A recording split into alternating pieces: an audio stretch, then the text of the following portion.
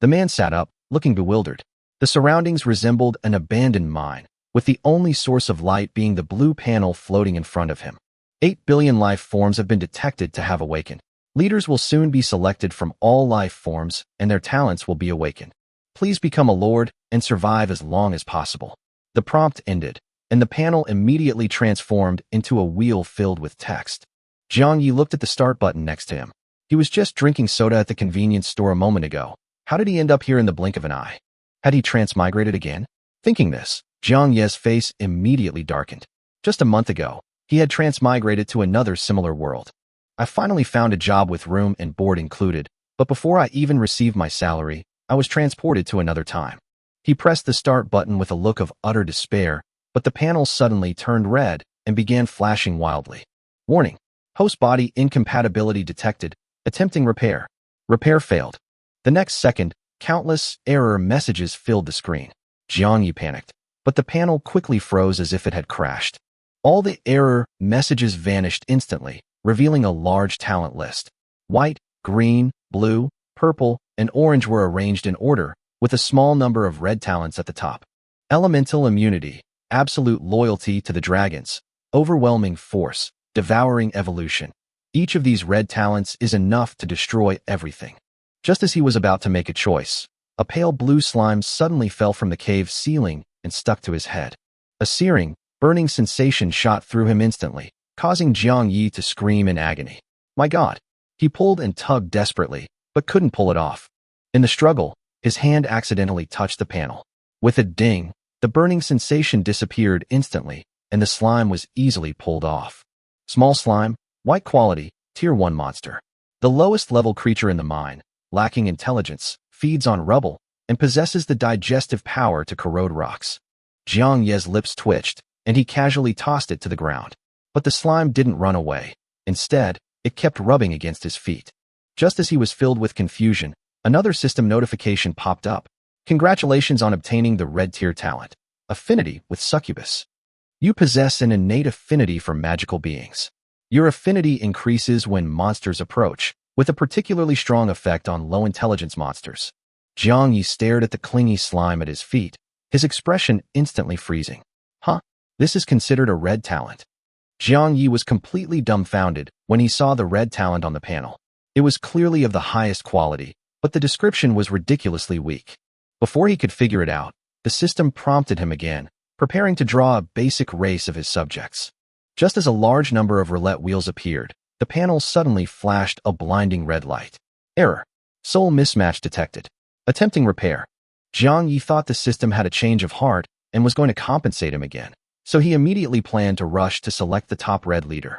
However, after the repair was completed, the entire roulette wheel disappeared, leaving only a start button. Jiang Yi couldn't help but curse. Isn't this junk? I told you to fix it. And you even managed to fix the roulette wheel? You idiot system. Come out and fight me one-on-one if you dare. The angry curses echoed through the mine, but the system remained unresponsive.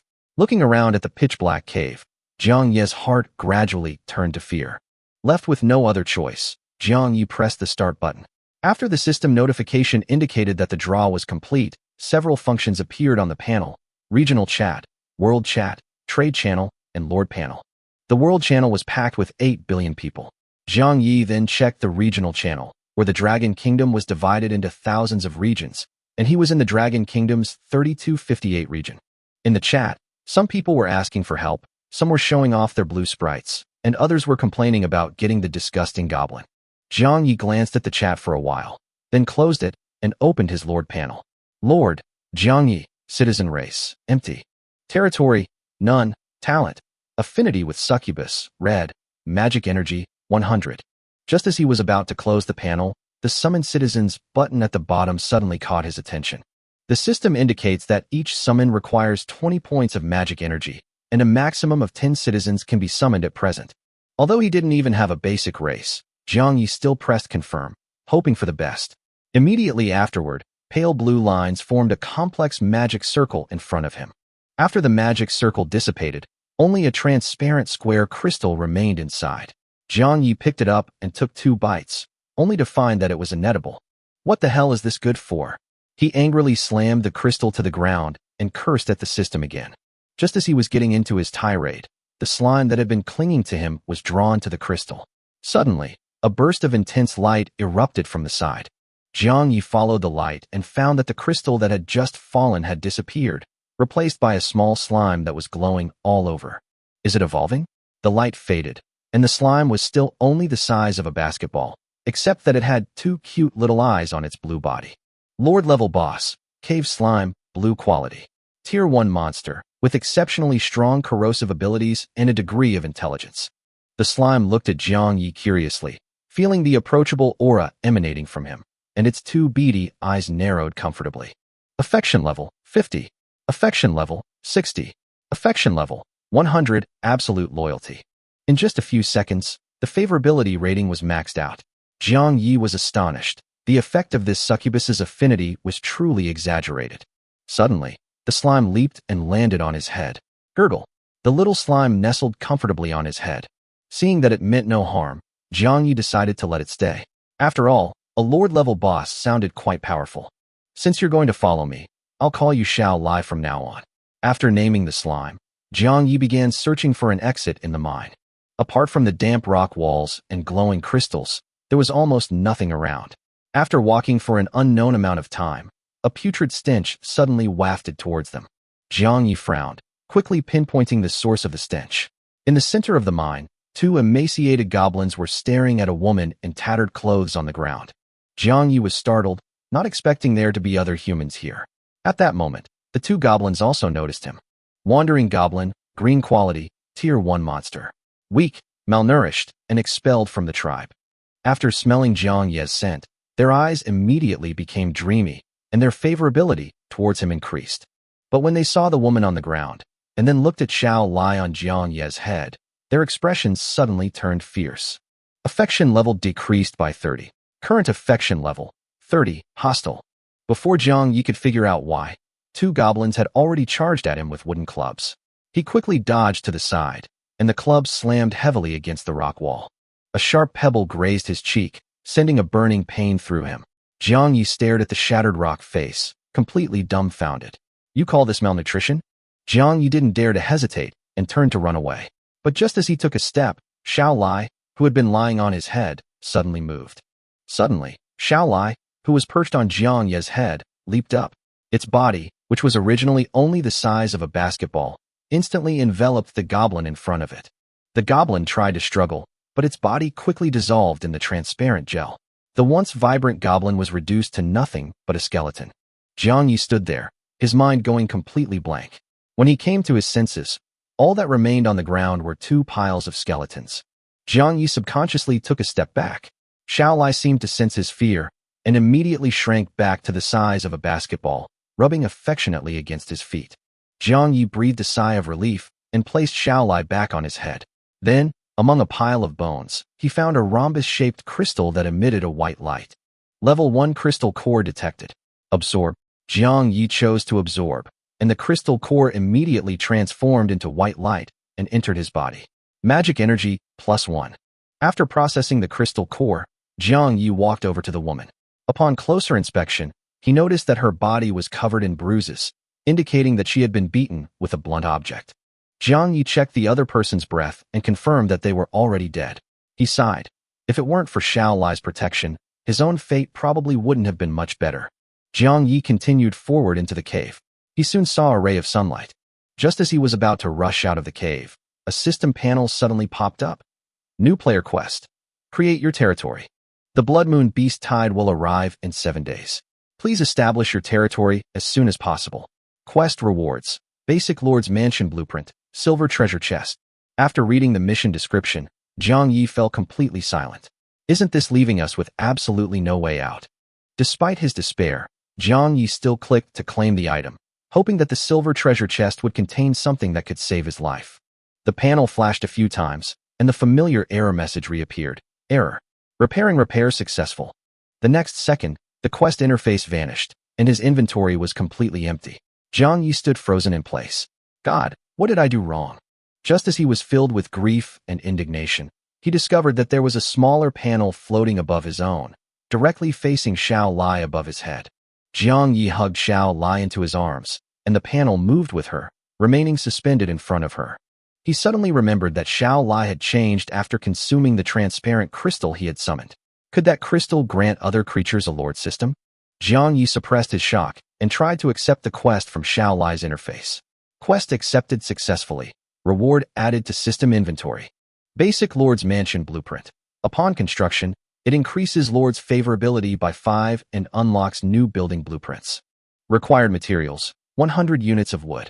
Silver treasure chest. May contain equipment, crystal cores, or building blueprints. Seeing the reward successfully credited to his account, Jiang Yi finally breathed a sigh of relief. Fortunately, there were no more mistakes this time. After some fiddling, Jiang Yi finally figured out Xiao Lai's Lord panel. Lord, Xiao Lai, Citizens, Slime, White quality. Strength, Tier 1, Blue quality. Talent, Super Corrosion, Tier 1 skill. Simple Transformation, Building capable of creation. Basic Lord's Mansion, Magic Energy, 68. Xiao Lai's panel is almost identical to his, except that the trade channel and the summoning of citizens are grayed out. However, after Jiang Yi tried clicking, he quickly discovered that these functions were not unusable. All that was needed was authorization from the parent system. Jiang Yi's lips curled up slightly. A first-tier lord can only summon a maximum of 10 subjects. Although he cannot summon them normally, Xiao Lai can. As long as the slime summoned by Xiao Lai is nurtured into a lord, he can continuously break through the limit on the number of subjects, and each subject has the opportunity to become a boss-level combatant. Just as Jiang Yi was pondering, a message suddenly popped up in the private chat channel. Xiao Lai Mom. Jiang Yi froze. He looked down at Xiao Lai in his arms, who was also staring at him with her big, innocent eyes. Jiang Yi. Xiao Lai, can you read Chinese? Xiao Lai, what is Chinese? Jiang Yi quickly realized that the system seemed to have a built-in translation function. But that wasn't the point at all. It was that Xiao Lai had actually called him Mom. He had never been born, and he never expected that less than half a day after transmigrating to another world, he would inexplicably have a child, and he wasn't even the father. Jiang Yi. Don't call me Mom anymore, call me Lord. Xiao Lai. Okay, Mom, no problem, Mom. It took a full 5 minutes of explanation before Xiao Lai finally changed its address. Although it didn't understand why its mother insisted it change how it addressed her, it did as she said. At this moment, a feeling of hunger came from his stomach, and Jiang Yi realized that he hadn't eaten anything all day. He placed Xiao Lai back on the top of the mountain and walked out of the cave. Outside the cave was a forest that stretched as far as the eye could see. Before Jiang Yi transmigrated, he was just an ordinary college student. Without tools, he couldn't even catch a chicken, let alone hunt monsters. Left with no other option, Jiang Yi could only search for wild fruits in the forest. After wandering around for half a day, he didn't find any wild fruits, but he did discover a clear stream. Seeing the fish swimming in the water, Jiang Yi took off his coat and pants and rushed into the stream with Xiao Lai on his head. 20 minutes later, he sat on the bank, soaking wet, and fell silent. These fish from another world were ridiculously fast. Every time he reached out his hand, the fish had already disappeared. Jiang Yi turned to look at Xiao Lai, who was sunbathing on the shore. He had been working himself to the bone all day, while Xiao Lai was comfortably sprawled out. Sensing his resentful gaze, Xiao Lai immediately shrank into a ball, her two beady eyes filled with confusion. But just then, a pale red stain appeared in the once crystal-clear stream. A faint smell of blood gradually filled the air. Jiang Yi frowned immediately and led Xiao Lai upstream along the waterway to see who had polluted the water source like this. The further Jiang Yi walked, the more murky the once clear stream became. Jiang Yi felt a little apprehensive. Before long, he saw the source of the stream, which was a huge lake. Lying on the lake shore was a giant white python whose tail could not be seen, its massive body covered with sword and knife scars. Some wounds still bear the marks of flames, and fresh blood continues to flow from between the snow-white scales, gathering into a small river that flows into the lake. Jiang Yi stared in disbelief. The giant python's head, even when it was lying down, was taller than him. If it opened its mouth, it could probably swallow him whole in one gulp. Silver blue giant python, blue quality. Tier 4 monster, status, near death. Talent, water element affinity. The silver blue python stared intently at the human. It had only ventured out to seek an opportunity to break through to the 5th rank, but had been ambushed by 3 adventurer teams. It had never harmed humans, yet now it was being hunted back to its lair, naturally mistaking Jiang Yi for an enemy sent to finish it off. Affection -10. But as Jiang Yi drew closer, The silver-blue python suddenly noticed that his aura was unusually pleasant. Affection +10. Then it realized that Jiang Yi might still be there to kill it, and hostility rose in its eyes again. Affection -20. But the scent was simply irresistible. To smell it before dying didn't seem like such a bad loss. Affection +20. The giant silver-blue python struggled to raise its head, trying to display its majesty to Jiang Yi. But the moment it exerted force, the wounds all over its body were aggravated, and its head slammed heavily to the ground again. The intense pain caused it to blame Jiang Yi entirely. Affection -30. Just then, Jiang Yi tentatively placed his hand near its mouth. The silver-blue python was initially angry, but the comfortable aura it exuded became even stronger. Affection +30. Affection +20. Jiang Yi's expression gradually became strange as he looked at the giant white python before him. This guy appeared utterly disdainful, but the favorability rating on the system panel fluctuated wildly, eventually settling at 70 points. The silver-blue python was filled with doubt under his gaze, so it simply closed its eyes and prepared to quietly await its death. But the next second, it suddenly realized something was wrong. What exactly did this human want to do? Favorability, 70, likes. Looking at the favorability rating above the giant python's head, Jiang Yi suddenly had a bold idea. He summoned another transparent crystal, enduring the dizziness caused by the depletion of magical energy, and stuffed the crystal directly into the giant python's mouth. At that moment, Jiang Yi's vision went black and he collapsed. The silver-blue giant python opened its eyes in shock. This strange human had actually fed it an unknown substance. Before it could even spit out the crystal, a blinding white light enveloped its entire body. All the gruesome wounds on the giant python's body were healed. Its size increased again, and pale blue runes appeared on its snow-white scales. Lord-level boss, Cloud Sea Python, purple quality. Tier 4 monster. Talents, water element affinity, wind element affinity. The giant python in the Cloud Sea was filled with shock. Not only had it recovered to its peak condition, it could even control the wind element that it couldn't use before. What was the origin of this human? It turned its head and saw that Jiang Yi had fallen to the ground, and Xiao Lai was anxiously circling around him. The giant python in the Cloud Sea panicked. Why had its savior suddenly fainted? The setting sun fell on the lake, and two demons, one large and one small, guarded Jiang Yi's side. The giant python hid its body in the lake, leaving only its head exposed, and a single glance from it scared away the wolves that tried to approach. Then, it began to examine the suddenly appearing system panel. Cloud Sea Python. Slime, did that human give you this too? Xiao Lai. That's right, it was given to me by the Lord. The giant python of the Cloud Sea fell into deep thought. Jiang Yi not only saved its life, but also granted it even greater power. Judging from the storybook it found by the lake, it seems that it should submit to the other party in this situation. But I am the most powerful being in this lake. How can I acknowledge a human as my master? But after sensing the pleasant aura emanating from Jiang Yi, it couldn't help but nod. It seemed that this human might not be a bad fit. Watching it shake its head and nod its head, Xiao Lai silently moved a few steps to the side. This snake didn't seem very smart, and it didn't want to get infected. At this moment, Jiang Yi finally opened his eyes. Xiao Lai, my lord, you're finally awake. Xiao Lai happily jumped into his arms. The giant python quickly submerged its head in the lake, leaving only its eyes exposed to observe secretly. However, the system panel floating on the water's surface had already completely exposed it. Jiang Yi's lips twitched slightly. This snake didn't seem very smart. He directly clicked on the Lord attribute of the Cloud Sea Python. Strength, Tier 4, purple quality. Skills, water manipulation, water element bomb, wind whip, tsunami roar, tornado binding dance. Magic energy, 150532. Magic energy has met the advancement requirements. Advanced now? How much? Jiang Yi rubbed his eyes. He originally only had 100 points of magic power, and even with Xiao Lai's help, it was only a little over 100 points. But this giant python of the Cloud Sea actually possesses a full 150,000 magic power. And look at its favorability rating of 80 points. Jiang Yi pretended not to notice the giant cloud python. Where did that giant snake go? Since it's not here, I should go back to the cave. After saying that, he led Xiao Lai towards the forest. Seeing that Jiang Yi was really about to leave, the giant python hiding in the lake panicked. The lake's surface churned, and a huge white snake head slowly emerged, along with the communication panel.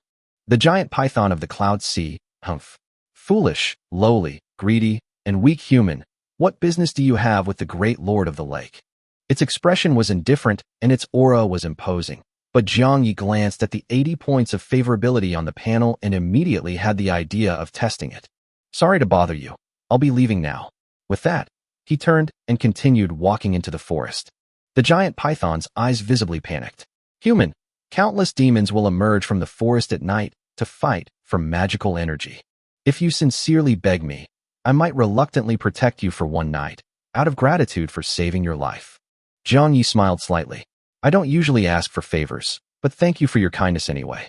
Seeing Jiang Yi walking further and further away, the giant python in the cloud sea finally couldn't help but swing its huge tail ashore, blocking his way. I've changed my mind. You don't need to beg me. Just stay, and I'll protect you. If you are willing to stay, the lord of this lake can grant you 3 requests. Seeing that it had finally given in, Jiang Yi nodded, suppressing a smile. The giant python in the cloud sea immediately breathed a sigh of relief, and even the tip of its enormous tail swayed happily. Just then, Jiang Yi's stomach suddenly made a loud protest. He then remembered that he had run to the lakeside in order to find food. A minute later, after hearing Jiang Yi's request for it to use magic to catch fish, the giant python's eyes widened. What? You actually want the great lord of the lake to use magic for your own satiating desires? Jiang Yi muttered to himself. Anyway, you have so much magical power, it won't hurt to help out. The giant python in the cloud sea told him that magical energy is the life energy of demons, while magical power is the real power consumed when casting magic.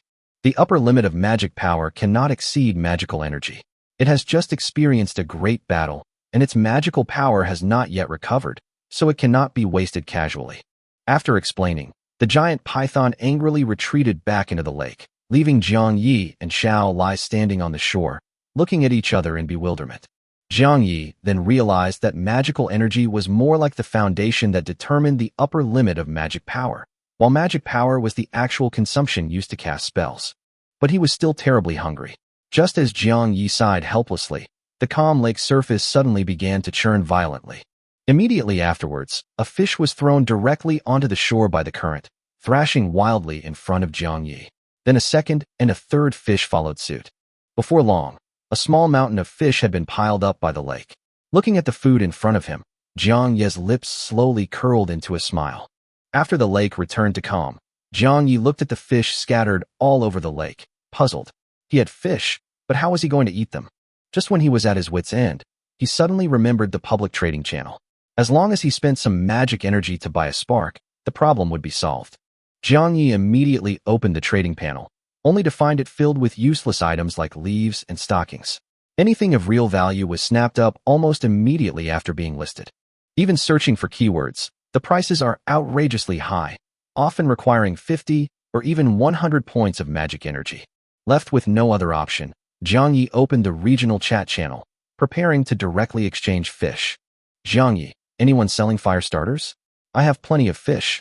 I can trade them for them. Image attached. After the picture was posted, the chat channel exploded. Holy crap, so many fish? There must be at least dozens. Are you cheating? We've only been in this world for a short time.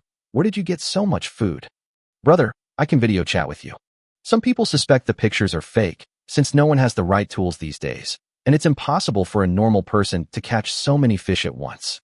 To make the fish's origin seem more plausible, Jiang Yi made up a reason on the spot. Jiang Yi, my people are merfolk. They're very fast in the water, and they caught all these fish. Cloud Sea Python, what? Jiang Yi's expression froze when he saw the name suddenly appear in the channel. He had forgotten that the Cloud Sea Python could also see the chat content. Sensing the resentful gaze emanating from the lake, Jiang Yi silently moved further behind the pile of fish. He could only pretend not to see it. Just then, a private message caught his attention. Bro, I have a reliable way to get flames. 10 fish for 1 flame. How about it? Jiang Yi frowned immediately upon seeing the price. Fish was a daily necessity, while the fire, once preserved, could be used repeatedly. Trading 10 fish for 1 spark. The other party is clearly taking advantage of the situation. Jiang Yi, are you kidding me? Jiang Yi, you're not the only one who can start a fire. I believe others can offer a lower price. After the message was sent, there was a long silence on the other end. Just as Jiang Yi was about to exit the private chat, A video call request suddenly popped up. Jiang Yi answered the call, and a middle-aged man with a gloomy face quickly appeared on the screen. Behind him stood 3 crimson lizard men. After seeing the little lie above Jiang Yi's head, the man thought, "It seems your people aren't merfolk at all." Jiang Yi frowned slightly. "What are my subjects? What business is it of yours?" After hearing this, the man pointed to the 3 lizard men behind him. "My subjects are green-quality fire lizard men. They're quite formidable for their quality." Jiang Yi asked calmly, "So?" The middle-aged man laughed. "If your people are truly merfolk, then I might be willing to negotiate with you. But since it's just a white-quality slime, there's no need for that. Just hand over half of the fish obediently, and I'll let you go. If you're not willing, when I go to collect them myself, it won't just be a matter of losing half the fish." After the middle-aged man finished speaking, he took out a dark red token from his pocket. System information immediately popped up, showing that it was a bronze-level intrusion token. It can open a portal near a designated lord, lasting for 1 hour. During this time, the magical energy of both sides will transform into physical crystal cores, and they can also enter each other's territories to plunder resources. The only limitation is that the number of people teleported cannot exceed 10, and during the invasion, neither of the 2 lords can be directly harmed by the other or their subjects. Jiang Yi remained calm after watching the video call and immediately ended it. Since the other party refused to trade the fire seed, he was too lazy to listen to any more nonsense. More than the threat itself, Jiang Yi was concerned about the significance behind the invasion order. The system was clearly encouraging lords to plunder each other. However, most people are penniless right now, so this kind of token doesn't have much value for the time being. Jiang Yi casually blocked the other party and continued to inquire about fire seeds in the trade channel. As for the 3 first-tier lizard men, he didn't take them seriously at all. Not to mention that there is a 4th-tier peak cloud sea python hidden in the lake. Shao Lai on its head alone is enough to give those ordinary lizard men a hard time. After some haggling, Jiang Yi finally traded a fish for the fire starter. The other party couldn't help but complain that he had spent ages haggling over the price of 3 fish. After obtaining the tinder, Jiang Yi immediately gathered dry firewood to start a fire, cleaned the fish, skewered them on wooden sticks, and slowly roasted them. Shao Lai then plunged straight into the pile of fish, and before long, the 2 of them, 1 human and 1 demon, were full. Jiang Yi put the remaining fish into his system inventory, then leaned against the fire and fell asleep. A gigantic white snake head quietly emerged from the lake. The giant python of the cloud sea controlled the wind elements nearby, and only after confirming that Jiang Yi was fast asleep did it carefully place its head beside him. Feeling that comfortable atmosphere, its eyes gradually relaxed, and it fell into a deep sleep. When Jiang Yi woke up the next day, he felt as if he was leaning against something. But as soon as he sat up, he heard a thump behind him. Looking back, only a ripple remained on the lake's surface. Jiang Yi couldn't help but feel a chill run down his spine. Could this other world really be haunted? The giant python beneath the lake's surface was equally tense. Fortunately, it reacted quickly enough. Otherwise, if it had been discovered secretly sleeping against Jiang Yi, its authority as the ruler of the lake would have been completely undermined. Jiang Yi picked up the still sleepy Shao Lai, his face full of vigilance. Just then, the system panel suddenly flashed red. "Warning! Lord Gu Bei has used a bronze-level intrusion order on you. The portal will open in 5 minutes. Lord Jiang Yi, please prepare." Jiang Yi narrowed his eyes, immediately recalling the middle-aged man from yesterday. He patted Shao Lai on the head. "Shao Lai, dinner's ready." Meanwhile, Gu Bei was leaning against the wall, panting heavily. To ensure everything went perfectly, he exhausted all his magical energy and summoned 4 more fire lizard men. Now, 7 lizard men stood neatly before him. Gu Bei sneered, convinced that Jiang Yi only possessed a common white-quality slime. Countdown complete, portal open. As the notification faded, a pale blue portal slowly appeared on the lakeshore. At the same time, 6 green crystal cores and the fish from the system backpack were forcibly thrown in front of Jiang Yi. Jiang Yi raised an eyebrow slightly. It seemed that materializing resources was simply to make it easier for invaders to plunder them. Regional announcement. Lord Gu Bei of District 3258 in Dragon Kingdom has issued an invasion order against Lord Jiang Yi. Both sides can now attack each other and plunder resources. The announcement immediately caused an uproar in the regional chat. Some were shocked that lords could invade each other's territory, while others believed that plundering was the fastest way to acquire resources. After seeing the announcement, the giant python in the cloud sea was a little worried, but it was unwilling to put aside its pride, so it could only send a private message to Jiang Yi. Giant Python of the Cloud Sea. Weak and greedy human, if you beg me, I might reluctantly help you. Jiang Yi, no need.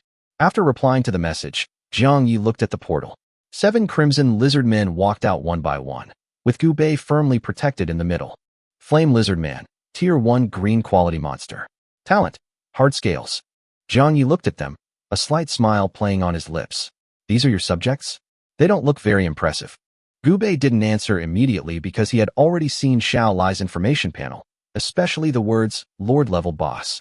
However, Gu Bei quickly reassured himself. Both sides were at the first tier, and he had a total of 7 fire lizard men.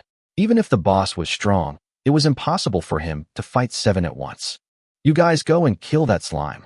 Upon hearing the order, the 7 fire lizard men looked at each other in bewilderment. Gu Bei was unaware of the terror of the boss monsters, but these native monsters were well aware of it. Each boss is a 1 in a million existence among its kind. Whether in terms of strength, speed, mana reserves, or innate quality, they are far superior to ordinary monsters of the same rank. They hissed anxiously, trying to dissuade Gu Bei, but Gu Bei couldn't understand lizard language at all. I told you to kill it, didn't you hear me? The command came from within their souls, and the 7 lizard men had no choice but to grit their teeth, extend their claws, and charge towards Jiang Yi. Just as they were about to get close, Xiao Lai leaped up from above Jiang Yi's head, her body rapidly expanding in midair, transforming into a small blue mountain in the blink of an eye. The enormous body crashed down, engulfing all 7 fire lizard men. They were instantly reduced to bones. Gu Bei took a step back in disbelief. How could this be? He had used all his magical energy to summon his people, and now that all 7 lizard men were dead, he had no magical energy left. Very well, Jiang Yi, I'll remember this grudge. Gu Bei finished speaking and turned to leave, but Jiang Yi's cold voice came from behind him. Did I let you leave? Gu Bei turned around and looked at Xiao Lai, who was slowly approaching, but there was not much panic on his face. You dare kill me? The invasion order stipulates that neither lord nor people can harm the other lord. I will repay this grudge 10-fold or 100-fold sooner or later. Jiang Yi just smiled casually after hearing this. Since you dare to try and rob me, you should be prepared to pay the price. Besides, the invasion order designated me as the lord, so what does it have to do with Lord Xiao Lai? Before Gu Bei could understand what this has to do with Lord Xiao Lai was, Xiao Lai had already pounced on him, instantly enveloping him completely. Gu Bei didn't even have time to struggle before he completely lost consciousness. The next second, he turned into a skeleton. Immediately afterwards, an announcement popped up in the regional channel. Invasion has ended prematurely due to the detection of the invading lord's death. Jiang Yi has become the first lord in this region to successfully repel the invasion, and has been rewarded with a bronze treasure chest, 20 pieces of wood, 20 pieces of stone, and 10 pieces of copper ore. The announcement caused an uproar in the regional chat channel. Some were shocked that the battle had ended in less than a minute. Many people are wondering why Gu Bei died when the bronze invasion order clearly cannot attack lords. Jiang Yi ignored the arguments in the channel and instead went through the portal to check Gu Bei's territory. But apart from an invasion order and an extinguished fire, there was nothing there. This is too poor. After Xiao Lai vomited out 8 skeletons, Jiang Yi patted its head. Well done, Xiao Lai. Xiao Lai, it's not hard work at all, my lord, this is all I should do. Xiao Lai happily jumped into Jiang Yi's arms and nuzzled him affectionately. The giant python in the lake saw this scene and pouted in dissatisfaction. After collecting all the resources, Jiang Yi discovered that the bronze invasion order had a 24-hour cooldown and was not a one-time use item. Then, Jiang Yi took out the silver treasure chest that he hadn't opened before, as well as the bronze treasure chest he had just obtained, and chose to open them at the same time.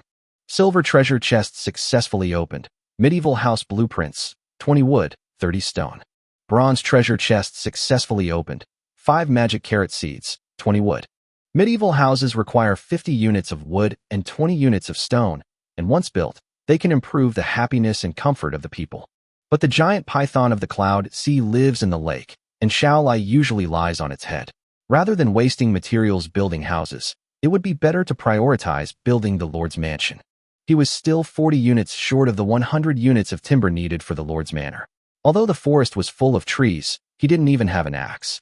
After thinking for a moment, Jiang Yi opened the regional chat channel to ask how the others were cutting down trees. Soon someone replied that most lords let their subjects do the work. The creatures in this world are incredibly strong. Their fists, claws, and even their bodies can smash trees in half. Jiang Yi thought for a while, then suddenly turned his gaze to the lake not far away. He opened the private chat channel. Jiang Yi, Dabai, are you there? The giant python, dozing in the lake, was stunned when it saw the message. Could Big White be referring to it? For wild monsters, names are very important. Most monsters are only given a name by their master after they have recognized a master. Therefore, Jiang Ye's unauthorized naming of it was practically a direct declaration that he wanted to be its owner. Affection increased by 5 points. The next second, a white snake head, even larger than Jiang Ye's, emerged from the lake, staring at him with an icy expression. Jiang Yi couldn't help but shiver, and Xiao Lai also shrank into a ball in fright. He didn't understand why Baymax was increasing his favorability while simultaneously making a murderous expression. The giant python of the cloud sea, foolish, evil, greedy, and ignorant humans. How dare you name the great lord of the lake? Upon hearing this, Jiang Yi assumed that the creature simply disliked the name, Dabai, and couldn't help but show disappointment on his face. I thought you would like it. I spent almost an hour thinking of this name, taking into account your characteristics. Seeing his dejected look, the anger in the giant python's eyes turned into panic. It immediately changed the subject, as if tacitly acknowledging the name. Big White Human, what do you want with me? Jiang Yi was immediately delighted to find that his name on the system had indeed changed to Big White. You used magic to catch so many fish for me yesterday. I've come to thank you. Dabai's snake eyes instantly turned resentful. Big White, why aren't you thanking the merman? Why are you thanking me? Jiang Yi smiled awkwardly. That was just an excuse I used to lie to others. Don't take it seriously. Dabai didn't reply, but just stared at him with resentful eyes. Jiang Yi felt a chill run down his spine from that gaze, and could only grit his teeth and continue speaking. Hey Baymax, could you please help me again? Could you use magic to chop down some trees? Baymax, no way. Go find your merman to chop down trees. After sending the message, Big White suddenly shrank back into the lake, deliberately splashing a large amount of water, soaking Jiang Yi from head to toe. Little lie, my lord, are you all right? Its eyes were so scary just now. Jiang Yi sighed helplessly. Was he really going to have to slowly chop down the remaining 40 units of wood all by himself? Hidden underwater, Big White secretly watched Jiang Ye's worried face, and his heart began to waver again. Had he rejected him too decisively just now? Had he really hurt his feelings? It worried that Jiang Yi might leave in a fit of anger, but also felt that offering help too easily would make its assistance seem cheap. After agonizing over this for a long time, Dabai felt its mind becoming increasingly confused. Before, it only needed to eat fish, collect magic energy, and read storybooks every day. It didn't have to think about so many things. Humans really are the most troublesome creatures. Dabai hesitated in the lake for a long time, unable to come up with a reason to refuse. Just then, Jiang Yi sent another message. Jiang Yi, is it really not possible, Dabai? We don't have enough wood to build the Lord's mansion, and we'll probably have a hard time dealing with the beast tide in a few days. Upon seeing this, Dabai finally agreed. After all, Jiang Yi had given it a name, and it had accepted it. Helping him solve a little trouble seemed reasonable. However, Big White quickly denied it in its mind. It had never recognized this foolish human as its master. It simply didn't like the trees by the lake. A huge white snake head slowly emerged from the lake, and Jiang Ye's face immediately broke into a smile. Although Dabai was stubborn, those 85 points of goodwill were real. However, Jiang Yi also knew that Dabai was not his subject. At most, they were neighbors. He felt somewhat guilty for always troubling Dabai with his help. Just as he was pondering how to thank Big White, those cold snake eyes suddenly lit up with a green light, and the surrounding wind elements also became violently agitated. Seeing that things were going badly, Jiang Yi quickly grabbed Xiao Lai and lay down on the ground to avoid being swept away by the storm. Countless wind elements rapidly coalesced into an invisible whip, lashing wildly towards the lakeside forest. With each strike of the whip, large swaths of trees were uprooted. In just a few seconds, the lush forest nearby was reduced to bare tree trunks lying on the ground. After Dabai withdrew its power, the gale finally subsided. Jiang Yi stood up, holding Xiao Lai, his heart filled with shock. This is the power of a fourth-tier monster. A single spell cast casually can cause destruction akin to a small natural disaster. Jiang Yi immediately opened his system inventory and collected all the fallen trees. Wood plus 117. With the resources he had acquired previously, He now possessed 177 units of wood, enough not only to build the Lord's mansion, but also to have 77 units remaining. Seeing Jiang Ye's grateful face, Dabai turned its head away somewhat embarrassed. Dabai, foolish human, I just didn't like these trees. Jiang Yi suppressed a laugh and was preparing to build the Lord's manor when he suddenly remembered that Dabai's panel seemed to indicate that it could be upgraded. Magic power has reached the advancement requirement, 150,000/150,000. Advance now? After confirming he hadn't misread it, Jiang Yi selected OK without hesitation. The next moment, Dabai's snake pupils suddenly contracted. A surge of magical energy coursed through its body, causing its massive form to tremble. A dazzling white light enveloped the lake's surface, gradually dissipating after a second. Big White's body had noticeably grown larger, and the light blue runes on its snow-white scales had turned dark blue, with rich elemental power slowly flowing within them. Strength, Tier 5, Purple Quality, Talents, Water Affinity, Wind Affinity, New Skills, Water Mirror Blessing, Wind Blade Slash. Water Mirror's Blessing can reflect magic of the 5th rank and below, while Wind Blade Cut can release highly condensed wind blades to accurately attack the target. Chapter 15, The Lord's Mansion. After seeing the skills of the upgraded Great White, Jiang Yi had to admit that its abilities were extremely comprehensive. Even among 5th-tier monsters, its strength was probably among the top tier. At this moment, Big White was also immersed in shock. The bottleneck that had plagued it for many years was easily broken by Jiang Yi with a casual tap. A few days ago, in its quest for a breakthrough, it was severely injured during a joint campaign and nearly lost its life. It thought it would never reach the 5th rank, but unexpectedly, not only has its injury healed, it has also successfully advanced. Dabai looked at Jiang Yi not far away, a hint of gratitude appearing in its cold snake eyes. This human not only saved its life, but also helped it break through to the 5th rank, and possessed an aura that it found incredibly appealing. Affection level increased by 10 points. Current affection level, 95, extremely close. Jiang Yi was dumbfounded to see the sudden increase in favorability. He hadn't done anything, so how did Dabai suddenly become almost at maximum favorability? Jiang Yi looked at the huge snake head that exuded a cold aura and couldn't associate it with intimate relationship. Is the system panel broken? However, seeing Dabai dive back to the bottom of the lake, Jiang Yi didn't bother to dwell on it anymore. Anyway, Dabai wouldn't hurt him, so thinking about it was pointless. Jiang Yi opened the system panel, found the basic Lord's Mansion, and directly selected to build it. 100 units of wood instantly appeared from the system inventory, were lifted into the air by a mysterious force, and then automatically cut and combined. Before long, a small wooden cabin appeared by the lake. The cabin was surrounded by a wooden fence, and although it looked somewhat simple, it exuded the grandeur of a lord's manor. Basic Lord's Mansion successfully built. Congratulations on becoming a true lord. Unlocked buildings, Miner's Hut, Farmer's Hut, Basic Sentry Tower, Basic Warehouse. Immediately afterwards, a regional announcement was issued. Lord Jiang Yi built the first Lord's Mansion in this region. Rewards: 1 silver treasure chest, 1 bronze treasure chest, 2 tier 2 crystal cores, 20 units of iron ore, and 20 units of copper Oregon. The announcement immediately caused an uproar in the chat channel. Only the second day, and Jiang Yi has already built the Lord's Manor? I'm still figuring out how to get the slime to chop down trees, and he's already collected 100 units of wood. Does Jiang Yi have any tree chopping techniques? Could you share them? Jiang Yi didn't respond. He couldn't very well tell these people to go find a high-level monster in the wild to help him cut down trees, could he? If an ordinary person dared to do this, they would probably become food for the monsters before they even managed to cut down the tree. He continued to examine the newly unlocked buildings, but quickly lost interest. The Miner's Hut and the Farmer's Hut need workers, but he only has Little Eye and Big White right now. He can't have a giant python farming and a slime mining. There's no need for sentry towers either. This is Big White's territory, and any intelligent monsters nearby sense its presence and dare not approach easily. As for the warehouse, Jiang Yi has a system backpack, so he doesn't need to use it for the time being. Thinking of this, the corner of his mouth twitched involuntarily. These new buildings seem to be of little use to him.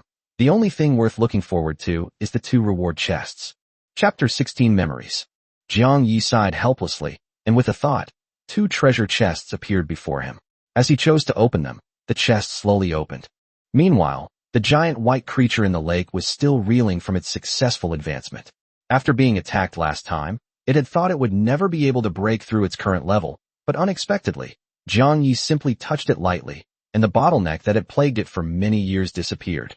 The surge in power within him was undeniable, and even manipulating the elements was much easier than before. Once he confirmed he had truly reached the 5th rank, a thought immediately surfaced in Dabai's mind. Should I go and seek revenge on those 3 adventurer teams? A few days ago, in search of a breakthrough opportunity, Dabai left the monster forest and came to the plains ruled by its neighbor, the Fire Eagle. It saw a dozen tents and rising smoke in the distance and intended to take a detour, but suddenly a horn sounded in the camp, and 15 adventurers quickly assembled and rushed towards it. Upon hearing words like gold coins, silver blue magical beast, and sell from the crowd, Dabai immediately realized that these people had their eyes on his flesh and scales. It turned and left, but was eventually caught up by the other side. The 3 teams were mostly composed of 1st and 2nd tier warriors, mages, and priests, with a 3rd tier knight leading them. Realizing that its opponents were not very strong, Dabai was immediately relieved. It was a peak 4th tier demon, and even with the scarcity of water element in the surrounding area, its physical body alone was enough to defeat these people. As the 2 sides confronted each other, the knight shouted righteously, "Damn monsters! You attacked nearby towns and robbed caravans. Today, the Qiuming Adventurers Guild will act on behalf of heaven." Big White was utterly astonished. It didn't even know what human towns looked like, so how could it possibly attack a caravan? Seeing the greed in the knight's eyes, it realized that the knight just wanted to fabricate a crime so that he could hunt it down with a legitimate reason. As the knight finished speaking, 6 shield-bearing warriors stood in front of him. The mage began to chant, and the priest stood behind him to provide healing at any time. A cold glint flashed into Bai's eyes, and the pressure of a peak 4th tier cultivator instantly erupted. The crowd, whose faces had been filled with greed, turned deathly pale. They had previously killed a newly advanced 4th tier monster by working together, and thought they could make a fortune this time as well, but they did not expect to encounter a peak 4th tier monster. But the battle had already begun, and they had no choice but to charge forward despite their fear. Dabai simply shook its head, sending all the warriors in front of it flying, and even the mage chanting in the back was so frightened that he forcibly interrupted his spell. The 3rd tier knight barely managed to block the impact, retreating to the back with a grim expression, and took out an ancient magic scroll from his pocket. The moment the scroll appeared, Big White sensed a 5th tier magical energy fluctuation. Before it could react, the knight had already torn the scroll apart with a pained expression. A beam of pure white holy light shot out instantly, completely enveloping the giant white creature.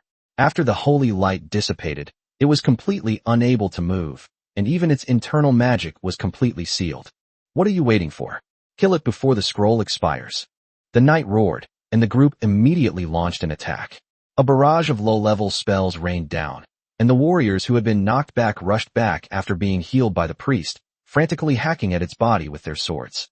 In just 1 minute, Dabai's snow-white body was stained red with blood, and it completely lost its ability to resist. The knight gestured for everyone to stop, then proudly took out a blank parchment from his robes. Upon seeing the object clearly, Dabai's enormous snake eyes suddenly contracted. That was actually a soul contract. Chapter 17, The White-Clad People. The reason Dabai recognizes the soul contract is because this contract is not written in words, but is directly imprinted on the soul level.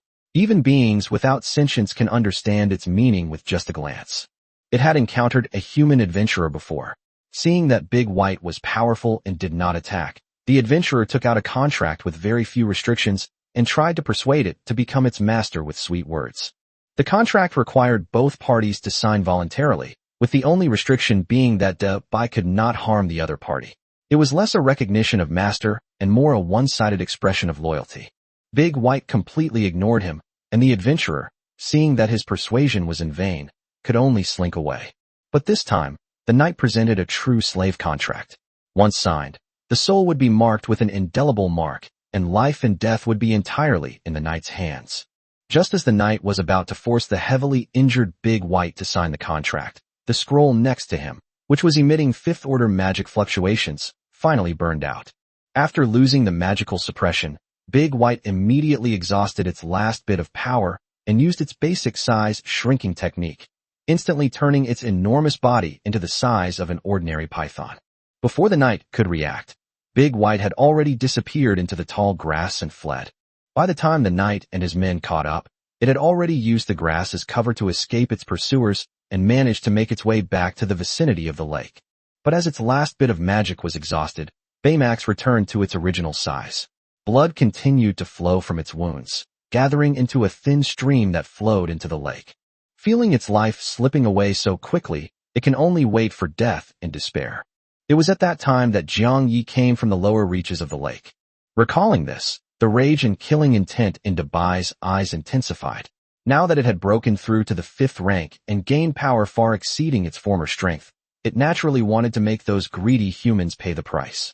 But just as it was about to leave, it remembered the night riverside. Once it leaves, the nearby monsters will lose their deterrent effect and are likely to approach the lake. Jiang Yi is not even at the 1st rank, and Xiao Lai alone may not be able to protect him. After thinking for a moment, Dabai suddenly remembered that he also had a Lord panel, so perhaps he could also summon his subjects. Seeing that a summon only required 20 mana points, it couldn't help but sigh that the cost was far too low. Meanwhile, Jiang Yi fell silent as he looked at the contents of the 2 treasure chests. Silver treasure chest, 1 tier, 1 magic scissors, 20 units of wood.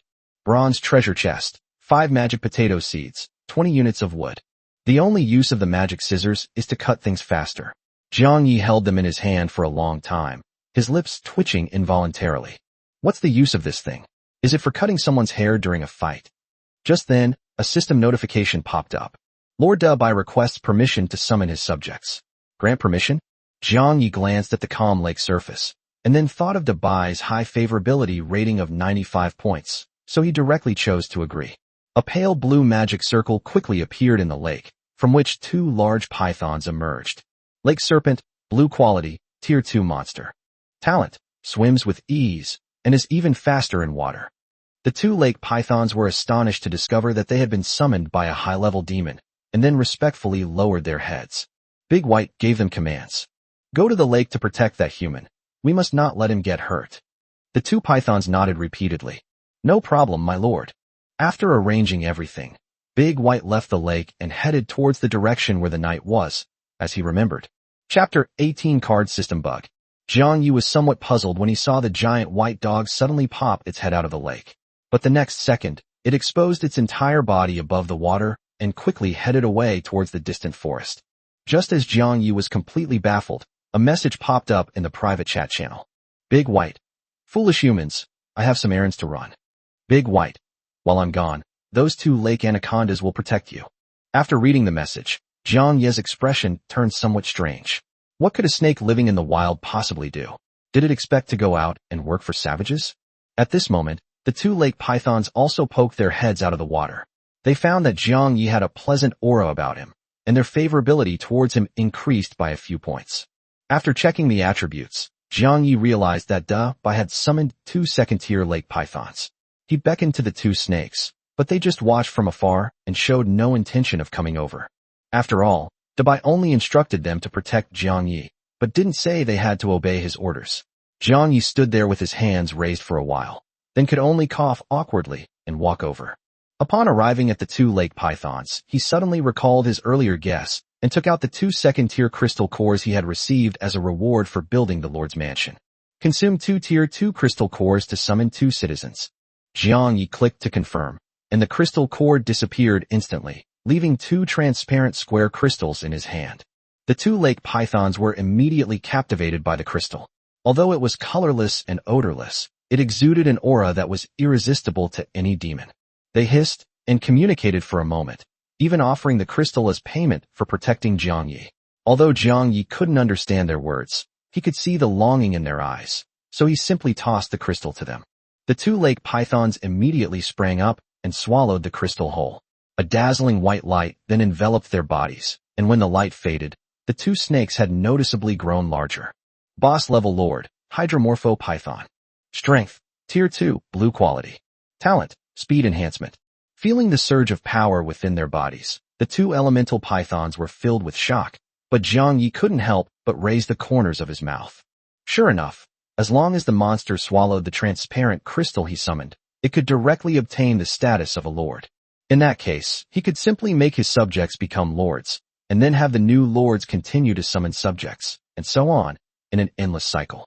Wouldn't that allow him to mass-produce boss-level monsters? Jiang Yi immediately opened the Lord panel of the two water pythons and found that they had 122 and 134 points of magic power respectively. Summoning a resident to create another transparent crystal only requires 40 points of magic power. In other words, if done properly, this process can be repeated almost infinitely. Thinking of this, Jiang Yi became increasingly excited. The two aquatic pythons, however, were frightened by his expression and silently retreated, even wondering if this human had some mental problems. Noticing their strange looks, Jiang Yi coughed awkwardly twice, then created a private chat group and added Xiao Lai, Dabai, and the two hydromorphic pythons to it. The chat group, Litong King and his animal friends, has been successfully created. Xiao Lai, my lord, who is the king of Litong? Baymax, human, why is there an extra title before my name? Jiang Yi, cough cough, none of that matters. Hydrogen python number 2. Lord, you're here too? Hydrogen python number 2 at Xiao Lai. Is the lord you're talking about the same lord as mine? Xiao Lai, your excellency is truly a lord. Chapter 19 Fiery Giant Eagle. Big White, who was on its way, looked at the messages in the private chat group and was a little conflicted. Although it had summoned the two lake pythons, it was not wrong for them to call it lord. But if it calls out like that in front of Jiang Yi, won't that human mistakenly think it's trying to steal the lord's status and thus hate it? That won't do. It only has a tiny bit of a desire to acknowledge Jiang Yi as its master. If Jiang Yi dislikes it because of this, wouldn't that little thought be completely ruined? Thinking of this, Dabai immediately sent a message in the group. Dabai, Lake Pythons number 1 and number 2. From now on you can just call me Lord Bai. The Lord is that human. Lake Python number 1. Yes, Lord Bai. Lake Python 2. No problem, Lord Bai. Seeing the two pythons change their tune, Big White nodded in satisfaction. That way, the foolish human shouldn't misunderstand anymore. In fact, Jiang Yi didn't pay any attention to their previous names, and even if he had, he wouldn't have cared. Big White closed the private chat group and continued heading in the direction it remembered. Before long, it left the monster forest and entered the territory of its neighbor, the fiery giant eagle. Gazing at the rising smoke at the edge of the plain, the murderous intent in Dabai's eyes suddenly intensified. Those humans really haven't left yet. At the same time, the fiery giant eagle, which was resting in its nest on the plains, also sensed a strong fifth-order magical energy fluctuation. The most powerful monster in the vicinity is the peak 4th-tier, silver-blue, giant python in the forest. However, there is a world of difference between the 4th and 5th tiers, and given the python's talent, it is almost impossible for it to break through. What made the fiery giant eagle even more uneasy was that the magic power was mixed with a strong killing intent. Could it be that a 5th-tier monster is trying to seize its territory? The fiery giant eagle immediately became agitated. It was just an ordinary 4th-tier monster, not particularly skilled in combat, and its only strengths were speed and eyesight. If the other party was really after it, it could probably kill it with a single spell. However, the fiery giant eagle ultimately decided to go and investigate. With its flying speed and long-range vision, it was confident it could escape before the enemy discovered it, should the situation turn against it. It spread its wings and quickly found the source of the magical fluctuations. When the fiery giant eagle saw the familiar figure in the distance, its eyes widened in surprise. It was that. That was the giant silver-blue python that lived in the neighboring forest. In just a few days, Dabai's size had increased several times, and many mysterious runes had appeared on its scales. Not only had it successfully advanced to the 5th rank, but it also exuded the aura of a lord-level boss. The fiery giant eagle was completely stunned. Boss monsters are 1 in a million, born with special bloodlines. Even the vast goblin race might not produce a single one every few decades. The silver-blue giant python is extremely rare. A boss might not appear for hundreds of years. Moreover, it had been Big White's neighbor for many years and naturally knew that Big White used to be just an ordinary monster. But the aura before us cannot lie. The Great White has indeed become a Tier 5 boss. After the initial shock, the fiery giant eagle actually breathed a sigh of relief. As long as it wasn't an unfamiliar high-level monster, that was fine. In its memory, although Big White was powerful, it was still reasonable. So the fiery giant eagle changed direction and flew towards the Great White. Big White noticed its approach and stopped in its tracks. After all, this was the territory of the fiery giant eagle, and it was only right to respond when its master came to inquire. After all, Baymax always looked up to the kind and powerful protagonists in the stories and considered himself a good snake who followed the rules and was polite. Chapter 20 Wind Element Brand Blender. Seeing that the giant white bird had no intention of attacking it, the fiery giant eagle carefully flew up to it and used magical fluctuations to convey its doubts. Although fourth-tier monsters cannot communicate verbally, they can express general emotions through magic. Dabai gestured for it to look at the rising blue smoke in the distance, then released intense anger and killing intent. The fiery giant eagle immediately understood that Big White wasn't after it, but rather seeking revenge on the humans. It felt a surge of schadenfreude and immediately gave chase. Those humans had been stationed on the plains for several days, constantly hunting low-level monsters. The fiery giant eagle had originally been too lazy to provoke them, but unexpectedly, these people went to attack the giant python in the neighboring forest. Now that Dabai has broken through to the 5th rank, this group is clearly in trouble. The fiery giant eagle, who loves watching a good show, naturally doesn't want to miss the sight of a 5th rank monster making a move. Meanwhile, in the largest tent in the camp, a 3rd-tier knight was counting the crystal cores he had obtained over the past few days. Seeing that the bag contained only some 1st and 2nd-tier crystal cores, the knight trembled with rage and threw the bag at his 2 subordinates kneeling on the ground. You bunch of useless trash. This amount of crystal cores can't even buy back the magic scrolls I've used up. How am I supposed to explain this to father? The 2 subordinates lowered their heads, not daring to speak. The low-level monsters nearby had already been frightened away, and those that remained either hid or could not be found at all. After venting his anger, the knight asked with a grim face, "Have you found the giant silver-blue python that escaped into the monster forest?" Seeing that the 2 dared not answer, he was about to get angry again when a female mage suddenly rushed into the tent in a panic. "Commander, the giant silver-blue python is back." The knight laughed upon hearing this. The giant python was severely injured, and water elementals were scarce on the plains. Returning would only be a suicide mission. "Gather everyone. This time we must capture it alive." The female mage quickly shook her head. "No, its wounds have all healed, and it is emitting a very strong magical energy fluctuation."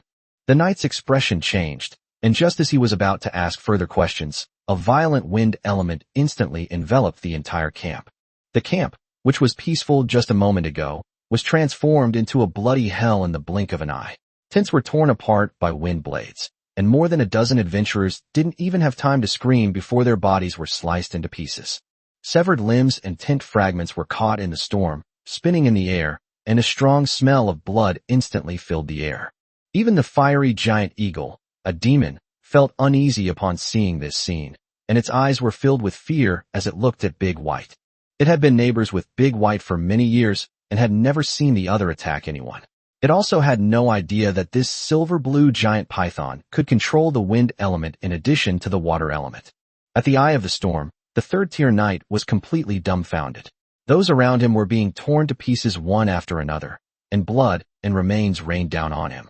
However, all the wind blades precisely avoided the knight, ensuring that he was not harmed at all from beginning to end. Big White didn't intend to let him go, nor was it deliberately torturing him. It simply sensed that the knight possessed something that interested it. If the person were torn to pieces, the object would likely be destroyed as well. Chapter 21 Soul Contract. A green glow flashed in the large white eyes, and the raging wind elements around it calmed down. It slowly approached the knight, but the knight seemed to have lost all reaction, simply standing there blankly. The knight's remaining sanity kept reminding him that the giant serpent before him was extremely dangerous, and he had to escape, beg for mercy, or find a way to threaten it. But after witnessing his companion's gruesome death, his mind had already completely collapsed. He slumped to the ground, his eyes vacant, mechanically repeating the same sentence. "You can't kill me. My father is the Lord of Dawn City." Big White ignored it, and a gust of wind swept past, leaving a head filled with terror on the ground. It manipulated the wind element to search the knight's satchel and quickly took out an ancient parchment scroll. This is another purpose for Dabai's visit, a soul contract. With this thing, it can rightfully recognize Jiang Yi as its master without losing face. Thinking of this, Dabai suddenly had a bold plan. It removed the restriction of life and death from the contract, leaving only the clause on recognizing a master, and then took the lead in engraving its own soul imprint on it. Item obtained, Gold Tier Soul Contract. If the signatory violates or breaks the contract, their soul will suffer irreversible damage. After confirming the contract income in his inventory, Dabai happily returned to the monster forest, leaving behind only a mess and a bewildered fiery giant eagle. The fiery giant eagle stared in the direction it had left for a long time, then spread its wings and flew towards the northern plains. As darkness fell, Jiang Yi stood inside the Lord's mansion, watching the dozen or so first- and second-tier demonic creatures gathered outside, his lips twitching incessantly. Only one day after Dabai left, all the monsters in the vicinity came running over. Anyone who didn't know better would think that the beast tide the system had predicted had broken out ahead of schedule. Fortunately, there was a wooden fence outside the Lord's manor, so the monsters just wandered around the territory and did not trespass. Jiang Yi looked at the two lake pythons guarding the entrance. There are so many monsters outside. Can you hold them off? Little lie. My lord, rest assured, I will never let them harm you. Lake Python number 1. I can handle this monster with just one snake. Lake Anaconda number 2. They didn't seem to have a strong intention to attack. They were probably just attracted by the residual scent of the transparent crystal. Jiang Yi was stunned. He knew that crystals were attractive to monsters, but he didn't expect the effect to be so exaggerated. Just then, a terrifying fifth-tier magical power emanated from the forest. The monsters surrounding the territory scattered and fled instantly, disappearing without a trace in the blink of an eye. Although Jiang Yi could not sense any magical fluctuations, he soon saw a huge white snake head approaching the lake. Big White is finally back. However, Big White was covered in filth, and the strong smell of blood could be smelled from a distance, clearly indicating that it had just been in a battle. Jiang Yi was about to return to the Lord's manor to rest when Dabai did not enter the lake, but instead came straight to him. Big White. I, the master of this lake, have encountered a small problem. Human, can you help me? Its eyes darted around, never daring to look Jiang Yi in the eye. Jiang Yi couldn't help but laugh when he saw its awkward manner. Since it's Dabai's request, of course I'm willing to help. A hint of joy flashed in Dabai's eyes, and he immediately took out the parchment scroll from his system inventory. Jiang Yi was initially puzzled, but after seeing the information on the scroll, he was shocked and his eyes widened. A gold-level soul contract? He glanced at it and instantly understood the entire contents of the contract. Rather than calling it a soul contract, it was more like a contract of recognition of a master. What Jiang Yi didn't expect was that Dabai's soul imprint was already engraved on the position of the contractor. Chapter 22, Don't Misunderstand. Jiang Yi quickly discovered that the master field of the soul contract was still blank. He looked at the scroll held up in front of him by the wind element, and his expression suddenly became somewhat strange. Big White, why are you giving me this? Big White immediately turned his head to the side and hurriedly began to explain. Big White, human, don't misunderstand. This master of the lake was merely ambushed and accidentally left a mark on it. Jiang Yi raised an eyebrow. Since it was forced, why not just destroy it? Big White, if the scroll is deliberately destroyed by the contractor, you will suffer a backlash to your soul. Jiang Yi stroked his chin, lost in thought. Seeing that he didn't respond for a long time, Dabai became increasingly anxious and couldn't help but send another long string of messages. Big White, if someone else gets hold of the contract, the consequences will be severe, so you'd better sign the master's section right away. Big White, please don't misunderstand. I, the lord of this lake, absolutely do not wish to acknowledge you as my master. I simply do not want the contract to fall into the hands of bad people. Big White, it's okay if you don't want to. It doesn't matter who it is anyway. I just thought it would be more convenient to contact you. I definitely didn't come here specifically to find you. That being said, if Jiang Yi refuses, Dabai won't look for anyone else. It will simply hide the contract in the system's inventory forever. Seeing its desperate attempt to distance itself, Jiang Yi could easily see through its true intentions. A fifth-tier boss-level monster had willingly pledged itself to him. Naturally, he wouldn't look down on it. But this contract only restricts Dabai. It doesn't bind him at all. Jiang Yi always felt uncomfortable maintaining the relationship based on such an unequal thing. Under Dabai's tense gaze, he slowly accepted the soul contract. Dabai remained outwardly indifferent, but inwardly he was already incredibly excited. However, the next second, Jiang Yi tore the entire scroll into pieces right in front of it. The soul energy dissipated from the shattered contract, and Dabai was stunned, completely unexpected that Jiang Yi would make such a choice. Jiang Yi casually tossed the fragment aside and chuckled as he patted its enormous head. I will not take advantage of the snake's vulnerability. This contract only binds you, but has no restrictions on me. Since you can't destroy it yourself, then I, who haven't signed a contract, will destroy it. Now you're free. and you don't have to worry about being controlled by anyone anymore. Favorability +5. Current favorability 100, absolutely loyal. After hearing these words, Dabai's aloof demeanor completely crumbled, his eyes filled with panic and emotion. Big White. Human, you're right. How come I didn't think of that? Big White. Anyway, thank you. After sending the message, Dabai suddenly plunged into the lake, no longer daring to look up at Jiang Yi. Seeing it flee in a panic, Xiaolai thought a powerful enemy had appeared nearby and immediately became vigilant. Xiaolai, my lord, Big White is so scared. There must be a powerful monster approaching. Let's hide quickly. Jiang Yi couldn't help but laugh and said, Don't worry, there are no enemies. As dusk fell, he turned and returned to the Lord's manor. The two water pythons in the lake looked puzzled, thinking that Dabai had been bullied by Jiang Yi. They could see that Big White would occasionally peek out and look towards the Lord's mansion. The two snakes looked at each other in bewilderment, neither daring to go over and ask. Dabai secretly made up his mind that although the plan to recognize a master had failed this time, there would definitely be other opportunities in the future. Jiang Yiming knew it was powerful, yet he still refused the unequal contract. Thinking of this, Dabai gazed at the distant Lord's mansion, his eyes growing increasingly resolute. Chapter 23, Building Good Relationships. At the same time, the fiery giant eagle had already flown over the neighboring grassland. It gazed at the wolf pack resting in the distance, spread its wings, and let out a sharp, long cry. The wolf pack on the grassland was instantly awakened. Upon seeing the fourth-tier fiery giant eagle in the sky, the many demonic wolves panicked, but quickly regained their composure. Immediately afterwards, a demon wolf that was noticeably larger emerged slowly from the pack. It is the overlord of this grassland, a fourth-tier demonic creature, the purple lightning demon wolf. Although the purple lightning demon wolf is much smaller than the fiery giant eagle, once it reaches the fourth tier, body size no longer fully represents strength. Battles between high-level monsters rely more on elemental power, so the fiery giant eagle naturally dared not underestimate it. The purple lightning wolf looked up at the sky in confusion. Although it and the fiery giant eagle were neighbors, they rarely interacted, and the fiery giant eagle couldn't possibly have entered its territory without reason. It actively releases magical fluctuations, conveying an inquiring sentiment. The fiery giant eagle pondered for a moment, then responded with magic in return. Very strong, wind element, giant python. Sensing this jumbled information, the purple lightning wolf was momentarily bewildered. It understood each of the three words individually, but combined, it couldn't fathom what the fiery giant eagle was trying to convey. The giant python might refer to the silver-blue python in the nearby forest, but that snake usually stays in the lake and almost never goes out. As for the wind element, it was even more baffling. Seeing the purple lightning demon wolf's growing confusion, the fiery giant eagle was somewhat helpless. Demons couldn't communicate verbally, and relying solely on magical fluctuations made it difficult to clearly express complex matters.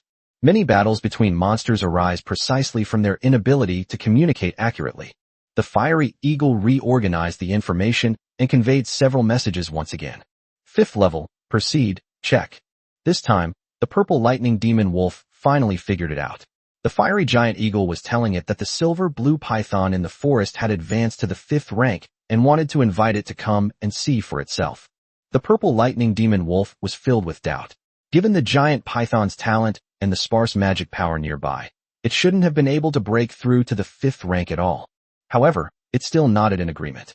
Regardless of how the silver-blue python broke through, now that its neighbor has become a 5th-tier powerhouse, they must go over as soon as possible to ascertain the other party's attitude. If they ever anger this newly promoted 5th-tier powerhouse, he has the ability to easily destroy their territory. It would be even better if we could also find out the reason for the advancement to the 5th rank. A few hours later, the purple lightning wolf and the fiery giant eagle arrived near the lake. Upon seeing the wooden lord's mansion by the lake, the purple lightning wolf's expression immediately turned strange. Wasn't this the silver-blue python's lair? Why was there a human structure here? It looked up at the fiery giant eagle, wondering if the bird had led it astray. The fiery giant eagle also froze in midair. It had been here before. There were clearly more trees around the lake, and this wooden house was nowhere to be seen. How could a monster overlord allow humans to build territory next to its lair?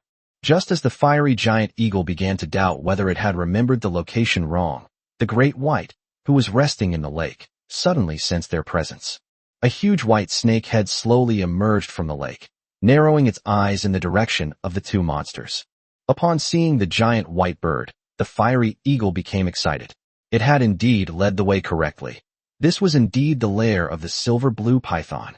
But before it could prove its memory to the purple lightning demon wolf, the surrounding wind elements suddenly became restless.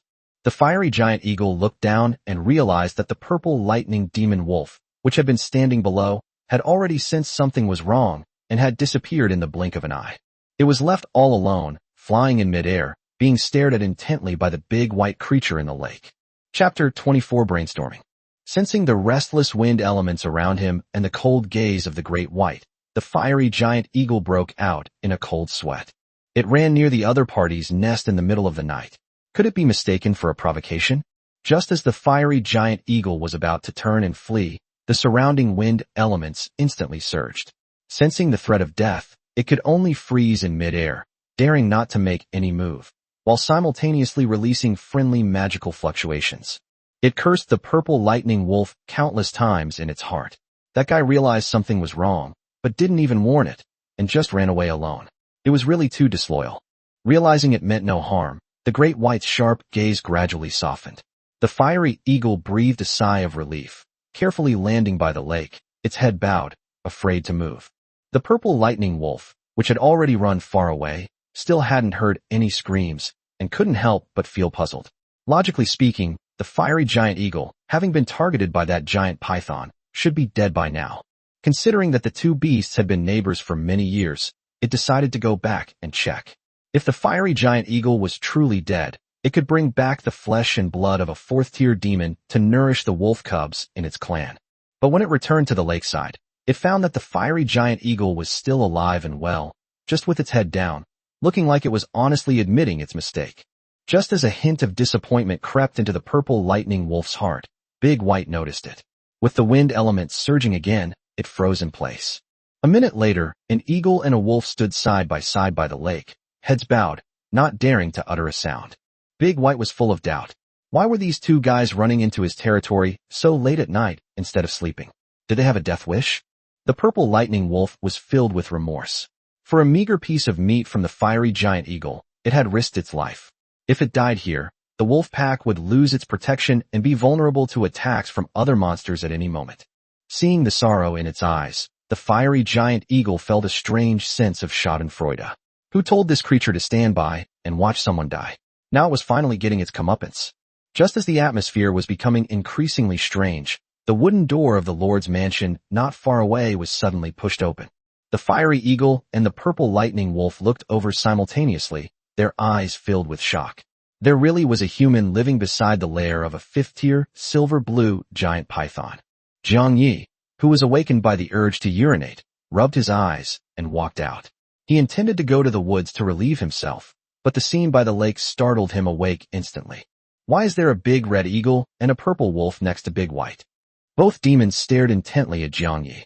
The human who can build a house next to a fifth-tier monster's lair must be extremely powerful, perhaps even so powerful that even Big White wouldn't dare to resist.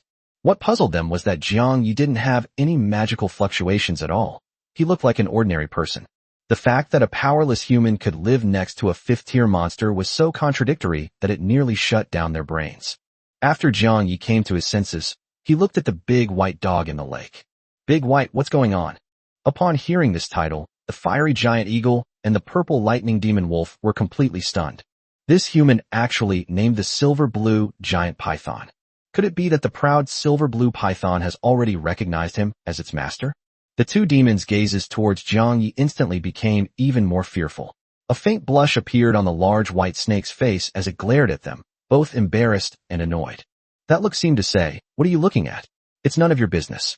Chapter 25 Show Mercy. The fiery giant eagle and the purple lightning demon wolf broke out in a cold sweat after being glared at by the big white giant.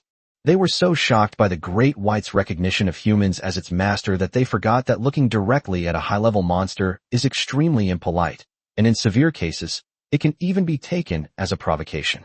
The giant white creature before them was a fifth-tier boss, far more powerful than the two fourth-tier monsters could possibly contend with.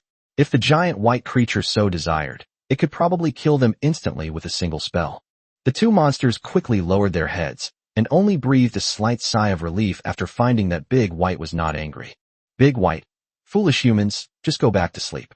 They're just two petty thieves who trespassed on our territory. Big White, besides, this is my territory. It's none of your business, you weak, greedy, and foolish human. After reading the message, Jiang Yi looked up at the eagle and wolf not far away. Fiery giant eagle, blue quality, tier 4 monster. Talent, fire affinity. Affection level, 55, respect. Purple lightning demon wolf, blue quality, tier 4 monster. Talent, speed enhancement. Affection level, 50, fear. Jiang Yi's lips twitched slightly. Two 4th-tier demons, who were also the overlords of the surrounding area, were reduced to mere petty thieves in Dabai's mouth. However, looking at them, an idea quickly popped into Jiang Yi's mind. The territory is currently understaffed, relying solely on him, Xiaolai, and Dabai. It's difficult to truly develop. If they could subdue these two overlords, they would not only gain 2 more powerful warriors, but also acquire a new race of inhabitants. Thinking of this, Jiang Yi asked, in that case, what does Dabai plan to do with them? Both the fiery eagle and the purple lightning wolf looked puzzled upon hearing this. Great White hadn't made a sound or released any magical fluctuations. How was this human communicating with it? Big White then cast his cold gaze at the two demons. These two creatures sneaked up to its lair in the middle of the night. They certainly didn't seem to have any good intentions. Since they'd come to it willingly, it naturally wouldn't let them go easily. Jiang Yi noticed the killing intent in its eyes and quickly said, Dabai, I don't think they mean any harm. Why don't we leave them here for now? Big White's eyes suddenly turned strange. Breaking into someone's house in the middle of the night together. Can you call that without malicious intent? Jiang Yi could only bite the bullet and continue explaining. We're short-handed right now. Let's ask them if they're willing to join us before deciding what to do with them. Upon hearing that Jiang Yi wanted the two guys to stay, Dabai immediately thought of Xiaolai, whom he held in his arms all day, and felt inexplicably dissatisfied. Big White who's calling you we? I'm only allowing you to stay here temporarily, don't push your luck. Despite saying that, Dabai still followed Jiang Yi's instructions and released a wave of magical energy towards the two demons. Submit or die. The fiery giant eagle instantly understood the meaning and immediately lowered its body in submission. Seeing this, the purple lightning demon wolf beside it immediately followed suit. But when Big White saw them bowing to him, he frowned instead. What if Jiang Yi misunderstands and thinks it's trying to steal the Lord's position? It glanced furtively at Jiang Yi as he approached, and then emitted another wave of magical energy. Not to me.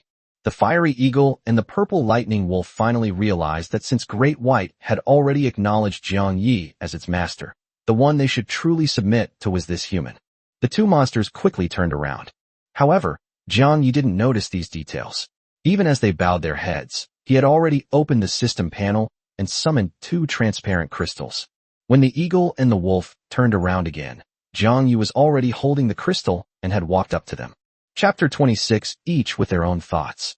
Seeing the 2 transparent crystals Jiang Yi handed over, the purple lightning demon wolf and the fiery giant eagle didn't understand his meaning for a moment.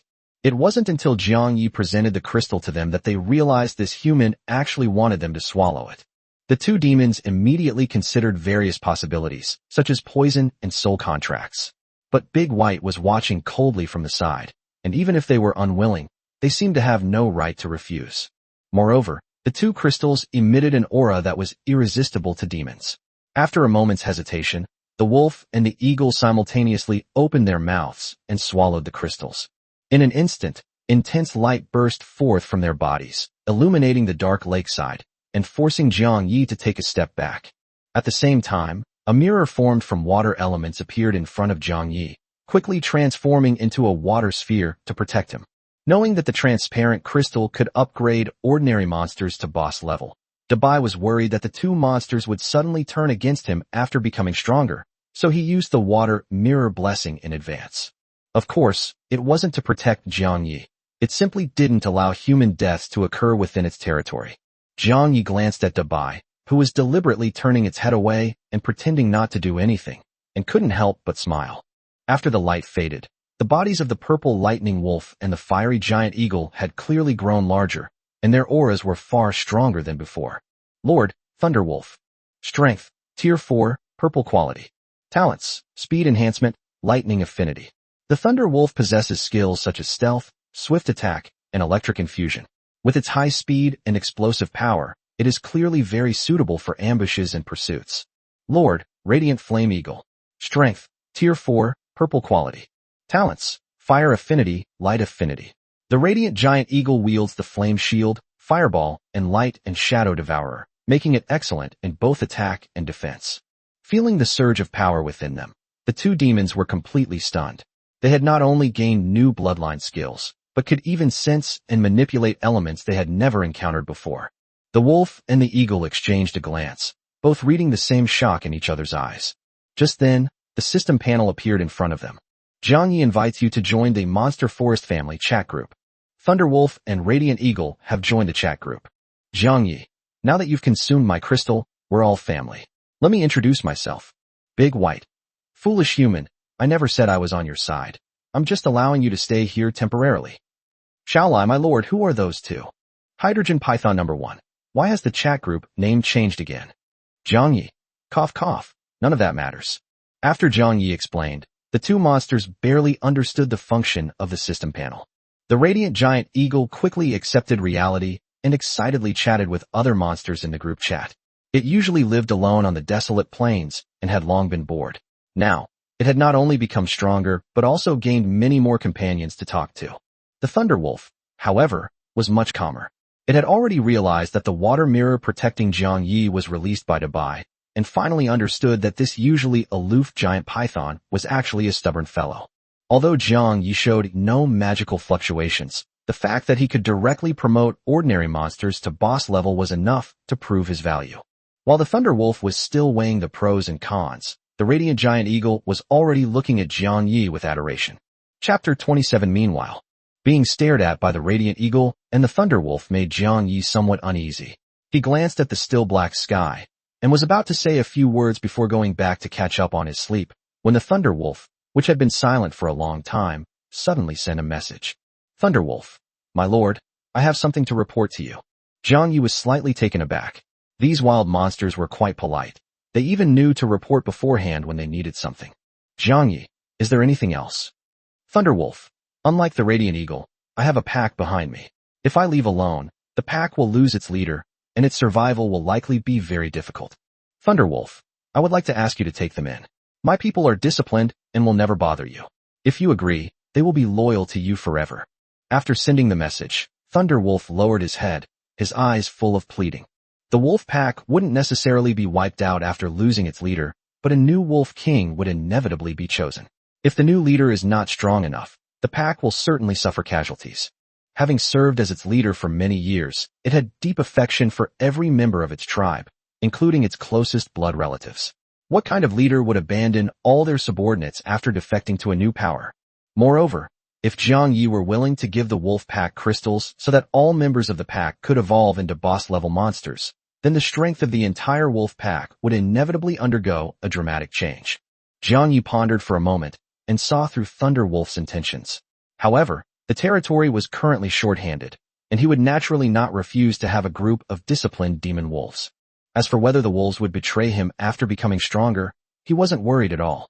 Putting aside the fact that Big White, with its maxed-out favorability rating, was enough to suppress them, Jiang Yi could shut down all subsystem functions at any time simply by virtue of his mother system privileges.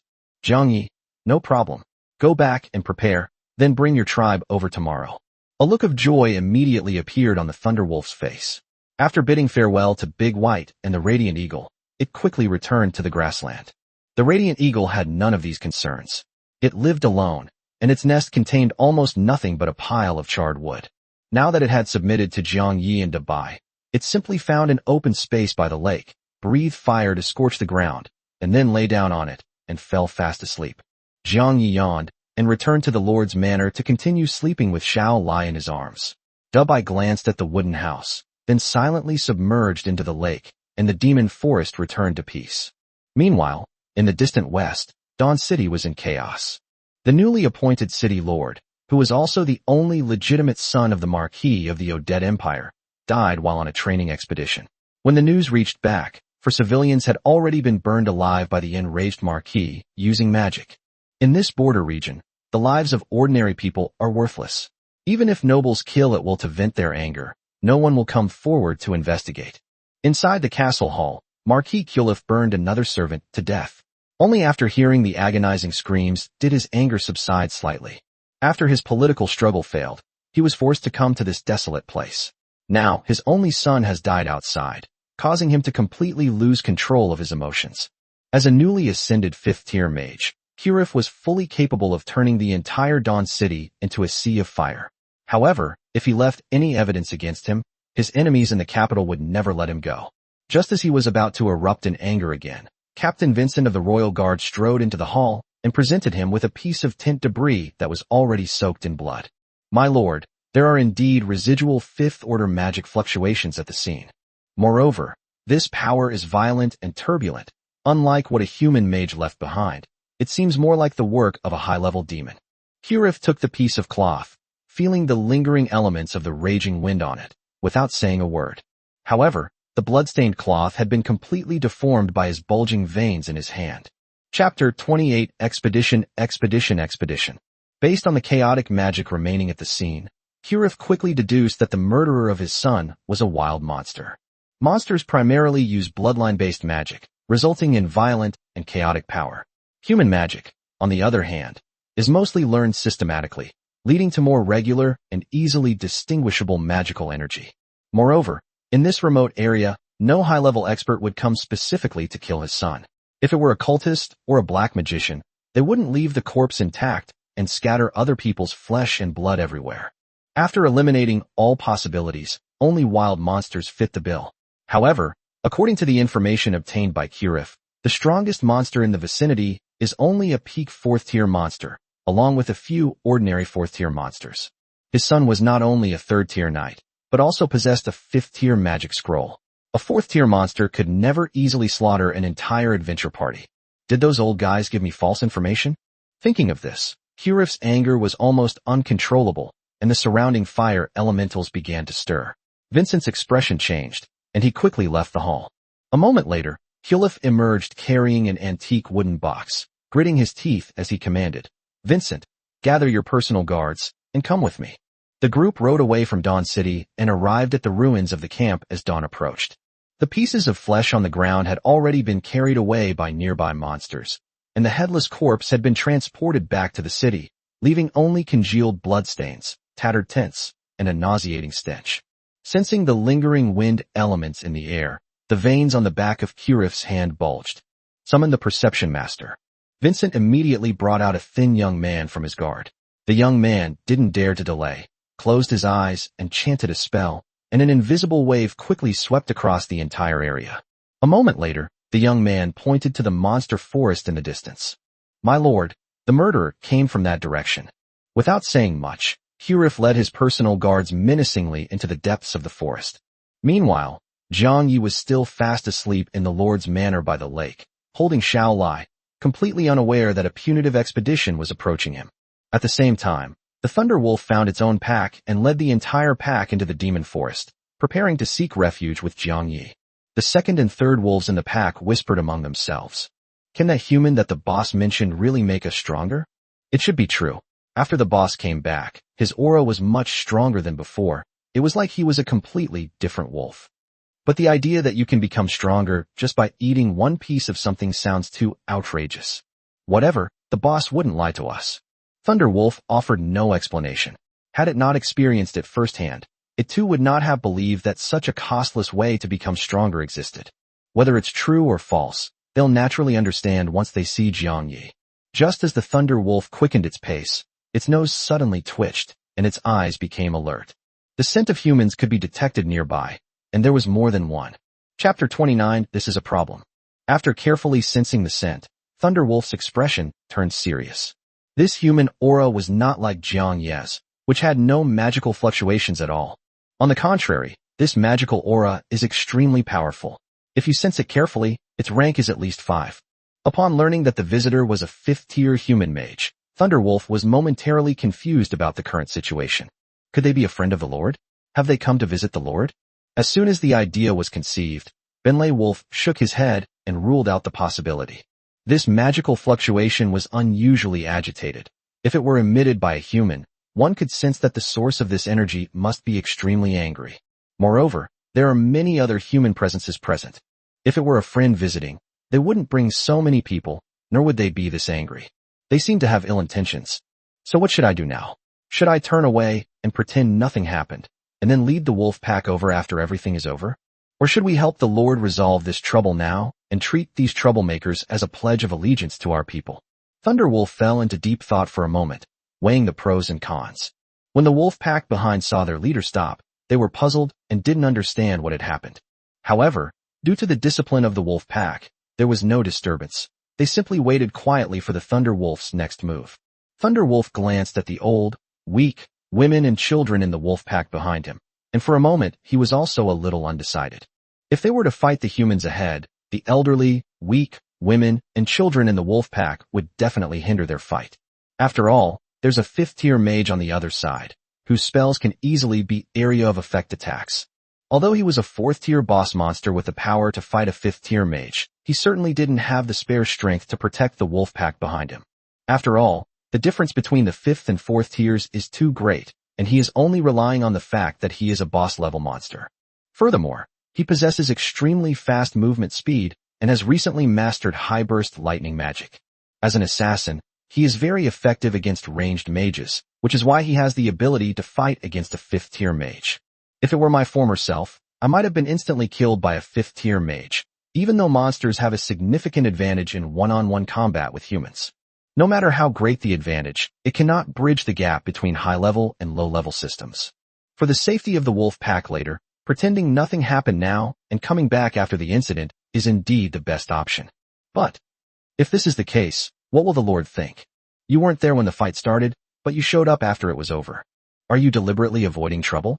You don't participate in bad things, but you're very diligent in doing good things. What use are you to me? Even if it's not said so bluntly, the Lord will definitely still be dissatisfied. The thought of this possibility made Thunderwolf feel suffocated for a moment. I'll be working under the Lord from now on. If I make a bad impression on the Lord like this from the start, will I be disliked in the future? Of course, all of the above is just the fantasy of Thunderwolf. Even if this were to actually happen, Jiang Yu wouldn't think much about it after finding out. They'll just think the Thunderwolf came at a good time, nothing more. But Thunderwolf didn't know Jiang Ye's personality. So when it imagined this possibility, Thunderwolf immediately abandoned the idea of retreating. In that case, it seems that fighting the humans in front of us is the best option. After glancing at the 2nd and 3rd leaders beside him, Thunderwolf turned back to the pack and said, "Awoo, awoo, awoo, awoo, awoo. 2nd and 3rd brothers, you two take some of the able-bodied men from the clan and come with me. The rest of the wolves stay here and wait for us to return." Thunderwolf wanted to go alone and didn't want his people to take risks. But there's nothing we can do, since the opponent is likely a well-trained team with support warriors, mages, and rangers covering all aspects. Without other wolves helping to restrain the frontline warriors and create healing pressure for the enemy support mage, it's very difficult for a lone wolf to get close to the enemy's tier 5 mage. I've fought against high-level mages before, and even though it was just a 4th-level mage, it still gave me a lot of trouble. Moreover, wolfpack tactics are only effective against single enemies. Against groups of enemies, it's simply suicide. Upon receiving the order, the 2nd and 3rd brothers exchanged a glance and nodded, then quickly organized a team to follow behind the Thunder Wolf. Apart from the 2nd wolf, which is a 4th-tier monster, most of the other wolves are 2nd-tier monsters, with only the 3rd wolf and a few others being 3rd-tier. Before long, the Thunder Wolves and their pack found the location of Kurif and his group. Just then, the perception mage from Kurif's party suddenly shouted, reporting, "Your Excellency, something's happened." Upon hearing this, Thunderwolf was taken aback. He had only just seen that group of people, and he'd already been discovered. However, Thunderwolf reacted quickly, only pausing for half a second before giving a quick look to the 2nd and 3rd brothers beside him. The 2nd and 3rd brothers had been with Ben Leiling for who knows how long, and they often had tactical discussions. Now, with just one look from Ben Leiling, the 2nd and 3rd brothers know what to do. After the 2nd wolf howled, the rest of the monster wolves quickly scattered, hiding behind the trees and searching for the best opportunity. The 2nd and 3rd brothers quickly hid in the woods, concealing themselves. Meanwhile, the Thunder Wolf quickly activated its 4th-tier skill, Concealment, and its figure gradually disappeared. Meanwhile, Kurif and his group were also busy. As soon as the perception mage finished speaking, Vincent immediately shouted, "Protect the marquee! Form ranks!" The previously somewhat loosely organized group immediately formed a square formation. Centered around Kirif, several fourth-tier support mages and perception mages formed human shields around him. Several third-tier archers stood a level outside the support mage, drawing their bows and ready to fire at any appearing enemies. The outermost layer consisted of fourth-tier heavy knights led by Vincent, each holding a shield and vigilantly surveying their surroundings. Vincent, a peak fourth-tier warrior and captain of the personal guard, squinted as he held the one-handed sword at his waist, standing alone outside the formation. Kirifi took the staff from the side, dismounted from his horse, and squinted as he looked around. I'll see who's so blind as to dare lay a hand on me. Seeing that Kirif and his group quickly formed a formation, Thunderwolf frowned. This group formed a formation incredibly quickly. In just a few seconds, they went from a somewhat loose formation to one that completely protected the center. They're on a completely different level from the adventure teams I encountered on the grasslands before. Moreover, from a distance, I only sensed the agitated magical fluctuations of the 5th rank. Now that we've gotten closer and are getting a better feel for it, we realize that a quarter of the team consists of 4th-order humans. The rest of the people were all at level 3. Seeing this lineup, even Thunderwolf felt a chill run down his spine. Chapter 30 can actually break my technique. How come these humans are of such high rank? Even the lowest rank is tier 3, so it can be said that every member of the team in front of them is an elite. After glancing at his tribesmen hiding behind the trees and waiting for their chance, Thunderwolf felt a pang of regret. The gap in strength is simply too great. Although I am a 4th-tier boss monster, the wolves tier is far too low. Aside from himself, there was only one 4th-tier wolf, a few 3rd-tier wolves, and most of the other wolves were 2nd-tier wolves. And on the other side, a quarter of them were at level 4, and the rest were all at level 3. Given the disparity in combat strength, Thunderwolf really wanted to have the pack retreat now, so he could deal with these humans alone. However, if we speak now, we will inevitably expose our position and miss the opportunity. Moreover, when the wolves retreat, they might be attacked by mages, and then there will be no way to deal with them. Now, the only option is to look for an opportunity to disrupt the enemy's formation and send the wolves in when they are in complete disarray. This is the only way to ensure the safety of one's own people to the greatest extent possible. With that in mind, the stealthy Thunderwolf kept its eyes fixed on the formation not far away, looking for an opportunity. Meanwhile, the Kirif personal guards, after forming their ranks, heard a loud wolf howl. Then there was no further movement. Although there was no movement, the members of Kirif's personal guard did not dare to make any rash moves and remained vigilant at all times. After all, after that wolf howl, a fleeting figure could always be seen behind the trees, in the bushes, and in the shadows. This undoubtedly shows that the wolf howl just now was not a coincidence. Rather, it is the clarion call for the enemy's impending attack. Seeing this, Vincent, gripping his one-handed sword tightly, shouted, "Who goes there? State your name." After his shout, Vincent was met only with a deathly stillness. Seeing that there was no response for a long time, Vincent whispered to the group behind him, "Use the mirror image." Upon hearing this, the perceptive mage nodded and then began chanting a spell. A short while later, a gentle breeze spread out from the formation. The blast quickly hit the stealthy Thunderwolf. The Thunderwolf, caught in the wind, didn't take it seriously, thinking it was just a morning breeze. But soon, the Thunderwolf, which had been hidden after being hit by the wind, began to sway slightly. The swaying was not a physical swaying, but a visual swaying. To others, it appeared as if an open space had suddenly become somewhat blurry, and the shape of a wolf could be vaguely discerned. This is the limit of a 3rd-tier mage's manifestation spell against a 4th-tier boss monster. The effect would be even more pronounced against monsters of the same tier.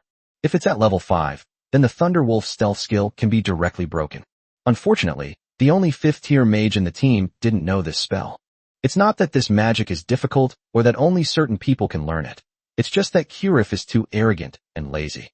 He felt that having a perception mage in his personal guard who knew this spell was enough, and he didn't need to spend his precious time learning it himself. Although the effect was minimal, it was enough for the tier 3 rangers in the Royal Guard. After all, which archer mobile gamer doesn't have top-notch eyesight? Even the slightest change can be quickly detected by archers. The arrow, already poised on the bowstring, burst into flames upon being enveloped in magic, then shot swiftly toward the blurry patch of land. 2nd-tier magic, Flame Arrow. Given the arrow's flight speed, it would have been impossible for it to hit the Thunderwolf, which is known for its speed. But because the Thunder Wolf was completely unprepared, it was hit without any warning. This is understandable, since Thunder Wolf never expected that someone could break through its concealment. This is the limitation of wild monsters. Although Thunder Wolves have rich combat experience and strong fighting instincts, they have seen far too little of the world. After all, no creature in this place has ever been able to break through the Thunder Wolf's camouflage. Having never failed, the Thunder Wolf naturally didn't think anyone could break its concealment, and therefore wouldn't take any precautions while concealed. And so, the flaming arrow struck the hidden Thunder Wolf, then bounced off. To the guards, the arrow seemed to have hit an invisible wall and bounced off immediately. Ultimately, this arrow was just a second-tier skill shot by a third-tier archer. How could it possibly damage a fourth-tier archer? If the one being shot was a human mage or archer, it would indeed cause damage. But the Thunder Wolf is a magical beast, and a boss at that. That little bit of magic power wasn't enough to break through the defenses of the fourth-tier boss-level monster, the Thunder Wolf. Although the arrow only made Thunder Wolf feel as if he had been lightly bumped by something, his purpose had been achieved. After the flaming arrow struck the Thunder Wolf, it bounced off but still ignited a small tuft of fur on the wolf. Although that little bit of firelight was useless and went out on its own after 5 or 6 seconds, it was enough for others to know the location of the Thunder Wolf. Almost the instant the flames appeared, the fourth-tier support mage and the royal guard began chanting spells. 2 seconds later, a huge slowing magic circle appeared under the Thunder Wolf's feet. For a moment, Thunder Wolf felt its movements become somewhat sluggish, as if it were walking on a swamp.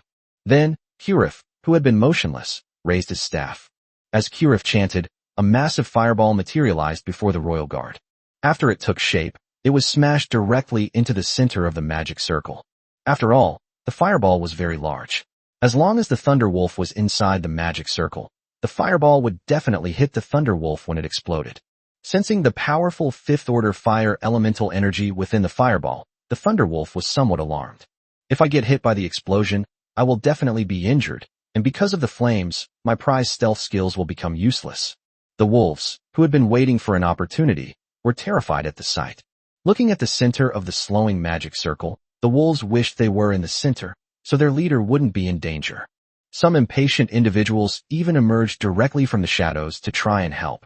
And that wolf was the second one, with a scar on its face. Chapter 31, Sweeping Them All. Upon seeing this, Vincent raised an eyebrow. This monster wolf must be trying to save the things inside the magic circle, right? Although we don't know what abilities he has, it's always best to keep him away from the magic circle. Thinking this, Vincent narrowed his eyes, and his gaze sharpened. The one-handed sword in his hand also flashed with a white light. Before long, the one-handed sword in Vincent's hand became extremely dazzling. Then, just as the second brother rushed towards the magic circle, Vincent flashed to his side. While the second wolf was still charging, he swung his sword and slashed at the wolf's head. Third-tier light magic, Blade of Radiance. The blade, now enveloped in light, became incredibly sharp.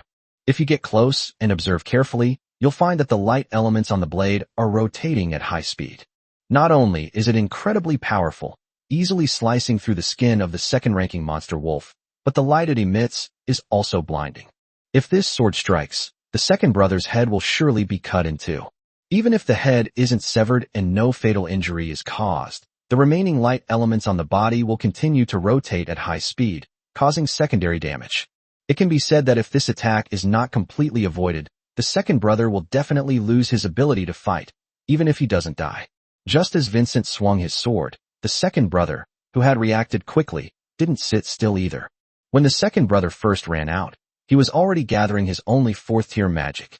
As Vincent swung his sword, the magic had nearly reached its full power. Fourth-tier earth magic, Sandstorm Bomb.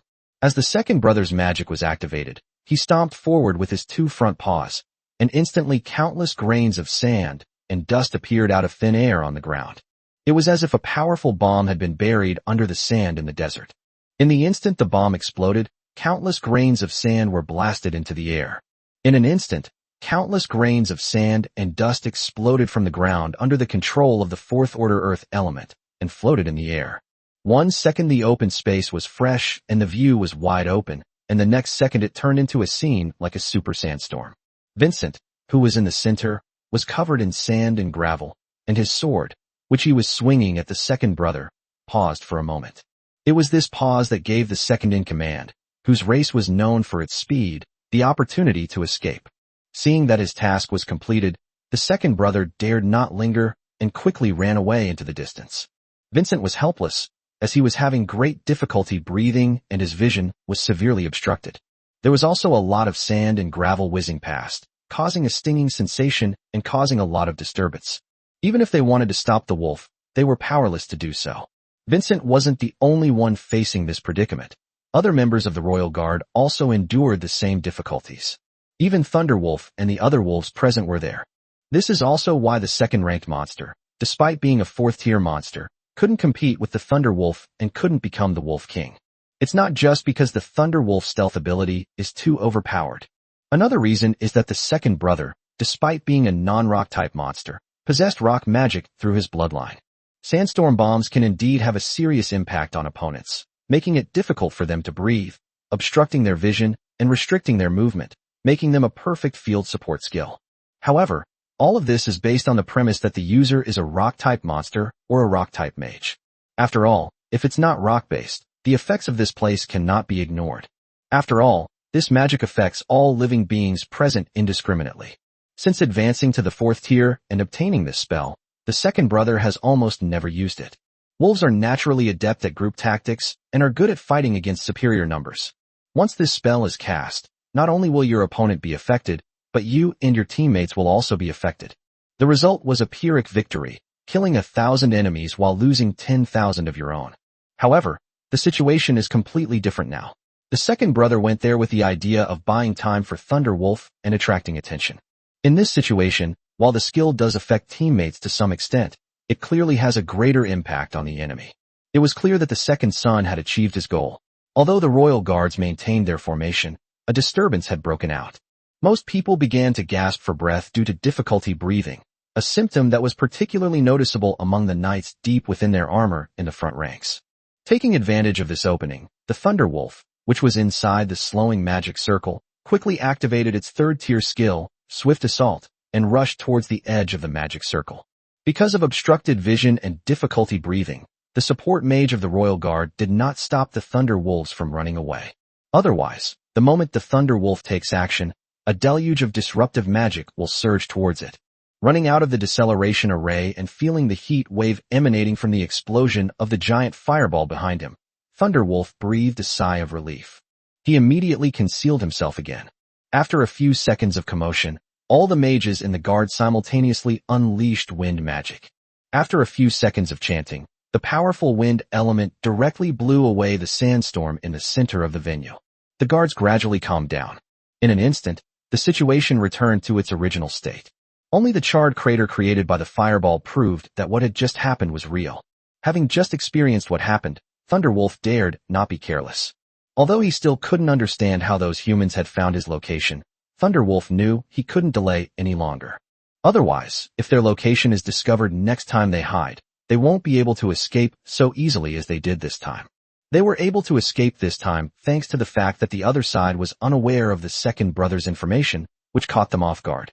If there's a next time, those sorcerers will definitely unleash wind magic beforehand. Not only will I be in danger, but my second son will also be in danger. Thinking this, Thunderwolf narrowed his eyes as he looked at the formation not far away, and a plan formed in his mind.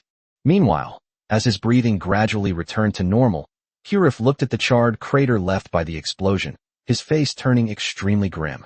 These damned monsters not only killed their own son, but also made a complete mess of their lives. I must tear these damned monsters to pieces and leave their bones and flesh in the cesspool forever. Thinking this, Hurif's anger continued to rise.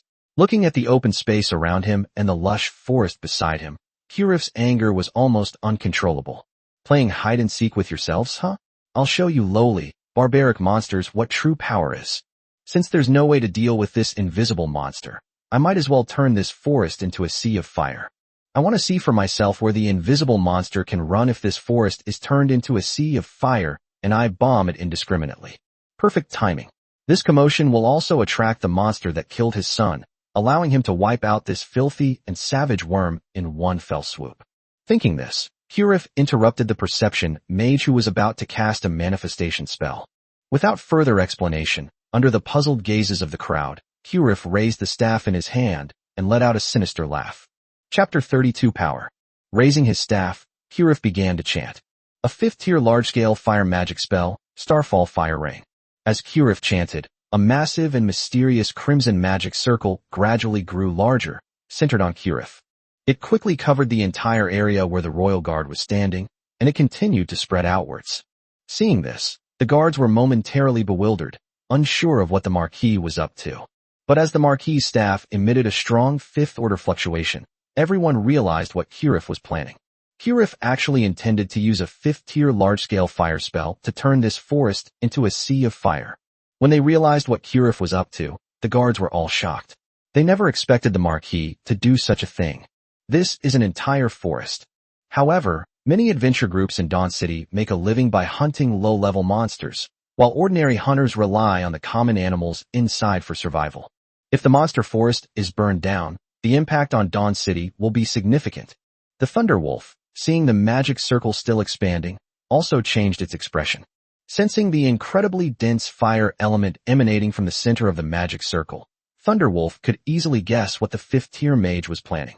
That human actually wanted to start a forest fire. Seeing that the magic circle was still slowly growing larger, Thunderwolf dared not delay and quickly deactivated his invisibility, rushing towards the guards.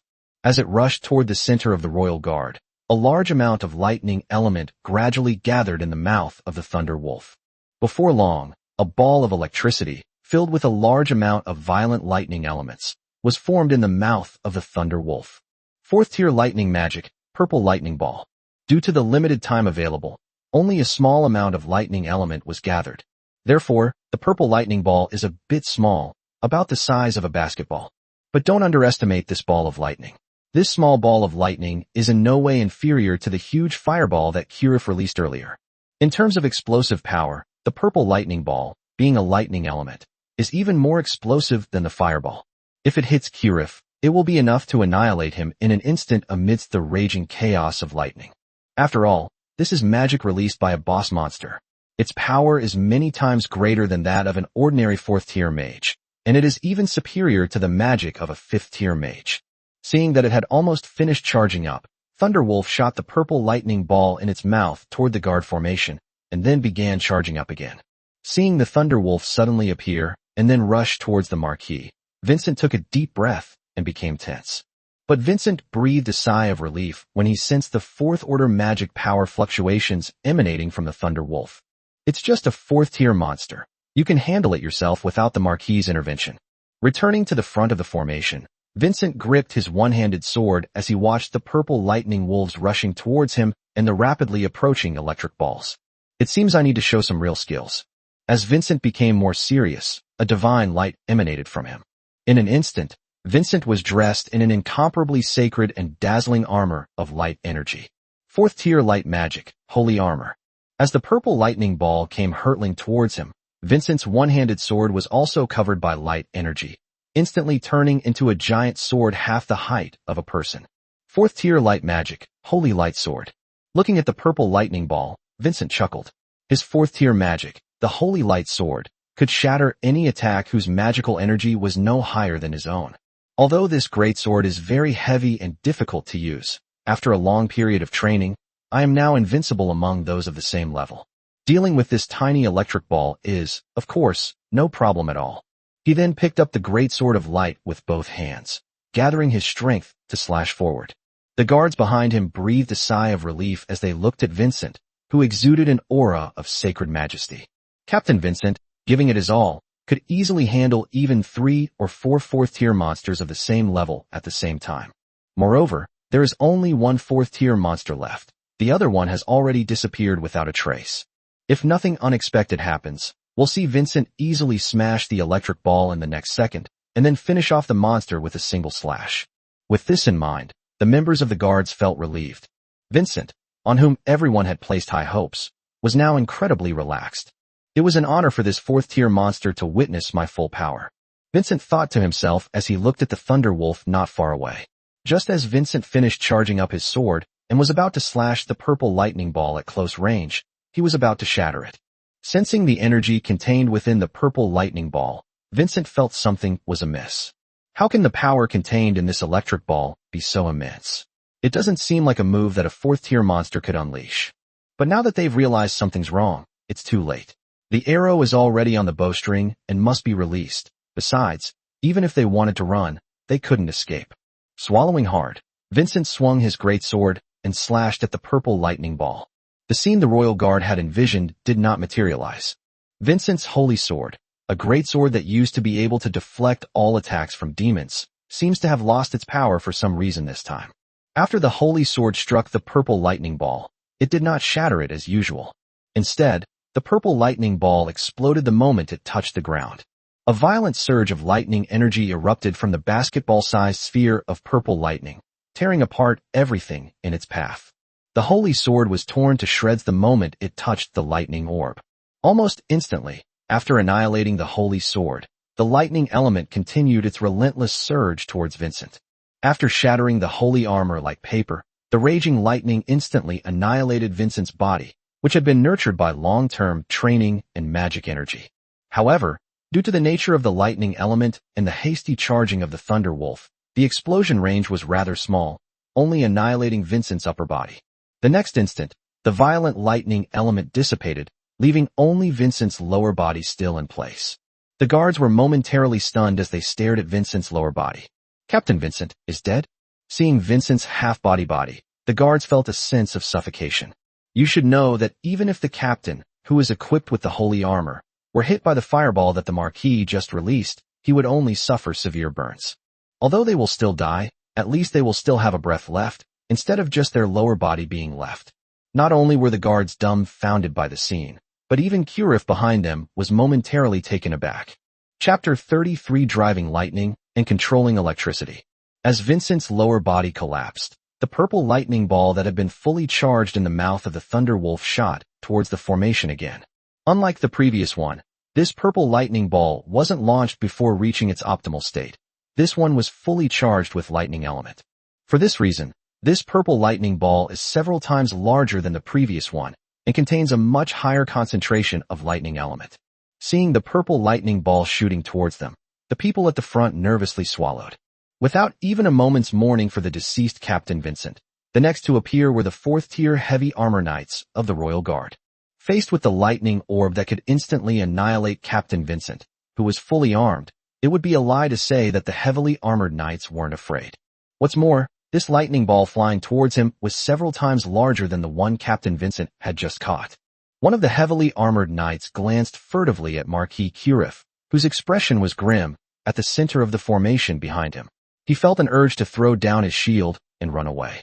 Glancing at his heavily armored knight teammates beside him, and seeing the same fear in their eyes, the heavily armored knights seemed to have reached some kind of consensus in an instant. Just as the heavily armored knights were about to abandon their armor and flee with their comrades, they suddenly felt an immense weight beneath their feet. Staring in shock at the pale blue slowing magic circle beneath their feet, the heavily armored knights looked incredulously at the support mage protecting them behind them. The support mages were looking at him with complicated expressions, their staffs emitting a faint glow. After witnessing the power of that purple lightning orb, how could the support mages not understand their predicament? With an attack that instantly killed even Captain Vincent, how could the heavily armored knights protecting them possibly withstand it? But there was nothing he could do. He was protected by the formation, and this protection was both a safeguard and a constraint. After all, as a mage with no physical strength, he couldn't break through the encirclement of heavily armored knights and escape alone. Meanwhile, the heavily armored knights on the outermost edge could easily run away. However, in that case, the lightning ball will be unblocked and will explode directly in the center of the formation, which is itself. There was nothing that could be done about it. After all, once the heavily armored knight had escaped, it would be too late for him to run away. Since I can't escape, then nobody else can escape either. You don't want to block this attack? Then I'll make you block it. The slowing spell that was usually used on the enemy was now being used on their own people. All of this was happening right under Curif's nose, and Curif did not stop the support mage's actions. After all, this is what Curif wanted to see. It's not that Curif doesn't know protective magic, but given the current situation, he's already halfway through casting Starfall Fire Rain, interrupting the release of a 5th-tier defensive spell. Although it could barely withstand the monster's lightning ball, don't forget that the monster is still rushing this way. Even if I block the lightning ball, given the monster's running speed, it will definitely be right in front of me by then, and it will be too late to cast an attack spell. If that demon were to get close to me, a mage, the consequences would be unimaginable. Therefore, it would be better to have the people in front act as human shields to help block attacks, and buy time for oneself. Once he finished chanting, the fire rain that surged up from the magic circle beneath his feet would burn that fourth-tier demon to ashes. After all, it was only a fourth-tier monster, although it was unclear why the magic it used was so powerful. But his proud fifth-tier signature spell would surely burn it to ashes in an instant. Thinking this, he glanced at the wooden box he had retrieved from Vincent after entering the monster forest. Even if things don't go as I imagined, I still have this. He said nothing, but Kurif silently increased the speed at which he chanted the spell. Seeing the purple lightning ball so close at hand, the heavily armored knights at the forefront felt utterly hopeless. He didn't even use his own defensive magic, simply watching the purple lightning ball fly towards him. After all, even Captain Vincent, who was fully armed, was killed instantly. How could someone like me, a soldier under his command, possibly stop him? The support mage behind him struggled for a moment. Layer upon layer of fourth-tier defensive shields enveloped the entire formation, but it was all in vain. After the purple lightning ball touched the defensive shield, the shield, which used to be able to withstand all fourth-level attacks, shattered layer by layer like bubbles. The moment the heavily armored knights touched the purple lightning ball, the violent lightning element engulfed and annihilated them, leaving only nothingness. After completely engulfing the heavily armored knight it initially touched, the raging lightning element continued to spread rapidly outwards. Almost at the same instant, the companion of the heavily armored knight who was hit was also engulfed by the raging lightning element. Even the archers behind him couldn't escape their fate, their upper bodies instantly obliterated. The perception mage hiding behind the ranger was also unlucky enough to be caught in the raging lightning elemental wave, his chest being directly annihilated within the blast radius of the purple lightning magic ball. The next second, with the ribcage no longer blocking it, its internal organs spilled out onto the ground, and it was clear it wouldn't survive. There were also 3 archers whose limbs were within the blast radius, and those limbs were also instantly annihilated. The fully charged purple lightning ball directly caused 6 deaths, 1 near death, and 3 serious injuries within the guard's formation. Even Kurif's beloved horse was startled by the explosion and became restless in the middle of the formation. The perfectly sealed formation was instantly torn apart into a perfect circle by the purple lightning ball. The one at the very front instantly transformed from a heavily armored knight into a support mage. Thunderwolf was stunned as it looked at the circular opening torn in the formation ahead. Have I really become this strong? The magic that was charged up and released had such great power. After consuming the crystal and transforming into a boss monster, Thunderwolf felt incredibly powerful. I didn't expect it to be this strong. In a short time, Thunderwolf gained a certain understanding of its increased strength. I was simply shocked. There wasn't time to think deeply about it. Thunderwolf narrowed his eyes as he faced the opening in the formation ahead. This is a fantastic opportunity. The next second, the wolf's body, which was still running, was instantly covered by raging lightning elements. Just moments ago, the Thunderwolf was made of flesh and blood, but to outsiders, it suddenly transformed into a giant wolf composed of lightning. With each step the Thunderwolf took, countless lightning elements exploded beneath its claws. 4th-tier lightning magic, imbued with electric energy. After using this move, the Thunderwolf, its body covered in lightning element, immediately used its 3rd-tier skill, Swift Assault, to rush towards the gap in the formation. Before the guards could recover from the fear of the purple lightning ball, they saw a giant wolf made of lightning rushing towards them. Just as the guards realized what was happening and were about to run, the Thunderwolf was already in front of them. The moment the Thunderwolf charged into the gap in the formation, the lightning element on its body pounced on the surrounding humans like a hungry wolf. Before the Thunderwolf could even touch the humans, the lightning element on its body had already turned them into charred remains. This only applies to those around the Thunderwolves after they entered the formation. The support mages who were the main targets of the attack were instantly electrocuted into dried corpses. Before the Thunderwolf even got close, the raging lightning elementals had already torn the already desiccated support mages to shreds. Looking at the 5th-tier mage Kurif so close at hand, a hint of joy appeared on Thunderwolf's wolf face, which was made of lightning. The person who got close to me is definitely going to die. It seems I've won this battle. Despite thinking this, Thunderwolf did not slack off in the slightest. Controlling the lightning element attached to its body, the Thunder Wolf opened its blood-red maw and attacked Kurif together with the lightning. Seeing the wolf's head, made of lightning, open its massive jaws as if to bite off his head, Kurif's face turned grim. Faced with imminent death, Kurif did not appear particularly flustered. His expression simply turned grim. Chapter 34 Radiant Giant Eagle. What a pity.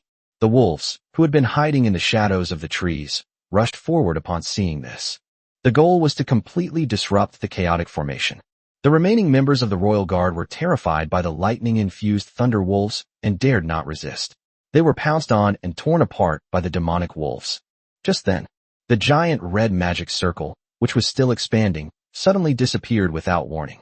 This also means that Kurif canceled the release of the 5th-tier large-scale magic, Meteor Shower, and stopped chanting. Feeling the impending threat of death, Kurif took a deep breath. Looking at the wooden box in his hand, Kurif poured all the magical energy still stored in his body into it without holding back. The next second, the wooden box in Kurif's hand emitted an incredibly terrifying magical fluctuation. The moment it sensed the magical fluctuations, Thunderwolf's mind went blank. The wooden box in the hands of this 5th-tier mage, Kurif, was actually emitting 6th-tier magical energy fluctuations. How could that be? The moment Thunderwolf sensed the 6th-order magic fluctuation, his mind went blank. As a 4th-tier boss monster, I can only fight against 5th-tier monsters. But now he was not facing the 5th rank, but the 6th rank, which was 2 ranks higher than the 5th rank. Even if it's not a 6th-tier human, but just a 6th-tier item, it's still something a 4th-tier demon like myself can't handle. Is this how my life is going to end? I'm so unwilling to accept it. He had just managed to curry favor with a powerful figure and was about to lead his tribe to glory. I never imagined that before this was even over, my life would end like this. Thinking this, Thunderwolf sighed. The next second, the wooden box in Kurif's hand was suddenly pushed open by a 6th-order magic wave. Inside the wooden box was a folded magic scroll. As the wooden box was pushed open, a deep blue shield appeared from within it, and then rapidly expanded.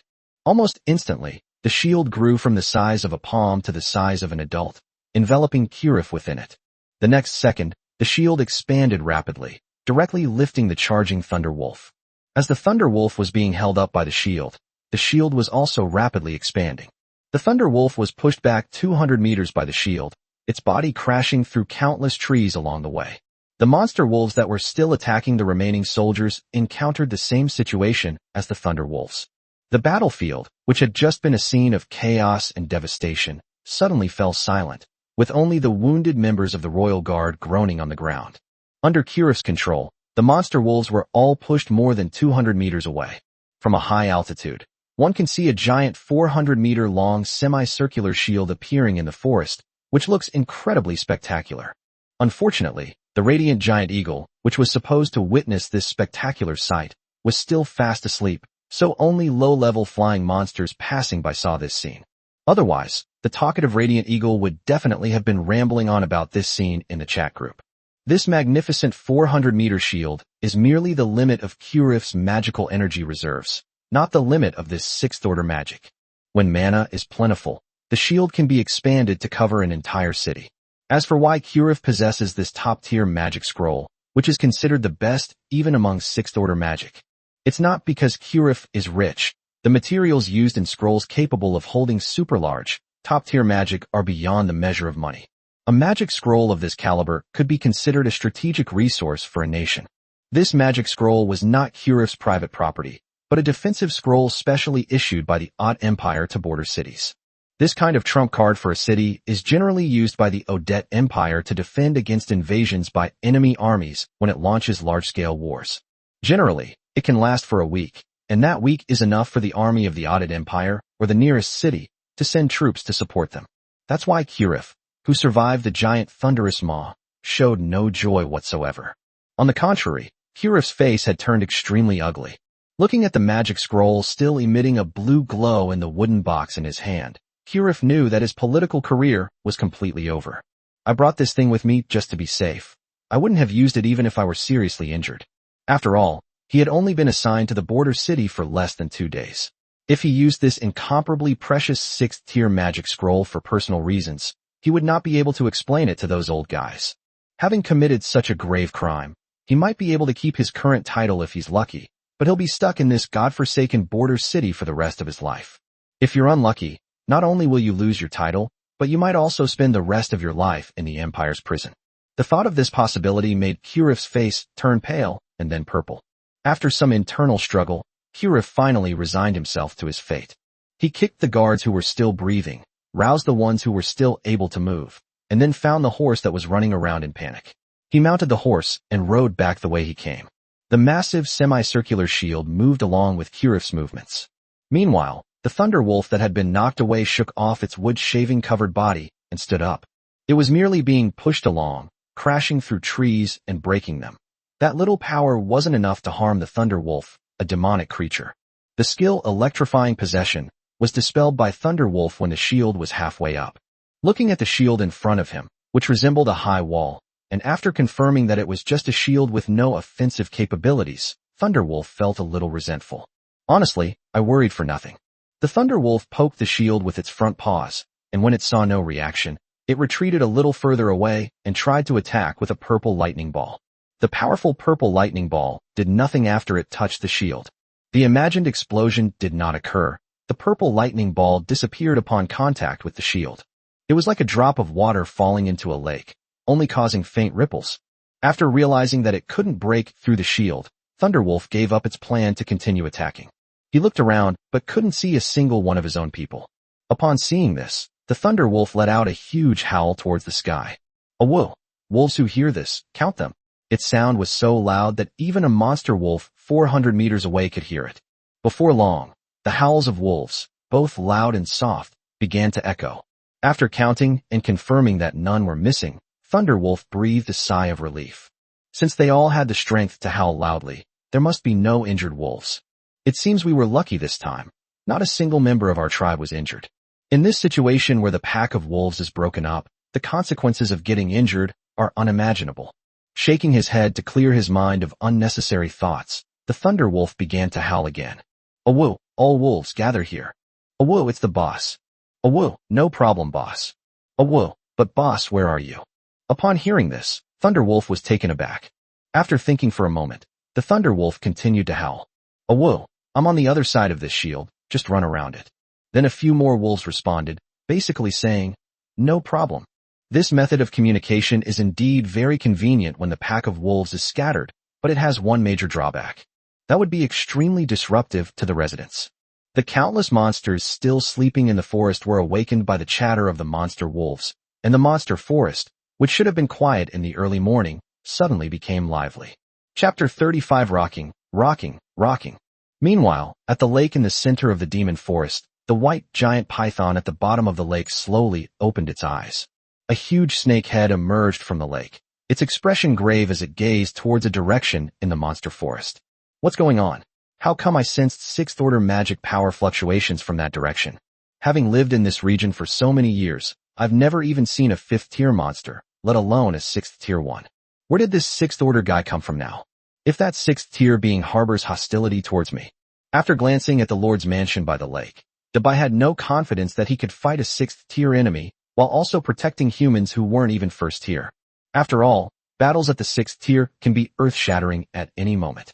If a fight breaks out, not only this lake, but also this entire forest could be in danger if the opponent possesses some kind of large-scale magic. After a moment's thought, Dabai decided to go and take a look. After all, this demon forest is his territory. Now that a sixth-order magic fluctuation has appeared in his territory, how could he not go and do something about it? Releasing such a large-scale magical fluctuation without any scruples on someone else's territory is a complete provocation to the local overlord. If it were when I was still at the 4th rank and a 6th rank magic fluctuation occurred, I probably would have just pretended nothing had happened. But now he's a 5th tier boss. Dabai believes he's no less powerful than a 6th tier boss, and if someone dares to cause trouble on his turf, he'll definitely have to go and see what's going on. Another reason is that if a fight breaks out, they can lure the enemy away so that humans are not affected. Otherwise, if we wait here for those 6th level beings to come knocking on our door, it will be too late. After thinking for a moment, Dabai sent Jiang Yi a message, explaining the situation, and then went off on its own. Of course, even if Dabai offered to let Jiang Yi go with him, Jiang Yi wouldn't go. After all, Jiang Yi is currently fast asleep with his pillow, so how could he possibly see Dabai's message? Meanwhile, the giant eagle of light and flame, which was also sleeping nearby, had already been awakened by the sixth-order magical energy fluctuations. Not to mention the radiant giant eagle. Almost all the magical creatures in this forest that could sense magical fluctuations were awakened by the fright. Because the magical energy fluctuations it emitted were simply too enormous and terrifying. After being startled awake, the smaller monsters hid in their nests, afraid to make a sound, lest they attract the attention of the sixth-tier boss and be killed off. The radiant giant eagle, however, had a completely different idea from those demons. Relying on its ability to fly and its eagle species with excellent eyesight, the radiant giant eagle often hides in a very far place to join in the fun. If the other party has poor perception, they may not even know that there is a giant eagle watching from afar. Even if they sensed it, they wouldn't do anything to the giant eagle of light and flame that was so far away. After all, the distance is quite far. Even if you wanted to kill them, the flame eagle would have already disappeared by the time you flew there with your magic. That's why the radiant giant eagle has the confidence to just sit back and watch. This time, a powerful sixth-tier expert has come to provoke us. How could we not go and see what's going on? Moreover, seeing that Big White was also going, the radiant giant eagle felt even more confident. After all, I can now be considered one of Big White's eagles, so Big White should be able to help me even if I encounter danger. Thinking this, the radiant giant eagle happily followed. Just as the two enormous creatures, Big White and the radiant flame eagle, were approaching the location of the sixth-order aura fluctuation. As the source of the sixth-order aura fluctuations, Kurif is now desperately snatching the top-grade magic potion from the remaining members of the Royal Guard. Watching Kurif drink away half a month's salary in one gulp, the robbed guard member's eyes were filled with grievance and heartache. But he only dared to stare with that look, and didn't dare to make any other movements. After all, I'll be working under Kurif in the future. After finishing the top-grade magic potion and feeling the magic replenished in his body, Kurif finally breathed a sigh of relief. Kurif glared at the aggrieved-looking guard and began to mutter curses. What a bunch of useless trash. I've raised you for so many years, and when I need your help, you're completely useless. You guys couldn't even hold off a fourth-tier monster. What use are you bunch of useless trash I've been keeping around? I spent my money to buy you new equipment and potions, and fed you well every day, and this is how you repay me? After being berated by Kurif, the team member could only lower his head even further, his eyes filled with even more grievance. The other members of the Royal Guard shrank back when they heard Kurif's insults, fearing they would be the next ones to be pointed at and cursed. Hearing Kurif's insults, the other guards also felt a pang of resentment. How can you blame us? It's clearly because that monster was too strong. It was clearly only a fourth-tier demon, and the magical energy it emitted was also only fourth tier. For some reason, the magical attacks used by this fourth-tier monster were so powerful that even we veteran fourth-tier monsters couldn't withstand them.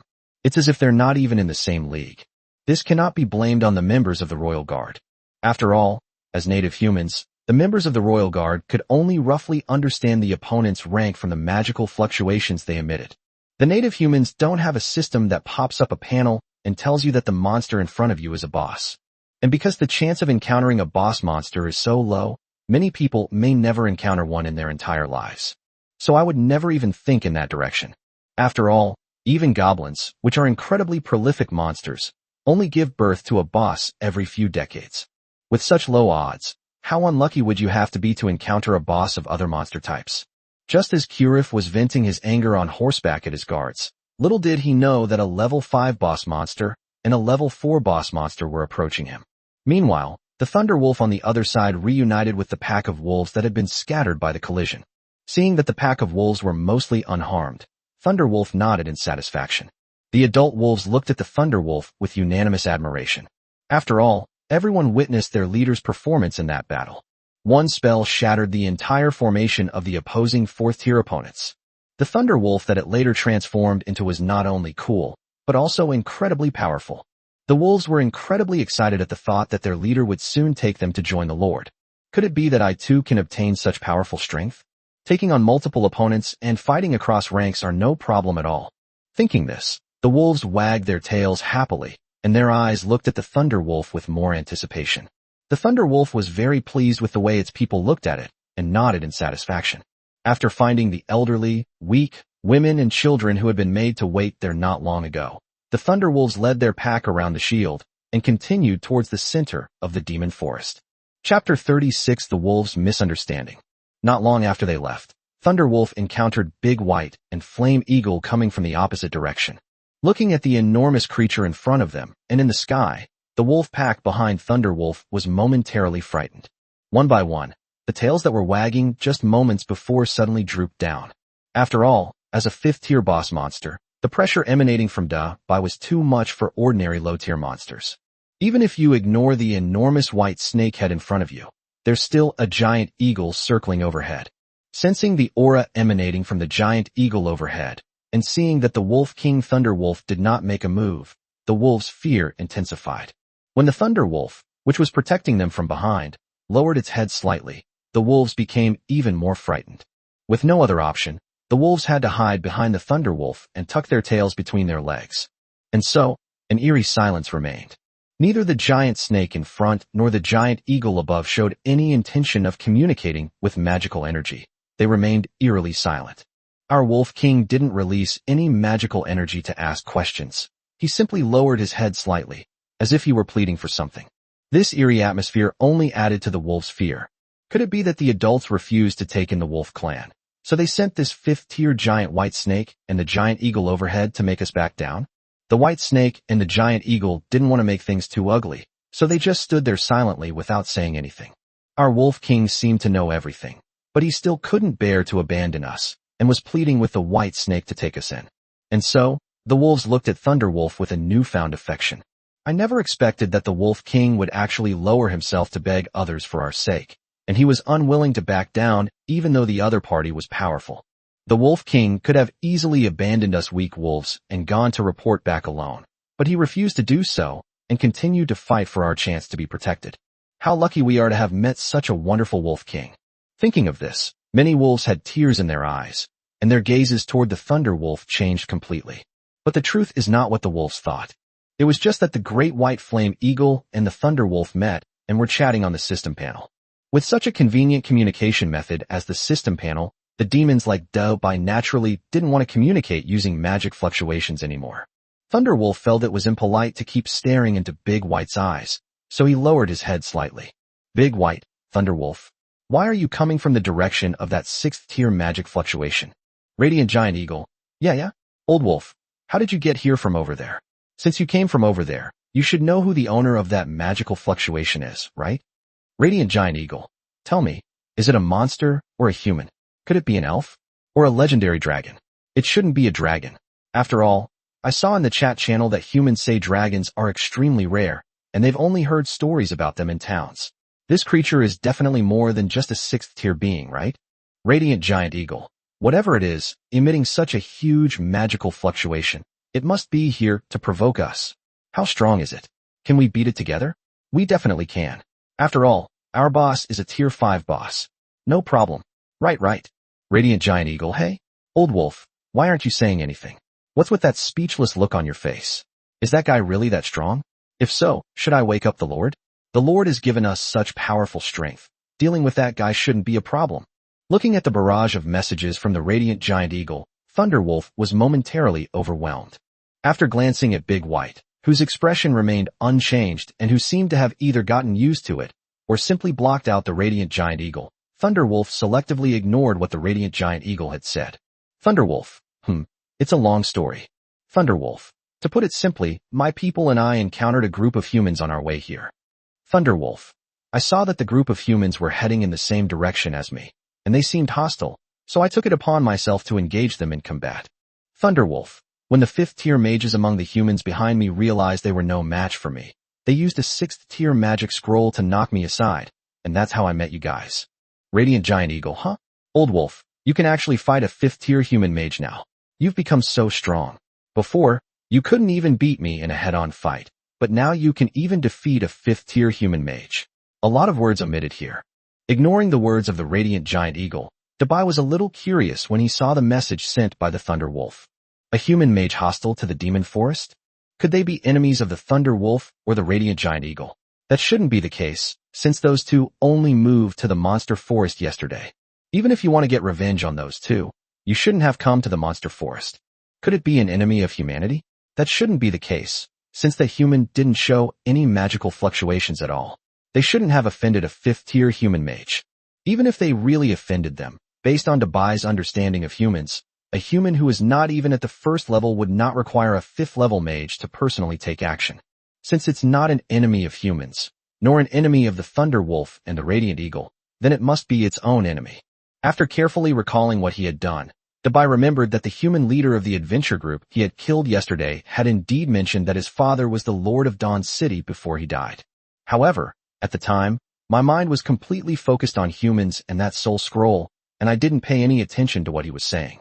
Now that I think about it carefully, the group of humans that Thunder Wolf mentioned must have come from Dawn City to seek revenge on me. Otherwise, I haven't done anything else that could provoke humans. Spitting out its forked tongue, Debai looked in the direction from which the 6th-order magic power fluctuations were coming from. Since they are his enemies, he cannot sit idly by and must do something about it. Thinking this, a hint of murderous intent flashed in Debai's eyes. Ignoring the radiant giant eagle that was still sending messages, Big White nodded to Thunder Wolf. Big White, in that case, leave those humans to me. You take your people back to the lake and await orders. Big White, that lazy human is still sleeping. Just listen to him when he wakes up. Thunder Wolf, no problem. After saying all this to Thunder Wolf, Big White turned and left without looking back in the direction from which the magical energy fluctuations were emanating. The wolves hiding behind the Thunder Wolf breathed a sigh of relief upon seeing this. There was also more gratitude in her eyes when she looked at Big White. Thankfully, this giant serpent was ultimately willing to take us in, so the Wolf King won't be in a difficult position. Thinking of this, the wolves, who had just been tucking their tails between their legs, began to wag slightly again. However, it's not enough if the giant serpent is willing to take us in. If the Lord the Wolf King spoke of as unwilling to take them in, all of this will be in vain. I really don't know how to get through this. Do I have to make the Wolf King beg me like before?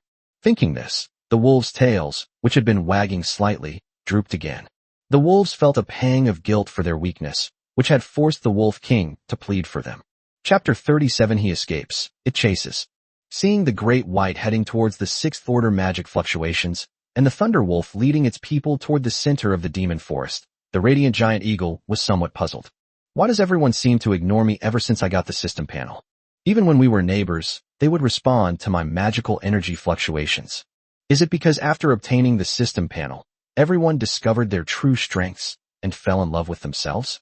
And then, because she was shy, she avoided me. That's right, that must be it. Thinking this, the Radiant Giant Eagle's face flushed red. Since everyone likes me so much, I must work even harder to unleash my charm. Let's chat more. After glancing at the departing Great White with its snake head, the Radiant Giant Eagle's gaze became incredibly resolute. I can't let everyone down. Thinking this, the Radiant Giant Eagle quickly flapped its wings and flew along Big White's body toward Big White's giant snake head. Big White and Thunder Wolf will never know that their act of ignoring the Radiant Giant Eagle out of annoyance strengthened the Radiant Giant Eagle's inexplicable resolve. After catching up with the Great White, the Radiant Giant Eagle continued to exude its charm. Radiant Giant Eagle, huh? Boss, are you saying that human in front is really a 5th-tier being? Why can't he even beat Old Wolf, a 4th-tier being? I know Old Wolf's strength. After all, we've fought before. Radiant Giant Eagle. It's really a pity. Boss, you weren't there when we were fighting, so you didn't see my heroic figure. That Old Wolf was being beaten so badly by me that he was running away with his head in his hands. He was in stealth mode the whole time and couldn't even touch me. If it weren't for omitting 10,000 words here. After watching the giant eagle in the system panel chatter away the whole way, Debai finally saw the blue shield with a diameter of 400 meters. Looking at the system panel that was still popping up messages, Debai was speechless for a moment. Even if he didn't want to look at the system panel, he couldn't stop because the Radiant Giant Eagle kept sending him private messages. I had just closed the system panel when this guy sent me another message. Because it was a private chat, the system panel would pop up automatically, and then that guy kept sending messages that I couldn't close. After a while, Debai simply stopped paying attention and let the system panel pop up messages while he focused on getting on his way. And because Debai's snake-like face showed nothing but coldness all day long, the Radiant Giant Eagle didn't notice Debai's impatience. He got more and more excited as he talked, and he kept talking like that the whole way. Only after seeing the enormous blue shield did the Radiant Eagle finally say something useful. Radiant Giant Eagle, that's it. I knew from the start that thing was definitely inedible, so... Sigh. I saw the Tier 6 shield Old Wolf was talking about. Radiant Giant Eagle. Boss, wait a minute. I'll go check what's going on. Big White. Okay. Seeing the giant eagle of light and flames above suddenly fly away and the system panel stop flashing, Dabai then glanced at the system panel floating beside him. After glancing at what the flame eagle had said, Dabai replied with an okay. Meanwhile, at the center of the defensive shield, Kurif had a feeling that something bad was about to happen. Although he didn't know why he had this feeling, Kurif still urged his horse to quicken its pace. Just then, Kurif felt as if the sunlight above his head was being blocked by something. That shouldn't be the case. This defensive magic shouldn't block sunlight. Looking up in confusion, Kurif only saw a giant monster eagle flying at the same speed as him. The monstrous eagle was so enormous that it completely blocked out the sunlight from the entire Kurif area from a height of 200 meters. It was at this moment that Kurif's unease reached its peak. The next second, Kurif whipped his horse into a gallop. The remaining members of the royal guard following behind Kurif were also taken aback when they saw this, and quickly followed after him. But how could a human outrun a steed? He was quickly left far behind. The surviving support mages, seeing this, dared not delay, and quickly used speed-up spells on the guards, barely managing to catch up with the horse's running speed. The Radiant Eagle was taken aback by the sudden increase in speed below. Is this a speed contest against oneself? I won't lose. After all, I'm a flying monster, I can fly. Thinking this, the Radiant Giant Eagle, not to be outdone, also increased its flight speed. As the shadow closed in on him, Kurif's fear intensified. This monster actually caught up with me. It seems my premonition was right. I really am being watched. Thinking of this, Kurif increased the speed at which he swung his whip. The horse, in pain, ran even faster. Seeing this, the giant eagle of light raised an eyebrow. It could actually run away? After several rounds of this, Kurif even cast a speed-boosting spell on his horse. Even so, the giant eagle of light and flame still caught up. The enormous body blocked out the sunlight overhead, and Kurif's fear reached its peak. Although he was a 5th-tier mage, he still struggled greatly when facing aerial monsters.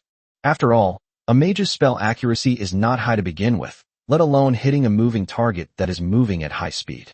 Only with the help of his personal guard could he barely deal with the aerial monsters. His personal guards had just suffered heavy losses and were of no help whatsoever. If we were to face that flying monster, the odds would be against us. Even if you have a 6th-tier magic shield, so what? If that monster keeps attacking from the air, although the magic shield can definitely withstand it, it won't be without a price. Each time the magic shield is attacked, it consumes the magic power that was just poured into the scroll. When the magic power is exhausted, the shield will disappear. Without supplies, how many attacks can this magical shield withstand? If the demonic wolf hadn't stopped attacking after its first strike, I would definitely be riding my horse at full speed right now. Thinking this, Kurif cast another speed-boosting spell on the horse beneath his feet. Only when he saw the horse's legs disappearing into the distance did Kurif feel slightly relieved. Seeing the shield begin to accelerate again, the Radiant Giant Eagle's competitive spirit was ignited even more. I've never been afraid of anyone when it comes to speed. Not even the old wolf, whose strength lies in speed, can outrun me. This is the pride of being a flying monster. Flying is faster than running on the ground. Chirp. As a provocation, the Radiant Giant Eagle let out a loud cry, a sound unique to eagles, and became slightly more serious, increasing its flight speed.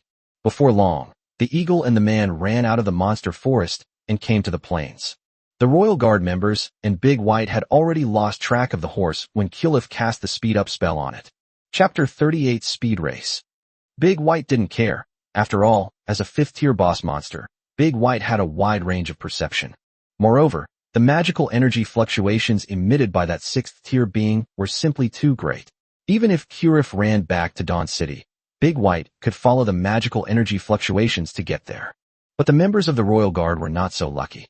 They all survived the battles with the wolves, and each of them bore some injuries. Engaging in strenuous exercise while injured can cause severe wounds to rupture and bleed profusely. The surviving support mages, exhausted from running and depleting their mana, collapsed to the ground, panting heavily. After resting for a while, he went to the seriously injured people and used healing magic. Those who were not seriously injured were exhausted and lay on the ground, breathing heavily. The group rested on the spot for a long time before finally preparing to embark on their journey back to the city. Everyone discovered something very awkward. They seemed to be lost. Does anyone here have a map of this area? Only the captain and the marquis possess that kind of thing. Where is that perception mage? With him around, we should be able to find our way back. It seems he didn't survive. After a period of silence, the royal guard was trapped in the monster forest. While the royal guard was worrying about how to get back to the city, on the other side, Kirif was still casting a speed-boosting spell on his horse. Having cast countless speed-boosting spells on his horse, Kirif's horse was now completely still. This static state is not a state of no movement, but rather the appearance of an object when its rotation speed is extremely fast.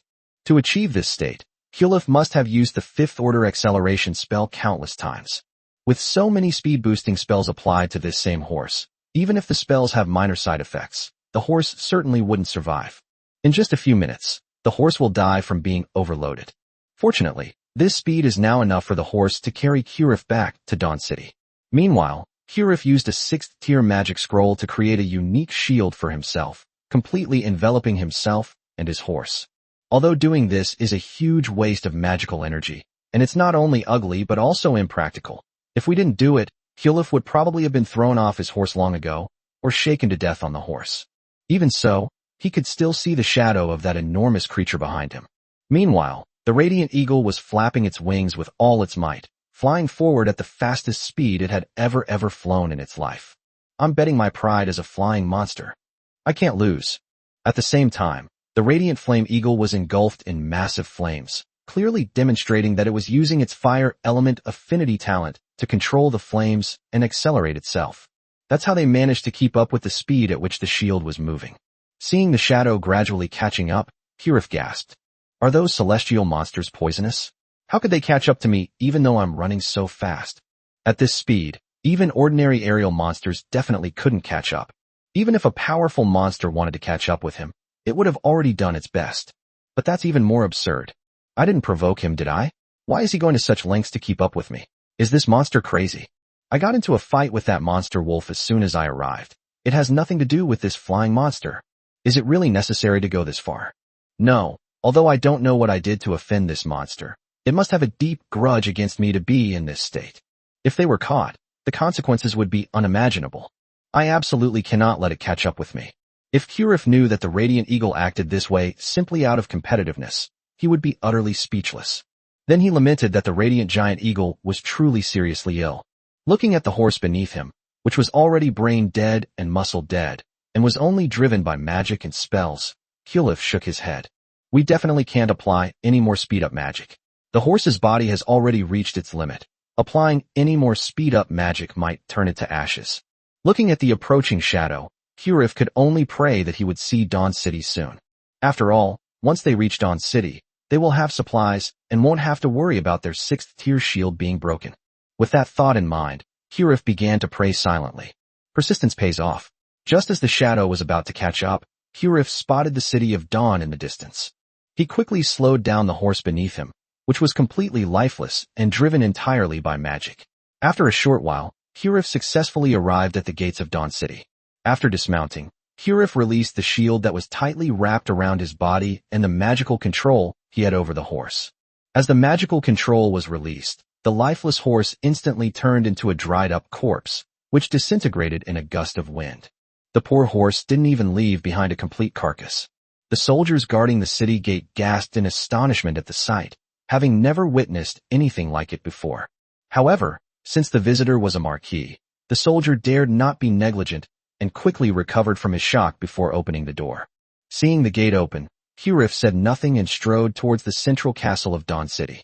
The commoners they encountered along the way looked at Kirif with a mixture of fear and curiosity. After all, they had never seen the newly arrived marquis in such a sorry state. This scene is truly a once-in-a-century sight.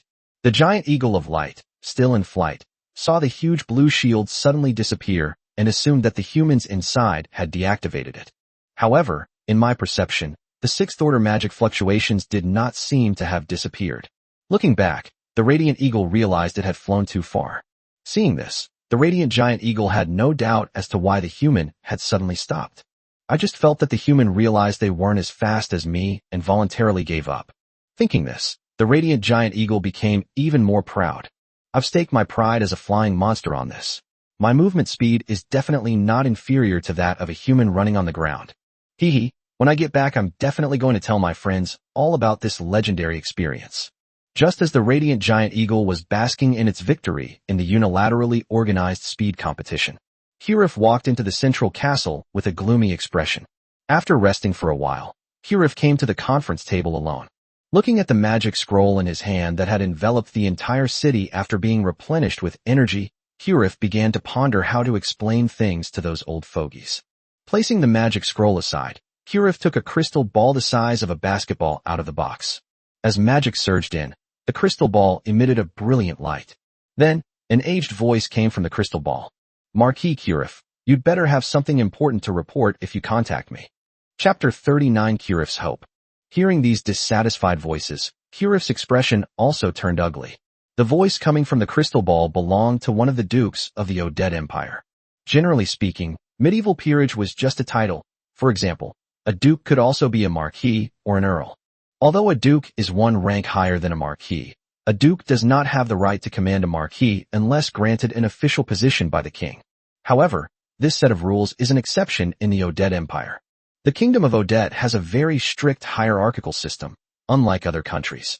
In the Odette Empire, the dukes have the right to directly command the marquises. In the Kingdom of Odette, the duke is the marquis superior. As long as the superior is even slightly dissatisfied with the marquis, no one will say anything even if he openly suppresses him. The king turned a blind eye to this. While Kirif did not offend the duke above him, he inadvertently offended another marquis. The offended marquis then plotted to frame Kirif, which led to Kirif being transferred to this remote border region by his superior. Even when his boss speaks in an unfriendly tone, Kirif doesn't dare to say anything. Whether he would spend the rest of his life in prison or continue to stay in this border region depended entirely on the duke's word. The duke's words could decide whether one would fall into hell or remain in the status quo. Thinking this, Kirif, whose face had been unpleasant, suddenly became obsequious. After thinking it over, Kirif decided to slightly change his ways regarding his unauthorized use of the 6th-tier magic scroll. After all, if he were to reveal the whole story, he would definitely be going to jail. If things are modified even slightly, there might still be a chance for me to turn things around. Kirif did consider keeping the matter a secret. If it is kept secret, such a big matter will be discovered sooner or later during the inspection, and then the crime will be compounded. Since that's the case, we might as well just say it outright and try to find a way out. With that in mind, Kirif embellished the story and recounted what had just happened in the monster forest. He then anxiously awaited the duke's verdict. After an eerie silence, the crystal ball's aged voice returned. What was originally just a somewhat dissatisfied, aged voice now seemed to be hiding a raging fire. Kirif, you mean that you had only been there for less than 2 days when you saw a 5th-tier monster attacking the city, and then you took it upon yourself to lead troops to fight the monster because you couldn't bear to see the civilians being slaughtered by it? Unexpectedly, that monster had reinforcements, and you were forced to use the city defense shield because you were no match for them? Hearing that angry voice, Kirif swallowed hard, as if realizing he had gone a bit too far. But the words have just been spoken. To change them now would be tantamount to admitting that I had just lied. Left with no other option, Kirif had to bite the bullet and respond to the duke's words. Your Highness, this is the situation. After Kirif finished speaking, the crystal ball remained silent, eerily still. This eerie silence plunged Kirif into despair. In the silence, Kirif realized one thing. His chances of survival were slim. After a period of silence that left Kirif in despair, the duke inside the crystal ball finally spoke. As expected, the duke's words effectively sentenced Kirif to death, even though he still harbored a sliver of hope.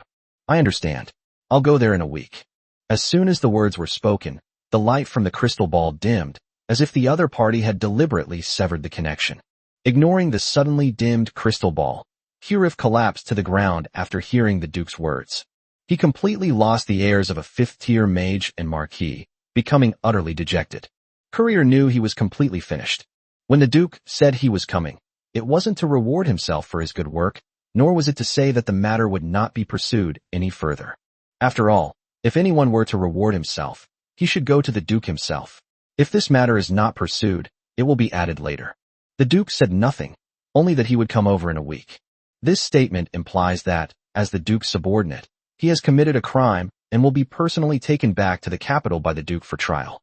As for why he didn't run away within those 7 days when he knew he was going to be taken back for approval, Putting aside whether the demons guarding outside would let him go, even if they did, the magical fluctuations released by this 6th-tier magic scroll would attract other demons to investigate what was going on.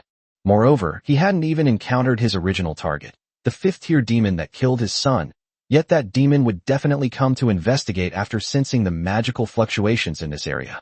Given his son's personality, he would definitely reveal his name before dying, begging for mercy or threatening others. That 5th-tier demon would surely know that he is the city lord of Dawn City. If that monster wants to eliminate me completely and block the gate, I won't even be able to leave the gates of Dawn City.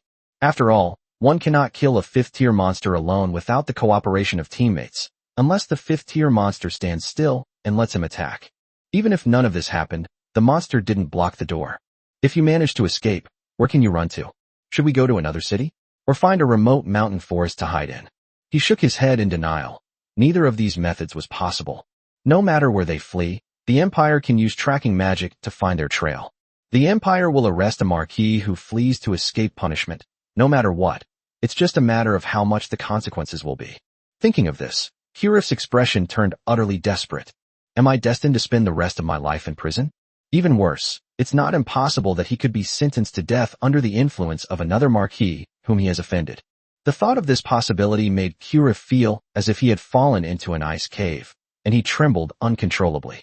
I haven't enjoyed all the riches and honors yet, and I haven't had enough of the rights of being a superior person. I can't die? I can't spend the rest of my life in prison. Absolutely not. In his immense resentment and despair, Kirif finally thought of the only chance of survival. When I first arrived in this place, I think I received a letter written by a marquis from a neighboring country. At the time, he still had a promising future, and colluding with a marquis from an enemy state was a capital offense, so he did not reply to the letter but dealt with it arbitrarily.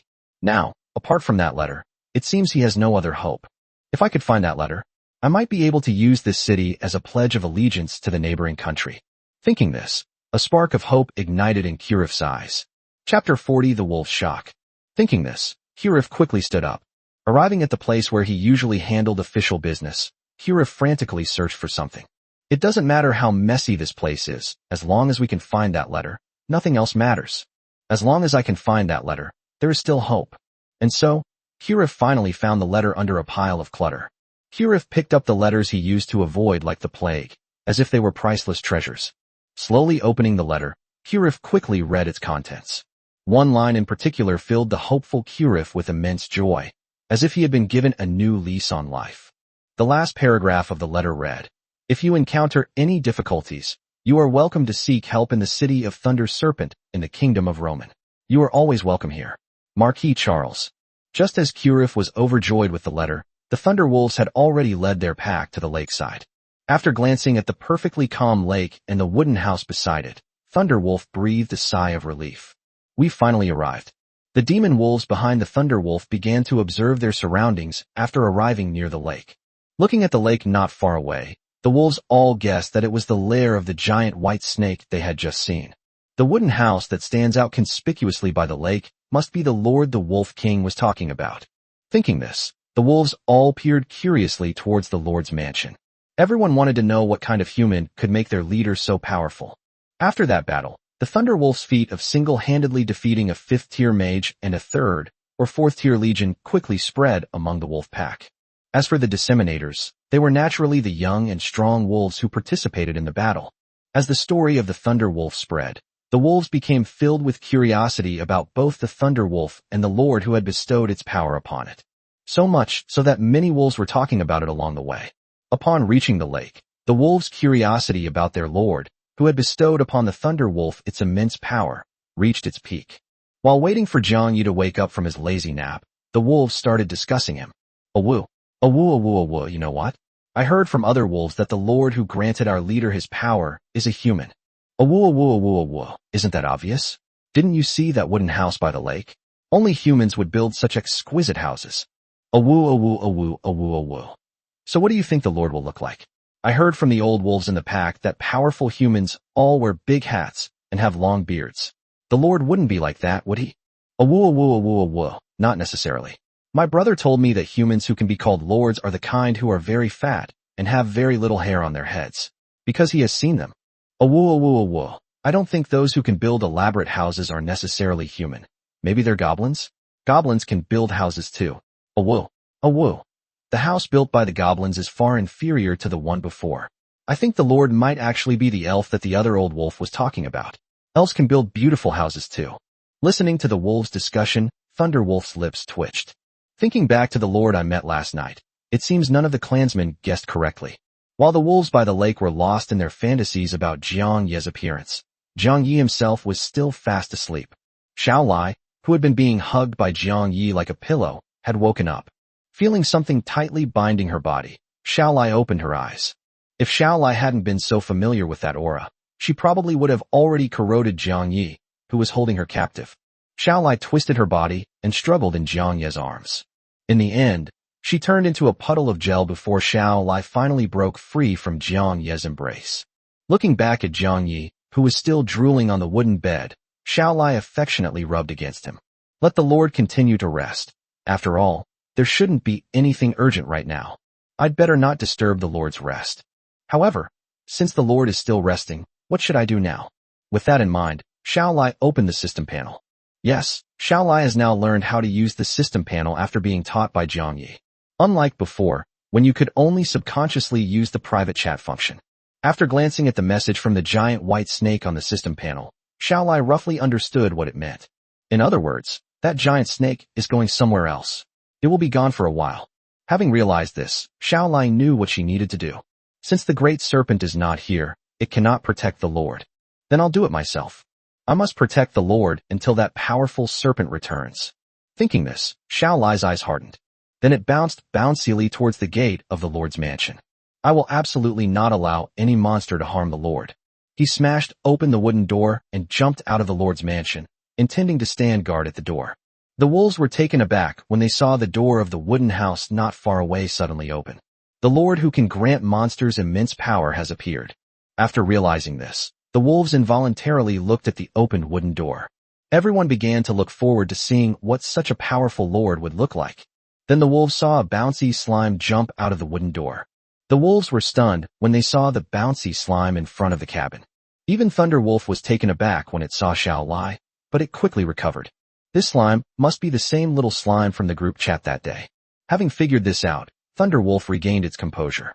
After their initial shock, all the wolves turned to look at Thunderwolf. Seeing the Thunderwolf's, as expected, expression, everyone was dumbfounded. The way the boss looks at me, it's like he knew this would happen all along. Could that slime in front be the Lord the boss was talking about? Looking at the small ball of slime in front of them, the wolves couldn't believe for a moment that their Lord was actually a slime. As they carefully sensed the magical fluctuations emanating from the slime ahead, the wolves were even more dumbfounded. Why is the magical energy fluctuation emanating from that slime only at the first level?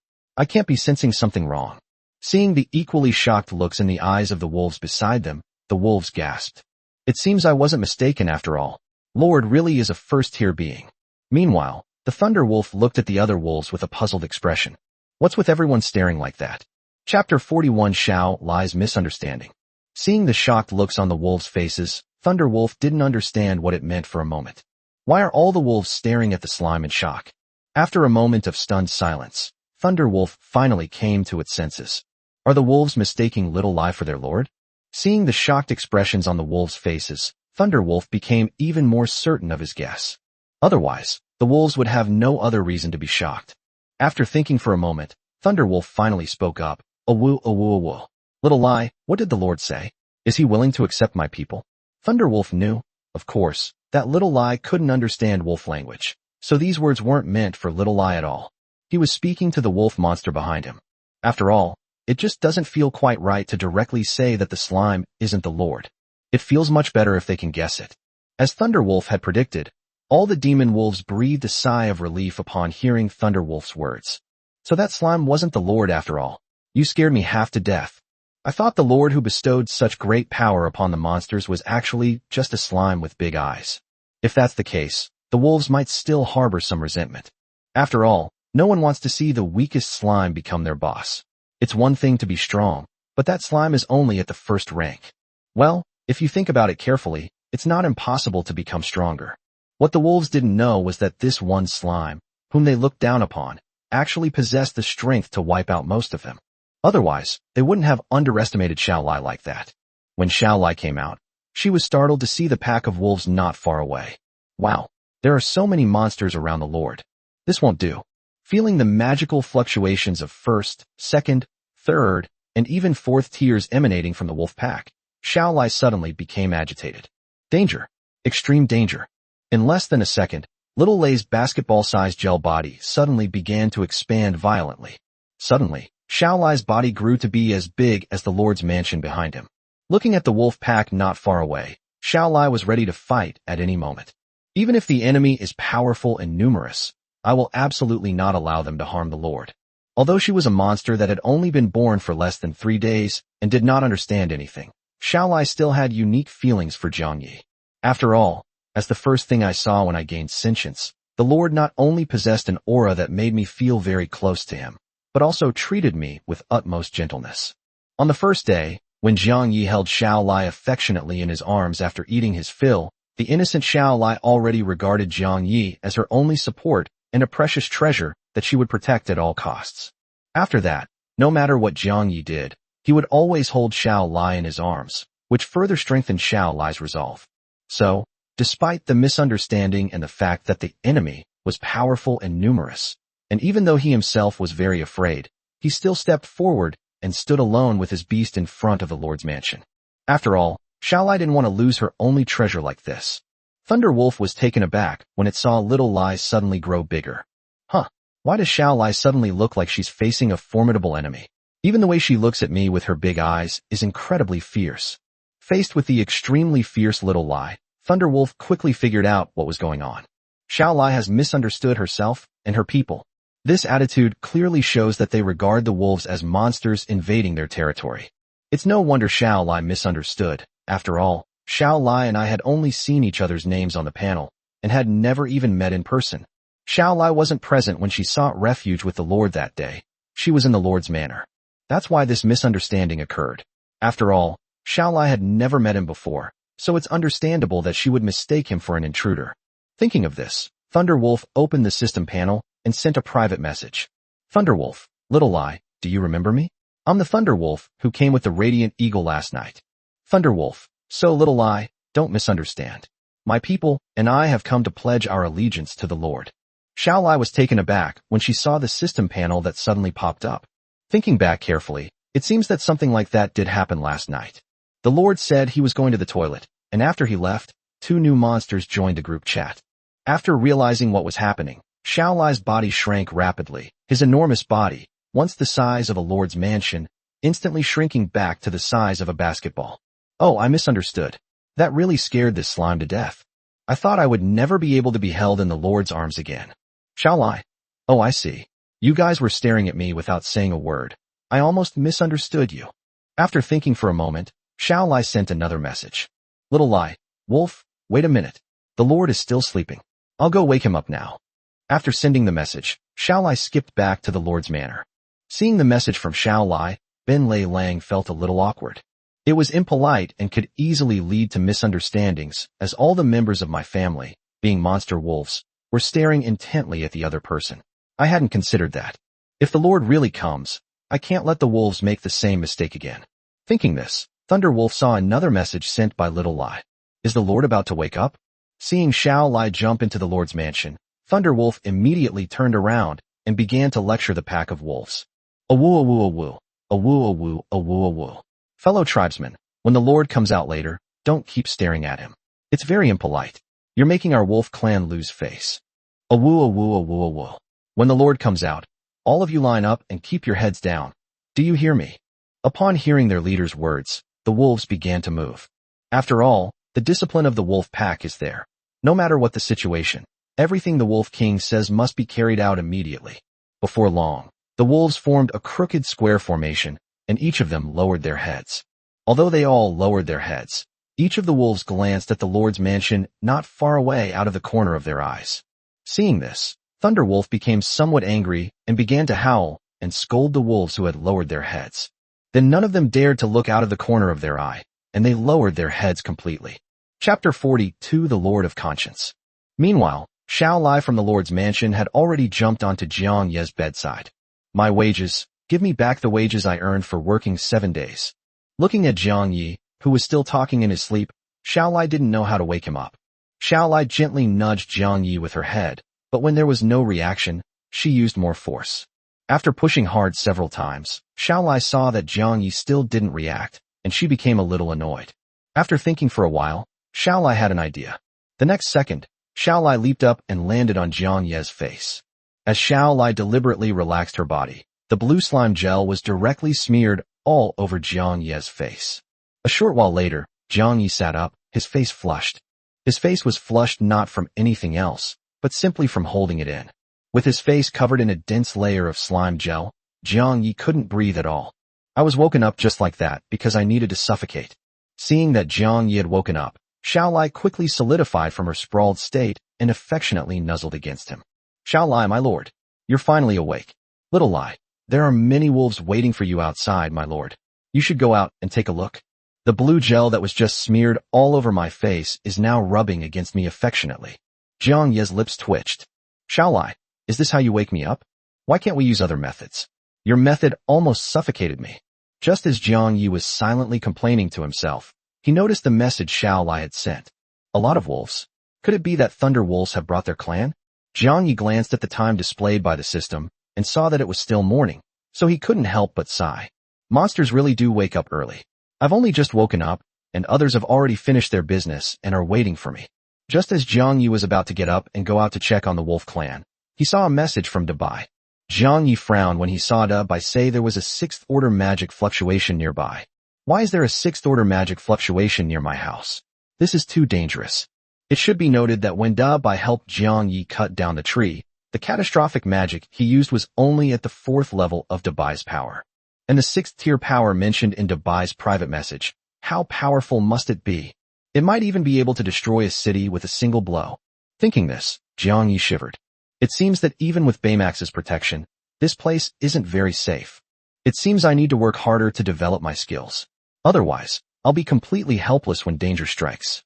Thinking this way, Jiang Ye's determination to develop the business became even stronger. Of course, what Jiang Yi didn't know was that, because Dabai was a boss monster, the magic it released at that time was actually almost as powerful as a 5th-tier monster. Now, the 5th-tier Great White has the strength to fight against a 6th-tier opponent. Jiang Yi was unaware of all of this. After all, Jiang Yi didn't know the true value of the words boss-level monster, and only thought that a boss-level monster was just very powerful among monsters of the same level. After thinking for a moment, Jiang Yi sent a private message to Dabai. Jiang Yi, Dabai, how's the situation on your end? Big White, it's just a 6th-tier magic scroll used by a 5th-tier human. The Great Lord of the Lake can handle such a trivial matter. You foolish human don't need to worry about it. Jiang Yi breathed a sigh of relief upon seeing the message from Dabai. So it's just a 5th-tier human. Big White should be able to handle it. After all, I helped Dabai break through to the 5th rank yesterday. Even if Dabai can't beat me, nothing should happen to him. Thinking this, Jiang Yi got out of bed, and Xiao Lai jumped directly onto Jiang Ye's head. Just as he was about to push open the gate of the Lord's mansion to see the Thunder Wolf clan, Jiang Yi suddenly realized a very serious problem. Since it's a wolf pack, there must be many wolves, right? However, I only have 21 points of magic power, which is enough to summon a single crystal at most. Last night, I think I promised to take in all the monster wolves. Thinking of this, Jiang Yi suddenly froze as he pushed open the door, his expression becoming extremely awkward. Xiao Lai, who was above Jiang Yi, was puzzled and didn't understand why Jiang Yi suddenly stopped pushing the door open. What should we do now? We agreed on this yesterday, so we can't just say that we can only summon one crystal and let them decide how to distribute it, can we? Or maybe you could ask Baymax for some. After all, Baymax has a 100% favorability rating. He shouldn't refuse if you ask him for some, right? As soon as the idea came to mind, Jiang Yi quickly shook his head and dismissed it. Absolutely not. I'm a lord after all. What kind of superior asks a subordinate for money? Even if Dabai doesn't care, I still won't allow it. After all, Jiang Yi didn't consider himself to be that shameless. After some thought, Jiang Yi came up with a better plan. Summoning crystals don't require you to pay for them with mana. Jiang Yi still remembers that the crystals that propelled those 2 water pythons to higher levels were summoned using crystal cores rewarded by the system. This proves that the magical energy for summoning crystals doesn't have to be paid by the user alone. You can use other people's energy too. Since I no longer have magic power to summon crystals, why not just let the monsters that are being promoted pay for it themselves? Furthermore, he could collect more magical energy, since he could decide the cost of promotion. Well, I'm not some heartless lord, so I won't overcharge. I'll just charge double the original price. What a conscientious lord I am. If it were someone else, wouldn't they have charged 7 or 8 times more? Thinking this, Jiang Yi nodded in satisfaction, then pushed open the gate of the lord's mansion and walked outside. As soon as Jiang Yi pushed open the door, he saw about 40 wolves across from the lord's mansion. The 40-odd wolves were sitting there crookedly, each with their heads down, glancing at him out of the corner of their eyes. In front of these 40-plus wolves, the Thunder Wolf was howling and giving orders. Seeing this scene, Jiang Yi was momentarily confused about what was going on. Is Ben Leiling holding a concert? Seeing the Thunder Wolf howling so enthusiastically, Jiang Yi didn't want to interrupt it for the time being. And so, Jiang Yi stood quietly at the entrance of the Lord's mansion, watching the Thunder Wolf howling and shaking its head in front of the pack of wolves, together with Xiao Lai above him. Meanwhile, some of the bolder wolves, who were being lectured with their heads bowed, caught a glimpse of Jiang Yi standing beside the Lord's mansion out of the corner of their eyes. Seeing that their leader was still howling and lecturing, the wolves wanted to speak up, but before they could open their mouths, they were glared at by Thunder Wolf. Hey kid, I'm still giving you a lecture, and you're already trying to interrupt? Just as he was about to criticize the wolf, he noticed the other wolves were giving him meaningful glances. Seeing the wolves all like this, Thunder Wolf became even angrier. After I gave you a speech, you started acting recklessly and disregarding the rules. Huh? Do you even respect me, the Wolf King, anymore?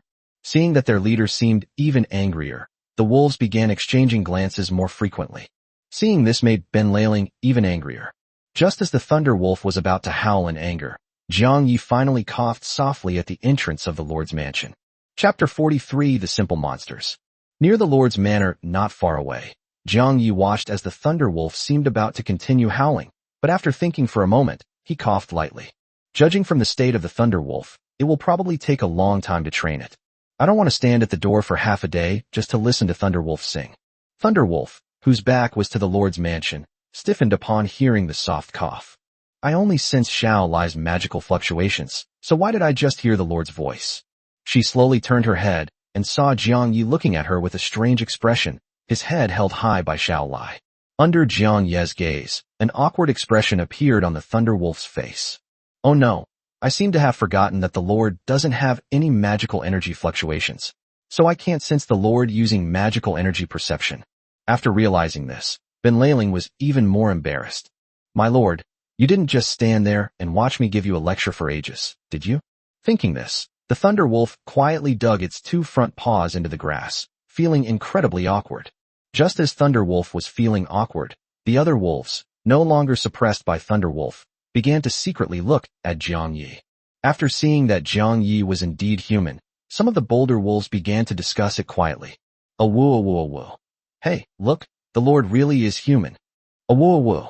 Yeah, and he's kind of handsome too. A woo, a woo. And the Lord has such a comfortable scent about him, I really want to go over and rub against him. A woo. A woo. Yes, yes. But why can't I sense any magical energy fluctuations from the Lord? Wolfpack favorability +5. Jiang Yi's lips curled slightly as he watched the wolves wagging their tails. It seems the wolves can't hide their feelings at all.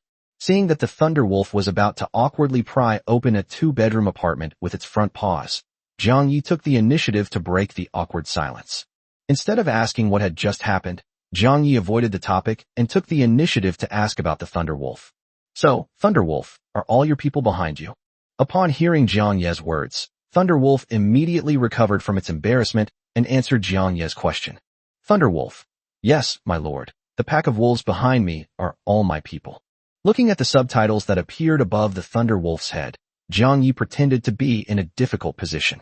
Jiang Yi stroked his chin, feigning a troubled expression, and said, Hey, Thunder Wolf, you have quite a few people. It might be difficult to keep them all. Upon hearing Jiang Yi's words, Ben Leiling's expression froze. What the Lord meant was that not all the wolves could stay. Some of them would inevitably be rejected by Jiang Yi. Having figured this out, Thunder Wolf lowered its head, looking pitiful. After the system's automatic translation, the wolves understood the meaning of Jiang Yi's words, and they all lowered their heads, looking sad. The tails that were wagging just moments ago now drooped down one by one. Thunderwolf, my lord, please take them in. I promise you won't have to worry about my people. They'll find their own food and shelter, and they'll even keep you from being disturbed by other monsters. You just need to let them live in this area. Looking at the message from Thunderwolf, Jiang Yi pretended to be helpless, then shook his head and said, "It's not that I don't want to take you in, it's just that there are just too many of you wolves. If everyone lived nearby, it would definitely be very noisy, and Dubai and I prefer peace and quiet." Sigh. After hearing these words, the wolves looked extremely dejected, and some of the weaker wolves even started trembling. If only a portion of the wolf pack can be accepted, some of the weaker wolves will inevitably be abandoned. Without the protection of their pack, what would become of this small wolf pack in this forest and that grassland? The answer is obvious. Without the protection of their wolf pack, this weak wolf clan was forced to participate in the brutal and fierce battles between monsters. And how many wolves, already abandoned because of their weakness, can actually win in the battle? Not to mention that most of these weak wolves are old, weak, sick, or disabled. The only way to survive is for the other wolves to give up and go back with this weaker pack of wolves. But who would be willing to give up the opportunity to become stronger? Thinking of that outcome, this group of wolves trembled with fear, each looking at the Wolf King with pleading eyes. The Thunder Wolf, which they regarded as their hope, was also helpless at this moment, since whether or not to take it in depended entirely on Jiang Yi's decision. All I could do was beg Jiang Yi. Feeling the gazes of the weaker wolves, Thunder Wolf lowered its head even further. Seeing the wolves' state, Jiang Yi sighed and pretended to be helpless. "Sigh, I just can't do anything with you guys." Upon hearing Jiang Yi's words, the Thunder Wolf and the pack of wolves' eyes lit up. Does the Lord mean there's still a chance for this to turn around? The weaker wolves looked at Jiang Yi with a glimmer of hope in their eyes. "All right, I can take in your entire tribe, but it won't be without a price." Upon hearing Jiang Yi's words, the Thunder Wolf and the pack of wolves all lit up. The Lord has agreed to take in all the wolves. Those wolves who considered themselves weak and felt they were about to be abandoned were overjoyed to hear this. Each tail broke through the limits of its species and shook into a propeller. "Not only will I not be abandoned by my tribe, but I will also become stronger. I will no longer be a burden to my tribe." Thinking of this, the way those wolves looked at Jiang Yi changed. That look wasn't just respect, it also held a great deal of gratitude. The look in his eyes was as if he were looking at his savior. Thunder Wolf affection +10. Wolf pack affection +10. Some wolves gain +20 favorability. However, after the initial joy came a bit of surprise. So there really is a price to pay? For a moment, all the wolves tensed up, waiting for Jiang Yi to finish his sentence. I'm afraid Jiang Yi will propose conditions that are extremely difficult to meet. Just as the wolves were tense, Jiang Yi silently sighed in his heart as he watched the favorability rating rise. Monsters are so naive and easy to fool. It's so easy to raise their affection level. After secretly sighing to himself, Jiang Yi uttered the second half of his sentence. "The price is that each of you wolves has to pay 40 mana as an entry fee, and then you're all set."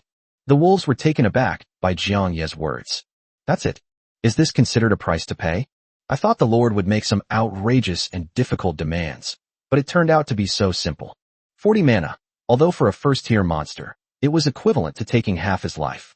Even against a second-tier monster, it would be equivalent to a severe blow. For third or fourth-tier monsters, this amount of magical energy is just a drop in the ocean. In a wolf pack, most wolves are second-tier, with only a small number being third-tier. Of course, there's also a tier 4 second-in-command. The only remaining ones are some newborn wolf pups that are of tier 1. While these wolf cubs may not be able to afford this magical energy, they are not without parents. Their parents can certainly afford this amount of magical energy. Even wolf cubs whose parents died in battle will be helped to be raised by other wolf packs. After all, for third or fourth tier monsters, 40 magic power is really just a drop in the ocean. Chapter 44: The First Step in Development. The wolves never expected that their lord would propose a price that was completely unlike any other. After all, this amount of magical energy is nothing to third or fourth tier monsters. Even for a second tier monster, losing those 40 points of magic power is indeed a price to pay. After all, 40 magic power is actually quite a lot for a second tier monster. But what the wolves didn't know was that by accepting the Lord's protection, they could be promoted to boss monsters. Compared to the boost from becoming a boss monster, the 40 magic power loss is really nothing. That's why the wolves said it was a price that didn't seem like a price at all. It's less a price to pay and more an excuse the Lord made for himself. The Lord couldn't bear to see those weak wolves abandoned, so he simply found an excuse to take them in. Thinking this, the wolves looked at Jiang Yi with even more gratitude in their eyes. Wolfpack favorability +5. The wolves looked at the thunder wolf in front of them, and after the thunder wolf nodded, they all closed their eyes. Feeling the magical energy contained within their bodies, the wolves all tried to extract a portion of it. Soon, multicolored light emanated from the wolves, and the light gathered in front of them. Before long, each wolf had a shiny stone in front of it. Level 2 crystal core detected, worth 40 magic energy. Absorb. Just then, Jiang Yi saw the figures of Dabai in the distance and the giant eagle of light and flame in the sky. The wolves and Jiang Yi were taken aback when they saw the two enormous figures approaching them. Wasn't Dabai looking for that 5th-tier mage? How come he's back so soon? Even the radiant eagle has returned. What Jiang Yi didn't know was that Dabai was somewhat worried after learning that Jiang Yi had woken up. After all, Jiang Yi is going to help those wolves advance to become bosses after he gets up. What if the pack of wolves turns on you and refuses to acknowledge you after you become a boss monster while you're not around? Relying solely on Xiao Lai, a first-tier cultivator beside Jiang Yi, is definitely not enough to protect humanity. Once this thought appears in your mind, it lingers there. The more he thought about it, the more likely this was to happen. After considering that the radiant giant eagle had also come out, Dabai resolutely gave up on going to find that 5th-tier mage. After all, enemies are never as important as one's own master. Cough cough, one's own human being. Moreover, according to the message sent by the radiant giant eagle, the radiant giant eagle has already found Dawn City. Later, he realized that even if the 6th-order magic fluctuation disappeared, he could still find the radiant flame giant eagle to lead the way. With that in mind, after instructing the radiant giant eagle to make a mark, Dabai immediately turned back and swam rapidly toward the center of the monster forest. After marking its position, the radiant giant eagle followed. They arrived at the lake just as the monsters were gathering their crystal cores. Seeing Jiang Yi with Xiao Lai on his head not far away, Dabai finally breathed a sigh of relief. It's good that humanity is alright.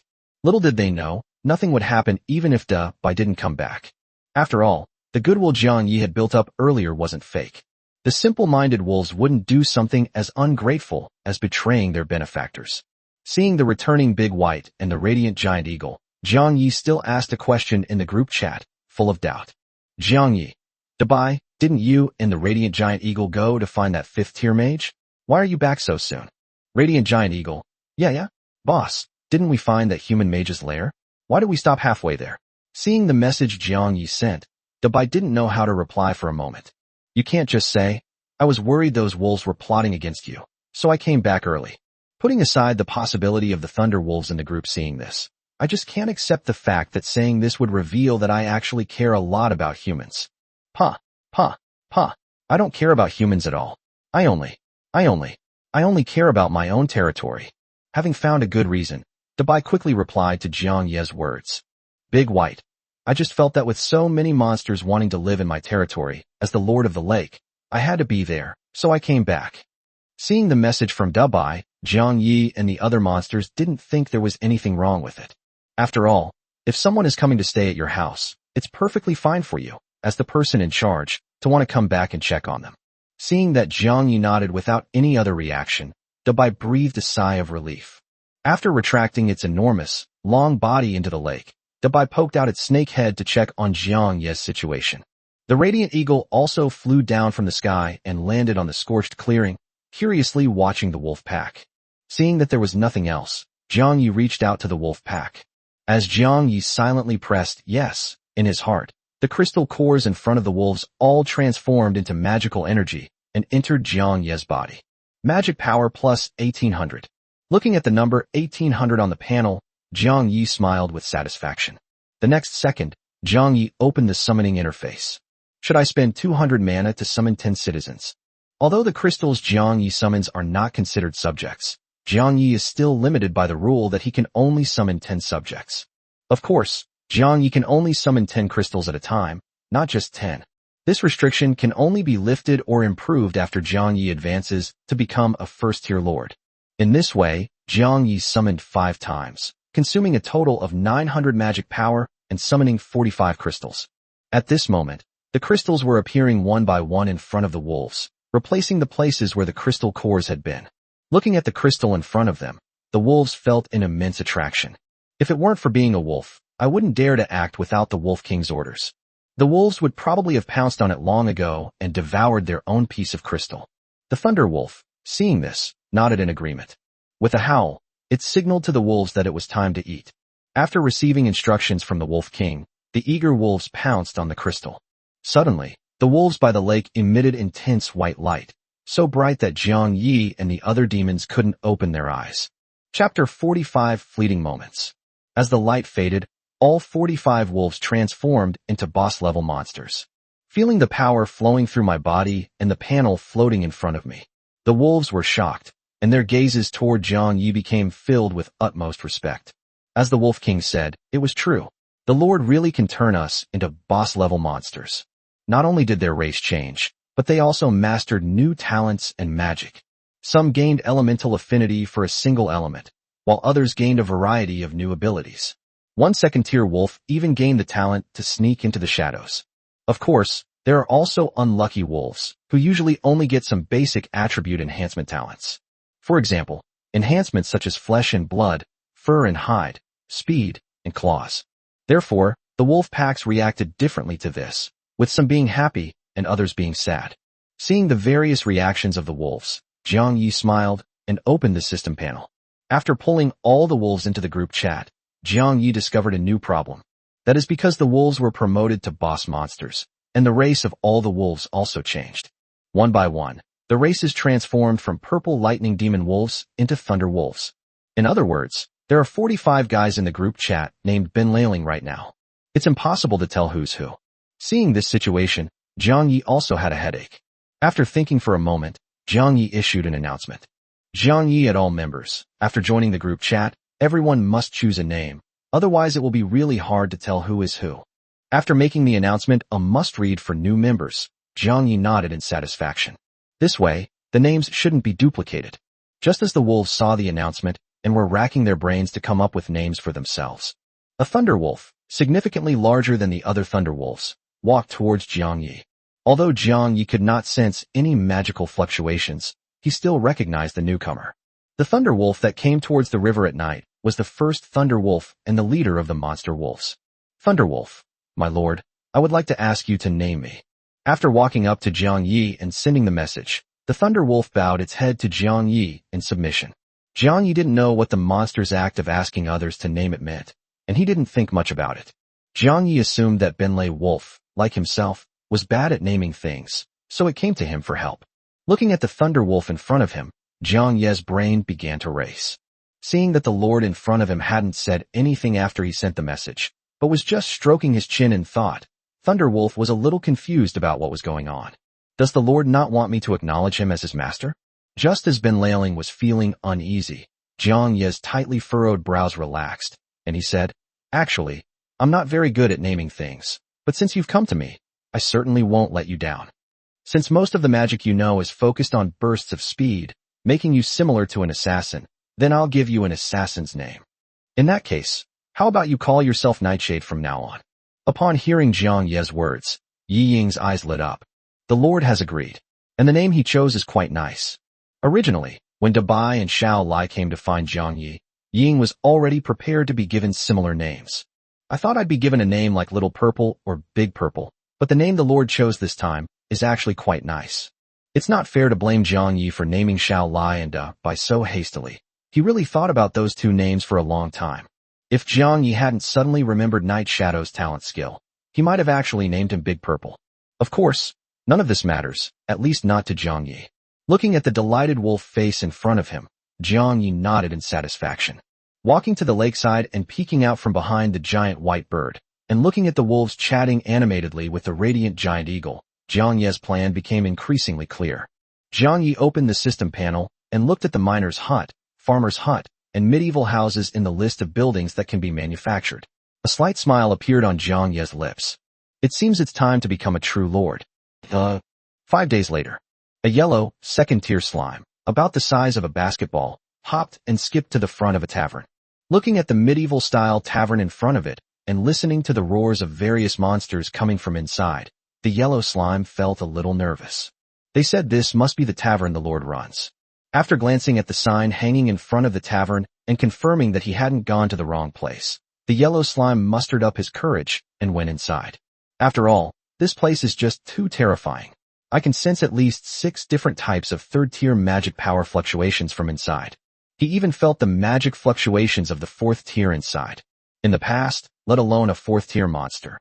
Even if he sensed the slightest fluctuation of 3rd tier magic power, he, as a 2nd tier monster, would have run as far away as possible. And now, he actually has to go to a place where high-level monsters gather. The difference is so huge that it's hard to keep up. If it weren't for the increasing energy within my body, I might have thought it was all a dream. Pulling itself back from its thoughts, the yellow slime began to observe the environment inside the tavern. Upon entering, the yellow slime immediately noticed 8 or 9 very large tables. And each table was crowded with all sorts of monsters. Besides the more common monsters like the slime that was as tall as a person, the short goblins, and the wolf monster that usually roams in packs, but only had one here, the yellow slime also saw other powerful and rare monsters. And without exception, all these monsters were crowded around those tables. They, who should have no connection due to language barriers, were now all smiles and happy, seemingly chatting with their companions. Although that's what they said, they almost never communicated with words. Only when some monsters got excited would they occasionally roar. The monsters around them or at neighboring tables seemed unfazed by this. Without exception, all these monsters have a system panel on their heads. Whenever a monster wants to speak, words that all monsters can understand will appear on that panel. Of course, these monsters can also communicate via private chat, but most monsters don't like that way of communicating. Rather than looking at their own cold, hard stats, the monsters preferred to see their companions' stats face to face. Although both involve reading words, looking directly at each other's heads while speaking feels more like a conversation. This is why the newly opened tavern is always packed with people. Seeing this, the yellow slime was momentarily at a loss. After all, he didn't know any companions here. Or rather, I never had any companions before. Chapter 46 Monster City. Since the yellow slime doesn't recognize anyone, why did it come here? Even the yellow slime itself doesn't know the answer to this question. After all, he was only brought here on the recommendation of other monsters. The monster that led him into the city ignored him after learning that he had no companions. He simply recommended that he come here to make friends, and then left. Before leaving, I saw his message saying it was a real pity that he could only pull one head and only had 40 magic power. Although I don't understand what he means, I figure it's always right to listen to him. And so, the yellow slime arrived at the tavern the monster had mentioned, completely bewildered. Upon arriving at this place, the yellow slime became even more confused, unsure of what to do next. Should I really go and make friends? The yellow slime glanced at the monsters who were discussing so enthusiastically and shook its head. I think it's best to forget it. It doesn't feel right for me to suddenly move closer like this. Besides, all the monsters here are stronger than me. No one wants to be friends with a weakling. Thinking this, the yellow slime felt a little disappointed. Looking at the bar counter where there were only a few monsters, the yellow slime hopped and skipped toward it. Since we're already here, let's see what this bar is all about. I jumped onto the counter, and soon a white snake with its head held high, wearing a small hat, came from the other side of the counter. Upon approaching the yellow slime, information appeared on the panel above its head. Hydrogen Python 1. Sir, what would you like to order? The yellow slime was taken aback when it saw the text on the panel. Slime, huh? I don't know either. I heard you can make friends here, so I came. Looking at the name posted by the yellow slime, Hydrogen Python 1 looked somewhat puzzled. Hydrogen Python 1, huh? Sir, are you a new resident? Why is your name still Slime? Slime name? Aren't our names only given by our masters after we've chosen them? After reading about the yellow slime, Hydrogen Python 1 became even more confused. Hydrogen Python 1, didn't you know? When the Monster City was established, the Lord set a rule that all monsters joining the Monster City must give themselves a name. Monsters are not allowed to use their own race's name as their name. Hydrogen Python 1. How come you didn't even know this? Didn't the monster who brought you into the city tell you this? Looking at the text above the Hydrogen Python 1's head, the yellow slime was stunned. The monster that had led it into the city didn't seem to have mentioned these things. However, compared to this, the yellow slime was more curious about what Hydrogen Python 1 had said earlier. Slime, but isn't your name also your race's name? Upon seeing the message about the yellow slime, Hydrogen Python 1 proudly raised its head. Hydrogen Python 1, what do you know? My name was personally given to me by the Lord. Then, pointing with the tip of its tail to the small wooden hat on its head, Hydrogen Python 1 continued to send messages. Hydrogen Python 1. This hat of mine was personally made by the Lord. Ordinary beasts don't receive this treatment. Looking at the little wooden hat on the Hydrogen Python's head, the yellow slime didn't know what it was for, but it just felt really cool. Then, as if realizing something, Hydrogen Python 1 continued to send messages. Hydrogen Python 1. Alright, let's not talk about that now. You still haven't answered my question. Upon seeing this message, the yellow slime thought for a moment, and then sent another message. Slime. After he fed me the crystal, he took me to a very large house, saying it was for registration, and then he told me to come here. Slime. He didn't tell me anything else. After reading the message from the yellow slime, Hydrogen Python 1 was also a little angry. Hydrogen Python 1. How could this be? This violates the Lord's rules. What's the name of the monster that dragged you in? We're going to the police station to report him. We'll make him pay a fine. Looking at the message from Hydrogen Python 1, the yellow slime was a little confused. What is a police station? Although there were some parts it didn't understand, the yellow slime still honestly answered Hydrogen Python 1's questions. Slime. I think his name was Wolf Cud. Upon hearing the name uttered by the yellow slime, Hydrogen Python 1's angry gaze suddenly turned somewhat amused. So they're from the Wolf Clan? I bet Lord Guangyan would be very happy with this news. After all, Lord Guangyan seems to enjoy causing trouble for the Wolf Clan. Knowing this, Lord Guangyan would have another reason to talk to Lord Yang. If Lord Guangyan was happy, he might be able to get some benefits from him. Planning to tell the flame giant eagle the news later, Hydrogen Python 1 found the yellow slime in front of it increasingly pleasing to the eye. After thinking for a moment, Hydrogen Python 1 sent a message. Hydrogen Python 1. Okay then. Since you don't know anything, I'll show you around this monster city and tell you how to survive here.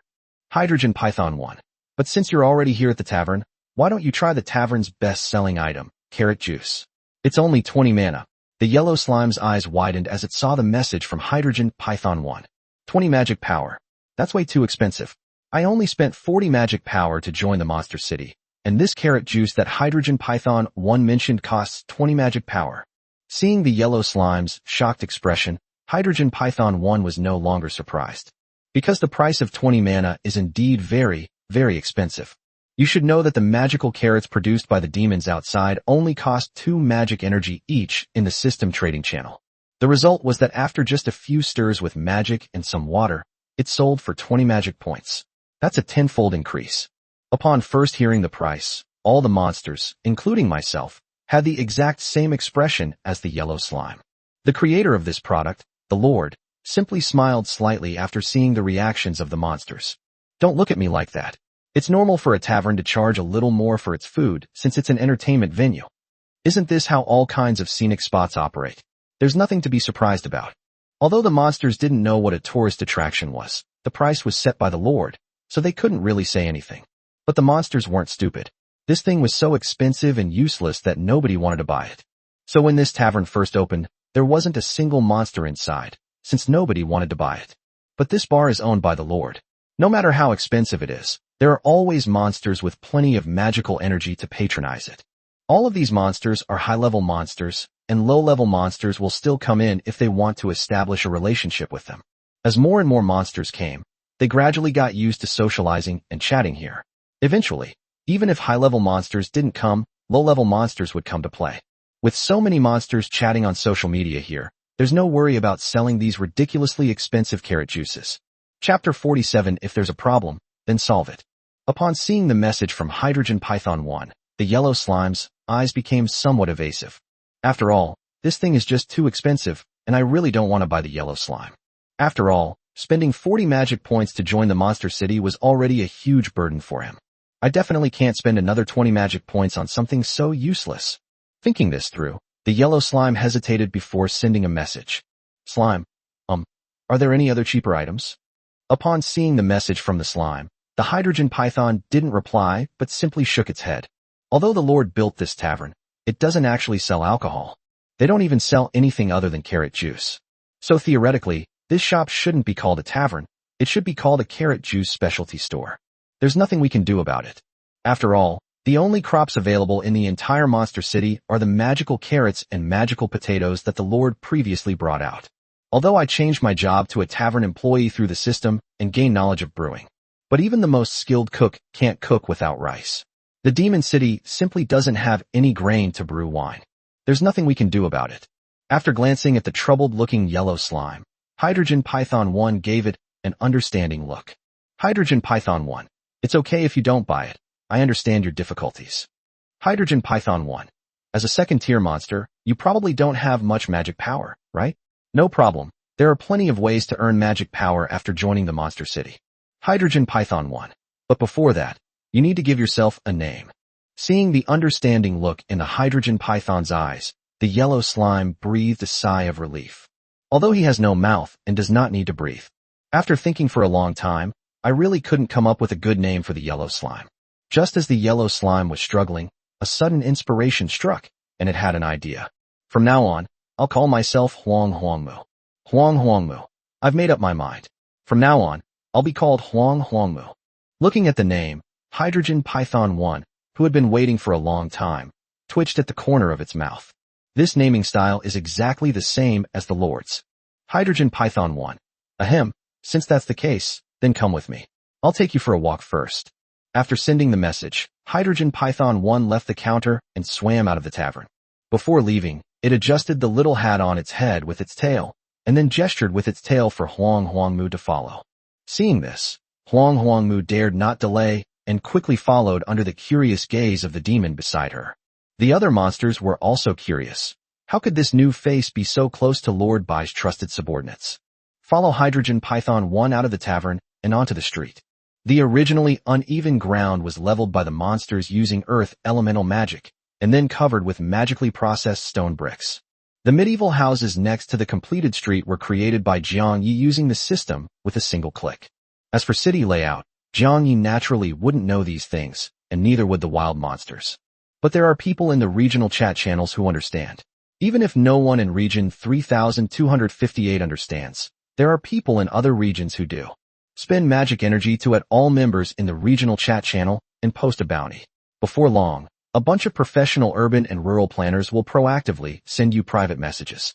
After all, you can travel the world and find any kind of talent as long as you're willing to spend magic energy. After discussing with professionals on the system, Jiang Yi completed the city planning in less than 200 magic energy. If they encounter difficulties or don't understand something, they can post a reward on the regional chat channel and wait for professionals to come to them. And just like that, some of the problems in Jiangya Monster City were resolved. Walking on the clean street, I looked at the words jumping wildly above the monster vendors' heads. Huang Huangmu had a feeling of having once mistakenly wandered into a human city. This feeling made Huang Huangmu subconsciously want to hide in a dark alley. After all, if monsters appear in a human city, those humans won't let them get away with it. Only the endless stream of monsters around her could bring Huang Huangmu back to her senses. I am not in a human city, but in a city that belongs only to monsters. This illusion isn't unique to Huang Huangmu. Every new monster that joins the monster city has this feeling when walking down the street. This place is actually no different from a human city. However, in this city, all humans have been replaced by all sorts of monsters. No, the largest and most bustling human city I've ever seen is not as prosperous and clean as the streets I see now. Following behind Hydrogen Python 1, Huang Mumu, about the size of a basketball, curiously looked around. After all, I couldn't openly stroll around the city before. The vendors passing by were mostly selling byproducts of their own race. There are slimes selling the gel they drop, and monster eagles selling their gorgeous feathers. You can even see monster wolves selling their own teeth. As for why there's a systematic trading channel, why would someone still set up a stall to sell their goods? Huang Huangmu also asked about this issue regarding the Hydra's Python 1. Hydrogen Python 1 answered like this. Hydrogen Python 1. Of course, it's the Lord's rule. The Lord said that as long as you set up a stall or rent a shop to sell goods in the city, you can be exempt from 30% tax. Looking at the message sent by Hydrogen Python 1, Huang Huangmu was a little confused, not understanding what tax was. Faced with Huang Huangmu's doubts, the Hydrogen Python patiently answered them. Hydrogen Python 1. You can think of taxes as a protection fee collected by the Lord. Here, you have to pay 50% tax when you sell something. The magic energy system will automatically deduct it for you. Hydrogen Python 1. For example, if you sell an item that costs 20 mana, after the transaction, the system will automatically deduct 10 mana as tax, and the rest goes into your pocket. Listening to the hydromorphic python's explanation, Huangmu nodded as if she understood, but not quite. Of course, there is no tax on transactions within the system itself. You get the exact amount you sell for. But on the second day after the demon city was established, Jiang Yi began to think about how he could earn magic energy. You can't just ask your subordinates for magic power when you're short of it. After thinking for a while, Jiang Yi finally remembered the concept of tax. Since I am a lord, and the lord of the monster city, it shouldn't be too much to impose a tax. But it's impossible to make monsters who know nothing understand how to pay taxes. After trying various methods without success, left with no other option, Jiang Yi began to study his own system. It wouldn't have mattered if they hadn't studied it, but once they did, Jiang Yi was shocked. Jiang Yi discovered that as the mother system, his control over the subsystems was not as simple as just basic manipulation. You can even modify some of the functions of a subsystem. In this way, Jiang Yi set up the function of automatically deducting taxes after selling items or transferring magical energy in all subsystems. Of course, all these taxes flowed into the pockets of Jiang Ye's parent system. Chapter 48. It should thank us. When taxes were introduced, Jiang Yi thought the monsters would resist, or at least be dissatisfied. But to my surprise, the monsters in the monster city didn't seem to react to this thing at all. After all, to the monsters, isn't this just protection money? What's the big deal? In the past, when I was protected by high-level demons, those high-level demons would often demand a large portion of my magical energy. If you don't want to, just kill and absorb the falling crystal cores. Compared to that, the tax deducted is nothing. Moreover, before joining the monster city, obtaining low-level monsters and magical energy required killing each other. To advance in magical power, one must absorb it by fighting and killing monsters amidst mountains of corpses and seas of blood. It can be said that as long as you are a monster and you live in the wild, you are constantly testing the edge of danger. Because you never know if there are monsters stronger than you nearby that are eyeing you. But joining the monster city is a different story. Attacking other residents of Monster City is forbidden. Doing so will result in permanent pursuit by the Monster City Police Department. If it is a high-level monster, it will be targeted by Lord Nightshade, the former overlord of the grasslands. Even if you encounter danger outside the monster city, you can simply ask in the group chat, and the nearest Monster City resident will come to your aid. Not to mention, here, you can reliably obtain a source of magical energy without fighting or battling. Therefore, the monsters had no objection to the 50% tax, and even felt that they were getting a good deal. After all, he not only gained an increase in strength and became a boss monster, but also received the protection of the 3 overlords of the nearby forest, plains, and grasslands. You can even obtain magic energy safely and reliably. And all of this comes at the cost of only 40 magic energy and a small amount of tax. They made an incredible profit. This kind of free lunch sounds like a lie. This led to the monsters not believing the city's propaganda on the first and second days after its establishment. Even if it's a friend or relative of the same race, personally trying to recruit someone in the same language, most monsters still won't believe it. But this distrust vanished after consuming the crystals brought by relatives and friends. And so, word spread from 1 to 10, from 10 to 100, from 100 to 1,000, and the reputation of Monster City spread far and wide across the plains, forests, and grasslands. Any monster with a modicum of intelligence that learned of this rushed to join the Monster City. This situation reached its peak after Jiang Yi proposed that he would receive 40 magic energy for each person he brought into the Monster City. It can be said that less than a day after this news was announced, almost all intelligent monsters in the plains, grasslands, and forests joined the Monster City. Even if it meant losing half their lives, they would join. In this way, the size of Monster City expanded rapidly, and now it can truly be considered a city. By the 5th day, which is today, only a very small number of monsters that had been hiding in the cave and not having any contact with the outside world had not yet joined the Monster City. Unfortunately, our Huangmu is one of these monsters. And so, Huangmu followed the water python through one bustling street after another, until they arrived at the street near the lake. At this point, the lake was the center of the entire Monster City, not for any other reason than that the Lord's Mansion and other important buildings were located beside this lake. The Lord's Manor was no longer the small wooden house it had been 5 days ago. Thanks to abundant resources, Jiang Yi had upgraded it to level 5, making it a true Lord's Manor. It even has the feel of a medieval castle, and looks incredibly majestic and imposing from the outside. The water python 1 brought Huang Huangmu to the center of this monster city, not to visit the Lord's mansion, but to visit the other buildings in the center. Arriving at a huge building with the words Job Change Office written on it, Hydrogen Python 1 led Huang Huangmu inside. The huge building was not a closed room, but rather resembled a shopping mall. Countless stores were wide open, and many monsters were queuing up, the queues even extending out from the front of the store. The signs hanging next to these stores all have an icon, and its corresponding text engraved on them. Hydrogen Python 1. This is where the residents reliably obtain magical energy. Hydrogen Python 1. Here, you can choose to change your profession to farmer, miner, lumberjack, hunter, merchant, blacksmith, or other professions. The system will provide you with the corresponding knowledge after each profession change. Hydrogen Python 1. And without exception, every one of these stores contains a job change statue built by the Lord. You only need to choose a job. You don't need to provide any of the materials required for the job change. Hydrogen Python 1. You can allocate the resources you gained after your job change as you see fit. However, the Lord said that if you want to sell them on the trading channel, it's best to sell them to the humans in District 3258 first. Hydrogen Python 1. Almost all supplies will sell out immediately as soon as you list them, so you don't have to worry about not being able to sell them. After reading the message from Hydrogen Python 1, Huang Huangmu nodded thoughtfully. Looking at the long lines at all the stores, Huang Huangmu was unsure which career to choose. Should I choose the farmer role? I heard from Hydrogen Python 1 that farmers only need to cultivate the land, and the seeds given by the Lord grow very quickly. They mature in just one day. Shaking his head, Huang Huangmu glanced at his own body. As a slime, it seemed he couldn't farm, since farming was a technical skill. Mining. It seems like all you have to do is use the pickaxe they're given to mine rocks, and you can reliably sell them for magic energy.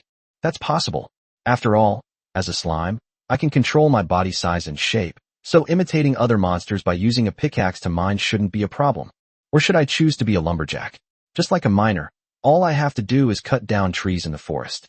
That probably won't work, since I'm a slime and my body is too soft. If I hit a tree, I'd probably bounce right back. Still, just as Huang Huangmu was hesitating, the Hydrogen Python 1 next to her was stunned when it saw the private message sent by the system. Big White, come to the Lord's manor. Huh, Lord Bai actually wants to see me. The moment he saw the message, Hydrogen Python 1 was incredibly excited. Lord Bai finally needs to see me again. Ever since he summoned me to protect the Lord, it seems that Lord Bai has forgotten about me. Only the Lord remembered him, having given him the right to run the tavern when he opened it. I had thought I would never have the chance to see Lord Bai again. What a surprise. Lord Bai actually remembered me, and even sent me a private message asking me to come to the Lord's manor to find him. After reading the message, Hydrogen Python 1 did not dare to be negligent. After greeting Huang Huangmu and adding her as a friend, I hurriedly swam towards the Lord's manor. Chapter 49 Blood Moon Beast Tide. Passing through the bustling horde of monsters, Hydromorpho Python 1 swam swiftly along the street toward the Lord's manor. Taking advantage of its size, the crowded monster horde did not stop the Hydrogen Python 1 from moving forward, and it soon arrived in front of the Lord's mansion. Looking at the Lord's mansion, which resembled a small castle, Hydrogen Python 1 opened the system panel and took a look. After asking if Dabai was at the Lord's manor and receiving an affirmative answer, Dabai swam towards the manor gate. After greeting the two third-tier monster wolves guarding the gate, the Hydrogen Python 1 entered the Lord's mansion. Hydrogen Python 1 had been to this place before. The last time I came was when the Lord asked me to run the tavern, and I haven't been here since. After all, unauthorized personnel are not allowed to enter or leave the Lord's mansion at will, even if they are subjects summoned by Lord Bai. Based on his experience from his last visit to the Lord's manor, the Hydrogen Python 1 quickly arrived at the entrance of the conference hall. Peeking inside cautiously, Hydrogen Python 1 was quickly startled by the figures inside. Inside the conference hall, all the high-ranking officials of the Demon City were present. Sitting directly in front of the large table in the conference hall is Jiang Yi, the only human in the entire Monster City, the master of the Monster City, and the Lord most respected and worshipped by the monsters. And the light blue slime atop the Lord's head at this moment is none other than the Lord's personal bodyguard, Lord Little Lai. Then, Hydrogen Python 1 saw Lord Bai, who had sent him, beside Jiang Yi. Lord Bai is now the head of the Internal Affairs Pavilion of this Monster City, responsible for handling various events in the Monster City. He is also the strongest monster in the entire Monster City, responsible for protecting all the residents of the monster city. Next was Lord Nightshade, the leader of the Wolf clan, on the left side of the conference table.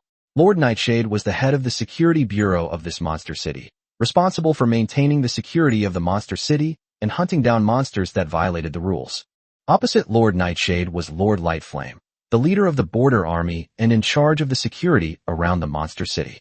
And this one person and 4 beasts are all the high-ranking members of this demon city.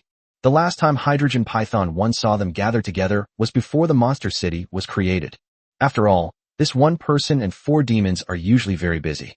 Unless there are important matters to discuss, they usually communicate through the system.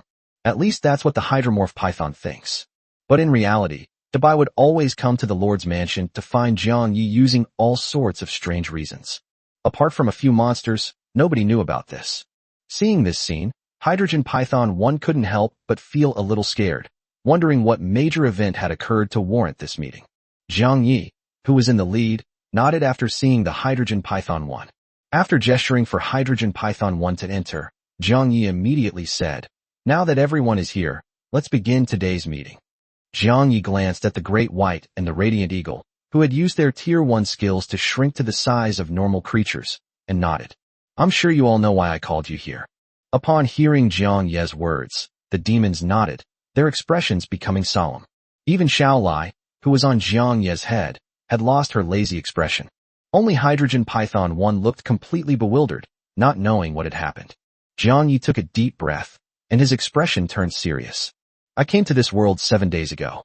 At that time, the system told all the lords that the Blood Moon Beast Tide would arrive in 7 days and asked us lords to prepare. This is no problem for the other lords, but for us, it's a huge problem. So what exactly is the Blood Moon Beast Tide?" Hearing Jiang Ye's words, the Water Python 1 was stunned. Blood Moon Beast Tide? I think I saw humans talking about this in the area chat channel. However, I wasn't interested in this thing at the time, so I didn't know much about it. Just as Hydrogen Python 1 was thinking, Jiang Yi continued. "I've been thinking about this for the past few days. What exactly is the Blood Moon Beast Tide? Does it mean literally that the moon turns red, attracting monsters to gather? But if that's the case, what about the city's residents? They're all monsters. Will they be affected by the blood moon?" Looking at Big White and Nightshade beside him, Jiang Yi asked, "As the overlords of this region, have you ever encountered a Blood Moon Beast Tide before?" Upon hearing Jiang Ye's words, the 3 beasts, Dabai, Yiying, and Guangyan, all shook their heads. The 3 beasts, who had been the overlords of their respective regions for so many years, had never heard of such a situation. If Jiang Yi hadn't told me, I wouldn't have known about the Blood Moon Beast Tide. Seeing the 3 beasts' reactions, Jiang Yi was also a little troubled. The most troublesome thing is the kind of thing that is unknown and uncertain. I've been asking in the regional chat channels, and even in other regions these past few days, and most of the answers I've received are, "I don't know." There are a few speculations about it, but most of those speculations are related to local monsters. If it's really related to the local monsters, then Jiang Yi is in for some trouble. After all, Jiang Ye's subordinates, including the residents of Monster City, were all local monsters. Jiang Ye's eyelids twitched at the thought of that possibility. Even if the Blood Moon is not a monster affecting the local area, but rather a monster summoned out of thin air by the system, new problems will still trouble Jiang Yi. For example, if every lord encounters a Blood Moon Beast Tide, what will happen to their monster city? After all, every resident of the demon city possesses a system, and every one of them is a lord. If the Blood Moon Beast Tide arrives, will every resident of my monster city summon a wave of beasts? Thinking of this, Jiang Ye's lips twitched. Looking at the big white dog beside him, Jiang Yi voiced his concerns. Then he inquired about the total population of the demon city. Upon hearing Jiang Ye's question, Dabai's expression turned somewhat grim. Big White, humans. The monster city currently has a population of approximately 100,000. Upon hearing this number, Jiang Yi gasped. If his conjecture is true, even if each wave of Beast Tide only has 10 so-called beasts, he will still face 1 million beasts. Moreover, the words Beast Tide don't sound like a simple number of just 10. Upon hearing this news, Nightshade and the Radiant Giant Eagle's expressions turned extremely grim. Seeing the expressions on the faces of the demons, Jiang Yi sighed softly. Looking at Dabai, Jiang Yi asked, "Dabai, how much more magic power do you need to advance to the 6th rank?" Upon hearing Jiang Ye's words, Dabai opened the system panel. After examining it, Dabai nodded and then shook his head. Dabai, advancing to Tier 6 requires 1.5 million magic energy. The current monster city is still under development, and the tax revenue from 5 days can barely reach that amount. Big White. But I don't recommend doing that. If you advance, all the magic energy in your little treasure trove might be gone. Big White.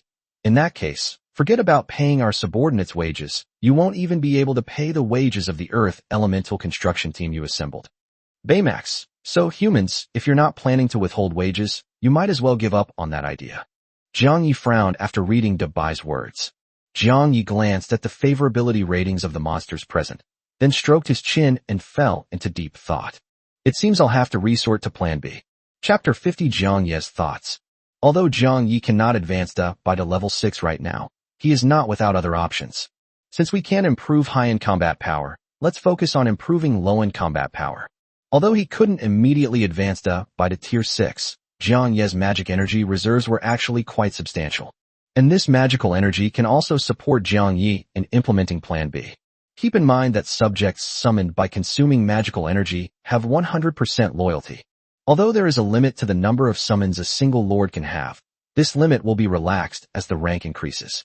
According to Jiang Yi's understanding, a Tier 0 lord, who is an ordinary person like himself, can only summon a maximum of 10 subjects. However, this restriction was relaxed after advancing to the first tier of lord, becoming 20 subjects. Upon reaching the third tier, one can summon 100 subjects. Fourth tier creatures like the Nightshade Wolf and the Radiant Giant Eagle can summon 500 subjects. Moreover, the summoned citizens are not the first tier cannon fodder, but the second tier citizens with combat power. Upon reaching the fifth tier of the Great White, the number of subjects that can be summoned reaches 5,000. The number that can be summoned has increased tenfold.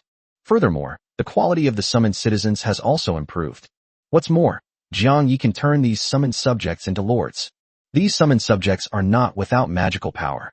Therefore, theoretically speaking, as long as there is enough time, Jiang Yi can produce an unlimited number of troops. To achieve this, Jiang Yi only needs to pay the magical energy required to summon the first wave of his subjects. If Jiang Yi were even more shameless, he wouldn't even need the magic energy to summon the first wave of his subjects. He could just have the beasts like Dabai pay for it. Of course, Jiang Yi wouldn't do this unless it was a critical moment. After all, there's no reason for a superior to spend his subordinates' money. However, doing so is not without its problems. If that's the case, the first thing to solve is the head. That is, those who summon the first wave of people must be loyal to you. Otherwise, once all the people have been summoned, the demon at the head will lead them to rebel, and will be doomed. He glanced at the Night Shadow Wolf and the Light Flame Giant Eagle, who had long been impressed by him over the past 5 days. Seeing their favorability rating of 95, Jiang Yi knew he had nothing to worry about. Once the level of affection reaches this point, unless someone is constantly brainwashed, they are unlikely to betray you. At most, it's just a little selfishness. What's more, there's also the incredibly loyal Baymax and Xiao Lai, with a 100% affection level. After solving the first problem, the second problem arose. How should I solve the accommodation problem for the summoned subjects?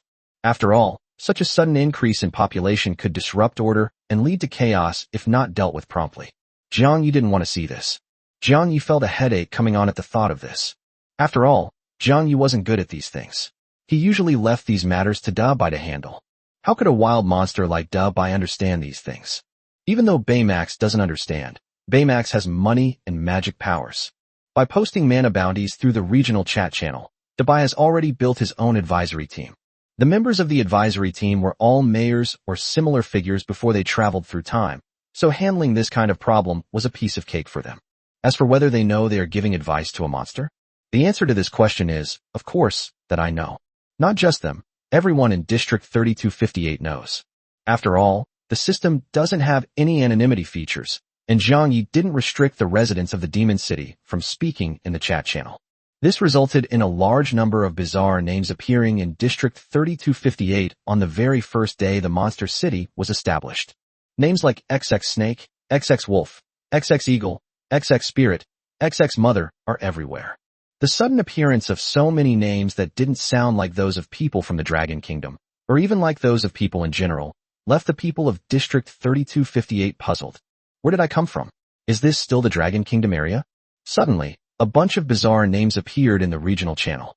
Even a fool could tell that these bizarre names were not human at all. After the initial amazement on the first 2 days, the people of District 3258 got used to it. After all, these monsters seemed different from the wild monsters he had encountered. They can not only communicate normally, but they also seem to be very innocent. Moreover, they often sell things, and these are all important basic supplies. And everything they sell is incredibly cheap. Foods like carrots and potatoes only cost 2 mana. Wood and stone aren't expensive either, often far below market price. And most importantly, these simple-minded monsters prioritize selling their items to people in their own region. It's important to know that once the trading channel was launched, it was intended to be sold to 8 billion people worldwide by default. Therefore, if many items are sold cheaply, they are almost always sold out as soon as they are put on the shelves, which leads to very high market prices, and you can only occasionally find a bargain. However, the monster's low-priced items were not sold to the 8 billion people by default, but were instead sold to people in their own region first. Many people from other districts have come to District 3258 just to buy supplies for the monsters. Therefore, this practice of prioritizing sales to local areas almost instantly made monsters popular. Many monsters have become friends with humans. A very small number even started dating online. After all, monsters are indeed quite innocent and cute. Over time, the people of District 3258 accepted the existence of the monsters. After all, who wouldn't like a monster that's simple, cute, and sells cheap, good stuff? Of course, being popular isn't all good. As the monsters come into contact with more people, they inevitably encounter some bad ones. These people discovered as soon as they made contact that the monsters were foolish and rich. As a result, many monsters have fallen victim to human cruelty and online scams. Upon discovering this phenomenon, Zhang Yi immediately blacklisted those involved in online fraud. Once someone is blacklisted, they will never be able to chat privately with monsters again, and they will be prohibited from buying anything sold by monsters. Gradually pulling his thoughts back, Zhang Yi, slightly tired, stood up as he came out of his reverie. After inquiring about the situation in Dawn City and learning from the Radiant Eagle that the shield was still intact, Zhang Yi nodded. When Dubai had some free time, he went to take a look at the 6th-tier shield himself. However, even though it was a top-tier 6th-order magic, Dubai's full-force attack only created a small hole, which was then repaired in less than a second. Seeing this, Dubai had no choice but to stop worrying about Dawn City and Kilif. In the past few days, there has been no movement in Dawn City, so Zhang Yi and Dubai simply stopped paying attention to it. This inquiry was just a formality. Looking at the group of demons in front of him, Zhang Yi said, "Let's end the meeting here for today.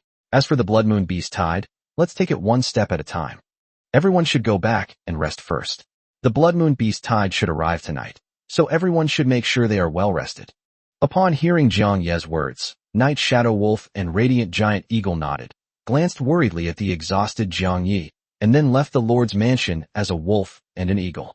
Watching the 2 high-ranking officials leave, the water python still couldn't figure out why Lord Bai had summoned it. "I'm just a 2nd-tier monster. I probably don't deserve to participate in this kind of meeting." Chapter 51 Little Lie's New Talent. Regardless, since Lord Bai sent me here, he must have a reason for it. I'll just stay here and follow Lord Bai without any worries. With that in mind, Hydrogen Python 1 did not go out with Night Shadow Wolf and Light Flame Giant Eagle, but stayed in the conference room to wait for Big White's instructions. A moment later, Zhang Yi looked at the water element Python 1, which was sitting there quietly. Seeing the nervous look on Hydrogen Python 1's face, Zhang Yi's lips curled up slightly. When I first met this guy, he completely ignored me. I didn't expect that just a few days later, he would be so nervous in front of me. With a smile, Zhang Yi asked in a personal voice, "How's Shui Su Meng? How's the tavern doing?" Hearing Zhang Yi's friendly tone, Shui Samong was taken aback. Not daring to be negligent, Hydrogen Python 1 quickly replied. Hydrogen Python 1, reporting Lord. The tavern is doing incredibly well. We're making 5 or 6,000 mana every day, and I've already advanced to tier 3 with that mana these past few days. Give me a few more days, and I can advance to tier 4. Zhang Yi smiled and nodded as he read the message from Hydrogen Python 1. After all, it's a tenfold profit, so it's not surprising that there's so much. Zhang Yi smiled and nodded, then took out a bag of seeds from his system space. Magic wheat seeds. Wheat seeds possessing a certain amount of magic power, which grow much faster than ordinary wheat seeds. The wheat seeds were handed to Hydrogen Python 1, which quickly stretched out the tip of its tail to catch them. I managed to buy this bag of magical wheat seeds through a lot of trouble on the trading channel. You should know how to brew wine after you change your job, right? In that case, take it and find someone to plant it, then brew your own wine. That way, the tavern will have wine too. You can set the price of the wine, but remember, don't make it cheaper than carrot juice. Upon hearing Jiang Ye's words, the water python 1's eyes were filled with surprise and gratitude. Nodding quickly, Hydrogen Python 1 opened its system inventory and put the wheat seeds inside. After greeting Big White, I swam towards the gate. I need to brew the wine as soon as possible. I must live up to the Lord's expectations. Jiang Yi smiled as he watched the Hydrogen Python 1 leave. This guy is actually considered a veteran of the Demon City. He had previously protected me with Hydrogen Python 2, so I can't treat him unfairly. As for where Hydrogen Python 2 went, because of the backstabbing from Jiang Yi and Da Bai, Hydrogen Python 2 has been sent to mediate a civil dispute with the Radiant Giant Eagle. This is a tough job, as it requires mediating civil disputes while being beeped by the Giant Eagle of Light. As for why the Radiant Giant Eagle, a high-ranking member of the Demon City, would mediate civil disputes? Of course, they go to see the entertainment voluntarily. What else could it be for? Thinking this, Jiang Yi yawned. Jiang Yi pulled Xiao Lai, who was perched on his head, into his arms. Under Xiao Lai's questioning gaze, Jiang Yi opened and checked Xiao Lai's interface. Lord, Xiao Lai. Citizens, slime, white quality.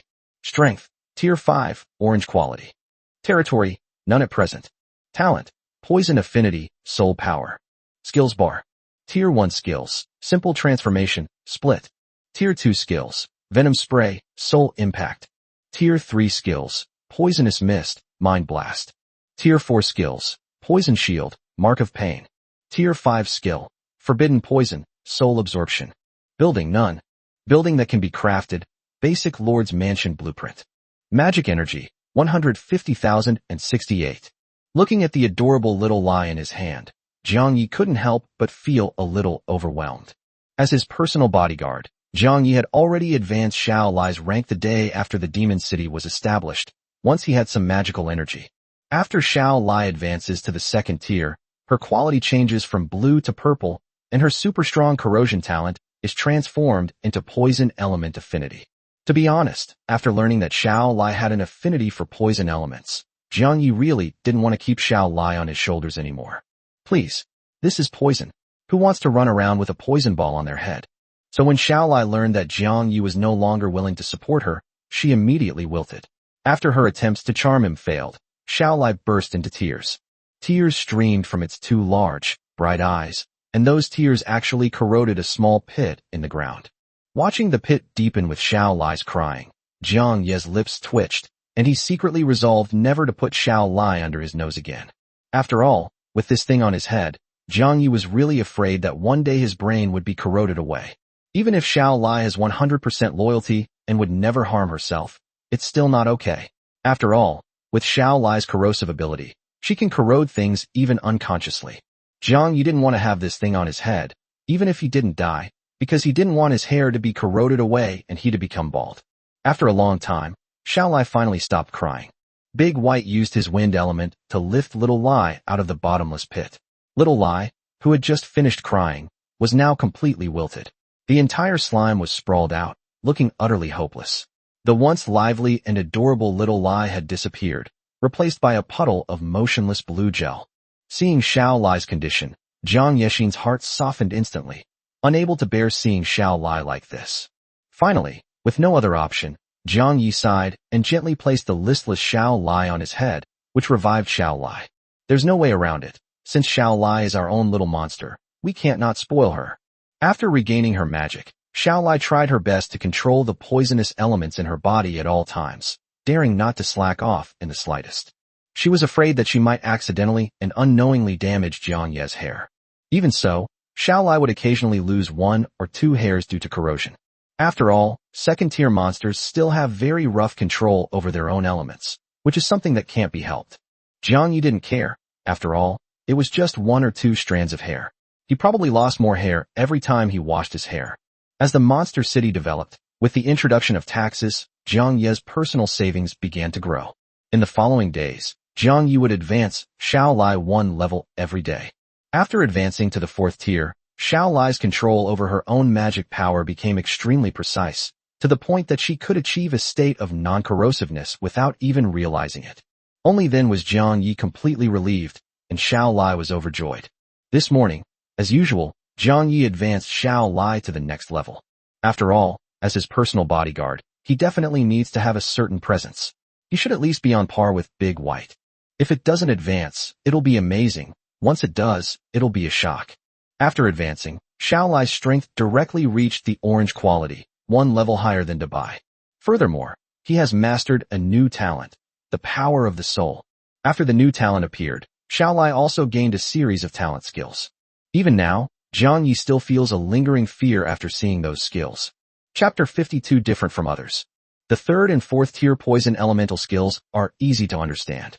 The poisonous mist releases a large area of highly toxic mist, while the poisonous shield is simply a shield made of poisonous elements. Nothing much to say about it.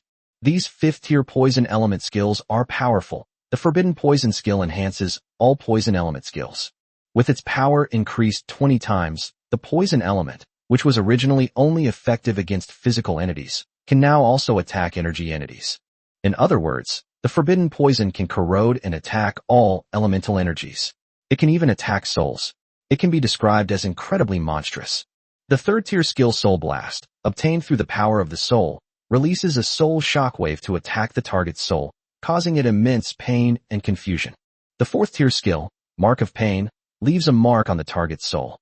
Whenever the target uses magic, it will trigger intense pain, which will gradually accumulate and become more intense with each use. Xiao Lai can also actively trigger this effect. The fifth tier soul absorption is much simpler. It simply involves drawing power from the soul to increase all basic attributes. After learning about these skills, Jiang Yi felt a little scared for a moment. Looking at the adorable, blinking Xiao Lai in his arms, Jiang Yi simply couldn't reconcile those terrifying skills with the cute Xiao Lai in his arms. In Jiang Yi's mind, shouldn't such terrifying poisonous elements and soul energy be possessed by evil, terrifying-looking monsters? Why does a cute and innocent slime like Xiao Lai possess these innate skills? That shouldn't be happening. If I weren't the parent system, I wouldn't be able to view the data of the subsystems. Jiang Yi simply couldn't connect the young woman in front of him with those skills and talents. After all, other monsters will undergo some changes in appearance after advancing in rank. But Xiao Lai didn't change at all. Even after reaching the 5th rank, Xiao Lai was exactly the same as when she was at the 1st rank. The only change Jiang Yi could sense was that Xiao Lai's eyes became more lively after she gained the talent of soul power. If it were a complete stranger who didn't know the situation, they might think that Xiao Lai was just a slime that you could see anywhere on the street. Little did people know that this seemingly ordinary and somewhat cute slime, when unleashed at full power, could completely corrupt a small city. The souls of those dead creatures will struggle in agony under the influence of soul power, desperately waiting for Xiao Lai to absorb them one by one. If Xiao Lai wished, she could even plant a mark of suffering on the souls of dead creatures, causing them to suffer ever more intense, ever-increasing, heart-devouring pain from countless poisons for all eternity. You can't even become numb to this pain, because it's a pain from the soul, one that you can never adapt to, not even to the point of being consumed by it. Because Xiao Lai, who possesses the power of the soul, only needs to input a little soul power into the soul to keep it from dissipating. Therefore, without external interference, Xiao Lai could torment the soul in endless suffering for eternity. After realizing this, Jiang Yi had already gasped for breath countless times. The way he looked at Xiao Lai also changed. If Jiang Yi only looked at the skill description, he would have thought this was the skill panel of some bloodthirsty villain who enjoyed torturing life. Jiang Yi stared at her with a strange look, making Xiao Lai even more confused. What does my lord mean by this? Is there something wrong with me? Jiang Yi glanced at Xiao Lai's 100% favorability rating before suppressing his unusual emotions. No matter how terrifying or powerful she is, little Lai is still that little slime who would feel hopeless if she disliked herself. Jiang Yi believed that 100 favorability points was just the limit displayed by the system, not Xiao Lai's limit. Therefore, I really don't need to be afraid of Xiao Lai. On the contrary, the stronger Xiao Lai is, the happier I should be. Instead of worrying about those things, you should worry about your own strength. Thinking this, Jiang Yi put Xiao Lai back on his head. Since the magic energy is sufficient to advance Xiao Lai's level, it can naturally also advance Jiang Yi's level. After Xiao Lai advanced to Tier 2, Jiang Yi also tentatively raised his own rank to Tier 1. After clicking the confirm button, Jiang Yi only felt a warm current flow through his body. And then nothing happened. Other monsters emit a white light when they advance, but Jiang Yi doesn't emit anything when he advances. Aside from feeling a warm current flowing through my body, that was all. I thought that after advancing in rank, I would be able to use all sorts of cool magic like those monsters. After advancing, Jiang Yi couldn't even sense magical energy or power, let alone use magic. Under the perception of other demons, Jiang Yi indeed remained unchanged, still appearing as an ordinary person. Aside from feeling a little stronger and in better shape, Jiang Yi didn't experience any other changes. Seeing this, Jiang Yi refused to believe it and spent another 300 magic energy to upgrade himself to the second rank. After a warm current passed by, I still didn't feel anything. Seeing this, Jiang Yi completely gave up hope. According to Dabai, once you reach the first rank, you will be able to sense the existence of magical energy and magical power, and then use magic. But this rule didn't work for Jiang Yi at all.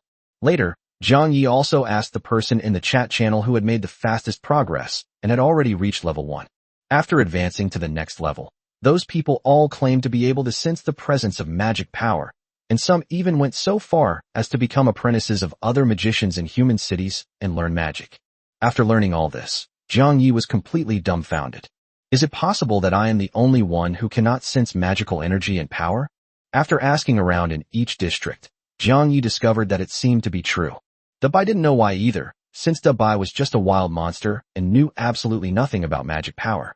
The only place nearby where someone with knowledge of this stuff exists is currently protected by a 6th-tier magical shield, making it impossible to enter. There was really no other way, so Jiang Yi stopped upgrading himself, because it would be pointless. At most, it will only slightly increase Jiang Yi's strength. It can be said that after Jiang Yi advanced to the second level, he went from an ordinary person to an ordinary person with great strength. Looking at Big White beside him, Jiang Yi said with a bitter face, "Big White, do you really not have a way to let me use magic? I'm so envious of all the people showing off their magic in the regional channels." Seeing Jiang Yi's pained expression, Dabai rolled his eyes. "Big White, foolish and greedy humans. I've said it so many times. I don't understand these magical things. Don't come asking me for solutions again. Big White. Besides, you already have a level 5 bodyguard. In a one-on-one fight, even I, the Lord of the Lake, can't beat Little Lai now. You should be content. Shall Lai? Hee. Actually I'm not that good. If we were to fight, I definitely couldn't beat Lord Bai." Jiang Yi's face fell even more when he saw the message from Dabai. How can the magic I use be the same as the magic others use? After saying that, Jiang Yi slumped onto the table, his face filled with utter despair. Chapter 53 On the Eve of War. Seeing Jiang Yi's listless appearance slumped on the table, Dabai didn't react at all. After all, Baymax is already used to it. On the contrary, Xiao Lai, seeing Jiang Yi's flustered state, quickly jumped off Jiang Yi's head to comfort him. "Xiao Lai, I advanced to tier 5 today. Lord, please take me to that human city. Maybe I can open that shield. Then we can ask those humans what's going on." Xiao Lai. "So, my lord, don't be discouraged. The humans in Dawn City will definitely have a way." Ever since Jiang Yi learned that he could not use magic, this situation has occurred almost every day. At first, Baymax would try to comfort him a bit, but later he just stopped caring.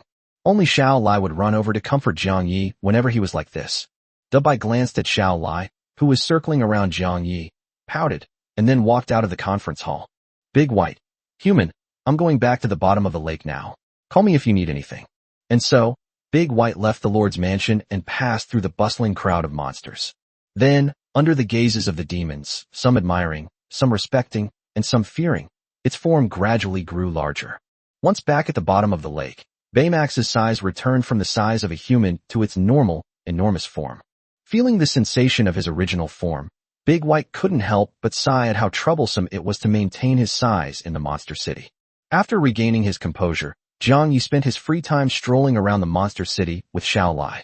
Meanwhile, Big White remotely handles various events from the bottom of the lake via the system panel. Nightshade Wolf returned to the Wolf Clan's main camp, a special area inhabited only by wolves. The Radiant Eagle, on the other hand, spent the entire day mediating, or watching, all sorts of civil disputes. And so, the monster city was quite quiet today, except for the magic construction crew. A day passes in the blink of an eye, and soon it was evening. The sun was about to set, and the once bustling monster city became somewhat deserted at night. After a day's work, the monsters all returned to their own houses, leaving only a few newly arrived monsters wandering the streets. Incidentally, the houses in Monster City are all provided free of charge because the construction cost is so low. And because there is almost no entertainment in Monster City, there is no nightlife in Monster City, and the monsters all go to sleep very early. Today should have been the same, but as the sun completely set, the system panel that popped up in front of all the monsters shattered everything. Ding, the 7-day time limit has expired. The Blood Moon Beast Tide is approaching. All lords, please prepare yourselves. Try your best to survive until the Blood Moon Beast Tide ends. Blood Moon Beast Tide countdown, 9 minutes 59 seconds.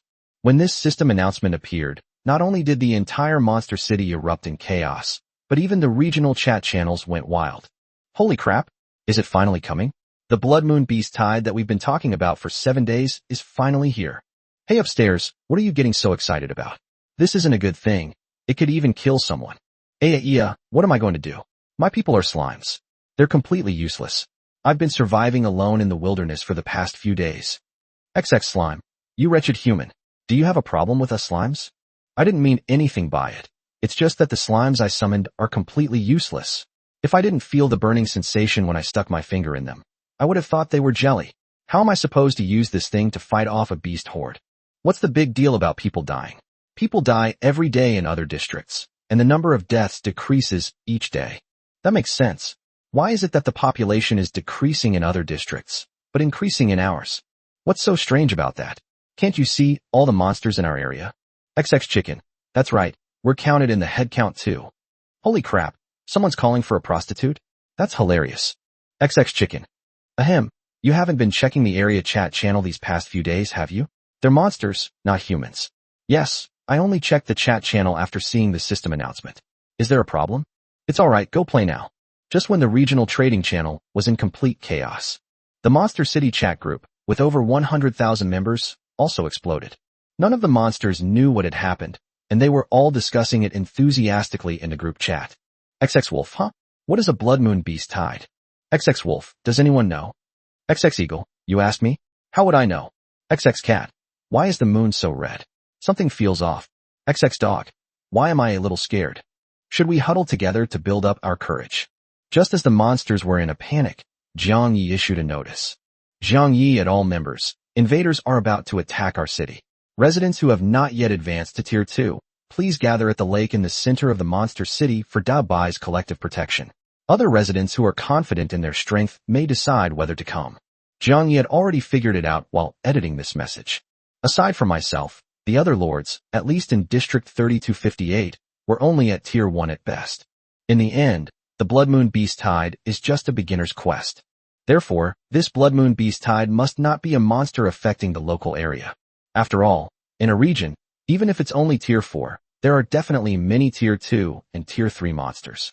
The difference in combat power between each level is enormous, especially if this Blood Moon Beast Tide is affecting local monsters.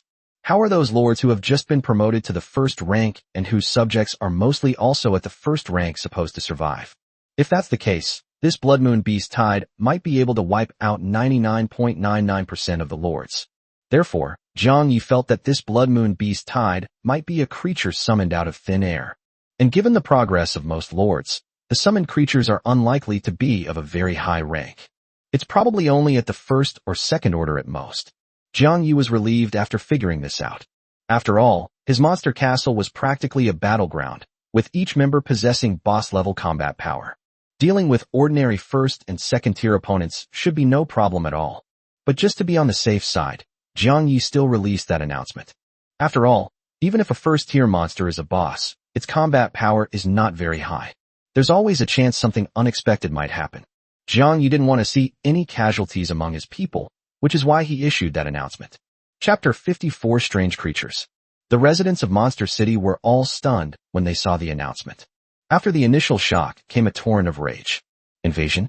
Could it be that someone wants to destroy the Monster City and return us to the world of raw meat and brutal slaughter we once knew? No way. I absolutely won't allow this to happen. I haven't even had a few days of peace and quiet yet. How dare anyone come and ruin this hard-won peace and quiet? Is it because they can't stand to see us demons doing well? Regardless of whether the invaders are monsters, humans, or any other race. I'll tear them to shreds myself. After learning that someone had invaded, 80% of the residents of Monster City shared this thought. After all, the prosperity and stability of the demon city had a huge impact on these demons. No one knows exactly how much these monsters love their current lives. So when the monsters learned that someone was going to invade, they were all furious, and every single one of them had bloodshot eyes. Even more powerful high-level monsters, upon learning of the impending invasion, unleashed their elemental energy in a frenzy, blowing up their own houses. And so, before the blood moon even descended, scattered lights appeared in the residential area of the demon city. The already chaotic Monster City chat became even more chaotic after Jiang Yi posted that announcement. However, before the announcement, the residents of Monster City were filled with panic and unease about the unknown. After Jiang Yi released the announcement, all those emotions disappeared.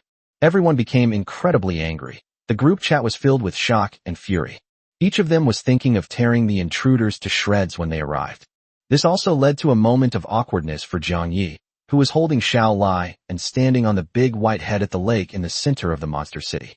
After much pleading and begging, he finally convinced Bai to let him stand on his head, hoping to show off in front of all the beasts.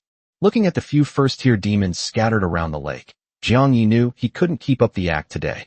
Looking at the slime hopping over and the monster rat that was only the size of his palm, Jiang Yi wondered if he had sent out the announcement. Jiang Yi glanced at the big white dog at his feet, and his lips twitched. Didn't I just post an announcement? 5 or 6 minutes have passed, and the blood moon is about to descend, yet there are still hardly any beasts here. Hearing Jiang Ye's words, Bai was speechless for a moment. Big white. Foolish humans, didn't you see the group chat messages?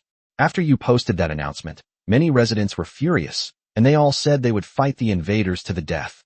Jiang Yi was taken aback when he saw the message sent by Bai. After Jiang Yi posted the announcement, he went to ask Bai for help and didn't even look at the Monster City group chat.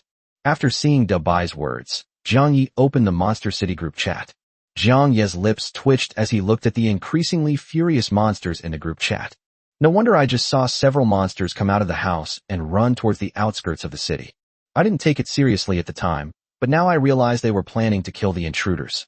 Just as Jiang Yi was lamenting his failed attempt to show off, the system's countdown came to an end. With a ding, the system forcibly popped up another message. Ding, time's up. The Blood Moon Beast Tide has arrived. Lords, please do your best to survive. Ding, the leaderboard system is now open. Each lord and their subjects will receive +1 point for each tier 1 negative energy beast killed, and +20 points for each tier 2 negative energy beast killed. After the Blood Moon Beast Tide ends, the system will distribute rewards based on the leaderboard of the Lord's region. Good luck, Lords. The moment the system announcement was issued, the once silent forest surrounding the Monster City suddenly stirred. If anyone were here, they would see a black and white crack torn open out of thin air in the forest. The black and white crack gradually widened after it was torn open, and soon it was 4 or 5 meters high. From the black and white crack emerged a creature that seemed to have no color at all. These creatures are bizarre and come in all sorts of shapes. Every now and then, you can even see human-shaped figures emerging from the cracks. Although they come in all sorts of bizarre shapes, these strange creatures all share one common characteristic. Their bodies had no color whatsoever, except for an eerie white and an eerie red glow emanating from their eyes. It looks like an uncolored model in 3D modeling. And these black and white cracks are still appearing at an alarming rate. Before long, the once lush green forest was filled with eerie black and white cracks. From the perspective of the Monster City, the forest is no longer visible. All that could be seen were countless white, eerie creatures, and the eerie white formations connected behind them. The white cracks mysteriously connected after they met, forming an even larger crack. And this situation is still happening around the Monster City. Before long, the entire Monster City was surrounded by black and white cracks. If viewed from high above, one would see that the Monster City is now surrounded by black and white cracks. It looked as if a gigantic person with a piece of white chalk had drawn a circle around the Monster City, separating it from the rest of the world. And from the white cracks surrounding the Monster City, strange white creatures are now continuously pouring out. The white creatures that emerged surged forth like a tidal wave towards the Monster City. The sheer number of those bizarre creatures was overwhelming. From a distance, they looked like a white wave crashing towards the Monster City. The monsters that had run to the outskirts of the Monster City were also alarmed upon seeing this scene. Its original invincible momentum has also diminished by more than half. After all, these white creatures looked so bizarre that the demons couldn't figure out what they were. Is that a human? An elf? A monster? The shape looks like one, but the color is just wrong. If you observe these creatures closely, you might even be frightened by the uncanny valley effect. Moreover, the sheer number of these white creatures is terrifying. The sight of them, resembling a white ocean, would startle anyone who sees them. The fact that the demons weren't frightened was already a sign of their extreme anger. Under normal circumstances, seeing this white ocean-like scene would probably scare everyone into not daring to move. Chapter 55, Battle Situation Part 1. Fire Bear was originally a second-tier monster in the monster forest. 3 days ago, Fire Bear's friend, a crystal ice fox, found Fire Bear.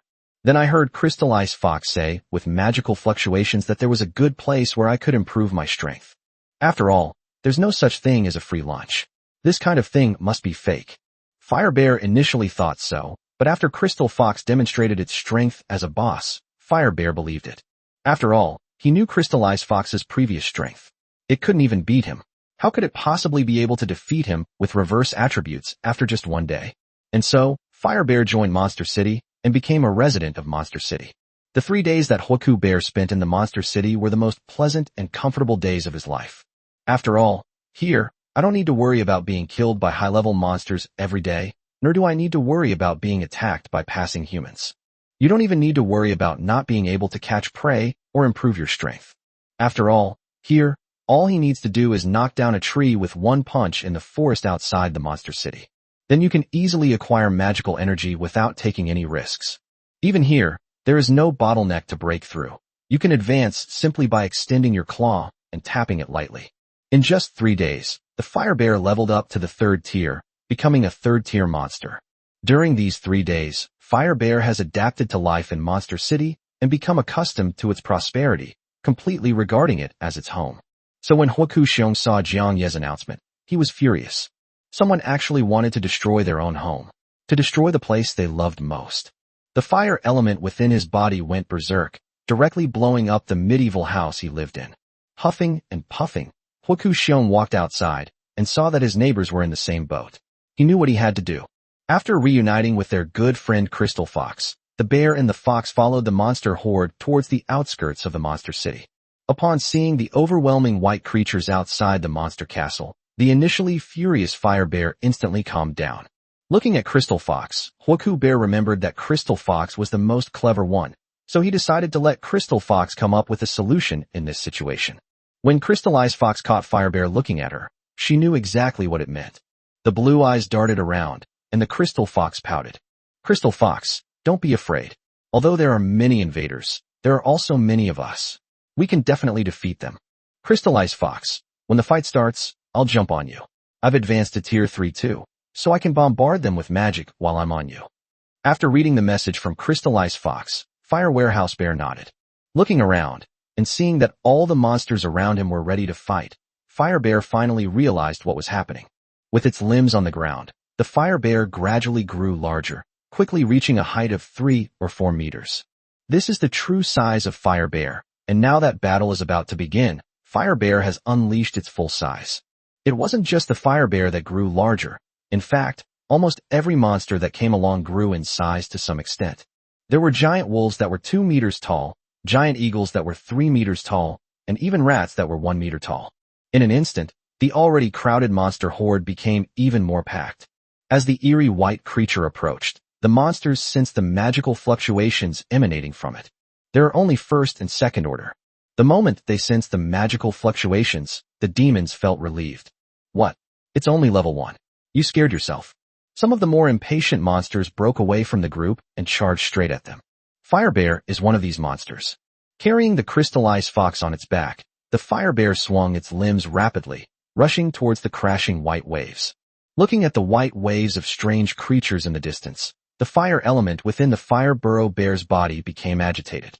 Not far from the white giant wave, the Fire Bear opened its blood-red maw. The fiercely burning fire element rushed towards the white waves and exploded the moment it made contact.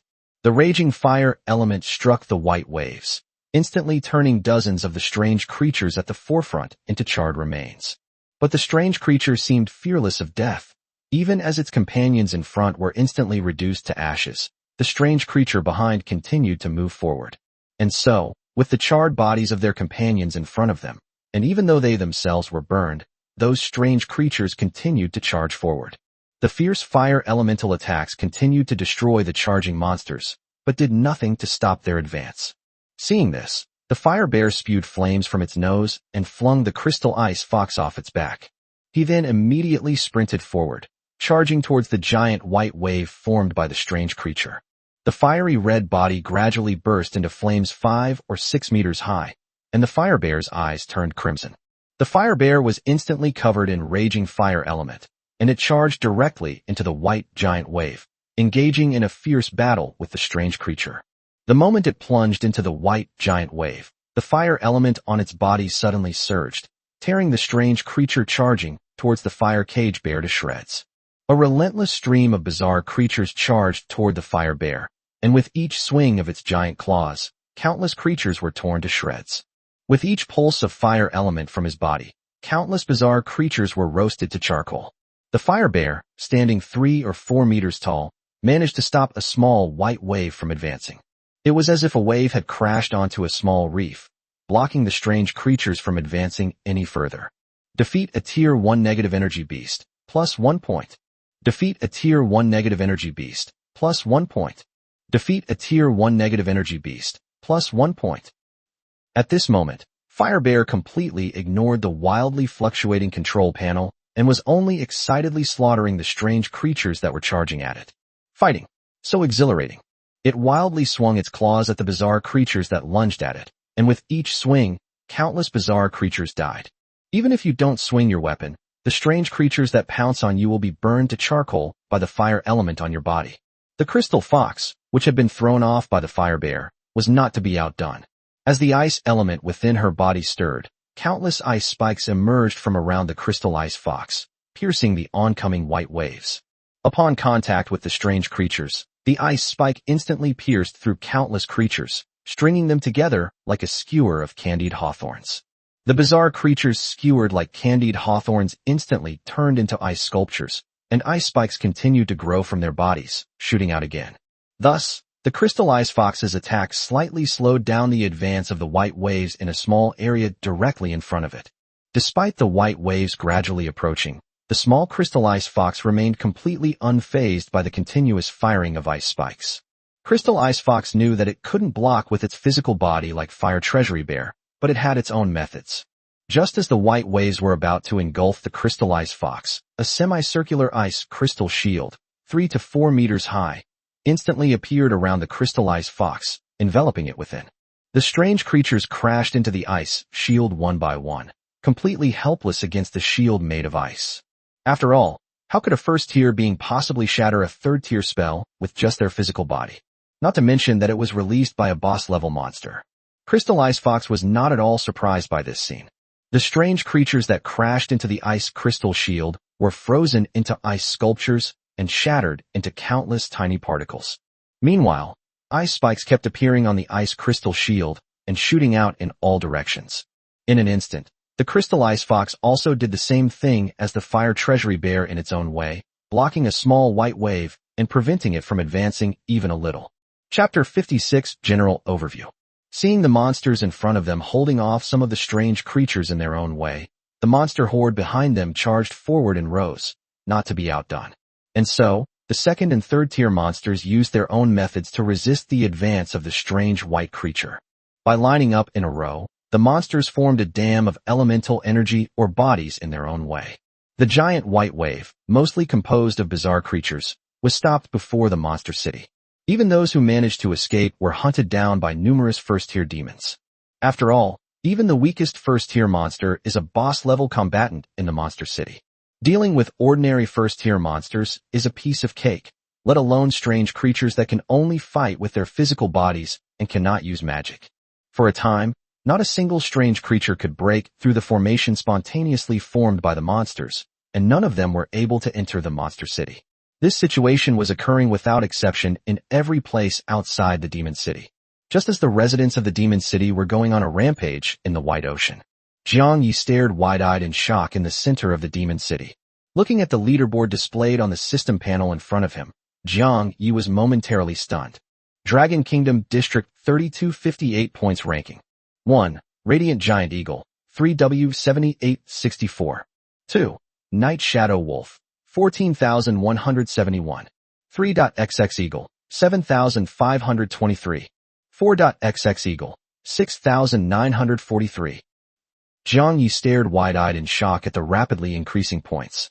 It's only been a few minutes, and the Radiant Giant Eagle already has 40,000 points.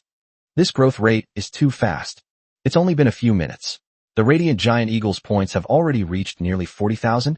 While Jiang Yi was still in shock, the number continued to grow, reaching 40,000 by the time he came to his senses. Just as Jiang Yi was utterly shocked by this, Dabai, who was standing to the side, also looked somewhat surprised upon seeing this scene. Is the Radiant Giant Eagle really that strong? How come I didn't know that before? Xiaolai, however, showed no reaction when she saw the rankings while in Jiang Yi's arms. Jiang Yi, recovering from his shock, immediately sent a private message to the Radiant Giant Eagle. Jiang Yi, Radiant Giant Eagle, what's going on your end? Meanwhile, the Radiant Eagle was bombarding and unleashing magic everywhere above the wide ocean. Every second, massive explosions occurred wherever it flew. Countless bizarre creatures were reduced to ashes in the explosions.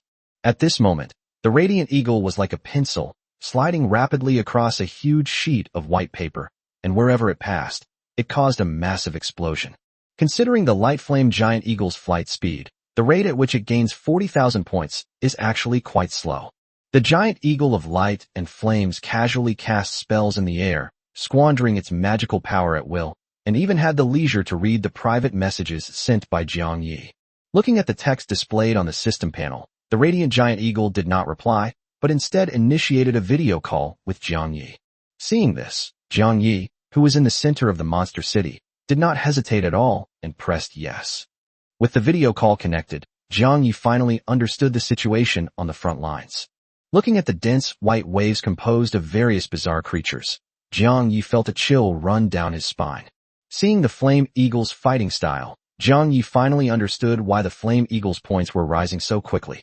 This isn't a giant eagle. This is clearly a bomber with unlimited ammunition. No wonder the monster eagle race almost dominates this ranking. Apart from the Night Shadow Wolf, the top 20 are all monster eagles. With this fighting style, it would be strange if it didn't dominate the rankings. During the video call, Jiang Yi also saw the figure of Night Shadow Wolf. At this moment, Nightshade Wolf was speeding through the white waves, its entire body crackling with lightning, looking from afar as if it were surfing on a surfboard made of lightning. Thanks to the high movement speed boost from the surprise attack and the powerful energy from the electric infusion, no strange creature could stop the Night Shadow Wolf's running pace. Wherever it went, all the strange creatures were annihilated by the raging lightning elements. However, due to its speed, the Thunder Wolf was still not as fast as the Flame Giant Eagle. Despite this, Jiang Yi was still uneasy. After all, there were just too many strange things showing up in the video call. Jiang Yi was relieved only after he saw the residents of Monster City blocking the white waves outside the city. But what followed was an overwhelming sense of worry. Watching the footage from the video of the Radiant Giant Eagle, Jiang Yi suddenly became worried about the safety of the residents ahead. Dabai, standing beside Jiang Yi, also looked extremely solemn as he watched the scene being transmitted. Looking at Dabai beside him, Jiang Yi said worriedly, "Dabai, why don't you go to the front line to help?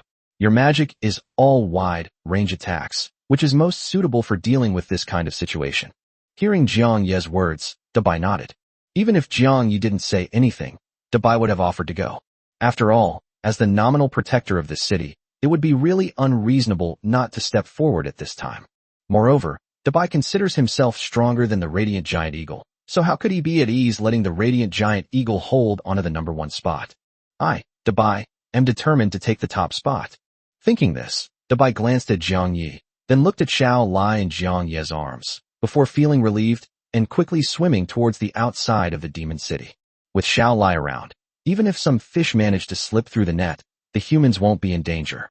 Watching Dabai's departing figure, Jiang Yi squeezed Xiao Lai in his arms. "Xiao Lai, do you want to go?" Upon hearing Jiang Yi's words, Xiao Lai quickly shook her head. "Xiao Lai, no way. I'll stay by the Lord's side. I'm not going anywhere else." Seeing this, Jiang Yi smiled and reached out to rub Xiao Lai's round body. Since that's the case, Let's stay here with those two little residents and wait for the good news.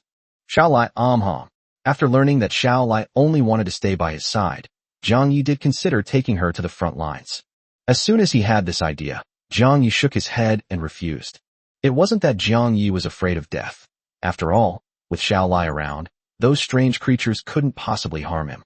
The reason for not going is simply because Xiao Lai's attributes are really not suitable for fighting in this situation.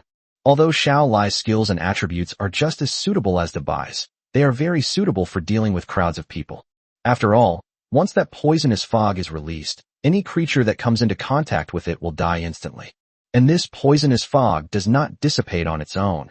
It is essentially a wall of size, an insurmountable forbidden zone for life. However, its drawbacks are also obvious. This toxic fog is completely indiscriminate, affecting both friend and foe. In other words, anyone who comes into contact with this spreading poisonous fog, whether enemy or friendly, will die instantly. Because of the forbidden poison, the Allied forces had no way to resist at all. It can be said that it was a case of hurting the enemy by 1,000, while also losing 1,000 of your own. As for skills related to soul power, apart from Mind Blast, which has a large range, the others are all small-range skills. And if Mind Blast is used on a wide range of enemies, it is a skill that does not distinguish between friend and foe. So after figuring this out, Zhang Yi gave up the idea of taking Xiao Lai to provide support. I'll just stay in the rear and direct things, and cheer everyone on. Chapter 57: The Situation of Other Lords. Just as Zhang Yi was holding Xiao Lai and watching the live broadcast in the center of the monster city, the other human lords in District 3258 were dumbfounded. Almost all the lords were shocked when they saw the tens of thousands of points of the light flame giant eagle at the top of the leaderboard. Looking at their measly 2 or 3 points, they all fell into deep thought. Lin Yueru was one of these human lords. Before the Blood Moon Beast Tide began, Lin Yueru summoned a large number of her subjects through her own efforts. Looking at the 20 flame spirit apes in front of her, Lin Yueru nodded in satisfaction. You should know that, as far as I know, most of the lords have only just built their lords' mansions and have no more than 10 subjects under their command. As for himself, he not only built the lord's mansion 3 days ago, but also summoned as many as 20 subjects. Even his own subjects are of blue quality, better than most of his green quality subjects. He had also accumulated enough magical energy to advance himself to the first tier. He became a first-tier lord. At my current pace, I've definitely surpassed everyone in District 3258. Thinking this way, Lin Yueru was incredibly excited when she learned that the Blood Moon Beast Tide would open a leaderboard and distribute rewards to those who participated. With my current pace that's ahead of everyone else, taking first place in District 3258 is definitely no problem at all. With that thought in mind, Lin Yueru crossed her arms, determined to win the #1 spot. After the Blood Moon Beast Tide descended, a small white opening appeared not far from Lord Lin Yueru's manor. The white opening was just big enough for an adult to pass through, and then dozens of strange creatures rushed out of it one after another.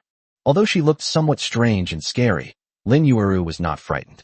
After all, Lin Yueru was a true first-tier lord, unlike Zhang Yi, who was just a fake lord. Lin Yueru was able to sense magical energy and fluctuations in magical power. According to Lin Yueru's perception, those strange creatures only had first-level magic power fluctuations, so they were not scary at all. The 20 flame spirit apes did not disappoint Lin Yueru. Flames erupted from their fists, and they could take down a strange creature with just a few punches. However, the enemy has a large number of members, and even 20 blue-quality flame spirit apes are a bit difficult to deal with. Looking at the constantly changing panel, Lin Yueru's expression turned proud. At this rate of point accumulation, in just 5 or 6 minutes, I already have 60 points. Making it into the top 100 is definitely not a problem, and maybe even the top 10. Thinking this, Lin Yueru proudly opened the system panel, her eyes full of anticipation. Lin Yueru was ready to take a screenshot of her ranking and post it on the regional chat channel to show off. I'm going to have a real show of Versailles then. I'll make those guys so envious. With that in mind, Lin Yueru saw the details of the ranking list. Seeing the first-place players' points still increasing rapidly, Lin Yueru rubbed her eyes. How much? Lin Yueru glanced at the guy in first place, the one called the Radiant Giant Eagle, and for a moment thought she was seeing things. 50,000 plus points? How is that possible? There are less than 10 minutes left before the Blood Moon Beast Tide arrives. And that guy called Radiant Giant Eagle already has over 50,000 points? Looking at the flame spirit ape still fighting with the strange creature in front of her, Lin Yueru was filled with countless questions. Let's not even talk about why that guy was able to kill so many strange creatures in such a short time. Lin Yueru just wanted to know a very simple question. Looking at the strange creatures that were still emerging from the white cracks ahead, Lin Yueru roughly counted them. So far, there have been fewer than 100 strange creatures appearing around here. Even if you kill them all, you'll only get less than 100 points. And that guy called the Radiant Giant Eagle already has 50,000 points. That means he killed a total of 50,000 strange creatures. And this number is increasing at an alarming rate. Thinking of this, Lin Yueru's mind went blank for a moment. Is this a bug? Where did all these creatures come from for him to kill? Does his family run a monster slaughterhouse? Even ignoring the number 1 spot, the other guys on the leaderboard also have a lot of points, often tens of thousands. And what about me? I only have 60 points. Thinking this, Lin Yueru's lips twitched uncontrollably. Where did all these strange creatures come from to kill these people? Am I being targeted by the system? It's given me this weird creature. No. The current number of strange creatures is already making it very difficult for our people to deal with them. If their own people are killed any slower, they might not be able to hold out. Thinking this, Lin Yueru instantly felt dejected. I originally thought I was already number 1 in this area. As a result, he didn't even make it to first place. His ranking had fallen to over 100,000. This disparity truly left Lin Yueru feeling incredibly frustrated. With that in mind, Lin Yueru opened and checked the regional chat channel. I want to see if any of the guys on the leaderboard are chatting in there, and if so, I want to ask them what's going on. Seeing that there were only a handful of people chatting in the regional chat channel, Lin Yueru was not particularly surprised. After all, a weak and slow-moving lord must still be struggling at this moment. How could anyone possibly have the leisure to browse the regional chat channels? At this moment, everyone who can chat in the regional channel is a big shot in this region. Holy crap, is that ranking list for real? 50,000? No. It's already at 70,000. A giant radiant eagle? Who is that? I've never seen it before. I do vaguely remember the top-ranked person. I recall he used to chat here a lot for a while, and he seemed to talk quite a bit. I've met him too. Given his personality, I really didn't expect him to be this strong. Aren't all big shots supposed to be aloof and handsome? This is outrageous. People on the leaderboard have thousands, or even tens of thousands of points, and I only have 70 points so far. I only have 40 points. Some of my people have already been injured. Damn it, get those wounded citizens back down. This Blood Moon Beast tide is going to last all night. We can't afford any casualties now. Huh? Why is the area chat channel full of humans today? There's not a single monster in sight. Speaking of monsters, the rankings seem to be full of monsters, not a single human name. I checked the leaderboard in the next district, and the top player there only has 80 points. Why is the top player in our district so high? So, if that's the case, we might even be on the leaderboard in other regions. I don't know either. Let's ask that monster boss when he appears next time. Jiang Yi, what kind of rewards will this leaderboard give out? It won't just be magic energy, will it? How many points do you have upstairs? Already thinking about leaderboard rewards. Jiang Yi, me? I have 0 points. I'm just curious about what the reward is. Hey, you haven't killed a single monster yet? You'd better run. There are definitely more and more monsters coming from here. And if you don't run now, it'll be too late. Wait a minute, isn't this Jiang Yi, the guy who frequently posted system announcements 5 days ago? How could someone as powerful as Jiang Yi have 0 points? Chapter 58, Unexpected Changes. Jiang Yi remained silent after sending that message. I just quietly lurked in the chat room, watching everyone communicate in the area chat channel. As for the situation at the front, Jiang Yi gave up after realizing that his command was ineffective. After all, the residents of the Demon City are incredibly strong. So far, no place has been breached due to lack of resistance. Jiang Yi had originally planned to command Dabai and the Radiant Giant Eagle to provide support should this situation arise. But after looking around for a long time, there wasn't a single place on the entire outskirts of the Demon City that had this problem. Naturally, Jiang Yi no longer needed to command Dabai and the Radiant Giant Eagle. He could simply let them unleash their full power amidst the crowd. After watching the live stream for a while and browsing the chat channel, Jiang Yi realized he wasn't very useful and then became idle. Holding Shaolai, Jiang Yi sat at the entrance of the Lord's mansion, unsure of what to do next. Command? I don't need to command the situation at the front. Should I go and provide support? I don't know any magic, and I can't even sense magical energy or power. However, Shaolai's elemental magic is not suitable for going to provide support. So Jiang Yi really didn't know what to do now. We can't just take Xiaolai back to the Lord's Manor to sleep now, can we? As soon as the idea popped into his head, Jiang Yi quickly shook his head in denial. Sending his residents out to fight the enemy while he goes to sleep? If I do that, what kind of person will I become? But aside from this, Jiang Yi realized that he really couldn't do anything else right now. Thinking this, Jiang Yi sighed softly.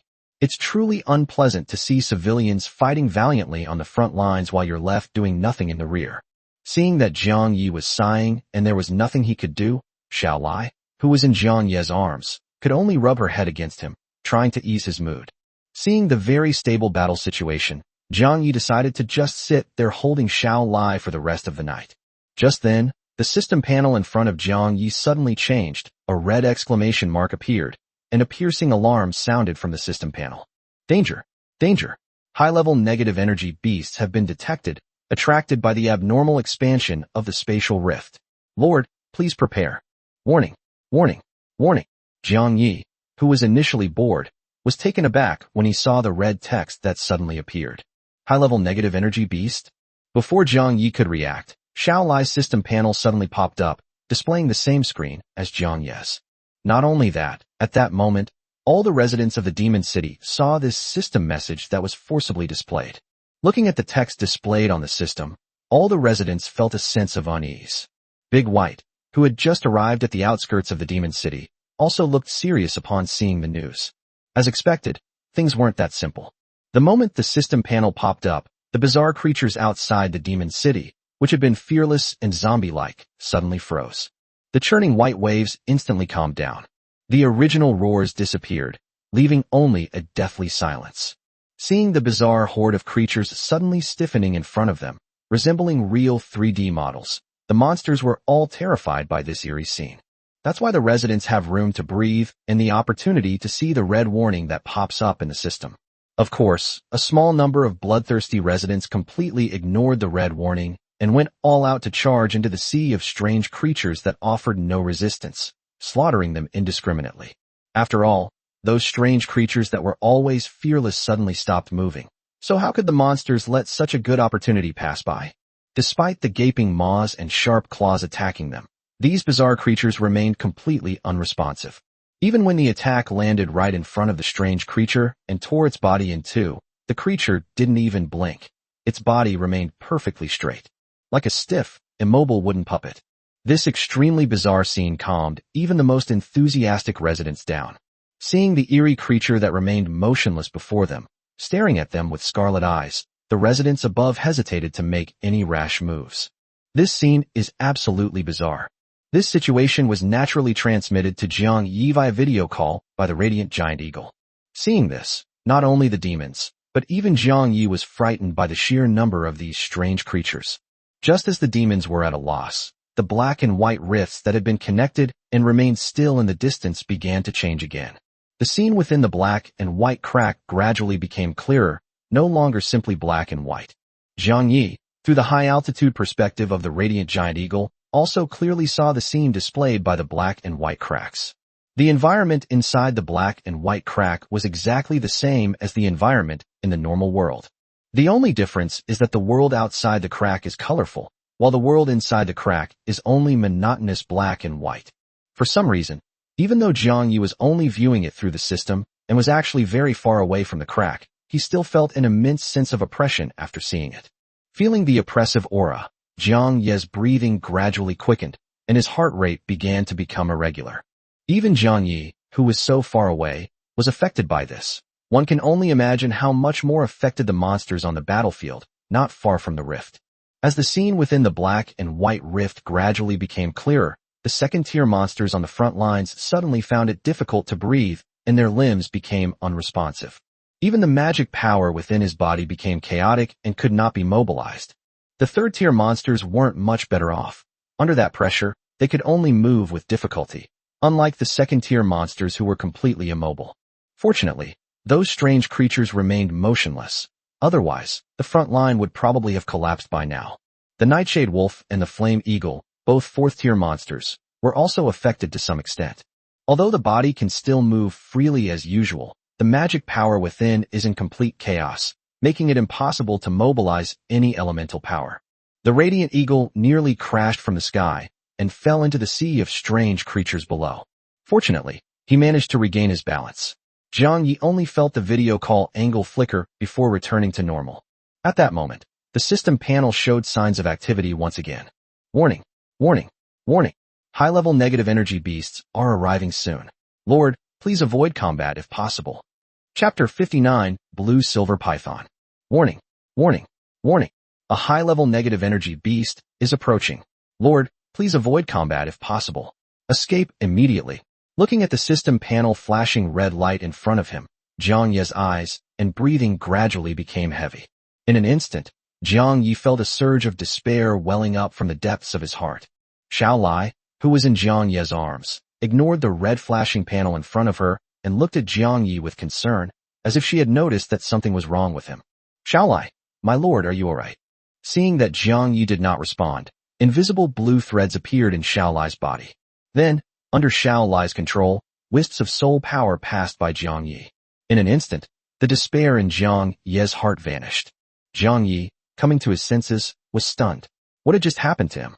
Why did a feeling of despair suddenly and inexplicably arise in his heart?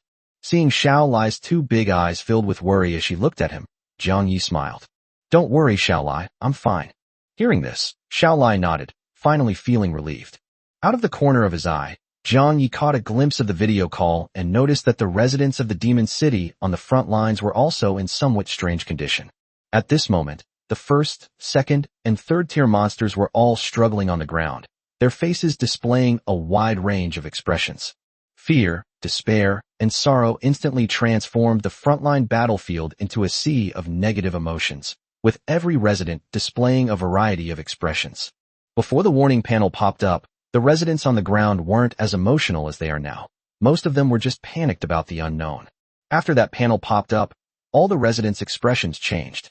Jiang Yi could easily guess that all of this was the work of the high-level negative energy beast mentioned on the system panel. Having figured this out, Jiang Yi took a deep breath. Looking at Xiao Lai, who was blinking at him in his arms, Jiang Yi became serious.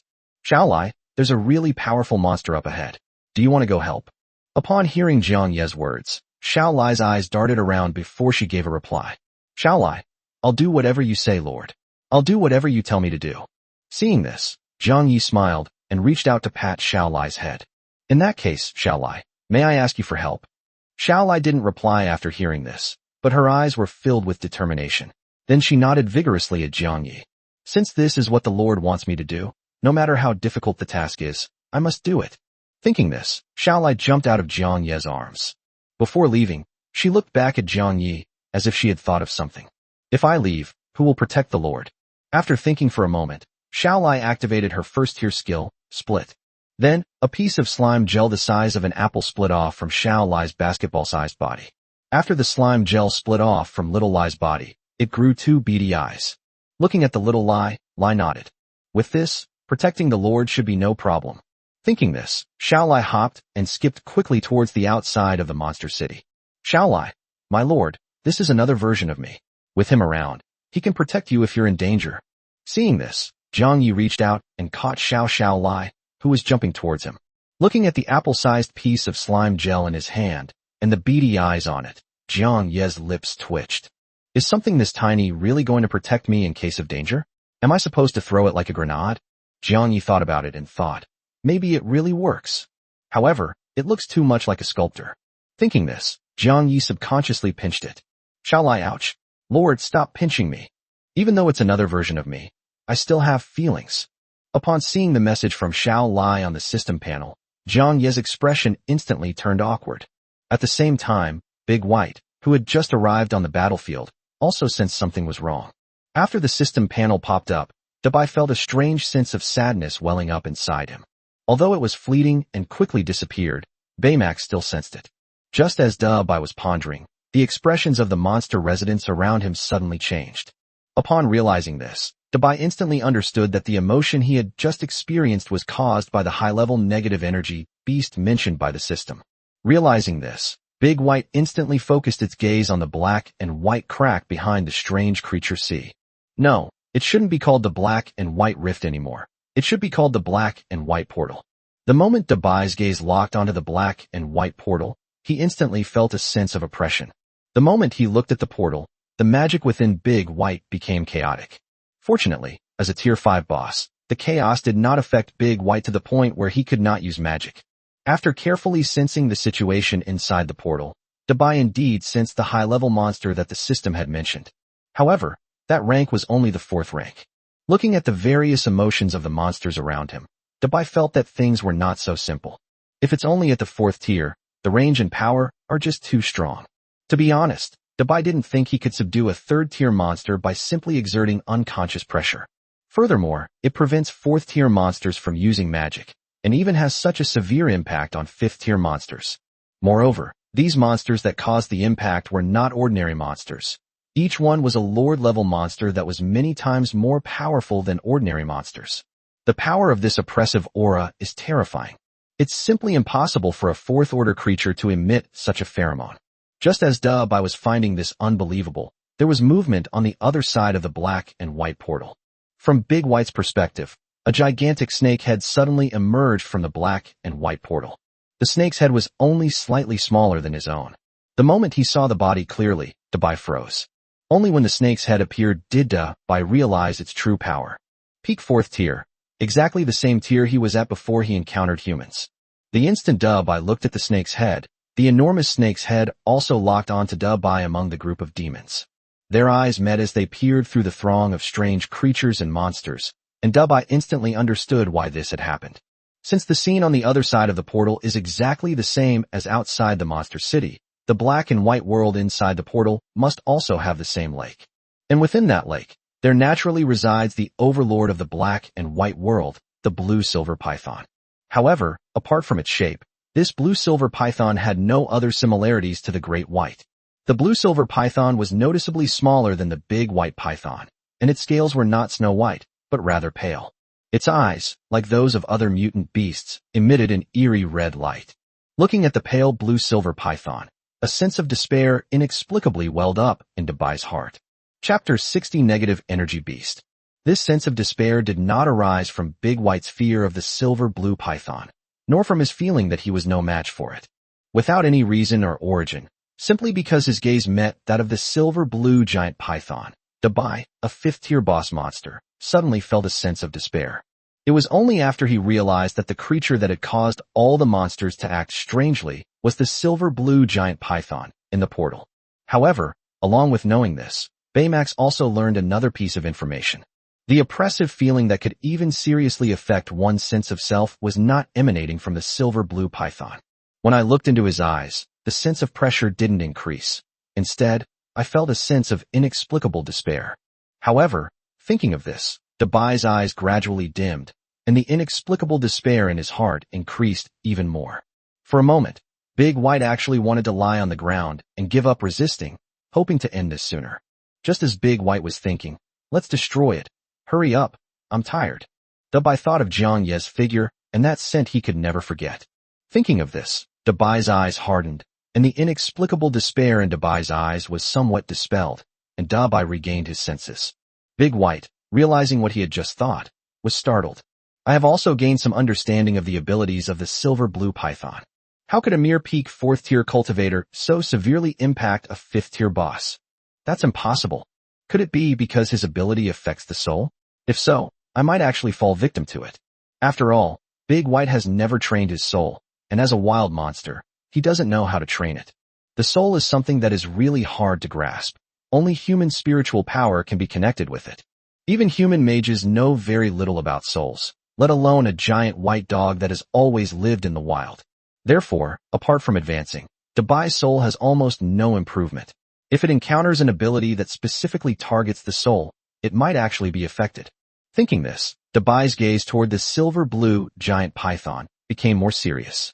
I originally thought it was just a peak 4th-tier monster. Although I was severely suppressed, I still thought that dealing with a peak 4th-tier monster would be no problem. This is the confidence that Dabai has as a 5th-tier boss-level monster. But now, things are not so certain. While the brain was racing, the silver-blue giant python in the portal also made a move. Looking at the large white object in the distance, the silver-blue giant python had a bright red light in its eyes and twisted its body to rush straight towards the black and white teleportation portal. Just as it was about to pass through the black and white portal, the silver-blue giant python paused, as if it had bumped into a thin membrane. However, very quickly, the silver-blue python smashed through the thin membrane, and its enormous body burst out of the black and white portal. The moment the silver-blue giant python burst out of the portal, all the strange creatures that had been motionless surrounding the monster city suddenly let out extremely shrill screams. Even when attacked, its body, which had remained taut, twisted violently after the silver-blue giant python broke through the membrane, and it fell to the ground, struggling in pain. In an instant, the entire demon forest was filled with the mournful screams of these strange creatures. Even Jiang Yi, who was in the center of the demon city, was startled when he heard this extremely shrill scream. If you listen carefully, you can also hear the various racial differences in these screams. As the eerie creatures screamed, their bodies gradually began to shrink. Less than a minute later, the incredibly mournful screams, which sounded like the howls of 10,000 ghosts, finally stopped. As the screams faded, the white ocean surrounding the monster city vanished completely, replaced by a vast expanse of white energy. With a roar from the silver-blue giant python, the energy transformed from the white ocean surged towards it like a storm. Such a massive amount of energy swept across the sky, instantly covering the entire sky above the demon city. What was originally pitch-black night seemed to turn into daytime under the cover of this massive amount of energy. Jiang Yi, who was in the center of the monster city, thought he was hallucinating when he saw this scene, as the sky suddenly turned from night to day. Seeing so much energy rushing into the silver-blue python's body, Dabai was terrified and broke out in a cold sweat. Without a second thought, Big White immediately used the 4th-tier skill Tornado Binding Dance to try to stop the movement of these energies. In an instant, a massive tornado swept through the once calm outskirts of the demon city, and the tornado also appeared around the silver-blue giant python. The scenario that Baymax imagined, where the tornado blocked the energy, did not occur. The wind element, which used to be able to easily tear everything apart, now seems to have no effect on these energies. Even a 5th-tier demon, if placed in the center of that raging wind element, would only be torn to shreds. For some reason, those energies were completely unaffected by the wind element and passed straight through the tornado, flowing into the body of the silver-blue python. Seeing that he couldn't stop the energy, Big White quickly gave up the idea. He then manipulated the tornado to attack the silver-blue giant python. Seeing this, the silver-blue giant python roared again, and some of the white energy surging towards the silver-blue giant python was diverted to block the tornado. As the energy continuously gathered together, although it was not enough to completely stop the tornado from approaching, it did slow down the speed at which the tornado approached. But simply slowing down the approach of the tornado is enough. Within seconds, the energy transformed from the strange marine creature had all flowed into the silver-blue python's body. After absorbing the vast amount of energy, the previously inactive silver-blue python began to struggle violently. The tornado that was originally capable of tearing the silver-blue giant python apart completely dissipated after colliding with it. As the silver-blue giant python struggled violently, it also let out an extremely piercing and mournful howl. However, the howl did not seem to come from the silver-blue python, but rather from the screams of tens of millions of different creatures. Its cries are like the screams of countless vengeful ghosts being tortured in hell. Anyone who hears this sound will break out in a cold sweat. At the same time, the pale body of the silver-blue python was like a rubber wall from which one face after another, whether of monsters, humans, or elves, emerged. In an instant, the huge and thick body of the silver-blue python was covered with all sorts of faces. And these faces, representing various races, all share one thing in common. That was an expression of extreme pain, as if he had been tortured for an unknown amount of time. Those struggling and pained faces were like those trapped inside the silver-blue python, each one clinging to the wall, trying to escape. This face was covered with every inch of the silver-blue giant python's scales and skin, making it look incredibly eerie. At the same time, the aura of the silver-blue python was gradually increasing. First, it became a boss-level creature, and then its rank broke through from the peak of the 4th rank to the 5th rank. Even after breaking through to the 5th rank, his aura remained strong and continued to rise. Under Dabai's fearful and shocked gaze, the silver-blue giant python stopped just before reaching the peak of the 5th rank. If it hadn't consumed some energy while resisting the tornado, the silver-blue python would probably have reached the peak of the 5th tier by now. Extremely dangerous. Extremely dangerous. Extremely dangerous. Extremely dangerous. A tier 5 boss level negative energy beast has been detected. Lord, please fight with all your might to survive. Extremely dangerous. Extremely dangerous. Extremely dangerous. Extremely dangerous. Chapter 61 Crisis. Looking at the eerie silver-blue giant python in front of him and the red panel in front of him, Dabai's expression was solemn, and the fear in his eyes intensified. After that guy came out of the black and white portal, he actually absorbed all the strange creatures surrounding the entire city. Its rank has also risen from the peak of the 4th rank to the 5th rank. It has even become a boss-level creature. There was that eerie, oppressive feeling of suppression, coupled with the opponent's bizarre ability to use soul attacks. If a fight breaks out, even a great white of the same rank wouldn't have much confidence in defeating the silver-blue python. Thinking this, Dabai took a deep breath, already prepared for a tough battle. Zhang Yi saw all of this through a video call. After witnessing the silver-blue giant python advance, the radiant giant eagle considered running away on its own. After all, that guy has become a tier 5 boss, so a tier 4 guy like me who can't use it is basically useless there. It might even hold Big White back.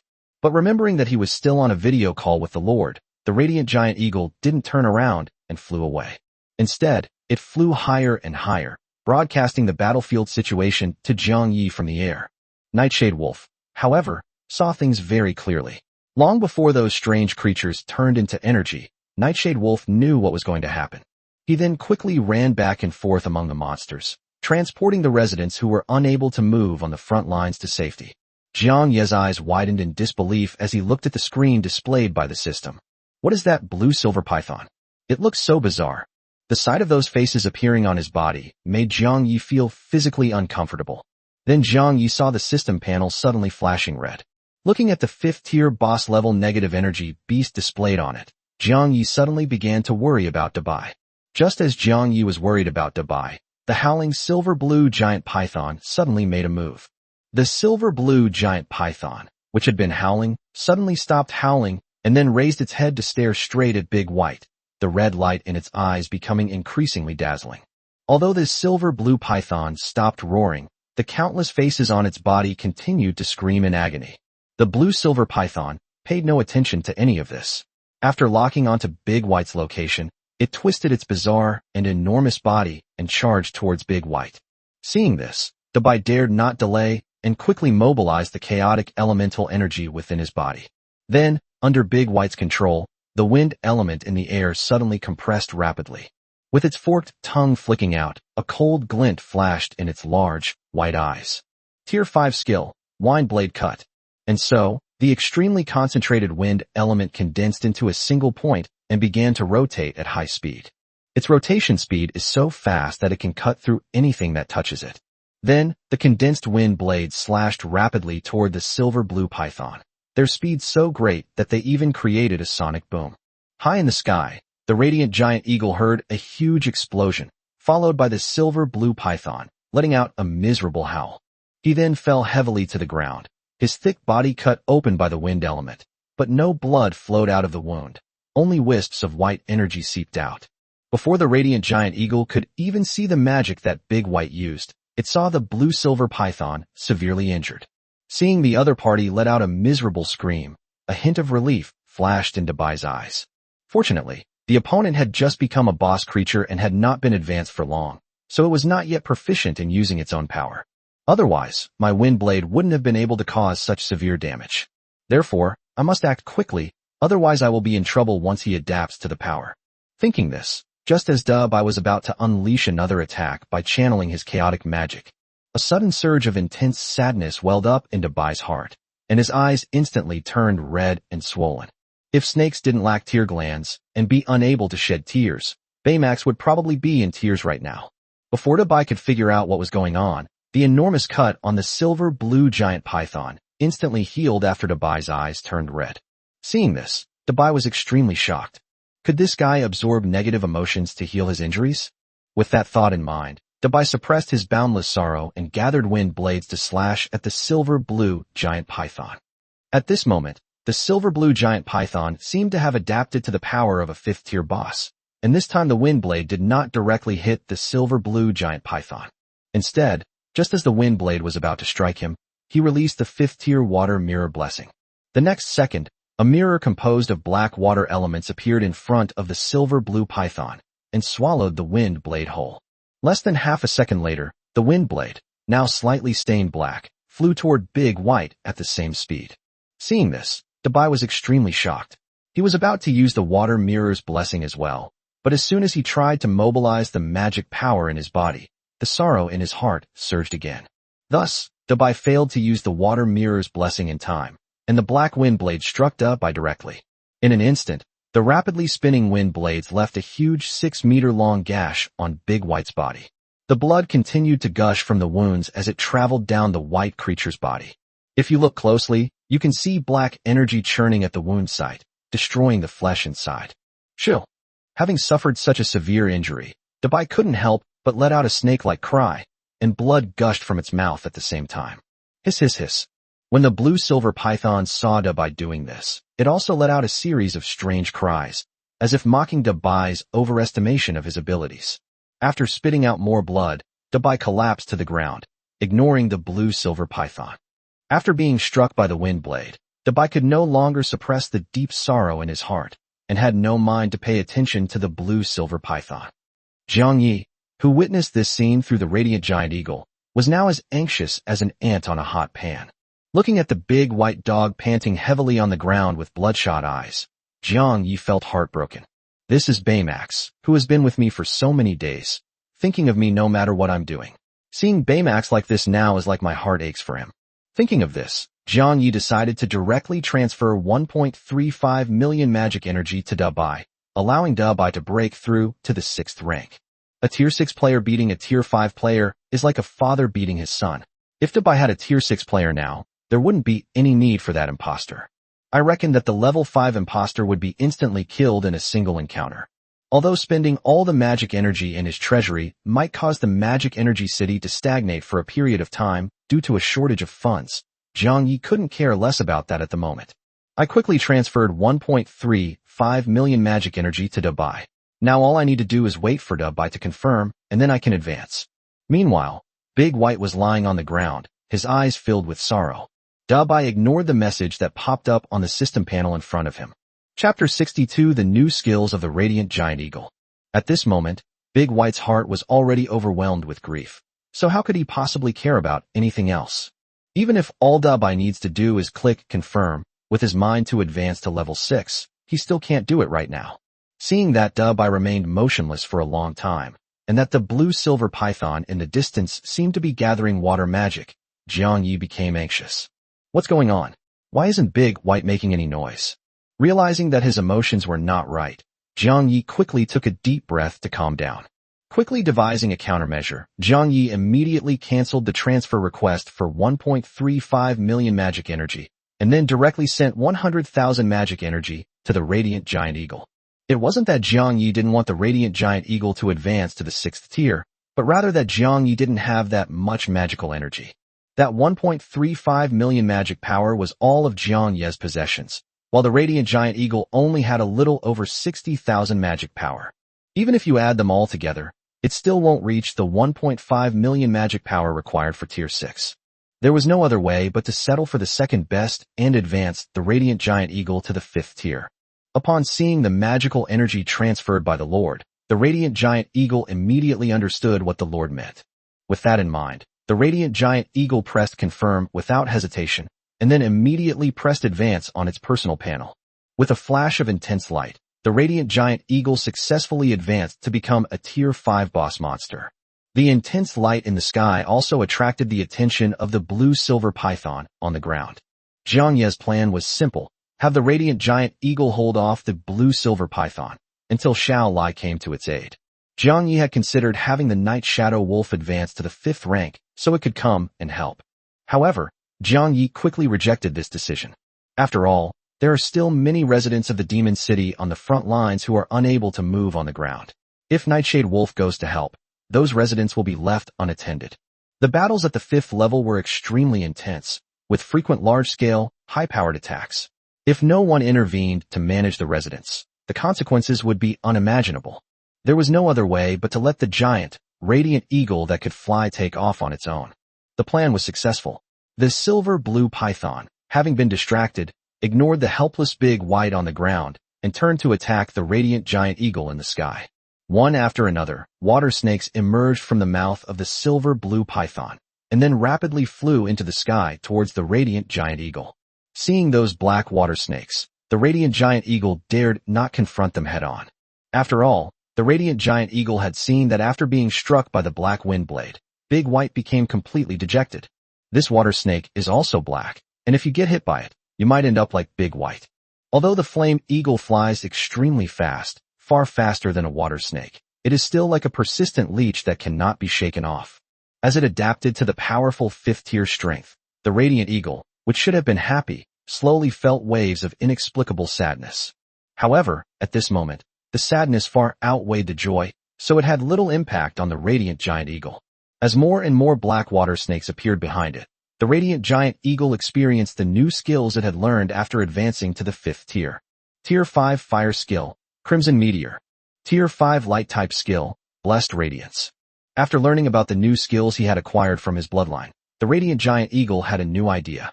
If I can defeat that imposter, wouldn't I be considered the number 1 in Monster City?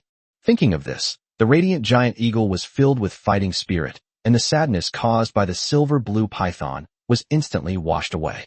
Looking at this silver-blue giant python not far away, the radiant giant eagle directly used the 5th tier fire-type skill, Crimson Meteor. Accompanied by the agitation of the fire element, a crimson meteor, 10 times faster than the radiant eagle, streaked across the sky. The intensely burning crimson flames were several times more powerful than ordinary fire elements. It fell from the sky at a speed that normal people cannot react to, looking like a crimson meteor falling from the sky. And the place where it fell was precisely that bizarre, blue-silver python. In the blink of an eye, the crimson meteor that was far away in the sky arrived in front of the blue-silver python. The blue-silver python reacted, and the water mirror appeared in front of it, attempting to deflect the crimson meteor as it had done before. However, because the water mirror's blessing formed too suddenly, it did not completely envelop the blue-silver python's body, but only formed one side. This side should have been enough to deflect the incoming crimson meteor, and even Zhang Yi, who was watching the live stream, thought so. Just as it was about to hit the water mirror, the rapidly falling meteor unexpectedly changed direction. And so, Shui Lingling walked past the mirror. This action not only shocked Night Shadow Wolf and Zhang Yi who were watching the battle, but even the seemingly unintelligent silver-blue python showed a surprised expression in its glowing red eyes. After all, if other people cast a spell, unless it's a tracking spell or a continuous spell, the user can't control it after it's cast. No one expected that the meteor, which was falling straight down at extremely high speed, could also make a turn. However, Zhang Yi quickly realized what was happening. The falling meteor wasn't magic, it was the real radiant flame eagle. Looking in the direction where the radiant giant eagle had been, it was indeed nowhere to be seen. Only then did Zhang Yi understand that the light flame giant eagle's skill was not about summoning meteors faster than itself, but rather about burning its body with powerful flames to increase its flight speed tenfold. After figuring it out, Zhang Yi looked at the place where the red star had fallen. At this moment, crimson flames erupted from the silver-blue giant python's body, and a huge, piercing wound appeared on its body. And granulation tissue quickly grew from the wound, attempting to heal it. Unfortunately, the crimson flames were too powerful, and the fleshy buds were immediately charred as soon as they grew out. And so, the fleshy growths that pierced the wound of the silver-blue python repeatedly grew out and were immediately burned away. The wounds could not heal, and the fire could not spread. But the burning pain was definitely there. The silver-blue giant python felt the repeated pain and let out a huge scream.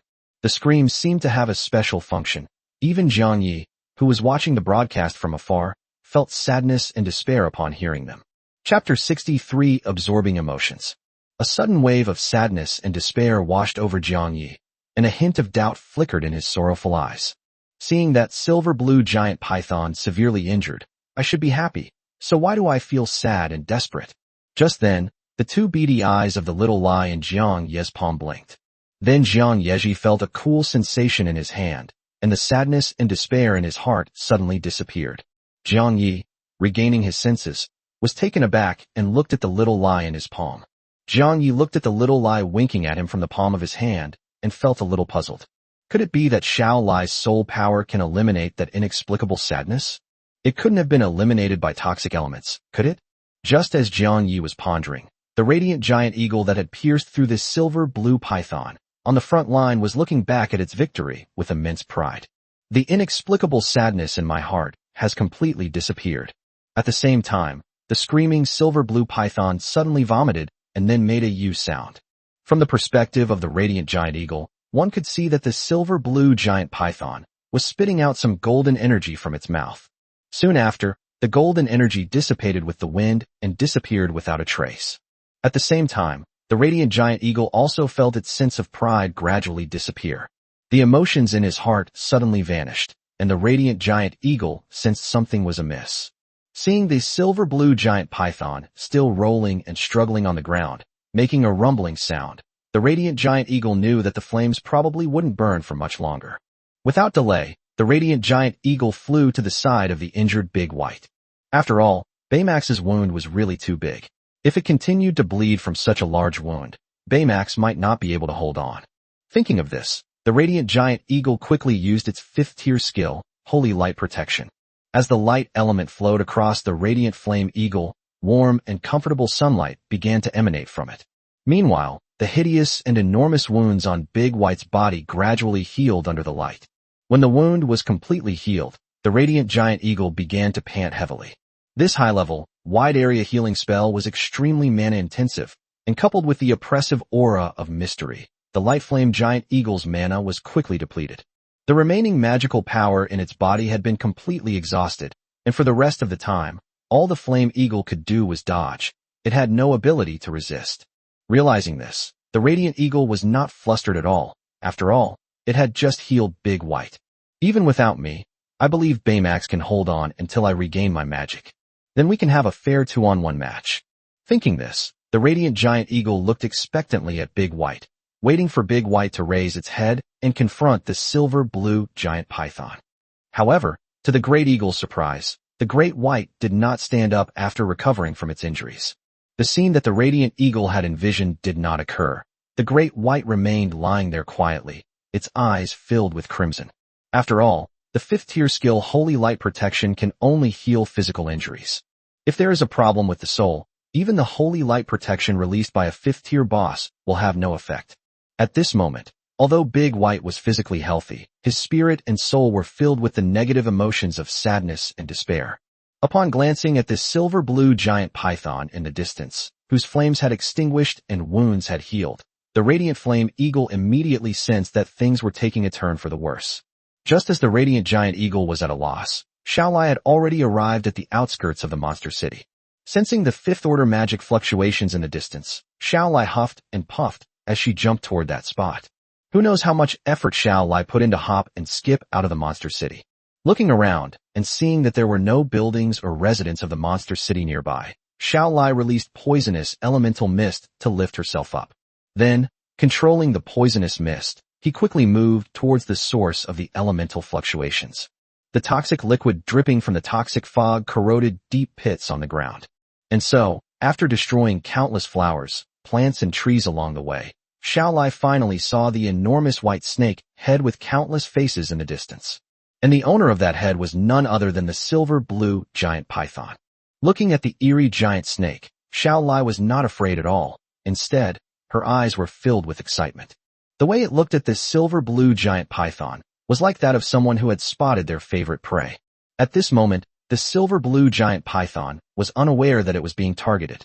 Looking at the giant white bird and the radiant eagle in the distance, the serpent's mouth gradually opened wide, and ripples of air emanated from it. Accompanied by the soft sobs of millions of creatures, a torrential downpour suddenly began in the cloudless sky. Sensing the frequent and intense 5th-order magic power fluctuations emanating from its body, the radiant giant eagle's expression changed. Such intense 5th-order energy fluctuations. Could this guy be charging up a super large-scale spell? Realizing this possibility, the radiant giant eagle disregarded everything else and charged directly towards the silver-blue giant python. Although I have no magic power and cannot use magic to cause much damage, I don't need to cause much damage. I just need to interrupt his spellcasting. This guy's abilities are too strange. We absolutely must not let him use that powerful magic. Just then, wisps of green mist rose from the ground. Upon seeing this, the radiant eagle was stunned and immediately stopped flying towards the blue-silver python. The rising mist corroded everything it encountered, and seeing this, the radiant giant eagle truly dared not approach. Upon closer inspection, the radiant giant eagle discovered that the green mist was actually an extremely concentrated toxic element. As the green mist that had been corroding a small patch of forest slowly approached the silver-blue giant python, the radiant flame eagle still didn't understand what was happening. With the help of eagle-like vision, the radiant giant eagle clearly saw Little Lie's basketball-sized figure in the giant pit corroded by the mist. The moment the giant eagle of light saw Xiao Lie's figure clearly, it understood what was going on. But what good would it do for Xiao Lie to come? That guy's abilities are just too bizarre. The radiant eagle sighed as it glanced at the great white lying listlessly on the ground. This guy's abilities are as bizarre as his appearance. He seems to be able to directly influence the emotions of all the creatures present. I guess that guy was the one who caused my inexplicable sadness just now. When grief reaches its peak, it can directly undermine a creature's will, causing it to be consumed by the grief. Its attack can even accelerate the process after hitting the target. Unless you can instantly kill him, any damage you inflict on him is essentially wasted.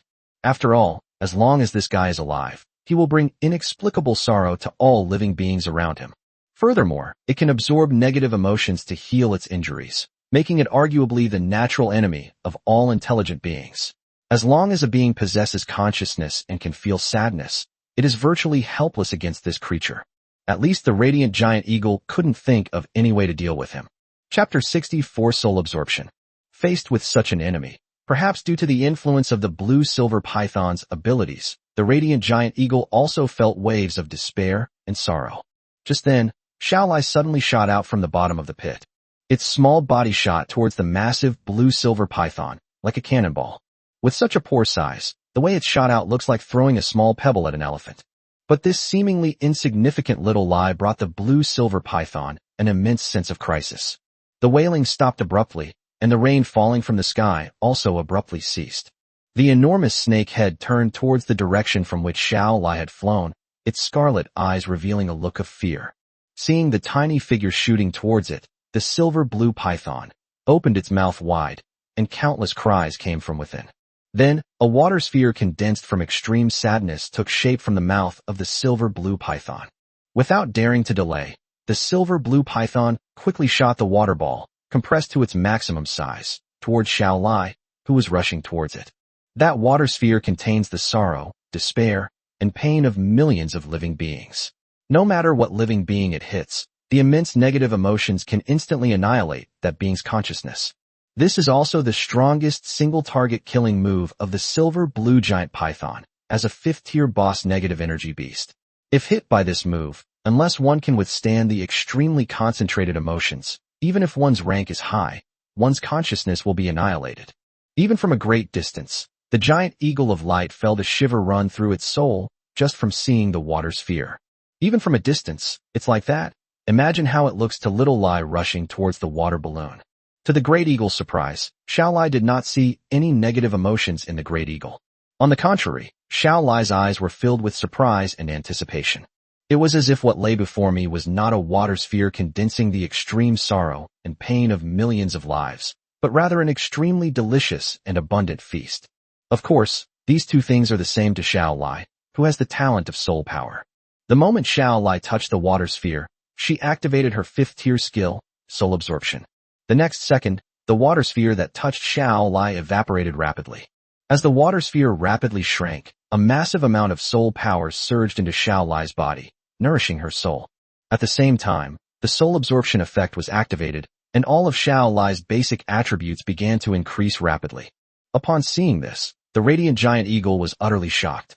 Did Little Lai just absorb all that negative emotion from the ball, which had been condensed to the extreme? This action not only shocked the radiant giant eagle, but even the silver-blue giant python was caught off guard. Before anyone could react, the basketball-sized Little Lai had already attached itself to the silver-blue python.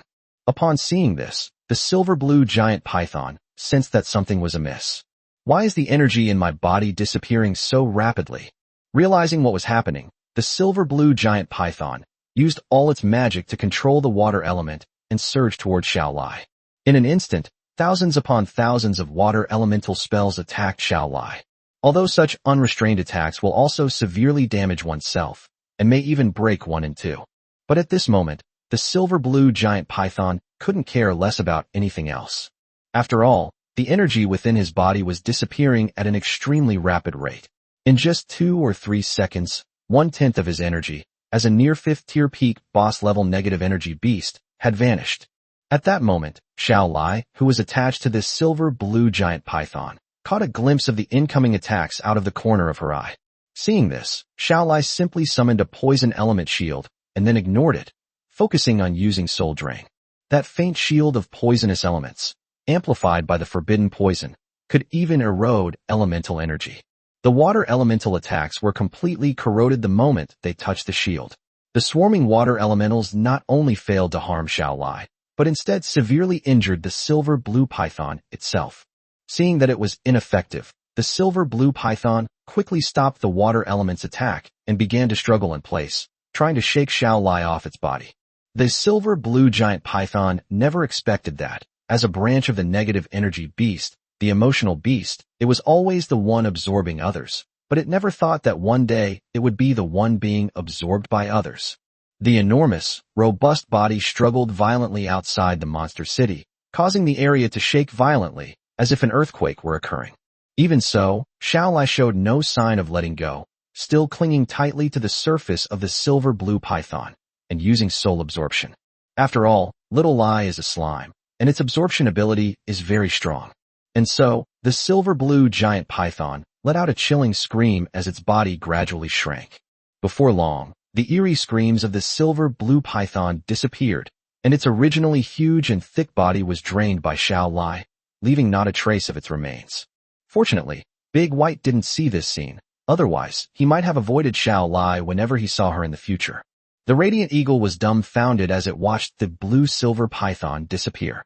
The mortal enemy I just thought I couldn't defeat is dead just like that? Jiang Yi, who witnessed this scene through a video call, was also dumbfounded. Xiaolai is that strong. Defeat the 5th-tier near-peak emotional beast boss, gaining 1.4 million points. Regional announcement. A boss-level negative energy beast has been detected dead. The Blood Moon Beast Tide in Dragon Kingdom Server 3258 has ended ahead of schedule. Rewards will be distributed via the leaderboard soon. World announcement. Lord Xiaolai of Dragon Kingdom Server 3258 has slain the world's first boss-level creature. Lord Xiaolai of Dragon Kingdom Server 3258 is hereby awarded the following items. Black Gold Treasure Chest X1, Dungeon Team Scroll X3, Random Large Dungeon Opening Token X1. World announcement. A lord has been detected slaying the first boss-level negative energy beast in Dragon Kingdom District 3258. The exclusive secret realm for Dragon Kingdom District 3258 will open tomorrow at 12 p.m. Jiang Yi in the Monster City was stunned by the sudden barrage of announcements from the system, as were the light flame giant eagles on the front lines and the lords in District 3258 who were still fighting against the negative energy beasts. Meanwhile, the 8 billion time-traveling lords around the world were all dumbfounded. This was the first time the system had issued a world announcement, and almost all the lords were caught off guard by what had happened. Those powerful lords who were ahead in progress and had time to check the system panel even during the Blood Moon Beast Tide all had different expressions after reading the system announcement. All of these people turned their gazes to the same place, the chat channel, Dragon Kingdom Zone 3258. For a time, District 3258 of the Dragon Kingdom became the focus of all mankind. Chapter 65 The Shock of the Lords. Meanwhile, the Dragon Kingdom 3258 district, which was being watched by 8 billion people, was instantly in an uproar. The moment the system announcement was issued, all the black and white rifts of the lords in Dragon Kingdom District 3258 closed at the same time. The remaining negative energy beasts seemed to have lost their power and turned into ashes one by one after the black and white rift closed and disappeared. Seeing this, countless lords who were being chased and fighting against the negative energy beasts were stunned. The lords were all stunned as they watched the horde of negative energy beasts scream and turn to ashes. After figuring out what had happened, all the lords in Dragon Kingdom District 3258 looked toward the district chat channel. After a brief 2-second silence, The regional chat channel erupted in chaos. Holy crap, holy crap, holy crap, Little Lie is awesome. Little Lie is awesome. Little Lie is awesome. Little Lie is awesome. I was just running around with a slime in my arms. And all those ugly things are dead. Me too. My people were almost all dead. If that black and white rift hadn't disappeared, I would have been dead for sure. Me too. Me too. If it weren't for Boss Xiao Lai, I would have been pounced on by the negative energy beast. Holy crap. Look at the leaderboard. Wow. Little Lie has 1.4 million points. The second-ranked player only has a little over 70,000 points. That's a huge difference. Little Lie, do you need any accessories? My people are Jiayu people. We can catch fish, so we'll never lack food. Image.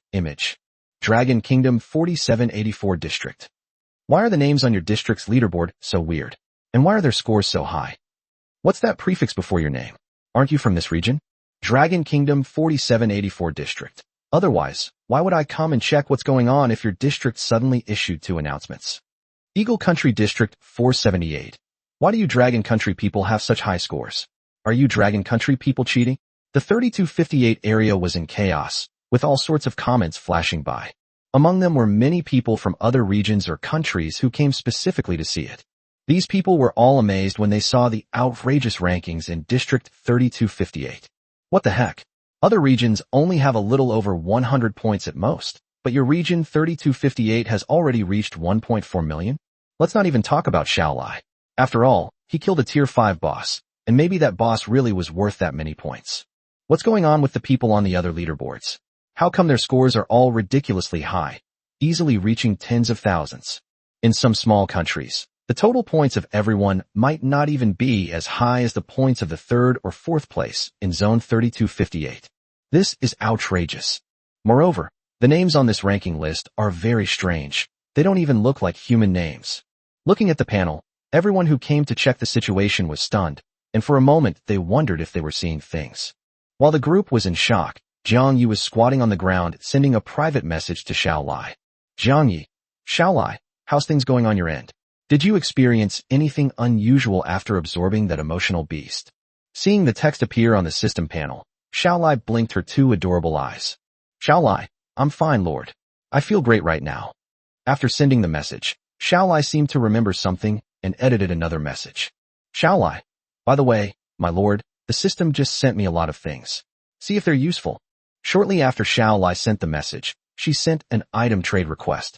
Seeing this, Jiang Yi pressed yes without hesitation. Transaction successful. Congratulations on receiving Black Gold Treasure Chest X1, Dungeon Team Scroll X3, Random Large Dungeon Opening Token X1.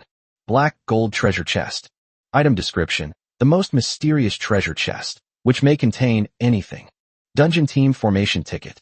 Item description: consuming this scroll allows you to team up with a lord to enter a dungeon. Items obtained in the dungeon are shared equally among all lords, and the lord and their subjects are immune to damage from teammates within the dungeon. Random Large-Scale Dungeon Opening Order. Item description: upon use, a large-scale world dungeon will be randomly opened. All lords can enter and explore it, and the lord who opens the dungeon has priority entry. Looking at the information displayed on these items, Jiang Yi was momentarily confused about what the dungeon was. Just as Jiang Yi was wondering, the system popped up a new message. The Blood Moon Beast Tide has ended ahead of schedule. Rewards are now being distributed to the top 100 lords on the leaderboard, and all lords can exchange 1 point of magic energy for every 1 point of their points. Ranking number 1 reward: Diamond Chest X1, Guild Token X1, Magic Energy, plus 1000. Rankings 2nd to 10th rewards: 1 Golden Treasure Chest, 1 Dungeon Party Scroll, plus 500 mana. Rankings 11 to 50 reward: Silver Treasure Chest X1, Magic Energy plus 250. Rankings 51 to 100 reward: Bronze Treasure Chest X1, Magic Energy plus 100. The lords were dumbfounded when they saw the text displayed on the system panel. After glancing at the system's rewards and then at the lords' points on the leaderboard, almost everyone gasped in shock. Faced with such generous rewards, everyone in District 3258 was in an uproar. Holy crap! Every point can be exchanged for 1 point of magic energy. That means Little Lie's 1.4 million points must be exchanged for 1.4 million magic energy. This is outrageous. I only have 60 mana points right now, And you're telling me that little Lai will have 1.4 million points soon? Wow, with 1.4 million points, that's enough to summon 70,000 subjects. That's invincible. Upstairs, you're overestimating yourself. 1.4 million mana is impossible to spend like that. Hey, what's that guild token? Is it like those in online games? Sakura Kingdom, District 254. It's unfair. It's unfair. Our great Sakura Empire's top player only has less than 100 points. So why do you Dragon Kingdom people have so many? Sakura Country, District 254, Baka. You despicable Chinese people must have cheated. Is the person upstairs from Japan who's a Japanese idiot? Someone killed a boss through skill, and you call that cheating? If you don't believe me, go ask your so-called number one on the leaderboard to kill a boss too. Dragon Kingdom Server 1789, exactly. We despise people like you who are envious, jealous, and then slander others. Although our server's top player isn't as good as Little Lai, we haven't slandered anyone. And so, the tone of the regional channel gradually went astray, with one after another, people from China starting to curse the Japanese person who had spoken. People from other countries, seeing this, dared not speak, and all silently went underwater. The chat channel was immediately filled with insults directed at the Japanese man. Upon seeing this, the Japanese man was so enraged that he coughed up blood and fainted. Chapter 66 Post-War Treatment. Zhang Yi ignored the flame war in the regional channel and instead stared into deep thought as he looked at the distributed rewards. Guild token? Does it work like those in online games, allowing you to create a guild? If that's the case, then this thing is really useless to Zhang Yi. Given Zhang Yi's current situation, he doesn't need a guild to gather talent and consolidate morale. If it were another lord, they might use that thing to create a guild and then attract other powerful lords to join. But Zhang Yi doesn't need that at all. All Zhang Yi needs to do is sit there and keep clicking to summon his subjects, and he can have a steady stream of lords joining him. These lords are not weak at all. Each one of them can start at the first or second tier. Even the subjects they summon can become lords just like them. In this situation, the guild token was truly neither appealing nor worth discarding for Zhang Yi. Shaking his head, Zhang Yi shifted his gaze from the guild token to the rewards on the other side. Looking at the diamond treasure chest and 1.4 million points, Zhang Yi felt that these rewards were more attractive than the guild token. After all, the highest level item Zhang Yi had ever seen was the gold level soul scroll that Bai had brought before. Even gold grade items involve something as mysterious as the soul. I wonder what good stuff these diamond and black gold treasure chests will yield. The 1.4 million magic power wasn't actually that attractive to Zhang Yi right now. After all, magic power is just a number to Zhang Yi right now. The taxes paid by the residents of Monster City in just a few days would reach this figure, so Zhang Yi wasn't really interested in these magical powers. However, during this Blood Moon Beast Tide, Zhang Yi witnessed Xiao Lai's true strength and planned to advance Xiao Lai to the 6th rank in a few days. However, with this 1.4 million magic energy reward, Zhang Yi can save the magic energy and directly advance Xiao Lai's level. As for the other gold and silver treasure chests, Zhang Yi was tempted, but he didn't plan to take them. After all, these were all earned by the residents of Demon City through their own heroic battles, and Zhang Yi didn't consider himself to be that shameless. If the residents offer something good, I will still offer to buy it. As for whether I will sell it or not, that depends entirely on the wishes of the residents who offered the item. With this in mind, Zhang Yi already had a general idea of what to do next. However, now is not the time to talk about these things. After all, now that the spatial portal is closed and the mysterious oppressive feeling has disappeared, the residents have resumed their activities. However, the emotional impact of the blue-silver python on the residents has not yet disappeared. The residents of Monster City, including Big White, are still unable to move. Thinking of this, Zhang Yi quickly sent a message to Xiao Lai and the Radiant Giant Eagle. Zhang Yi, Xiao Lai, could you go check on Big White and the residents of Monster City? Zhang Yi, Radiant Giant Eagle, please carry Xiao Lai. Xiao Lai's jumping speed is a bit slow, and using poison element to move might harm the residents, so I can only ask you for help. Upon seeing the message from Zhang Yi, the Radiant Giant Eagle and Xiao Lai nodded to each other. Then the Radiant Eagle carried Little Lai towards the direction where Big White was. Seeing the sadness almost overflowing into Bai's eyes, Xiao Lai jumped down from the sky before the Radiant Giant Eagle even landed. Looking ahead at the colossal object, the size of a basketball slowly emitted a faint blue glow.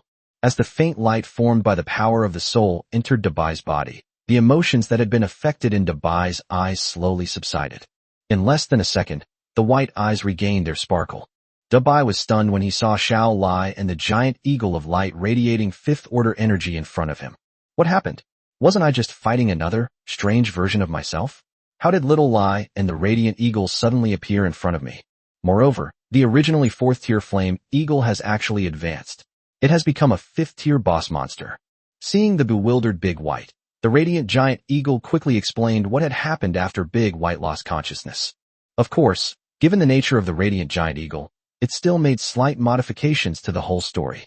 For example, how she fought the silver-blue giant python for 300 rounds after Big White fainted and still held her own, even almost defeating it, and then, with her crucial help, successfully assisted Little Lai in killing the silver-blue giant python. The description was so vivid and captivating that Dubai would have believed it if he didn't know the personality of the radiant flame eagle.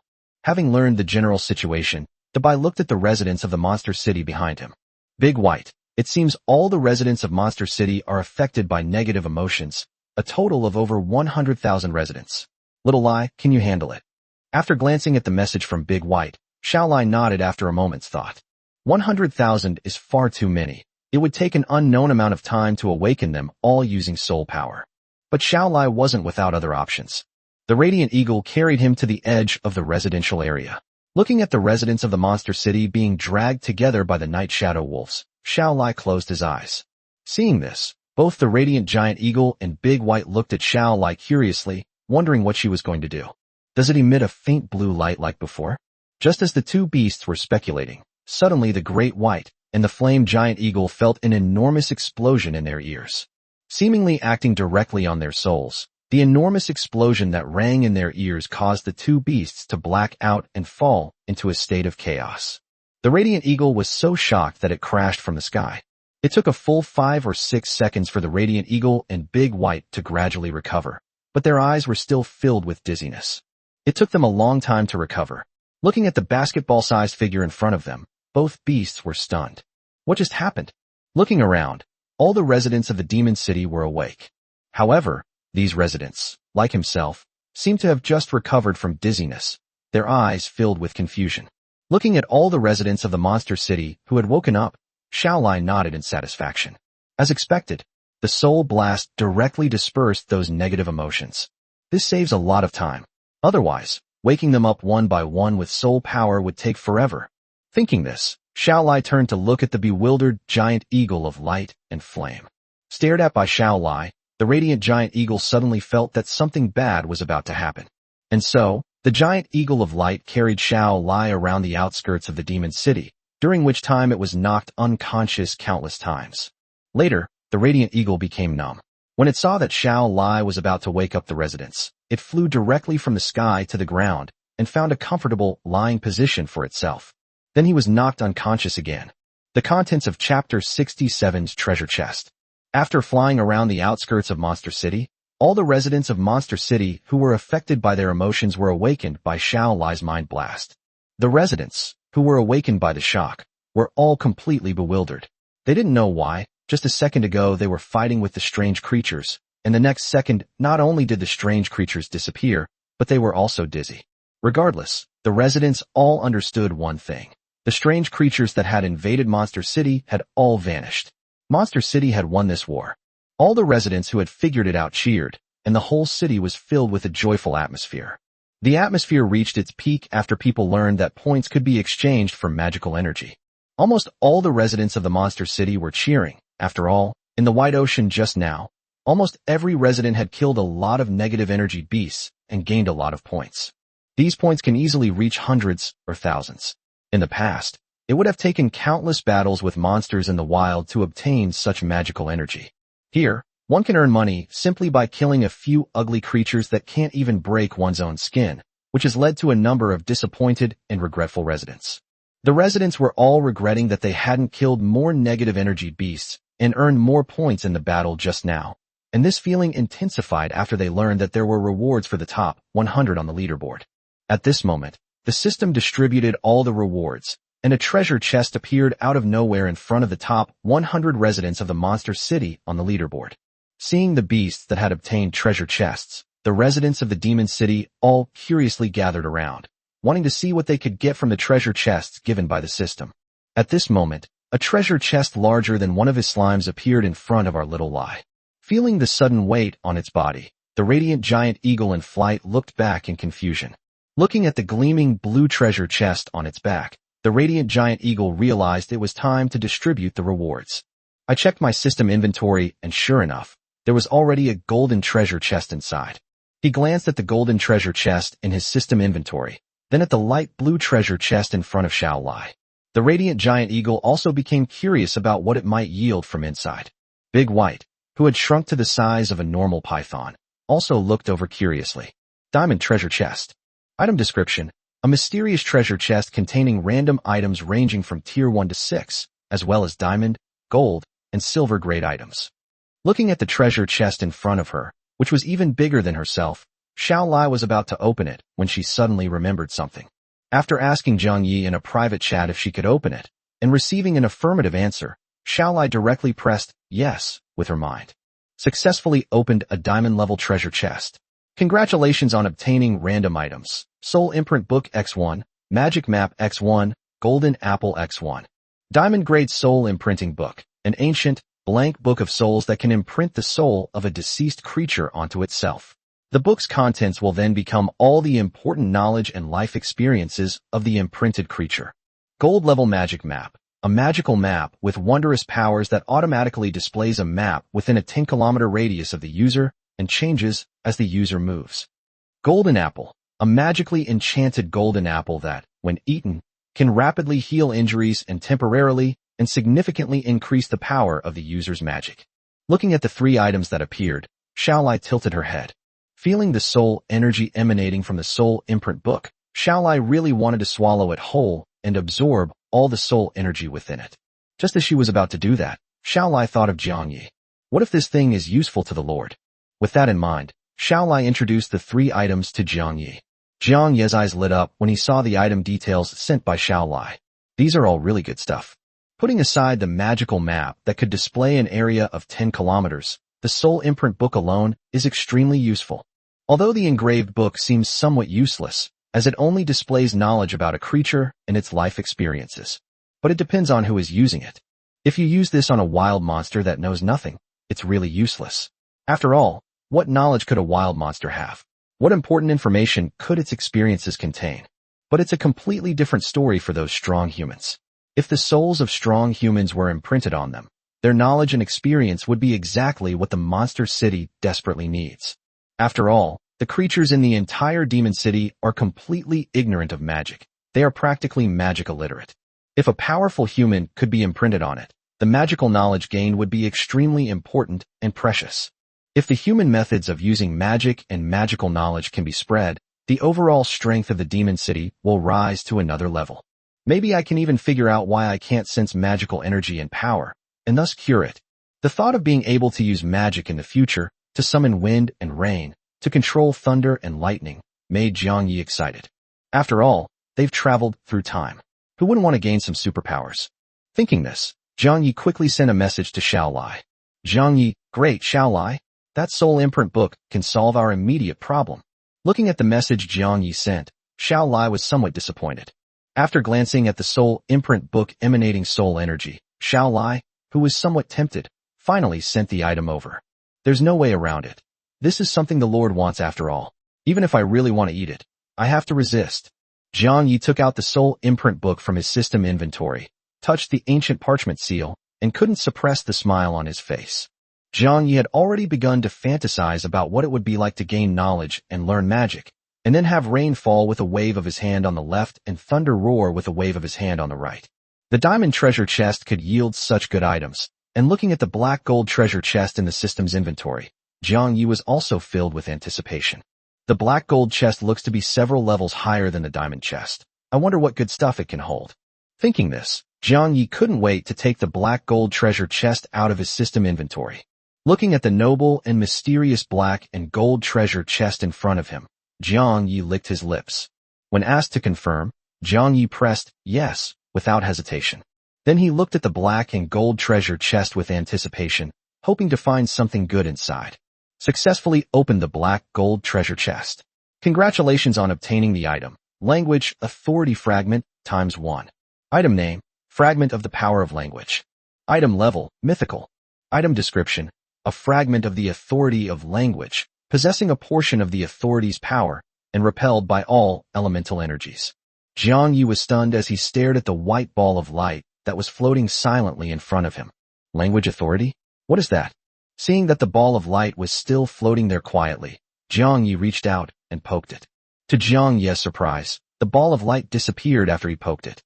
Then, to Jiang Ye's astonishment, a piece of gold fell from where the ball of light had disappeared. Picking up the piece of gold, Jiang Yi realized that it seemed to be a fragment of a crown. After all, it looks angular, and you can see signs of breakage at the edges.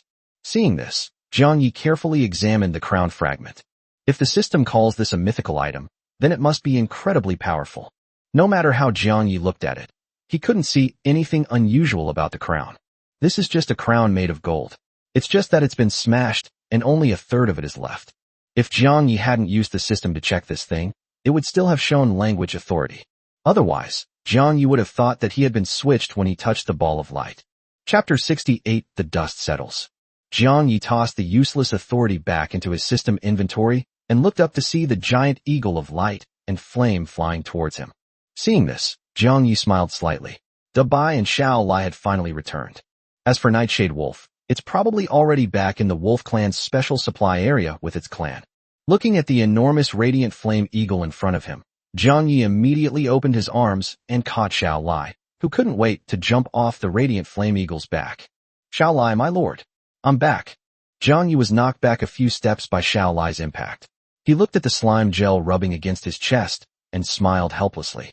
Xiao Lai, you've done a great job today. What kind of reward would you like?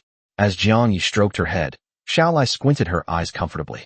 Xiao Lai, my lord, this is all I should do. I don't want any reward. I just want to stay by your side forever. Looking down at Xiao Lai being rubbed in Jiang Ye's arms, a hint of envy flashed in the large white eyes on the back of the radiant flame giant eagle. Do humans just prefer small monsters? Maybe it would be better if I stayed small too? Maybe I could end up like Little Lai. Wait a minute. What am I even thinking? In an instant, a blush flashed across the white snake's face. It quickly shook its head to shake off the strange thoughts in its mind and turned its head away from Xiao Lai and Jiang Yi.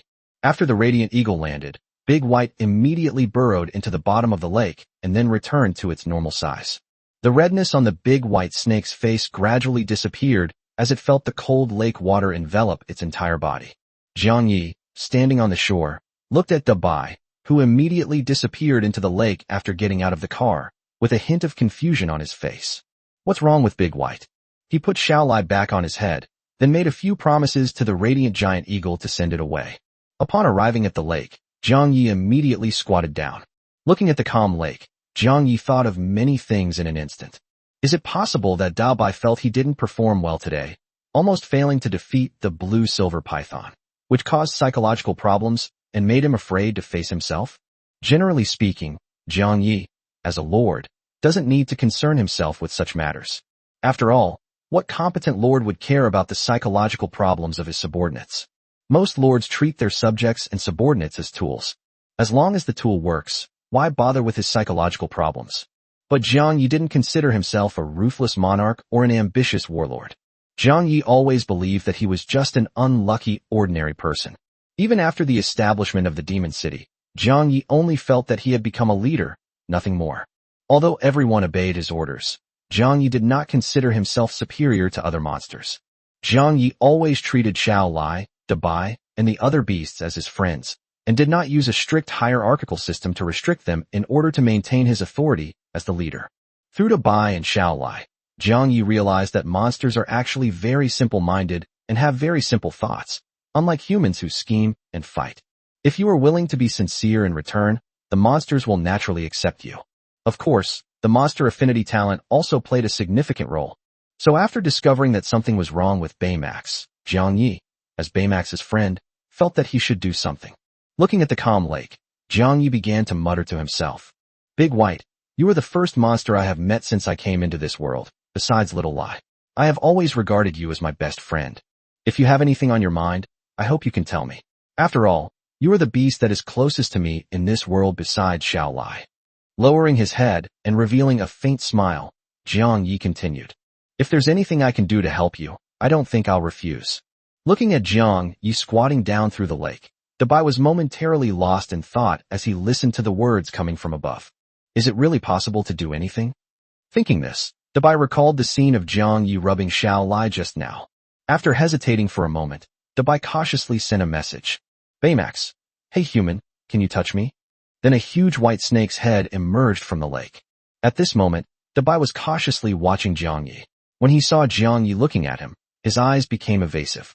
Jiang Yi was taken aback when he saw the private message sent by Dabai. Jiang Yi's lips twitched as he realized he had misunderstood something. I thought Baymax was having some kind of psychological problem, but it turns out he's just like this. Without much thought, Jiang Yi nodded. Then he reached out and patted Big White's head. Jiang Yi smiled as he watched the giant snake's head retract after only a few rubs. Shaking his head, Jiang Yi returned to the Lord's manor with Xiao Lai yawning and started catching up on sleep. Big White was left dizzy in the lake, regretting why he had pulled his head away. Humans smell so good. Being touched by humans feels so good. Just as Dabai was secretly regretting his actions, the residents of the Demon City returned to their homes one after another and began to rest. After all, a very fierce battle had just taken place, and it was still dark, so it was time to rest. And so, while other districts were still struggling with the Blood Moon Beast tide, the residents of Monster City fell asleep one by one, clutching their day's spoils. Of course, this excludes the monsters that blow up their own homes. The next day, rubbing his sleepy eyes, Jiang Yi sat up from the soft bed. After tearing the smear of smeared face off Xiao Lai, Jiang Yi habitually checked the system panel to see if anyone had sent him a private message. It was a surprise to Jiang Yi that he took a look. On his own screen, he saw that there were 99 plus unread private messages. Seeing so many messages, Jiang Yi thought something big had happened again. Not daring to delay, Jiang Yi quickly opened and checked them one by one. Jiang Yi was stunned to see that all the messages he received were from strangers. Why are so many people suddenly messaging me? However, Jiang Yi quickly figured out what had happened. The original system panel now features a leaderboard function. Upon clicking through, Jiang Yi saw 3 major ranking lists: the Magic Power Ranking, the Rank Ranking, and the Citizen Ranking. Looking at these 3 lists, Jiang Yi's lips twitched, and he instantly understood what was going on. Chapter 69 Ranking List. Upon opening the Magic Power Ranking, Jiang Yi immediately saw his own name on the second spot. And the first place, of course, belongs to Little Lai, who has 1.55 million magic power. Scrolling down, the top 100 were all residents of Monster City. Even the 100th ranked monster resident has more than 10,000 magical energy. Jiang Yi's lips twitched as he looked at the list filled with strange names. Could this be a global ranking list? Did Monster City really dominate the rankings so easily? Jiang Yi smacked his lips, momentarily unable to believe it. No way. There are so many talented and extraordinary people and powerful figures in the world, yet not a single one is on the list. Of all humanity, I'm the only human on the list. Looking at the other ranking list, as Jiang Yi expected, the top 100 were all residents of the Demon City. The top spot on the leaderboard belonged to the newly promoted 5th-tier Great White, followed by Little Lai and the Radiant Flame Giant Eagle. However, Jiang Yi's name is not on this list, since the 100th person on this list is all at the 3rd rank. Of course, Jiang Yi could easily advance to the 5th rank and be listed on the leaderboard at any time, but there's no need for him to do so. After all, Jiang Yi's advancement brought no changes other than a slightly stronger body. It would be better to save that wasted magical energy for other residents of the Demon City to advance. The other census list did not include any residents of the Demon City. After all, Jiang Yi hasn't opened up summoning permissions on a large scale yet. Currently, only Xiao Lai and Dabai have this permission. The reason for not opening the venue is simply because they are afraid that there won't be enough food if there are too many people. After all, as a small city that has only been established for a short time, there is not much farmland to cultivate, and magic carrots and magic potatoes are not enough to supply the food needs of the entire city. If it weren't for the fact that some monsters don't need to eat and can survive on magic energy alone, it would be impossible to sell food on the trading channel to earn magic energy. There's nothing we can do about it, since most monsters don't have hands as dexterous as humans. Even if you switch to farming and acquire the relevant knowledge, your efficiency won't improve much. Since they lack nimble hands, monsters can only use magic to control their bodies, but the precision of magic control is not high, so the efficiency is naturally very low. Sighing, Jiang Yi felt a headache coming on. After all, there's really no good solution to this problem, So it seems like I won't be able to dominate this list for the time being.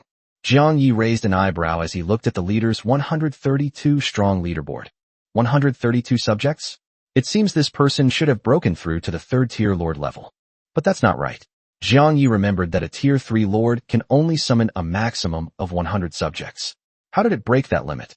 After thinking for a while, Jiang Yi came up with a possibility. Could the offspring of people living together break through this restriction? However, even if we remove the 32 offspring that multiplied, he still has 100 subjects. Adding the magic energy required to advance to level 3, this person has gained at least 3,000 magic energy points in these 7 days.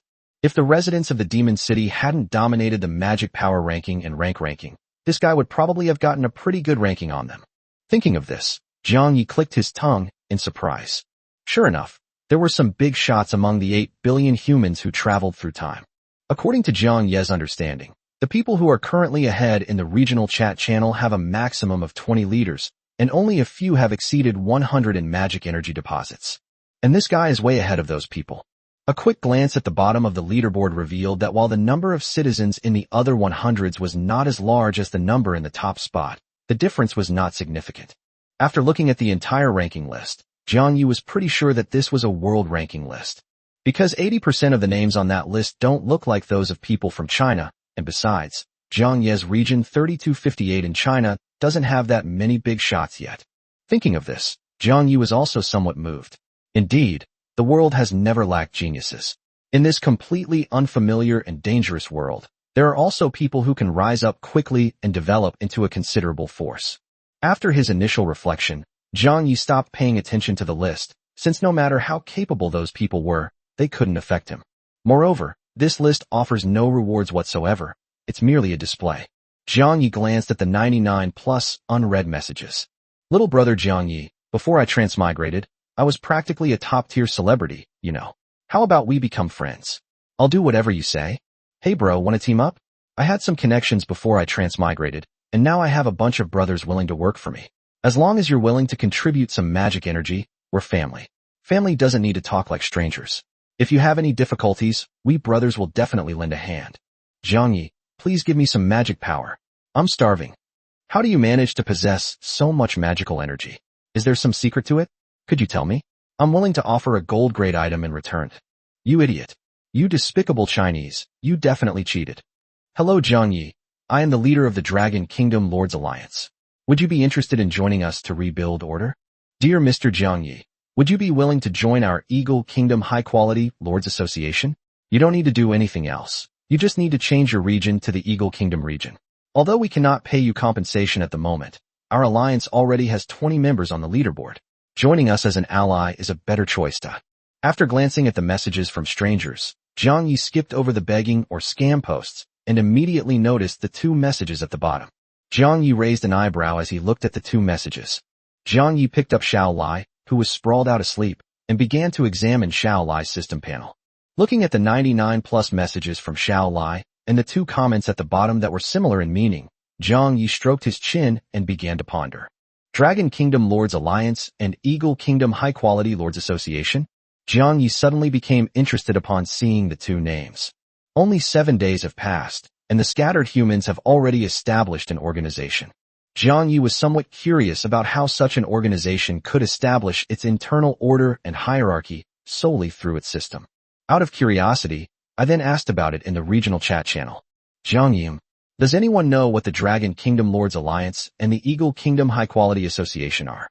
Wow, a wild second-ranked player. Go for Master Ball. XX Bear. Oh my god, the Lord has spoken. Huh? Is this really Jiang Yi? I've seen the Dragon Kingdom Lords Alliance that Jiang Yi mentioned in the World Chat channel.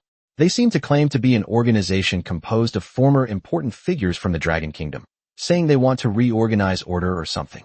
I even bought high-quality citizens from their organization, originally to deal with the Blood Moon Beast Tide, but it seems I won't need them.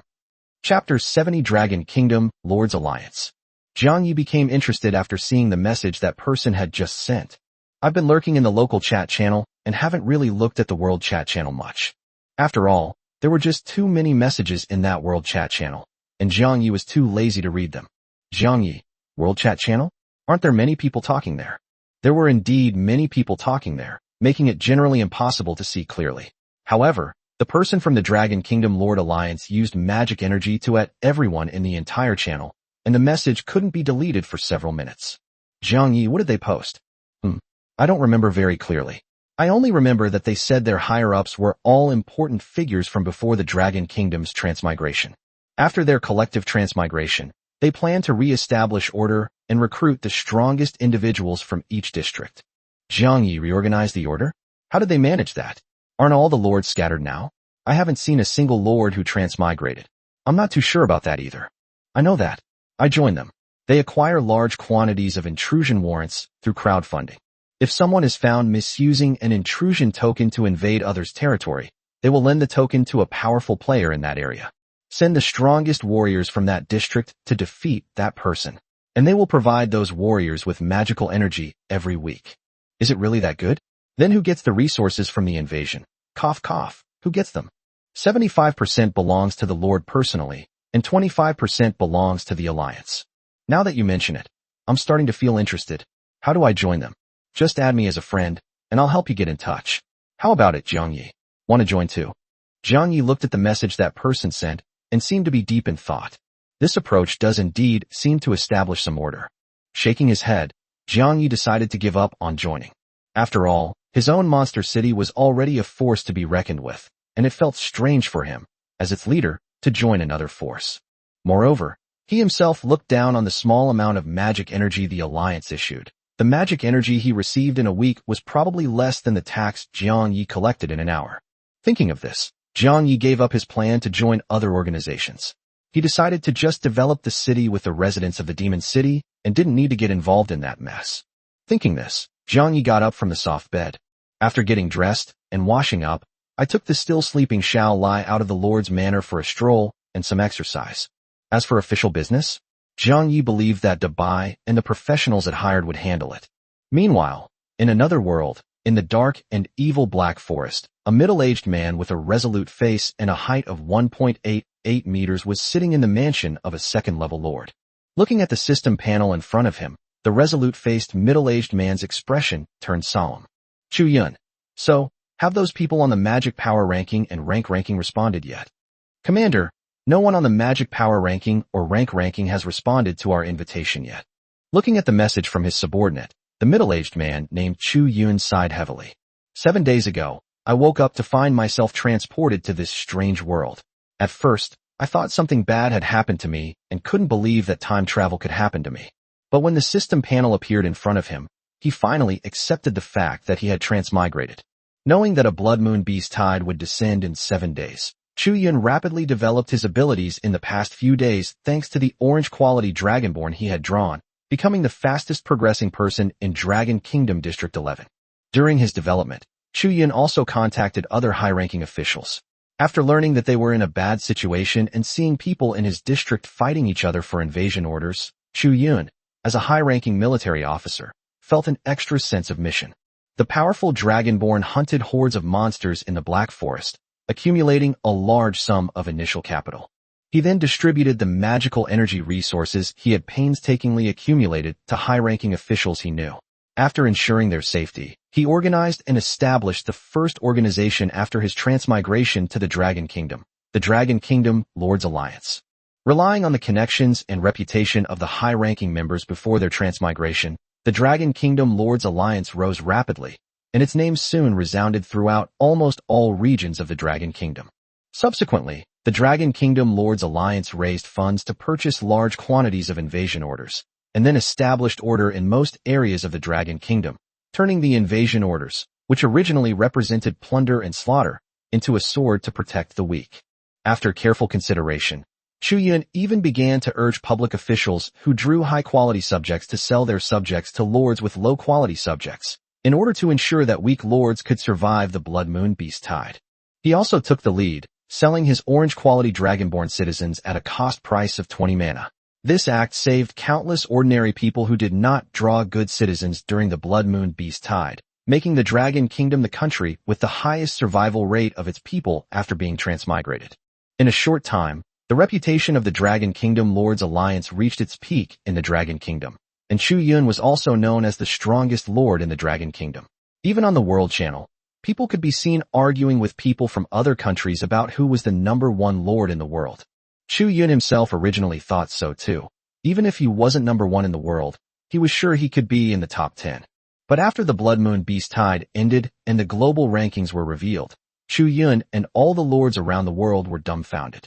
Forget about being in the top 10 in the world, I'm not even in the top 100. After flipping through 3 lists, Chu Yun finally saw his name in 3rd place on the leaders list. However, the value of this list of citizens is rather low. After all, as long as citizens are capable of having children and have a certain amount of money and connections, they can be included. It is really hard to see how big the actual differences are. Seeing this, Chu Yun had no other emotions, only a little doubt. Chu Yun believed that even on a global scale, his progress should be among the top tier. Regardless of connections, resources, the quality of his people, or talent, Chu Yun is top-notch. Even if there is a gap, it shouldn't be this big, right? As a lord who is top in every aspect, I can't even make it into the 100th place on the leaderboard. Logically speaking, to become a world-class figure, one should have an extensive network of connections. Since one has such connections, one must know at least some high-level officials. Although the people on those 2 lists were from the Dragon Kingdom region, Chu Xiao and the higher-ups didn't know any of them. Even among those ordinary people who are exceptionally talented, there shouldn't be so many. It's impossible for both lists to be full of exceptionally talented individuals. What's more, these prodigies all have strange names, which literally means something like monster or demonic, and they all have names like eagle, wolf, or tiger. Moreover, none of these prodigies joined the Dragon Kingdom Lords Alliance. Even when you tried to negotiate with them, it seemed like they had reached some kind of consensus, and they all ignored you. For a time, Chu Yun and the higher-ups also had a headache. With so many powerful and unstable factors remaining in the Dragon Kingdom region, it's hard to know whether to be happy or worried. Chapter 71, Making Contact. Another point that puzzled Chu Yun was that the system was supposed to prohibit large-scale fundraising. Once a large amount of small amounts of magic energy are deposited, the system will forcibly send the deposited magic energy back. This makes it impossible for lords with connections to create a high-ranking lord by simply increasing their numbers. You either have to honestly fight monsters and steal magic energy, or you have to earn magic energy by selling items. Trying to obtain a large amount of magic energy to advance through fundraising is simply not feasible. This is why all the top-tier players in the world are currently stuck at Tier 3 Lord.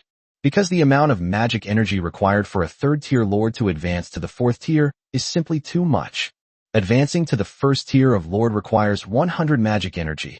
Advancing to the 2nd tier requires 500 magic energy, and advancing to the 3rd tier requires 1500 magic energy. To advance to the 4th tier Lord, a full 15,000 magic energy is required. The difference in magic energy required between the 3rd and 4th tiers is a full 10-fold. Chu Yun didn't know how much magic energy he would need to advance to the 5th tier.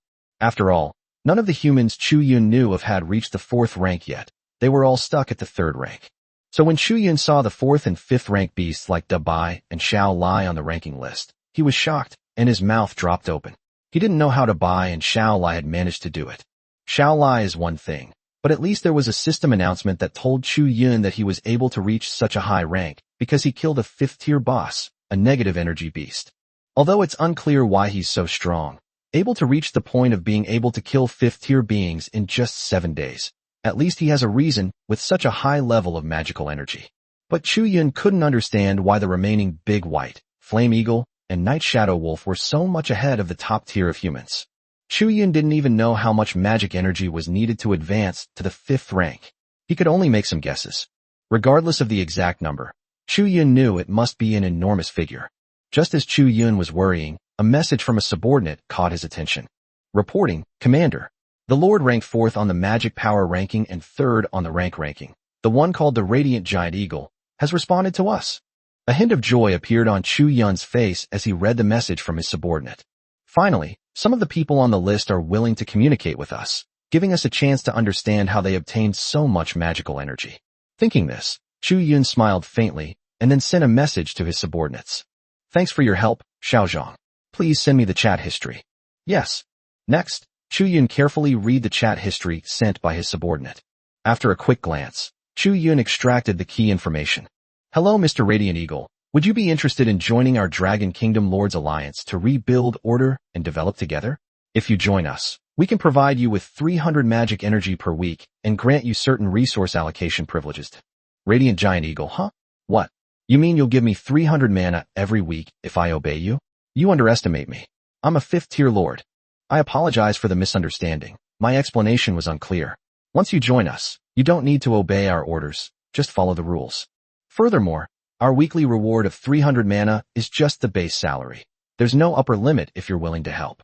Radiant Eagle, so you mean that as long as I agree to join you and help, I can receive thousands of magical energy every week? You can understand it this way. Radiant Giant Eagle, I'm in. Only a fool wouldn't take magic power. Human, tell me, what do you need my help with? Okay, thank you for joining us. This is your payment for this week. I will now add you to our group chat. Thank you for your cooperation. After a quick glance, Chu Yun quickly spotted the key information. This giant radiant eagle seemed unaware of the current market prices. 300 magic energy per week was already an astronomical price in the current environment. After all, an ordinary person's entire fortune might not even amount to 100 magic energy, and this giant radiant eagle still thought it was too little.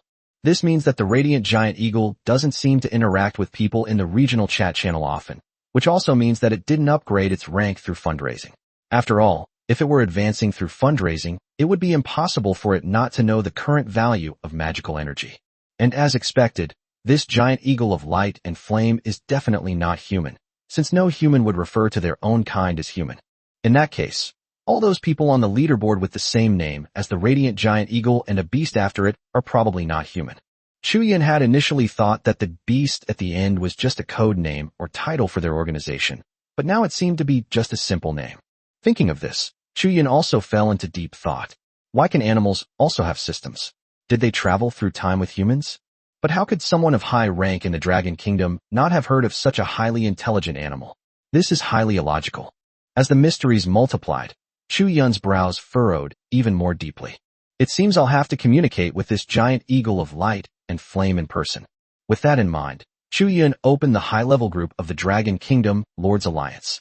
Just as Chu Yun was pondering the radiant giant eagle, the object being pondered was staring at the system panel in front of him and grinning foolishly. Seeing that the person had added him to a group chat, the radiant giant eagle immediately felt that he had gotten a good deal. Just by helping out a little, I can earn thousands of magical energy every week. This kind of good fortune has finally come my way. As for being scammed, don't worry, Jiang Yi sent out a notice to all the residents of the Demon City a long time ago. If a human comes to you to discuss something, you can do whatever you want. But if that person asks you to give them magical energy, no matter how sweet their words sound, don't believe them. The radiant giant eagle took Jiang Ye's announcement to heart. In short, it meant that it could provide all support except for magical energy. With this in mind, the radiant giant eagle was prepared to be deceived. If someone adds you to a group and asks you to spend money, you won't believe a word they say, no matter how sweet their words are. After entering the group chat, the radiant eagle not only didn't see anyone asking him for money, but someone even transferred his 300 mana energy for the week directly to him. Seeing this, the radiant eagle was even happier. It was true that you could get 300 magic points without doing anything. If I help out a bit later, wouldn't I be able to earn unlimited amounts of magic energy every week, just like that human said? The mere thought of that possibility made the giant eagle of light grin from ear to ear. After glancing at the messages sent by the humans in the group chat, the radiant giant eagle, in a great mood, also started chatting. Chapter 72 Different Thoughts. Welcome to the new member. Welcome to the new member. Welcome to the new member. Huh? Isn't this newcomer the third-ranked 5th-tier lord on the leaderboard? He's so strong, he's already joined our alliance. Seriously? I remember the people on the leaderboard were all so aloof, right? I asked them for help and no one answered. Hey expert, do you have any tips for quickly advancing to the next rank? I've been stuck at rank 3 for 2 days, and the 15,000 mana required to advance to rank 4 is just too much. Seeing the praise from the humans in the high-level group chat, the radiant giant eagle felt a little smug. Radiant giant eagle, hee, you flatter me. I don't have any secrets. After all, I'm just exceptionally talented. I easily rose through the ranks. After sending out this text, the radiant giant eagle remained completely calm, as if the fact that it had been stuck at the 4th tier for over 30 years before meeting Jiang Yi had never happened. The other high-ranking lords of the Dragon Kingdom Alliance also twitched their lips after seeing the Radiant Giant Eagle's reply, and couldn't help but complain that the reply was as good as no reply at all. May I ask, sir, how did you manage to acquire so much magical energy in just 7 days? My people have been hunting monsters 24/7 these past few days, but they haven't gotten much magical energy. Yeah. Even with my purple quality citizens killing monsters 24/7, I can't earn much magic energy. You guys have so much magic energy, I'm really curious what quality your citizens are. Upon seeing the message sent by this person, the Radiant Giant Eagle felt somewhat embarrassed. I can't exactly say that the Lord directly gave me 100,000 magic power to advance, can I? That would be too embarrassing. After thinking it over, the Radiant Giant Eagle decided to lie and get away with it, since telling the truth would be a bit embarrassing for him. Radiant Giant Eagle. Ahem. The reason I was able to gain so much magical energy in such a short time is because I found the legendary treasure buried by the dragon. It's filled with crystal cores. That's why I have so much magical energy. Radiant Giant Eagle. As for my subjects, they are all extremely powerful. Looking at the message he had edited and sent, the Radiant Giant Eagle's expression turned awkward. The Radiant Giant Eagle has no subjects. In fact, it doesn't even know what subjects are. Seeing that the person was curiously asking what his subjects were, the Radiant Eagle had no choice but to bite the bullet and answer. The other lords were also baffled by this nonsensical answer. When someone asks you what your people are, do you reply that your people are very powerful? On the contrary, the lords believed what the Giant Eagle of Light had said. After all, the only explanation for obtaining so much magical energy under such restrictions on fundraising is that they encountered unexpected wealth in another world. Otherwise, there's no way to explain how he managed to gain 160,000 magic power within 7 days. Even if Chu Yun's leader and his more than 100 orange-quality dragon descendants hunted monsters 24 hours a day, the magical energy they would gain in 7 days would probably not even be a fraction of 160,000. Thinking this, the lords looked at the Radiant Giant Eagle with envy. That's incredibly lucky. Some people, however, after figuring things out, started having other ideas. Judging from the personality of the Radiant Giant Eagle, if his people were very powerful, he would definitely show them off rather than just mention it briefly. Perhaps the subjects are very weak, and they probably drew subjects of white or green quality. And since higher ranks have more magic power, they should theoretically have a large number of subjects. But the truth is that he wasn't even on the list of leaders. This information further confirms the above speculation. For a time, some high-ranking lords in the Dragon Kingdom's Lord Alliance began to have wicked thoughts. After all, this group was originally created by the Alliance's higher-ups for powerful individuals in each region. The only criteria for joining were being willing to join the Alliance, abide by the rules, and have a relatively high rank. There were no other requirements, so the group was a mixed bag, with people of all kinds of character. There are people who genuinely want to establish order and maintain peace, and there are people who covet the weekly paychecks from the Alliance. Unless tempted by huge profits, the latter generally will not betray the Alliance or break the rules. After all, once you betray us, you will lose a stable source of magical energy and will be attacked by other lords who want to maintain order. Under such circumstances, naturally no one would betray them. But the appearance of the Radiant Giant Eagle made these people waver. After all, the temptation of 160,000 magic power is too great. If they can successfully plunder it, with their already good progress and high-quality subjects, they will be able to fight against the Dragon Kingdom Alliance, let alone become enemies. They are confident even if they are at odds with the whole world. This is what 160,000 magic power can achieve. But this idea of these people was quickly nipped in the bud. Don't forget, the Lord himself is also a combat force. The lords of this group are all third-tier lords, so they naturally know how big the gap is between each tier. It can be said that the difference between each level is like an insurmountable chasm, making it impossible to challenge someone of a higher level, let alone fight someone of 2 levels higher. Even if the Radiant Giant Eagle didn't know any magic and just stood there, the magical energy it emitted would probably kill itself and its people, both at the 3rd rank. Thinking this way, many lords who had been harboring wicked thoughts immediately abandoned the idea. Except for one person. Wang Xia looked at the Radiant Giant Eagle in the chat group, a hint of excitement flashing in her eyes. With only average talent and not particularly strong among the purple tier tribes, I thought I had used up all my luck by becoming the first in the Blood Moon Beast Tide of District 8132 through sheer luck. I never expected that after accepting the invitation from the Dragon Kingdom Lords Alliance, I would encounter such a great opportunity. Looking at the items she had opened from the diamond treasure chest in her hand, Wang Xia's excitement grew stronger. Diamond Grade Soul Annihilation Scroll. Crafted by a legendary, mysterious, and powerful soul mage, it can directly annihilate the souls of beings of rank 5 and below, or severely injure the souls of beings of rank 6. The user's soul will also be severely damaged after use. I thought this thing I got from the diamond chest was useless, but I didn't expect it to be waiting for me here. With this, let alone that guy being a 5th-tier being, I could take him down even if he were a 6th-tier being. Thinking of this, Wang Xia could almost see her territory developing rapidly after the 160,000 magic power arrived. However, before that, he still needed to test the giant eagle of light and flame to avoid any mishaps. With that in mind, Wang Xia initiated a private chat with the radiant giant eagle. Chapter 73: The Bewildered Giant Eagle of Light. Wang Xia. Hello, may I get to know you? After only a quick glance, the radiant giant eagle ignored the message sent by Wang Xia. It's important to know that the radiant giant eagle doesn't reply to every message. After all, the radiant giant eagle ranks high on both lists, but many people send private messages to it hoping to curry favor and gain some benefits. The radiant giant eagle understood this, so it simply ignored most messages that were uninteresting or begging.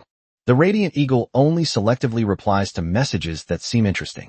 So Wang Xia waited there for a long time, but didn't receive a reply from the radiant giant eagle. I glanced at the private chat panel, which was completely silent, and then at the radiant giant eagle, which was chatting enthusiastically in the group chat. A sinister glint flashed in Wang Xia's eyes. The giant eagle of light and flames didn't seem to care about me at all. He was, after all, a 3rd-tier lord, the strongest lord in District 8132 of the Dragon Kingdom. So what if you have a little more magic power? Are you a higher rank than me? Why are you so arrogant that you won't even reply to me? He just got lucky and found some treasure. If he had found it himself, with his talent and high-quality followers, he would definitely have developed much faster and stronger than this guy. If it were me in the past, I probably wouldn't have been able to do anything about this guy. But after opening the Soul Annihilation Scroll from that diamond treasure chest, things might change. Thinking this, Wang Xia clenched the Soul Annihilation Scroll tightly in her hand, and the greed and jealousy in her eyes as she looked at the system panel were almost overflowing. Wang Xia took out the silver-level invasion order issued by the Alliance to high-ranking lords from her system inventory and pressed confirm. Item: Intrusion Token, Silver Tier. Purpose: opens a portal near a designated lord. For 1 hour, the magical energy of both sides will be forcibly materialized into crystal cores, allowing both sides to enter and exit the portal to plunder each other's resources. Restriction: the number of people who pass the test cannot exceed 50. As Wang Xia pressed confirm, the radiant giant eagle, who was still chatting with people in the chat group, was taken aback. Warning! Warning! Lord Wang Xia has used a silver-level intrusion token on you. The portal will open in 5 minutes. Lord Radiant Eagle, please prepare. Staring at the system interface that popped up in front of him, the Radiant Giant Eagle was completely dumbfounded. Huh. I didn't have any conflict with anyone, did I? How did I suddenly get hacked? This intrusion was something I'd seen before in the area chat. All I remember is that 2 people got into an argument in the area chat channel that day, and one of them, in a fit of anger, used an intrusion token to hack into the other person's account. This incident caused quite a stir in the regional chat channel at the time, and I was even discussing with other human lords who would win. I used to be a gossip monger every day, but I never imagined that one day I would be invaded by another lord and become the object of gossip for others. Thinking of this, the Radiant Giant Eagle's expression also turned strange. Meanwhile, Jiang Yi, wearing Xiao Lai's clothes, was sitting in the tavern of Hydrogen Python 1, drinking carrot juice. After drinking a glass of carrot juice, Jiang Yi smacked his lips, finding the taste a bit strange. Xiao Lai, would you like something to drink? Holding Xiao Lai, who had just advanced to level 6, in his arms, Jiang Yi was about to check on Xiao Lai's newly learned skills under the horrified gazes of the other monsters in the tavern when Jiang Yi's panel suddenly displayed a message notification. Ding, Lord Wang Xia has used a silver-level intrusion order against Lord Radiant Giant Eagle. The portal will open in 5 minutes. Please be prepared. Seeing the system notification, Jiang Yi almost thought someone had suddenly hacked into his system. However, after reading the words clearly, Jiang Yi understood what was going on. When the Lightflame Giant Eagle's system, as a subsystem, was invaded by other lords, the mother system would naturally issue a warning. After all, the subsystems that one gives to other organisms are essentially integrated with one's own system. This is also why they are able to collect taxes on a large scale and frequently without being affected by restrictions on fundraising. Since it's essentially just transferring money from one's own pocket to another, it doesn't count as fundraising at all, so it's naturally not subject to system restrictions. Thinking of this, a hint of doubt flashed in Jiang Ye's eyes. Why was the Radiant Eagle suddenly hacked? Did it anger the chat channel? Thinking of this, Jiang Yi became a little worried and directly sent a private message to the Radiant Giant Eagle to inquire. Jiang Yi, Guangyan, what happened on your end? How did you get suddenly hacked? Seeing the doubt expressed in Jiang Ye's message, the Radiant Giant Eagle didn't know what to say. After all, the Radiant Eagle itself didn't even know why it had been hacked. Radiant Giant Eagle, I don't know either, Lord. I was just pulled into a group that said there was magical energy, and then I was attacked while we were chatting. Jiang Yi, what group did someone add you to? Radiant Giant Eagle, let me see. It's called Dragon Kingdom Lord Alliance High Rank Lord Group, and the person who invaded my account seems to be in this group too. Jiang Yi frowned even more as he read the message from the Radiant Giant Eagle. The Dragon Kingdom Lords Alliance? Is that the one that sent me a message this morning along with the Eagle Kingdom Lords Association? After checking his message interface and confirming the message, Jiang Yi was momentarily angry. My good impression of this organization, which I had in the regional chat channel earlier that morning, vanished instantly. Prior to this, Jiang Yi had no intention of joining such an organization, but also no intention of making enemies of it. I initially thought it was a genuinely good organization that wanted to rebuild order and maintain peace. According to the Radiant Giant Eagle, it was attacked for no reason even though it hadn't done anything. It now seems that this organization was all talk and no action. They talk about rebuilding order and maintaining peace, but in reality, the high-ranking lords in the organization still indiscriminately attack others.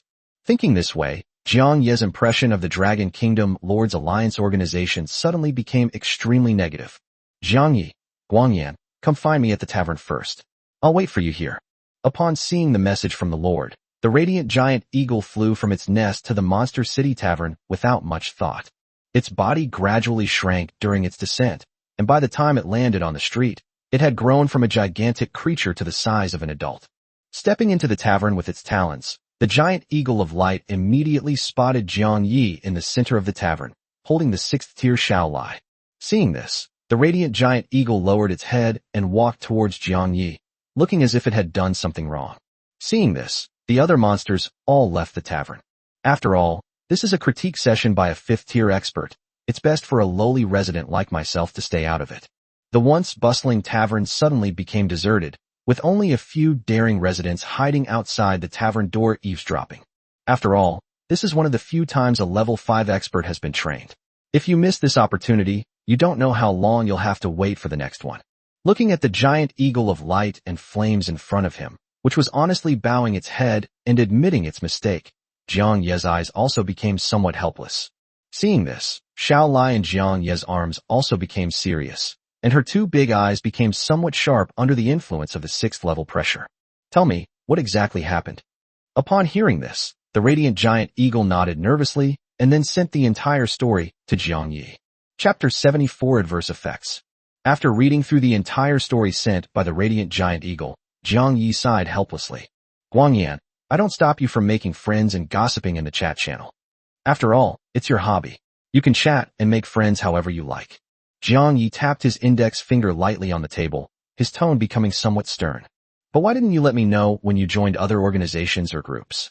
Sensing the slight sternness in Jiang Ye's voice, the Radiant Giant Eagle lowered its head, looking aggrieved. Radiant Giant Eagle, Lord, I remember you said before that as long as those guys don't need magic power, we can do whatever we want with them. Radiant Giant Eagle. Besides, I thought that just joining the organization would give me magic energy, and you wouldn't refuse, so I didn't ask. Upon catching a glimpse of the characters appearing above the Giant Eagle's head, Jiang Ye's stern voice turned somewhat helpless. That's true, but I am still the Lord of Demon City. If you want to join another organization, you should at least tell me. Or are you trying to sneak away? Upon hearing Jiang Ye's words, the Radiant Giant Eagle immediately shook its head in alarm. Radiant Giant Eagle, no. I only joined because he said I could get magic power without doing anything. Seeing the Radiant Giant Eagle's panicked appearance, Jiang Yi couldn't help but want to laugh. Jiang Yi knew exactly what the Radiant Giant Eagle was thinking, since he had also read the Radiant Giant Eagle's chat history. He was just teasing the radiant giant eagle by saying that. The serious atmosphere was instantly broken, and Zhang Ye's tone became more relaxed. Relax, relax, I know you didn't mean it that way. But we can't let this go so easily. How about this? I'll punish you by silencing you for 5 days. The demon's whisper reached his ears, and upon hearing it, the radiant eagle felt as if the sky had collapsed. As a chatterbox who loves talking to people and making friends, not being able to chat with anyone for 5 whole days is a torture no less severe than being slowly sliced to death for the radiant giant eagle. The 2 eagle eyes instantly became watery. Just as they were about to send a message to Jiang Yi to plead for mercy, they saw the message that had petrified the radiant flame giant eagle. You have been banned. The ban will be automatically lifted in 5 days. Upon seeing this message, the radiant giant eagle instantly wilted like a frostbitten eggplant. The entire eagle seemed to lose all will to live.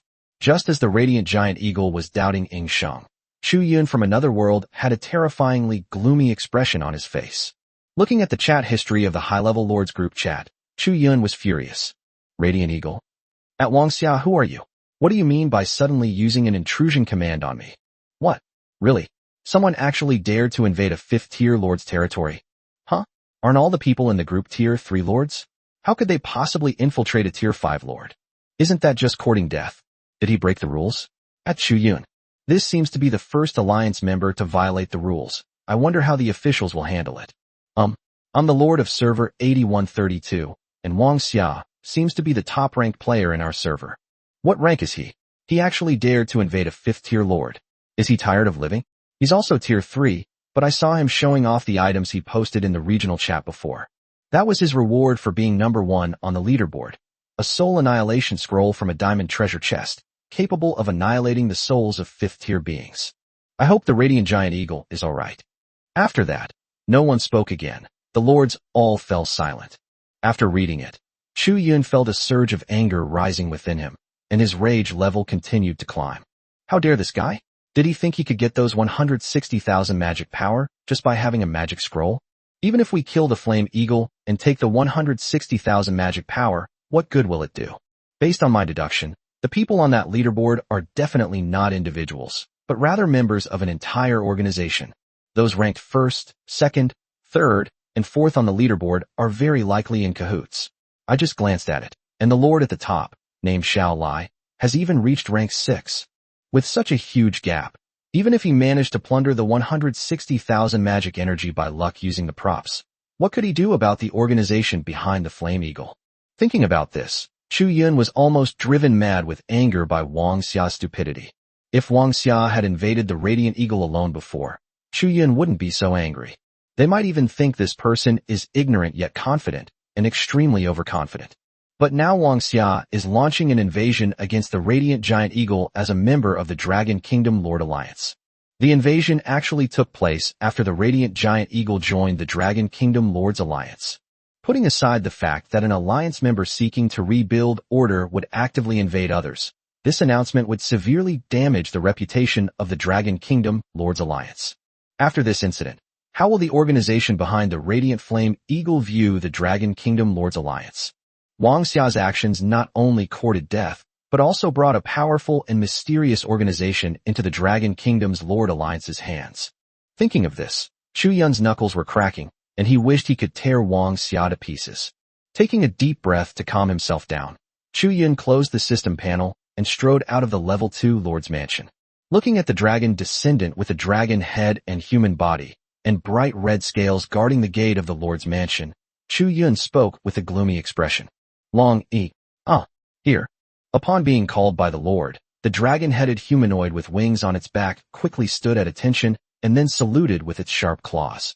Gather a team of 50 people. We have a mission. Yes. Upon hearing the Lord's command, the dragonborn named Long E responded instantly, then flapped his wings and flew towards the depths of the Black Forest. Chu Yun was left alone, his eyes closed in deep thought, considering what to do next. Chapter 75 Connecting the Dowry. Opening his eyes, Chu Yun took out the gold-level intrusion token from his system inventory and narrowed his eyes. Item: Intrusion token, gold level. Purpose: immediately opens a portal near a designated lord. For 1 hour, the opposing lord's items will be forcibly materialized with magical energy, allowing both sides to enter and exit the portal to plunder each other's resources. Restrictions: none. Looking at the items he had purchased with a large amount of magical energy, Chu Yun began to weigh the pros and cons in his mind. As far as I know, this gold-level invasion order can directly open a passage between other lords, without the preparation time required for silver and bronze invasion orders. With this thing around, if the Dragon Kingdom Lord Alliance handles Wang Xia's provocation of the Radiant Flame Eagle well, it might not be a bad thing. If we can get rid of Wang Xia before she invades the Radiant Flame Eagle, we might be able to use her as a connection to befriend the organization behind the Radiant Flame Eagle. With that in mind, Chu Yun waited for the system announcement a few minutes later. Less than 2 minutes later, the dragon descendant named Long Yi returned to the Lord's Manor Gate with 50 other dragon descendants. Looking at the Dragonborn formation standing in front of him, their positions varied and straight. Chu Yun nodded to the dragon that was radiating third-order magic power. He didn't say much after that, and just waited quietly for the system's announcement. 002. 001. Announcement. Wang Xia, the Lord of Dragon Kingdom District 8132, has used an item invasion order against Guangyan Giant Eagle, the Lord of Dragon Kingdom District 3258. Both sides can now attack each other and plunder each other's resources. Seeing the pop-up announcement, Chu Yun narrowed his eyes and immediately used the gold-level intrusion token in his hand. Announcement. Lord Chu Yun of District 11 of the Dragon Kingdom has used a gold-level intrusion order against Lord Wang Xia of District 8132 of the Dragon Kingdom. Both parties can now move without restrictions. Jiang Yi, meanwhile, stared blankly at the two announcements that popped up in quick succession. Jiang Yi wasn't surprised by the first announcement, since he already knew that person was going to invade the Radiant Flame Eagle. However, the second announcement that popped up was a bit unexpected for Jiang Yi. Looking at Chu Yun's name on the second announcement, Jiang Yi suddenly felt that it looked familiar, as if he had seen it somewhere before. After thinking it over carefully, Jiang Yi finally remembered why the face looked familiar. Isn't this the person who sent me a private message this morning, claiming to be the leader of the Dragon Kingdom Lords Alliance? I only remember the Dragon Kingdom Lords Alliance. I almost forgot their leader's name. But what is the meaning of this Dragon Kingdom Lords Alliance? First, its members invaded the Radiant Flame Eagle, and then their leader personally intervened to stop them. Is this an attempt to curry favor with the Radiant Eagle, or with himself? Thinking this, Jiang Yi gazed thoughtfully at the gradually forming portal in front of him. At this moment, Wang Xia, who was originally full of confidence, panicked instantly after seeing the announcement that popped up. Why? Wasn't it said that both parties would be notified before using an intrusion command? Why didn't Chu Yun give any notification when he issued the intrusion order? He just posted an announcement saying he was going to intrude. This unexpected situation completely disrupted his plans, and his original plan to kill the Flame Eagle and then develop rapidly was completely ruined. With Chu Yun's arrival and his dragonborn subjects present, my purple quality dark elf definitely can't win. I'll surely die then. If he wanted to survive, his soul scroll had to eliminate Chu Yun. However, if that's the case, then the Radiant Eagle on the other side won't be able to deal with it. At that time, as a fifth-tier lord, he will definitely wave his hand, and he and his people will be reduced to ashes. However, if they didn't do this, Chu Yun and his Dragonborn Legion wouldn't be able to stop them. Thinking of this, Wang Xia broke out in a cold sweat, and feelings of despair and regret began to overwhelm her. He glanced at the two portals that were gradually forming in front of him, and his breathing became rapid. Holding the scroll of soul annihilation in her hand, Wang Xia's mind raced in this critical situation. Then, just as the portal was about to take shape, Wang Xia finally came up with a solution. All you need to do is run into the portal on the side of the Radiant Giant Eagle as quickly as possible and kill the Radiant Giant Eagle. He then immediately seized 160,000 mana from it, and with enough mana, he could immediately mass-produce troops. Although his Dark Elves were no match for Chu Yun's Dragonborn, he had ample mana, and if any Dark Elves died, he could quickly summon more to fill the gaps. In other words, he could use his abundant magical energy to overwhelm Chu Yun with sheer numbers. Thinking of this, a hint of joy flashed in Wang Xia's eyes. She quickly ordered the 30 Dark Elves behind her to block Chu Yun's door, while Wang Xia herself went alone to the portal belonging to the Radiant Giant Eagle. The Dark Elves only need to hold Chu Yun back for a while. Once he kills the Flame Eagle with the Soul Magic Scroll, he will have 160,000 magic power in his hands. Taking down Chu Yun will be a piece of cake. Thinking this, Wang Xia took a deep breath and was ready. Upon hearing their lord's command, the dark elves exchanged glances, all understanding what their lord intended. But the lord's orders could not be disobeyed, and the dark elves were helpless even though they knew they were merely tools to buy time. With a sigh, the dark elves stood in front of a teleportation portal, surrounding it with their small, purple bodies. At the same time, the dark elves began to unleash their unique magic. First and second-tier magical fluctuations emanated from the dark elves, who intended to buy as much time as possible for their lord. As the two portals took shape, Wang Xia ignored the commotion of the other portal and rushed directly into the portal belonging to the Radiant Flame Giant Eagle. After struggling through the portal, Wang Xia was immediately greeted by a scene resembling a medieval tavern. Then, at a second glance, he saw a young man sitting with his legs crossed at the tavern counter, holding a wooden cup in one hand and stroking the slime on his leg with the other. And next to the young man, there was a red eagle as tall as a person. However, the red eagle looked listless. Seeing this, before she could even distinguish who the radiant giant eagle was, Wang Xia quickly raised the soul annihilation scroll in her hand. As magic was poured into it, the scroll of soul annihilation also emitted waves of magical energy. Upon seeing this, Wang Xia's eyes turned red, and her heart pounded wildly. It's almost done. It's almost done. I'll soon get my hands on 160,000 magic power, and I'll soon kill that damn Chu Yin behind me. Immediately, with that thought, blue soul energy surged forth from the scroll. The next second, the gushing blue soul energy drilled into the slime's body not far away. Wang Xia was stunned by this scene and didn't realize what was going on. Just as Wang Xia was stunned, she felt a sharp pain in her chest. Looking down, he saw that an iron spear had pierced through his chest, and his heart, which had been pounding wildly, had been pierced through by the spear. Blood instantly splattered all over the wooden floor in front of Wang Xia. Stiffly turning her head, Wang Xia saw only the imposing red dragon head with dragon horns, and the charred corpse of a dark elf behind it. Spitting out a mouthful of blood, Wang Xia never expected that Chu Yun's subjects had already advanced to the third rank. His 30 night elves couldn't even hold out for 2 seconds.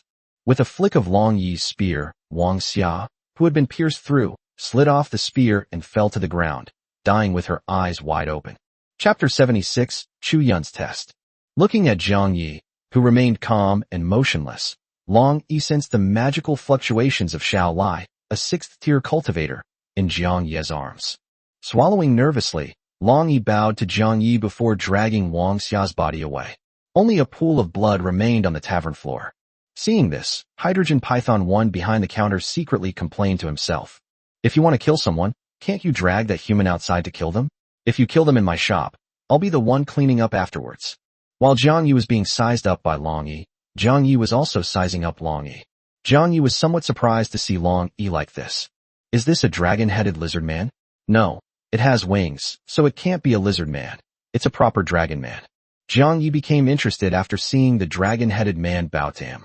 Judging from this, the dragon-headed man must be one of Chu Yun's subjects. He looks quite handsome. Xiao Lai, who was in Jiang Ye's arms, remained listless and uninterested throughout. It was only after Wang Xia took out the soul scroll that she became somewhat interested.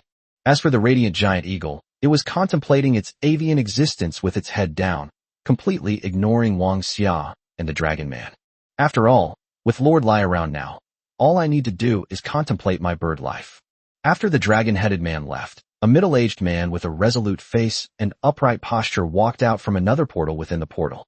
Behind the middle-aged man was a large group of dragon-headed people. But these dragon-headed people were not of high rank, only 1st or 2nd rank. When the middle-aged man reached the teleportation portal, he raised his hand to signal the dragon-headed man behind him to stop. And so, one person passed through the portal and arrived in front of Zhang Yi. Zhang Yi raised an eyebrow as he looked at the middle-aged man in front of him. It seems he must be the person who messaged me this morning, claiming to be the leader of the Dragon Kingdom Lords Alliance.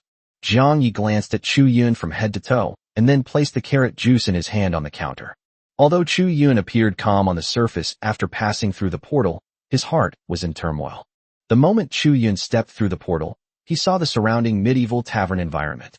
This environment alone can provide Chu Yun with a great deal of information. It's important to know that taverns, as entertainment venues for residents, almost exclusively appear in towns. They simply wouldn't appear in villages or tribes, because the purchasing power and productivity in these two environments are simply insufficient to support the normal operation of entertainment venues like taverns. Of all the humans who have traveled through time, the most advanced so far has only reached the level of a village, far from the scale of a small town.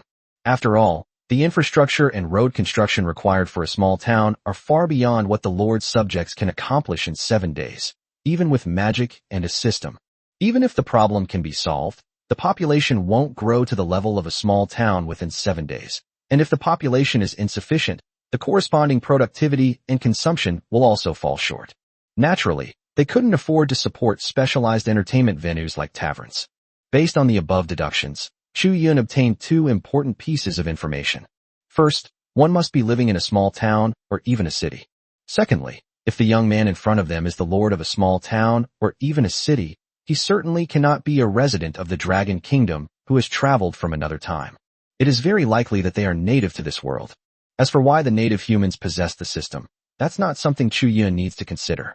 All of the above was something Chu Yun instantly understood after stepping into the teleportation portal and observing his surroundings.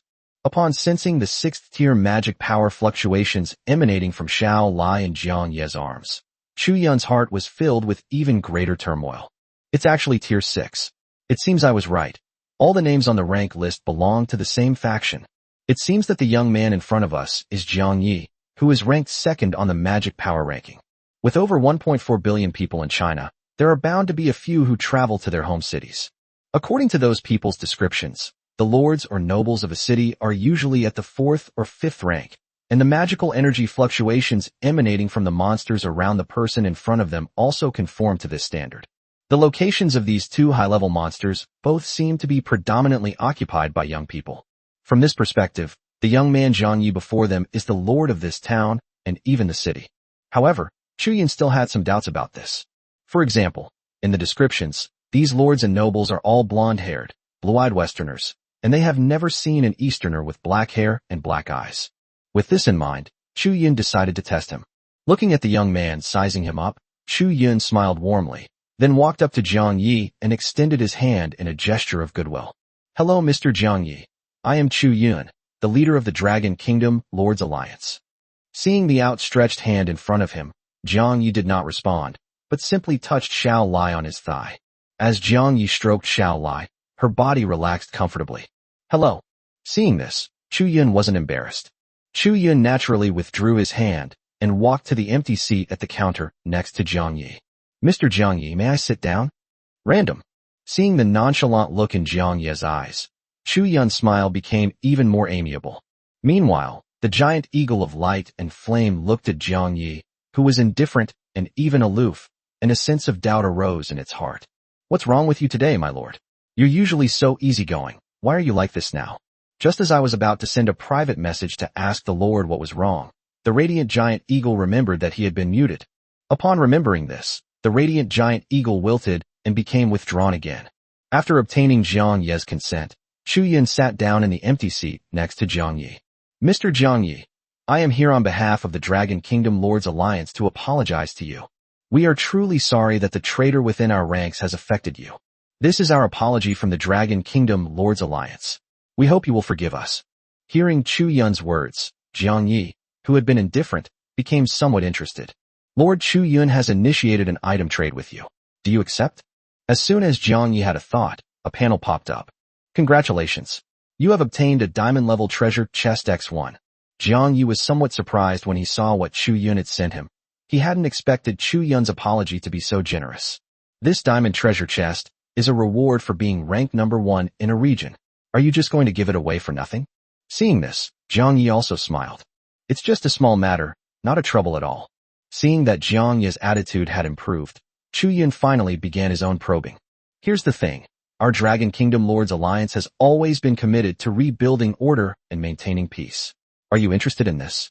Hearing Chu Yun's words, Jiang Yi shook his head and said, I'm sorry, I haven't considered those things yet. But don't worry, I'm not interested in burning, killing, and looting, and besides, I don't care about your little bit of magic power. Nodding, Chu Yun continued, May I ask a rather presumptuous question? Please feel free to speak. Taking a deep breath, Chu Yun finally asked what he really wanted to know. His friendly expression vanished instantly, replaced by a serious demeanor. "Excuse me, are you from China?" Upon hearing Chu Yun's words, Jiang Yi fell into deep thought. "The Dragon Kingdom is a place I traveled to a month ago. This country is very similar to the country Jiang Yi traveled to before, but it is not the same country. Aside from some cultural similarities, most things are quite different. Moreover, his parents and friends were all in the country he had traveled to before. In Longwood Jiangya, he had nothing and was even an unregistered resident." Thinking this, Jiang Yi met Chu Yun's solemn gaze. "No, I am Chinese." Chapter 77 Exclusive Secret Realm. As they stared at each other, Chu Yun frowned slightly, quickly searching his mind for the word Huaxia, China. After failing to find the answer, Chu Yun became certain of one thing. The young man in front of them, Jiang Yi, was indeed not a resident of the Dragon Kingdom. Because the term Huaxia has never existed in the Dragon Kingdom. In the world Jiang Yi traveled to, due to slight cultural differences, the Dragon Kingdom did not have the related term Huaxia. Therefore, after hearing Jiang Ye's words, Chu Yun confirmed his previous guess. It must have been a native human in this world who obtained the system through unknown means. Thinking of this, Chu Yun had a general understanding of the young man's power. Since they are a local force, if we can build a good relationship with them, the Dragon Kingdom's Lord Alliance might need their help in the future. In just a moment, Chu Yun understood these things. With a faint smile on his lips, Chu Yun opened the system panel. The traitor Wang Xia is dead, so that portal shouldn't last much longer. I'll take my leave now. Before I leave, Mr. Jiang Yi, would you mind adding me as a friend for future communication? Seeing Chu Yun stand up, Jiang Yi nodded. After all, I just received a gift from them, so it would be really petty of me not to accept their friend request. With that in mind, Jiang Yi casually agreed to Chu Yun's friend request. Take care. Seeing this, Chu Yun didn't linger any longer, stood up, and walked straight towards the teleportation portal. After Chu Yun passed through the portal in the middle of the tavern gradually disappeared. Ding! One lord has died during the intrusion. The intrusion has ended prematurely. Looking at the pop-up panel in front of him and the vanished portal, Jiang Yi finally breathed a sigh of relief. The aloofness and indifference she had just put on instantly crumbled. He instantly transformed from a cool and aloof handsome guy into a goofy young man. Jiang Yi glanced at the spot where the portal had disappeared and his lips twitched. God knows how much Jiang Yi struggled to control his facial expressions in order to leave a mysterious and aloof impression on Chu Yun. If it weren't for maintaining a cool and aloof image in front of outsiders, Jiang Yi would probably have exclaimed, "Wow, so handsome," when he saw that dragon-headed man. Seeing Jiang Ye's demeanor change instantly, the radiant giant eagle waddled over with a fawning expression. Looking at the fawning, bird-like face, Jiang Yi knew exactly what the radiant giant eagle was thinking. With a mischievous grin, Jiang Yi uttered two words under the expectant gaze of the radiant flame giant eagle. "No way." Meanwhile, Chu Yun's previously kind and amiable smile had vanished after returning to the Black Forest. With a slightly thoughtful expression, Chu Yun looked at the tall and upright Long Yi beside him and asked, "How are you, Long Yi? Did you sense any other magical fluctuations?" Upon hearing Chu Yun's question, Long Yi nodded. "Awoo, awoo, awoo, awoo. Reporting to the Lord, I have sensed not only 5th tier and 6th tier magic fluctuations. Awoo, awoo, awoo, awoo. I was still at the entrance of the tavern behind the teleportation portal when I sensed a large number of 3rd and 2nd tier magic fluctuations." Listening to the translation from the system, Chu Yun nodded thoughtfully. According to the intelligence Chu Yun obtained, most of the commoners in the territories of those local lords and nobles were humans without any rank. Those humans with social ranks constitute only a minority of the total population. The forces behind Jiang Yi, and even every ordinary person there, are beings with ranks. Judging from this, Jiang Ye's forces from China are probably a behemoth in the other world as well. With this in mind, Chu Yun became even more determined to befriend Jiang Ye's forces. With such a friendly ally, not only would maintaining order in the Dragon Kingdom region be possible, but even larger goals wouldn't be out of the question. Having figured this out, Chu Yun quickly entered the manor of a second-level lord and then began to discuss it with the high-ranking members of the Dragon Kingdom Lord Alliance. The topic of discussion was naturally how to befriend the forces represented by Jiang Yi and how to leverage these friendly relations to expand one's own interests. At the same time, Chu Yun's intervention sparked considerable discussion in the World Chat channel. What? Isn't Wang Xia from the Dragon Kingdom's Lord Alliance? How come she's suddenly starting to infiltrate people? And she's even infiltrating the top 3 ranked players. You hypocritical Chinese. You talk about maintaining order, but in reality, you're just robbing others everywhere.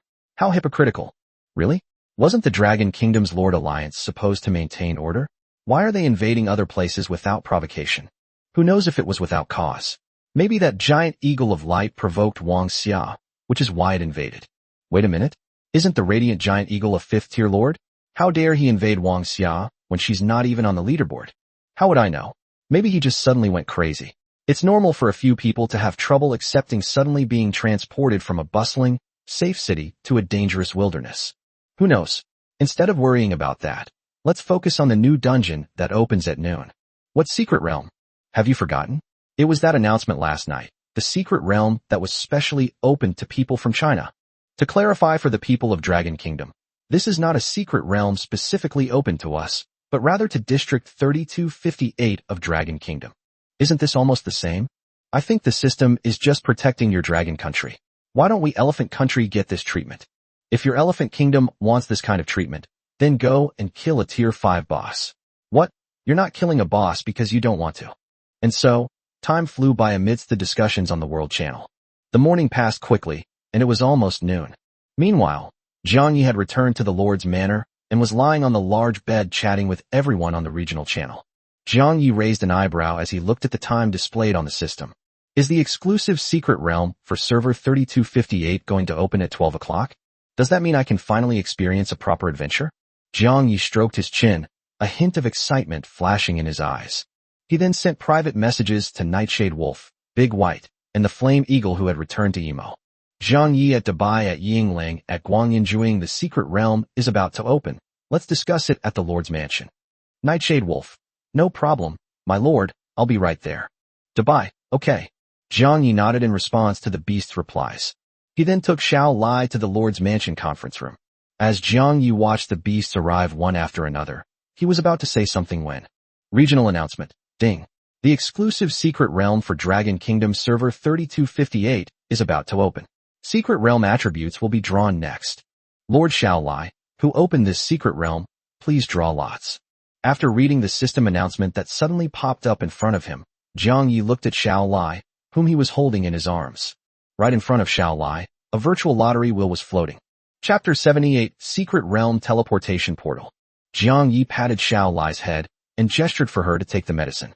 Seeing this, Xiao Lai didn't hesitate for long and directly used her mind to press the wheel floating in front of her. The moment Xiao Lai confirmed, the virtual roulette wheel spun rapidly before slowly coming to rest on the blue glowing grid. Ding. Successful draw. Secret Realm Attribute. Space. Regional announcement. Lord Xiao Lai has opened a special spatial realm for Dragon Kingdom 3258. All lords in Dragon Kingdom 3258 will be granted entry to the spatial realm in 10 minutes. Various resources and treasures will be distributed within the realm, which lords can allocate as they find them. Lords can also exit the realm at any time after entering. Note: each lord can bring a maximum of 20 subjects into the secret realm. Once inside, all lords will be randomly dispersed and will not be subject to any rules during the event. They cannot leave the secret realm during combat. As the system announcement popped up, the system panel in front of Xiao Lai, which was also in front of Zhang Yi, disappeared. A pale blue portal gradually appeared on the conference table. Seeing this, not only Zhang Yi and Xiao Lai were stunned, but even the big white beast beside them was also stunned. Seeing the portal that appeared on the conference table, Zhang Yi was also a little excited. Finally, I can have a proper adventure. Since I transmigrated to this era, I haven't even encountered a single serious battle, let alone experienced any adventures. The only time Zhang Yi experienced what could be considered a battle was when he encountered 2 goblins right after he transmigrated. After that, they never encountered any danger again and lived a peaceful and prosperous life. To be honest, Zhang Yi found these days a bit boring. After all, how can a qualified time traveler just lie around all day? Since we've already traveled through time, we definitely need to go on a few adventures. Otherwise, what's the point of traveling through time? Thinking this, Zhang Yi's gaze towards the teleportation portal also became intense. In the past, Zhang Yi would never have taken this risk. But things are different now. Xiao Lai has advanced to Tier 6, and her combat power is at the orange level. With a Tier 6 boss as his bodyguard, Zhang Yi could do whatever he wanted in the human kingdom without getting into trouble. Of course, Jiang Yi was more interested in adventure than causing trouble in the human kingdom. After seeing Jiang Ye's burning gaze, the other monsters probably understood what Jiang Yi was thinking. After glancing at Xiao Lai and Jiang Ye's arms, none of the demons intended to discourage him. After all, with Xiao Lai around, the Lord is certainly not in danger. If we can't even handle a tier 6 boss like Xiao Lai, then we tier 5 bosses will have even less of a chance. So, Lord, do whatever you want. You don't need to worry about it. At this moment, Big White and Night Shadow Wolf were thinking roughly the same thing. As for the Radiant Giant Eagle, he was still wondering when his silence would be lifted. However, Jiang Yi was stunned after reading the announcement released by the system. The locations were actually scattered after entering the secret realm. If that's the case, wouldn't I be separated from Xiao Lai, Dabai, and the other beasts after I go in? Jiang Yi glanced at his system panel and saw that he was a second-tier lord. His lips twitched. After reading the system announcement, the beasts, including Dabai, all had strange expressions. It doesn't matter if we split up. Even if we encounter a 4th or 5th tier boss that we can't defeat, we can still escape. But what about the Lord? If they are scattered, Jiang Ye's combat strength, which is only at the 2nd rank on the surface but is actually that of an ordinary person, will be insufficient. You might just run into a level 1 monster and die. Thinking this, a message appeared on the panel above Big White's head. Big White. Human, this secret realm looks dangerous. Perhaps you shouldn't go? Night Shadow Wolf. Yes, my lord. If we split up inside, we might not be able to get to you in time. Although the Radiant Giant Eagle was silenced, its eyes revealed that it shared the same sentiment. Seeing this, Jiang Yi felt somewhat helpless. Looks like I'll just stay in the meeting room and watch the live stream. Thinking this, Jiang Yi's expression also became dejected. Am I going to have to watch the live stream again, which is just as boring as yesterday? Seeing Jiang Yi's expression, Xiao Lai, who was in his arms, didn't know what to do for a moment. With a quick glance, Xiao Lai came up with a solution. Xiao Lai, my lord. I have a plan. Jiang Yi was taken aback when he saw the private message Xiao Lai sent. Little Lai. My lord, I can wrap my body around you, and then cover you with my soul power. Maybe that can fool the portal. Jiang Yi's lips twitched as he read the message Xiao Lai sent. The word package. Could it be literally a package? In an instant, Jiang Yi recalled the goblin that was quickly corroded after being enveloped by Xiao Lai on the first day he transmigrated. And that middle-aged man who came looking for trouble, who was corroded to the bone. Recalling those moments, Jiang Yi's lips twitched uncontrollably after seeing the message Xiao Lai sent.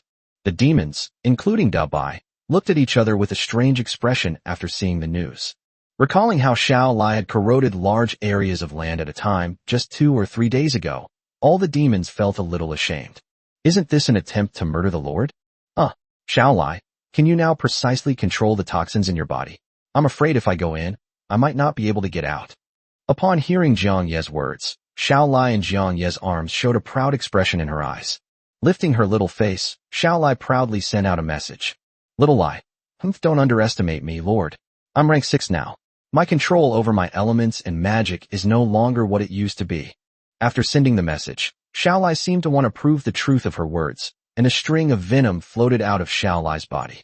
With Xiao Lai's control, the venom tumbled and spun around Jiang Yi. They would occasionally form various shapes to demonstrate their precise control over toxic elements. Seeing this, Jiang Yi nodded. It seems that Xiao Lai is quite reliable after all. The moment Jiang Yi conceived this idea, venom, which had just been steadily trying to form a complex pattern, suddenly became agitated. Then, under the horrified gazes of Jiang Yi and the other demons, it quickly shot under the conference table. It quickly corroded a crack, but the venom continued its relentless attack towards the first-floor entrance. At that moment, a third-tier thunder wolf guarding the gate felt a heat on its head. Immediately following was a chill from above. Looking up in confusion, the thunder wolf's gaze pierced through the crack and met Jiang Yi's shocked eyes. Looking down at the bald thunder wolf with its hair corroded off, Jiang Yi gasped. The great white night shadow wolf, the radiant giant eagle, and other beasts gasped in shock at the sight. The way he looked at Xiao Lai also changed.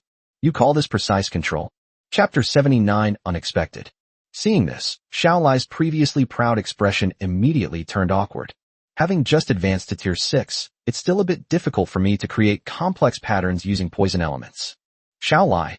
Oh, it was an accident. My lord, believe me, you would never be harmed. He glanced at Xiao Lai, whose eyes were darting around in his arms, and then at the strange-looking monsters around the conference table. After thinking it over, Jiang Yi decided to refuse. Xiao Lai is at least a level 6 boss. Although her magic might go out of control when creating complex patterns, Jiang Yi believes that Xiao Lai can still control the magic within her body. So it's not that Jiang Yi doesn't trust Xiao Lai. He just feels that going out to explore is still a bit dangerous, and it wouldn't be good if something unexpected happened. Thinking this, Jiang Yi was about to refuse.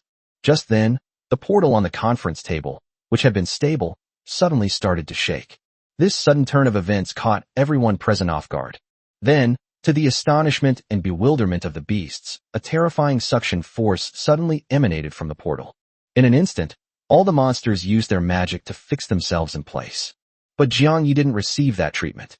They were directly sucked in by the terrifying suction force emanating from the portal.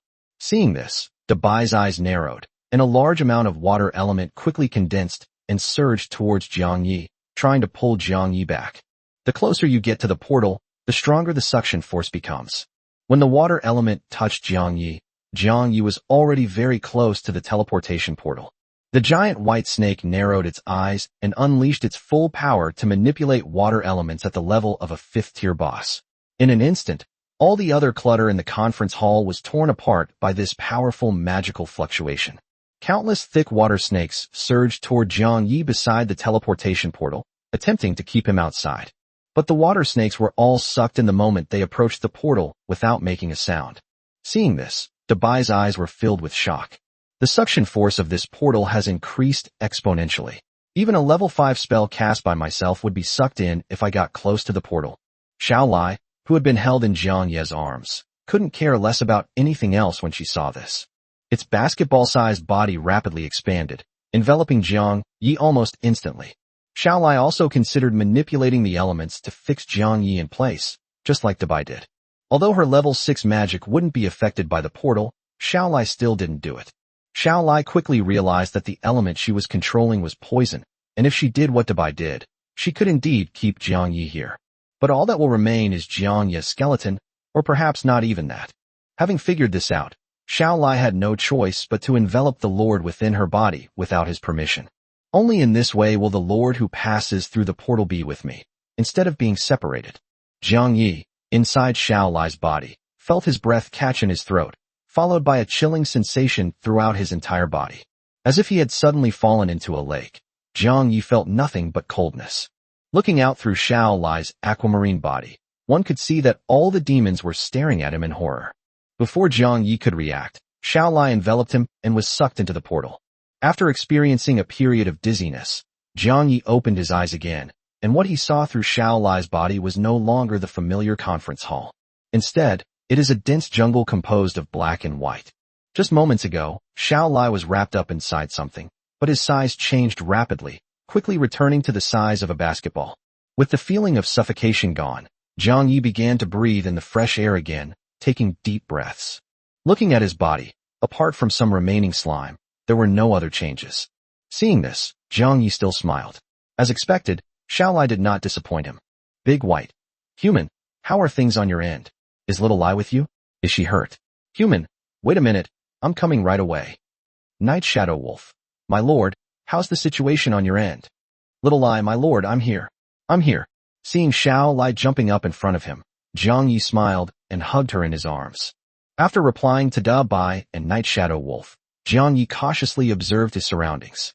Looking at the seemingly faded jungle around him, Jiang Yi's expression was a little strange. This environment, it's almost the same as what I saw in the previous live stream. Both are composed of black and white, but the difference is that this is a jungle, while back then it was a forest. Jiang Yi felt a sense of peace after patting the 6th-tier boss Xiao Lai in his arms. Although I don't know why the portal suddenly changed, with Xiao Lai by my side, there shouldn't be any problems. Taking a deep breath and looking at the lush black and white jungle around him, Jiang Yi spoke. Xiao Lai, can you sense any magical fluctuations nearby? Hearing this, Xiao Lai shook her head. Xiao Lai, my lord, I haven't sensed any magical fluctuations nearby. Jiang Yi also felt something was off when he saw the message Xiao Lai sent. Wait a minute, I remember clearly what the area behind the rift looked like when the Blood Moon Beast Tide invaded. The black and white behind the crack is exactly the same as the black and white in this secret realm. But why are there so many negative energy beasts behind that crack, while there are no negative energy beasts in the secret realm? There wasn't even the slightest fluctuation of magic power. The more Jiang Yi thought about it, the more uneasy he felt, so he simply stopped thinking about it. Instead of worrying about these things, we should look for a way out first. And so, Jiang Yi led Xiao Lai on a leisurely stroll through the black and white jungle. Anyway, I don't know the way. What if I run into Big White and the others while I'm walking? As Jiang Yi walked and pondered, he suddenly remembered the announcement the system had sent out earlier. Jiang Yi opened the system and browsed the announcements. Sure enough, he saw the message that he could log out at any time. Jiang Yi's face lit up with joy, and he then began searching through the system panel.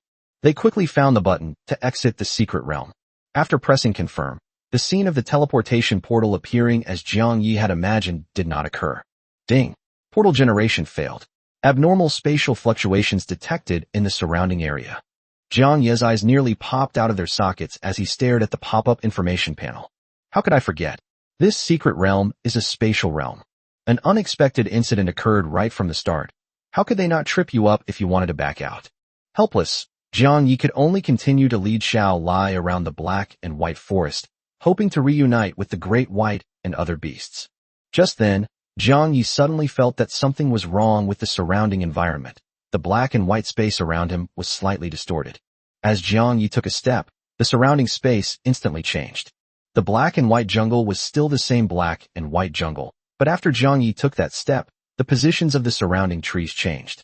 It felt like we had arrived in a new place, still in the jungle, but far apart. At the same time, Xiao Lai and Jiang Yi's arms also sensed something. A sixth-order poison element shield instantly formed, enveloping Jiang Yi and protecting him within it. Chapter 80 Spatial Secret Realm. Just then, a gray energy ball suddenly flew from the depths of the jungle, heading straight for Jiang Yi's location. The moment it touched the venom shield, the outer shell of the energy ball was corroded by the forbidden poison. The energy inside exploded. Logically speaking, if it encountered a forbidden poison that could corrode all elements, the energy released from the explosion should also be corroded away. But the truth is, the moment the energy touched the poison element shield, the energy and the poison element shield disappeared together. In this way, the poison element shield in front of Jiang Yi was blasted into a perfect circle by the energy ball. Seeing this, not only Jiang Yi, but even Xiao Lai and his arms widened her eyes. How could that be? The poison element shield, imbued with forbidden poison, was actually blasted open. However, Jiang Yi quickly recovered from his shock and, after seeing the scene outside the shield, he understood what was going on. The poison element shield did not explode. If it had, it should have shattered like glass instead of leaving a perfect circle. Moreover, Jiang Yi could see the scene outside through the gap. He saw that a pit had appeared on the grass not far away, corroded by the poisonous elements. From this, Jiang Yi came to a conclusion. The poison element shield was not blown up, but rather transferred. Xiao Lai, the shield wasn't broken through. It was redirected by some force. Upon hearing Jiang Yi's words, Xiao Lai's expression changed from shock back to calm. After all, in Xiao Lai's perception, the newcomer only had second-tier magic power fluctuations. If someone at only the second tier could break through the shield of someone at the sixth tier, that would be too outrageous. After canceling the poison element shield, Jiang Yi finally saw who had attacked him. Space Negative Energy Beast. Second-order organisms. Affection level, 0, a fight to the death. A negative energy beast mutant that masters spatial energy can unleash magic with spatial attributes. The spatial energy it releases can easily distort the location of objects, making it extremely dangerous. Looking at the panel that appeared in front of him, Jiang Yi revealed an expression of "I knew it." Since this is a secret realm, it is quite normal for creatures with spatial attributes to appear. When the negative energy beast saw that its energy blast was blocked, the red light in its eyes flashed for a moment, and then it prepared to run towards Jiang Yi's location. But as soon as the negative energy beast moved, Xiao Lai and Jiang Yi's arms glanced at it indifferently. Almost instantly, relying solely on the sixth-order magic power fluctuations it emitted, the second-order negative energy beast was torn to pieces. Defeat a Tier 2 negative energy beast. Magic energy, plus 20. Jiang Yi was stunned as he watched the white fragments flying in the air in the distance. He had only glanced at the panel, hadn't even seen what the negative energy beast looked like, and he was already dead? Looking at the adorable little lie in his arms, Jiang Yi clicked his tongue in amazement. Is this the strength of a Tier 6 boss monster? That's a bit too outrageous. La didn't care at all. How dare you harm the Lord? I'm already being merciful by simply tearing him to shreds. If Xiao Lai wanted, she could easily pull over the soul of that negative energy beast, implant a painful mark on it, and torture it. Xiao Lai just felt it wasn't necessary. Just as Jiang Yi was strolling around this unusual secret realm with Xiao Lai in tow, the 3258 area channel, which had just opened the secret realm, was already in an uproar. Holy crap! After waiting for so long, our region's exclusive secret realm is finally opening. Huh. Little Lai got a spatial attribute dungeon. Spatial. That feels amazing. Sure thing. Spatial attributes are incredibly powerful in games, anime, and novels. Getting a dungeon with this attribute would be a huge win. Dragon Kingdom 9744 District. No way, the people in District 3258 are too lucky.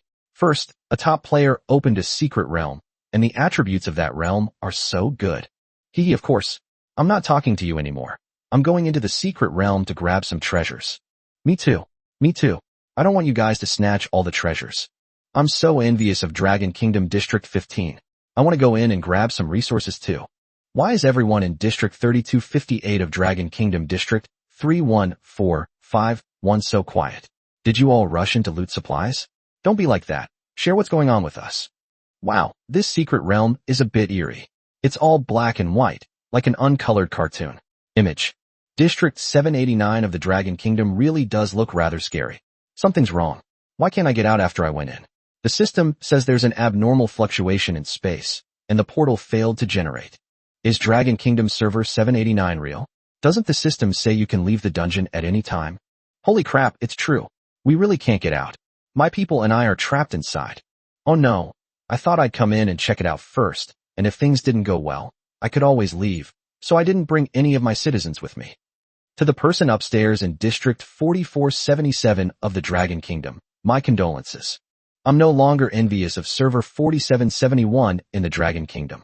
It's true, having extremely good luck can be a bad thing. Jiang Yi, who was browsing the regional chat channel out of boredom, was also taken aback when he saw this information. After reading through them one by one, Jiang Yi's expression became somewhat strange. Unexpectedly, the other lords, after entering the secret realm, found themselves trapped there just like he had.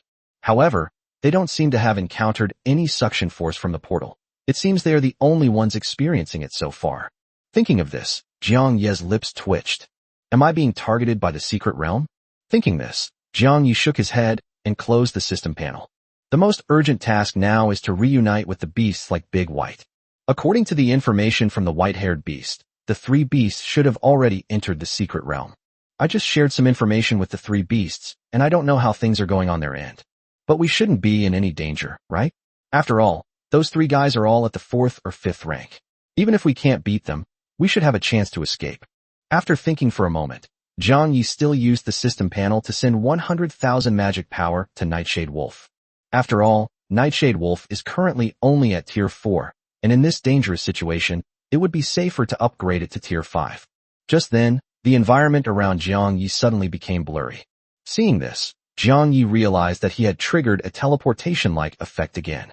However, after this teleportation, Jiang Yi heard some unusual noises ahead. The faint sounds seemed to be human shouts. Chapter 81 Human Lord. Is anyone here? Hey, is anyone here? Hearing human shouts not far ahead, Jiang Yi raised an eyebrow. Xiao Lai, are there people ahead? After closing his eyes and sensing it, Xiao Lai saw text appear on the panel above his head. Xiao Lai. Yes, my lord. There is a Tier 1 human and 20 Tier 1 creatures ahead. Looking at the message Xiao Lai sent, Jiang Yi stroked his chin. With this many people, have I encountered the Lord of District 3258? After thinking it over, Jiang Yi decided to take a detour and avoid contact with this person. Contact with humans is too troublesome. It's much better to interact with monsters. Monsters are at least simple-minded, so you don't have to think too much. But when it comes to interacting with humans, there are many more things to consider. Thinking this, Jiang Yi was about to pick up Xiao Lai and turn around to leave. Just then, the person not far ahead seemed to have spotted Jiang Yi. Hey, big brother over there. Over here. Are you trapped inside too? Let's go together. It'll be safer with more people. Hey, don't turn around and leave. Hearing the shouts from behind, Jiang Yi's lips twitched and he silently quickened his pace. When the person behind Jiang Yi saw Jiang Yi turn around and leave, he quickly jogged over. He ran while shouting. Hey, Big brother over there, don't walk alone. It's dangerous. As he said this, the man jogged up to Jiang Yi. Slightly out of breath, the man couldn't help but complain softly. Honestly, big brother, why are you running so fast? I'm not going to eat you. We're all from the same district. Let's be friends and act together. It'll be safer that way. Jiang Yi looked at the boy in front of him, who was several heads shorter than him and looked to be less than 12 years old, with a strange expression. How come even a kid like this is in the dungeon? Just as Jiang Ye's gaze turned strange, the panting child looked up and sized Jiang Yi up and down. Upon seeing Xiao lie in Jiang Ye's arms, the child showed a look of sudden realization. Oh, your subjects are white-quality slimes. No wonder they run away at the sight of people. They're afraid of being robbed. As he said this, the child, who looked like he hadn't even started junior high yet, crossed his arms and smirked. Jiang Yi raised his head proudly like a rooster, patting his chest with arrogance as he spoke. Hee hee, you're really lucky to have run into me, Brother Kai. Don't worry, just call me Brother Kai. I can protect you if we're working together. Upon hearing this, Jiang Ye's lips twitched. This kid doesn't even look half my age, yet he's so familiar with me, calling himself brother? That's really impressive. Ignoring Jiang Ye's gaze, the young man patted his chest and then spoke confidently. My subjects are blue-quality orcs, and there are a full 20 of them. Dealing with first-tier negative energy beasts is a piece of cake, and even if we encounter second-tier negative energy beasts, we can still fight them. Traveling with Brother Kai is extremely safe. And what's more, I just advanced to the next level. I can now use magic like in the anime. As he said this, the boy raised his hand in a boastful manner. He took a deep breath and began to concentrate on controlling the magical energy within his body. The next second, a flame no bigger than a fingernail ignited in Xiao Haiji's hand. Seeing this, the boy's lips curled into a smile, and he raised his head, his expression full of pride and joy. It's as if it's saying, look how amazing I am. Praise me. Just then, one of the orcs that had caught up gently poked the boy, who was several heads shorter than him, with its paw. Then, under the questioning gaze of the young man, he pointed to Jiang Yi, who had already walked away. Seeing this, the boy immediately pouted and chased after them in dissatisfaction. Hey, you're so rude, old man. At least listen to what I have to say before you leave. You're running around with your white-quality slime. If you get into danger, that slime won't be able to save you. Can't we just stick together? After saying that, she cautiously looked around, then hunched her shoulders and jogged towards Jiang Yi. The 20-odd orcs looked at each other, bewildered, as they watched their young lord, whom they had just caught up with, run away again. The wolf orc who was about to remind the lord that the slime was a level 6 boss slowly closed its open mouth. He looked like he wanted to say something, but hesitated. The lord himself had just advanced to the first rank and was not yet proficient in perceiving magic fluctuations. He was still a child, so it was normal that he hadn't sensed the magic fluctuations of the 6th rank. However, as a proper Tier 1 creature, I am not like my lord who cannot sense the fluctuations of the Tier 6 boss. Seeing the slime being held in the arms of the human in the distance, the orcs all swallowed hard. That's something that could literally blow you to death with a single breath. Should I really follow it? The beastmen exchanged a glance with their companions, their eyes filled with helplessness. But since his young lord had followed, he had no choice but to bite the bullet and go along with it. Putting aside the fact that he is his lord, just because he is so young, he deserves to be protected. Meanwhile, Jiang Yi, who was holding Xiao Lai, felt a headache coming on as he listened to the approaching footsteps behind him. Turning around, Jiang Yi looked at the little boy running towards him and felt a little helpless. Since I've encountered such a young child, I should definitely protect him. But this kid is too noisy. Little brother, you can come with me, but it'd be best if you didn't make so much noise, okay? Xiao Lai, who was in Jiang Ye's arms, did not stop him. After all, Xiao Lai did not sense any hostility from this human, and she understood the human's goodwill from his words. Xiao Lai wasn't the kind of bloodthirsty monster. She actually had a good impression of humans who were kind to their lord. Upon hearing Jiang Ye's words, Xiao Haige became somewhat angry. With his cheeks puffed out, the boy stood in front of Jiang Yi with his hands on his hips. I kindly asked my blue-quality citizens to protect you, and you have no manners at all, old man. My mother always said that when you receive kindness from others, you should humbly say thank you, not act like an old man like you. I'm the one who's supposed to protect you, so why are you acting like this? Looking at the sullen little boy in front of him, Jiang Yi felt a little helpless. They are genuinely looking out for themselves, so there's not much I can do about it. However, He didn't really need a tier 1 orc to protect him. No matter what, I have Xiao Lai, a level 6 boss monster, as my bodyguard. Just as Jiang Yi was about to explain his situation to the young man, the space around Jiang Yi and the little boy in front of him instantly distorted. The 20 beast men behind the boy were also taken aback by this. What's going on? The next second, Jiang Yi and the others were teleported to another place as the surrounding space distorted. When Jiang Yi came to his senses, the first thing he saw was a black and white figure in front of him that looked like a giant mountain. Space negative energy beast. Third order creature. Affection level 0, never give up.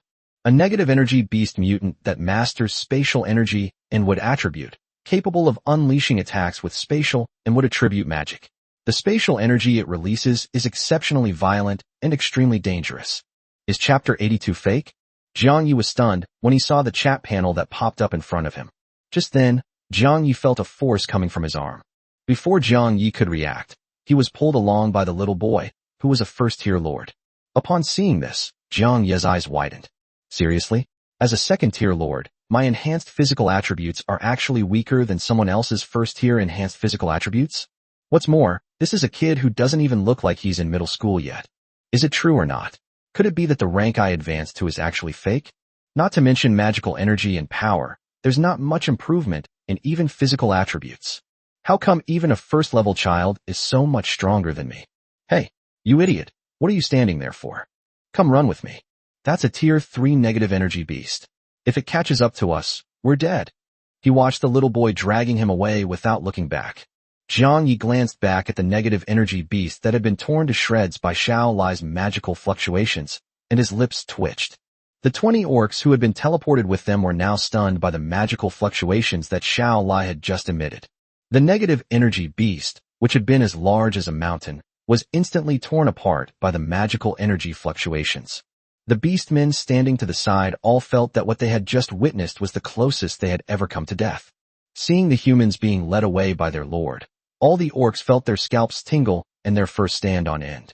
One of the more timid ones was so frightened by the magical fluctuations that Xiao Lai had just emitted that it wet itself. Suddenly, the originally black and white grass was covered with yellow, and the surrounding air was filled with the smell of urine. But the other orcs didn't laugh at this, because they were almost scared to death themselves. Woof woof woof woof. The magical energy emanating from that slime in the human's arms is truly terrifying. Meow meow meow meow. Yeah, they actually tore that monster apart with just magic fluctuations. Woof woof woof, woof woof woof. The moment that magical energy surged, I thought I was going to die. Meow meow meow meow meow meow. How scary, meow. Should we still follow them, meow? The beastmen exchanged glances, all of them seeing the helplessness on both sides. The Lord is with those humans. Even if I don't want to go, I have to. The 20 orcs all sighed and helplessly headed towards the direction the little boy had run off to. They ran for an unknown distance before the boy and Jiang Yi finally stopped.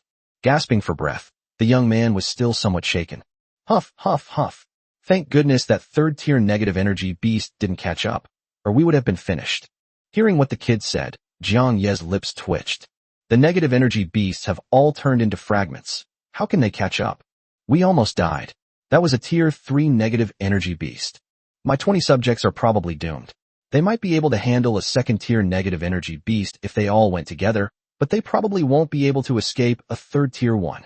With a sigh, the boy's expression turned somewhat sad and disappointed, even disregarding the kid's feelings towards those 20 orcs. The 400 mana cost of those 20 orcs alone was enough to make the kid feel the pinch. That's a whopping 400 mana. You could say it's practically all of his worldly possessions. Ever since he got separated from his parents, those orcs have been taking good care of him. During this period, they were practically like family. Thinking this, the kid felt a sharp pain in his heart. But after glancing at Jiang Yi, who was holding a slime, the kid continued to feign composure in order to maintain his big brother persona. Don't worry, I still have some magic power, enough to summon 2 more subjects. That should be enough to protect us, don't worry. Although the little girl tried her best to hide it, Jiang Yi could still see the pain and sadness in her expression. Seeing this, Jiang Yi couldn't help but laugh. Just as the kid opened the system panel, intending to summon 2 citizens, the boy discovered that the number of his subjects had not decreased. Seeing this, the boy became overjoyed. He quickly walked over and tugged at Jiang Yi's clothes. then pointed at his own control panel and burst into laughter. Ha! Did you see that? How could anything happen to my brother Kai's people? A mere third-tier negative energy beast. My 20 citizens took it down in no time. Look, everyone's alright. The kid glanced at Jiang Yi, who was holding a slime beside him, and then put his hands on his hips and patted Jiang Yi on the shoulder. So, in a way, I saved your life, uncle. Uncle, you've seen my strength, haven't you? With me here, you'll be safe, bro. After a moment of hesitation, the boy continued speaking. Ahem, but it's not completely free. After all, your subjects are slimes. Without my help, you definitely wouldn't be able to get out of this secret realm. How about this? If we survive, we can add each other as friends and develop together? My parents have very productive neighbors in other districts. If you hang out with me, you'll live the high life. Jiang Yi looked at the incredibly confident kid in front of him with a strange expression. You're protecting me? Really? Patting his chest, the young man continued with a laugh. By the way, after all this talk, I still don't know your name. My name is Wang Yuankai. What's your name, sir? Looking at the kid in front of him, who seemed like a leader of children, Jiang Yi thought for a moment, and then said his name. My name is Jiang Yi. Upon hearing Jiang Yi's words, Wang Yuankai nodded. Jiang Yi. Not bad, that's a nice name. Wait, you said your name is Jiang Yi. The moment Wang Yuankai heard the name Jiang Yi, he felt a sense of familiarity, as if he had seen it somewhere before. Jiang Yi, Jiang Yi, Jiang Yi. After muttering the name to himself several times, Wang Yuankai finally remembered where he had seen it before. Isn't that the same name that was frequently rewarded by the system in announcements 6 days ago? Not only that, this person is also the second on the magic power ranking, that big shot named Jiang Yi. Thinking of this, Wang Yuankai's hand, which had just been gripping Jiang Yi's clothes, froze on the spot. Wang Yuankai's body also froze instantly, becoming extremely stiff. Looking at the handsome man in front of him with a half-smile, Wang Yuankai recalled everything that had just happened. Not only did he take this big shot everywhere, but he also patted him on the shoulder and said he would protect him. Upon thinking of this, Wang Yuankai's mind went blank, and the expression on his face became extremely stiff. An extremely awkward feeling overwhelmed Wang Yuankai, who frantically dug his toes into the ground, wishing he could find a crack in the ground to crawl into immediately. Seeing the boy in front of him, whose limbs suddenly stiffened, Jiang Yi's lips curled into a half-smile. This kid is kind of cute. Shaking his head and patting Xiao Lai in his arms, Jiang Yi continued. This is my partner, Xiao Lai. Chapter 83 Spatial Distortion. Upon hearing Jiang Yi's words, Wang Yuankai looked at the slime that Jiang Yi was holding. Meeting Xiao Lai's curious gaze, Wang Yuankai's embarrassment deepened. So, the person Jiang Yi is holding in his arms is none other than Xiao Lai, who is currently ranked number 1 on both the rank list and the magic power list. Previously, I thought this was a useless white-quality slime. I even said things like, a slime can't protect you. If even a Tier 6 powerhouse can't be protected, how could a mere Tier 1 lord like myself possibly protect them? Thinking of this, Wang Yuankai's shoes were almost worn through by his toes. The thought of how he grabbed Jiang Yi and ran away when he saw that third-tier monster filled Wang Yuankai with shame. With such a powerful 6th tier being present, why would I worry that a third-tier negative energy beast would kill me? This even dragged another big shot along with him. That's not all. The most embarrassing thing is that he had just confidently told the top 2 on the leaderboard that he would protect them. Then, in front of 2 big shots with over 1.5 million magic power, he said he wanted to add them as friends and develop together. Thinking of this, Wang Yuankai felt a wave of shame and even wanted to die. Jiang Yi smiled as he looked at the awkwardly frozen kid in front of him. Shaking his head, Jiang Yi carried Xiao Lai and slowly walked into the depths of the black and white forest. Upon seeing this, the boy instantly snapped out of his petrification, and his face quickly turned red. Watching Jiang Yi gradually move away from him, the kid wanted to escape from this older brother who made him feel incredibly awkward. Big brother. Hearing the voice behind him, Jiang Yi turned around and looked at the boy with interest. Seeing this, Wang Yuankai awkwardly licked his lips and then chuckled a few times. Big brother, I'm sorry about what happened just now. I didn't know you were that kind of big shot. His face flushed red. Wang Yuankai bowed deeply to Jiang Yi and apologized. I'm sorry. My mother always said that if you make a mistake, you should honestly admit it. I shouldn't have offended you, big brother. I shouldn't have dragged you around like that, and I shouldn't have imposed my ideas on you. If I have offended you, big brother, I'm so sorry. Straightening up, Wang Yuankai turned around, his face flushed. Sorry, well, big brother, I'll go now. As he said this, Wang Yuankai turned around, preparing to walk towards the 20 orcs that had caught up with him. Just then, he heard Jiang Ye's voice behind him. Which way should we go? It's fate that we met. Since you're still so young, you'll stay with me in the secret realm for the time being. There are quite a few negative energy beasts in this forest. If you encounter one, your beastmen won't be able to protect you. Upon hearing these words, Wang Yuankai's eyes lit up. Indeed, admitting mistakes and correcting them is the right thing to do. The principles my parents taught me were definitely right. And so, the two of them and the slimes swiftly traversed the black and white jungle. They hadn't gone far when the 20 orcs caught up with them. Jiang Yi glanced at the group of orcs following behind him and was momentarily surprised. Just as I was about to ask how the beastmen had found me, the surrounding space rippled slightly. Seeing this, Jiang Yi frowned. Was another inexplicable teleportation like before about to happen? Seeing this, Xiao Lai, who was in Jiang Ye's arms, changed her expression from casual to serious. After all, according to Xiao Lai's own perception, this kind of teleportation is completely random. Each spatial fluctuation teleports the user to a place that is extremely far away from where they were before. Moreover, the distances they can be teleported to are not the same, which means that every time there is a spatial fluctuation, there may be danger. Therefore, Xiao Lai had to be extremely vigilant whenever there was an unusual spatial fluctuation, to prevent sudden spatial anomalies from teleporting the Lord into danger. Upon seeing this, Wang Yuankai quickly hid in the group of orcs, using them to shield him from any danger after the teleportation. Despite the distortion of the surrounding space, Jiang Yi and his group were not teleported to a new location. However, with the distortion of space, a chaotic crowd suddenly appeared on the previously empty grassland. The once quiet jungle suddenly became noisy. The screams of goblins, the roars of kobolds, the sound of flesh being torn apart by claws. Suddenly, all sorts of sounds swept through the once quiet jungle. Jiang Yi raised an eyebrow as he watched the goblins and kobolds suddenly engage in a chaotic battle around him. A quick glance revealed that more than a dozen goblins and more than a dozen kobolds were fighting each other on the field. Seeing this, Jiang Yi quickly understood what was going on. Then Jiang Yi saw two humans standing to the left and right of the two groups of people respectively. Seeing this, Jiang Yi raised an eyebrow. It turned out that it wasn't me who teleported to someone else, but someone else who teleported to me. Surrounded by the beastmen, Wang Yuankai shrank back upon seeing this and ordered the beastmen to protect him.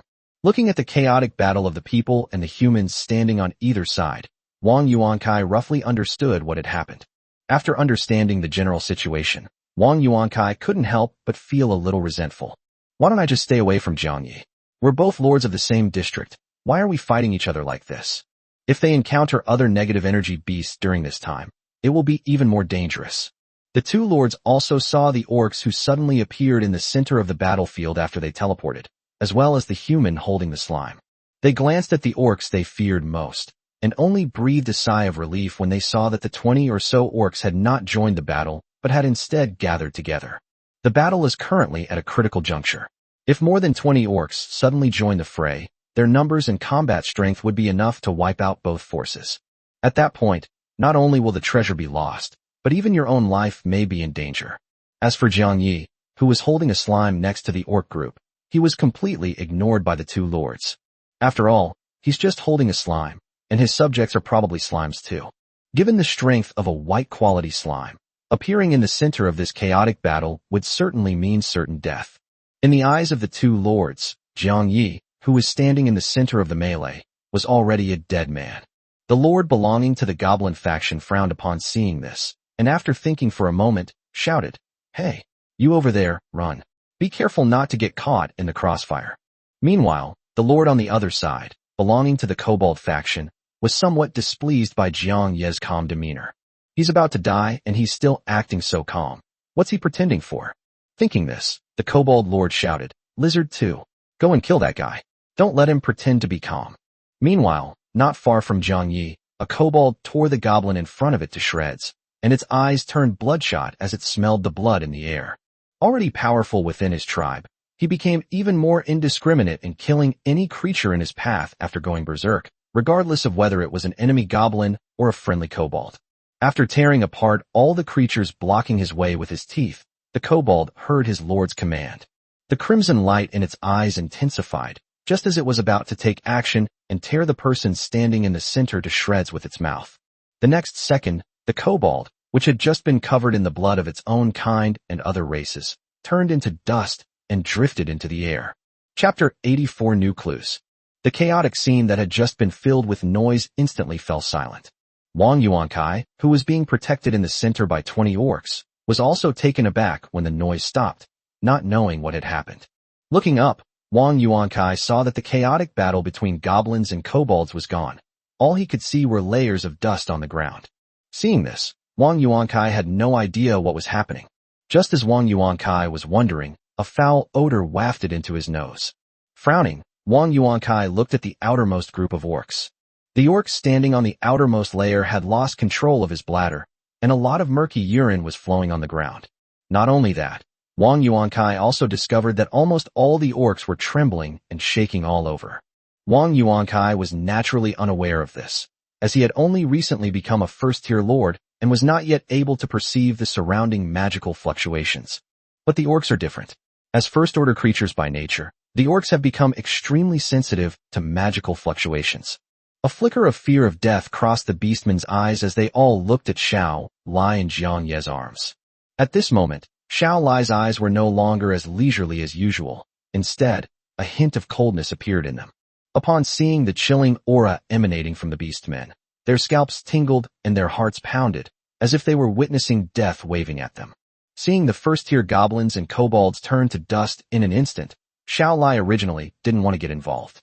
After all, given Xiao Lai's current intelligence, it would be quite beneath her to attack a regular first-tier monster while being a sixth-tier boss. So, without the Lord's orders, Xiao Lai actually didn't want to take action against these first-tier monsters. I was thinking, let them fight it out, as long as they don't run into the Lord and me. But their biggest mistake was harboring murderous intent towards the Lord. Sensing the killing intent amidst the chaotic magical fluctuations, almost instantly, an enraged wave of sixth-order energy swept across the entire area, instantly turning all the kobolds and goblins present into dust.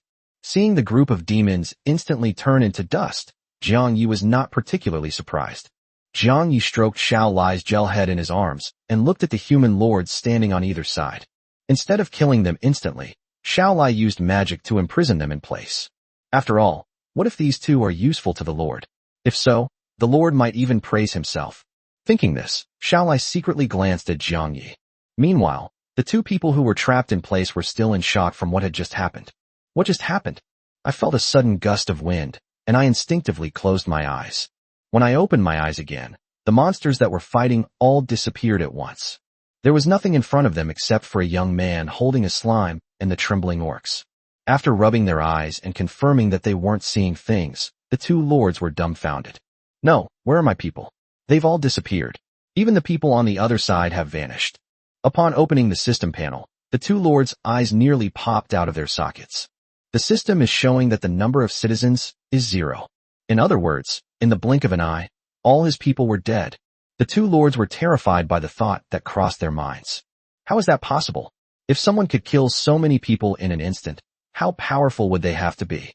Instinctively taking a step back, the lords discovered something terrifying. Those are my own legs. They seem to have stopped obeying my commands. It seemed to be bound by something unseen, unable to lift its legs at all. Seeing this, an ominous premonition rose in the hearts of the two. Then, under Xiao Lai's control, the two of them started walking towards Jiang Yi. But ultimately, Xiao Lai's attribute is still poison. Unless Xiao Lai focuses on controlling it, the magic she manipulates will inevitably contain some poisonous elements. These two are not worth Xiao Lai's concern in controlling the toxic elements within them. To be precise, there is only one person for whom Xiao Lai is currently willing to focus on controlling the toxic elements.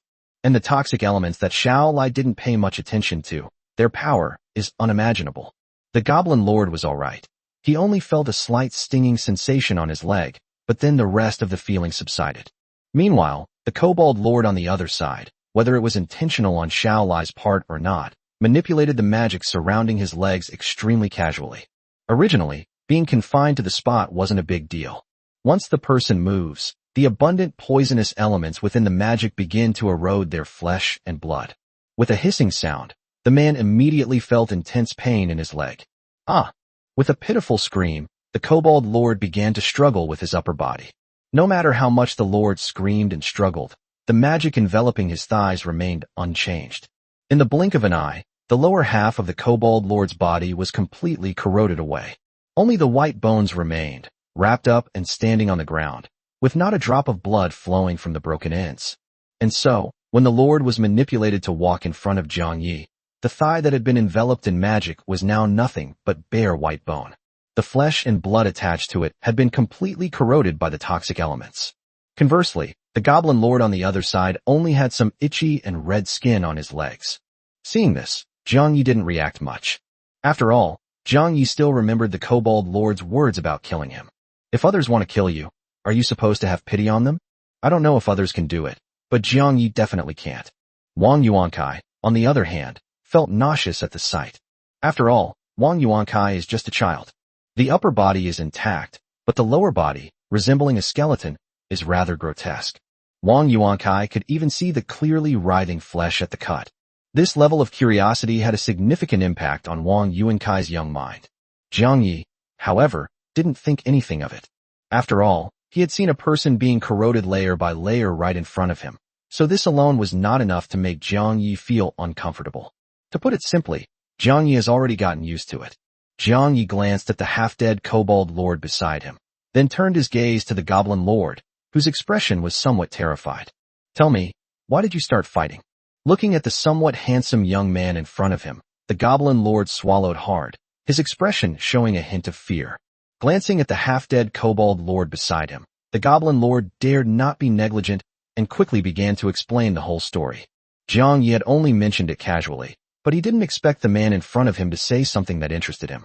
You mean, you found a very strange-looking stone sculpture, and then you took a compass out of the sculpture's mouth.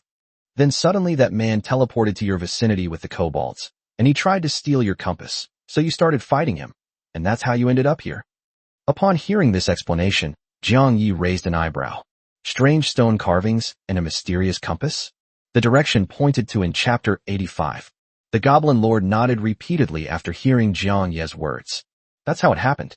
Glancing cautiously at the Kobold Lord beside him, whose breathing was growing weaker, the Goblin Lord asked, Boss, could you let me go? Looking at the cautious and reserved man in front of him, Jiang Yi nodded. Sure, but you have to take out that compass you mentioned first. Upon hearing this, the Goblin Lord's expression immediately froze. All his people were dead, and now all he had left was the compass he had acquired. If the compass is also taken away, I will truly be penniless.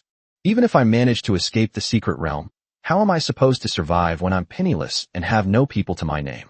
If we had that compass, we might be able to sell a lot of magic energy on the trading channel and even summon some subjects. If I gave it to the young man in front of me, I would truly have no hope of surviving. Although very reluctant, the Goblin Lord took it out after some internal struggle. After all, there's a living example right there. If I don't bring it up, I'll probably end up like that person. Looking at the Kobold Lord beside him with his clean legs, the Goblin Lord opened his system inventory. With a flash of light, a compass emitting a pale blue glow appeared in the Goblin Lord's hand. Jiang Yi looked over, and an information panel appeared. Silver Grade Spatial Compass, a compass created by the West Spatial Cult, containing a significant amount of spatial energy. The compass will forever point towards the spatial temple, and will never change unless destroyed. Jiang Yi raised an eyebrow as he looked at the system panel in front of him. Pointing to the space temple? What is that? That sounds pretty impressive. Just as Jiang Yi was about to reach out and take the compass from the Goblin Lord's hand, he saw the Goblin Lord's desperate expression. Seeing this, Jiang Yi quickly understood the Goblin Lord's predicament. Jiang Yi put the spatial compass into his system backpack, then carried Xiao Lai and walked away into the distance. As Jiang Yi departed, the magic that had enveloped the Goblin Lord's feet dissipated. The Goblin Lord fell to the ground with a thud and began to pant heavily. Thankfully, that big shot didn't do anything to me after taking the compass. He glanced at the side. Then, having lost the magic to control his upper body, he fell to the ground. Seeing the Kobold Lord's blood instantly stain a large area of land, the Goblin Lord also felt a wave of fear. If I hadn't taken out that compass, I probably would have ended up like this. Thinking of this, the Goblin Lord felt both lingering fear and immense relief. After the initial relief came a deep sense of confusion and despair. Looking at the eerie black and white jungle around him, The Goblin Lord felt a sense of suffocation. Just then, the system panel in front of the Goblin Lord suddenly popped up. Lord Jiang Yi has initiated an item trade with you. Do you accept? Transaction successful. Magic power plus 200. The Goblin Lord was taken aback when he saw the panel that popped up in front of him. After realizing what had happened, they were overjoyed at having survived a disaster. 200 mana is enough for me to advance to Tier 1 Lord and summon a few more subjects. Not only will I survive, I can even live a more comfortable life than before. Although a silver tier item sells for far more than 200 mana on the trading channel. But that powerful figure could have simply taken it and left me to my fate, yet he still gave me so much magical energy.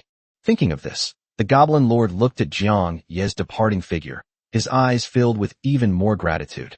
Jiang Yi, however, did not take what had just happened to heart.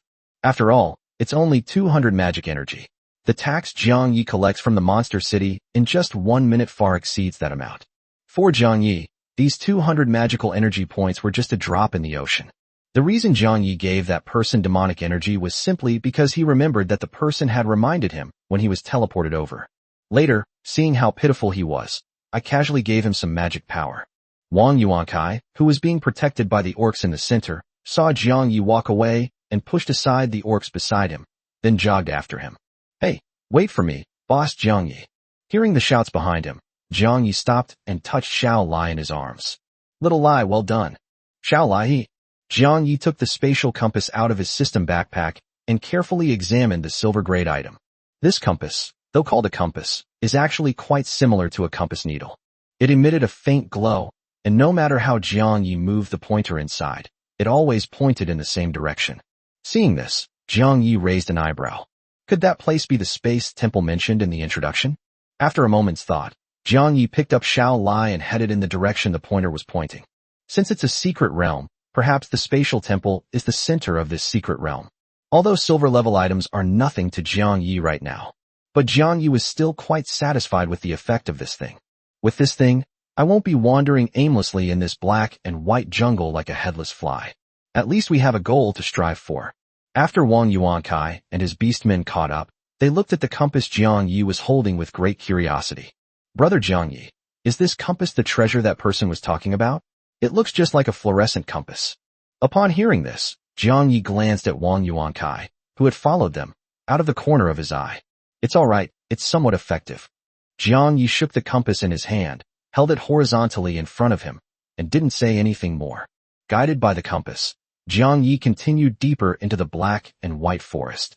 Just as Jiang Yi was moving forward in the direction indicated by the spatial compass. Another location within the secret realm. Big White was deep in thought as he looked around at the bustling black and white forest environment. At that moment, 5 lords and their subjects surrounded Bai, all trying to curry favor with him. Hee, Lord Bai, I've finally met you. Do you remember me? I was the one who designed the city's drainage system for you. Me too. Lord Bai, do you still remember me? I'm Xiao Wang. This morning you even asked me to draw a map of the city's future development. Lord Bai, are you tired? Why don't you stop and rest for a while? I'll have my 20 subjects help you clean your scales. My people can do it too. Let me do it. Come on, your people are hamless monster pigs. How are you going to clean them? Make them lick them with their mouths. Chapter 86 Strange Stone Carvings. Hearing the noise around him, Bai suddenly felt a headache coming on. Big White, shut up, all of you. Looking at the 5 humans fawning over him and the large horde of subjects they had summoned, Bai's anger surged. If it weren't for the fact that the future planning of the monster city would depend on these guys, Bai would really like to drown them all with a water bomb. Bai never expected that returning to its normal size in this secret realm would attract a large group of humans. And coincidentally, these humans were all professionals he had hired in the chat channel. Each one a professional who helped him plan the future of the monster city. Upon discovering the giant white figure, these people led their subjects to surround it and fawn over it. At first, it was okay since there was only one person, Big White could accept it. By the time the last 5 people arrived, the scene had already become chaotic. They all swarmed around Big White's head, desperately trying to get his attention, hoping he would remember them and think of them first when there was good business to be had. Therefore, all 5 of them worked exceptionally hard, afraid that Bai would remember others but forget them. There's only one reason why these people are being so attentive. Bai is just too rich and powerful. A single order can easily yield hundreds of mana, and he effortlessly gains a significant lead over other lords based on his pre-transmigration experience and skills. Some of these people even became second-tier lords by relying on the orders issued by Dabai, and one of them who had frequent business dealings with Dabai even became a third-tier lord. Therefore, in the eyes of these people, Dabai is no different from a second parent, and is their greatest reliance for developing into a big shot. Upon seeing that Dabai was angry, these lords quickly became obedient and well-behaved. After all, if he offended the big spender he was dealing with, he might lose this lucrative job in the future. Dabai breathed a sigh of relief when he saw that the surroundings had quieted down. Looking back at the long line of people clinging to its body, a line of text appeared above the white snake's head. Big White, don't let your subjects stick to me. I don't need those first and second tier creatures protecting me. Big White, have your people spread out and find a human holding a blue slime. Don't just stand there like idiots following them. Seeing what Big White said, the 5 humans nodded without hesitation. It's just sending 20 citizens to find someone. As long as it pleases Dabai, it doesn't matter if these 20 citizens die. After all, these 20 citizens only have 400 magic power. Although it hurts a bit for me, as long as it can make Lord Bai have a better impression of me, I'll be very happy. Big White's orders are usually only a few hundred or 400 magic energy, which is still acceptable to them. They can just take a couple more orders. And so, the 100 different races of people dispersed and began searching for the human holding the slime. If found, they will return to report the news based on the location of the Lord. After the 100 citizens behind him left, Dabai shook his head and continued towards a place where magical energy fluctuations were frequent. Feeling the distortion in the surrounding space, Big White knew that the eerie teleportation was about to happen again. For a moment, Dabai also became worried about Jiang Ye's situation, fearing that something bad might have happened to Jiang Ye. Although Jiang Ye had informed Dabai through the system panel that he was alright, Dabai was still somewhat worried. And just like that, in the next second, Big White and the 5 human lords vanished from their spot. Big White felt a blur before his eyes, and then he found himself in a place he had never been before. Looking at the huge stone statue standing in front of it, a hint of doubt appeared in the eyes of the white snake. The huge white stone sculpture was not carved in the shape of a human or any other creature. Instead, it was carved out as one huge square after another, stacked on top of each other. It looks like a misaligned Rubik's Cube. Apart from that, there was nothing else around. This strangely shaped stone sculpture stands alone in this black and white jungle. The people who had been teleported with Dabai were also looking at the strangely shaped stone sculptures in front of them with great curiosity. One of them, being a bit impulsive, reached out and touched it. Holy crap! Feeling a sharp pain in his finger, the man cried out in surprise and quickly pulled his hand back. This exclamation also attracted the attention of others, including Big White. Looking at the man, Dabai saw that the part of the stone sculpture that the man had just touched had turned to stone. The man was dumbfounded, staring at his petrified skin, unable to comprehend what had happened. Your hand, is it petrified? Upon seeing it, everyone else gasped in horror and quickly moved away from the eerie stone sculpture, fearing that their bodies would also be petrified. One of the more timid ones even hid directly behind the large white snake's body. Upon seeing this bizarre scene, Dabai's snake eyes narrowed slightly. Big White, does anyone have food or a stick on them? Upon seeing Dabai's words, the humans all took out items from their system inventory. After glancing at it, Big White used his magic to lift up the wooden stick that one of the people had taken out. He then manipulated the brown wooden stick to approach the stone statue. The moment the wooden stick touched the stone sculpture, the stick instantly turned to stone. Strictly speaking, it doesn't seem like it's been petrified. Rather, the color on it has been stolen. Although it feels no different from an ordinary wooden stick, its color is only black and white, just like the surrounding jungle. Looking at this scene, Dabai seemed to be deep in thought. This stone carving doesn't seem to be as simple as it appears.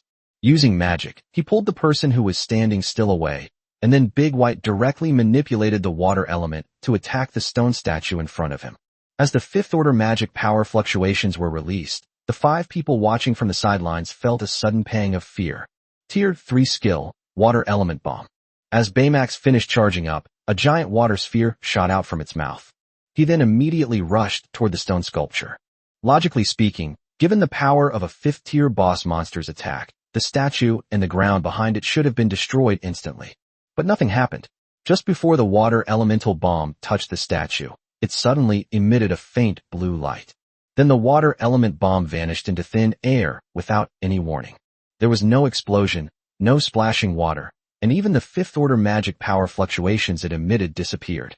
Upon seeing this, Dabai and the other 5 people stared in shock. Unexpectedly, the magic used by the fifth-tier lord disappeared without warning, without even a splash. Let's not even talk about how powerful the magic used by a fifth-tier lord is. Although this was just a probing attack by Big White, the high pressure generated by this water elemental bomb was enough to easily collapse a medieval house. Even if they can't do anything to this stone statue, there shouldn't be no movement at all. Thinking this, Dabai's gaze toward the stone sculpture became serious. As a fifth-tier cultivator, I didn't sense even the slightest fluctuation of magic power when the water sphere disappeared. In other words, the stone sculpture in front of them made their attack disappear without using any magic. Thinking of this, the apprehension in Dabai's snake eyes intensified. Chapter 87 All-Out Attack. Looking at the stone sculpture in front of him, which resembled a Rubik's Cube, Dabai's eyes flickered, and he seemed to be pondering something. The 5 people standing to the side looked at the strange stone sculpture with a hint of fear in their eyes. Even a fifth-tier lord can't do anything to this thing. Is a secret realm with such an existence really something that people like us can set foot in? Thinking of this, one of them used the system to record what was happening and then planned to share it on the regional channel. Just as he was about to send it, the space around Dabai and the others distorted again. Seeing this, Dabai also became alert to its surroundings. You have to be vigilant every time you teleport, otherwise you might end up teleporting right in front of a high-level negative energy beast. Although Dabai is a Tier 5 boss monster, this secret realm even has things that are immune to Tier 5 attacks, so it's inevitable that there will be high-level negative energy beasts of Tier 5 or even Tier 6. Thinking this, Big White's size rapidly shrank, quickly becoming the size of a python only 4 or 5 meters long. After all, if you teleport right onto the face of a negative energy beast, being small will allow you to quickly create distance instead of being attacked directly. Before teleporting, Big White was extra careful and marked his water elemental mark on the jungle trees next to the statue. Even if it's teleported to a very far place, Big White can still find this place by sensing the marker. Then, just as everyone was stunned by the distortion of the surrounding space, the statue, which resembled a misaligned Rubik's Cube, suddenly emitted a pale blue light. It was as if something was emanating from inside the statue, and for a moment the statue, which should have been only white and black, was given a pale blue glow. Click. Then, as the misaligned Rubik's Cube statue rotated, Big White and the 5 people instantly disappeared from the spot without leaving a trace. The statue, which emitted a pale blue glow, also stopped rotating. In the blink of an eye, Big White and the 5 humans found themselves in a completely unfamiliar environment. For a moment, no one had realized what had just happened. When space was distorted just now, the statue also emitted a pale blue glow. As the Rubik's Cube statue rotated, they were instantly teleported to another location. Even the most clueless person could see that the Rubik's Cube sculpture was the source of this random teleportation. After landing, Big White ignored the 5 people and immediately began to sense the location of the mark. Then it grew larger and headed in the direction it sensed. After all, the bigger you are, the faster you walk. Upon seeing this, the 5 people quickly jogged after them. They wouldn't dare act alone with their people scattered. The person who took the photo then posted it in the local chat channel. Wow, I think I found the source of the random teleportation in the secret realm. Image. Upstairs, are you in the secret realm? Isn't this just a statue? You're saying this thing is the source of random teleportation. It's true. I just saw this thing spin once, and I was instantly teleported to another location. This is it. I just saw a gold tier item, and it teleported me away. At least let me get it before teleporting me away.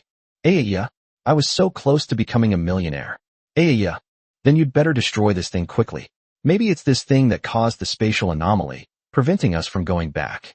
Even attacks from a 5th tier powerhouse can't harm this thing, and you want me to destroy it. Wait, you just entered the secret realm and already encountered a tier 5 powerhouse. That's incredibly lucky. Huh? So one of the 3 tier 5 powerhouses on the leaderboard is from our server? I thought our server only had tier 6 powerhouse, shall I? Your luck is incredible. I encountered a tier 2 negative energy beast as soon as I entered the secret realm. My entire tribe was wiped out, and I barely managed to escape. Wait, there seems to be something behind the trees behind me. Looking at the messages sent by everyone in the regional channel, the person who sent the message felt a surge of superiority. Upon seeing the enormous snake head before him, the man quickened his pace slightly. After a while, Dabai and his group returned to the stone sculpture. Looking at the misaligned Rubik's Cube statue in front of him, Big White also began to ponder. Based on what just happened, this stone statue should be the source of the random teleportation. But even if we knew, what good would it do? The statue seemed immune to our attacks, and magic seemed to have no effect on it. Physical contact? That's even more impossible. The human's hand, which was affected after touching the statue, hasn't recovered yet. After thinking about it, Big White still couldn't come up with a solution. Shaking his head, Big White finally gave up on thinking. Since ordinary attacks are ineffective against this stone statue, what about my full force attack? Thinking this, Dabai gradually retreated. The 5 humans beside him, seeing this, understood what powerful attack Baymax was about to unleash and quickly retreated, fearing they would be caught in the crossfire. After retreating to a certain distance, Dabai flicked its tongue at the stone sculpture that remained motionless in front of it. As the white snake's pupils contracted, the wind elements in the air gradually gathered. Although nothing could be seen with the naked eye, a sense of solemnity had already filled the air. Even the humans sensed something was amiss. The gathered wind elements compressed and focused in the air, quickly forming a wind blade composed of raging wind elements in front of Big White. After the wind blade appeared, the wind element that was constantly surging towards the center did not stop, but instead became even more turbulent. The extreme compression of the wind element caused energy fluctuations to rise, making everyone present feel a chill run down their spines. Looking at the wind blades gathering in front of the giant snake's head, the 5 people were terrified. Their biological instincts told them that they should flee immediately. One person, who was quite timid, was so frightened that he sat down on the spot. The intense energy fluctuations emanating from the wind blades were so strong that even the locals 5 kilometers away could sense them. Those citizens who sensed the energy fluctuations were so frightened that they froze in place, too afraid to move. If it weren't for the reminder from the Lord beside him, who couldn't sense any energy fluctuations, it would probably have taken him a minute to come to his senses. This was the full force attack of a 5th-tier boss. The mere fluctuation of its magical power was enough to leave a 1st-tier creature completely stunned. If you were near it, you would be so frightened that you would lose control of your bladder and bowels. Fortunately, Big White intentionally controlled the energy fluctuations it emitted. Otherwise, the 5 humans standing nearby wouldn't be in such a respectable position. Then, to the horrified eyes of the 5 people, the wind blade was completed. Almost the instant the wind blade was fully condensed, it arrived in front of the stone statue. Despite the incredibly fast attack, the stone statue remained completely unresponsive. That strike, seemingly capable of cleaving mountains and blocking rivers, struck the stone statue the instant it touched it. There was no explosion as expected, nor was there the scene of the earth being cleaved apart as imagined. Yes, but it is as calm as still water. It was as if nothing had happened. Chapter 88 Violent Fluctuations. Seeing that nothing had happened, the 5 humans were all dumbfounded. That's it. That powerful, earth-shattering attack just vanished so easily. Not a ripple was stirred, and not even a corner of the stone carving was damaged. While the 5 people were dumbfounded, Dabai was not surprised at all. Because Dabai already knows what this stone sculpture is all about. What just happened has confirmed some of Dabai's guesses. This Rubik's Cube statue is neither immune to attacks, nor has sufficient defense to block its own attacks. Instead, it can redirect attacks that pose a threat to it. Just like the information Jiang Yi mentioned in the private chat group at the beginning. Xiao Lai's shield wasn't broken, but rather transferred by spatial energy. Here, it's just that the attackers and the attacked have been switched. Otherwise, it's impossible for their own attack to go completely unnoticed. Looking at the black and white Rubik's Cube stone sculpture in front of him, Dabai's snake-like eyes flashed, and he had an idea. Since he can redirect attacks that threaten him, why not just move him without threatening him? Since touching it with a physical object will inexplicably petrify it, why not just touch it with the invisible wind element?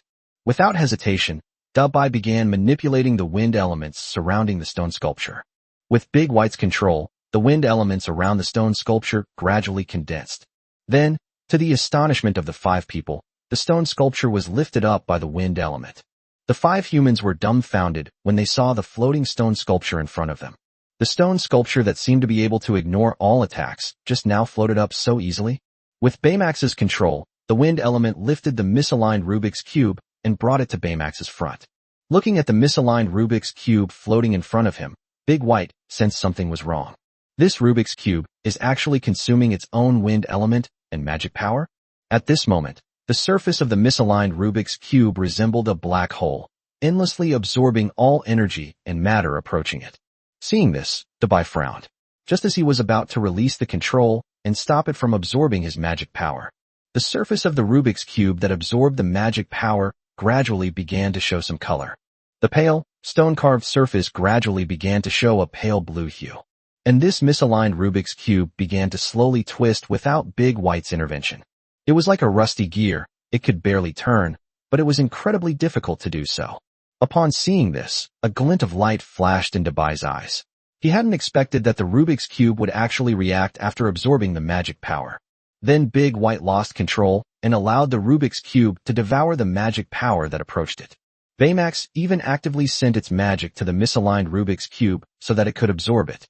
And so, under the constant infusion of the Great White's magic, the huge, white, misaligned Rubik's Cube gradually began to regain its color. The Rubik's Cube, which had seemed rusty, gradually began to twist smoothly. The next second, the instant the misaligned Rubik's Cube was restored to all its colors, an information panel popped up from the misaligned Rubik's Cube. Space Cube. Diamond level item. The tangible existence of spatial energy in a region represents all the spatial energy in that region. Every twist of the spatial cube causes spatial distortion in the surrounding areas. As the space cube emitted a blue light, it began to shrink rapidly, soon reaching the normal size of a regular cube. The 5 people stared wide-eyed in astonishment at the spatial cube floating in front of Dabai. This is a diamond-level item. It's the kind of item you can only get by ranking first in the Blood Moon Beast Tide. Even if it's completely useless, it can still fetch a sky-high price on the trading system, even if nobody buys it. Of course, no one buys it not because it's useless, but because with the current magical energy reserves of 99% of the lords, they can't afford a diamond-level item.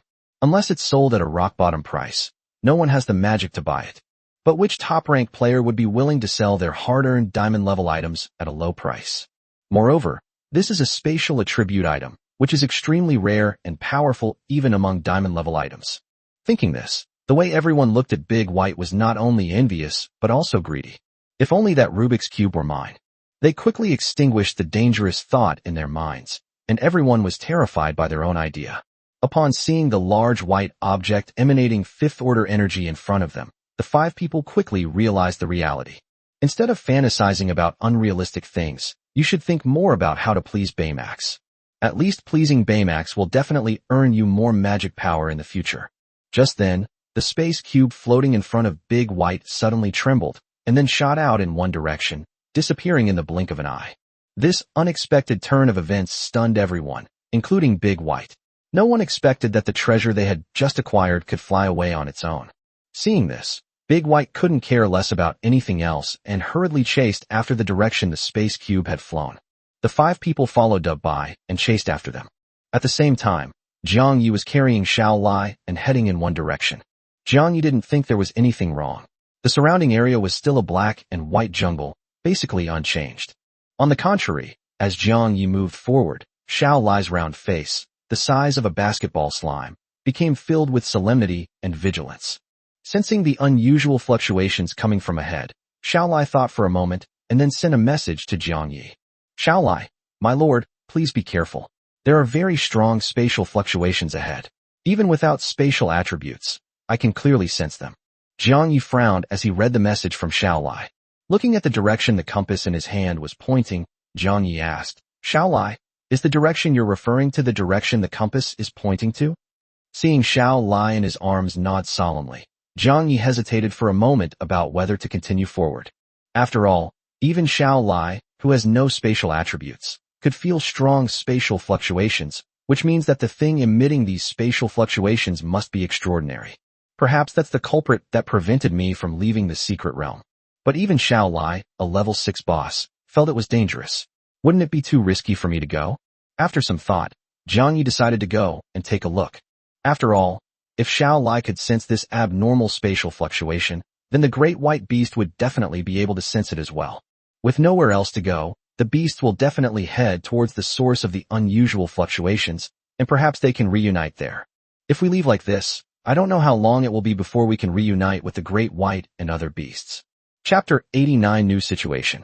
As Jiang Yi drew closer, the surrounding black and white jungle began to change. From the initial unchanging black and white, it gradually began to incorporate some color. Although it was only a little bit of blue, it stood out conspicuously in a world where everything was black and white. At the same time, as the amount of blue in the black and white world increased, the number of negative energy beasts that Jiang Yi encountered also began to gradually increase. Before this, Jiang Yi could wander around for half a day without encountering a single negative energy beast. Now, almost every few steps Jiang Yi takes, Xiao Lai can sense a new negative energy beast. Without exception, those negative energy beasts were crushed into dust by Xiao Lai's magical fluctuations before they even saw Jiang Ye's face. Of course, Wang Yuankai, who was following behind him, did not feel anything was wrong. I just feel so lucky that I haven't encountered any negative energy beasts after walking for so long. I really wanted to see what the top two on the leaderboard would look like when they made their move. However, the increasing number of negative energy beasts made Jiang Yi feel that something was not right. As the world gradually recovers, shouldn't there be fewer and fewer negative beasts? Why are there so few negative energy beasts in a completely black and white world? But as the world gradually becomes more colorful, the number of negative energy beasts actually increases. Another point that puzzled Jiang Yi was what happened after Xiao Lai sensed the intense fluctuations. The spatial distortion that caused Jiang Yi to be randomly teleported never happened again. Jiang Yi also tried to exit the secret realm, but the pop-up system panel still prompted that the space was fluctuating abnormally, and the portal failed to be generated. Jiang Yi glanced at the regional chat channel and saw that some people were still complaining about random teleportation. This puzzled Jiang Yi. Was it possible that only his area was no longer experiencing spatial anomalies? Thinking this, Jiang Yi quickened his pace, wanting to get to the place where the disturbance had occurred as soon as possible to see what was going on. As Jiang Yi ventured deeper into the forest, half of the surrounding trees had already begun to show color. Jiang Yi felt that the scene looked very much like a background image that had only been partially colored. Although the addition of color brought a touch of life, it appeared even more eerie than pure black and white. They walked on like this for an unknown amount of time, and the surrounding environment had completely transformed into a lush, verdant jungle. Within this jungle, the number of Tier 1 and 2 negative energy beasts has begun to grow explosively. Of course, although there were many of these first and second tier negative energy beasts, none of them could get close to Jiang Yi. All Jiang Yi could see was the system panel that kept jumping in front of Xiao Lai in his arms. Defeat a Tier 1 negative energy beast. Magic energy, +1. Defeat a Tier 2 negative energy beast. Magic energy increased by 20. Killed. Jiang Yi finally saw something other than the jungle wood. The jungle ahead gradually thinned out, revealing a transparent wall emitting a pale blue hue. Jiang Yi was stunned as he looked at the transparent wall in front of him. Jiang Yi strode forward and tentatively picked up a white pebble, throwing it toward the transparent wall. The pebble disappeared the instant it touched him, without bouncing back as Jiang Yi had imagined. Jiang Yi frowned as he looked at the pale blue shield in front of him, which resembled a towering wall. Xiao Lai, is this the thing that's emitting spatial fluctuations that you were talking about? Hearing Jiang Ye's words, Xiao Lai shook her head in his arms. Xiao Lai? No, my lord, that thing emitting such a strong fluctuation is on the other side of this wall. Xiao Lai, in my perception, there are negative energy beasts everywhere outside this transparent wall, but not a single one inside. Jiang Yi looked thoughtful as he read Xiao Lai's message. Could this transparent wall be a shield that can keep all the negative energy beasts out? But if that's the case, why didn't the pebble I just threw bounce back? Could this shield distort space like the light projectiles launched by the negative beasts before? If that's the case, what would happen if life went in? Looking at the transparent wall in front of him, Jiang Yi still didn't dare to try it himself. After all, it's fine if it's just teleportation, but if you get annihilated as soon as you pass through, then it's all over. Thinking this, Jiang Yi turned around and looked at Wang Yuankai who had followed behind him. When Jiang Yi turned to look at him, Wang Yuankai was taken aback, not understanding why the big shot who had been walking forward suddenly looked at him. As Jiang Yi stared at him, Wang Yuankai felt a sense of foreboding. Boss, you want my people to pass through this wall? After hearing what Jiang Yi said, Wang Yuankai hesitated. After all, Wang Yuankai had witnessed Jiang Yi throwing a stone and it disappearing. It's really hard to say whether going through there will result in life or death. After glancing at the 20 orcs behind him, Wang Yuankai thought for a moment and then nodded. It's just a resident. In the end, it only costs 20 mana.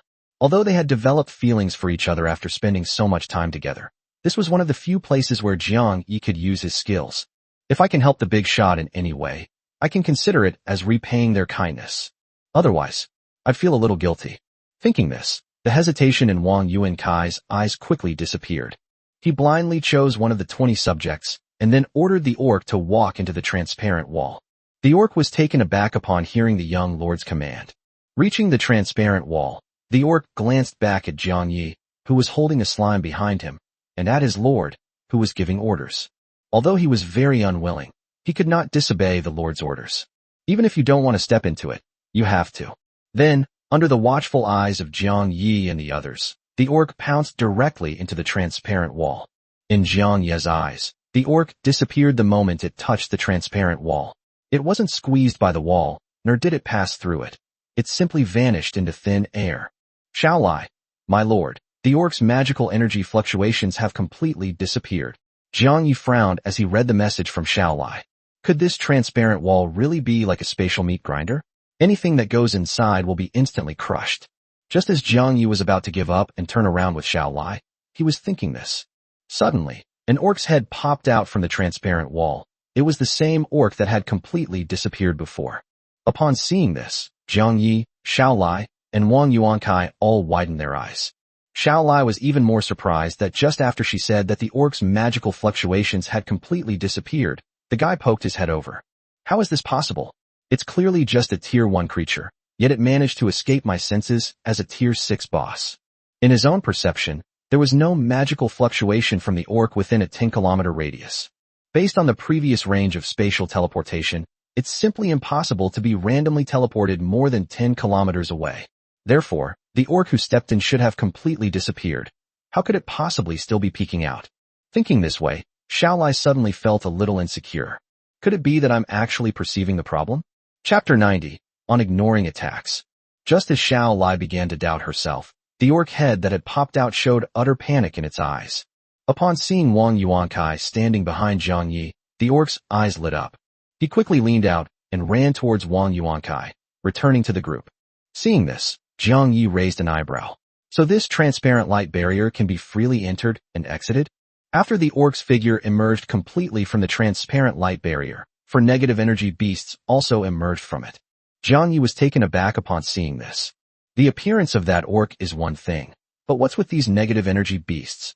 Xiaolai was also confused when she saw the negative energy beast that suddenly appeared. She had clearly killed all the negative energy beasts around her. So where did this negative energy beast come from?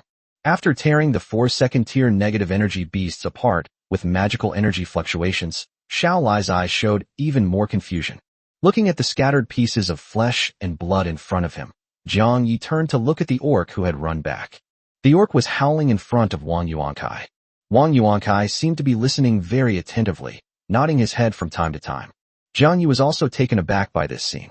Can you understand the orc language? When Jiang Yi asked him a question, Wang Yuankai turned around with a hint of doubt in his eyes. Huh? Jiang Yi, do you not understand what your people are saying? Not all lords can understand the language they use to summon their people. Upon hearing Wang Yuankai's words, Jiang Yi's lips twitched. Jiang Yi was unaware of this, since he couldn't summon any of his subjects. Seeing Wang Yuankai's questioning gaze, Jiang Yi changed the subject. So what did your people say? What's behind the light wall? Wang Yuankai recalled what the people had just said, and then spoke to Jiang Yi. He said that after passing through the light barrier, he saw a jungle that was almost identical to this one. Then he saw those 4 negative energy beasts over there, and he was so scared that he ran back. Hearing Wang Yuankai's words, Jiang Yi raised an eyebrow. Based on this description, this light barrier seems to be just a teleportation portal? Thinking this, Jiang Yi put Xiaolai back on the top of his head, and then took out the spatial compass. Looking at the spatial compass in his hand, he then walked directly into the light barrier. Wang Yuankai and his people quickly followed. After passing through the light barrier, Jiang Yi indeed saw a jungle that was similar to the one he had just seen. Looking back, there were no figures of Wang Yuankai and the others behind the light barrier, only an open space and trees. However, Xiaolai sensed something different. After passing through the light barrier, Xiaolai perceived that a large number of negative energy beasts had suddenly appeared around her. It's like a radar suddenly breaking down, only to reappear in a completely different place after being repaired. That's pretty much how Xiaolai felt. After telling Jiang Yi about the situation, Jiang Yi looked at the compass in his hand and had a pretty good idea of what was going on. At this moment, the compass needle in Jiang Yi's hand was not pointing forward, but pointing behind him. That is, the light barrier that Jiang Yi just passed through.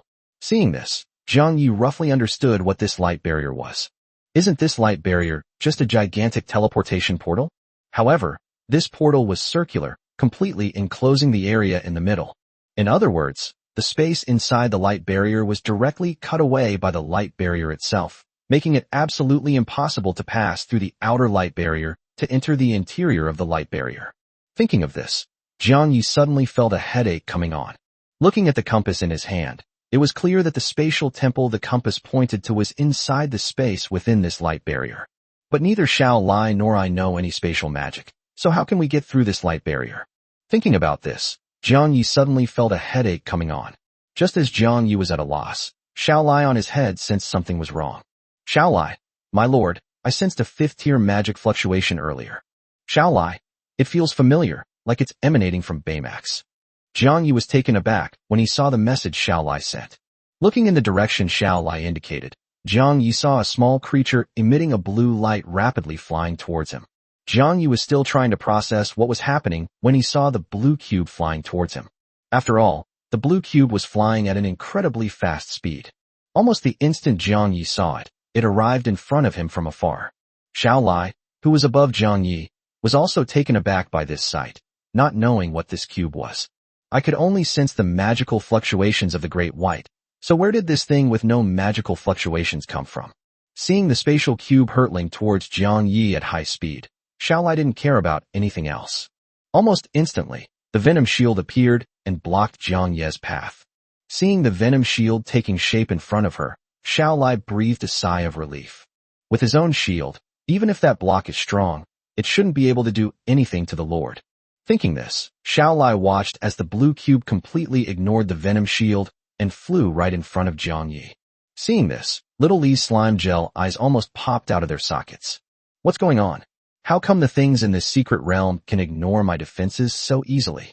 The forbidden poison, capable of corroding all elements, was completely ineffective against anything possessing spatial properties. The spatial attributes are just too overpowered.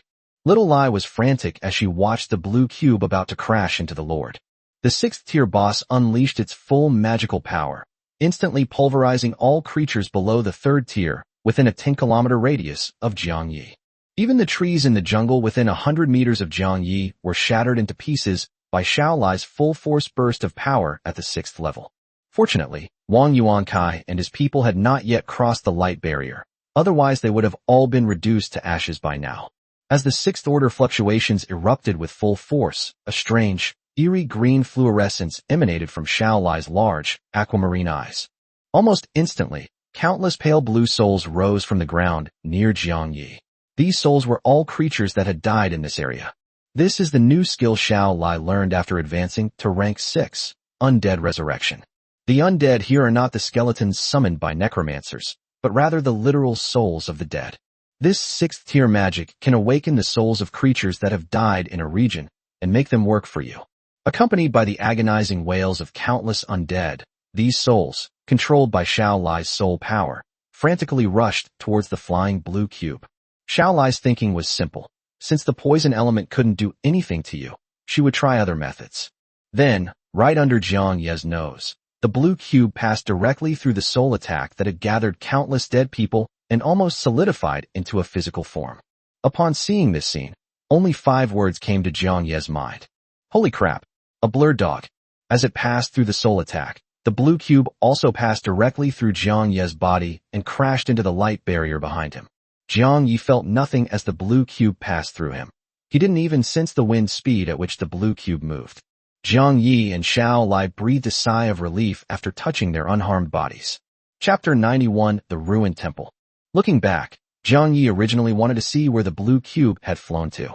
Unexpectedly, when I turned around, I didn't see the blue cube, but I saw something else. The once intact light barrier now had a large hole punched through it by the blue block. Seeing this, Jiang Yi's lips twitched. So only things with spatial attributes can do anything with spatial attributes? Jiang Yi was stunned as he watched the large hole gradually and slowly shrink. Is this an automatic recovery mode? While the large hole was still under repair, Jiang Yi crawled directly into it and entered the interior of the light barrier. Looking at the light barrier that had been repaired, Jiang Yi's lips twitched. The repairs were incredibly fast. I had barely crawled in when the hole that was knocked open was already fixed. Just as Jiang Yi was about to venture deeper into the darkness, Wang Yuankai finally led his people through the other side of the light barrier. The moment he arrived, Wang Yuankai was completely stunned. Why are all the trees gone, leaving only a bare landscape? We were told the other side would be the same jungle, but it turns out. Also, where did Jiang Yi, the big boss who traveled there first, go? Just as I turned around, intending to ask the orc what was going on and why the location was different from what we had agreed upon, Wang Yuankai then saw Jiang Yi's departing figure within the light barrier. Upon seeing this, Wang Yuankai's eyes widened. Hey, Jiang Yi, what are you doing inside? Hearing the voice behind him, Jiang Yi turned around and waved, signaling him to stay where he was. So we continued to proceed in the direction indicated by the compass. With Xiaolai's presence, the surrounding negative energy beasts wouldn't approach casually. As long as Wang Yuankai runs around aimlessly on the map, nothing bad will happen to him. Seeing Jiang Yi wave to him, and then leave without looking back, Wang Yuankai felt a wave of dizziness. After thinking for a moment, Wang Yuankai shouted at Jiang Yi's departing figure. Brother Jiang Yi, at least add me as a friend. Hearing the shouts behind him, Jiang Yi turned around and glanced at Wang Yuankai, who was waving. Jiang Yi casually accepted the friend request and continued moving in the direction the compass indicated.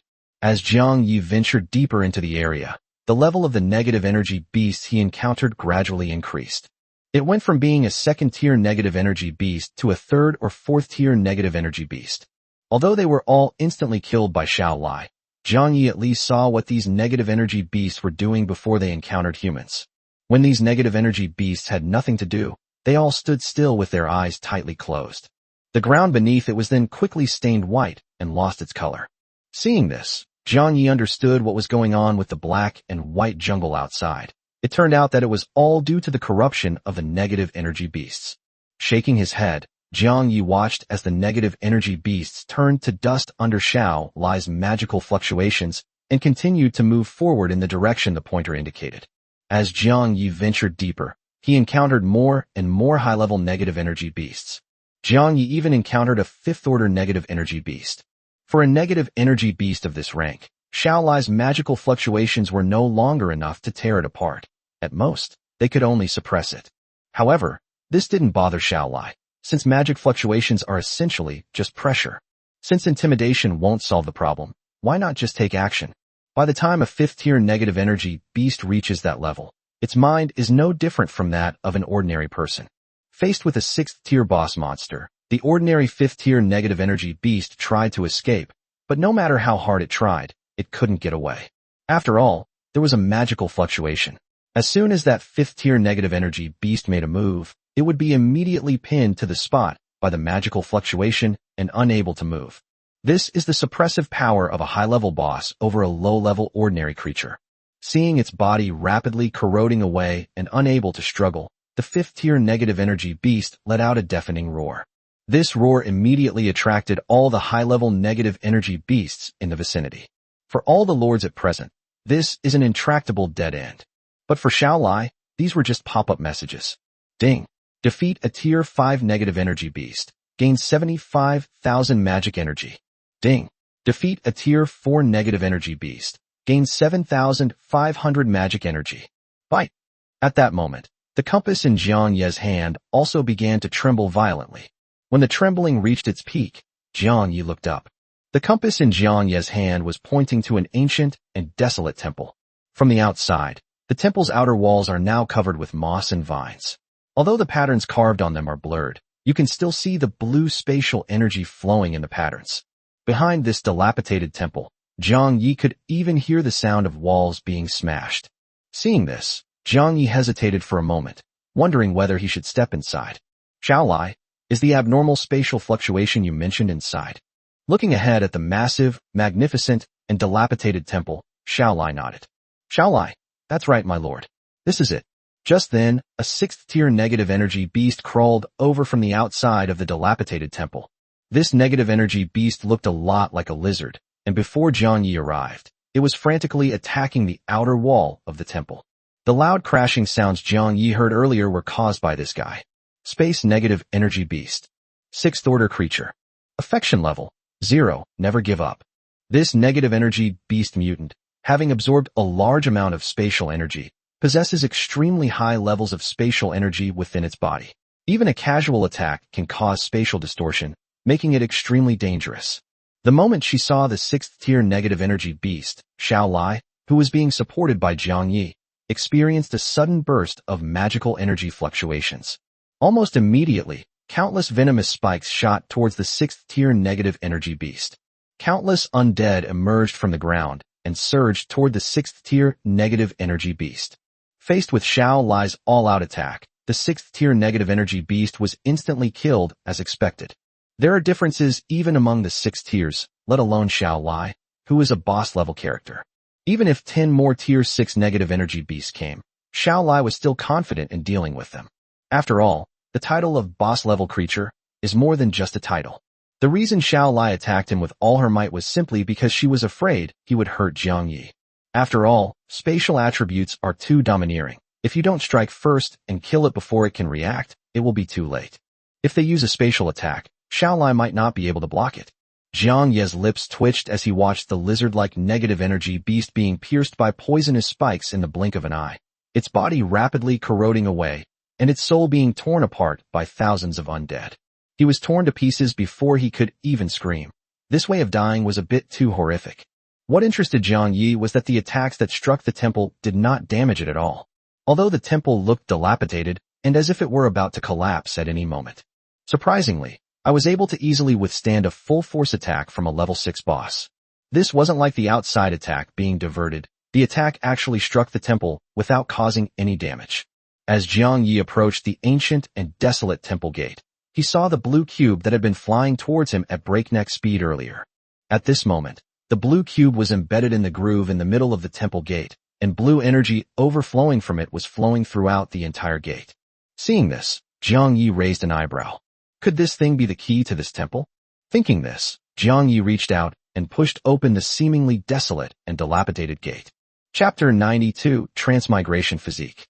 After pushing open the door, Jiang Yi didn't see anything special, nor did he see anything that Xiao Lai had mentioned that could cause such violent spatial fluctuations.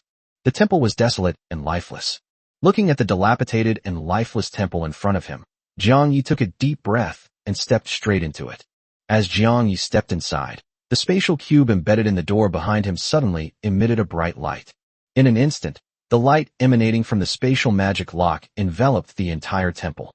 In the next instant, Jiang Yi seemed to step into another space. The temple covered with moss and vines disappeared instantly, replaced by what seemed to be an endless universe. Countless stars shone brightly, and mysterious geometric entities floated in the air, with Jiang Ye's figure rising along with them. Seeing this, not only Jiang Yi, but even Xiao Lai above him was stunned. No one expected that the temple, which was just a moment ago dilapidated and desolate, would suddenly become like this. At the same time, the system panel popped up. Ding! A lord has been detected entering the core location of the spatial realm, the spatial temple. Rewards are now being distributed to all lords currently within the spatial realm. Obtain items. Random treasure chest in the spatial realm. A random treasure chest containing spatial energy, from which you can obtain bronze to diamond grade spatial attribute items. Ignoring the suddenly popped up panel, Jiang Yi began to observe his surroundings. Although the surroundings were filled with starlight and floating geometric shapes, this was only true where Jiang Yi was located. Further out, Jiang Yi only saw blank spaces, like an uncolored painting. From Jiang Ye's perspective, the star-studded Milky Way seemed to be gradually eroded by the surrounding white. In front of Jiang Yi, at the very center of the Milky Way, floats a deep blue crystal. And this deep blue crystal beats like a heart every few seconds, creating ripples in the space. And when the spatial ripples touch the eroded white, they will wash the eroded white area back to its original state. Looking at the crystal in front of him, which was as deep as the universe, Jiang Yi licked his lips. Xiao Lai, you said the thing that's emitting spatial fluctuations, is it this crystal? Xiao Lai, that's right, it's this lord. I can clearly feel the spatial energy fluctuations emanating from him. Looking at the message Xiao Lai sent, Jiang Yi reached out and tried to hold the crystal in his hand. The moment Jiang Yi reached out his hand, the crystal seemed to sense something. In an instant, the deep blue crystal erupted with a huge ripple. Wherever the ripples passed, the stars floating in the air gradually revealed the appearance of their respective spaces. Jiang Yi saw that after the huge ripple, a miniature 3D jungle model composed of stars formed around him. Looking around, Jiang Yi could see the figures of everyone who had come to the secret space in this miniature jungle. Jiang Yi saw Wang Yuankai resting outside the light barrier, and saw Da Bai heading in Wang Yuankai's direction. They also saw the night shadow wolf running through the jungle and the radiant eagle flying overhead. They even saw all the lords and their subjects who came to the secret realm were being chased by negative energy beasts or were wandering aimlessly in the jungle. Here, Jiang Yi can see anything that happens anywhere in this secret realm. Furthermore, Jiang Yi felt he could do even more. With a thought from Jiang Yi, the 3D models of Wang Yuankai and Da Bai were instantly swapped. Meanwhile, Big White, who was rushing to the location of the sixth order magic fluctuation, felt the surrounding space suddenly distort. Almost instantly, Da Bai appeared directly where Wang Yuankai and his people had just been. Sensing that the source of the sixth order magic power fluctuations was right around him, Da Bai was instantly dumbfounded. How come the random teleportation teleported me to the place I wanted to be? Moreover, there's no sign of Xiao Lai or any humans around here. Only the remnants of Xiao Lai's magical energy fluctuations. At the same time, Wang Yuankai and his 20 subjects were also teleported to the location where Da Bai had just been, where they stared at the 5 humans. Looking at the sand table in front of him, outlined with starlight, Jiang Yi was momentarily startled by his own actions. I never imagined that I could actually control this starry sand table. Xiao Lai, perched atop Jiang Yi's head, was also quite shocked. She never expected that the Lord, an ordinary human, could control that deep blue crystal. Swallowing hard, Jiang Yi reached out and grasped the deep blue crystal in his hand. Little Lai, can you control the crystal like I do? Hearing Jiang Yi's words, Xiao Lai shook her head. Xiao Lai, no? I can only sense that this crystal is constantly emitting intense spatial energy fluctuations, and my magic is repelled by these fluctuations as soon as it gets close. Xiao Lai, I don't know why. Lord, your hand was able to ignore its resistance and directly grasp and control it. After reading Xiao Lai's words, Jiang Yi was also a little confused. Even a 6th-tier Xiao Lai couldn't control it. So how could I possibly control it? Just as Jiang Yi was wondering, the deep blue crystal in his hand also displayed a panel. Item name, Fragment of Space Authority. Item level, Mythical. Item description, one of the fragments of the Space Authority, possessing a portion of the authority's power and repelled by all energies. Jiang Yi was taken aback when he saw the familiar item description. Jiang Yi remembered that he had also found something similar in the black and gold treasure chest that Xiao Lai had given him before. However, that thing was a fragment of the authority of language, while this crystal is a fragment of the authority of space. However, the item description says that this thing is incompatible with all energy. So does that mean only ordinary people like me can control it? Thinking this through, Jiang Yi voiced his doubts directly. Xiao Lai shook her head after hearing this. Xiao Lai, no, my lord. As far as I know, even ordinary people who can't sense magical energy have magical energy and magical power within their bodies. It's impossible for someone to have absolutely no energy in their body. Xiao Lai, just like that human we just encountered named Wang Yuankai. Although he wasn't even at the first rank, I could definitely detect trace amounts of magical energy and magical power in his body. Jiang Yi nodded upon seeing the message Xiao Lai sent. So, Xiao Lai, have you detected any magical energy in my body? Hearing Jiang Yi's words, Xiao Lai rubbed her body against Jiang Yi's head. Xiao Lai, of course not. To detect that, I need to channel magic into my body. That would be far too impolite. I would never do that to the Lord. Jiang Yi looked thoughtful as he read the message Xiao Lai sent. Jiang Yi roughly understood why he was able to wield this power.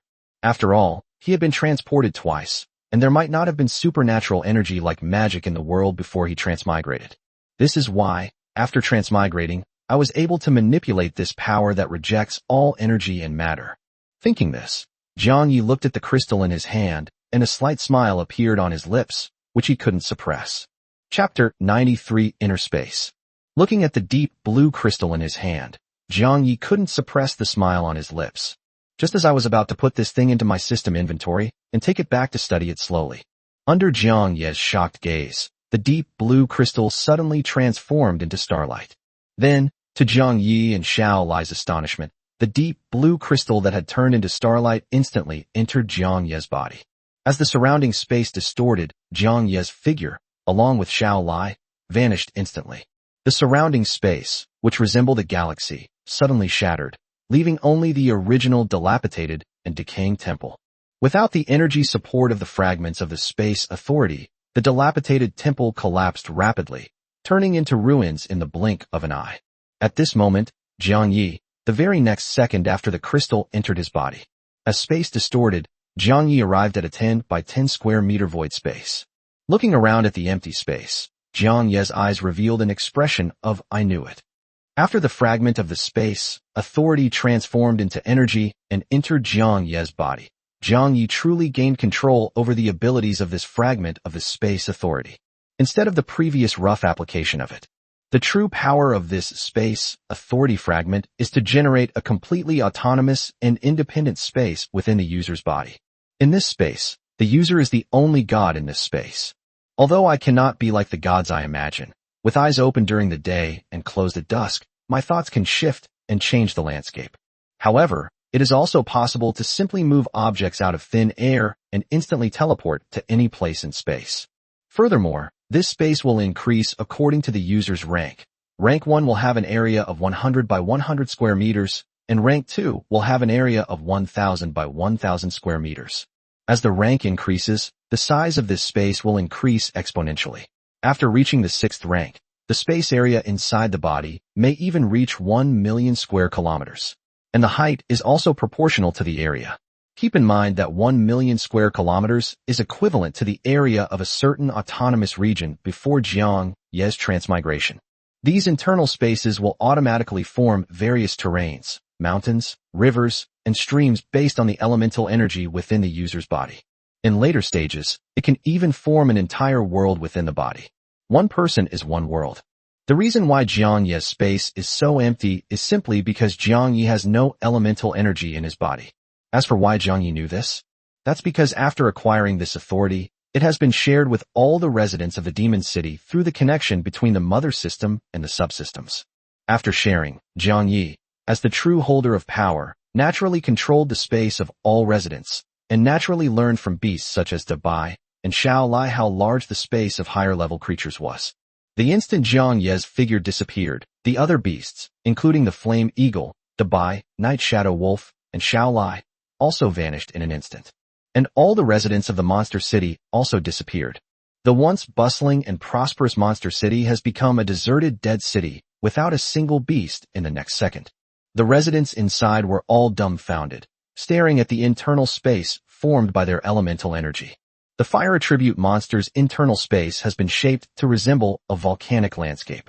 Ice attribute monsters also have their internal spaces shaped into the appearance of ice fields and glaciers. By analogy, all the residents of the Monster City developed worlds containing the corresponding elements within their bodies. Jiang Yi also seems to be able to control the world inside the bodies of all the residents of the Demon City through the power of the sovereign authority. Sure enough, Jiang Yi arrived in Xiao Lai's inner space with a thought. Unlike other monster dwellers, Xiao Lai's inner space did not contain mountains and terrain. Yes, there is, but it's just an endless ocean of venom. In Jiang Ye's eyes, the green ocean of venom was constantly churning, with green bubbles continuously rising to the surface of its viscous texture. Countless souls screaming in agony writhed and struggled in the sea of venom. This was all the soul energy that Xiao Lai had absorbed during the Blood Moon Beast Tide. Such hellish scenes permeate all of Little Lai's 1 million square kilometers of space. This world, formed by poisonous elements and soul power, was a bit too abstract for Jiang Yi. This space is so different from Xiao Lai's appearance. Xiao Lai is such an adorable slime. Shouldn't her space be a cute and cozy space with a great art style? Looking at this hellish scene, Jiang Yi simply couldn't associate this space with that adorable slime. With a twitch at the corner of his mouth, Jiang Yi entered the inner space of Dabai. The space inside Big White's body is now much more normal. As a monster with affinity for both water and wind elements, Big White's space looks much more normal than Little Lai's. Although it is only at the 5th level and the space is not as large as Xiao Lai's, it is still about the size of a large city. In the space of the Big White, the water element fills the entire space as the ocean, while the wind element is represented by the clouds drifting in the sky. In addition, Zhang Yi also saw several large islands with trees in Dubai's space. If Zhang Yi hadn't known that this was in Dubai's space, he would have been surprised. Zhang Yi probably thought he had traveled to an island for a vacation again. Looking at this peaceful and warm environment, and feeling the comfortable warm breeze blowing in his face, Zhang Yi really didn't expect that under Dubai's cold exterior, his heart was actually so gentle. After all, while spatial authority shapes the landscape according to its owner's elemental energy, it is also influenced by its owner's personality. If Dubai had a violent and arrogant personality, Zhang Yi would not have seen the current scene, but rather a raging ocean and a tornado tearing everything apart. Just as Zhang Yi was about to exit the inner space and return to reality, he was thinking this. Behind the island where Zhang Yi was located, a huge white snake's head emerged from the forest. Big white, human? What are you doing here? Where's this? Wasn't I just in the jungle? Zhang Yi was taken aback when he saw the information panel that suddenly appeared. Looking back, Zhang Yi saw that Dubai was staring at him with a puzzled look. Seeing this, Zhang Yi smiled slightly. Big white, this is your world. After saying that, Zhang Yi had a thought and sent a message to the Monster City group chat. Zhang Yi at all members. The Lord hereby grants spatial authority to all residents. All residents of the Monster City can now have their own world. After sending the message, Zhang Yi remembered his earlier plan to mass-produce troops. This means granting the right to summon citizens, allowing all residents of the Monster City to summon their citizens. The reason we didn't do this before was simply because we were afraid that the Monster City's infrastructure and food supply would be insufficient. Now that we have this authority over space, every resident can have their own space. In other words, there's no longer any need to worry about the Monster City's infrastructure being inadequate or about food shortages. All you need to do is let the summoned subjects stay in the space inside their own bodies. At the same time, they can also be self-reliant in this space, growing and raising their own food. Thinking this, Zhang Yi's breathing became increasingly rapid, and his eyes gleamed with a light called ambition. Chapter 94: The Marquis Who Defected to the Enemy. That being said, it's too early to say these things now. To implement this plan, we must first return to the Monster City. Thinking this, Zhang Yi ignored the uproar in the Monster City group chat and looked directly at the bewildered big white in front of him.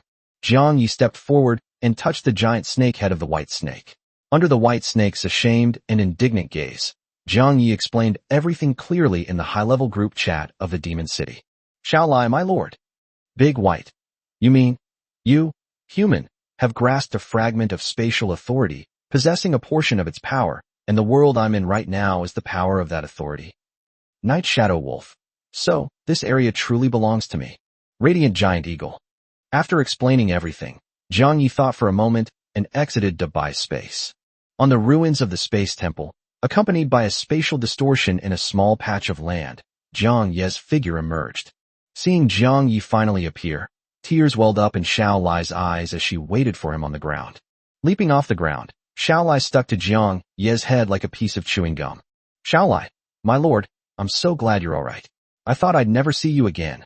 Xiao Lai, I just fell into the sea. I thought you fell in like me. It really scared me to death. Zhang Yi pulled the tears off Xiao Lai's face and took a deep breath.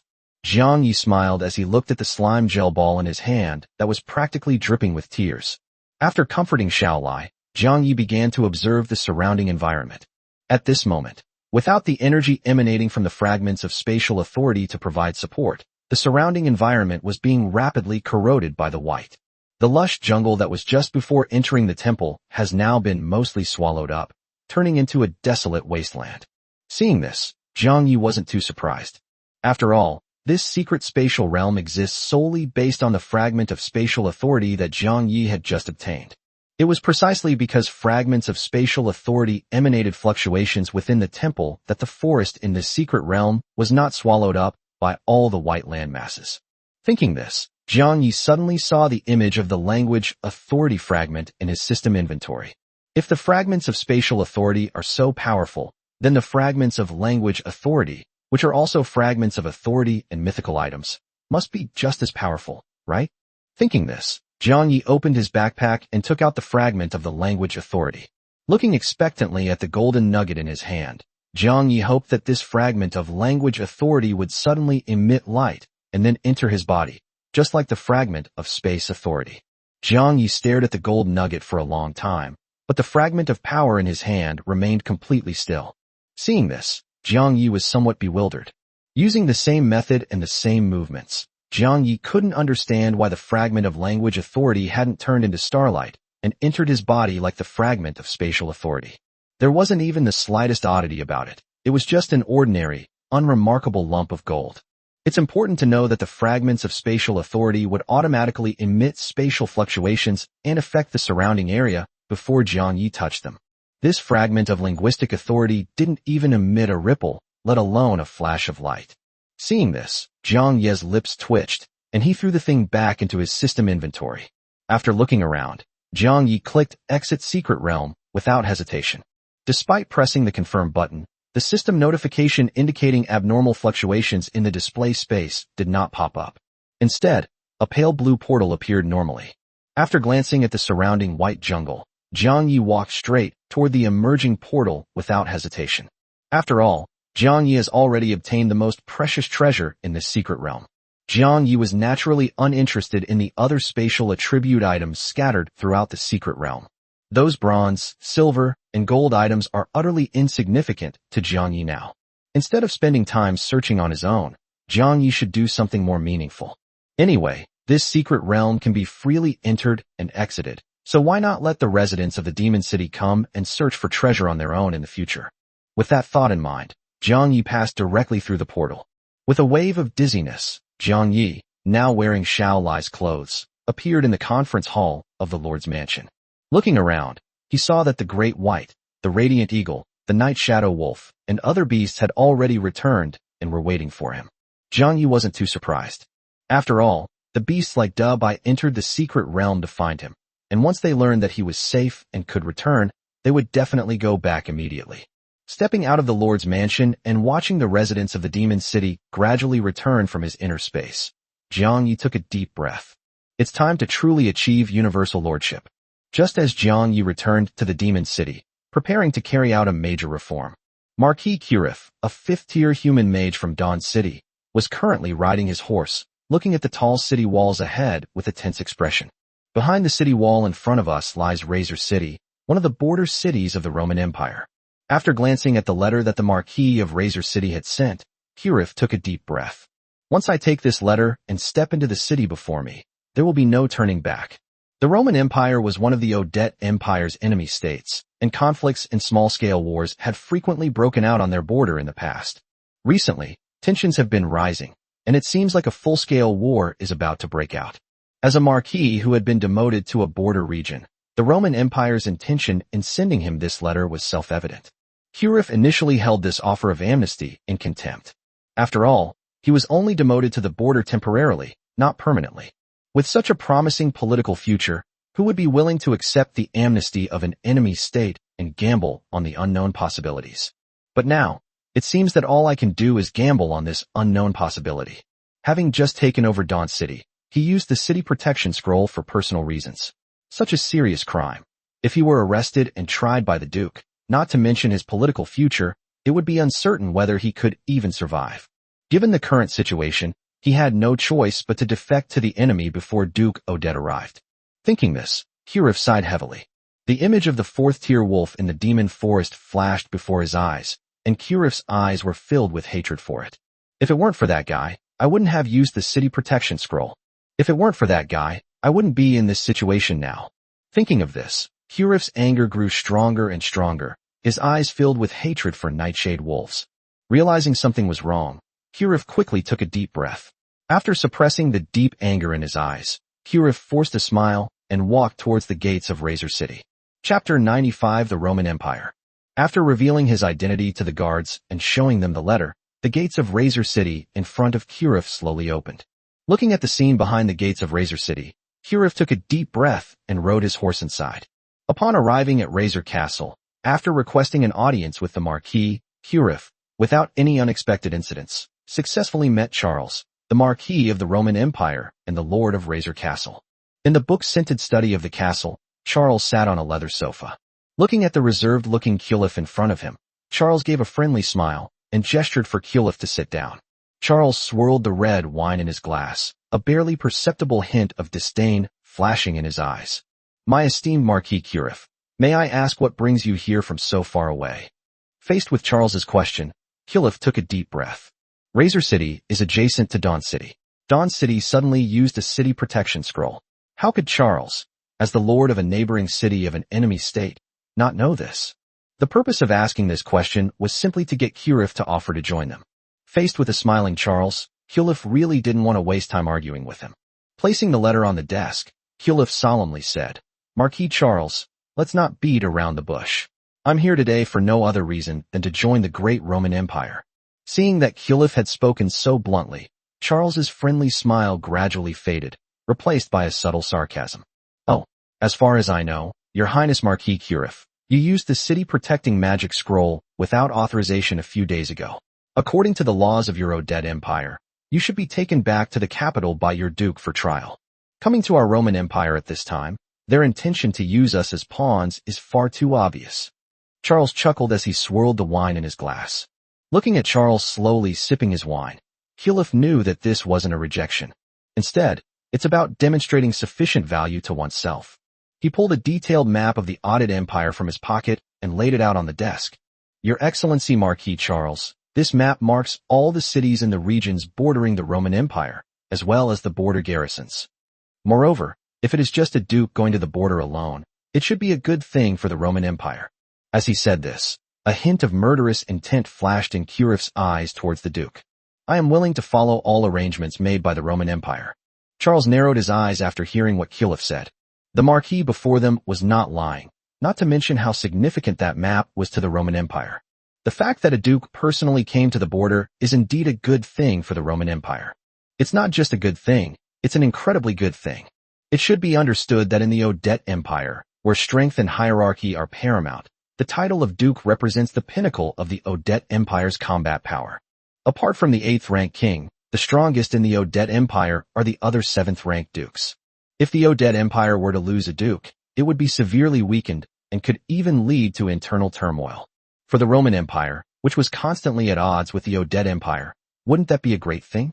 As for how a 6th-tier individual could kill a 7th-tier individual, although the difference between each level is like an insurmountable chasm, this does not mean that killing enemies of higher levels is impossible. Especially for human mages who do not strengthen their own defenses when advancing, killing someone of a higher level is a very likely occurrence. After all, no matter how powerful or devastating the magic unleashed by a mage is, their physical body is at most that of an ordinary person who has undergone some enhancement. The mage's high attack and low health are no joke. Although at the 7th rank, one can already cast spells without chanting.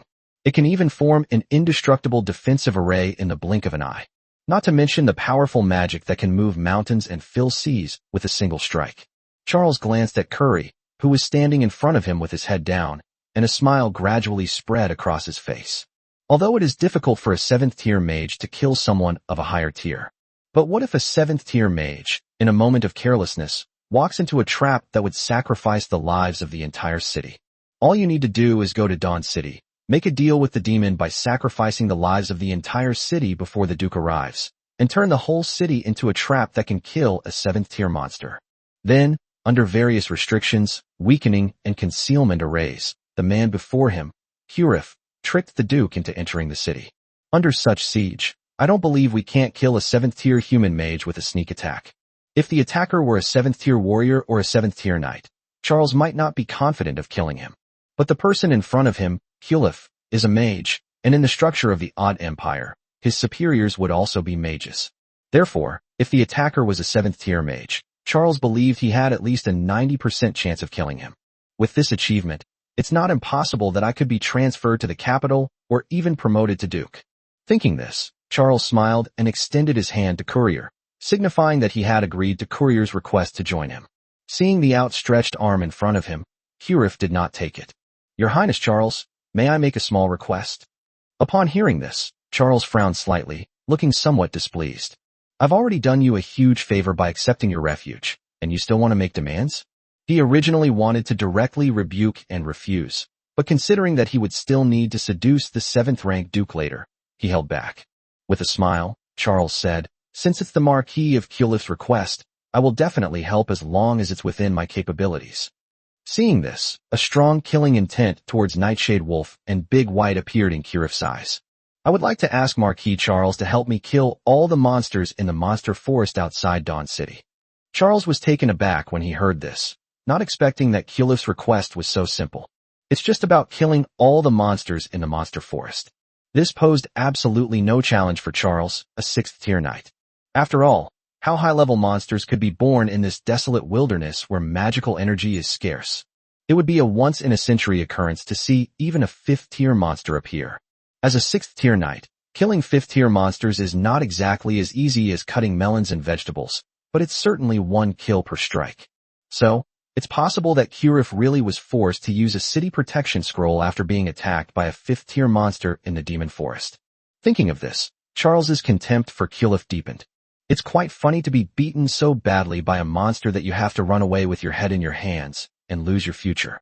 Charles shook his head and smiled, agreeing without hesitation. Chapter 96, Sacrificing the Entire City. After Charles reached an agreement with Kirif, he quickly assembled his army and headed towards Dawn City. After all, the Duke, Kirif's superior, would arrive in Dawn City in 2 days, which was a very tight time frame. Looking at the fully armed 2nd and 3rd-tier troops behind him, Charles nodded in satisfaction. Since the plan is to massacre the city, if we don't bring more soldiers and allow a few residents to escape, the demons involved in the deal might not be satisfied. And demons, if you displease them, might tamper with the goods you trade with. If the method used to sacrifice the entire city to ambush and kill the 7th-tier mage goes wrong, then I'm doomed. Charles had considered reporting the matter to higher authorities and having a 7th-ranked general from the Roman Empire personally carry out the ambush. But putting aside how much credit would be taken away, the first thing is that there definitely wouldn't be enough time. After all, 2 days is simply too short. Shaking his head, Charles stopped thinking about it and directly used the speed-up magic scroll on the army. With the help of speed-up magic, Charles and Kirif arrived at Dawn City with their army in just half a day. After arriving in Dawn City, a sinister glint flashed in Kirif's eyes.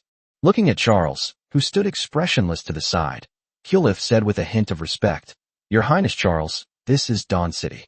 Your Highness Charles, can you keep your promise and first exterminate the nearby monster forest?" Hearing the faint flattery from beside him, Charles turned his head and looked at Curry with a blank expression. "Are you teaching me how to do things?" Upon seeing this, Kirif immediately lowered his head, his expression filled with humiliation and fear. No, I wouldn't dare." Charles snorted and ignored Curry. With a wave of his hand, Charles signaled to the troops behind him to prepare to storm the city. Charles glanced at Dawn City, which was still enveloped by a 6th-tier shield, and then looked at Kirif, who had a gloomy expression. "It's your turn. Turn off the shield." After the bugle sounded, Kirif couldn't say anything. Kirif easily passed through the magical shield and walked directly into the city alone. Before long, the magical shield that covered the entire city gradually crumbled and collapsed. Looking at the undefended Dawn City ahead, Charles licked his lips. The next second, the soldiers behind Charles swarmed forward, and the once sturdy city gate was quickly blasted open by magic. The city's residents were unaware of what had happened, only knowing that a huge explosion had suddenly come from the distant city gate. What followed was the shouting of the crowd. The soldiers swarmed in like locusts, beheading any civilians they encountered along the way. In an instant, the entire Dawn City was plunged into chaos. Countless desperate cries, shrill screams, and helpless pleas for mercy echoed throughout the city. The residents of Dawn City had no idea what had happened. They only knew that an enemy nation had suddenly attacked the city.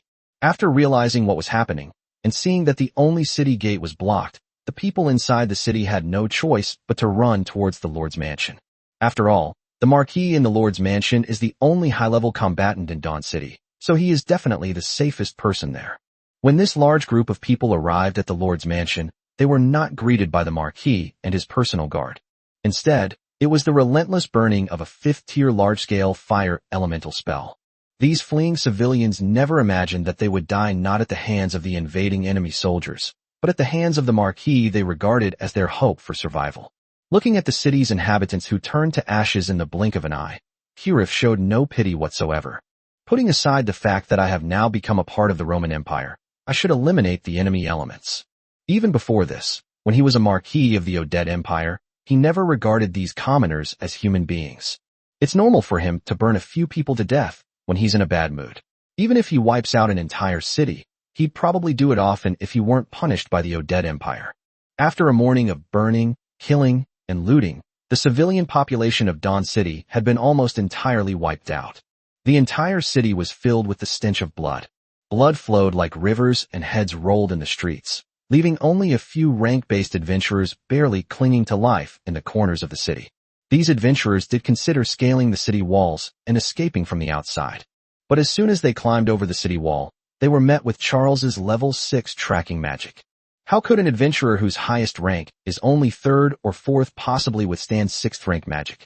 Helpless, these struggling adventurers could only hide in a corner and pray that the soldiers in the city would kill everyone and leave quickly. As he entered the city and smelled the strong stench of blood in the air, Charles wore an expression of ecstasy. So much blood, so many tragically deceased souls. The devil must be very pleased with this. Charles gave an elegant bow towards the city, muttered to himself, and then took out a tattered human skin scroll. Looking at the inverted pentagram pattern on the scroll, Charles did not hesitate to spread it out on the ground. As 6th-tier magic power was poured into it, the inverted pentagram pattern on the human skin scroll emitted a blood-red light. Upon seeing this, Charles knelt on the ground and began to mutter to himself. As a series of eerie and mysterious incantations came from Charles's mouth, the light emanating from the human skin scroll in front of him became even more crimson.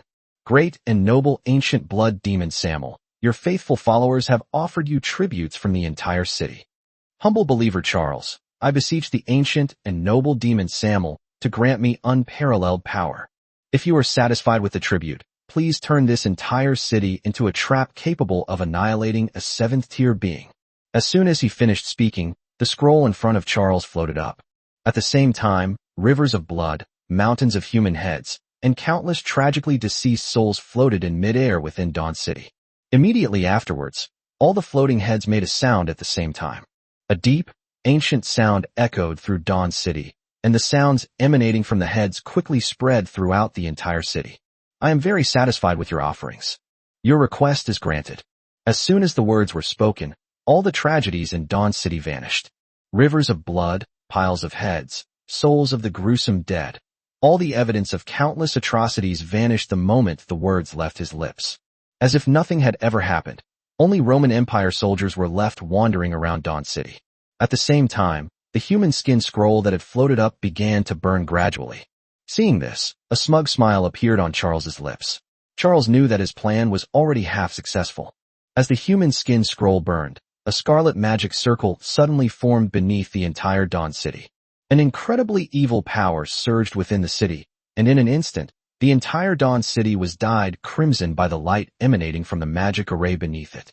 A few seconds later, the crimson magic circle disappeared, and the light emanating from Dawn City gradually dissipated.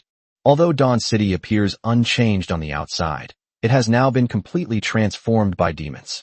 Once a 7th-tier human steps inside, he will be met with a terrifying attack that he cannot escape. Once everything had settled down, Hura finally emerged from the Lord's manor.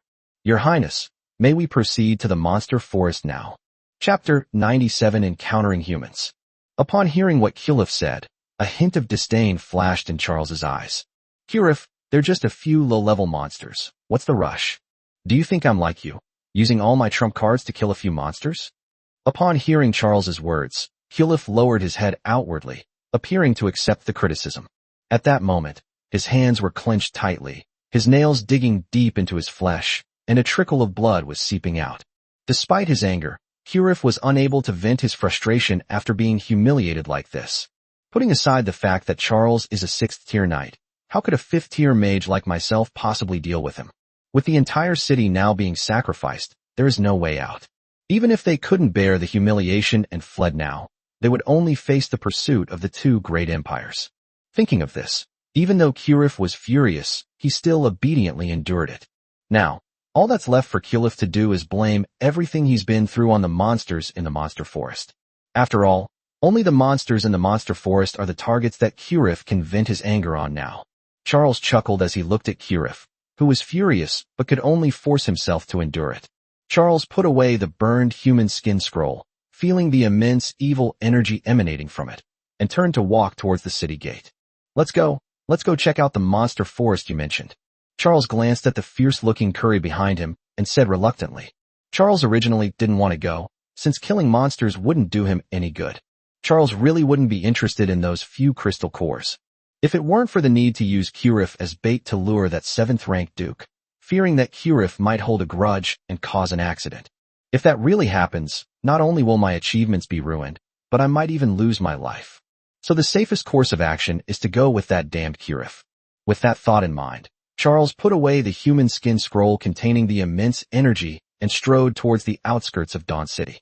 Seeing this, Curif did not hesitate and quickly followed. Your Highness, shouldn't you bring the army? With a light laugh, Charles shook his head and said calmly, just a few monsters. I can take care of them with one sword. After thinking about the 4th-tier magical wolf in the forest, Curif didn't say anything more and followed. Even including the monster that killed his own son, the strongest monster in the monster forest is only at level 5. As a 6th-tier character, Charles could indeed take them down one by one with a single strike. The two rode their horses to the outskirts of the monster forest, gazing at the dark woods. Charles's expression was slightly puzzled. Curif, do you have so few monsters here? Why haven't we seen a single real monster all the way up from the plains? They are all mindless monsters that barely reached the 1st rank. Listening to Lord Charles's speech beside him, Curif was also somewhat puzzled. That shouldn't be the case. When I came here last time, the plains were teeming with monsters. How come all the monsters have disappeared in just a few days? It's like they've all run away. Just as the two were wondering what was going on, a tree fell down in the forest ahead, making a loud crashing sound. Seeing this, Charles became interested. Are these residents of Dawn City who are out cutting down trees and haven't returned yet?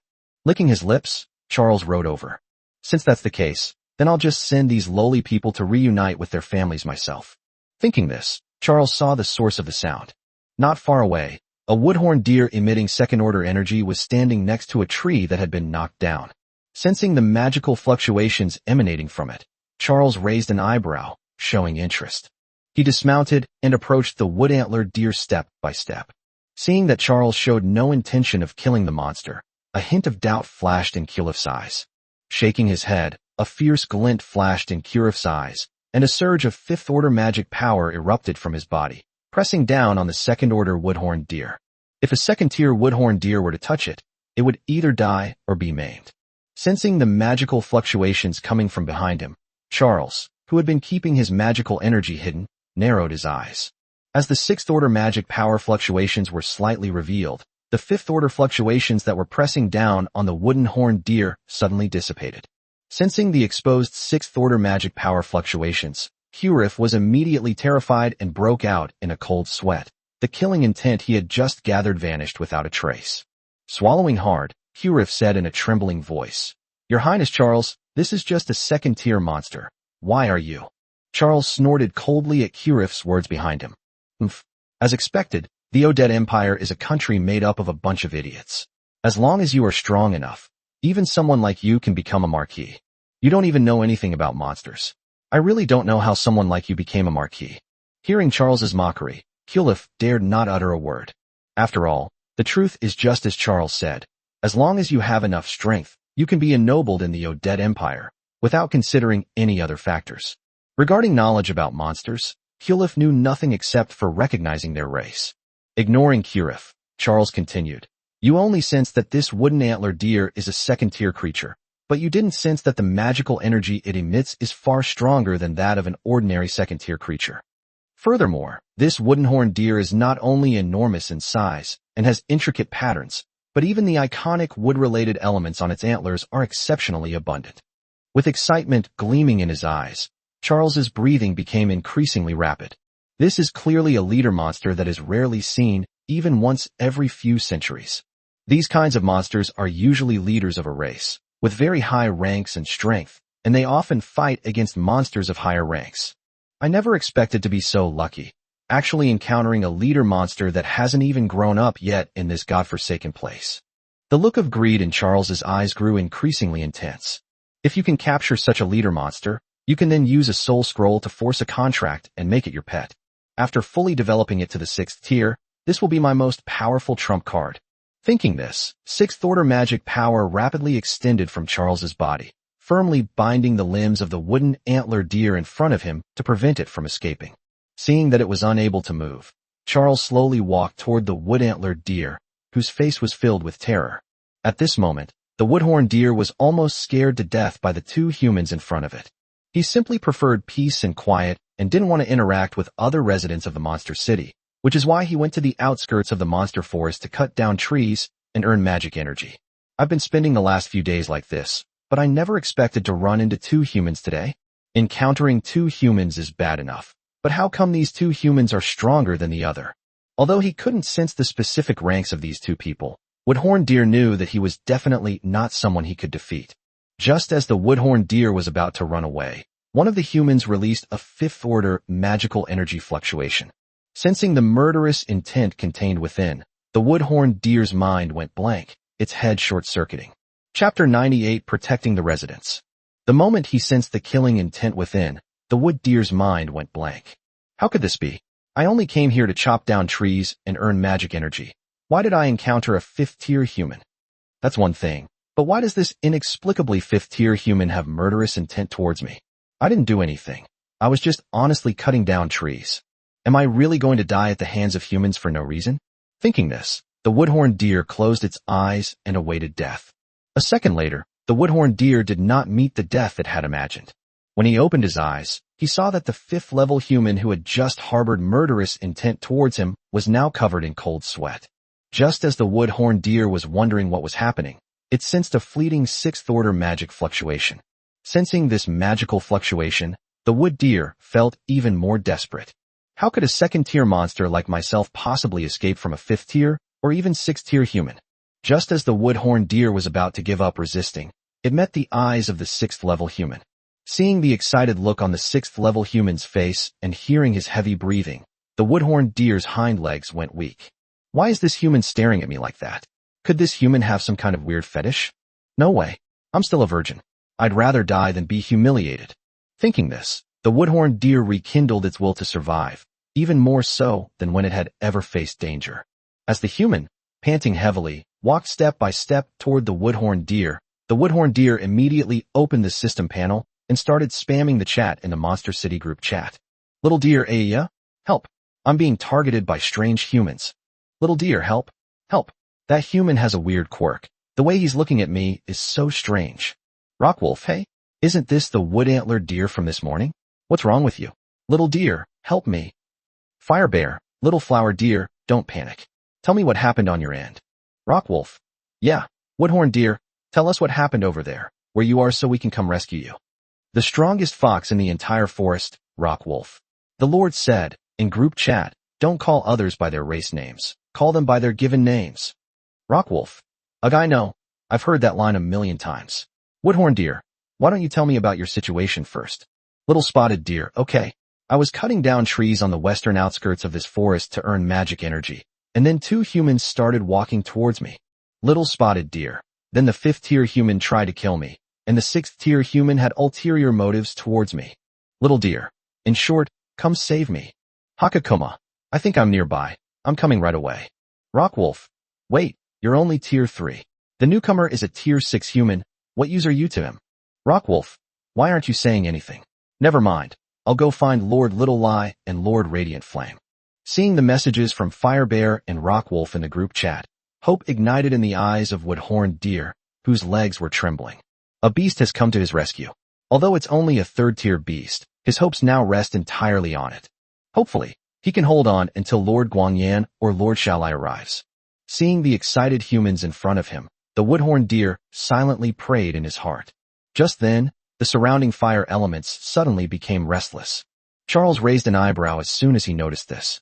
Upon closer inspection, Charles turned to look at the other side of the woods. At the same time, a giant bear engulfed in flames was rushing toward Charles's location. Along with them came countless fire element missiles.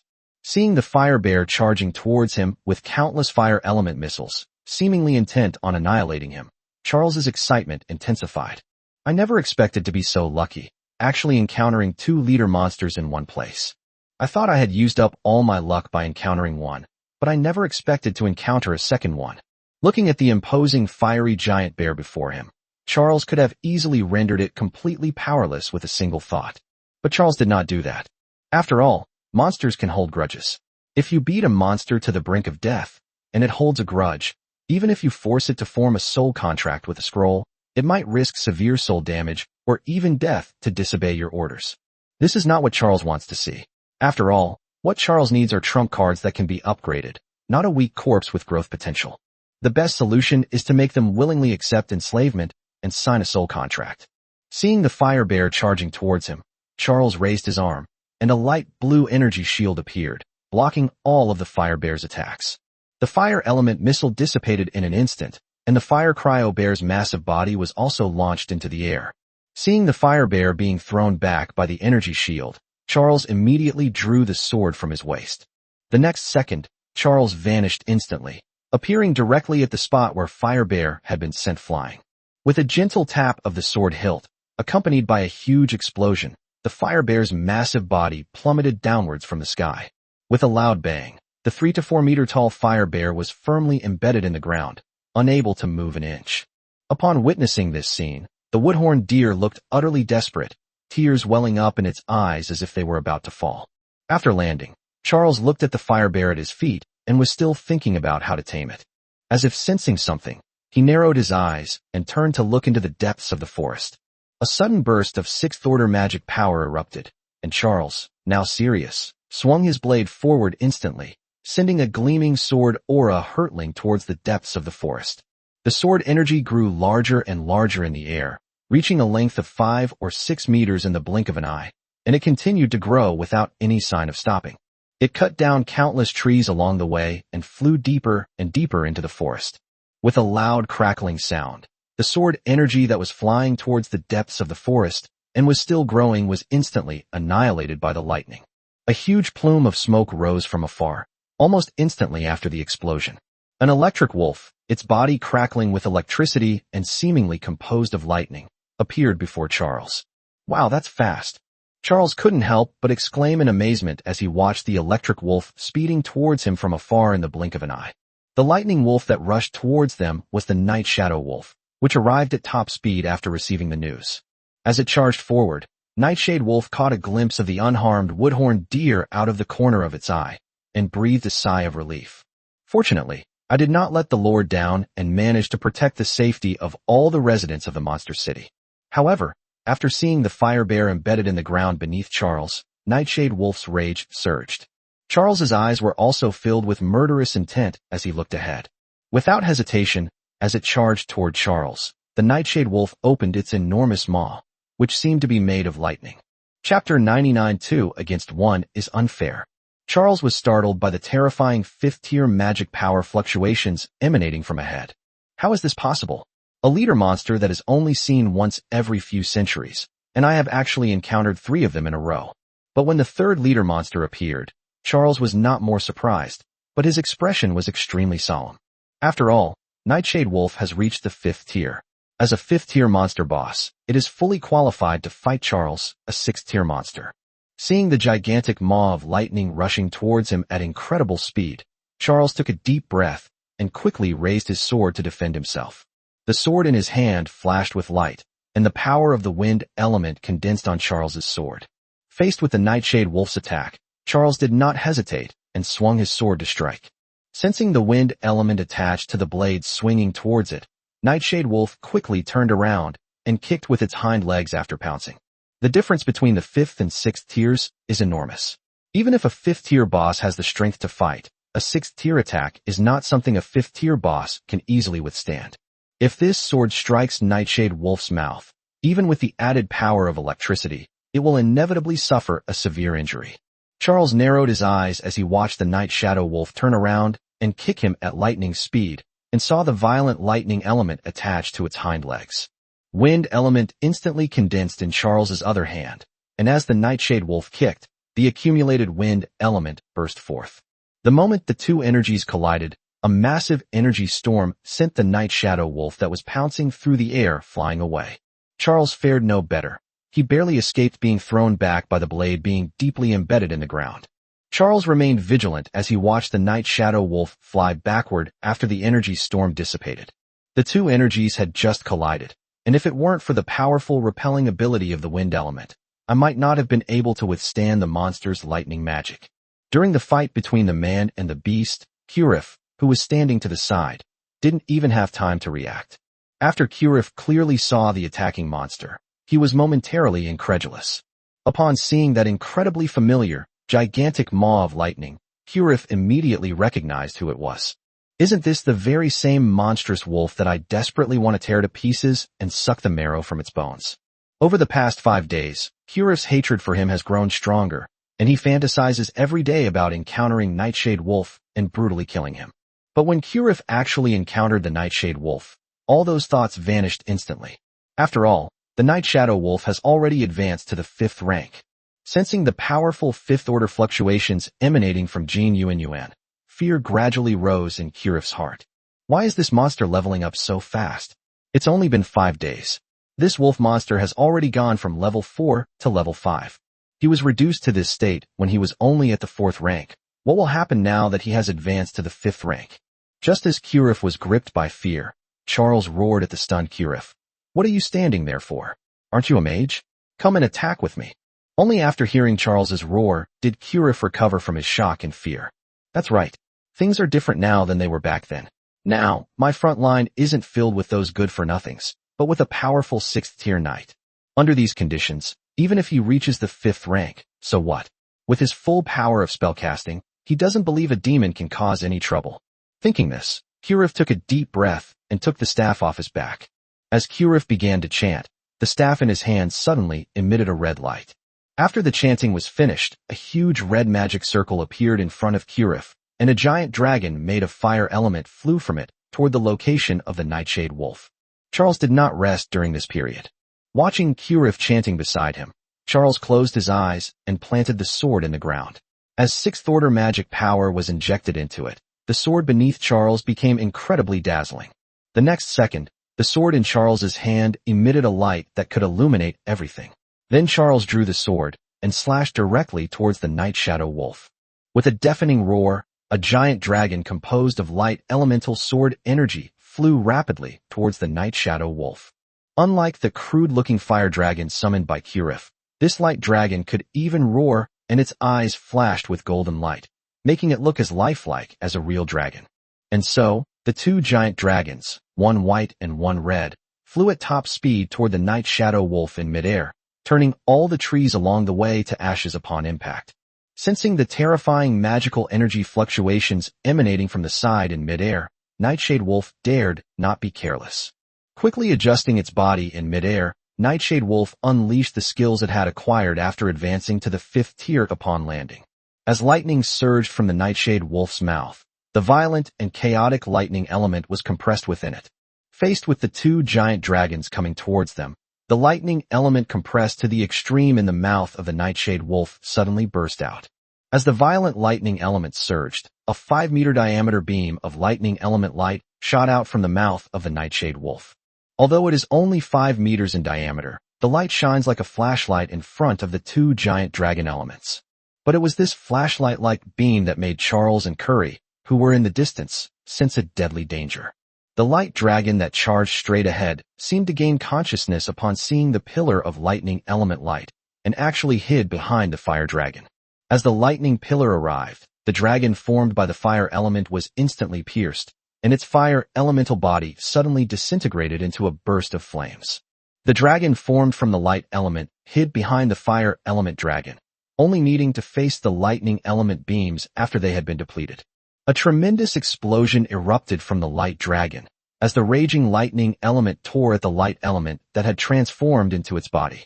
With a roar, nearly 70% of the light element on the light dragon's body was annihilated by the lightning pillar, and its originally lifelike body became as rough as a fire dragon. Fortunately, the fire dragon had already consumed some of the lightning pillar, which allowed the light dragon to withstand it. Nightshade Wolf was shocked as he looked at the blurry dragon of light approaching him. Unexpectedly, the dragon-shaped magic released by the human-possessed consciousness and knew to allow weaker magic to consume the energy in the lightning pillar first. Seeing the light elemental dragon so close at hand, Nightshade Wolf gritted his teeth, and his body crackled with electricity. It seems the only option is to take this attack head-on. With that thought in mind, Nightshade Wolf was already prepared to be hit. Chirp! Just then, A cry of an eagle echoed through the forest. With that deafening eagle's cry, the light dragon's form, which was about to touch the night shadow wolf, rapidly disintegrated. The next second, the light dragon transformed into specks of light elemental energy and flew into the sky. Seeing this, Nightshade Wolf was taken aback.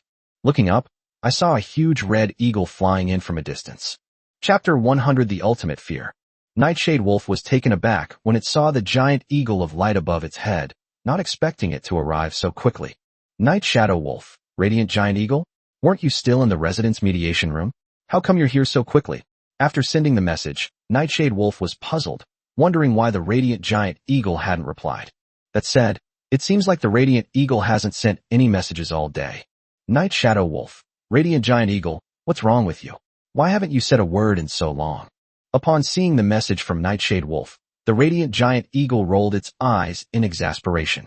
Ignoring the Night Shadow Wolves below, the Light Flame Giant Eagle began to manipulate the light elements it had just absorbed. As the 4th tier skill, Light Devourer, was activated, the light elements absorbed by this skill instantly condensed. The light elements that had just formed the dragon instantly reassembled and became an energy projectile that shot towards Charles. Charles remained motionless as he watched the giant eagle of light in the sky and the energy blasts flying towards him.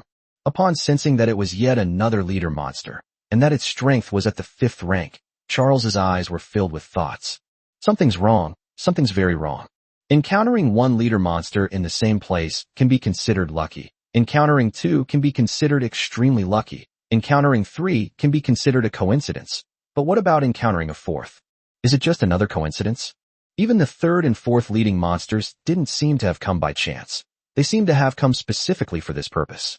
Charles glanced at the trembling wooden-horned deer beside him and the giant fiery bear embedded in the ground, his brows furrowing deeper and deeper. The successive appearances of these leading monsters could not possibly be a coincidence. The 3 monsters that followed were less likely to have found the deer on their own, and more likely to have come to rescue it. But how could this be? Monsters don't understand each other's languages and are hostile to each other. If a powerful monster appears in its territory, another monster will choose to fight that monster, whether it wants to seize the crystal core inside its body or protect its territory. It's simply impossible for 3 or even 4 leader monsters to appear in the same place. Because once the leader monster senses its different strength, it will definitely be hunted down by the other monsters if it is not fully developed. This is also one of the important reasons why a leader monster may only appear once every few hundred years. After all, monsters kill and devour each other, and it is very common for the strong to bully the weak within their own groups. Many of the leading monsters were killed by the alien monsters before they could fully develop. Even putting all that aside, how could monsters possibly come to save monsters from another race? It's completely illogical. Thinking of this, fear gradually crept into Charles's eyes. Hurif, standing to the side, looked somewhat puzzled. It's just one more tier 5 monster. Why are you so scared? Charles did not dodge or block the oncoming energy missile. Just before he was about to touch Charles looked at the wood-antlered deer beside him, whose expression was full of hope. With a thought in mind, Charles took a step forward. As the light element missiles crashed into the open ground and exploded, Nightshade Wolf and Light Flame Giant Eagle were ready for Charles to charge at them. The Nightshade Wolf bared its fangs, ready to engage Charles in close combat. As the smoke and dust dissipated, something unexpected happened that surprised Nightshade Wolf, Flame Eagle, and even Hurif. After the smoke cleared, Charles didn't run towards the Night Shadow Wolves, but instead sprinted towards the woodhorn deer not far away, looking as if he was going to kill it. Seeing this unusual behavior, Nightshade Wolf and Flame Eagle were dumbfounded. The woodhorn deer has been with this human for so long. If this human wanted to kill him, he would probably be dead long ago. How could he still be alive now?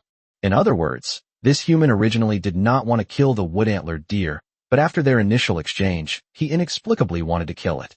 What puzzled Nightshade Wolf and Flame Eagle the most was that this human was a 6th-ranked being, who could easily crush the woodhorn deer with just a few magical fluctuations. Why go to the woodhorn deer in such a grand manner, as if you were going to kill him with a sword? Seeing that the human had already run up to the wood-antler deer and started swinging his sword, Night Shadow Wolf narrowed his eyes before he could think any further. A flash of lightning appeared beneath his feet, and the Night Shadow Wolf opened its massive, lightning-fast jaws, charging toward Charles at top speed. Looking at the gigantic maw of lightning that arrived almost instantly beside him, Charles's eyes were filled with extreme fear. This fear is not of the Nightshade Wolf itself, but of the Nightshade Wolf's behavior. The 3 different leader monsters that came here actually did come to save this wooden-horned deer. Unbeknownst to him, Charles was drenched in cold sweat, and extreme fear was plainly displayed on his face. Charles was not a marquis like Kurif in name only. Charles was a genuine noble marquis of the Roman Empire. Not only was his strength outstanding, but his knowledge and experience were also among the best of the nobles. He had read countless ancient books and magical texts, which is why he was granted the title of Marquis. It was precisely because Charles knew so much and had read so many books that he was able to connect all these inconsistencies and make connections to even more things. Otherwise, you'd be just like Kurif right now, full of question marks. Kurif is still completely bewildered as to why Charles, a 6th-tier monster, has to use a sword to kill a 2nd-tier monster. Charles did this not for any other reason than to test whether these monsters had truly come to save the wood-horned deer. After all, if magic fluctuations were used, the wood-horned deer would die instantly, making it impossible to detect anything. Seeing the gaping maw biting at his sword-wielding hand, Charles's breathing grew heavier with fear. After realizing what was happening, the 6th-order magic power suddenly began to circulate. The next second, Kurif was covered in wind element, forming a set of wind element armor. As the Nightshade Wolf's thunderous maw snapped down, its teeth, enveloped in lightning, bit directly into the wind elemental armor. The raging, restless lightning element clashed with the sharp, swift wind element. Because the armor formed so suddenly, the raging lightning element directly shattered the armor formed by the wind element. As Charles's arm was bitten, the lightning element poured into it, instantly scorching his arm, while the immense power of the wind element also instantly blew the Nightshade Wolf away. Watching the Night Shadow Wolf fly backward, Charles looked at his own useless right arm. Charles did not cast a healing spell with his left hand, nor did he continue to pursue the Night Shadow Wolf that was suspended in midair after taking the sword from his right hand. Panting heavily, a terrified Charles raised the sword high in his left hand. At the same time, a 6th-order magical energy fluctuation, stronger than ever before, appeared on the sword. Chapter 101 No Time to Delay. Sensing the incredibly powerful 6th-order fluctuations ahead, both the Night Shadow Wolf and the Radiant Giant Eagle, who were sent flying backward, became extremely vigilant. After all, the magical fluctuations emanating from this spell were far more intense than those from the 2 spells released earlier. This is definitely going to be a level 6 ultimate move. If we don't pay close attention, we might really suffer a setback when facing a level 6 full force attack. With that in mind, both Nightshade Wolf and Flame Eagle, after landing, focused intently on Charles, who was raising his longsword. Everyone is speculating and wary of Charles's next move. Even Kurif, who was standing to the side, stopped and looked on with anticipation. I hope Charles can instantly kill those 2 beasts with a single large-scale 6th-tier spell, so that I can not fight and can enjoy the pleasure of humiliating my enemy. Then, under the watchful eyes of the 2 beasts, the magical energy of the longsword in Charles's hand suddenly erupted. Under the unwavering gaze of the 2 beasts, the longsword in Charles's hand erupted with a light that could blind anyone. The 2 beasts, who had been staring intently at him, turned their heads to the other side under Charles's full-force flash spell. Feeling the intense stinging pain in its eyes, the Thunder Wolf howled and quickly closed its eyes, turning its head to the side. The Light Flame Giant Eagle, being affinity-free with the light element, fared much better. But even under close scrutiny, the Radiant Eagle instinctively glanced away. Kurif, who had been watching with anticipation, was blinded by the full power of the 6th-tier flash spell and collapsed to the ground, howling in pain. Ayya, my eyes! After realizing what was happening, the Radiant Giant Eagle quickly used the Light and Shadow Devourer. A sphere of shadow quickly appeared in the beak of the Giant Eagle of light and flame. Instantly, the shadow sphere unleashed an extremely strong attraction to light elements in front of the Giant Eagle's beak. In less than 3 seconds, the light elements that had just enveloped this forest area were instantly absorbed into the shadow sphere. This is the absolute suppressive power of the Light Devourer over scattered light elements. Even a 6th-tier full power spell can be completely absorbed within 3 seconds.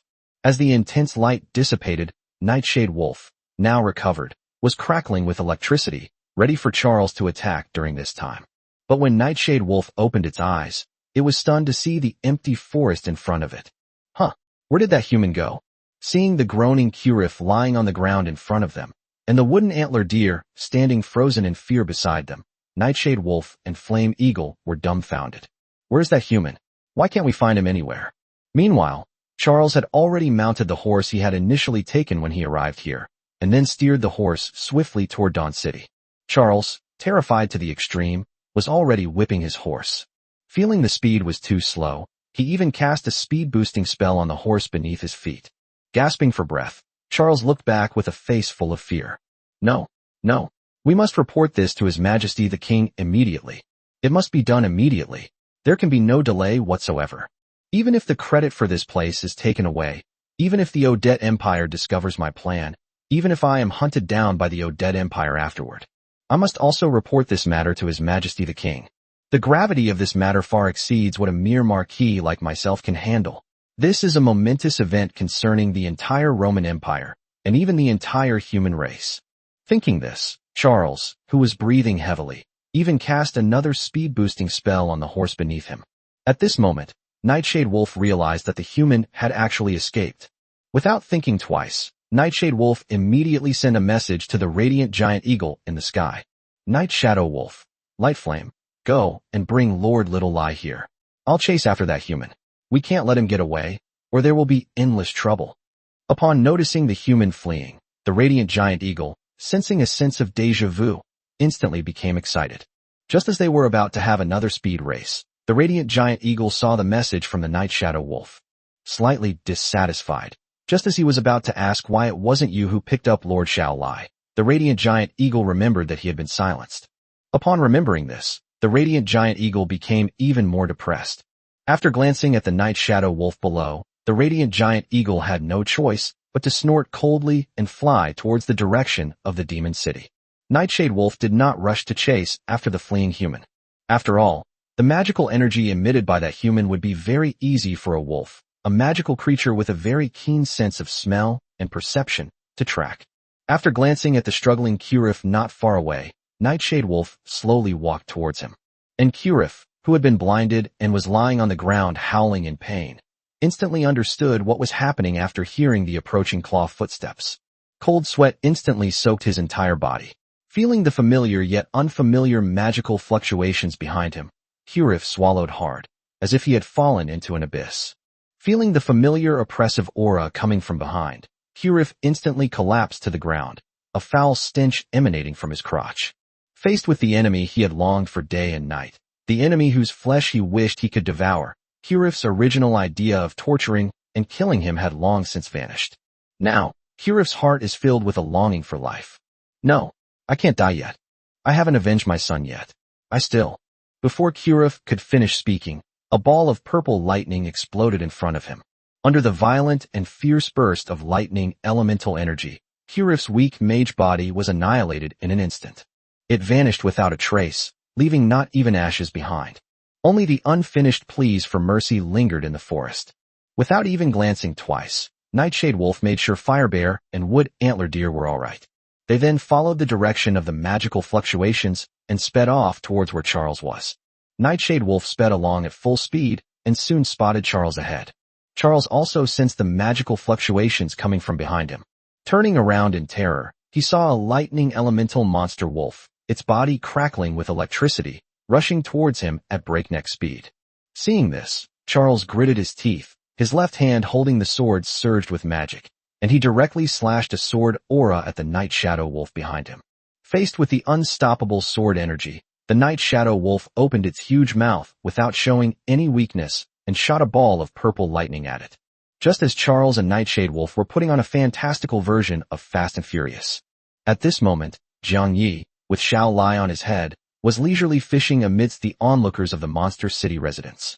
Looking at the professional fishing gear in his hand, Jiang Yi felt incredibly relaxed and at ease. As for where Jiang Yi in the Monster City got his professional fishing gear, of course, I bought it through the World Trading Channel. With a population of 1.4 billion, there must be some fishermen who time-traveled with their tools. With a little effort and a few magic points, you can easily collect a complete set of professional gear. Chapter 102 Hope Not Far Away.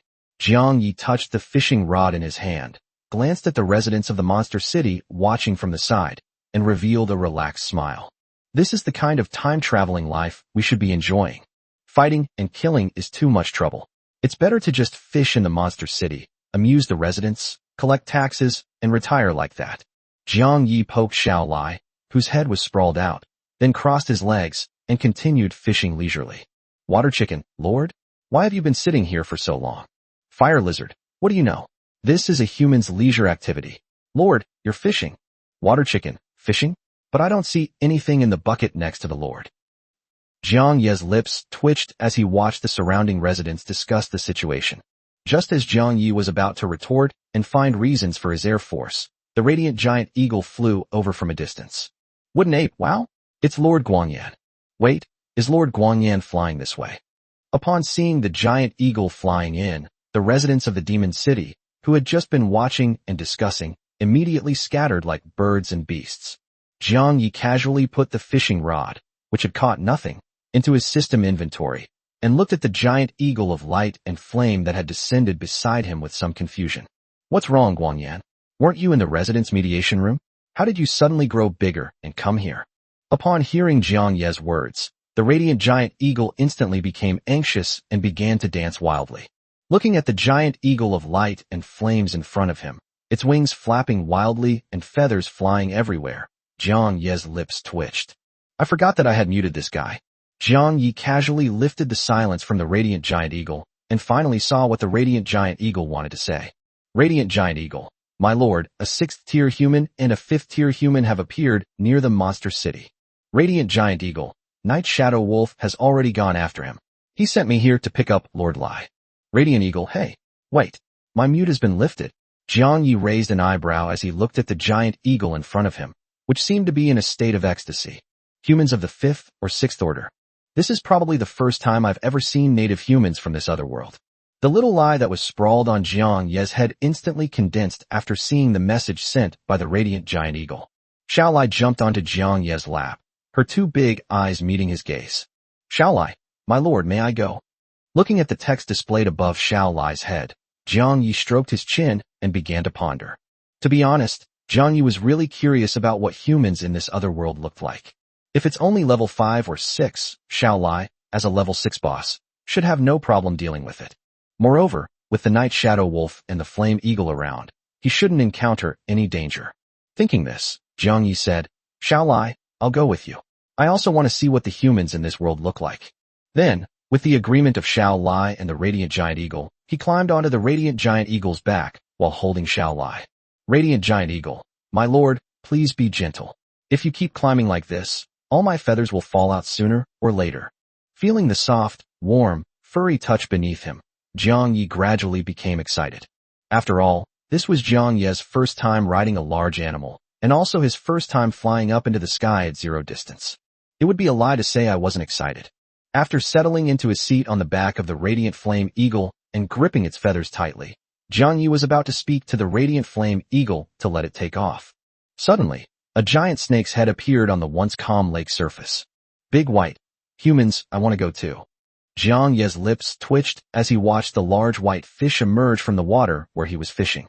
Now I finally understand why I sat there for so long and didn't catch a single fish. So the big white thing had been hiding in the lake, secretly watching him. The fish in the lake didn't dare to get close, let alone bite the hook. Then, the giant white creature rapidly shrank, becoming the size of a normal python in the blink of an eye, and thus boarded the Radiant Flame Giant Eagle's vehicle. Sensing the magical fluctuations emanating from its back, the Radiant Giant Eagle no longer hesitated and took off directly towards the direction where the Night Shadow Wolf was. Only a few red feathers that had been accidentally torn off remained, along with the residents of the monster city looking up at the scene. The giant eagle of light flew rapidly through the air, but Jiang Yi, on its back, felt no wind at all. Jiang Yi glanced at the white snake beside him, which had turned its head to the side, and a smile appeared on his lips. Just as Jiang Yi and his group were rapidly approaching the direction where the Night Shadow Wolf was located. At this moment, the Night Shadow Wolf's body, which was made of lightning, had been slashed in several places, from which drops of blood were flowing. This is the wound caused by being struck by Charles's sword energy. Charles was in no better shape. Much of the horse beneath him had been destroyed, revealing its bright red internal organs. Even the head had vanished without a trace, and blood was still flowing from the severed neck. Judging from these wounds, the horse should be dead beyond any doubt, yet it is still running forward at an extremely fast speed. As a 6th-tier knight, it is still possible to forcibly control the horse's corpse. As the night shadow wolves relentlessly pursued him, Charles coughed up blood. Glancing at his completely severed right arm, Charles swung his sword with his left hand and slashed at the monster wolf behind him. Seeing the approaching, increasingly powerful 6th-order sword energy, Night Shadow Wolf quickly turned and jumped to the side. This action, while dodging the sword energy, also left him far behind. Seeing that the human was about to shake him off, Nightshade Wolf was not worried at all. After all, that human was just a knight and not proficient in acceleration magic. Even if I fall behind, I can catch up in a short time. Thinking this, Nightshade Wolf's feet flashed with lightning as it chased after him again. Seeing the Night Shadow Wolf catching up again, Charles, who should have been panicked, instead showed a look of joy in his eyes. Because Charles had already spotted Dawn City in the distance. As long as I can reach Dawn City, I will be able to kill him with the attack methods I gained by sacrificing the entire city. An attack that could kill even a 7th-tier attacker with a sneak attack. How could a 5th-tier attacker possibly withstand it? Even if he's the leader of the monsters, it won't work. After resolving the issue, I can also contact His Majesty the King using the crystal ball in Dawn Castle. It doesn't matter if the Odette Empire finds out, since the Odette Empire will find out about this sooner or later anyway. Thinking this, a glimmer of hope appeared in Charles's eyes, which had been filled with fear. Charles glanced at the monster wolf that was chasing after him again and took a deep breath. With his 6th-order magic power unleashed at full force, Charles converted all the remaining magic power in his body into wind element. Amidst the howling wind, Charles's eyes flashed with a sharp light as he looked at the night shadow wolf that seemed to cling to him like a leech. As Charles finished charging up, the magic power transformed into wind element within his body surged out continuously. Without holding back, Charles manipulated all the wind elements released from his body and flung them towards the Nightshade Wolf. Feeling the chaotic and overwhelming turbulent wind elemental currents ahead, Nightshade Wolf was stunned. What is this human trying to do? Chapter 103 The Legendary Demon King. Feeling the terrifying magical energy fluctuations emanating from ahead, Nightshade Wolf had absolutely no idea what the human in front of him was thinking. Although the magical fluctuations emanating from it were terrifying, Nightshade Wolf felt no danger whatsoever. Although the wind element was powerful, it was not carefully controlled by Charles. Instead, it was like splashing water, throwing all the wind elements at the Nightshade Wolf. This level of wind element could at most blow the Nightshade Wolf away, without causing any damage. With the Night Shadow Wolf's speed and sense of smell, it wouldn't take more than a few minutes for it to catch up again. When Charles, now devoid of magic, is caught by the Nightshade Wolf, he will truly be powerless to fight back. This was also what shocked and puzzled Nightshade Wolf. He couldn't understand why the human couldn't think of something that even he could. Of course, Charles did consider precisely controlling the wind element he unleashed at full power to create magic. But Charles was just a knight, not a mage, and his expertise wasn't in manipulating magic, so he naturally couldn't control such a vast amount of wind elements. It would be good enough if they could just throw away such a large amount of wind elemental turbulence. Although Nightshade Wolf couldn't understand why the human would do that, it didn't have time to think about it anymore. A turbulent current of wind element rushed towards him, and Nightshade Wolf instantly stopped running, beginning to fight off the incoming wind element with all his might. Lightning crackled around its body as countless lightning elements surged from within the Night Shadow Wolf, attempting to resist the oncoming wind element. After a brief stalemate, Nightshade Wolf finally ran out of magic and was blown away by the turbulent wind. After all, Nightshade Wolf is a 5th-tier monster, and even as a boss monster, its magical quality and refinement are almost identical to those of a 6th-tier monster. However, the total magic power, or blue bar, is far less than that of a true 6th-tier character. Faced with Charles unleashing all his magic power at once, even if Nightshade Wolf squeezed out all the magic power in his body, he couldn't withstand the turbulent flow for long. Charles breathed a heavy sigh of relief as he watched the Night Shadow Wolf being blown away by the gale behind him. Charles couldn't hide his joy as he glanced at Dawn City not far away. As Dawn City drew ever closer, Charles, his magic depleted, caused the headless horse beneath him to begin to crumble away layer by layer. It quickly turned into a pile of mangled flesh, scattered on the grass. Shaking off the rotten flesh stuck to his thigh, Charles charged straight into Dawn City, which was not far away. The soldiers left in Dawn City were stunned to see the Marquis running in through the city gate. How come His Highness the Marquis and that sorcerer went out for only a short while and returned so soon? What puzzled the soldiers even more was why only the Marquis returned, and why he looked so disheveled. His right arm was missing, and his noble clothes were tattered, some even charred. Seeing this, several of Charles's confidants quickly stepped forward to inquire about Charles's condition. She had just walked quickly to Charles when he pushed her away, causing her to fall to the ground. Seeing Charles's flustered and anxious appearance, his confidants dared not step forward and could only follow closely behind him. Charles rushed into the Lord's mansion in Dawn City in a panic. Looking at the completely unfamiliar surroundings, he began to search everywhere. After searching for a short while, Charles found a crystal ball in the conference room. Upon seeing this, Charles was overjoyed and quickly ran to the crystal ball. Charles infused the crystal ball with the last vestiges of magic he had managed to recover and looked at it expectantly. As magic surged in, the crystal ball emitted a brilliant light. "Curif, you're looking for me now? Wait, you're not Curif. You are Luo."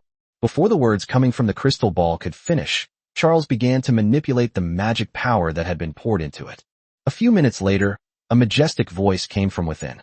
"Lord Charles of the Border, you've contacted me urgently without following the proper procedures. What urgent matter do you have to report to me? Could it be that those idiots, Odette, have secretly launched a large-scale invasion?" Hearing this incredibly authoritative voice, Charles's panicked and fearful heart calmed down slightly. Charles took a deep breath and his expression gradually calmed down. "Your Majesty, I do have something very important to report, but it has nothing to do with those guys, Odette." Upon hearing Charles's words, the voice emanating from the crystal ball suddenly became interested. "Tell me about it." Charles glanced at the crystal ball in his hand and said solemnly, "Your Majesty, I have discovered what appears to be traces of the legendary Demon King in the forest near Razor City." After Charles finished speaking, the crystal ball remained silent instead of responding. After an eerie silence, the sound emanating from the crystal ball took on a chilling quality. "Marquis Charles, this joke is not funny. Do you know how serious the crime of falsely reporting military intelligence and deceiving the Emperor is? Such a serious crime will even implicate your family." Charles's expression hardened upon hearing the threatening words coming from the crystal ball. Placing his only remaining left hand across his chest, Charles solemnly declared, "I swear on the name of my family. Your Majesty, I did not lie. I did indeed find traces of the legendary Demon King on the border between the Kingdom of Odette and the Roman Empire. I saw it with my own eyes. 3 leader monsters of different races came to rescue a weak leader monster. And they cooperate with each other and seem to be able to communicate with each other." As soon as he finished speaking, the crystal ball fell into a deathly silence once again. After a while, the voice came from inside the crystal ball. However, there was a hint of anger, disbelief, and a barely perceptible fear in that voice. "How is that possible? That legendary Demon King has been dead for over 10,000 years. Moreover, according to ancient records, the Demon King died in the center of the continent, which is some distance away from us. Even if any remnants survived, they shouldn't be in this remote place. Damn it, damn it, damn it. How could the Demon King appear here? No, those guys have been taking my tribute every year, so they have to come to my aid now that I'm in trouble." Before the words in the crystal ball could finish, the other side hastily canceled the communication through the crystal ball. Charles was stunned when he heard the words coming from the crystal ball. Who would have thought that His Majesty, an 8th-level archmage, would be so terrified of the legendary Demon King? Charles's recently calmed mind panicked again, and cold sweat soaked his entire body once more. Chapter 104 Hope for Survival. Charles knew about the Demon King because he had accidentally found an ancient book in the family library when he was still studying. It was in that ancient book that Charles learned some of the Demon King's deeds. However, the ancient book was too badly damaged, and Charles only learned that there was such a thing as a Demon King. He knew little else. Charles believed that His Majesty the King, who was of the 8th rank, should be able to resolve the matter. Even if that doesn't work, His Majesty the King should be able to resolve the issue by uniting with neighboring countries. Charles had initially thought so, but in His Majesty's words just now, Charles keenly sensed the fear in the king's voice. Only then did they realize that an existence of the Demon King's caliber was something that their small, borderland countries simply couldn't handle. So much so that His Majesty the King had to seek help from the suzerain state. Once Charles understood this, he felt as if he were in hell. The fear in his heart had completely overwhelmed him, and he cursed Curif 1,000 times in his mind. Now, how could Charles not have imagined that 5 days ago, Curif was not defeated by an ordinary 5th-tier monster to activate the city protection scroll? Instead, it was the Demon King's subordinates who forced it to activate the city's protective scroll. It was only because that stupid and damned Curif was illiterate and knew nothing about monsters or demon kings that he didn't explain this to the Odette Empire. They even considered defecting to an enemy country to escape the guilt of activating the city protecting scroll. Thinking of this, Charles was furious and wished he could tear Curry to pieces right now. If Curif had known even a little bit, he would have reported these matters to his duke. Such a big thing, I, being from a neighboring city, will definitely know. By then, I'll have already run far away. Instead of arriving in Dawn City like a fool with a small army, as is the case now. He even thought about going alone to wipe out the monster forest that might be the location of the Demon King. Naturally, they wouldn't have ended up in this state. Thinking of this, Charles was so angry that his vision blurred and his magical energy went berserk. Enraged, Charles coughed up blood and collapsed weakly to the ground. At this moment, the trusted aide who was guarding the door rushed in after seeing Charles spitting blood. Charles recovered after a large bottle of green life-restoring potion was poured into his mouth. Looking at the scabbed wound on his right hand, Charles weakly asked, give me a magic potion." Upon hearing this, the confidant dared not delay and quickly took out a blue magic potion from his pocket and poured it into Charles's mouth. As Charles swallowed the medicine little by little, he began to feel his magical power gradually returning. After drinking 5 bottles of life-restoring potions and 5 bottles of mana-restoring potions, Charles finally returned to his best condition. As for where these potions came from, they were, of course, scavenged from adventurer guilds where everyone had died. Charles, having recovered, breathed a sigh of relief. Charles touched his body with his remaining left hand and, seeing that the human skin scroll was still there, breathed a small sigh of relief. After all, this human skin scroll was Charles's only hope at this moment. Currently, the Demon King's only remaining subordinate is the wolf that has been chasing him. If he can use the scroll to kill the wolf later, he can still survive. I will run as far away as possible and never come to this godforsaken place again. Is the Demon King something a nobody like me should worry about? Let His Majesty the King worry about that. I won't keep you company for now. Thinking this, Charles stood up with the help of his confidant. Holding the human skin scroll in his hand, Charles walked out of the castle step by step toward the gates of Dawn City. At this moment, the Night Shadow Wolf had just caught up. Looking ahead at Dawn City, Nightshade Wolf was about to follow the scent and magical fluctuations to get in when he sensed something was wrong. After carefully sensing it, Nightshade Wolf frowned. I've been to this human city before, and I remember it was quite lively when I passed through it last time. Even if it weren't lively, I should still be able to sense a lot of human presence, instead of just a handful of people. Moreover, he also smelled a very strong stench of blood in the city. These oddities instantly alerted Nightshade Wolf, who suspected there was a trap in Dawn City. Looking back at the plains, Nightshade Wolf's eyes were filled with thoughts. After thinking it over, Nightshade Wolf decided to stay at the city gate and wait for the Radiant Giant Eagle to bring Lord Shao Lai before going in. This is the safest approach.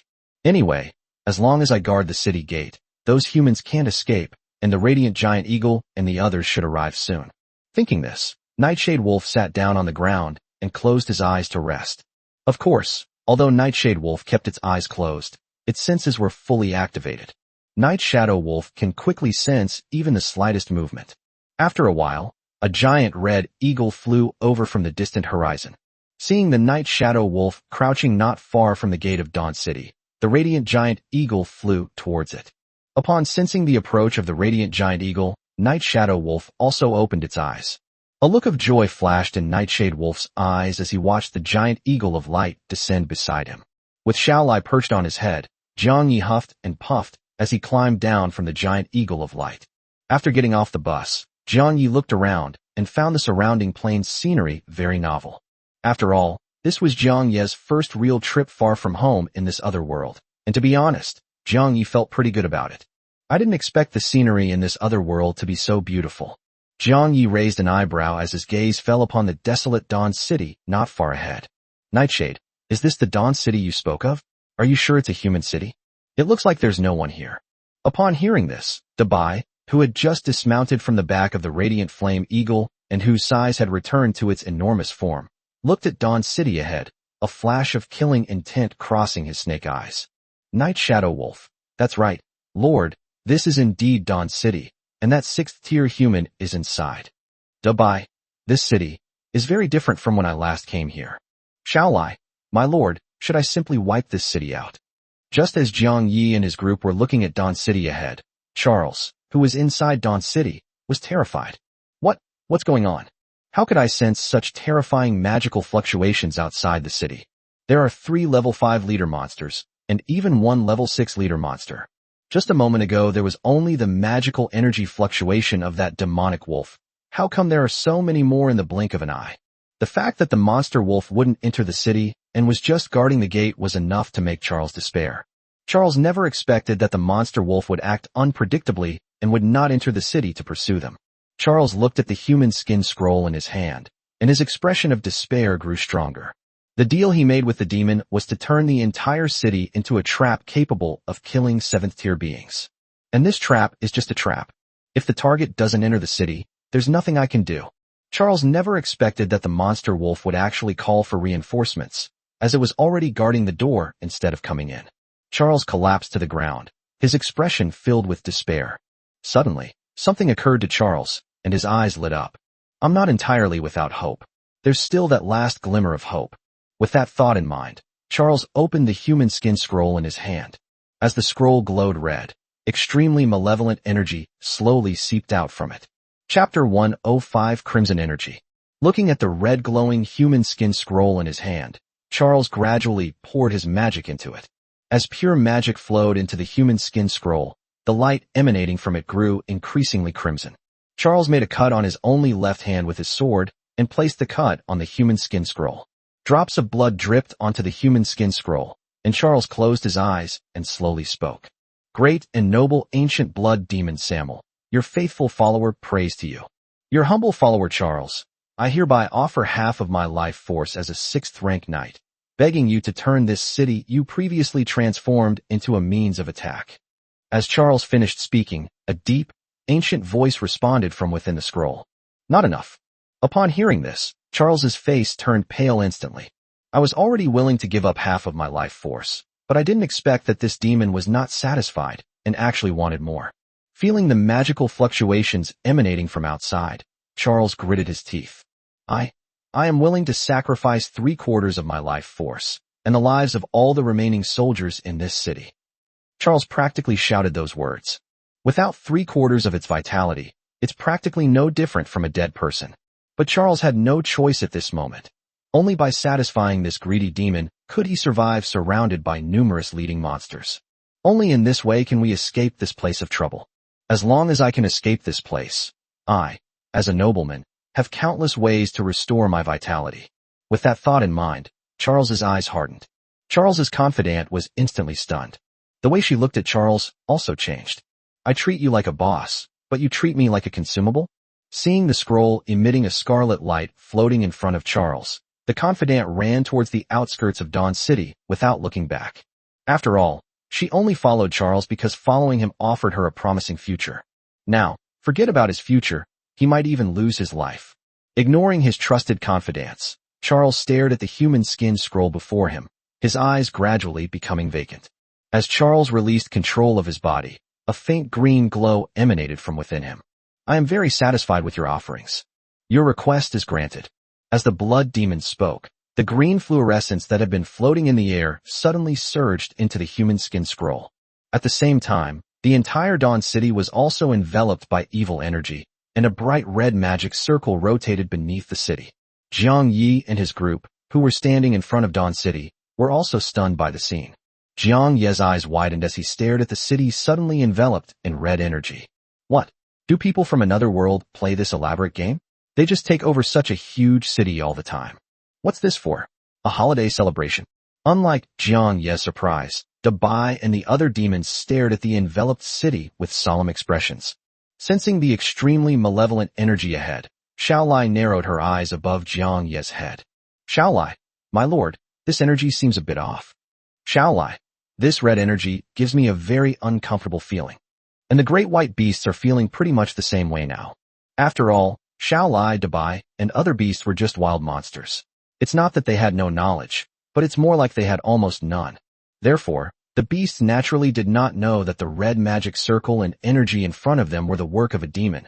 The demons only felt that something was amiss. As for Jiang Yi, who couldn't sense any magic power or magical energy, he only felt that the special effects of the magic array and energy shield in front of him were a bit cool, and even thought about giving his lord's mansion the same special effects. Just then, under the gaze of Jiang Yi and the others, a human dressed in medieval armor rushed out of the red energy shield. Jiang Yi looked closely and saw that the person who rushed out was emaciated, like an old man, and his flesh and blood had shriveled up. If he hadn't just burst out of the red energy shield, Jiang Yi would have thought it was a dried-up corpse that had been dead for who knows how many years. After bursting out of the energy shield, the desiccated corpse looked at the person and the group of magical beasts in front of it, its withered eyes revealing a look of terror. Then, a few words that Jiang Yi couldn't understand came from those withered lips. Help me. The Marquis. He's gone mad. He collapsed in front of the red energy shield before he could take a single step. His withered body was crushed by the knight's armor, and he fell silent. After the system automatically translated the few sentences that Jiang Yi and the other demons couldn't understand, they finally understood them. Before Jiang Yi and his group could react, the red protective shield in front of them suddenly changed. The red energy shield that enveloped the entire Dawn City gradually dissipated, and the rotating crimson magic circle beneath it also faded away. Looking at the seemingly unchanged city ahead, Jiang Yi and his group became wary. Although the city appeared unchanged on the surface, the words spoken by the mummified corpse revealed that the city was not as simple as it seemed. Then, under the watchful eyes of Jiang Yi and his group, an elegant-looking nobleman with a severed hand slowly walked out of the city gate.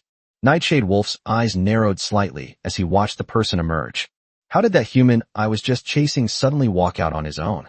Just as Nightshade Wolf was confused, a sudden burst of fifth-tier magic power from the great white wolf beside him occurred.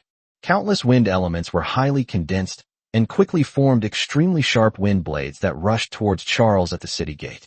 Charles remained calm in the face of the sudden attack. He glanced at the humans standing in the very center of the demons, clearly the most esteemed among them. Looking at the slime on its head, fear flashed in Charles's eyes.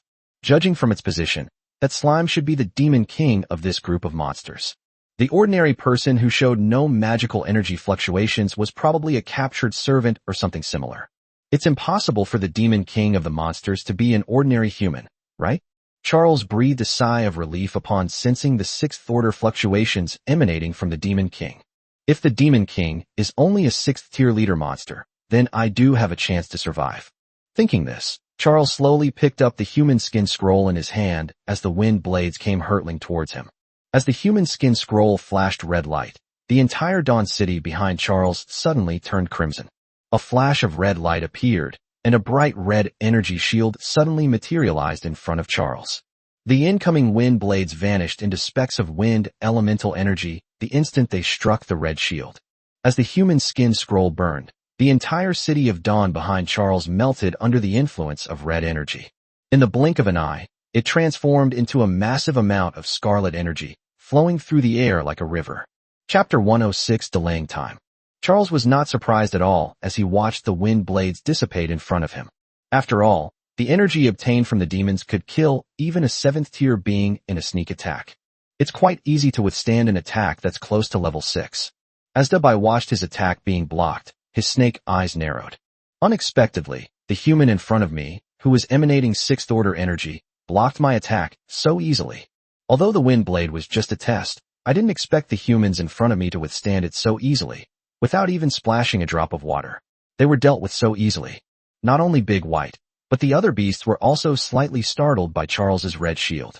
Jiang Yi looked at the person in front of him with some cool special effects, and his lips twitched. The blonde man in front must be the one Nightshade Wolf was talking about, the one who threatens the safety of the residents of the Monster City. As the first outsider to enter the Demon City, Jiang Yi felt that as the city lord, he should say something. After thinking for a moment, Jiang Yi asked, "Why did you come to the Demon Forest to cause us trouble? Not going to talk? Then don't blame us for being impolite." Seeing that the man didn't answer, but instead picked up the sword he was wearing, Jiang Yi narrowed his eyes. Seeing this, the demons were about to deal with this hostile visitor when, with a slight tremor in his lips, Charles looked at the Demon King on the servant's head. Staring at him with such fierce eyes, Charles felt a chill run down his spine. According to ancient texts, the Demon King can communicate with all things, and naturally, he also knows human language. If the Demon King really wanted to spare him, he would definitely try to communicate with him. Instead of staring at me with murderous intent like this. Thinking this, Charles gripped the sword tightly with his only hand, which trembled. As Charles unleashed his magical energy, the red torrent behind him suddenly became even more violent. A red ocean surged behind Charles, and he was instantly covered in armor made of wind elements. Now, all we can do is take a gamble and see if we can escape from the Demon King's clutches. Taking a deep breath, Charles's sword emitted a bright light. Behind him, the red ocean split into two red rivers that swirled and twisted on the sword like swimming dragons, and layer upon layer of air waves shot out from the sword. A powerful sixth-order energy surged forth from Charles without reservation, even pressing the lawn beneath him down and creating ripples. Jiang Yi was somewhat surprised to see the stranger in front of him suddenly unleash his power. The special effects on the person in front of me are just too gorgeous. Just as Jiang Yi was filled with surprise, the great white beasts were also ready for battle. With its forked tongue flicking out, the massive white snake stood upright, its serpentine eyes gleaming with ferocity. The night shadow wolf's purple body was instantly flashed with lightning, revealing its fangs made of lightning elements. The radiant giant eagle flew in midair, its entire body engulfed in fierce flames. Looking at the three enormous figures blocking his way, Jiang Yi understood what the humans in front of him wanted to do. Jiang Yi smiled as he sensed Xiao Lai's restlessness above his head. Jiang Yi gently patted Xiao Lai's head and said softly, "Since that's the case, then Xiao Lai, you should go too. Let me see how humans from another world fight." Xiao Lai, "Yes, my lord." As the message popped up, Jiang Yi felt a lightness on his head.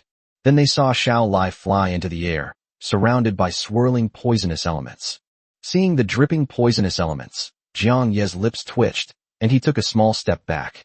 Looking at the horde of monsters poised to attack ahead, Charles gripped the sword in his hand, which was swirling and entwined with two streams of red energy. The next second, Charles shot out, with a river of red energy swirling around him. At the same time, the red ocean of energy behind Charles surged like a torrent, rushing towards the monsters along with Charles.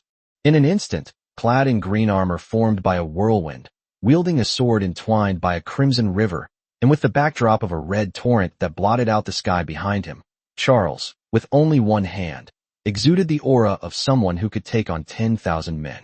Seeing this, the demons dared not be negligent, their demonic powers surging, clearly having already put themselves into high spirits. Then, just as the monsters were standing by in a tense standoff, Charles, who was about to charge forward with overwhelming momentum, turned around. As Charles turned around, he swung his sword, instantly splitting the red torrent that had rushed towards him from behind in two. Then, to the astonishment of all the monsters, including Jiang Yi, Charles sprinted down the middle track without stopping at all. Only the red torrent remained, continuing to surge toward Xiao Lai and his group of beasts. Seeing this, Xiao Lai and the other beasts, as well as Jiang Yi, were all dumbfounded. Unexpectedly, the person who was so imposing just moments ago, seemingly capable of taking on 10,000 men, started running away the very next second. Meanwhile, Charles, who was running wildly, was inwardly wailing. "Are you kidding me? I'm just a 6th-tier knight. Keep in mind that any random tier 5 leader monster on the other side can fight on par with you, or even have the upper hand. At this moment, this monster not only has to fight one by one, but also 3 at the same time." That wasn't all. Upon seeing the Demon King floating up behind him, Charles was so frightened that his legs went weak, and he almost lost his balance and fell to the ground while posing for a photo. Faced with such an invincible lineup, his only reliance was the energy he had obtained through a deal with the demon. This energy is indeed enough to kill a 7th-tier enemy in a surprise attack. But that could only be done if the 7th-level player was completely unprepared, let their guard down, and willingly stepped into the trap. Even the 7th-tier enemy that could be killed was a fragile mage. With so many restrictions, its power would probably be reduced to less than 1/10 after being transformed into a means of proactive attack. It's hard to say whether we can even defeat a 5th-tier leader monster, let alone confront a hostile 6th-tier leader monster that's constantly on guard against us. Keep in mind that the combat power of a 6th-tier leader monster is comparable to that of a 7th-tier monster. Not to mention, he also possesses the abilities of a legendary demon king, making him a modern-day Demon King. That's why he never intended to defeat the Demon King with the demon's little bit of energy. He simply used the demon's energy as a tool to delay the Demon King and the other beasts so that he could escape smoothly.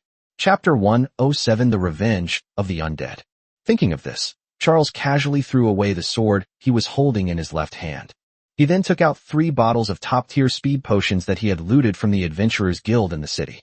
After drinking all 3 speed potions, Charles felt lighter on his feet and cast several more speed spells on himself. The speed increased again by another section. Just as the demons realized what was happening and were about to give chase, they were blocked by the red torrent in front of them.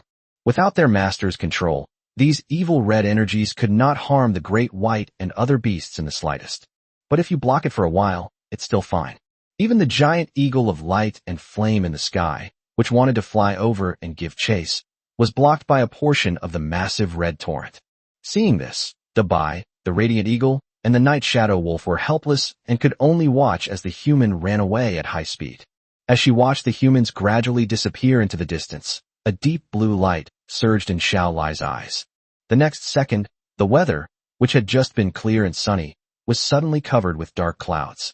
This entire area was instantly shrouded in resentment. Charles, who hadn't sensed anything amiss, turned around and looked back.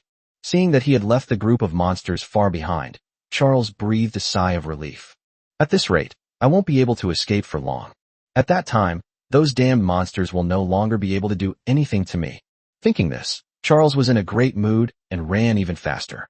Just then, Charles suddenly stopped. His body, which had been speeding along, suddenly stiffened and stopped, and the resulting inertia caused Charles to fall flat on his face. If Charles hadn't been a 6th-tier knight whose body had been nourished by magical energy to the point of being comparable to a humanoid artifact, he probably would have been smashed into mincemeat from that fall. At this moment, Charles, lying on the ground, completely ignored the pain coming from his body. Because at this moment, Charles's soul was in a state of chaos, and he was completely unable to perceive anything wrong with his body. The culprit behind all of this was Little Lai, who used Soul Blast from afar. Looking at the fallen humans in the distance, Xiao Lai's eyes glowed with a ghostly blue light, and her soul power suddenly surged. With the activation of the 6th-tier skill Undead Resurrection, countless wailing undead crawled out from the ground on the plot of land where Dawn City had disappeared. Some of these spirits looked like children, some like old people, and some even looked like infants in swaddling clothes. And without exception, all of these souls died in extremely tragic circumstances. Missing limbs are commonplace, and headless souls are countless among them. Facing the countless, densely packed souls not far away, and listening to their pitiful and sorrowful cries, Jiang Yi gasped. Looking at Charles lying on the ground in the distance, Jiang Yi seemed to understand something. The reason why Dawn City was initially deserted was not for any other reason. It was because everyone in Dawn City had been slaughtered by that person. Thinking of this, Jiang Yi looked at Charles in the distance with obvious disgust in his eyes. At the same time, the awakened spirits seemed to sense something, and all looked towards Charles in the distance. All the souls that perished in the massacre in Dawn City let out angry and miserable screams in an instant. Of course, there were also Roman Empire soldiers who died in the process. However, the moment these soldiers' souls were awakened, they were devoured by the undead they had killed. In an instant, the sight of Dawn City seemed to have fallen into an infernal hell, with countless vengeful spirits of the tragically deceased emitting heart-wrenching howls. Fortunately, Jiang Yi was enveloped by Xiao Lai's soul power, and all he felt was a gentle breeze coming from within. Intense resentment gathered above Dawn City, forming thick dark clouds that obscured the dawn. The next second, countless wronged souls on the site of Dawn City rushed toward where Charles was. It was as if countless unfortunate drowning victims were scrambling for the only lifebuoy in the water, and all the wronged souls were afraid of becoming one of those who fell into the water. In an instant, the entire sky was covered by wave after wave of vengeful spirits, a scene that shocked even the Great White and his demon companions. Jiang Yi even took a picture using the system and posted it in the regional chat channel. At this moment, Xiao Lai was somewhat shocked. I clearly didn't control the awakened souls, so why did they start attacking that human? Xiao Lai scratched his head with the poison element, and for a moment he was also a little confused about what was going on. Just then, Jiang Yi seemed to have thought of something and said to Xiao Lai in midair, Xiao Lai, try not to hurt that person's soul. After this is all over, bring that person's soul here. I have a good place for him. Upon hearing Jiang Ye's words, Xiaolai nodded quickly. Xiaolai, no problem, my lord. As Xiaolai manipulated the power of the soul, the vengeful spirits that had been rushing towards Charles were stunned. As if sensing something, the vengeful spirit closest to Charles paused, no longer reaching for his soul, but for his body. The next second, Charles was torn apart by hundreds of thousands of vengeful spirits. It's unclear whether it was Xiaolai's deliberate manipulation or the spirit's own actions. Each of the vengeful spirits that rushed toward Charles tore off a small piece of his flesh before quickly flying away to make room for the other vengeful spirits. Those with hands would pull with their hands. Those without hands would bite with their mouths. And the vengeful spirits of those who had been chopped into human stumps would rush into their bodies to vent their endless grief and resentment. Thus, with the relentless onslaught of the wronged souls, Charles's flesh and blood were quickly devoured by them. Only Charles's soul remained, drifting in the air, helplessly and desperately watching his body being torn apart and devoured by countless vengeful spirits. After all, Charles was a sixth-rank nobleman, and his soul had been enhanced to some extent. Moreover, the distance between them and Xiaolai was too great, so the power of the soul blast was not fully unleashed. So after being stunned by the mental shockwave, Charles regained his senses in less than 3 seconds. Just as Charles was about to get up and keep running, he saw a scene that filled him with despair. When I woke up, I didn't see the mud from a first-person perspective, but rather my own body lying on the ground from a third-person perspective. Charles's soul was pulled out by little Lei in the instant the soul was shattered. Just as he was about to enter his body, Charles saw countless vengeful spirits rushing towards him, tearing at his body. As a soul, Charles could naturally feel the pain of being torn apart and devoured by countless ghosts from his body. Charles's soul could clearly feel every piece of flesh that was torn off and devoured. This unbearable pain caused Charles's consciousness to collapse, and his soul was about to completely dissipate in the next second. Then, just as he was about to die completely, Xiaolai began to channel her soul power into him. The consciousness that was about to collapse instantly cleared, and the soul that was about to dissipate instantly coalesced. Under Little Lai's care, Charles began to endure this unbearable pain. They bore the pain suffered by the entire city's wronged souls. As for why Xiaolai did this, that's because Jiang Yi just said to try not to harm its soul. Of course, Jiang Yi didn't intentionally want to torment Charles. In fact, Jiang Yi was completely unaware of the suffering he was enduring.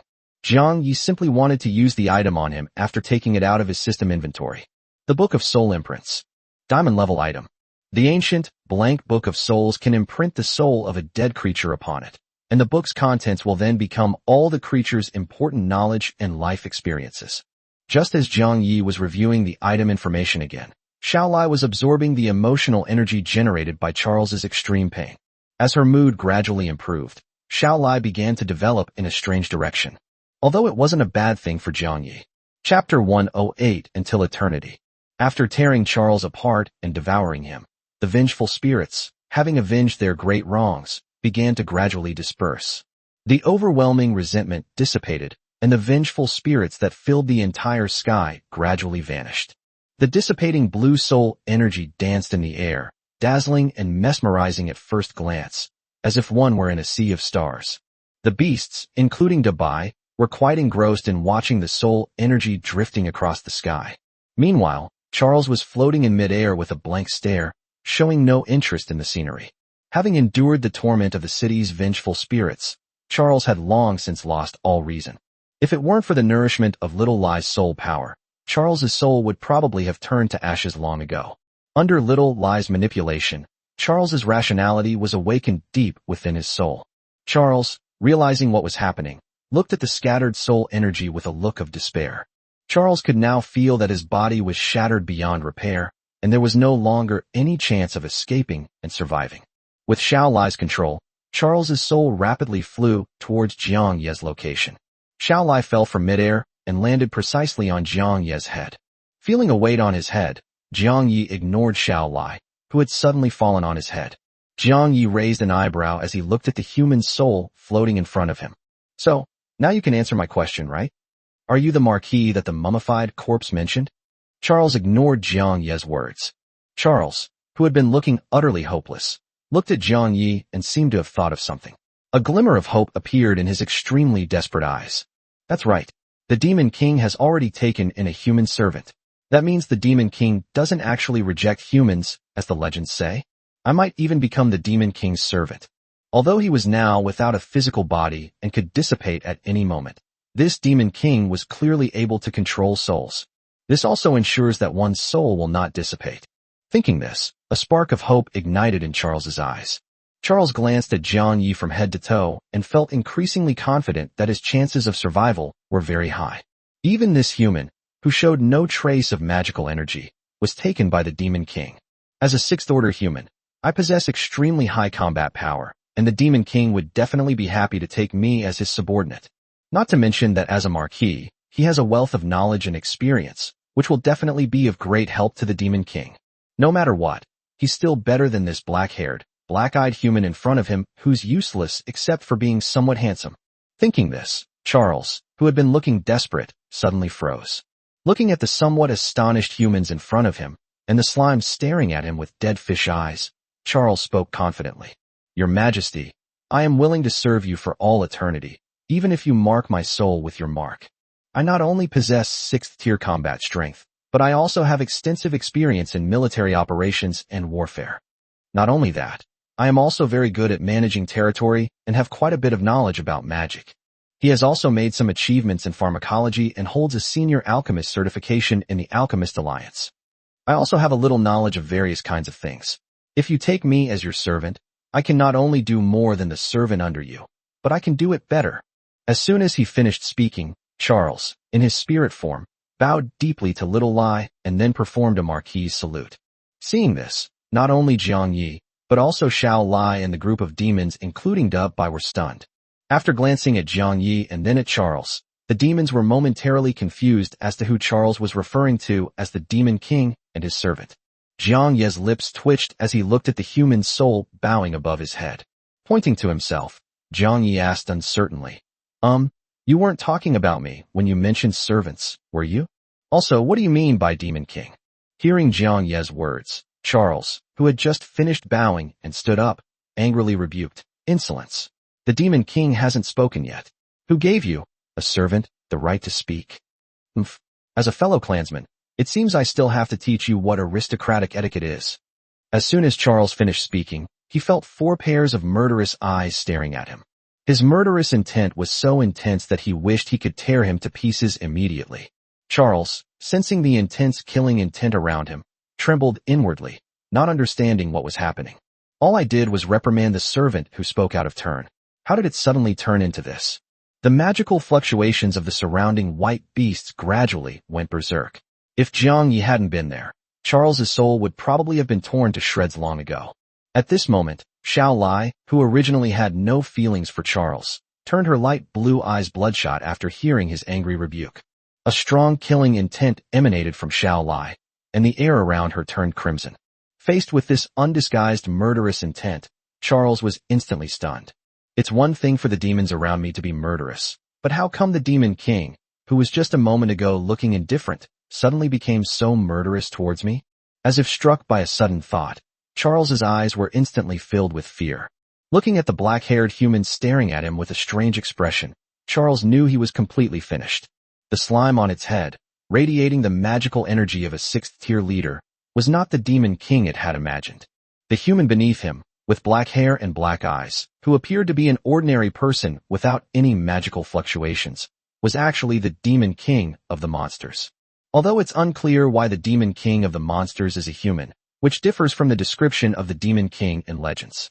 But Charles was too preoccupied with that at that moment. Charles's soul trembled uncontrollably. Fear filled his entire being the instant he understood. Just as Charles was about to kneel down and beg for mercy, he felt a sharp pain in his very soul. What followed was an increasingly intense pain in my head, which showed no signs of stopping.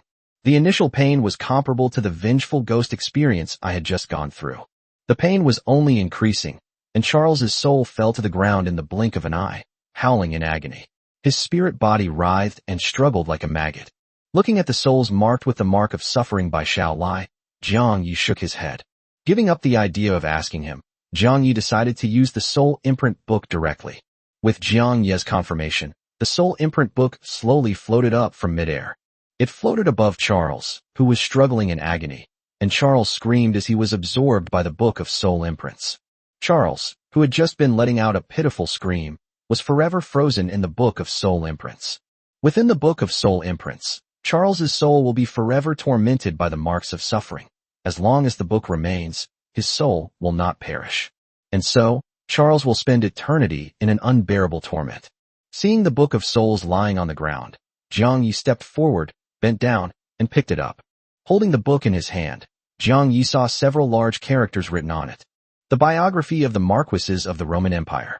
Chapter 109 The Demon King, as recorded in legend. Holding the book in his hand, which was exactly the same as he remembered, Jiang Yi raised an eyebrow. Jiang Yi patted the book clean, noticing the dirt that had gotten on it from falling to the ground. With each strike of Jiang Yi, the soul imprint book in Jiang Yi's hand emitted Charles's silent, mournful wail. Of course, Jiang Yi couldn't hear any of these wails.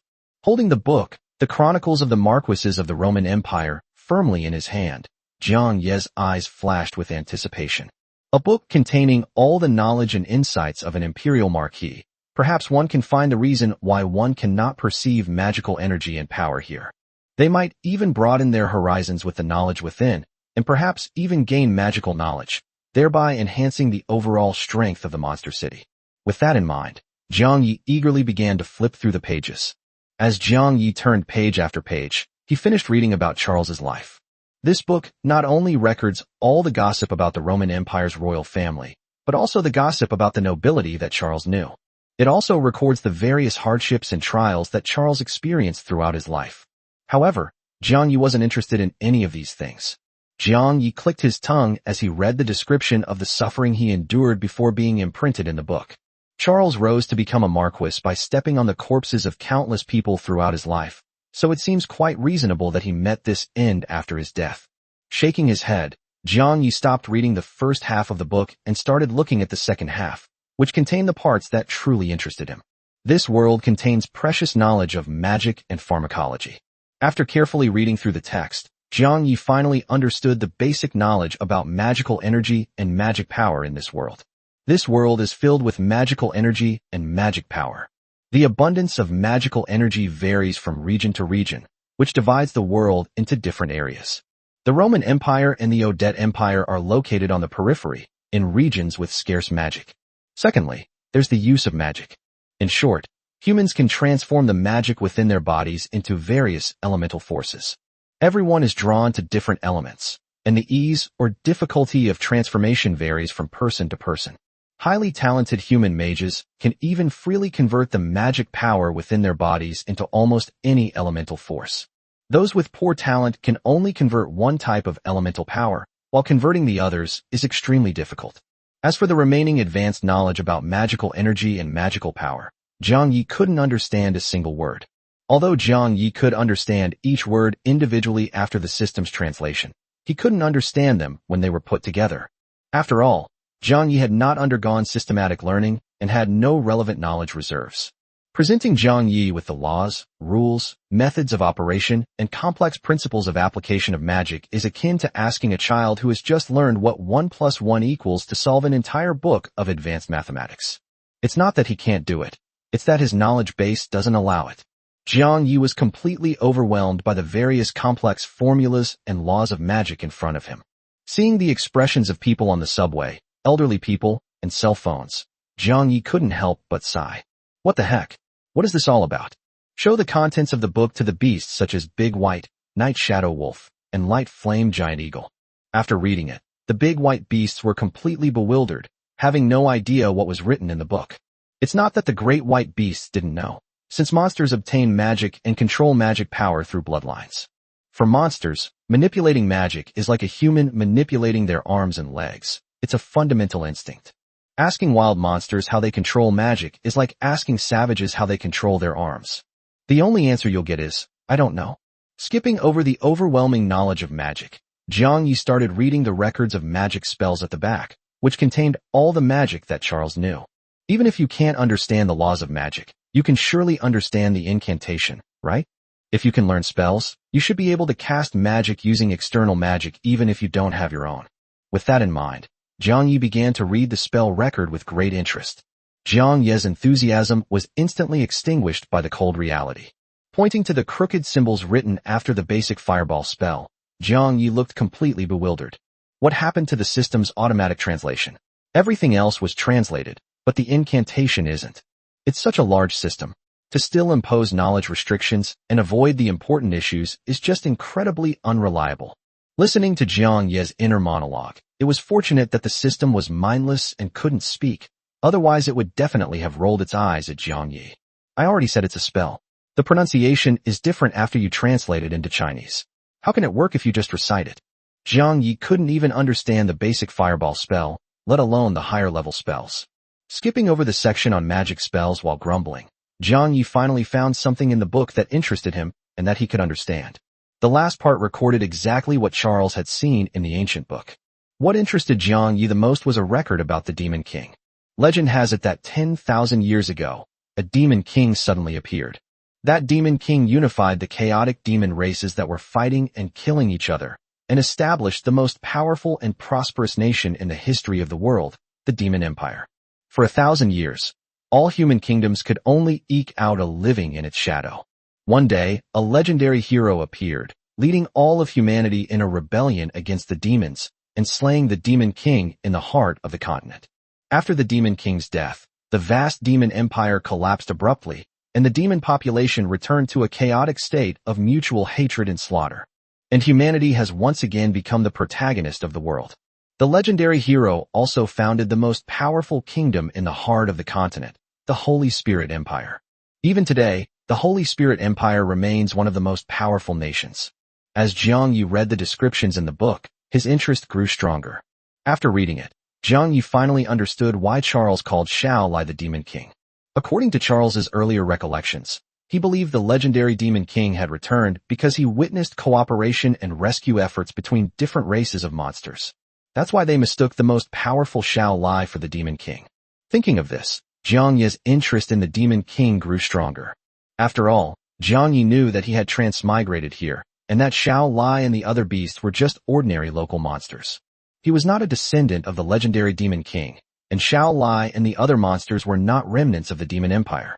It was through the system's translation and chat group functions that I was able to unite the monsters and create Monster City. How did the Demon King in this record manage to unify a group of demons who couldn't speak the same language and were at odds with each other, thus creating an empire that ruled for over 1,000 years, without any system in place? Thinking this way, Jiang Yi's curiosity about the legendary Demon King reached its peak. Chapter 110, The Mysteriously Vanished Forest. Jiang Yi chuckled self-deprecatingly as he cleared those unrealistic thoughts from his mind. The Demon King has been dead for over 10,000 years. What's the point of being curious about him? Shaking his head, Jiang Yi continued to flip through the remaining pages. After finishing the entire book, The Chronicles of the Marquises of the Roman Empire, Jiang Yi shook his head in disappointment. Apart from the record about the Demon King, Jiang Yi was either not interested in the rest of the information or couldn't understand it. Moreover, the book does not record any instances where humans cannot perceive magical energy or power. The contents of this book of soul imprints are all of Charles's knowledge. If this is not recorded in the book, then it means that in Charles's understanding, all humans are capable of sensing magical energy. At most, it's just a matter of absorption efficiency and the ease of magic conversion. There's no possibility of not being able to perceive magical energy like I am. Thinking this way, Jiang Yi had no other choice, and his expression showed a hint of disappointment. I never expected that the most useful content in the book I was looking forward to would be the legends and stories. Jiang Yi casually put the book into his system inventory and looked back in the direction he had come from. The big white beasts also looked in the same direction as Jiang Yi. Since things have come to this, let's go back first. There's no point in staying here any longer, Jiang Yi said slowly, looking at the scenery in the distance.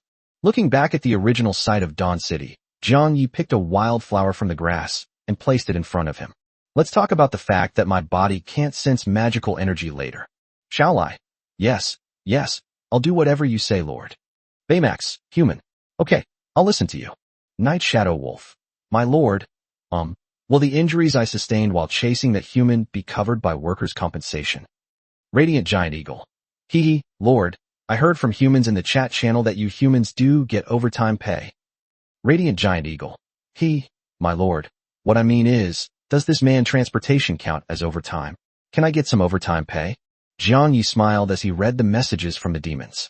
Patting his chest, Jiang Yi loudly proclaimed, Add to everyone. Today we'll split the demon city's tax revenue equally. Radiant Giant Eagle, woo! Long live the Lord. Nightshade Wolf, thank you, Lord. Big White, isn't this a bit too much magical energy? Shall I, huh? Is this a lot for you, Lord? Then I don't want it. Looking at the enormous radiant flame eagle bouncing around happily, shaking the earth, and Big White trying to stop it from bouncing around, Jiang Yi smiled with satisfaction. The other world isn't as dangerous and cruel as I imagined. After being beaten up by Big White, the radiant giant eagle, with its feathers scattered all over the ground, finally calmed down. After carrying Jiang Yi, Xiao Lai, and the shrunken Dabai, the radiant giant eagle instantly took off and flew towards the demon city. As for the night shadow wolf, of course, it ran back on its own. There was nothing that could be done about it, since the radiant giant eagle absolutely refused to let the night shadow wolf ride on its back. As soon as Jiang Yi displayed his authority as the city lord, the fiery giant eagle's sharp eagle eyes turned into a pitiful look, and it started to act coquettishly towards Jiang Yi. Jiang Yi was really struggling to resist being pampered by such a behemoth whose beak was bigger than his entire body. Out of desperation, Jiang Yi sent Night Shadow Wolf back alone. Before leaving, Jiang Yi fed the Night Shadow Wolf a golden apple from his system inventory. Jiang Yi was relieved to see that Night Shadow Wolf had fully recovered from its injuries. They crept onto the back of the radiant flame eagle, which then took off and flew rapidly toward the demon city. On the back of the radiant flame eagle, Jiang Yi soon saw the demon city in the distance. Looking down at the vast city that stretched as far as the eye could see, Jiang Yi recalled the contents of Charles's Book of Souls. Both the Odd Empire and the Roman Empire are remote countries with scarce magical energy in their regions. As a remote region of a remote country, the magical energy in the monster forest is extremely scarce. But now, the demon city has taken root in such a place. Looking down at the bustling monster city, Jiang Yi was at a loss for what to do. If we want to develop in the long term, staying in this region with scarce magical energy is definitely not an option. But what can be done? The demon city is already very prosperous. If you ask Jiang Yi to give up the current demon city and move the capital, Jiang Yi will definitely be reluctant. Even if you were willing to give it up, it's not realistic. We can't possibly move with over 100,000 monsters, can we? We might end up being attacked as remnants of the Demon King. Thinking about this, Jiang Yi suddenly felt a headache coming on. Just then, Jiang Yi saw a resident of the demon city emerge from his inner space. The resident of the demon city emerged from the space with a bag of potatoes in his mouth. After emptying the bag of potatoes, the monster city resident carried the bag back into its internal space. Watching the resident carry the bag into his inner space, Jiang Yi seemed to suddenly remember something, and a look of joy appeared in his eyes. At the same time, a human riding a horse, wearing a high wizard's hat and a magnificent robe, arrived at the plains where Dawn City was located. Looking at the endless plains ahead, the human wearing the great wizard's hat was instantly dumbfounded. What about Dawn City? My Dawn City is so big. Looking around, and confirming that the surrounding environment was correct, the human in the great wizard's hat was even more bewildered. I clearly remember that this area is where Dawn City is located, so how come it's suddenly gone? Looking at the open space in front of him, the great wizard narrowed his eyes slightly. He raised his hand, and a surge of seventh-order magic power suddenly circulated. The next second, a light blue magic circle gradually appeared in front of the raised hand. At the same time, an enormous blue magic circle appeared on the original site of Dawn City, directly covering the entire plain. A sudden burst of seventh-order magic power erupted, and the next second, the phantom of Dawn City gradually emerged within the enormous blue magic circle. As the magic circle operated, the enormous Dawn City within it instantly transformed into red energy, reenacting Charles's actions from that time. Seeing this, the seventh-level Archmage's eyes were about to burst with rage. I didn't expect that even after I sensed something was wrong and rushed over at full speed, I was still a step too late. The seventh-order magic fluctuations dissipated, and the magic array covering the entire area suddenly collapsed. The resulting phantom image also turned into a faint blue light and drifted away in the wind. The Roman Empire. Charles. He practically choked out those words, the seventh-tier Archmage seemingly furious beyond measure. Just then, the seventh-tier Archmage's eyes suddenly narrowed. The aged eyes gazed in a certain direction, where the seventh-tier archmage sensed extremely strong spatial fluctuations. That direction is towards the forest near this area. Why is there such a strong spatial fluctuation in this remote place? Feeling somewhat puzzled, the Grand Mage sensed that something was amiss. The Archmage cast a 7th-tier speed-boosting spell on his horse and rode it swiftly toward the direction from which the energy wave was emanating. After some time, the Grand Mage arrived at the place emitting intense spatial fluctuations. In the Archmage's memory, the area ahead should be a large forest near the plains. But when the Grand Mage looked around, there was no great forest left beside the plain. All that remained was an endless black abyss. Riding my horse, I arrived at the edge of the black abyss, looking at the endless abyss ahead and the smooth, intact facets of the cliff beneath my feet.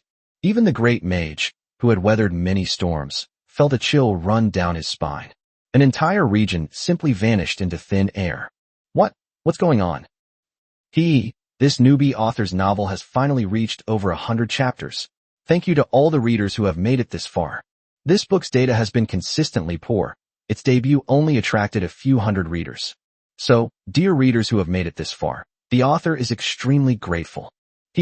So could you please click the free, remind me to update button? If possible, it would be even better to give the author a 5-star review. It's so sad that there's still no rating.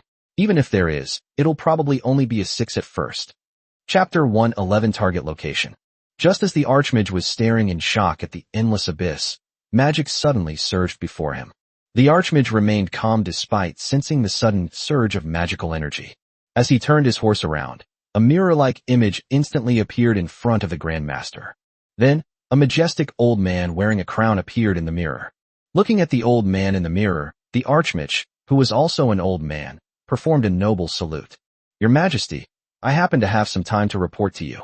Looking at the bowing Archmage, the king in the mirror spoke in a slightly somber voice. Duke Evans, those arrogant Romans have just sent word that they've spotted the legendary Demon King near Razor City. If I remember correctly, Dawn City is located around Thunder Serpent City. As one of the cities you govern, I'd like to ask you if this information is accurate. Hearing the words from the king in the mirror, Evans' expression grew increasingly solemn. Raising his head, Duke Evans solemnly addressed the king. Your Majesty, based on what I currently know, this is probably true. I received news a few days ago that the Marquis of Dawn City had used the city protection scroll without authorization, and I immediately went to Dawn City.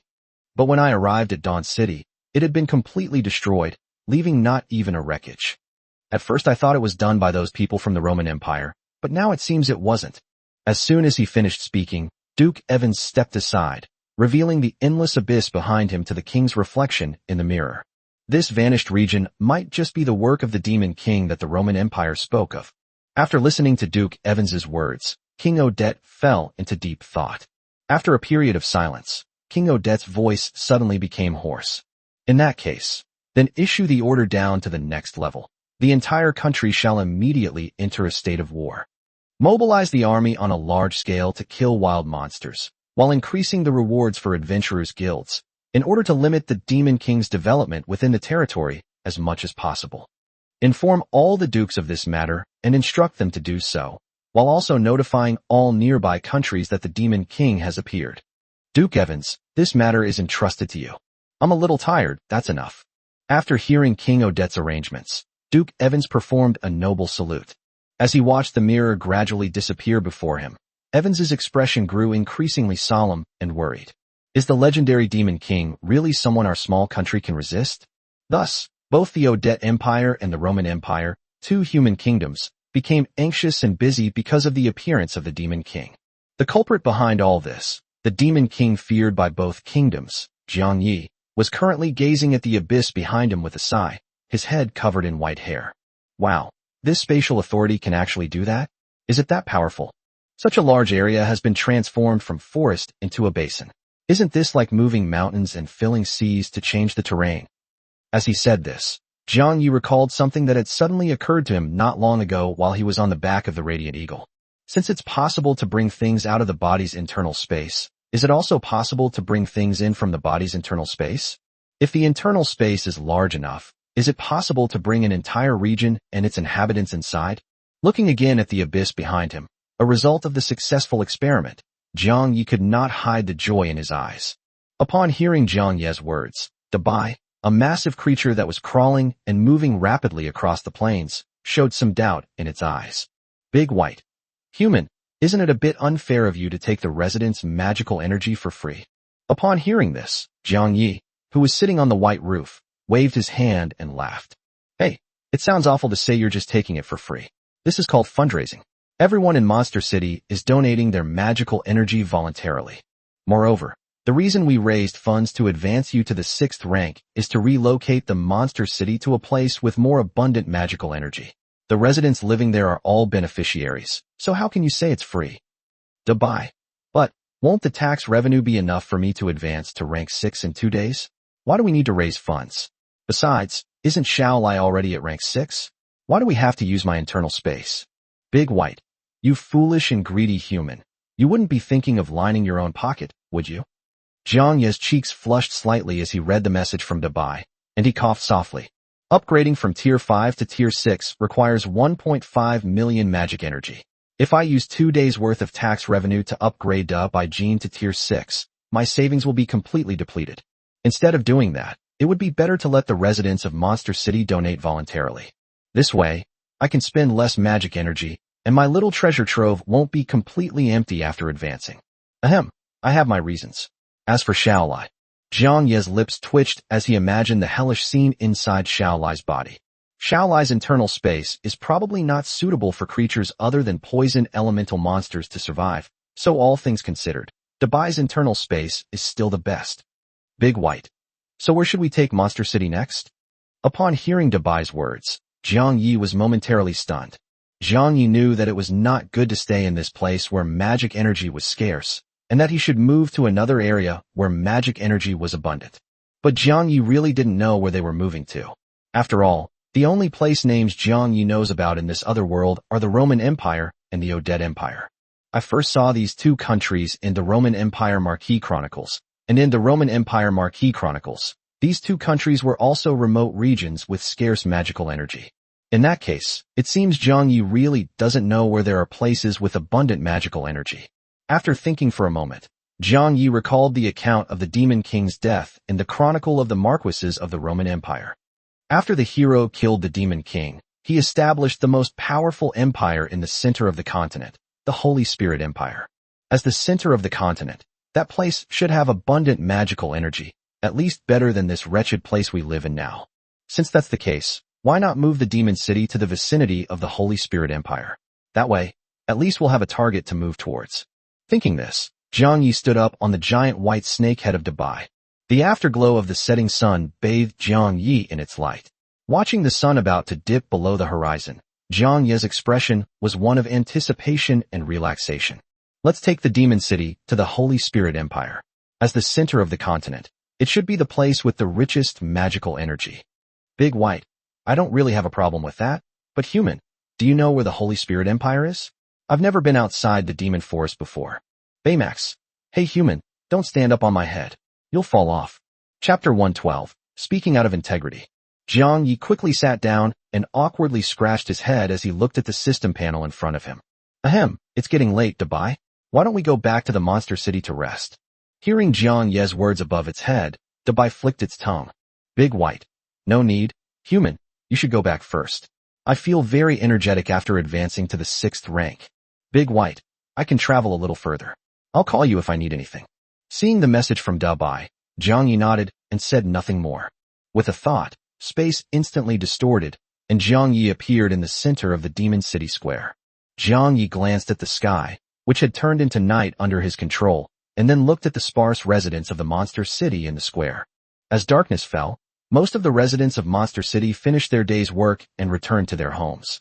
Of course, there were also residents who were alone and too lazy to go home, so they went directly back into their own internal space.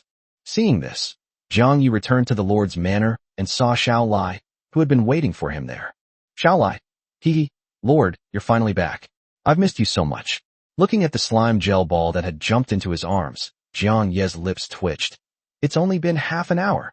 And so, Jiang Yi cuddled the cuddling Xiaolai and fell fast asleep on the bed. He slept soundly through the night, and when he woke up the next day, Jiang Yi, with Xiaolai on his back, exited from Dabai's body space.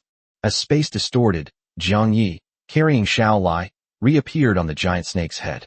Looking at the white giant beneath him, still traveling, Jiang Yi was somewhat shocked. Big White, have you been traveling all day? There was no response to Jiang Yi's question. Instead, a new message popped up in front of him. Baymax, human, you've come at the perfect time. I was just about to wake you up. Big White, I sense what appears to be a human village ahead. Should we go there, or go around it? Jiang Yi was stunned when he saw the message. Looking into the distance from Dabai's head, Jiang Yi did indeed see a human village. After some thought, Jiang Yi decided to go and take a look. In the past, you not only had to ask for directions, but you could also learn about the customs and culture of another world. Thinking this, Jiang Yi said to the big white dog beneath him, let's go take a look, but with your size, Big White, you might scare it, right? As soon as Jiang Yi finished speaking, Dabai's body rapidly shrank, turning into the size of a python in the blink of an eye. At the same time, Jiang Yi felt his whole body lighten, and his body gradually floated, as if he was being lifted into the air by the wind element. Even Xiao Lai was enveloped in wind elements, and floated up above Jiang Yi's head. Looking down at the towering sky, Jiang Yi's lips twitched. Big White, could you at least tell me before you shrink down? With the manipulation of the great white wind element, Jiang Yi slowly descended from the sky. Jiang Yi caught Xiao Lai as she floated down, and looked at the giant white snake, which was the size of a python, with a helpless expression. Won't you scare them away like that? They might even think you're a wild monster then. Upon hearing Jiang Yi's words, the big white dog on the ground glared at him. Big White, human, you need to get this straight. I'm a wild monster. I'm not your subordinate. Big White, why are you looking at me like that? I've already said I'm not. Looking at the somewhat sulky-looking Big White, Jiang Yi couldn't help but want to laugh. Faced with such a large white creature, Jiang Yi seemed to suddenly think of something, and then said, Big White, can you shrink even smaller? Like, shrink to the size of an ordinary snake. Baymax, of course you can. But why are you asking this, human? After sending the message, the white snake's body began to shrink again, quickly becoming the size of an ordinary snake. Looking at the little white snake on the ground, Jiang Yi squatted down. Looking up at Jiang Yi's large face, a faint blush crept onto the white snake's head. Baymax, human, why are you staring at me? Baymax, huh? Human, what are you doing, human? Big White, pervert, what are you doing, pervert? Let me go, you pervert. Baymax, human, how could you do this? At least, you could have told me beforehand. Looking at his masterpiece, Jiang Yi nodded in satisfaction. Now it shouldn't be mistaken for a wild monster and scare people. There, the white snake, Dabai, was wrapped around Jiang Yi's arm. As Jiang Yi moved his arm, Dabai's snake body gradually tightened, as if afraid of falling off Jiang Yi's arm. The large white snake's head was now resting on Jiang Yi's shoulder, and its originally snow-white head had turned bright red. Stealing a glance at Jiang Yi's head beside him, and feeling the pleasant aura emanating from it, the white-headed snake turned a little redder. The body wrapped around Jiang Yi's arm tightened slightly, and Dabai turned its head to the side, looking very disgusted. Baymax, humans, you've really gone too far. How could you do this without my permission? I hate humans the most. Seeing the disdainful words that popped up in front of him, Jiang Yi felt his right arm being bound a little tighter. Jiang Yi smiled, said nothing, and walked towards the human village not far away. Not long after they started walking, Jiang Yi saw an old blonde, blue-eyed farmer carrying water ahead, along with other villagers carrying hoes. The old farmer was filthy, and his clothes were tattered. Upon closer inspection, Jiang Yi even spotted fleas jumping around on the old farmer's head. Jiang Yi initially didn't want to ask the old farmer, given his disheveled appearance. After looking around for a while, the other villagers who passed by seemed even more slovenly than the old farmer, and Jiang Yi could smell a foul odor from them from a distance. Seeing this, Jiang Yi's lips twitched violently. Is this a village in another world? It looks exactly like the medieval Western farmers I've seen in educational videos before.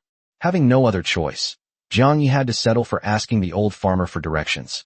After instructing the two beasts to conceal their magical energy fluctuations, Jiang Yi quickly stepped forward and asked, Old man, where is this place?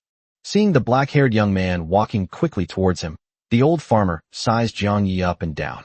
Upon seeing Xiao lie on Jiang Yi's head and Dabai on his arm, the old farmer, who had been somewhat puzzled, seemed to realize something.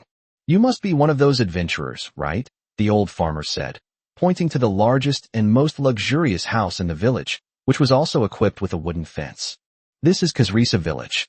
The Lord is in that house over there. Go there if you want to take on a quest or exchange supplies. After saying that, he ignored Zhang Yi, who seemed to want to say something but hesitated, and continued carrying water toward a simple wooden hut made of wood and mud. Seeing this, Zhang Yi had no choice but to lead the two beasts through the wooden fence and walk to the front of the big house. Looking around at the village environment, Zhang Yi's lips twitched. This is a real medieval lord, completely different from the lord the system is talking about. The lord, mentioned by the system, probably means the lord of a domain. Although the village lord is also called a lord, he is actually the same person as the landlord in ancient China. Zhang Yi knocked on the door and heard footsteps coming from inside. A short while later, Zhang Yi saw a neatly dressed young woman open the door. Chapter 113 Along the way. Looking at the well-dressed young woman in front of him, Zhang Yi was certain that he had come to the right place. Their clothes were completely different from those of the farmers outside. This house must be the home of the village lord. After explaining her purpose, the young woman nodded and walked into the house. A short while later, a blond, beer-bellied man with a big beard came out from inside. The blond man glanced at Zhang Yi from head to toe, and upon seeing Xiao Lai on his head and Da Bai on his arm, he immediately put on a smile. Although this person didn't have the imposing aura of an adventurer, he was carrying a monster and dressed in bright and stylish clothes, so he was definitely an adventurer. After making a welcoming gesture, the blond man said, "Oh my, it's been so long since an adventurer has visited our village. Would you like to come in and have a chat?" Seeing this, Zhang Yi quickly waved his hand and said, Thank you for your kindness, but I just wanted to ask for directions and exchange some money." Upon hearing Zhang Yi's words, the blond man's face immediately lit up with delight, his entire face beaming with joy. "I never expected that the adventurer in front of me was here to sell things. You should know that the items on the adventurer's person are all treasures imbued with magical energy. Adventurers usually sell those kinds of treasures to merchant guilds or adventurer guilds. I never thought that I, a mere lord, could get such a bargain." Thinking this, the uncle's smile brightened even more. "Of course, no problem. Where are you going, adventurer? Or is there something you want to sell?" Seeing this, Zhang Yi didn't hesitate. With a thought, a large bag of carrots appeared in his hand. The uncle's smile froze instantly when he saw the carrot in Zhang Yi's hand. "You said you wanted to sell this?" 10 minutes later, Zhang Yi curled his lip as he looked at the 10 tattered copper coins in his hand. "Although I don't know what the prices are like in this other world, a big bag of carrots shouldn't only be worth 10 copper coins." Shaking his head, Zhang Yi tossed 10 copper coins into his system inventory and began examining the map he had obtained from the local lord. Zhang Yi raised an eyebrow as he looked at the landmarks marked on the map. "I never imagined that Da Bai could travel such a long distance in just one night." Zhang Yi is now located away from the borders of the Odette Empire and the Roman Empire. We arrived in the Kingdom of Andorra, a country bordering these two nations. Looking at the city names marked on the map, Zhang Yi decided to make the capital of the Kingdom of Andorra his temporary destination. After making the decision, Zhang Yi let the giant white dog wrapped around his arm return to its original shape. Then, under the fearful gazes of the villagers and lords, he headed towards the capital of Andorra with Little Lai on his big white head. Along the way, Zhang Yi encountered many villages and towns, but he was not interested in any of them. Every time he encountered one, he would have to go around it. After all, Zhang Yi is not bloodthirsty, nor does he like to invade without cause. It would be bad if he were misunderstood if he rode such a big snake as Dubai. Moreover, these villages and towns have little value for invasion. The harvest from ransacking them all might not even be as much as the taxes collected by the monster city in 10 seconds. If it weren't for asking for directions, Zhang Yi would never have entered that small village. And so, Zhang Yi rode big white through mountains, forests, plains and all sorts of terrains, but never found a place with enough magic energy to move to. Along the way, they encountered many wild monsters and species they had never seen before. Zhang Yi would also try to recruit them. As for the dominant monsters in a region, Zhang Yi had never encountered a single one. After all, once those overlord monsters sensed the magical fluctuations of Xiao Lai and Dubai, they all huddled in their lairs, too afraid to come out. He was terrified of angering these two big shots, who would then come to his own territory and beat him up. Therefore, the monsters Zhang Yi encountered along the way were mostly small to medium-sized monsters, and he hardly encountered any large monsters. Therefore, Zhang Yi also felt like he was playing Pokemon to complete his Pokédex. and he would take a look at any monster he had never seen before. Thanks to his innate affinity with monsters, the wild monsters weren't too averse to Jiang Yi. A few of the bolder ones even started rubbing against him under the death stare of Da Bai and Xiao Lai.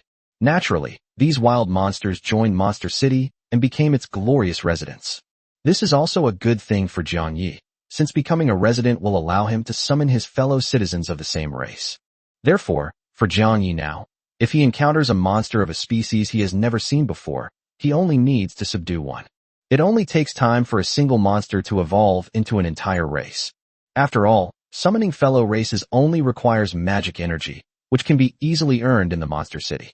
Therefore, each different race of monster is a new type of soldier for Jiang Yi. That's why Jiang Yi is so keen on recruiting new monsters. Of course, he will also recruit monsters that already exist in the Monster City. After all, the monsters were actually quite cute in Jiang Yi's eyes. They all liked to rub against Jiang Yi and ask for hugs. Although Jiang Yi felt like he was being stared at by two dissatisfied eyes every time he touched the monsters, he still enjoyed it. So Jiang Yi couldn't understand why the humans in this other world were so afraid of monsters. They seemed to see monsters as if they were facing a raging flood or a ferocious beast, and they couldn't even run away in time. Along the way, in addition to all sorts of monsters, Jiang Yi also encountered many humans in the wild. Among those people were adventurer teams on missions, wandering bards, and many mercenary groups and caravans. When these people saw the enormous white giant in the wild, without exception, they all showed extreme fear, and they all ran away for their lives in a panic. Even though both Da Bai and Xiao Lai kept their auras contained and did not emit any magical fluctuations, they did not show any hostility. Even so, when these people see the giant white creature from a great distance, they still scream in fear and run away. As a result, during the 2 days of travel, Jiang Yi did not have any dealings with adventurers even once. After all, given the enormous size of the great white when it was traveling, anyone who saw it would have long since disappeared. So how could Jiang Yi possibly have gotten close to it? After Big White scared away another adventurer team, Jiang Yi couldn't help but complain. Big White, are you really that scary? How many groups of people have you scared away now? Before Da Bai could reply, Jiang Yi saw the message Xiao Lai had sent first. Xiao Lai, maybe they were scared away by the Lord's domineering aura. Upon hearing Jiang Yi's words from above, Da Bai rolled his eyes. Big White, human, you don't actually think all monsters are as easy to talk to as I am, do you? Da Bai, other overlord monsters are known for massacring villages and destroying cities at the drop of a hat. Even ordinary monsters frequently attack humans in the wild. It would be strange if humans didn't run away when they encountered them. After reading the message from Da Bai Fa, Jiang Yi recalled the wild monsters he had encountered along the way. That doesn't seem right. All the monsters I've encountered along the way seem pretty cute and docile. Besides, the local lord and the old farmer we encountered at the beginning weren't this afraid of you, were they? These adventurers can't possibly be less courageous than the old farmer, can they? After hearing Jiang Yi's words, Da Bai was speechless. Just as he was about to retort, he sensed a magical fluctuation not far away. Big White, over there. It seems there are a lot of tier 2 and 3 humans attacking each other. Baymax, human, shall we go check this out? Upon seeing the message from Da Bai, Jiang Yi stroked his chin. Since we're already here, let's go take a look. Chapter 114, Mercenary Group. Upon hearing Jiang Yi's words, Da Bai no longer hesitated and headed towards the source of the magical fluctuations. From the top of the white-haired man's head, Jiang Yi looked down and quickly saw the scene in the distance. Not far away in an open space, a dozen fierce-looking bandits were surrounding a small caravan. The small caravan was surrounded by 5 warriors in light armor, clearly mercenaries escorting the caravan. At this moment, the leader of the bandits was shouting, and his voice was so loud that even Jiang Yi, who was far away, could hear it. Hey, mercenary leader, I don't think we need to fight each other, don't you think? Pointing to the trembling, obese merchant and the horse pulling the cart behind the mercenary, the bandit licked his lips. You're just an employee. As long as you leave the goods and people behind, my brother and I will pretend we never saw you. How about that? As soon as he finished speaking, the other bandits surrounding him echoed his sentiments. Yeah, we're all just trying to make a living. Why fight and kill each other? The boss is right. As long as you leave the goods and the merchant behind, we'll let you go. Upon hearing the bandit's words, the pot-bellied merchant who was being protected in the center immediately became anxious. Looking at the mercenary with a scar on his face, the pot-bellied merchant hurriedly said, Captain White Wolf. Don't listen to him. You stay here, and I'll pay you double, no? Triple the commission.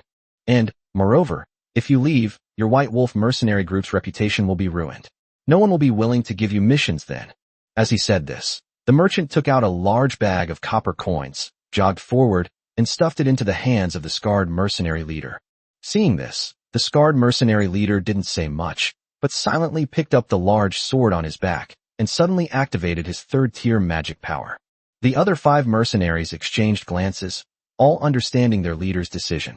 With bows and arrows firmly in hand and large shields raised, the 6-member White Wolf mercenary group unleashed a surge of second-tier magic power, ready for battle. The bandits surrounding him sneered, their eyes turning fierce as they looked at the mercenary leader. If you won't listen to reason, you'll have to suffer the consequences. Brothers, follow me. As soon as he finished speaking, the leading bandit unleashed his third-tier magic power at full force, then charged forward with his machete. Meanwhile, the remaining bandits also unleashed first and second-tier magical energy fluctuations, charging towards the 5 scattered mercenaries. A powerful surge of magical energy erupted around the caravan, and the 2 sides immediately clashed. With their numerical advantage, the bandits easily gained the upper hand. At this moment, each of the 5 mercenaries had to deal with 2 or even 3 bandits at the same time. If it weren't for the fact that each of these 5 mercenaries was a seasoned veteran and their teamwork was superb, they really wouldn't have been able to withstand so many bandits. Meanwhile, the scarred mercenary leader was fighting 5 bandits, all by himself. With a single slash, he repelled the charging third-tier bandit. Facing the attacks of the remaining 4 bandits, the mercenary leader's surroundings surged with magical energy. The next second, a huge fire suddenly broke out in front of the mercenary leader, burning back the 4 bandits who had attacked. Seeing this, the mercenary leader broke through the encirclement without hesitation and continued to slash at the bandit leader with his knife. The moment the mercenary leader swung his sword, the fire burning on the ground suddenly rose into the air and then rushed towards the sword. The broadsword was instantly engulfed in flames, and the next second it was about to strike the bandit leader. Seeing that he was about to be killed, the bandit leader did not panic, but instead sneered. The flaming longsword struck the bandit leader directly, but the mercenary captain felt as if he hadn't hit anything substantial. It was as if he had struck thin air. Just as he was stunned, the body of the bandit leader who had been slashed suddenly became blurry, and the next second he turned into a water person. Upon seeing the water figure, the battle-hardened mercenary leader instantly realized that he had not struck a real person, but a clone.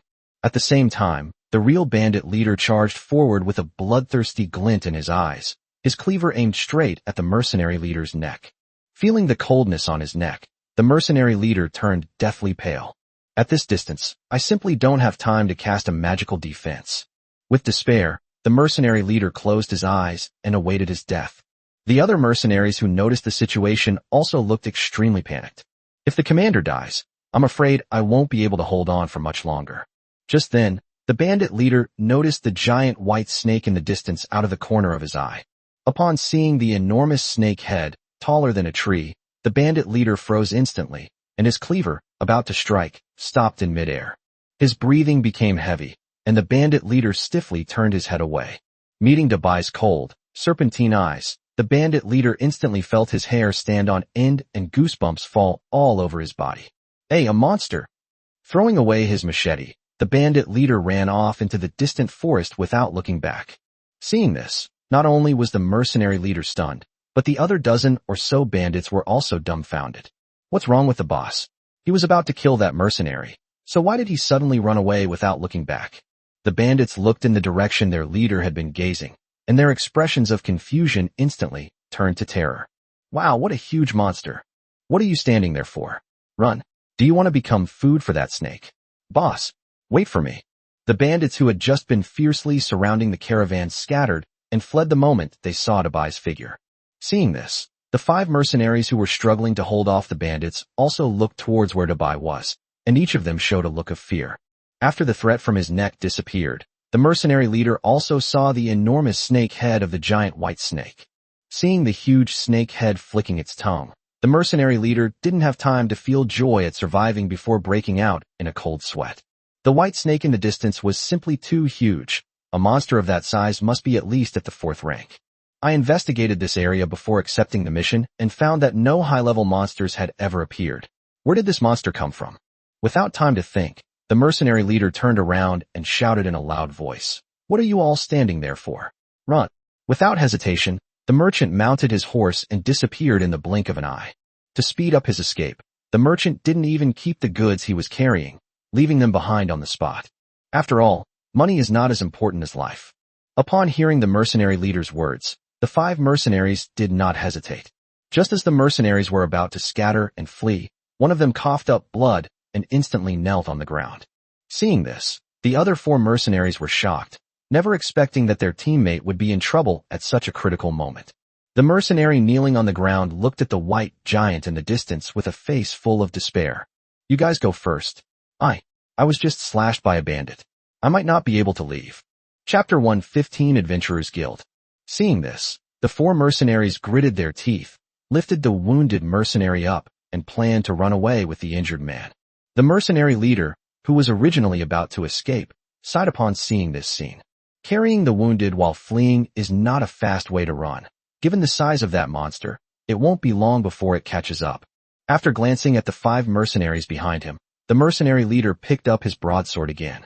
Faced with the approaching giant serpent, the mercenary leader had made his decision. The mercenaries, seeing their leader standing in front of them, realized something, and their eyes immediately filled with tears. "Commander, no need for further words. You all go quickly. I'll cover your retreat." Just then, Jiang Yi poked his head out from the snake's head. Jiang Yi was momentarily stunned as he watched the mercenary wiping away tears in the distance. Was she scared to tears by Baymax? Even Baymax started to doubt himself. Could it be that he was really too scary? After all, scaring someone away can be explained by the person being afraid of monsters. But this person was so frightened that they cried, so it can't be explained by their fear of monsters. Just as Bai was having doubts, the mercenary leader, who was determined to die to buy time for his team, was stunned. The mercenary leader's eyes widened as he stared at the human figure on the giant snake's head. "Wait, Vince, Alice, don't run. This giant snake is not a wild monster. It belongs to a beastmaster." Upon hearing this, not only were the mercenaries who were about to carry the wounded away stunned, but even Jiang Yi, who was in the distance, was taken aback. The mercenaries looked up and saw a black-haired boy with a slime on his head standing on top of the giant white snake's head. Seeing this, the mercenaries breathed a sigh of relief. Fortunately, it was a monster controlled by a beastmaster. If it had been a wild monster, the group, including an injured person, might not have been able to escape. Even with a Tier 3 commander covering the rear, it wouldn't work. After all, the giant snake was simply too big. Even if you couldn't sense the magical energy fluctuations it emitted, its enormous size guaranteed it to be at least a 4th-tier magical creature. The guild leader was fighting a 4th-tier monster all by himself, and the time he could buy was extremely limited. It was almost impossible for him to hold out until the others could escape. If it's a 5th-tier monster, needless to say, the guild leader might not even last a second before being instantly killed. 6th-tier monsters were not within the mercenaries' consideration. After all, if a 2nd or 3rd-tier human is targeted by a 6th-tier monster, the monster's magical energy fluctuations alone could crush the human into a pulp. Once you reach the 6th-tier monster level, it's no longer a question of whether you can escape, but whether you can leave with a complete corpse. Thinking this, the mercenaries' expressions towards Jiang Yi changed to one of admiration. After all, someone who can tame a high-level monster like the contract monster must be incredibly powerful. Under the admiring gazes of the mercenaries, Big White's figure rapidly shrank and quickly disappeared from their sight. Soon after, a black-haired boy with a slime on his head and a white snake wrapped around his hand walked over from a distance. Jiang Ye's reason for contacting the mercenary group was simply to gather information about humanity in this world. After all, Jiang Yi currently knows very little about the native humans of this other world. The only thing he knows is that, apart from being able to use magic, the humans in this world seem to be no different from those in the Western Middle Ages. As Jiang Yi approached, the mercenaries began to sense his magical energy fluctuations, wanting to know his rank. It wouldn't have mattered if they hadn't sensed it, but once they did, the mercenaries were terrified. The black-haired boy who walked towards him did not emanate any magical energy, nor did he feel any pressure from him. Only the slime on its head and the white snake on its shoulder exude a suffocating sense of oppression. Seeing this, the mercenaries were momentarily incredulous. The boy who made a contract with two such imposing monsters is actually just an ordinary person? Thinking this, the five mercenaries looked at Jiang Yi with increasing curiosity. Of course, it was just curiosity. After all, how could someone who can contract two such powerful monsters be just an ordinary boy? Even if he really isn't even at the first level, he must have other extraordinary abilities. Thinking this, the mercenaries exchanged glances with their leader, and their gazes toward Jiang Yi also changed. Sheathing his broadsword, the mercenary leader wore a fawning smile and strode towards Jiang Yi. Thank you for your help. If it weren't for you, we might not have made it out of this forest today. Just as the mercenary leader was about to step forward and pat Jiang Yi on the shoulder in a hearty manner, he was glared at by and forced to turn back. Awkwardly withdrawing his hand, the mercenary leader chuckled awkwardly. Haha, look at my memory. I forgot to introduce myself. Patting the wolf-shaped badge on his chest, the mercenary leader smiled and said, I am the leader of the White Wolf Mercenary Group, a level 3 mercenary group of the Mercenary Guild. You can just call me Dis, little brother. Listening to Dis's narration, Jiang Yi looked at the wolf-shaped badge on his chest and raised an eyebrow. Mercenary Guild? Probably some kind of local organization from another world. After careful consideration, Jiang Yi decided to use the title the Lord had used to address him in the village when he introduced himself. Otherwise, Jiang Yi really didn't know how to introduce himself. He couldn't just say that he was a transmigrator from another world, could he?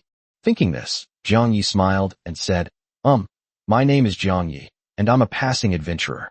Upon hearing Jiang Ye's words, Dis looked at Jiang Ye's chest. After confirming that he didn't see a badge on Jiang Ye's chest, Dis was slightly puzzled. Hey, young man, you haven't joined the Adventurers Guild yet, have you? I remember the Adventurers Guild requires adventurers to wear badges, right? I haven't seen you wearing one. Jiang Yi frowned after hearing what Dis said. Adventurers Guild?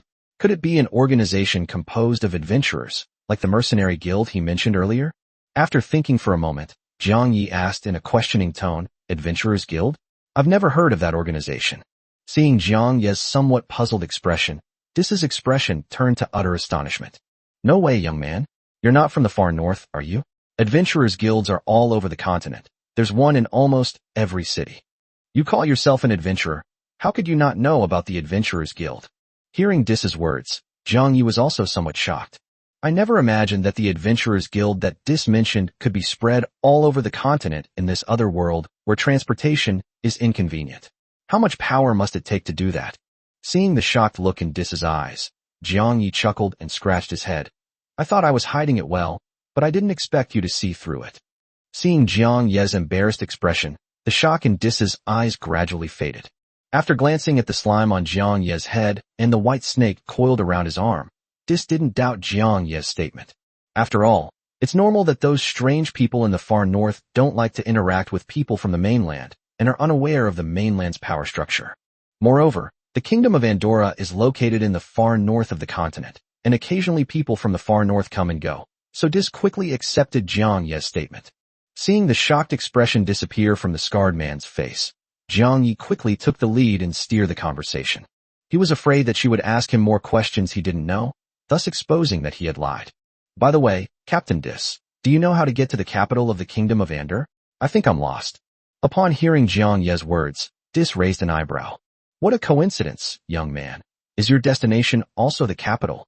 Chapter 116, Paying Out of His Own Money. A confident smile appeared on his face, and Dis patted his chest, saying loudly, Don't worry, little brother, I know this place very well. Ahem, what I mean is, young man, do you need me to lead the way? Young man, you don't even know about the Adventurers Guild, so you've probably never been to a big city like the royal capital before, right? How about I show you around sometime? Looking at the grinning black-haired boy in front of him, Dis's mind raced.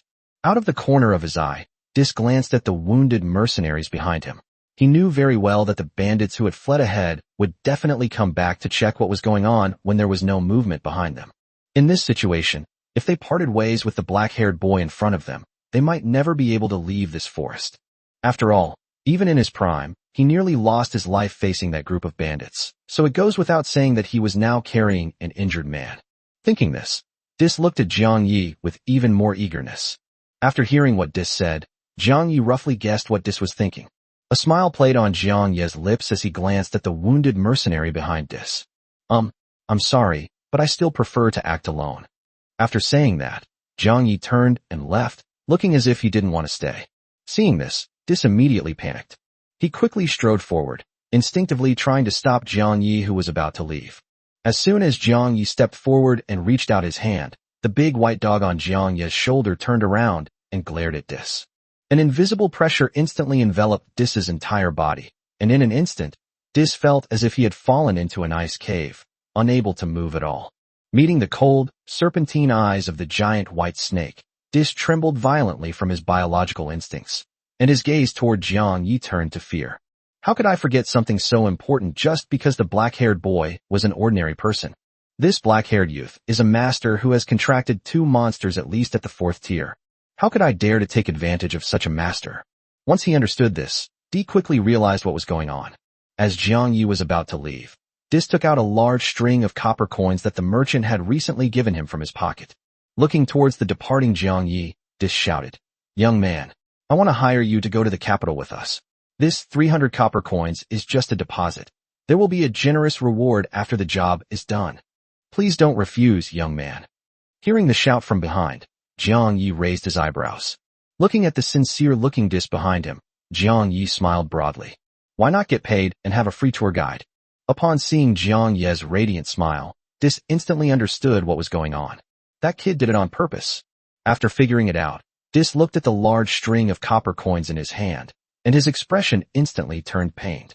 That's 300 copper coins. That's 3 months' worth of daily expenses for the White Wolf mercenary group. As he watched the black-haired boy walk towards him, Dis never imagined that he would one day be paying out of his own pocket to be a tour guide. I've been a tour guide before, but those were always paid tours. Each tour cost at least 10 copper coins. This time, not only did he not get any copper coins, he even had to pay out of his own pocket. Not only did he have to pay out of pocket, but he also had to pay out of pocket the equivalent of 30 times the money he would have earned as a tour guide. If they give the money, the White Wolf mercenary group will have worked for nothing all week. But they had no choice. If they didn't pay, they would surely die in this forest. Thinking this, Dis felt like crying but had no tears left to shed. The mercenaries behind him were heartbroken to see this, and they all looked at the copper coins in Dis's hand with great reluctance. He walked up to Dis and accepted the copper coin under the pained gazes of Dis and the mercenaries. Jiang Yi casually tossed the copper coin into his system inventory and said, "Since you've said so, uncle, I certainly can't refuse." Upon hearing Jiang Yi's words, Dis did not reply. Instead, he stared in utter shock at the large string of copper coins that had vanished from Jiang Yi's hand. Could this method of making objects disappear into thin air be the legendary spatial storage bag? Thinking this, Dis's gaze towards Jiang Yi instantly changed. Spatial storage bags are extremely rare among nobles. Those who possess one are at least marquises. And this black-haired, black-eyed boy actually has a spatial storage bag. Smacking his lips, Dis looked at Jiang Yi with envy. That's a spatial storage bag. Something so many people dream of. Even if you don't use it yourself, you could give it to a nobleman and maybe even get a baron or viscount title. Shaking his head to dismiss the unrealistic thoughts in his mind, Dis smiled at Jiang Yi, then walked over to the injured mercenary. Seeing the bleeding wound, Dis was about to ask if it was serious when the bandits who had previously scattered and fled regrouped. After one of the bandits discovered that none of the mercenaries were dead and the monsters had disappeared, the bandits secretly approached again. Looking at the mercenaries gathered in the distance, one of the bandits said to the bandit leader, "Boss, it seems that the giant snake has really disappeared." As soon as he finished speaking, the other bandits chimed in. "That's right, boss. What are we hesitating for? Let's go up and kill those mercenaries, and the goods will be ours." "Boss, those mercenaries are still resting. This is a great opportunity for us to launch a surprise attack." Hearing his underlings urging him on, the bandit leader was momentarily undecided.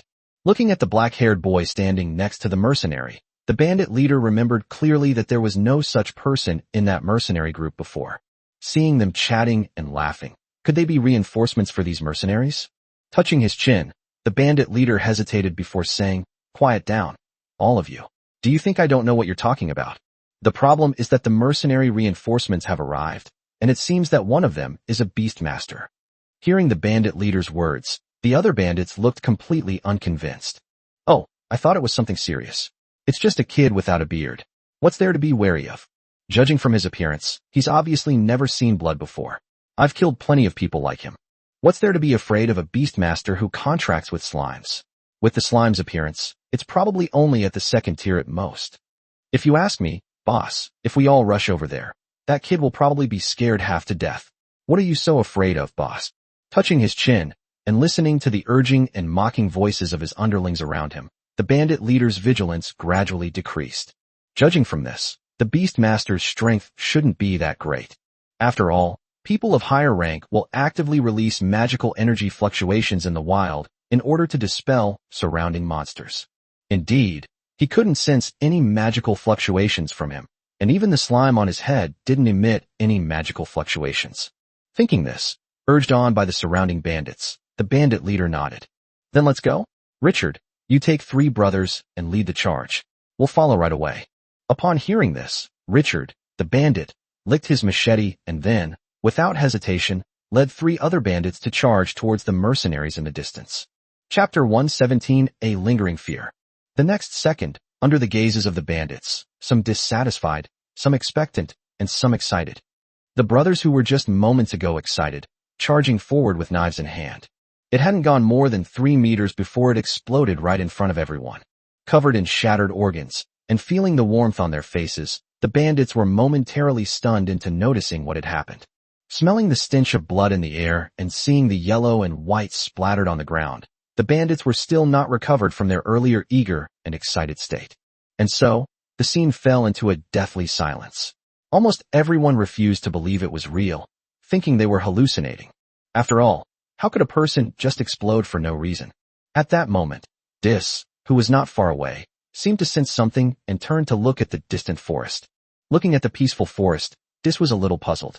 He had just sensed a very strong magical fluctuation there, so why was there no movement at all?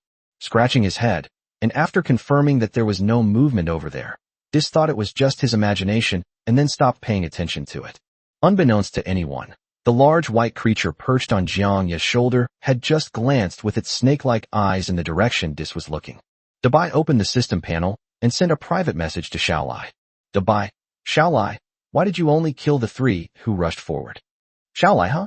Because I only sensed killing intent from those 3 people. Big White, those humans are in cahoots, they're the enemy. Remember to kill them all next time. Xiaolai, okay, I got it. At the same time, the bandit leader squeezed the lung slices stuck to his hand. After confirming that it was not a hallucination but reality, the bandit leader was instantly stunned. What's going on here? Turning his head to look at where the mercenaries were, and seeing the black-haired boy in the distance, the bandit leader's eyes filled with boundless fear. Driven by the instinct for survival, he suddenly stood up, just as he was about to turn and run away. The next second, the bandit leader, just like the bandits before him, burst into existence like fireworks. Unlike the bandits charging ahead, the bandit leader was surrounded by other bandits. The explosion, with its scattered fragments of flesh and blood, immediately jolted the remaining bandits awake. The bandits, realizing what was happening, were about to scream and run away when they were suddenly thrown into chaos. Suddenly, a fireworks display made of flesh and blood began in the woods not far from Jiang Yi and his group. More than a dozen fireworks burst open in the woods, scattering countless red and yellow sparks onto the surrounding trees. Next year, the trees here will probably grow even more lush and taller than the others. These frequent fluctuations did catch Dis's attention. After all, one instance could be attributed to an illusion, but this has happened more than 10 times in a row, so it's definitely not an illusion. Thinking this, Dis said to Jiang Yi, "Little brother, I think something's wrong over there. I'll go take a look. Wait for me." After saying that, Dis instructed the 4 mercenaries to protect Jiang Ye's safety in front of Jiang Yi. Of course, Jiang Yi didn't need the mercenaries' protection. Dis was just trying to gain favor with Jiang Yi. Drawing his greatsword, Dis quickly walked toward the place emitting frequent and intense magical fluctuations. Then, Dis saw a scene that sent chills down his spine and made his body go cold. Countless pieces of broken organs were splattered on the trees, yellow, white, black, and red, like a painting blurred together on the trees. Several pieces of internal organs hung on the tree branches, and even the lawn on the ground was stained red with a large amount of blood. Upon seeing this, Dis's face turned deathly pale. Looking at the machetes scattered on the ground, it wasn't hard for Dis to guess who was responsible for the mess. Stiffly turning his head, Dis looked back in the direction he had come from. Dis's gaze seemed to transcend space, landing directly on Jiang Yi. His scalp tingled instantly, and every hair on his body stood on end. Dis finally realized what kind of being he had encountered. Looking at the scattered pieces of flesh and blood, Dis never expected that Jiang Yi's two monsters were actually 6th-tier monsters. 6th-tier monsters, each one can be described as a true beast-shaped natural disaster, any one of which can easily destroy a city. In the borderlands of small countries, the appearance of a 6th-tier monster always causes a bloodbath. If the perpetrator is tyrannical and enjoys cannibalism and massacring entire cities, it would be an even greater catastrophe for ordinary people. The appearance of such monsters usually requires at least a marquee-level figure to suppress them with a large army. And this terrifying being of this level actually possessed two of them. Its strength might even be more than the 6th rank. After all, ordinary 6th-tier monsters can only crush 3rd-tier people with their magic power fluctuations, not blow them to pieces. Thinking this way, Dis also began to doubt whether Jiang Yi was a beastmaster. After all, beastmasters rely on soul contracts to form contracts with monsters. While soul contracts can severely injure 6th or even 7th-tier monsters, their effects are not fatal. Most monsters are unwilling to be enslaved, and if the only consequence of breaking the soul contract is injury, almost all monsters will unilaterally break the soul contract. In other words, the boy's soul contract was useless against his two demons, or perhaps the soul contract was completely useless at all. Those two high-level demons followed that boy who wasn't even a first-level demon willingly. The thought of trying to take advantage of such an important person, even calling him little brother repeatedly, made Dis break out in a cold sweat, and a wave of fear washed over him. Looking at the mess on the ground, Dis felt a chill run down his spine, as if he had just brushed past death. Taking a deep breath to calm himself, Dis put the greatsword back into its sheath on his back. Forcing himself to calm down, Dis pretended nothing had happened and walked back the way he came. Although his expression seemed normal, his bloodless pale skin, the taut muscles on his face, and the cold sweat all over his body indicated that Dis had seen something extraordinary. Seeing this, the 5 mercenaries were a little puzzled, wondering why their leader was fine when he left, but was like this when he returned. Even Jiang Yi felt a little strange looking at Daisai now, not understanding what had happened. Seeing the tense Dis, Jiang Yi asked, "What's wrong? Is there something over there?" Faced with Jiang Yi's question, Dis swallowed hard as he looked at little Lai on his head and Big White on his shoulder. Forcing a smile that looked more like a grimace, Dis said, It's nothing, young man. No, Mr. Jiang. Let's go. I'll lead the way." Jiang Yi was puzzled as he looked at Dis, who had become strange after returning. Seeing that he had already started leading the way, Jiang Yi didn't think much of it and followed him directly. Although the 5 mercenaries didn't know what had happened to their leader, they still helped the wounded man and followed. Chapter 118, The Mercenary Intelligence Network. And so, Jiang Yi embarked on his journey to the capital of Andorra. Aside from the somewhat strange behavior of Dis, who was leading the way, Jiang Yi got along fairly well with the other 5 mercenaries.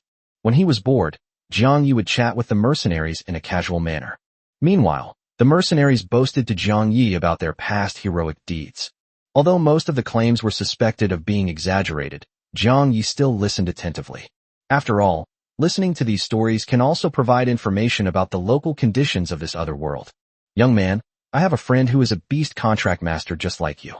The monster he contracts with is also very strong, a full 3rd tier. Beastmaster? What's that? Huh? Young man, you have 2 demonic creatures, you don't know what a beastmaster is, do you?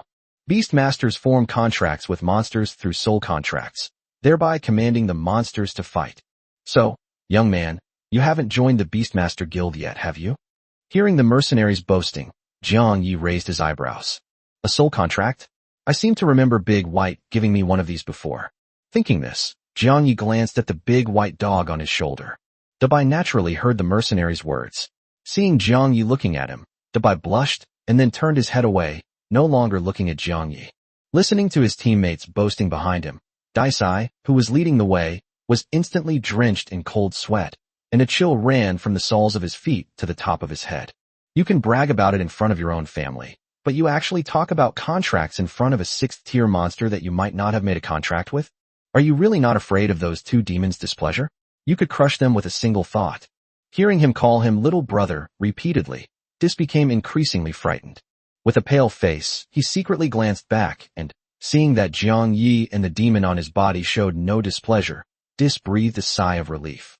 Just as Dis breathed a sigh of relief, the boastful mercenary behind him got more and more excited and then, quite naturally, put his hand on Jiang Ye's other shoulder. Seeing this, Dis soul, who had just breathed a sigh of relief, was almost scared out of his wits. My slightly relaxed mood instantly turned into a turbulent storm. Seeing the hand resting on Jiang Ye's shoulder, Dis's expression became incredibly interesting. He wanted to tell the mercenary to let go, but he felt it would be strange to say it directly. After much deliberation, Dis decided to pretend he hadn't seen anything and continue leading the way while silently praying. Jiang Yi didn't care about this.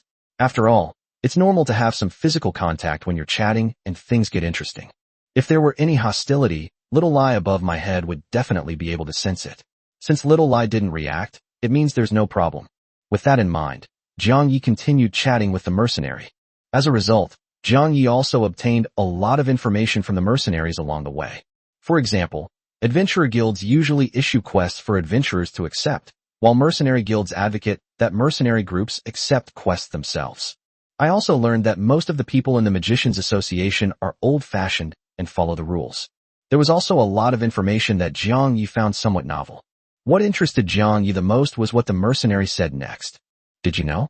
There's been some news circulating recently from the noble lords.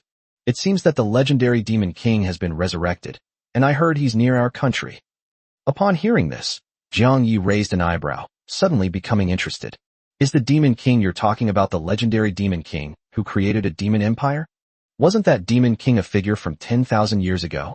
How could he be resurrected after being dead for 10,000 years? Seeing Jiang Ye's puzzled expression, the mercenary continued speaking animatedly. Hey, don't be so quick to doubt. It seems to be true. It seems to be news from the neighboring Roman Empire. I heard those noble lords are almost frantic with worry.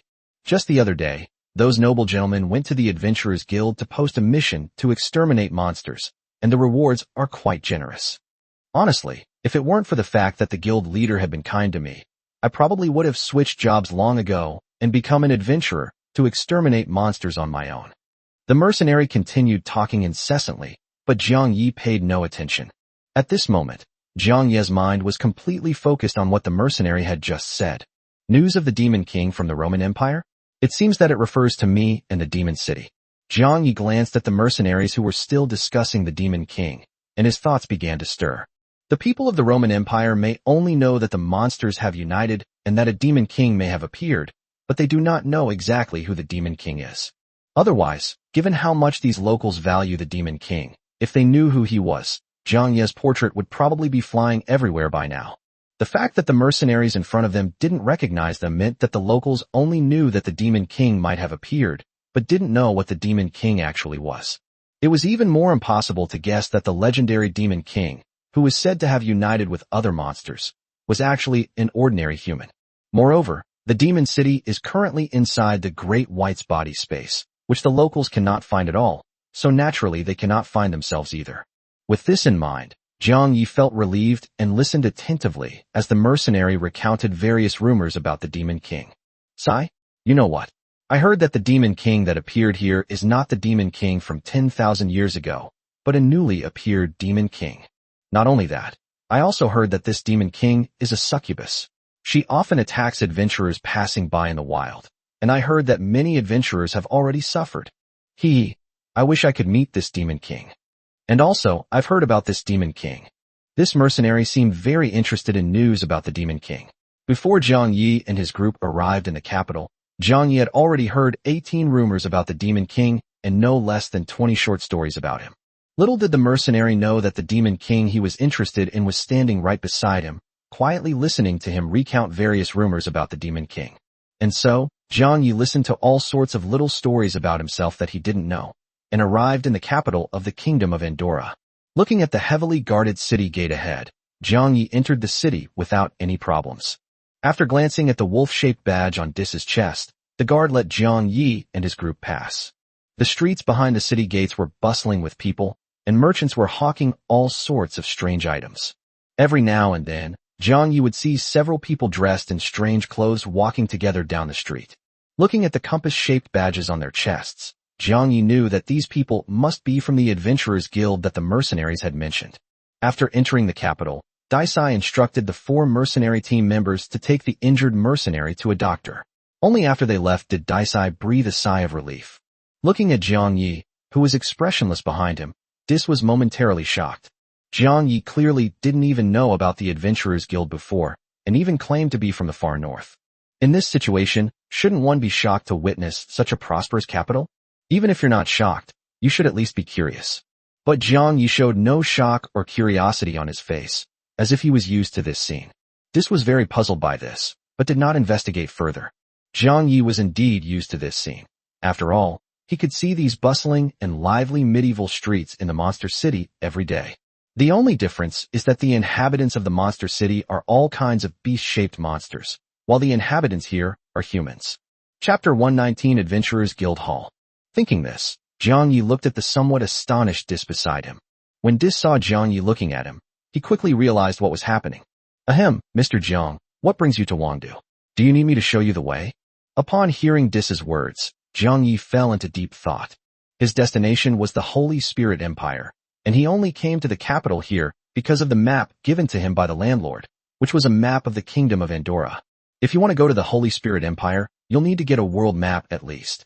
Thinking this, Jiang Yi looked at Dis and said, take me to the Adventurers Guild, I want to go and see it. Upon hearing Jiang Yi's words, Dis raised an eyebrow. Could it be that this powerful figure, who possesses 2 rank 6 monsters, intends to register as an adventurer at the Adventurers Guild? Thinking this, Dis nodded and then led Jiang Yi toward the location of the Adventurers Guild. Jiang Yi's desire to go to the Adventurers Guild was not to join the guild and become an adventurer. Jiang Yi simply wanted to get a world map from the Adventurers Guild. After all, according to those mercenaries, the Adventurers Guild is spread all over the continent. Surely they can't not even produce a world map? While I'm at it, I'll also go and see what exactly those nobles' quests about the Demon King are.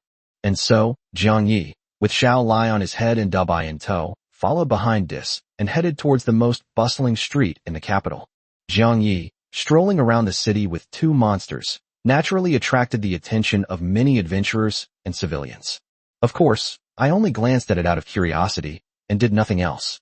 After all, while beastmasters are rare in the capital, they are not non-existent. If you frequently stroll around the capital, you'll often see several monsters following beastmasters. Therefore, when these people and adventurers see monsters in the city, they don't react much, since monsters appearing in the capital must have owners. And so, led by Dis, Jiang Yi arrived at the bustling Adventurers Guild. Watching the many people coming and going from the Adventurers Guild, Dis turned around. Mr. Jiang, this is the Adventurers Guild. After saying this, Dis thought of something and took out a small bottle containing white medicine from his body. Item name, Monster Recovery Potion. Item tier, Silver. Item description, a potion jointly created by the Alchemist Guild and the Beastmaster Guild. When consumed by monsters, it increases the speed of wound healing and temporarily boosts their strength. However, it may cause confusion or loss of mental clarity as a side effect. For most Beastmasters, this side effect is likely the primary concern. Dis scratched his head awkwardly after glancing at Xiao Lai and Dabai on Jiang Yi's head. Mr. Jiang, this is the generous reward I mentioned to you outside.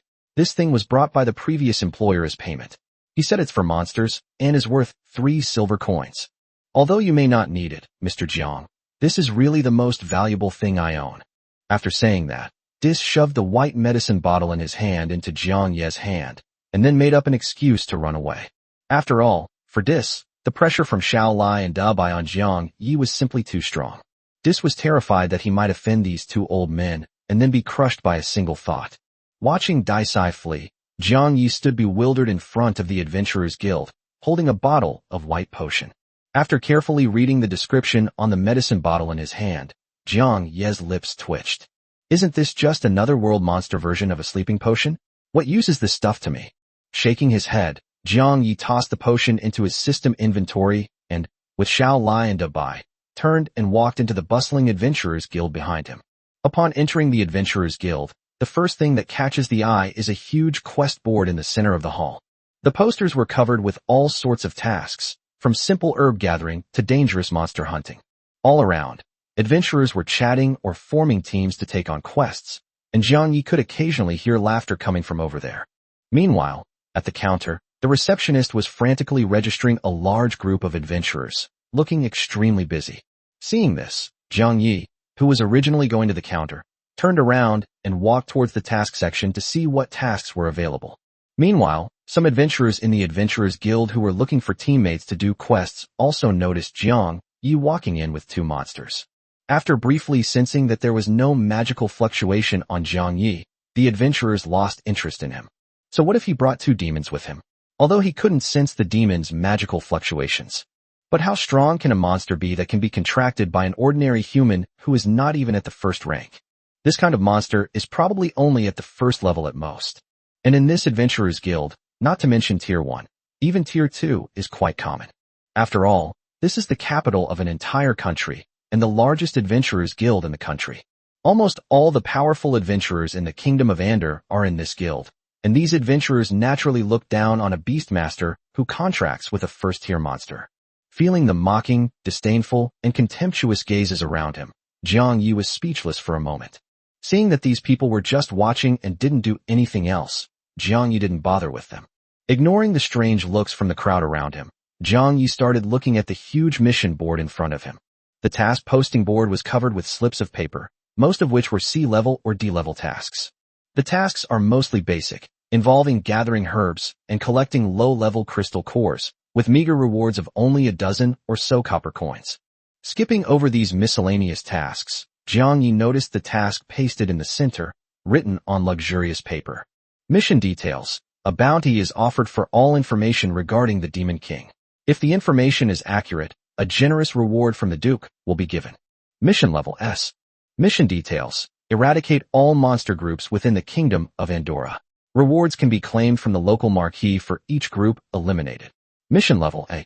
Just then, a bright light suddenly emanated from the center of the adventure hall behind Jiang Yi. A blue and white magic circle gradually appeared in the center of the hall, followed by a strong fifth-order fluctuation. Upon seeing this, the person in the center of the hall quickly moved to the side, then looked at the center of the magic circle with admiration. Such a commotion naturally attracted Jiang Yi's attention. Looking at the huge blue and white magic circle behind him, Jiang Yi was also a little curious. I don't understand why such a cool magic circle would appear in the Adventurers Guild Hall. Chapter 120. This is putting me in a difficult position. Seeing the adventurers around him looking at the magic circle with an admiring gaze, Jiang Yi raised an eyebrow. Jiang Yi nudged an adventurer standing next to him with his elbow and asked, "Brother, what's that glowing magic circle in the middle of the hall? Why is everyone staring at the magic circle like that? Does it have some kind of magical effect?" Disturbed by Jiang Yi, the adventurer, who had been looking on with admiration, instantly became displeased. Upon realizing that Jiang Yi wasn't even at the first rank yet, the adventurer felt a surge of impatience in addition to his dissatisfaction. With a pursed lip, the adventurer was about to turn away and ignore Jiang Yi. Just then, the adventurer suddenly felt two pairs of dangerous eyes staring at him, his scalp tingling instantly and goosebumps falling all over his body. As if realizing something, the adventurer suddenly reacted. Looking at the harmless black-haired boy beside him, the adventurer swallowed hard and then began to explain. You mean that magic circle in front? That's a teleportation array that only the Adventurers Guild in the Royal Capital has access to, and only level 4 adventurers can use it. That's why everyone looks at the teleportation array like that, because only powerful adventurers can use it. Hearing the adventurer's explanation, Jiang Yi's eyes lit up instantly. A teleportation array? Could it be the kind of teleportation array that allows people to travel between different nodes? If I could use this, I wouldn't even need to look for a world map, or even travel far. I could teleport directly to the Holy Spirit Empire. Then find a region with abundant mana to settle down in, and you can just lie back and develop your character while waiting for taxes to come in. Thinking this, Jiang Yi quickly asked, "Can this teleportation array teleport me to the Holy Spirit Empire?" Upon hearing this, a strange look appeared in the adventurer's eyes. Of course you can. The Adventurers Guild headquarters is in the Holy Spirit Empire. You didn't even know that. Jiang Yi gave an awkward laugh and didn't reply. Instead, he turned to look at the magic circle in front of him where the light had dissipated. As the intense light gradually faded, 3 tall figures suddenly appeared on the magic circle in the Adventurers Guild Hall. Of the 3 people who appeared, one was wearing a wizard's hat and a purple robe, dressed like a mage, and the other was dressed similarly, but in the classic ranger outfit. The leader was a lightly armored warrior who looked heroic and extraordinary. the fifth-tier magic power fluctuations were emanating from him. The moment the soldier appeared in the hall, the temperature in the hall dropped several degrees. It wasn't for any other reason than the large bag the soldier was carrying. Feeling the chill emanating from it, Jiang Ye's lips twitched. Could it be that there's a bag of ice inside? After appearing, the three ignored the respectful or admiring gazes around them and headed straight for the second floor of the Adventurers Guild with the large bag of items. Seeing that the teleportation array could indeed teleport long distances, Jiang Ye's lips curled up slightly. After glancing at the guild hall, which had returned to normal after the three adventurers left, Jiang Ye strode quickly toward the counter. Looking at the receptionist busy registering and distributing mission rewards to other adventurers, Jiang Ye squeezed forward and asked, "Excuse me, is this where I register to become an adventurer?" Upon hearing this, the busy receptionist glanced at Jiang Ye, who was asking the question, out of the corner of her eye. Seeing that Jiang Ye didn't have an adventurer's badge on his chest, the receptionist roughly guessed what Jiang Ye wanted to do. In the midst of his busy schedule, he took a badge from the counter drawer and then simply tossed it to Jiang Ye. Then, speaking very quickly, he said, "It costs 2 copper coins to stay overnight. If you want to take the quest, go to the board over there and pick it up. After you finish, give me the quest sheet and the items. Ask the other adventurers over there yourself, and don't block the way for the people coming later." Jiang Ye was stunned when he caught the badge that was thrown to him. He hadn't expected that becoming an adventurer would be so easy.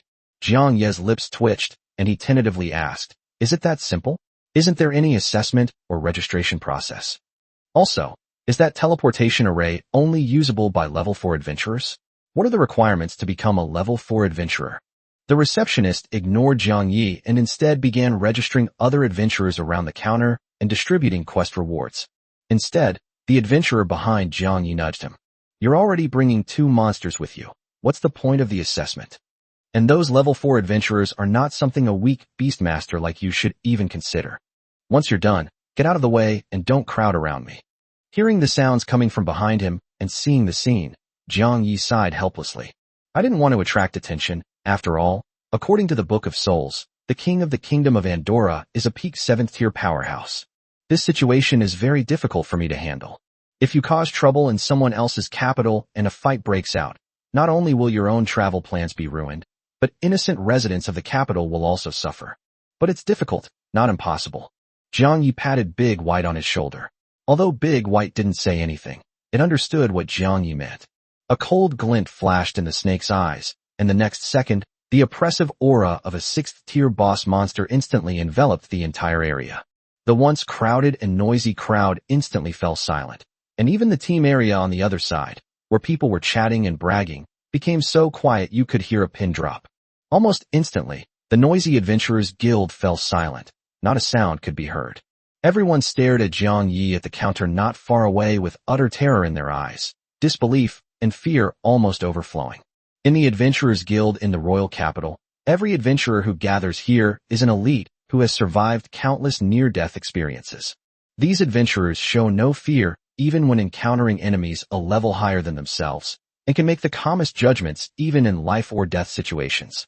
Even such an adventurer, after feeling the deadly pressure from Big White, they were all sweating profusely, their legs trembling, and even the magic power within their bodies began to involuntarily become disordered.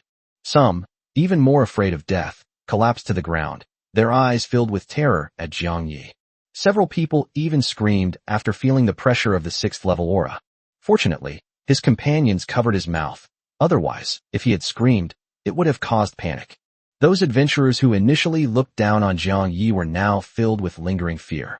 Unexpectedly, that boy, who wasn't even at the 1st rank, was accompanied by a 6th-rank demon. He actually thought that the monster he had contracted was only a 1st-tier monster at most, and even wanted to mock it. Thinking of this, those who had been staring at Jiang Ye with strange looks broke out in a cold sweat, their fear reaching its peak. Fortunately, I didn't have the foresight to jump out and mock them, otherwise I would probably be dead by now. The person who had just asked Jiang Ye to step aside after finishing his business was now completely out of it, not even realizing what had happened. What? I just made a powerful expert who had a contract with a 6th-tier demon finish his business and step aside? Really? Am I that brave? Jiang Ye, who was being feared by everyone in the guild, looked at the stunned counter lady in front of him. "So, can you prioritize dealing with my problem now?" Chapter 121 Survival. Upon hearing Jiang Ye's voice, the pale-faced counter-clerk snapped out of her daze. Looking at the black-haired boy with the slime on his head, the saleswoman's lips trembled slightly before she began to speak in a shaky voice. I'm sorry, sir. Only level 4 adventurers can use our teleportation array. A level 4 adventurer needs to complete at least one A-rank quest. Seeing the counter staff so frightened yet still insisting on the rules, Jiang Yi frowned in disbelief. Seeing Jiang Yi frown, the saleswoman quickly realized she had said the wrong thing. Trembling, she hurriedly waved her hand, and the counter lady panicked instantly. Fearing that Jiang Yi might become dissatisfied at any moment and have his monsters crush him to death, he was afraid that Jiang Yi would become displeased and crush him to death. Mr. Jiang, I didn't mean that. It said, only the guild leader and vice leader know how to operate the teleportation array. Today, neither our guild leader nor vice leader is here, so. Hearing this, Jiang Yi frowned even more deeply. Just as Jiang Yi was about to ask another question, the 5th-tier light armor warrior who had gone up the stairs earlier came down. The overwhelming pressure from the giant white beast enveloped the entire adventurers guild, including the 5th-tier warrior on the 2nd floor. Looking at the black-haired boy in front of the counter not far away, and feeling the white snake emanating a 6th-level pressure from his shoulder, the lightly armored warrior broke out in a cold sweat. I thought that with the guild leader gone, I was the strongest fighter in the guild, but I never expected that a powerful player with a 6th-tier contracted monster would suddenly appear. Most importantly, this powerful figure seemed to harbor some dissatisfaction with the Adventurers Guild, to the point that he directly unleashed the oppressive aura of his monsters. The lightly armored warriors wouldn't have cared, since they had the ability, and it wasn't their business. But now he was within the range of its oppressive aura. If the receptionist doesn't handle things properly, we and others could very well be affected. Thinking this, a malicious glint flashed in the light armor warrior's eyes. This viciousness was not only directed at the front desk, but also at Jiang Yi, who had made Dubai release his oppressive aura. Damn it. Why is it that it doesn't cause trouble when I'm not around, but it starts causing trouble as soon as I arrive? Looking at Jiang Yi not far away, a plan emerged in the mind of the light armored warrior, and a glint of light flashed in his eyes as he looked at Jiang Yi. Stepping forward quickly, the lightly armored warrior looked at the black-haired boy who was staring at him with a puzzled expression and said rapidly, Beastmaster, do you want to use the teleportation array? Pointing to the golden compass badge on his chest, the lightly armored warrior said, I'm a level 4 adventurer. If you don't mind, how about I activate the teleportation array for you? Hearing what the approaching lightly armored warrior said, Jiang Yi raised an eyebrow. Didn't this young lady say that only the president and vice president know how to activate the teleportation array? What good is it if you're a level 4 adventurer? The lightly armored warrior gave a fake smile and then pointed to the mage wearing a great wizard's hat who was following behind him. This is our team's mage. He's skilled in many niche spells. Coincidentally, he had studied magic related to teleportation arrays before, so he could barely operate this teleportation array for ultra-long distance teleportation. Upon hearing this, Dubai glanced at him indifferently with his snake eyes, and then the oppressive aura that enveloped the entire Adventurers Guild suddenly dissipated. As the oppressive aura dissipated, the members of the Adventurers Guild began to breathe heavily, looking as if they had survived a disaster. Jiang Yi glanced at the lightly armored warrior from head to toe, a slight smile playing on his lips. In that case, I'll trouble you. Upon hearing this, the lightly armored warrior breathed a heavy sigh of relief, and his gaze toward Jiang Yi was no longer so fearful. The other adventurers looked at the lightly armored warriors as if they were saviors. Touching the golden badge on his chest, the lightly armored warrior introduced himself. Let me reintroduce myself. My name is Olino, and I am a level 4 adventurer from the Adventurers Guild. May I ask how I should address you? Hearing the polite inquiry from the person in front of him, Jiang Yi replied calmly, just call me Jiang Yi. With a smile, Olino looked at the 6th-tier white giant on Jiang Yi's shoulder, his eyes darting around in thought. As for the little lie on his head, Olino didn't pay much attention. After all, it's just a slime that looks like it can be found anywhere. These kinds of slimes are everywhere in the wild, so it's really not anything new. By the way, Your Excellency Jiang Yi, could you do me a favor? Here's the thing. I received a request for help from a town. They said a 6th-tier monster was frequently attacking the town and devouring civilians, but I couldn't deal with that 6th-tier monster by myself. If you have time, could you please team up with me to go and hunt it down? We'll split the spoils and mission rewards 30/70ths after the mission is accomplished, with me getting 30% and you getting 70%. Jiang Ye's lips twitched upon hearing this. I knew things wouldn't go that smoothly. Why would someone help me for no reason? They must have ulterior motives. After thinking it over, Jiang Yi decided to agree. After all, one is bound to be obligated to others for their help, and if one has already accepted their assistance, one cannot refuse even this small request, right? Moreover, the terms they offered weren't bad either, a 70-30 split, which even made Jiang Yi a little tempted. That's what they say, but the targets of their attacks are still monsters. As the creator of a city teeming with monsters, Jiang Yi felt it was a bit strange to go and fight other monsters when the city was full of them. Jiang Yi even thought of a very crucial question because of this. That's how Monster City treats the other monsters. Should we accept everything without question, or only accept monsters that are willing to follow the rules and refrain from indiscriminate killing?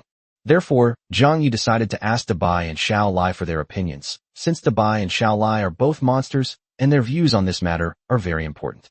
He then used his mind to send his concerns to Dabai and Xiao Lai via private message. To outsiders, it appeared that Jiang Yi was deep in thought about whether or not to agree to the request. Jiang Yi. So Dabai and Xiao Lai, what do you guys think? Xiao Lai. I will unconditionally support whatever decision the Lord makes. Big White. Although they are all monsters, monsters cannot be treated the same. Dabai. Those monsters that enjoy slaughtering and massacring cities are a threat not only to humans, but also to our monster city. After thinking for a moment, Baymax deleted, no matter what you do, I will support you, and re-edit, and send a message. Big White. That being said, you foolish, perverted human, you should make the decision yourself. Jiang Yi nodded upon seeing the message sent by Dabai. Without further hesitation, Jiang Yi immediately agreed to Olino's request. Seeing the black-haired boy agree, a sly glint flashed in Olino's eyes. Pointing to the teleportation array, Olino gestured for Jiang Yi to step inside. Without much hesitation, Jiang Yi casually tossed aside the adventurer's badge he had just received amidst the fearful gazes of the others in the Adventurers Guild, and then walked onto the teleportation array in the center of the hall. Olino and his two teammates then followed into the teleportation array. As the mage chanted, wisps of magic flowed into the teleportation array imprinted on the ground. Then, the previously dim teleportation array suddenly lit up with a bright light.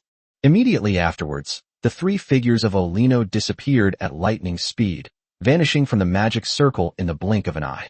Jiang Yi, however, stood perfectly fine in the center of the magic array, his figure unchanged.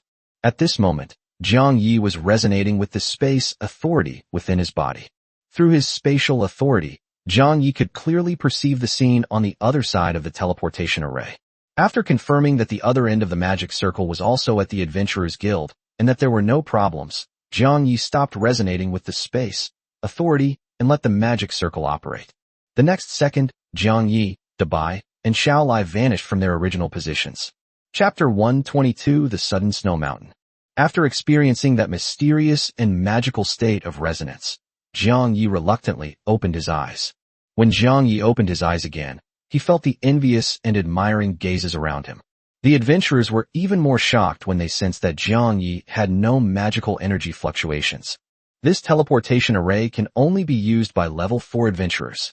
Could this boy, who isn't even a level 1 adventurer, be a level 4 adventurer? Just as the surrounding adventurers were shocked by Jiang Yi's rank, Jiang Yi looked around and saw that the layout of the guild hall area was different from before, and it was clearly an adventurer's guild in another city. Jiang Yi let out a breath and looked at Olino, who was smiling to the side. Which city's adventurer's guild are we in now? Hearing Jiang Yi's words, Olino smiled slightly. I walked up to the counter and took a world map from the clerk under her admiring gaze.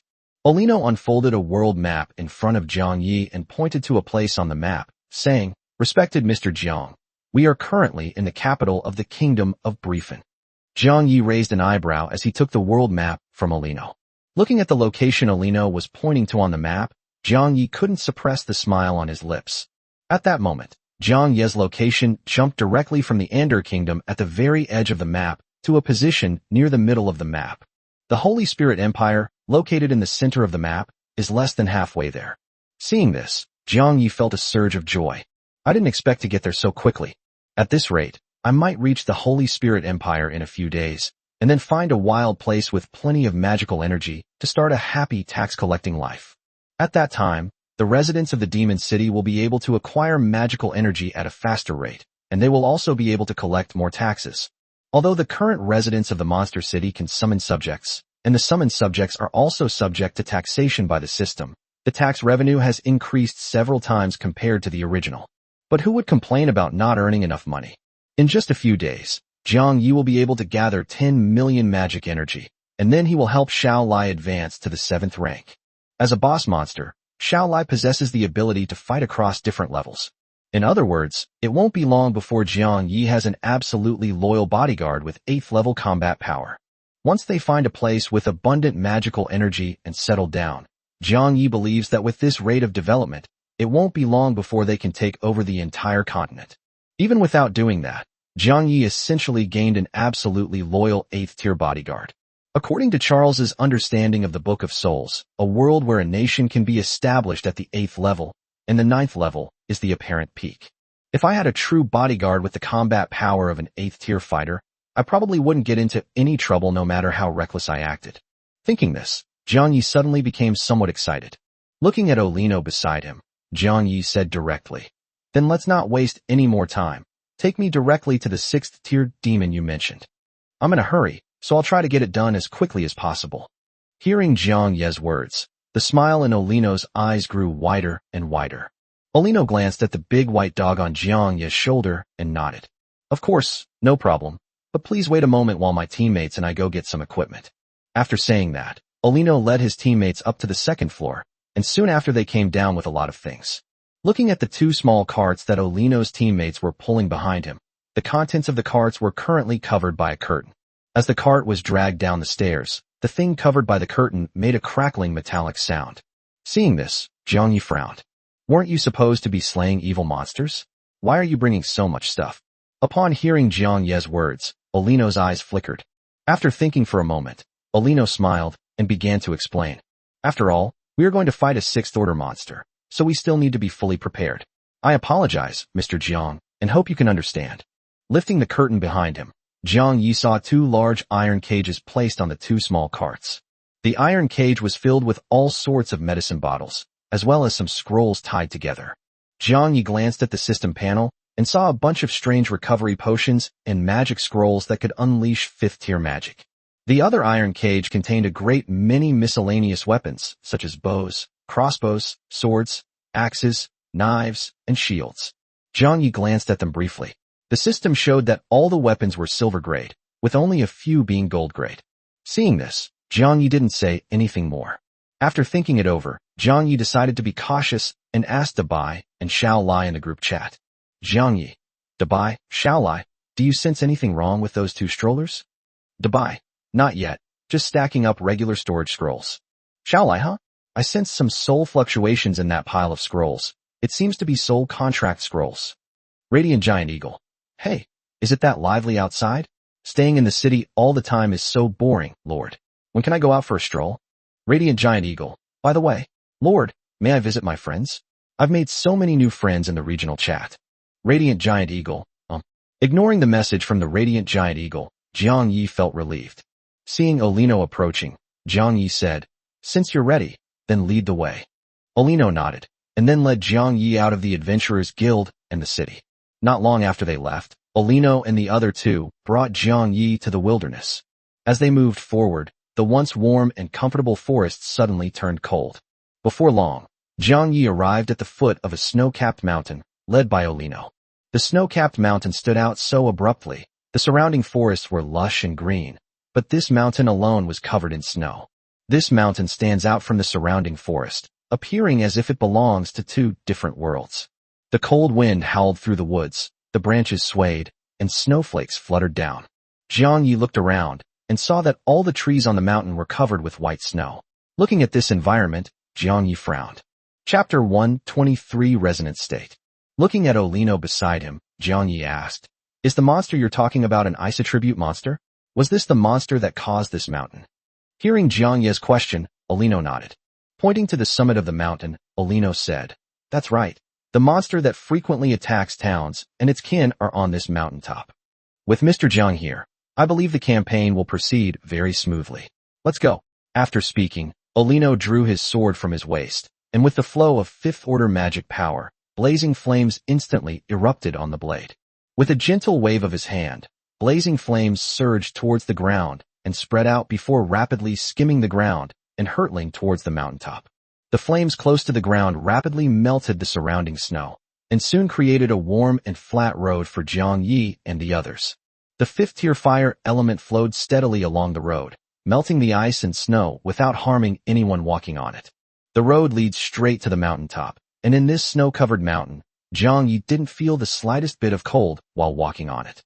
Seeing this, Jiang Yi was also somewhat shocked. Is this something a fifth-tier human can do? This level of precise control over magic is terrifying.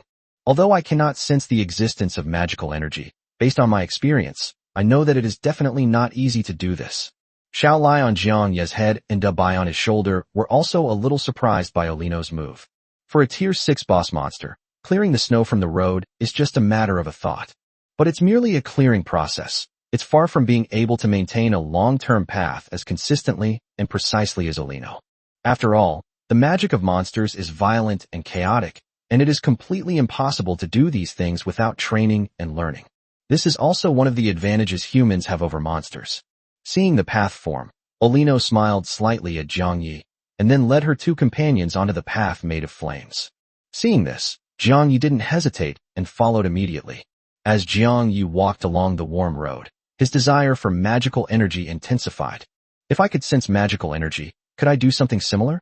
Looking at his own palm, Jiang Ye's desire for extraordinary energy reached its peak. Thump! Just as Jiang Ye's desire reached its peak, his heart skipped a beat. At the same time, the residual spatial energy in the body after passing through the teleportation array also became restless. Feeling the throbbing in his heart, Jiang Yi was suddenly startled. Jiang Yi felt this was very familiar. It was the feeling I had when I resonated with the fragments of the space authority in the teleportation array not long ago. At that moment, Jiang Ye's entire body was covered by the spatial energy of the teleportation array, and then Jiang Yi felt his heart pound heavily. Not long after, it resonated with the fragments of the space authority within its body. During the resonant state, Jiang Yi was able to clearly perceive the situation on the other side of the teleportation array through the fragment of the space authority. As one of the few times Jiang Yi used his extraordinary abilities, he remembers it vividly. Thinking this, and feeling that familiar heart palpitation, Jiang Yi felt a surge of joy. Is the resonance with the fragments of the space authority about to reappear? The moment the thought crossed his mind, Jiang Yi once again entered a state of resonance with the fragments of the space authority. In a state of resonance, Jiang Ye's inner desire for extraordinary power successfully influenced the fragments of the space authority. The next second, Jiang Yi watched as his palms suddenly became transparent right under his eyes. Jiang Yi was stunned by this scene, not understanding what had happened. As Jiang Yi was stunned, the resonant state also disappeared.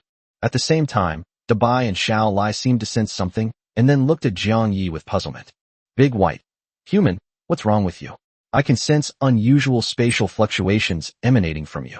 Xiao Lai. I sensed it too. Lord, are you alright? Jiang Yi smiled as he looked at the message that popped up in front of him. Jiang Yi reached out and touched Da Bai's head, about to smile and say that he was fine. But in the next second, Jiang Ye's transparent hand passed right through the big white head and arrived on the other side. Seeing this, not only Jiang Yi was stunned, but Da Bai and Xiao Lai were also stunned. After trying several times and confirming that his hand couldn't touch anything, Jiang Yi was dumbfounded. Could it be that it can't be changed back? As if sensing Jiang Ye's thoughts, the moment the thought arose, Jiang Ye's hand returned to its normal shape. Jiang Yi was startled by this sight. Could it be that I have gained a kind of ethereal ability through resonance? With a thought, Jiang Ye's originally solid body instantly became half solid and half ethereal. Snap! Xiao Lai, which was originally on Jiang Ye's head, and Da Bai, which was wrapped around his arm, fell directly from the air and crashed to the ground. Jiang Yi stared wide-eyed in shock as he watched Xiao Lai and Da Bai fall to the ground, having passed through his body. Xiao Lai and Da Bai, who had fallen to the ground, looked at Jiang Yi in shock, not understanding what had happened. Baymax, human, what's wrong with you? Xiao Lai, huh? Just as the two monsters were in shock, Olino, who was walking in front, also sensed the commotion behind him. Seeing that Olino was about to turn around, Jiang Ye's mind stirred, and his body became solid again. And so, when Olino turned around, he only saw little Li and Big White lying on the ground, and nothing else seemed amiss. Mr. Jiang, what happened? Hearing Olino's question with a puzzled look, Jiang Yi coughed lightly and said, Ahem, it's nothing. You can continue leading the way. Upon hearing this, Olino frowned. Although he was puzzled, since Jiang Yi had already said so, Olino couldn't do anything about it. Turning around, Olino still led the way, but her thoughts were completely different from before. Seeing this, Jiang Yi didn't think much of it. He squatted down and picked up Xiao Lai and Dabai, and began to explain the strange thing that had just happened. After hearing Jiang Ye's explanation, Dabai was speechless for a moment. Big White. Human, does this fragment of your authority only react when it comes into contact with spatial energy? Big White. Otherwise, why hasn't your power fragment made any moves for so long? Xiao Lai. Lord, you're amazing. This ability is exactly the same as the little cube we encountered before. Radiant Giant Eagle, what's wrong? What happened? Radiant Giant Eagle at Night Shadow Wolf. Old Wolf, come out quickly. The Lord's authority fragment is moving. Night Shadow Wolf. If you're really free, come patrol with me. Looking at the system panel that had suddenly fallen silent, Jiang Yi ignored the message from the Radiant Giant Eagle and fell into deep thought. Does it really require contact with the authority of spatial energy to produce any reaction? But where does spatial energy come from? You can't just keep jumping around on the teleportation array to teleport. With that in mind, Jiang Yi considered whether he should acquire spatial attribute items in the trading channel. Just then, Olino, who was ahead, sensed something amiss in the snowy forest not far away. Chapter 124 Ice Crystal Wolf. As he stopped, a fleeting glint of greed crossed Olino's eyes. He glanced at his ranger companion, and after their eyes met, the ranger instantly understood what Olino meant. Transfer the medicine and scroll from one of the dragon cages to another iron cage.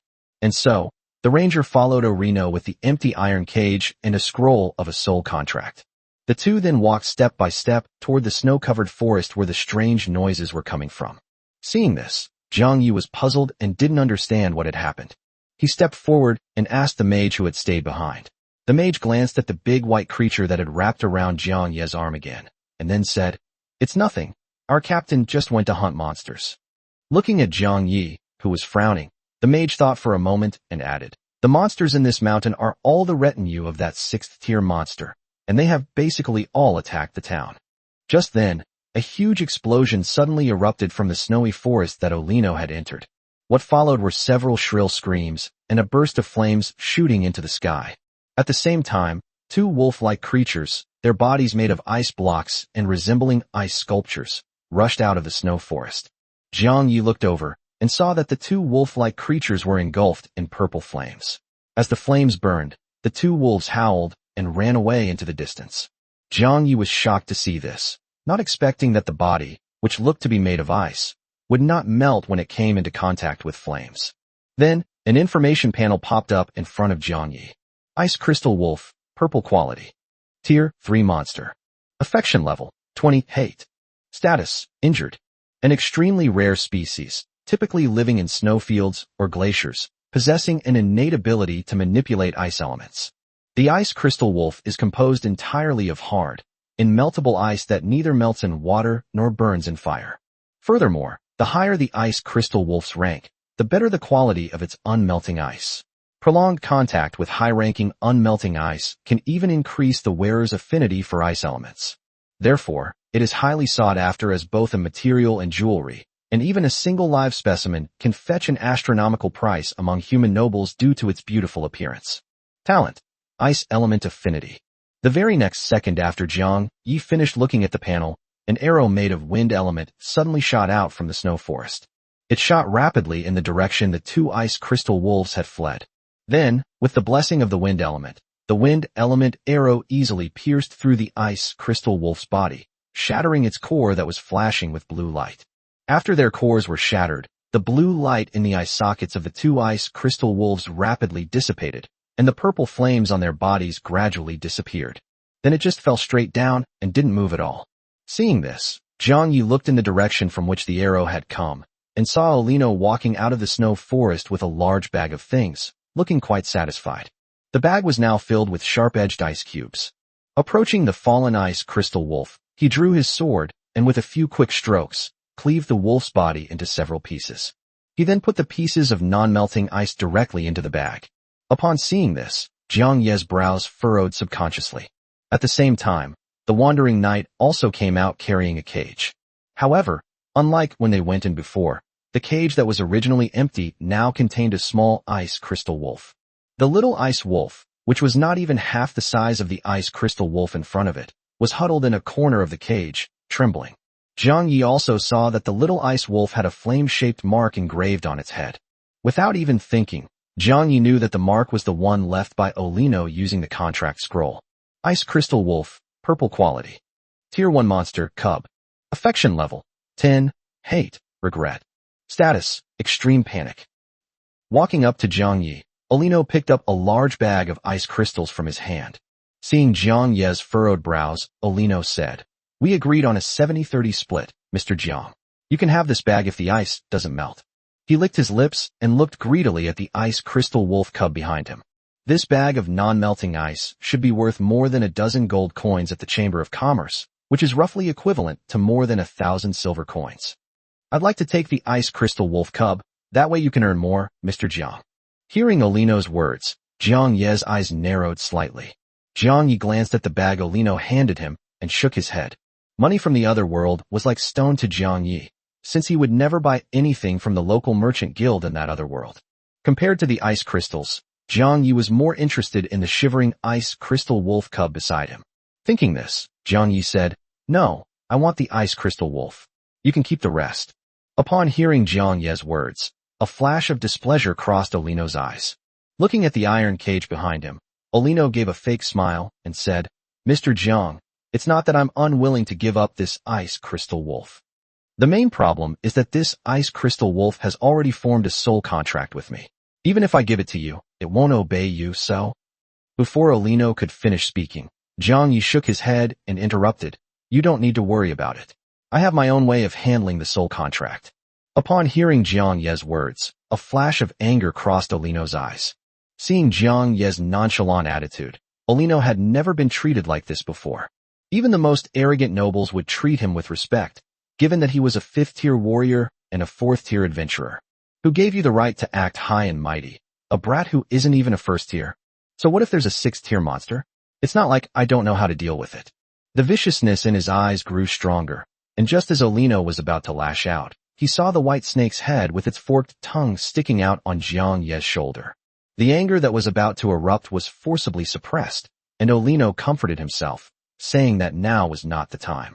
A fleeting glint of ruthlessness crossed Olino's eyes, which she concealed very well, preventing Jiang Yi from noticing. "All right, Mr. Jiang, please rest here for a while. I need to go lure out that 6th-tier monster. I'll need your help to kill that monster later." After saying that, Olino didn't linger in front of Jiang Yi.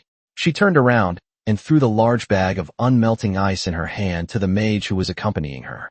After having the ranger put down the iron cage, Olino and the other two headed towards the distant snow forest, disappearing from Jiang Ye's sight. Ignoring the departing Olino, Jiang Yi led Dabai and Xiao Lai slowly toward the iron cage that the wanderer had placed there.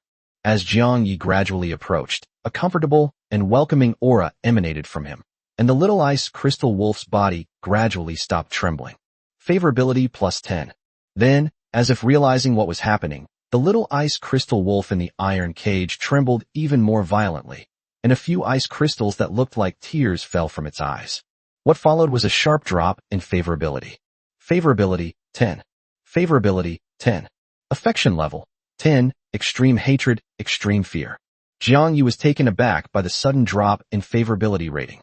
This was the first time Jiang Yi had encountered a wild monster in the wild whose favorability rating had decreased instead of increased after he approached it. Chapter 125 Forest Fire.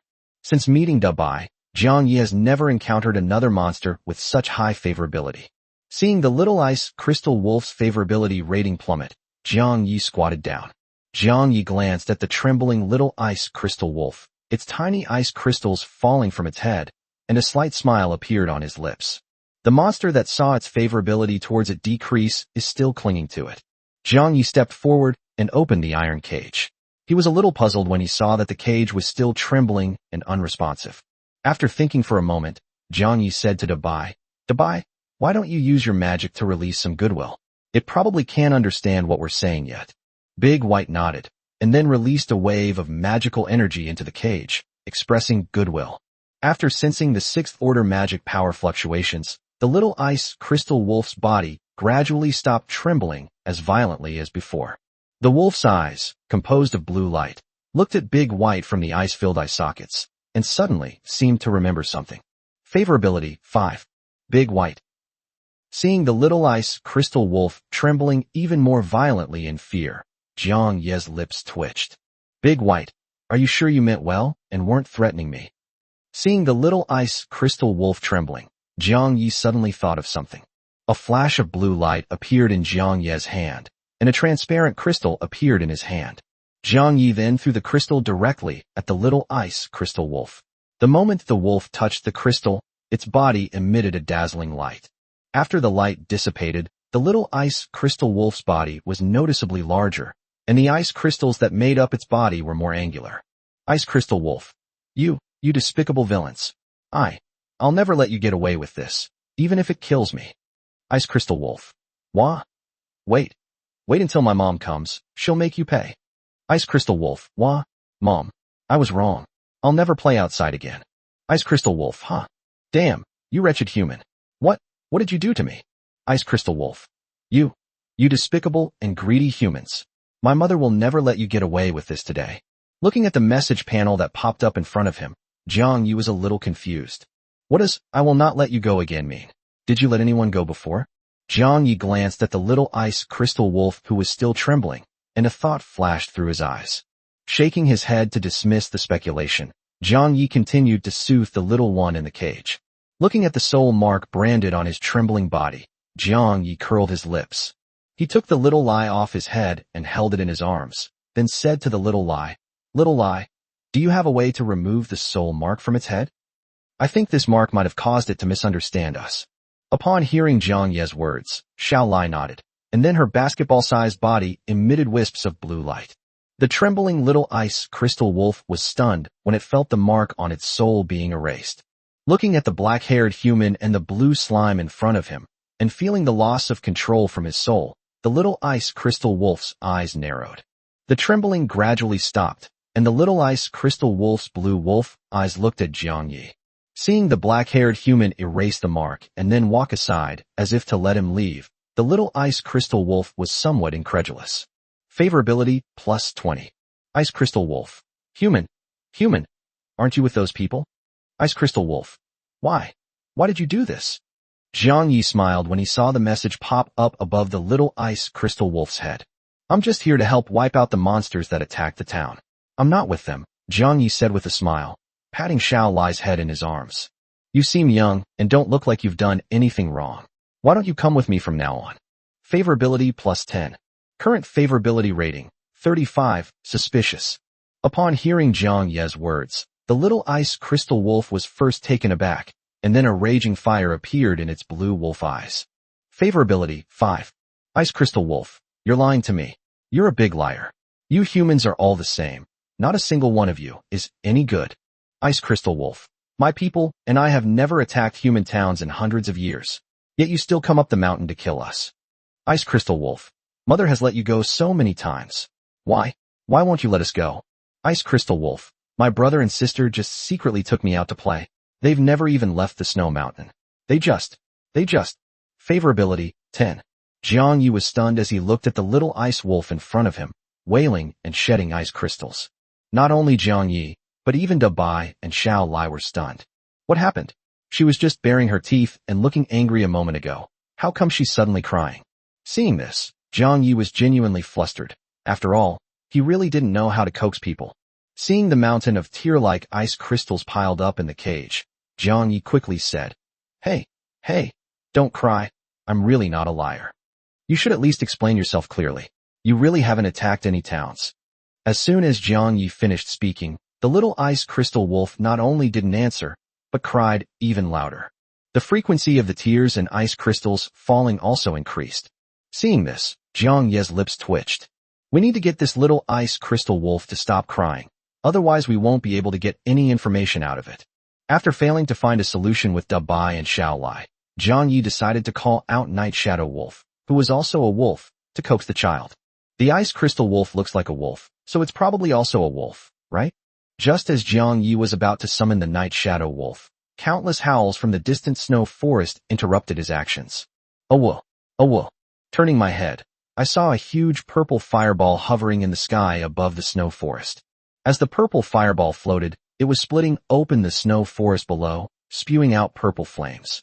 With each cluster of purple flames falling, a series of mournful howls echoed from the distant snow-covered forest. The frequency of its wails was so high that even Jiang Yi was startled when he heard it. Purple flames raged and spread rapidly through the snow-covered forest, quickly turning into a massive wildfire. The snowflakes melted under the high temperature, forming plumes of steam. The fire grew larger and larger, and the entire snow forest was bathed in an eerie purple light. Upon seeing this, Jiang Yi was startled and involuntarily thought of what the little ice crystal wolf had just said. Looking at the large white creature on his shoulder, Jiang Yi frowned and asked, "Was that fireball done by Olino? Is this what he meant by luring out a high-level monster?" Hearing Jiang Ye's words and sensing the fifth-order magic power fluctuations coming from afar, Da Bai nodded. Big White. The magical fluctuations were indeed emitted by him. So human, should I kill him? Upon seeing this message, Jiang Ye's eyes narrowed slightly. Since both sides have their own version of events, it is best to remain neutral without knowing the full picture. But I really don't like his method of luring out high-level monsters. So, Chapter 126, Jiang Ye's Indifference. Da Bai nodded upon hearing Jiang Ye's words. The sixth-tier boss monster flicked its tongue, and its magical energy surged. At that moment, the little ice crystal wolf was trembling as it listened to the cries of its people not far away, its anger no less intense than the burning purple flames.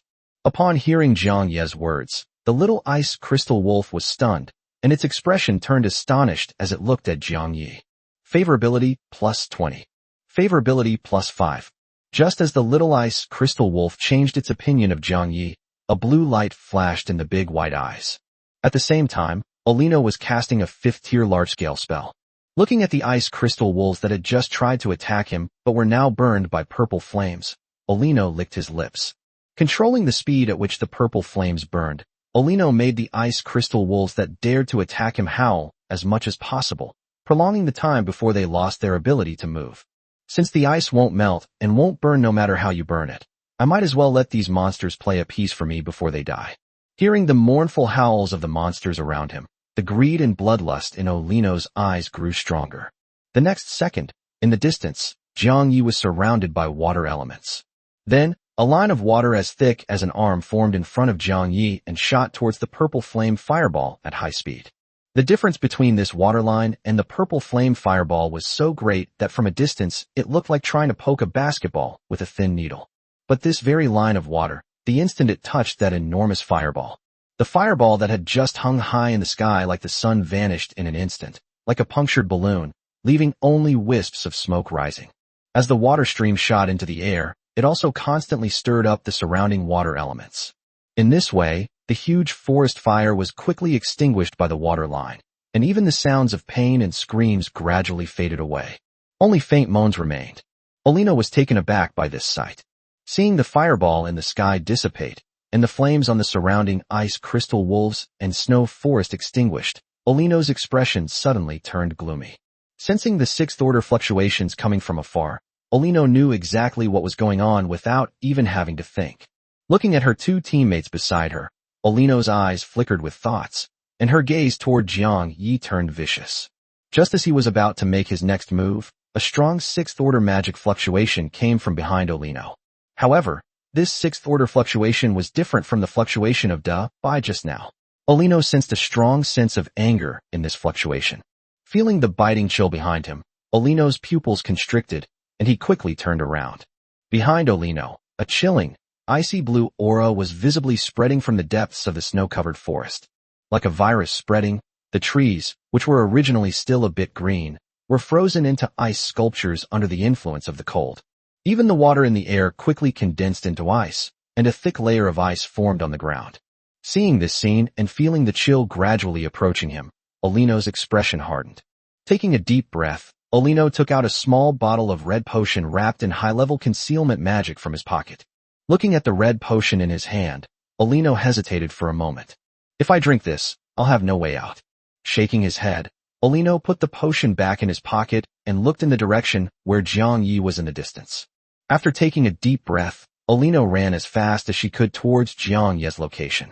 His two teammates, seeing this, quickly chased after him. Seemingly sensing Olino's escape, the spread of the chill gradually accelerated. They then swarmed toward Olino like locusts. Wherever the cold air passed, while freezing everything, it also began to revive the group of crystal ice wolves that had fallen to the ground. Then, a giant ice crystal wolf, as tall as a person, slowly emerged from the ice forest. With each stomp of its claws, countless ripples of ice elements spread out. Its enormous size caused the trees, frozen into ice blocks, to shatter as it walked. The giant blue wolf's eyes were fixed on the spot where Olino had fled, its eyes filled with fury. At the same time, the moment the cold air appeared, Dabai and Xiao Lai sensed something. The two beasts were looking in the same direction at the same time, which naturally caught Jiang Yi's attention. What's wrong? Didn't the fireball over there dissipate? Jiang Yi asked. Could there be some new activity over there? Hearing Jiang Yi's words, Dabai nodded. The little ice crystal wolf beside him became even more excited after sensing the fluctuations. Its tail, made of ice crystals, began to wag wildly, and then the little ice crystal wolf ran straight out of the open cage. Then he stayed where he was and started jumping around. Ice crystal wolf, Mom's here. Mom's finally here. Ice crystal wolf, that despicable villain. Mom will definitely not let you get away with this time. At the same time, the little ice crystal wolf secretly glanced at Jiang Yi out of the corner of his eye. Sensing the comfortable aura emanating from it, the little ice crystal wolf thought of Jiang Yi's actions. Favorability plus 20. Current favorability rating, 65 likes. With a quick glance, the little ice crystal wolf sent another message. Ice crystal wolf, don't worry about that human with the white snake. Ice crystal wolf, you're a good person. My mother won't harm you. Ice crystal wolf, by the way, human, your companion is also at tier 6. Don't help the bad guys again next time. After sending the message, the ice crystal wolf wagged its little tail and ran over, cautiously sniffing Jiang Yi's scent. Jiang Yi raised an eyebrow as he looked at the message sent by the little ice crystal wolf beside him. The monsters in these snow-capped mountains don't seem as ferocious as Olino described. It seems to be quite friendly to humans. The moment Jiang Yi had this thought, Olino's shout came from afar. Mr. Jiang, quickly send your white snake to save me. I've lured out the monster that attacked the town. Mr. Jiang, I'm here. Hearing Olino's shout from afar, Jiang Yi turned his head to look. The little ice crystal wolf, which had just been wagging its tail, immediately hid behind Jiang Yi after hearing his voice, baring its sharp teeth near Jiang Yi's ankles and pointing in the direction from which the sound came. Looking at the snow-covered forest in the distance, Jiang Yi did not intend to let Dabai take action. Ignoring Olino in the distance, Jiang Yi crouched down and patted the little ice crystal wolf hiding behind his heels, then fell into deep thought. It now seems highly likely that Olino slandered the Ice Crystal Wolf clan, fabricating baseless accusations against them. The Ice Crystal Wolf clan cannot speak human language and therefore cannot defend themselves. If Olino hadn't sought him out, the Ice Crystal Wolf clan might have truly faced annihilation because of human greed. After all, as of now, no native humans from this other world can understand what the monsters are saying. Therefore, Jiang Yi did not intend to have Dabai take action, but wanted to see who was lying. If the little Ice Crystal Wolf was telling the truth, perhaps that 6th-tier monster really wouldn't have taken Olino's life. After all, they had let Olino go many times before, even though Olino had killed many of their companions. The Ice Crystal Wolf clan must have some concerns, otherwise there would be no reason for them to let the murderers who killed their companions go free multiple times. If what Olino said is true, none of the above situations would exist, and naturally the Ice Crystal Wolf would not let him go. It's not too late to let Big White take action then. With that in mind, Jiang Yi sent his thoughts to Dabai and Xiao Lai via private message. Chapter 127 Orino's Plan. Meanwhile, Olino, who was running wildly toward Jiang Yi, was almost hoarse from shouting. After realizing that Jiang Yi didn't respond no matter how she called out to him, Olino knew that she couldn't rely on Jiang Yi anymore. Once he was certain that Jiang Yi wouldn't come to his aid, Olino could no longer hide the sinister look in his eyes. Feeling the chilling aura emanating from behind, Olino knew that if he continued running, he would definitely be caught. With a sharp look, Olino suddenly unleashed his 5th-tier magic power. Taking a deep breath, Olino held the sword horizontally in front of him and mobilized the fire element within his body to its fullest extent. A flash of red light and extremely hot purple flames suddenly erupted around Olino, instantly scorching the ground at his feet into charcoal. The chilling air, capable of freezing everything, instantly froze the pulsating purple flames the moment it touched them. Olino was shocked to see this, not expecting that the cold air could freeze even flames in an instant. Fortunately, the frozen purple flames successfully blocked most of the cold air for Olino, and Olino could withstand the remaining cold air with her own fire element alone. Olino's 2 companions were not so lucky. First, the sorcerer, just before being overtaken by the cold air, picked up his staff and began chanting a spell. Then, because the mage was not yet at the 5th level and the chanting time was too long, he was frozen in place. The wandering swordsman, needless to say, could only watch helplessly as the chill swept over him. However, for some reason, after being caught up by the cold air, the 2 of them were only frozen in their hands, feet, and upper body. The cold air didn't seem to intend to freeze it completely and take its life. Seeing this, Olino's lips curled up slightly. As expected, the ice crystal wolf still didn't dare to kill him. Even though he had killed so many of his clansmen, he still didn't dare to kill him. Thinking this way, Olino became even more arrogant. He even secretly plotted to take revenge on Jiang Yi and then return to the mountain to continue slaughtering ice crystal wolves and collecting unmelting ice. With that in mind, Olino took out the red potion that was wrapped in concealment magic. After drinking this stuff, I will no longer be able to absorb any magic power, which means my strength will not increase at all. Furthermore, there will be a whole host of troublesome after effects, and the soul may even suffer severe damage. This stuff is basically a poison that can ruin a person. However, the price it pays is that it can temporarily boost a person's strength to an extremely high level. The improvement was enough to temporarily grant this 5th-tier warrior the strength of a 6th-tier warrior. Originally, I bought this thing intending to kill that 6th-tier ice crystal wolf and then slaughter all the ice crystal wolves in this entire mountain. Even if he never improves his strength again, he will still be a 5th-tier warrior and a 4th-level adventurer admired by thousands. At that time, he will not only possess the strength to be admired by thousands, but also the ice that never melts on this entire mountain. With these things, one could live a life of wealth and luxury, indulging in extravagance and debauchery. Thinking this, Olino looked in the direction where Jiang Yi was. Before meeting Jiang Yi, this was Olino's original plan. However, after meeting Jiang Yi and learning that he possessed a 6th-tier monster, Olino discovered that his plan could be further optimized. All we need to do is bring Jiang Yi to the mountains and let him fight this demon until they are both severely injured. Even if I don't drink the potion, I'll probably still be able to reap the benefits. At the very least, it can increase your success rate after drinking the potion. Although the current situation is not in line with his plans, Olino is not worried at all. All he had to do was run to Jiang Yi's side. With the imprisoned ice crystal wolf cub there, the 6th-tier ice crystal wolf would surely consider him and Jiang Yi to be on the same side. At that time, they will inevitably have a major battle, and the final result will be similar to their plan. After all, humans and monsters cannot communicate, so it is very easy to cause misunderstandings. Thinking this, the greed in Olino's eyes intensified. Olino tossed the red potion into his pocket, took a deep breath, and then unleashed the full power of his fire element. Engulfed in flames, Olino controlled the fire element to drive away the cold air that tried to invade her body. Then he sped off towards Jiang Yi's location. If I can lure that 6th-tier ice crystal wolf to Jiang Yi, I can reap the benefits without lifting a finger. Thinking this, Olino ran even faster towards Jiang Yi. At the same time, seeing the human suddenly unleash his power and run away, the giant ice crystal wolf following behind him narrowed its eyes and slightly quickened its pace.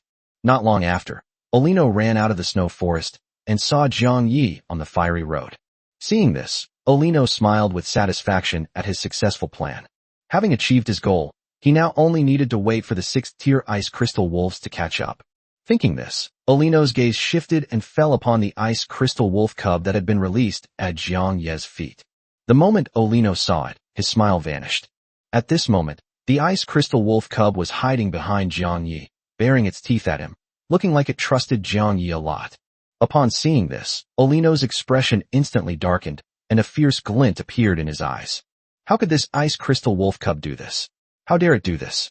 If this ice crystal wolf cub doesn't show hostility towards Jiang Yi, then the 6th tier ice crystal wolf behind him won't become Jiang Ye's enemy. In that case, my plans would be completely ruined. Orino didn't have time to think about why Jiang Yi was able to tame a monster that hated humans in such a short time. She couldn't care less about that now.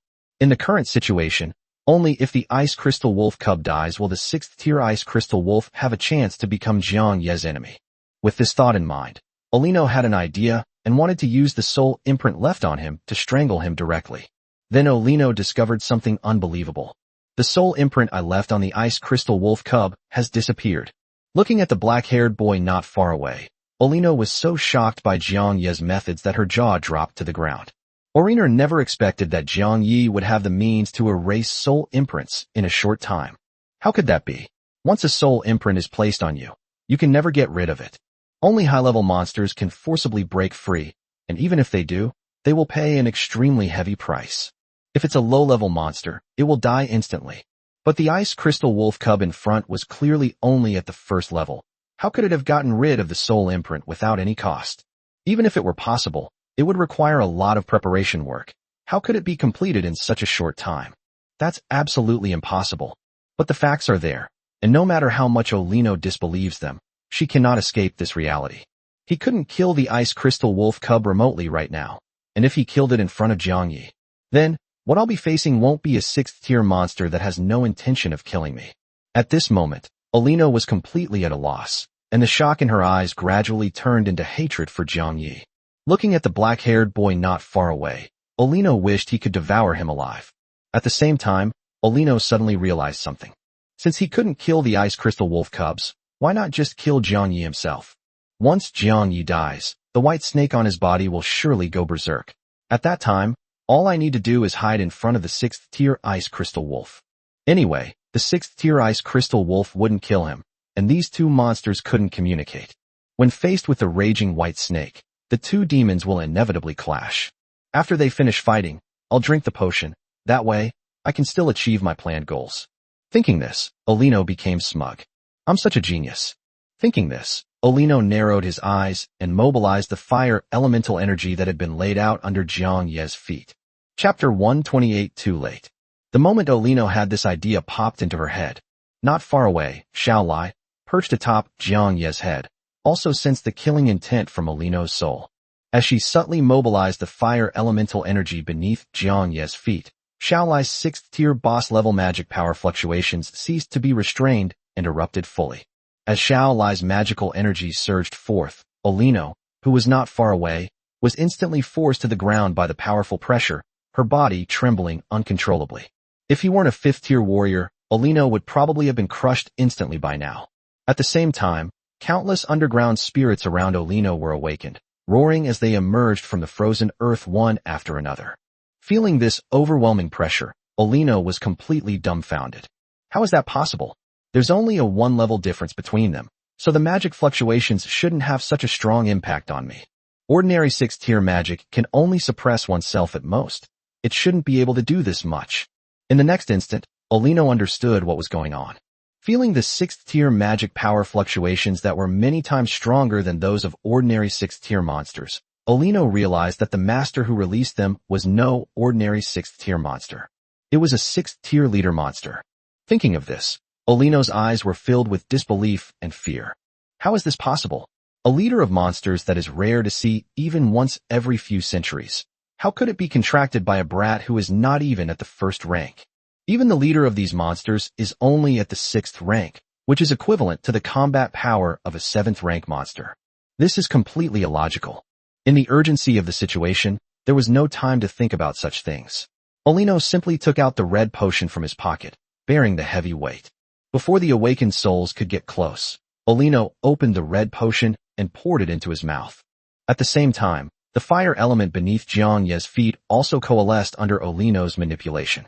Looking at the snowfield that was calm and peaceful a second ago, and then seeing countless ghosts crawling out of the ground the next second, Jiang Yi knew that Xiaolai had made her move. Feeling the sudden intense heat beneath his feet, Jiang Yi instantly realized something was wrong. The moment he sensed something was wrong, Jiang Ye's entire body instantly became transparent. Meanwhile, Dabai and Xiao Lai, who also sensed something was wrong, fell directly off Jiang Ye's body. The moment it fell, before Big White could even figure out what was happening, it saw fire elementals surging across the ground. Then he remembered that Jiang Yi was standing on the path that Olino had pioneered at the beginning. At this moment, the road is still flowing with fire elemental energy, so if Olino were to launch a sneak attack, he would very likely succeed. Thinking of this, Dabai unleashed a burst of 6th-tier magic power and began to fully mobilize the water element within his body. Baymax, humans, watch out. Xiaolai, how did I fall down again? Ice Crystal Wolf, In the next instant, flames suddenly erupted from the ground where Jiang Yi was standing, instantly engulfing his body. Seeing this, Dabai was shocked. The distance was far too close. There was no time to stop them. Then Dabai, Xiaolai, and Jiang Yi were engulfed by the flames. Upon seeing this scene in the distance, Olino, who was drinking the red potion, revealed a triumphant smile. So what if you've contracted a 6th-tier boss-level monster? Your true form is just an ordinary human who isn't even a 1st-tier monster. The next second, the flames that shot into the sky were instantly extinguished by the water element. The scene that Olino imagined, Jiang Yi being roasted to a crisp, did not occur. What Olino least wanted to see happened. Jiang Yi stood there unharmed, seemingly unaffected by the towering flames. Needless to say, Dabai and Xiao Lai are top-notch in terms of physical attributes, being 6th-tier boss monsters. Olino's sneak attack with his 5th-tier magic couldn't hurt Big White and Little Lai in the slightest. At most, it just wiped the dust off Big White's scales. As for the Little Ice Crystal Wolf, it jumped aside after sensing something was wrong. Seeing Jiang Yi looking at him with a cold expression, Olino's heart skipped a beat. Before he could feel shocked and saddened by the failure of his plan, Olino managed to drink the red potion before the resurrected soul arrived.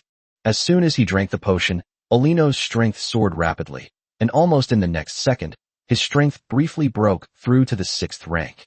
Feeling the immense power within him, Olino's eyes gleamed with excitement. The oppressive force I felt on my body weakened, although it still had a significant impact on me, but I was no longer completely immobilized. Looking at the ghosts that had surrounded him and were about to tear his soul apart, Olino's lips curled up. Gripping the sword tightly and listening to the howls of countless ghosts around him, Olino rapidly circulated his 6th-tier elemental energy. Just as Olino was about to unleash his full 6th-order power to shake off the numerous ghosts surrounding him, a giant green spike made of poisonous elements hurtled toward the area surrounded by the ghosts. The ghosts touched by the spikes vanished instantly before they could even let out a scream. Just as Olino was about to erupt, the spike corroded and annihilated countless ghosts, piercing directly through Olino's chest. Feeling a sharp pain in his chest, Olino looked down. Seeing the green spike that had pierced his entire chest and was dripping with viscous venom, Olino had no time to react before his body began to corrode rapidly. Its skin rotted rapidly, its flesh disintegrated layer by layer, its bones turned to smoke, and even the magic power within its body was completely corroded away by the poisonous elements. In less than half a second, Olino's strong body was completely corroded away, leaving not even a trace. Upon seeing their target die, the remaining ghosts transformed into specks of blue light and vanished from the spot. Ignoring what was happening in the distance, Jiang Ye's body returned to normal. Jiang Yi picked up Big White and Little Lai, who had fallen to the ground, and looked at the Little Ice Crystal Wolf whose tail was wagging rapidly to the side. Little Ice Crystal Wolf, Mom, I'm here. Looking in the direction the Little Ice Crystal Wolf was looking, a huge ice crystal wolf stood in the distance like a statue. I witnessed the whole thing that happened on Olino's side and felt the two completely different 6th-order magic fluctuations. At this moment, the 6th-tier ice crystal wolf looked at Jiang Yi with eyes full of fear and disbelief. That human was actually accompanied by 2 6th-tier leader monsters. Chapter 129 Shao Qi. Looking at the black-haired boy in the distance, the 6th-tier ice crystal wolf's eyes showed a look of relief. Fortunately, the black-haired boy was not with the lightly armored warrior. Otherwise, the Ice Crystal Wolf clan would certainly have been doomed today. After the initial relief, sadness and worry appeared in the eyes of the 6th-tier Ice Crystal Wolf. The grief was for the fallen members of their people, while the worry was for the future of that lightly armored warrior after his death. According to the inherited memories of the previous Ice Crystal Wolf clan chief, if a high-ranking human dies on the territory, an even more powerful human will come to attack within 7 days. This is also the experience accumulated by generations of clan leaders who have survived on the continent. I can handle that fifth-tier human myself, and I can arrive at the scene as soon as possible after it goes up the mountain to minimize the losses. Now that this fifth-tier human is dead, if a more powerful sixth-tier human comes to attack, I really don't have the confidence to defeat him. At that time, my Ice Crystal Wolf clan will truly be doomed. The worry in the giant Ice Crystal Wolf's eyes grew stronger as he thought about it. At the same time, the little Ice Crystal Wolf wagged its tail and ran towards the giant Ice Crystal Wolf. Meanwhile, the giant Ice Crystal Wolf, filled with worry, also noticed the little Ice Crystal Wolf. Seeing the little Ice Crystal Wolf running towards it, the giant Ice Crystal Wolf, who was initially worried, was startled, never expecting to see its child here. After glancing at the black-haired boy not far away, the giant Ice Crystal Wolf realized that its cubs seemed to have come from his direction. Could it be that black-haired boy who smelled so good and had two sixth-tier leader monsters protecting his child? Favorability +20. The giant wolf's mouth, made of unmelting ice, opened and closed, emanating a language that only the Ice Crystal Wolf clan could understand. Awoo? Awoo awoo awoo. Little Seven? What are you doing here? Weren't you in the cave with third and fourth brother? Hearing the sound of the giant wolf not far away, the little Ice Crystal Wolf's icy tail, which had been wagging happily, drooped. Upon reaching the giant Ice Crystal Wolf, the little Ice Crystal Wolf's expression turned aggrieved, and it began to whine softly. Then, tears and ice crystals fell down like they were free. Awoo, awoo, awoo. My older brother and sister, they brought me out to play, and they were killed by that fifth-tier human. Awoo, awoo, awoo, awoo. That human even kidnapped me and forced me to sign a contract. If it weren't for that fragrant human who saved me, I might never have seen my mother again. Upon hearing Xiao Qi's words, the sixth-tier Ice Crystal Wolf was stunned for a moment, and then its eyes were filled with boundless rage. Those three humans, how dare they, how dare they? Looking at the snow forest behind him, the sixth-tier Ice Crystal Wolf's magic surged, and the surrounding temperature instantly dropped by more than 10 degrees. This made the already cold snow-capped mountains even colder. At the same time, the enraged sixth-tier Ice Crystal Wolf remembered the two humans still alive in the snow forest. Since one human has already died, two more won't make a difference. Thinking this, the chill covering the mage and ranger, whose hands and feet were frozen in the snow forest, began to spread. Not only that, as the cold air spread, the ice layer frozen on its surface began to grow ice spikes downwards, which then pierced directly into the bodies of the two people. With a piercing scream, the frozen areas on the mage and the ranger's bodies were instantly stained red. The flowing blood froze into ice blocks in an instant, and then ice spikes continued to extend from all sides. Before long, the two people were riddled with holes by the slowly extending ice spikes. The two of them also ended their lives in extreme pain and cold. Seeing the little Ice Crystal Wolf run up to the big Ice Crystal Wolf and the latter's angry expression, Jiang Ye's lips twitched. Feeling the sudden drop in temperature around him, Jiang Yi couldn't help but wonder if the little Ice Crystal Wolf had gone over to complain about him. That can't be right. Didn't the little Ice Crystal Wolf have a pretty high level of affection for me? It can't be like this. Besides, that sixth-tier Ice Crystal Wolf had just increased its favorability towards me, so it can't turn on me so quickly. Xiao Lai and Da Baian Jiang Ye's head narrowed their eyes after sensing the raging magic. The elemental energy was poised to be unleashed. If the Ice Crystal Wolf dared to make a move, it would be met with a powerful attack from the two boss monsters, Little Lai and Big White. The giant Ice Crystal Wolf, which was originally extremely angry and whose magical energy was surging, also felt the threat of death at this moment.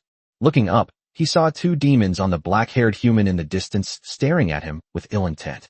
Upon seeing this, the sixth-tier Ice Crystal Wolf quickly realized that its own violent magical fluctuations had caused the misunderstanding.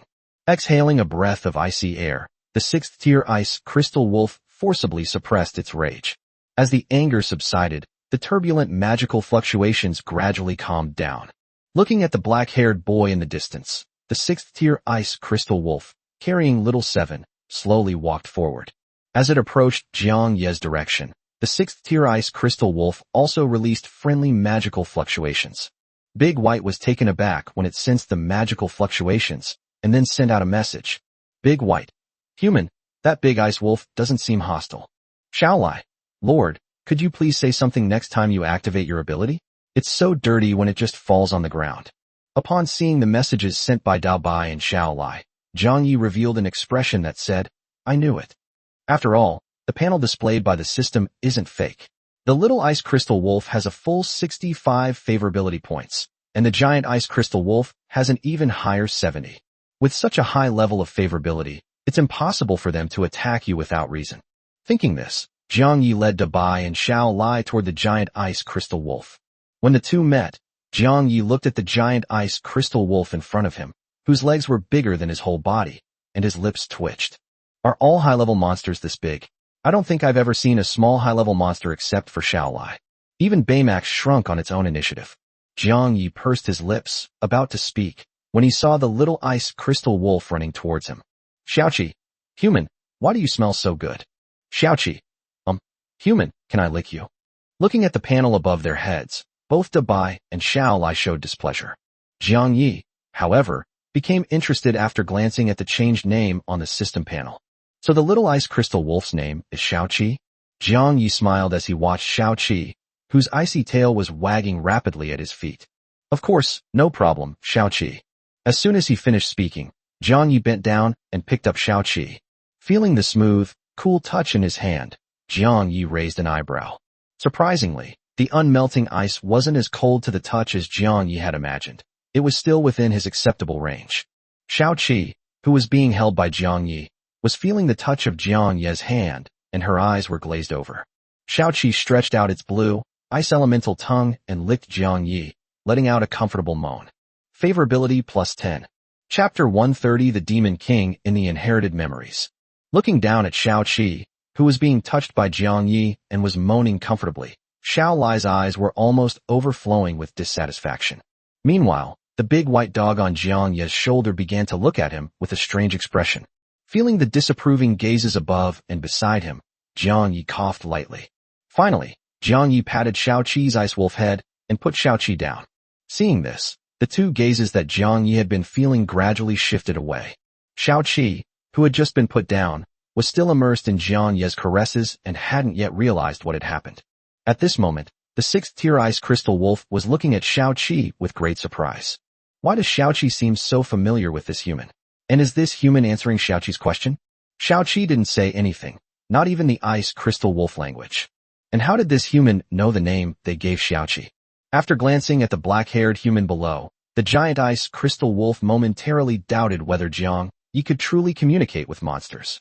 Otherwise, how could a human who isn't even a first-tier being have two sixth-tier leader monsters by his side? But this is just too unreasonable. Even monsters of different races cannot communicate because of language barriers. So how could this black-haired boy, as a human, possibly communicate with monsters? With that in mind, the giant ice crystal wolf decided to ask its own cub directly. The giant ice crystal wolf nudged the dazed Xiaoqi with ice elemental force and said, "Awoo, awoo, awoo. Xiaoqi, can you communicate with this black-haired human?" Pushed by the familiar ice element, Xiaoqi instantly snapped out of her dazed state. After giving Zhang Yi a reluctant look, Xiaoqi ran back to the feet of the giant ice crystal wolf. "Awoo, awoo, awoo. Huh. I only realized what you meant when you said that, Mom. Awoo, awoo, awoo. That human threw something at me, and then I could understand what he was saying, and it seemed like he even knew what I was thinking. Awoo, awoo. And I feel like I've become stronger. Hee hee, I think I can beat the princes now." Upon hearing Xiaoqi's words, the giant ice crystal wolf fell into deep thought.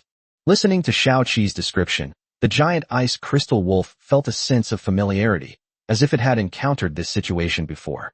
With that in mind, the giant ice crystal wolf began searching through the inherited memories of generations of ice crystal wolves. At this moment, Zhang Yi was looking at the message displayed on the panel above Xiaoqi's head, and the corner of his mouth twitched. Xiaoqi seemed unaware that his words would automatically appear on the system panel above his head. No, Xiaoqi might not even know that the system panel exists.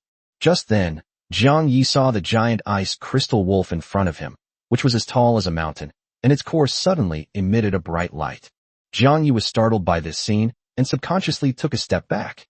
Looking at the giant ice crystal wolf radiating white light in front of him, Zhang Yi asked, "What's going on? Is it about to use some kind of magic?" Hearing this, Big White shook his head. Big White. No, I didn't sense any magical fluctuations emanating from it. Xiao Lai, me too. Upon seeing the message from Da Bai and Xiao Lai, Jiang Yi became curious about what the giant wolf-shaped ice block in front of him was doing. Thinking this, Jiang Yi asked Xiao Qi directly, what's wrong with your mother? Xiao Qi was startled when she heard Jiang Ye's voice coming from afar. Xiao Qi. Oh, Mom is searching through the memories left by our ancestors. Jiang Yi was stunned when he saw the message Xiao Qi sent, and for a moment he didn't understand what it meant. Seeing Jiang Ye's puzzled expression, Xiao Qi wagged its little tail and explained to him. After Xiao Qi explained, Jiang Yi understood what the giant ice crystal wolf in front of him was doing. The ice crystal wolf race is different from other monsters. Its reproduction method is very unique. The unique breeding method has also created a characteristic of the ice crystal wolf, memory inheritance. Once the mother dies, her offspring can absorb the unmelting ice from her body and thus acquire her memories. Relying on this characteristic, the ice crystal wolf clan is able to pass on important memories from generation to generation.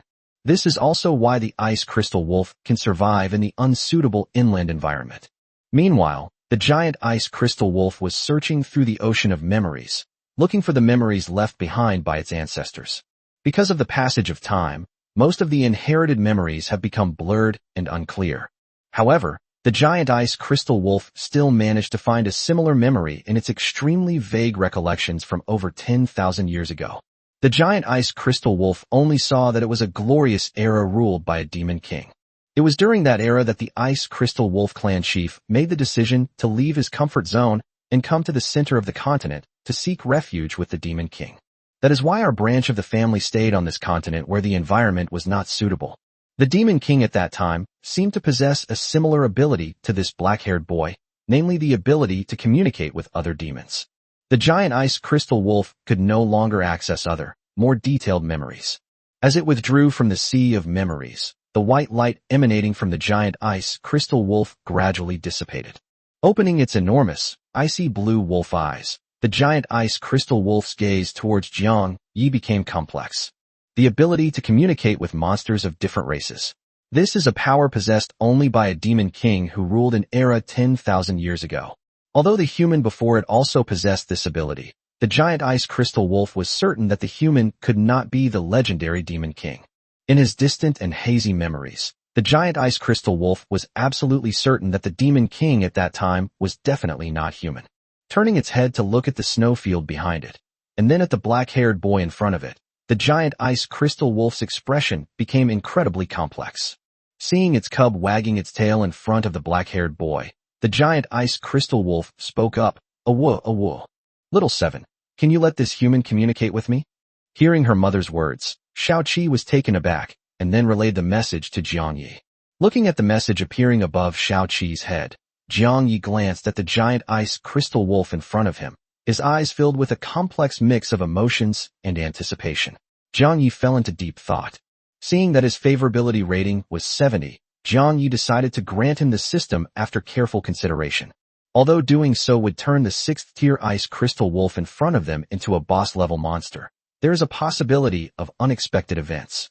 But Jiang Yi still decided to give it a try, since a favorability rating of 70 was already quite high. Moreover, he can now use his abilities to dodge damage, so even if a fight breaks out, Jiang Yi believes that Xiao Lai and Bai should still be able to handle a 2-on-1 situation. With that thought, Jiang Yi conjured a transparent crystal in his hand. He then threw it directly at the enormous object in front of him. The giant ice crystal wolf was taken aback when it saw the crystal thrown by the black-haired human in front of it. The way this incredible ability is activated is a bit too simple and unadorned. Chapter 131: The Ice Crystal Wolf Clan Chief's Thoughts. Looking at the crystal thrown by the black-haired human in front of him, the giant ice crystal wolf really couldn't believe that such a powerful ability could be triggered in such a simple and unadorned way. Seeing the flying crystal, the giant ice crystal wolf let it hit it without resisting. The moment the crystal touched it, the giant ice crystal wolf suddenly emitted an even stronger light than before. For a moment, Jiang Yi was also blinded by the light emanating from the lamp. The giant ice crystal wolf also sensed the abnormality in its body and was filled with surprise. How is that possible? After touching the crystal, I could clearly feel the quality of the magic power in my body rising rapidly. Its rate of increase was terrifying. In just 1 second, its strength far surpassed that of the previous second. The giant ice crystal wolf felt that it could instantly kill itself just a second ago. In fact, its strength was increasing rapidly, and the quality of this magic power eventually rose directly to a level close to the 7th rank. I even felt new elemental energy within my body. Just then, the blinding light emitted by the giant ice crystal wolf gradually disappeared. Seeing the giant ice crystal wolf in front of them, which had grown even larger and now had brown runes on its body, Dabai and Xiaolai narrowed their eyes and instantly became alert. Jiang Yi raised an eyebrow upon seeing this, and then opened his system panel. Lord, Ice Crystal Wolf. Citizen, Ice Crystal Wolf, purple. Territory, Snow Mountain. Strength, Tier 6, purple. Talents, Ice Affinity, Earth Affinity. Skills bar. Tier 1 skills, basic size extension and retraction, enhanced bite force. Second tier skills, Ice Control, Rock Control. Tier 3 skills, Ice Spike Assault, Rock Wall Shield. Tier 4 skills, Spreading Ice Spikes, Rock Burst Bomb. Tier 5 skill, Frozen Wasteland, Earth Dragon, Turns Over. Tier 6 skill, Extreme Cold Domain, Lava Tumble. Buildings, none available. Buildable structures, none. Magic energy, 1,714,750. Looking at the Ice Crystal Wolf stats in front of him, Jiang Yi nodded. It seems that most of the skills are area of effect attacks, and there are no high power burst skills. If something really happens, it shouldn't be a problem for Dabai and Xiaolai to beat him up. Just as Jiang Yi was stroking his chin in thought, the giant ice crystal wolf was feeling incredibly shocked by the energy within its body. How is this possible? My strength has increased so terrifyingly. I could beat 10 times my past self without any pressure now. He even sensed the presence of earth element within his body, something he had never experienced before. Furthermore, a great deal of earth elemental bloodline magic has awakened within its bloodline. Feeling the changes in its own body, the giant ice crystal wolf looked at Jiang Yi with shock and disbelief. Ice Crystal Wolf Chieftain, human, who exactly are you? How do you possess such powerful abilities? Ice Crystal Wolf Chieftain, and why do I sense a very familiar aura about you like? Jiang Yi's lips twitched as he looked at the message sent by the Ice Crystal Wolf clan chief. Is this guy's name really that casual? At least Little Ice Crystal Wolf has a name. She, on the other hand, simply added chieftain to the end of the race name, and that was her name. After thinking for a moment, Jiang Yi revealed a mysterious smile. Well, I'm just a city lord passing through. Upon hearing Jiang Yi's words, the Ice Crystal Wolf clan chief was taken aback. This human actually answered my question. And I can understand human language now. Seeing this, the Ice Crystal Wolf's eyes were almost overflowing with shock, filled with disbelief. How is this possible? This human can actually communicate with other demons of different races just like a demon king. It is even more terrifying than the legendary demon king. Not only can it communicate with demons, it can also directly enhance the strength of demons. The improvement is not just a little bit, but a direct boost to the point where one can fight across ranks. It's important to understand that the difference between each rank is like a chasm, and the ability to fight across ranks is almost only possible with those top-tier monsters that you might only encounter once every few hundred years. The last time a demon led by their own kind appeared was more than a few thousand years ago. This is truly unbelievable. The Ice Crystal Wolf clan chief searched through all the memories passed down since the birth of the Ice Crystal Wolf clan, but he couldn't find anything similar. Favorability +5. Thinking this, the Ice Crystal Wolf clan chief's gaze towards Jiang Yi changed completely. Ice Crystal Wolf Chieftain, human, you say you're the city lord? Do you own your own territory? Looking at the black-haired humans ahead, the Ice Crystal Wolf Chieftain glanced back at the snow forest behind him. After some hesitation, the Ice Crystal Wolf clan chief's eyes gradually hardened after considering certain matters. Turning to look at Jiang Yi, the Ice Crystal Wolf clan chief's expression became solemn and serious.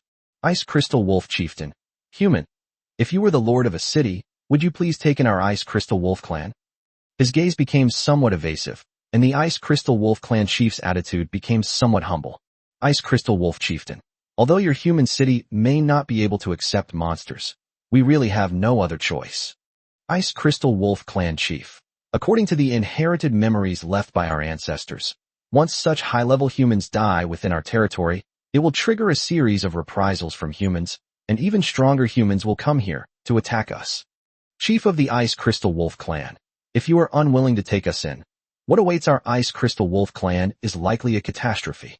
The Ice Crystal Wolf clan chief, glancing at the black-haired boy who was barely bigger than one of his own legs, prostrated himself. The giant ice wolf sculpture crouched down and placed its massive ice wolf head in front of the black-haired boy. After ensuring that the boy's body was taller than its own head, the huge wolf-shaped ice sculpture displayed a humble attitude. Ice Crystal Wolf clan chief, if you, as the human city lord, are willing to accept us, then humanity will certainly have reservations about retaliating against us. Ice Crystal Wolf clan chief, so, if you are willing to accept our clan, we will be willing to pledge our loyalty to you. Ice Crystal Wolf clan chief, I guarantee that my people will not harm any human in your city, and I am willing to sign a soul contract with you. Looking at the enormous ice wolf head lying prostrate in front of him, Jiang Ye's eyes darted around in thought. Jiang Ye placed his hand on the ice wolf's nose, feeling the cool, smooth touch, and a slight smile appeared on his lips.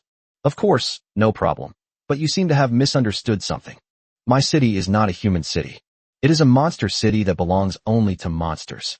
Chapter 132, Human-Shaped Mint Jiang Ye. Upon hearing the words of the black-haired youth in front of him, the Ice Crystal Wolf clan chief was taken aback, seemingly not yet understanding what he was saying. After all, the meaning conveyed by those words was so incredible that the Ice Crystal Wolf clan chief thought he had misheard. After realizing he hadn't misheard, the Ice Crystal Wolf chieftain's blue-eyed wolf eyes nearly popped out of their sockets in shock. What? What did I just hear? The black-haired boy in front of me actually said that his city was not a city of humans, but a city that belonged only to monsters. The Ice Crystal Wolf clan chief had lost count of how many times he had been shocked, but this time the shock far surpassed the previous ones.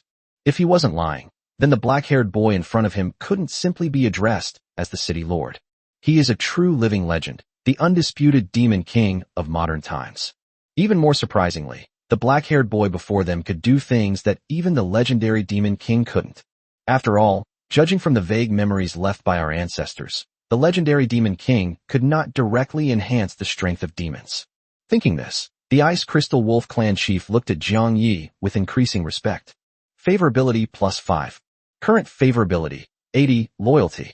Just as the Ice Crystal Wolf clan chief was expressing his loyalty, Xiao Qi, who was standing to the side, had already become excited when Jiang Ye agreed. Humans agreed. So, does that mean I can smell human scents every day from now on? Thinking of this, Xiao Qi's icy tail shook like a propeller, so fast that it even blew away all the snow behind her. Smelling the familiar scent emanating from Jiang Ye not far away, the excited Xiao Qi could no longer contain herself and ran straight towards Jiang Ye. Xiao Qi, humans, I'm here.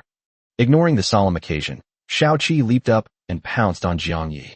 Big White. Xiao Lai. Ice Crystal Wolf, clan chief. No one expected that Xiao Qi would pounce on them at this moment. But sensing that they meant no harm, Xiao Lai and Da Bai did not stop them. Then, to the astonishment of Da Bai, Xiao Lai, the Ice Crystal Wolf clan chief, and Jiang Ye himself, Xiao Qi pounced directly in Jiang Ye's direction. Seeing this, Jiang Ye was startled.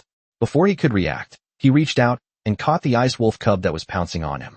Feeling the arms encircling her and the warm embrace, Xiao Qi felt as if her whole wolf was melting. Her body began to unconsciously rub against Jiang Ye's arm, and at this moment, Xiao Qi's wolf eyes were full of happiness. Looking at the Ice Crystal Wolf cub gently nuzzling him in his arms, Jiang Ye felt a sudden pain in his stomach. Looking down, I realized it was from Xiao Qi's rapidly wagging icy tail that I had been whipped. Before Jiang Ye could react, Xiao Qi snuggled into his arms and began licking his arm in a spoiled manner. Xiao Qi, human, you smell so good. I really love you, human. Xiao Qi, human, can you hold me every day from now on? I really want to be held by you forever. I want to be with you forever. Favorability +10. Current affection level, 85, dependence. Feeling the tickle on his arm, Jiang Ye smiled. Sure. Looking at the Ice Crystal Wolf cub snuggling against him and making whimpering noises, Jiang Ye smiled helplessly. Jiang Ye stroked the little Qi who was snuggling in his arms, and instead of being disgusted, he quite liked it. After all, who could resist a cute little animal that can snuggle in your arms and doesn't shed fur? Jiang Ye Xiao Lai on his head and Da Bai on his shoulder both experienced a surge in blood pressure upon witnessing this scene. The temperature around them dropped 10 degrees instantly due to the intense emotions of the two sixth-tier boss monsters. Upon seeing Xiao Qi's message and Zhang Ye's reply, the surrounding temperature instantly dropped several degrees. The air pressure was also very low due to the influence of the magical fluctuations. If Zhang Ye hadn't been there, the earth would probably have already cracked open by now. Big white. Xiao Lai. The temperature dropped so quickly that Zhang Ye couldn't help but shiver. Feeling the eerie atmosphere around him, Zhang Ye was momentarily bewildered, not understanding what was happening. I just petted some small animals, so why did it suddenly get so cold? Looking around and seeing that the surrounding environment had not changed, Zhang Ye became even more puzzled. Just then, Xiao Lai, whose face was flushed and slightly hot, jumped off Zhang Ye's head and then snuggled into his arms. Feeling the hot object in his arms, Zhang Ye was taken aback, not expecting Xiao Lai to be so hot at the moment. Even its light blue body now had a slight reddish tinge. Little Lai, me too. Me too. My lord, me too. Xiao Lai Wa. I want to be with the lord too. Me too. Me too. Then, she nestled in Zhang Ye's right arm and, along with Xiao Qi, began to snuggle against him affectionately. At this moment, in Zhang Ye's arms, there was a cold lump of ice on his left and a hot ball of gel on his right. Seeing this, Zhang Ye's lips twitched, and for a moment he didn't know what to say. Meanwhile, Dabai was secretly watching Zhang Ye's arms out of the corner of his eye. Looking at the two demons snuggling in Zhang Ye's arms, a hint of envy flashed in Dabai's eyes. I've shrunk so much. I shouldn't have any problem getting the same treatment as them, right? No. What are you thinking, Cloud Sea Giant Python? What happened to your pride as a supreme demon? That being said, the sin of humans is really nice. If only I could be hugged and rubbed against. Just as Dabai's eyes were filled with struggle and his mind was in complete chaos. Sensing something was wrong, the Ice Crystal Wolf Clan chief used ice elements to lift Xiao Qi up. Looking at Xiao Qi, who was being lifted up and wagging its tail at him, Zhang Ye felt the temperature around him gradually rising. At the same time, Zhang Ye also noticed the strangeness of Dabai on his shoulder and roughly guessed what was going on. Zhang Ye coughed lightly as he looked at the seemingly indifferent, but actually glancing sideways at him from the corner of his eye. Zhang Ye gently placed Xiao Lai, whose temperature had returned to normal, back on top of his head. Then Zhang Ye pretended that nothing had happened and continued. Ahem. Since you have chosen to join us, you must abide by the rules of our demon city. But there's no rush to talk about these things. We can discuss them slowly after we enter the monster city. Upon hearing Zhang Ye's words, the Ice Crystal Wolf Clan chief was taken aback. Ice Crystal Wolf Clan chief. Lord City Lord, shall we go now? Zhang Ye nodded as he looked at the panel that appeared above the Ice Crystal Wolf Clan chief's head. That's right now. By the way, my name is Zhang Ye. You can call me Lord. Don't call me City Lord. It feels strange. Ice Crystal Wolf Clan chief. Now? My lord, shall we go down the mountain now? Seeing this, Zhang Ye's lips curled up in a smile. Right now, but we don't need to go down the mountain. Chapter 133 The Incredible Monster City. As soon as he finished speaking, Zhang Ye had a thought, and the space where Zhang Ye and the Ice Crystal Wolf Clan chief were located instantly began to distort. Upon seeing this, the Ice Crystal Wolf Clan chief's expression changed drastically from initial confusion. Sensing the abnormal fluctuations in the space, the Ice Crystal Wolf Clan chief was about to escape with Xiao Qi and Zhang Ye when he heard Zhang Ye's words. No problem, don't worry. Upon hearing this, the Ice Crystal Wolf Clan chief stopped manipulating the ice element. Before it could react, the abnormal spatial fluctuations instantly engulfed the Ice Crystal Wolf Clan chief's enormous body. The Ice Crystal Wolf Clan chief felt a blur before his eyes, and the next second, the icy and snowy environment around him instantly transformed into a forest filled with birdsong and fragrant flowers. Looking at the lush green forest around them, the Ice Crystal Wolf chieftain opened his mouth in shock. Looking at the black-haired boy not far away, the Ice Crystal Wolf Clan chief hadn't expected Zhang Ye to have spatial abilities. The Ice Crystal Wolf Clan chieftain could clearly sense that the surrounding forest was not the forest outside the snow mountain, but a place he had never been before. In other words, Zhang Ye can not only communicate with demons, but also enhance their strength, and he also possesses the ability to travel at least 10,000 miles in an instant. Thinking this, the Ice Crystal Wolf Clan chief's gaze towards Zhang Ye became excited. Indeed, my decision to lead my people to follow him was the right one. Seeing Zhang Ye head deeper into the forest, the Ice Crystal Wolf Clan chief dared not delay and quickly followed with the curious Xiao Qi. By the way, now that you've joined us, what should I call you from now on? I can't keep calling you Ice Crystal Wolf, can I? Ice Crystal Wolf Clan Chief. I don't have a name yet. When I'm in the clan, everyone just calls me Chief. Looking at Jiang Yi in front of him, the Ice Crystal Wolf Clan Chief tentatively sent a message. Ice Crystal Wolf Clan Chief. How about, Lord, you help me come up with a name. Before Jiang Yi could reply to the message from the Ice Crystal Wolf Clan Chief, Dabai and Xiao Lai glanced unhappily at the large ice block behind them. Even though she knew that Jiang Yi treated all monsters equally, and that it was perfectly normal for a lord to take on followers, she still felt very uncomfortable for some reason. At least that's what Xiao Lai thinks. As for Baymax won't admit it. Unaware of Xiao Lai and Dabai's unusual behavior, Jiang Yi stared into thought as he looked at the system panel that popped up by the Ice Crystal Wolf Clan Chief. Jiang Yi freed one hand to stroke his chin and thoughtfully said, Then, how about you call yourself Bingling from now on? Upon hearing Jiang Ye's words, Ice Wolf's face lit up with joy. This should be considered true self-acceptance, right?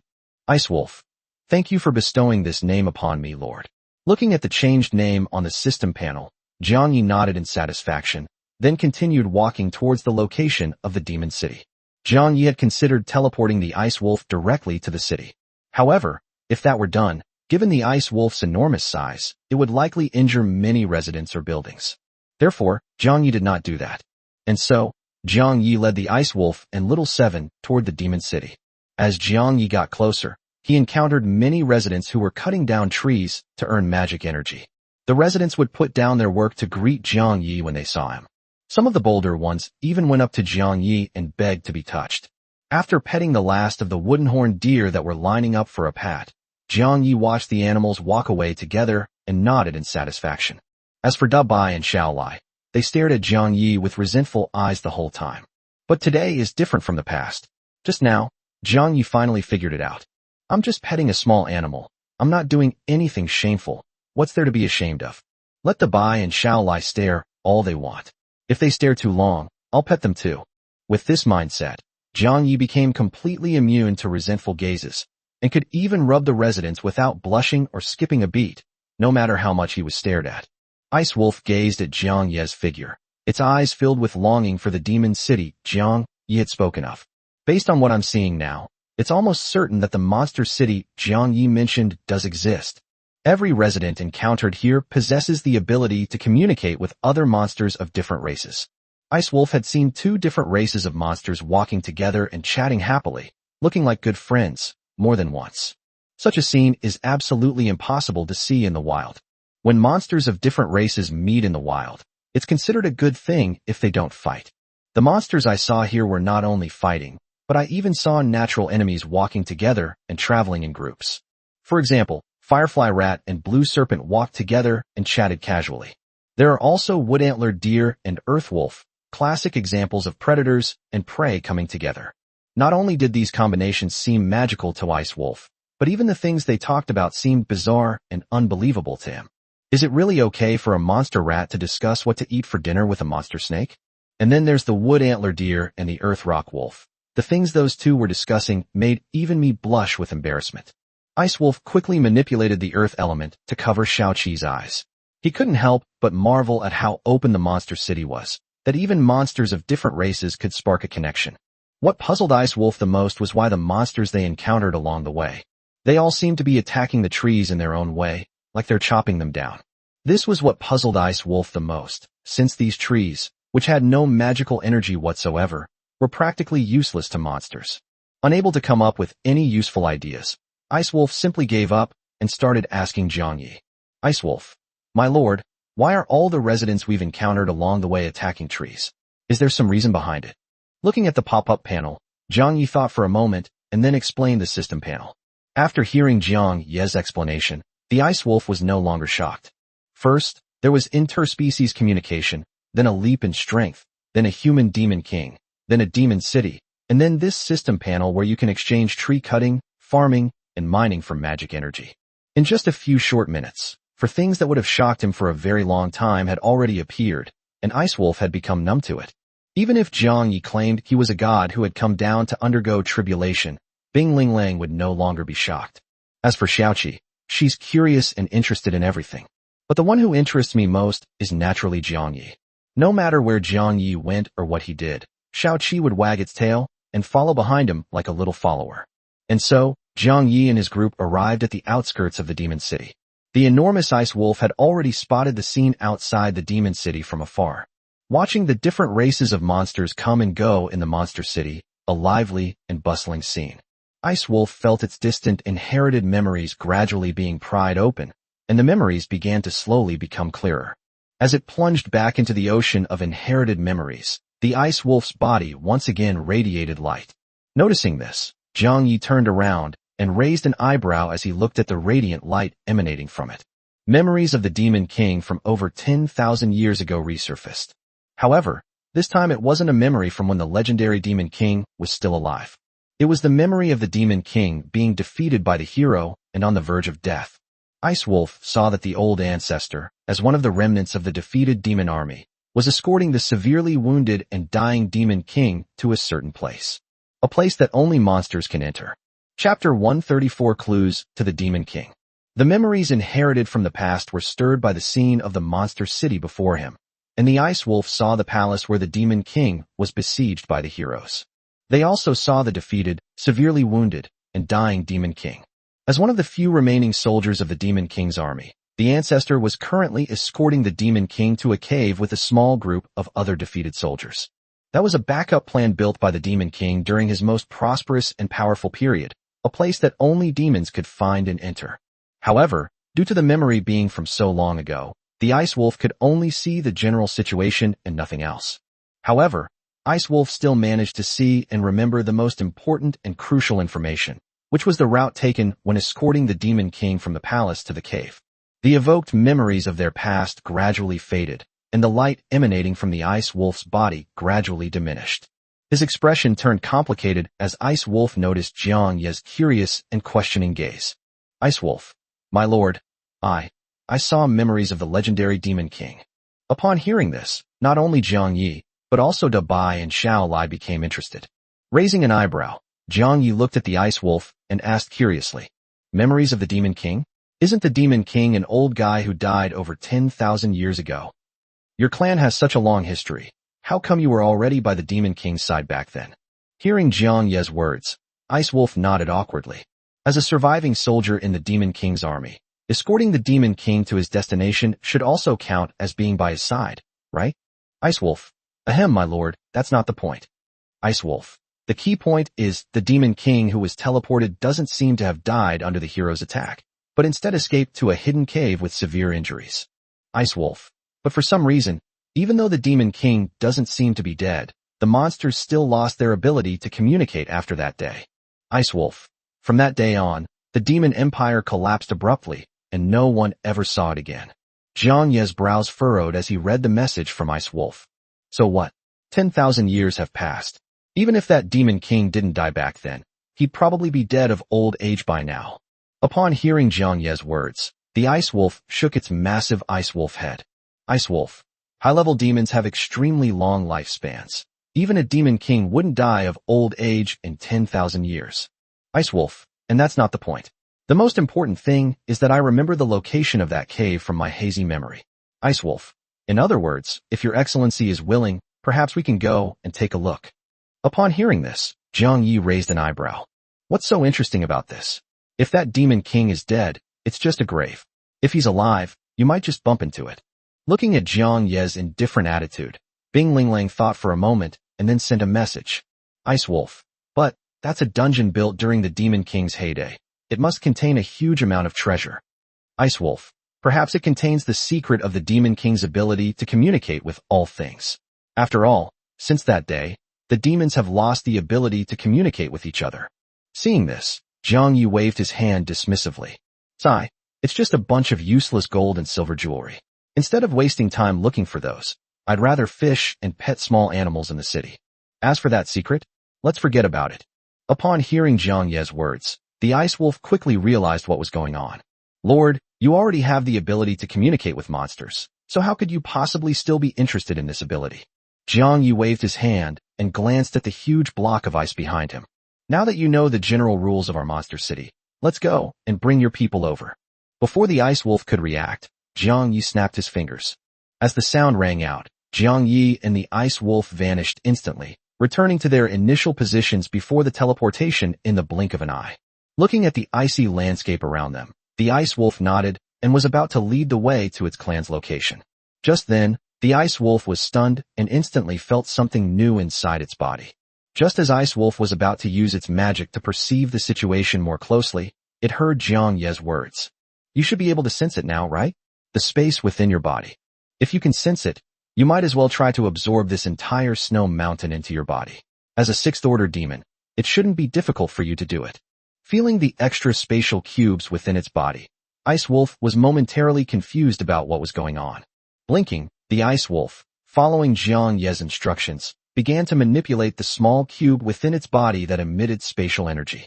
The next second, the entire snow-capped mountain began to tremble. With a thought from Ice Wolf, the sky over the entire snow mountain suddenly darkened. The weather, which was not originally snowing, suddenly turned dark and began to snow heavily. Seeing this, Jiang Yi smiled slightly. All right, your Ice Crystal Wolf clan has now successfully moved. Welcome to Monster City. Meanwhile, in the forest outside the snow-capped mountains. At that moment, several humans wearing adventurer badges on their chests were walking slowly forward. One of the older men looked at the thief leading the way with a face full of suspicion. Hey kid, you're not kidding me, are you? This forest doesn't look like it has any snow-capped mountains at all. Even if they really existed, given their rarity in the far north and far south, how could the Ice Crystal Wolf possibly inhabit the mountains of our inland region? Hearing the doubts behind him, the thief patted his chest confidently and said, Don't worry, Uncle, I saw it with my own eyes last time. If I weren't too weak to hunt the Ice Crystal Wolf by myself, I wouldn't have bothered asking you all to come along.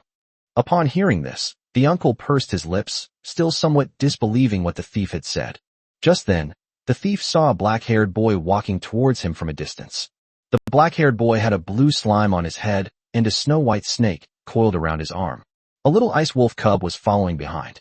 Seeing this, the thief's face lit up with joy, and he puffed out his chest, pointing at Jiang Yi in front of him. Didn't you say I was lying?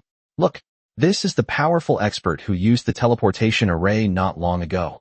He didn't have that Ice Crystal Wolf with him before he teleported here. See, I wasn't lying to you. Hearing the thief's words, the uncle was stunned and quickly looked in the direction the thief was pointing. Upon seeing the little Ice Crystal Wolf behind the black-haired boy, the uncle's expression gradually turned into wild joy. The Ice Crystal Wolf's indestructible ice is a real treasure. If I could hunt just one, it would be enough to cover my expenses for several years. Thinking this, the uncle quickly urged, Then what are we waiting for? Lead the way. The group then left without stopping, bypassing the black-haired boy and running straight towards the original location of the snow mountain. We're here. I remember that snow-capped mountain was just ahead. As he said this, the thief drew his dagger and cut away the bushes that were blocking his view. Then I saw a scene that left me speechless. There were no cold, snow-capped mountains ahead. The thieves only saw a bottomless abyss. Just then, the middle-aged man approached with a strange look on his face. This is the snow mountain you were talking about. I don't know either. Last time I came here, it was clearly a snow-capped mountain. While the group was still in shock and confusion, Jiang Yi had already led a group of monsters to the Adventurers Guild where they had been teleported from earlier. Pushing open the door, ignoring the admiring and envious glances around him, Jiang Yi walked straight to the counter. Is your guild's branch leader here? I'd like to use your guild's teleportation array. Chapter 135. They came to my door. Hearing Jiang Ye's words, the adventurers around him were somewhat puzzled. Wasn't this black-haired boy teleported here with that level 4 adventurer? Shouldn't they leave together? Why is it that only this black-haired youth has returned? Where are the level 4 adventurer, the mage, and the ranger? The surrounding adventurers were somewhat puzzled, but they didn't say anything. After all, what if they just have something to do and need to stay? It would be rather awkward to ask them. Upon hearing Jiang Ye's words, the receptionist glanced at Jiang Ye's chest. After confirming that Jiang Yi was not wearing a badge, the receptionist hesitated for a moment, unsure whether he should notify the president. After all, this teleportation array can only be used by adventurers of at least level 4. Theoretically speaking, even the strongest person would have to abide by this rule. But rules are rigid, people are flexible. They were able to get so close to a 4th-tier adventurer, and when they were teleported here, the 4th-tier adventurer even followed behind them intentionally or unintentionally. All of this demonstrates the extraordinary strength or status of the young man before us. Thinking this, the receptionist swallowed hard, then respectfully said to Jiang Yi, "Yes, sir, I will inform the chairman for you now. Please wait a moment." Then, under Jiang Ye's watchful eye, he quickly jogged towards the second floor of the Adventurers Guild. Seeing this, Jiang Yi didn't just stand there like an idiot. He took Dabai and Xiao Lai and found a place to sit down. Looking at Xiao Qi, who was curious about everything and wandering around aimlessly, Jiang Ye's lips curled up. "Xiao Qi, won't your mother worry if you keep wandering around outside like this?" Upon hearing Jiang Ye's words, Xiao Qi wagged its little tail and ran from a short distance to Jiang Ye's side. "Xiao Qi, I told Mom. Mom agreed to let me follow the Lord." Looking at the information panel that appeared above Xiao Qi's head, Xiao Lai pouted. Jiang Yi just smiled helplessly and said, "Then remember to stay close and be careful not to get lost." Xiao Lai, exactly. If you don't stick with the Lord, you'll definitely get kidnapped by other humans. Hearing this, Xiao Qi was shocked, not expecting the matter to be so serious. "If I get lost, I'll never see the Lord again, let alone smell his scent." Upon realizing this, Xiao Qi was terrified by her own thought. And so, Xiao Qi tucked its tail between its legs and ran to Jiang Ye's side, clinging to his heels, looking terrified. Just then, the clerk at the counter came down from the second floor with a muscular mage. Pointing to Jiang Yi sitting not far away, the counter clerk didn't linger and went back to the counter to handle his business. Upon seeing this, the muscular mage walked towards Jiang Ye's direction. Jiang Yi also noticed this person and turned around to look at where the mage was. Seeing that this person was wearing a large wizard's hat and was shirtless, revealing his muscular body, Jiang Ye's lips twitched. Shouldn't a wizard wearing a wizard's hat be a thin, old man or a knowledgeable scholar? What's with this muscular hunk wearing such a huge wizard's hat? The other adventurers, however, were not particularly surprised by this scene. After all, this is the branch leader of this adventurers guild, and most of the adventurers who regularly stay in the guild have seen him. Meanwhile, the novice adventurer next to Jiang Yi was whispering to his companions. "Wow, is that President ALD? His muscles are ridiculously big." Of course, President ALD is not only a 6th-tier warrior, but also a high-ranking mage registered with the Wizarding Association. Not only that, Guildmaster ALD is also the chief physician of the Church of Holy Light, and his subordinates have saved countless adventurers. And also, hearing the whispers of the adventurers nearby, Jiang Yi suddenly became interested. This muscle, mage named Alder, sounds like a top-tier warrior mage-priest hybrid. As Jiang Yi watched the muscular mage approaching him, his eyes flickered and his thoughts began to race. Besides gathering intelligence, he came to the human city to see if anyone could cure his inability to sense magic. Even if it can't be cured, at least we should know why we can't sense magic. After all, even the lords who had traveled with him could sense the magic, so Jiang Yi really couldn't understand why he couldn't sense it. "I wanted to go to the city to look for someone, but because I was unfamiliar with the city and didn't know who to look for, I kept putting it off." As the muscular mage drew closer, Jiang Ye's lips curled into a slight smile. A master of magical knowledge makes him both a high-ranking mage and a top-tier healer. The best person to help me see the problem has come to me on their own. Just as Jiang Yi was pondering, the muscular mage ALD walked up to him. ALD looked Jiang Yi up and down, a hint of doubt in his eyes. "Hey, young man, are you the powerful expert that Varn mentioned who needs to use a teleportation array?" Looking at Xiao Lai, Dabai, and Xiao Qi beside Jiang Yi, ALD shook his head and said seriously, "Young man, I'm afraid I have to refuse your request. It's not that I'm making things difficult for you, but the rule that only adventurers of level 4 or above can use teleportation arrays was not set by me. If you are powerful enough, I might be able to make an exception. Even if your rank isn't high, you should at least be like me." After saying that, ALD raised his thick arm, and his biceps bulged instantly. At the same time, his back muscles tightened, and the lines of his back were clearly visible, drawing gasps of amazement from the adventurers around him. Seeing this, Jiang Ye's lips twitched. Upon hearing the muscular mage's words, if Jiang Yi hadn't known about his multiple roles beforehand, he might have immediately ordered Dabai to unleash a magical surge. But now, Jiang Yi smiled as he looked at ALD, who was flexing his muscles and striking a pose in front of him. With a thought, Jiang Yi instantly produced a black staff that exuded an ancient and mysterious aura in his hand. At the top of that magic circle, a colorful crystal was currently suspended. The crystal was constantly emitting colorful light, instantly making the atmosphere in the Adventurers Guild mysterious. The moment the staff appeared, the previously noisy Adventurers Guild fell silent. The Staff of Lamentation of the Source of Dharma. Diamond-level item. The staff that the Dwarf King specially crafted for the legendary Mage of Annihilation. Its staff was forged from a small piece of a dragon's spine, making it both incredibly strong and imbued with powerful magical energy. The floating gems are formed by draining all the life force of high-level elemental spirits and can greatly increase the user's elemental affinity. This thing was obtained from the diamond treasure chest that Xu Yun had given us before. Since it was released, Jiang Yi has never taken it out again, leaving it gathering dust in his system inventory. After all, for monsters, it's practically equivalent to a high-tech precision weapon. You really can't use this thing without some understanding of magic. As for Jiang Yi, there's even less to say. To those who can sense magic, this thing might be quite powerful, given that it constantly exudes a solemn and mysterious aura. For Jiang Yi, this thing was just a slightly hard-bone club that could glow. Aside from being used to scratch an itch and as a flashlight, it's really useless. Thinking this, Jiang Yi looked at the burly ALD in front of him. At the same time, almost all the adventurers in the Adventurers Guild looked over. The look in her eyes as she gazed at Jiang Yi became greedy and envious. Jiang Yi even felt hateful and jealous gazes. Upon sensing the appearance of the staff, the muscular mage ALD froze in his pose, then stared in utter shock at the staff in Jiang Yi's hand. Looking at the staff he had just obtained from the diamond treasure chest, Jiang Yi flicked the crystal floating above him. As Jiang Yi struck, countless invisible energies shot out from the crystal, eliciting gasps from the surrounding adventurers.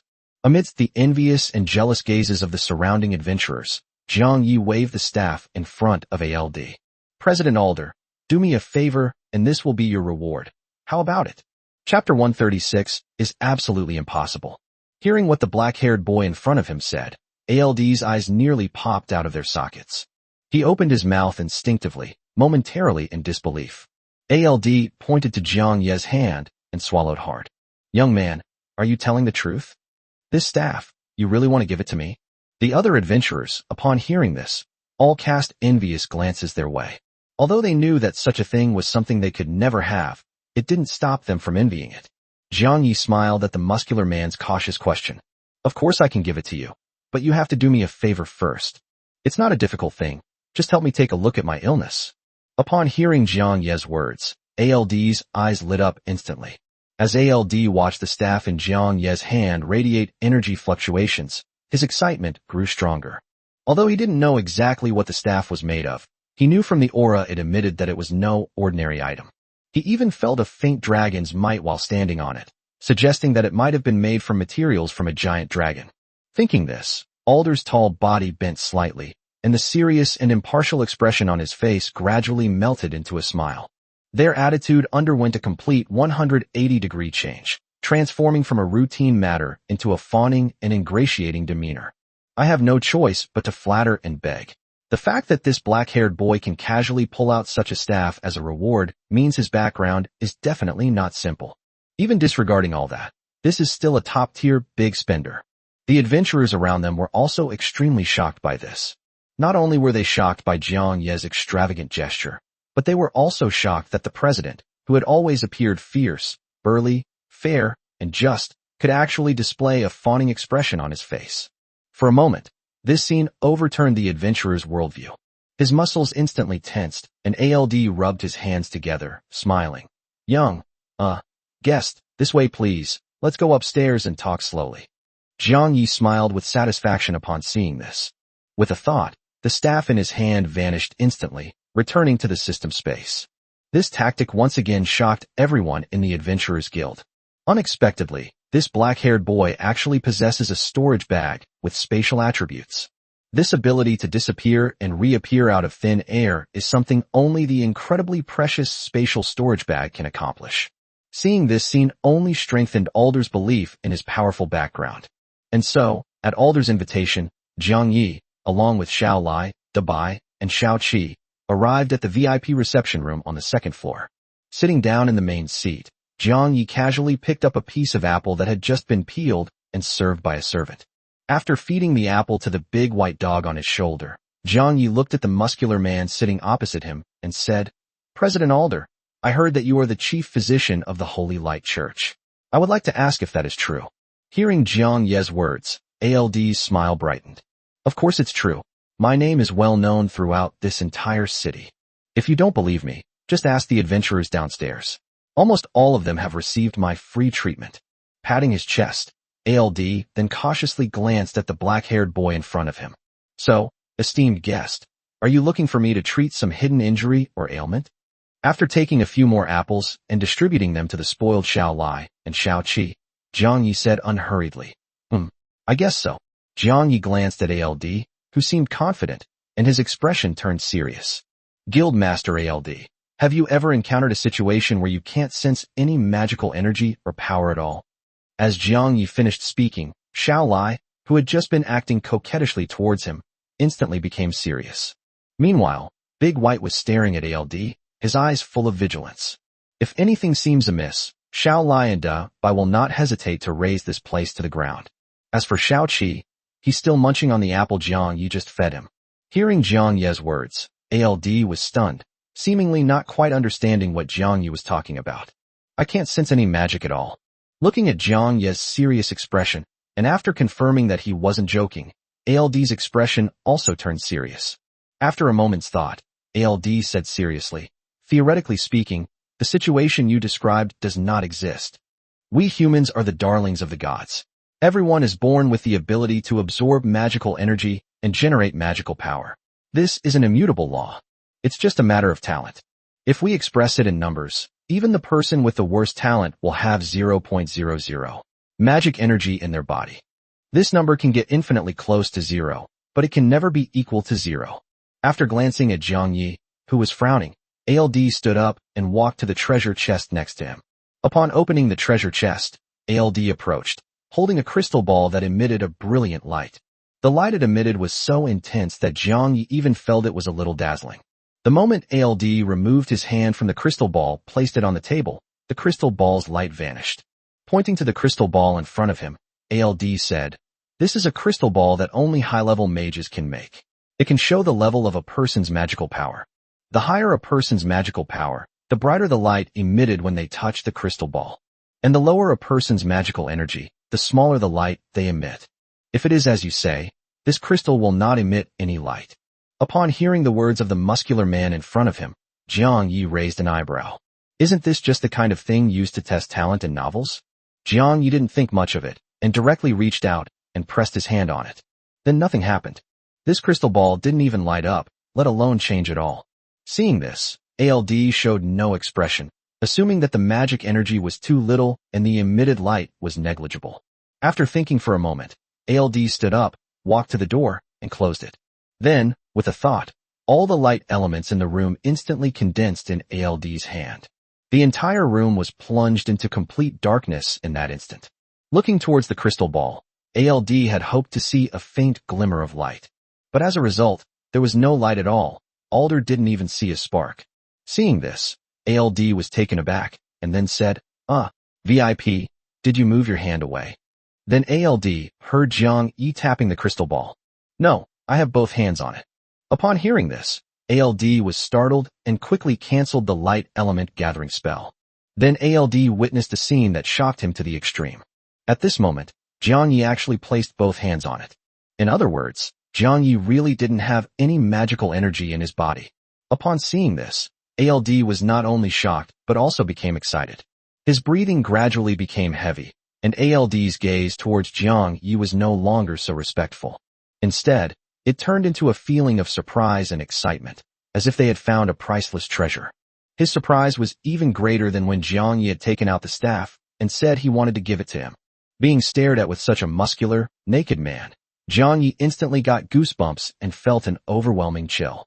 Seeing this, Bai and Xiao Lai looked at Jiang Yi with disbelief in their eyes. That look seemed to say, "It's one thing that you attract monsters, but I didn't expect you to attract humans so much too." P.S. We're getting a new cover. What do you readers think of this one? Chapter 137 heading to the Holy Spirit Empire. Seeing this, Jiang Yi felt a chill run down his spine and immediately picked up Xiao Lai and held her in front of him to block ALD's view. Then, in a trembling voice, he said, "President Alder, I have no homosexual tendencies, so please don't stare at me like that. Upon hearing Jiang Ye's words, ALD instantly realized that he had mismanaged his expression. His heavy breathing gradually subsided, and ALD coughed loudly. Withdrawing his intensely excited gaze, ALD's eyes no longer burned with fervor as he looked at Jiang Yi.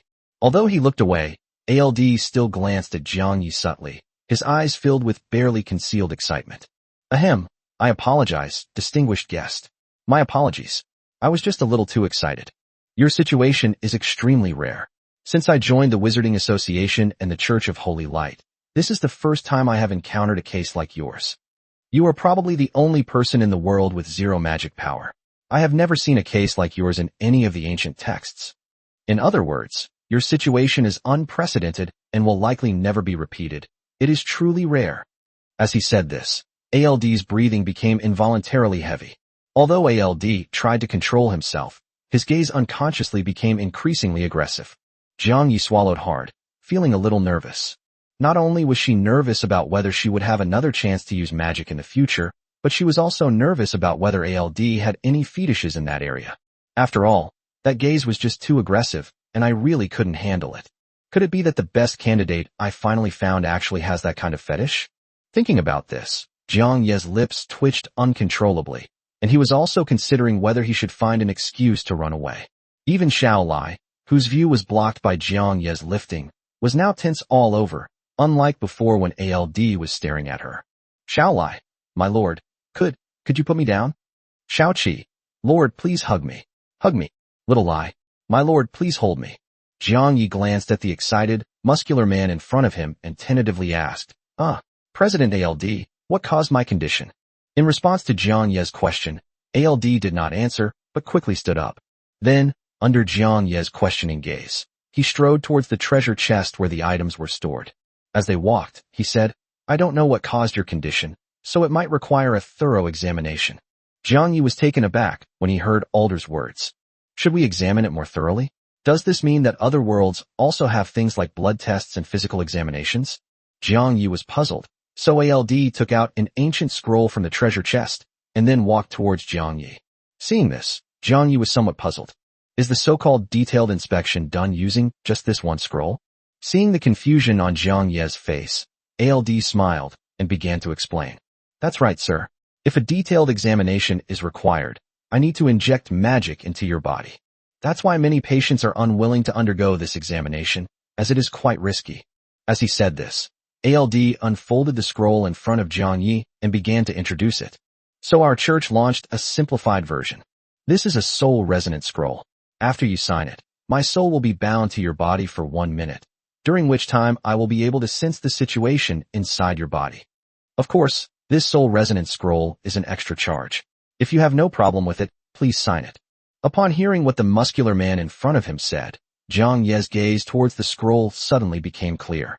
To put it bluntly, this thing is just an X-ray from another world. Picking up the thing, Jiang Yi instantly understood its contents, which were almost identical to what ALD had said. After presenting the scroll to Xiao Lai and having her confirm that there were no problems with the soul contract, Jiang Yi signed it without much hesitation. As Jiang Yi pressed down with his palm, the soul contract was successfully imprinted with his mark. Then, as the blue light shone, Jiang Yi was instantly enveloped in the emitted blue light. ALD immediately sat down cross-legged, closed his eyes, and began to carefully perceive the surroundings. At the same time, Dabai and Xiao Lai also became nervous, fearing that something might go wrong. Xiao Lai used her soul power to envelop Jiang Ye's entire body to prevent any sudden changes in the soul scroll. As time went on, ALD's brows furrowed. In the end, ALD's brows furrowed into a deep frown, and his expression turned ugly. Then ALD actually stood up, walked to the side, picked up an old, yellowed book, and started flipping through it while frowning. Seeing this, Jiang Ye's lips twitched, and his heart, which had been hanging in suspense, sank to the bottom. A minute passed, and the blue light emanating from the magic scroll gradually dissipated, but ALD's brows remained furrowed. After closing the old, yellowed book, ALD walked up to Jiang Yi and said solemnly, Sir, your situation is very, very special. It's not just that you don't have magical energy or magic power in your body. Your body is completely incompatible with magical energy and magic power. After saying that, ALD thought for a moment and then gave an analogy. If the human body is likened to parched land, then magical energy is the river that flows through that parched land. The parched land will gradually absorb the water from the river and become fertile and lush, which is equivalent to a person's promotion. And the size of this river is equivalent to a person's talent. The better a person's talent, the wider the river channel, the more water the land absorbs, and the faster the flow. For those with poor talent, the river channel is small and narrow, and their absorption efficiency will be poor. After saying these words, ALD's eyes instantly turned serious and sharp. Pointing his finger at Jiang Ye's body, ALD solemnly said something to Jiang Ye's astonished expression. But you are different. Your land cannot absorb those water sources at all, as if it were not water but a flowing solid. Hearing the muscular man's words, Jiang Ye's lips twitched. So why can't it be absorbed? Shaking his head, ALD said regretfully. I'm sorry, my skills are not yet proficient enough to find out the specific reason. Touching his chin, ALD hesitated before speaking. How about this? I can take you to the headquarters of the Wizarding Alliance of the Holy Spirit Empire. That place gathers the most outstanding human mages from across the continent. Surely someone can figure out the specific reason. At that time, I can introduce you to one of the top human mages. Such a being will surely be able to see the root of your problem. In that case, I can say that I have not let down the reward you gave me. Jiang Ye's eyes lit up when he heard that he was to be taken to the Holy Spirit Empire. Unexpectedly, the place that could solve his magical problem was the very place he had planned to go to. Chapter 138 Arrival at the Holy Spirit Empire. Looking at Jiang Ye, whose eyes lit up, ALD's expression was somewhat strange.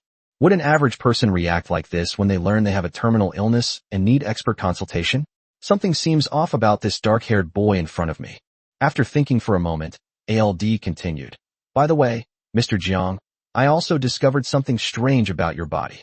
Hearing ALD's words, Jiang Yi was stunned, not understanding what other problems he had besides not being able to sense magic. Could it be that I actually have some other illness? Then, amid Jiang Ye's concern, ALD frowned and said, I don't know why, but I can't sense the area near your heart at all. Every time I try to go and examine the scroll, I am repelled by a mysterious force, making it impossible to conduct a thorough inspection. Hearing ALD's words, Jiang Yi immediately breathed a sigh of relief. I thought I had some serious illness, but it turned out to be just a small thing. After all, he had fused with fragments of the Space Authority.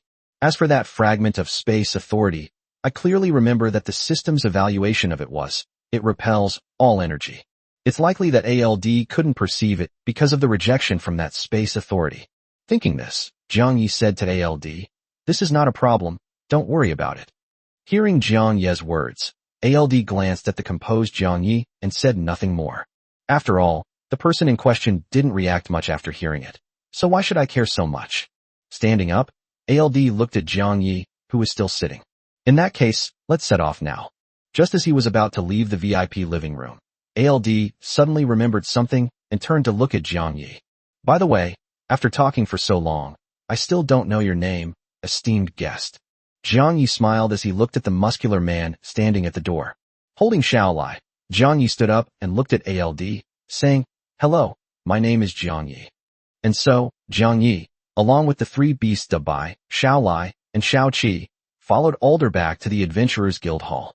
Amidst the envious or jealous gazes of the other adventurers, Jiang Yi stepped onto the teleportation array in the center of the Adventurers Guild Hall.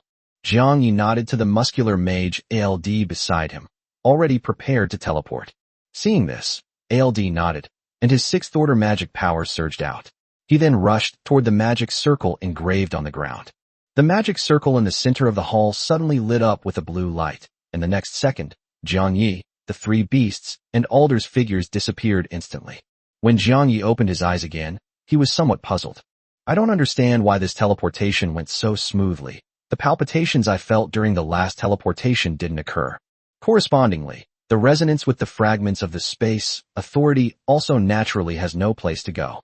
Does resonating with fragments of Space Authority require contact with different spatial items? Thinking this, Jiang Yi then saw something that puzzled him even more. Upon opening their eyes, they found that the adventurers' hall had vanished. Instead, there was a huge open space that resembled a parking lot. Seeing this, Jiang Yi was also somewhat shocked. I had assumed that the headquarters of the Adventurers Guild of the Holy Spirit Empire would be like the Adventurers Guild before, with a teleportation array in the center of the hall. But now, there's not even a trace of a building, let alone the center of the hall.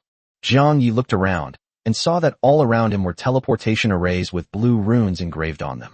Those teleportation arrays, resembling parking spaces, occasionally emitted a blue light, from which a few people were teleported. Seeing this scene, not only was Jiang Yi shocked, but even Dabai and Xiao Lai were somewhat surprised for a moment.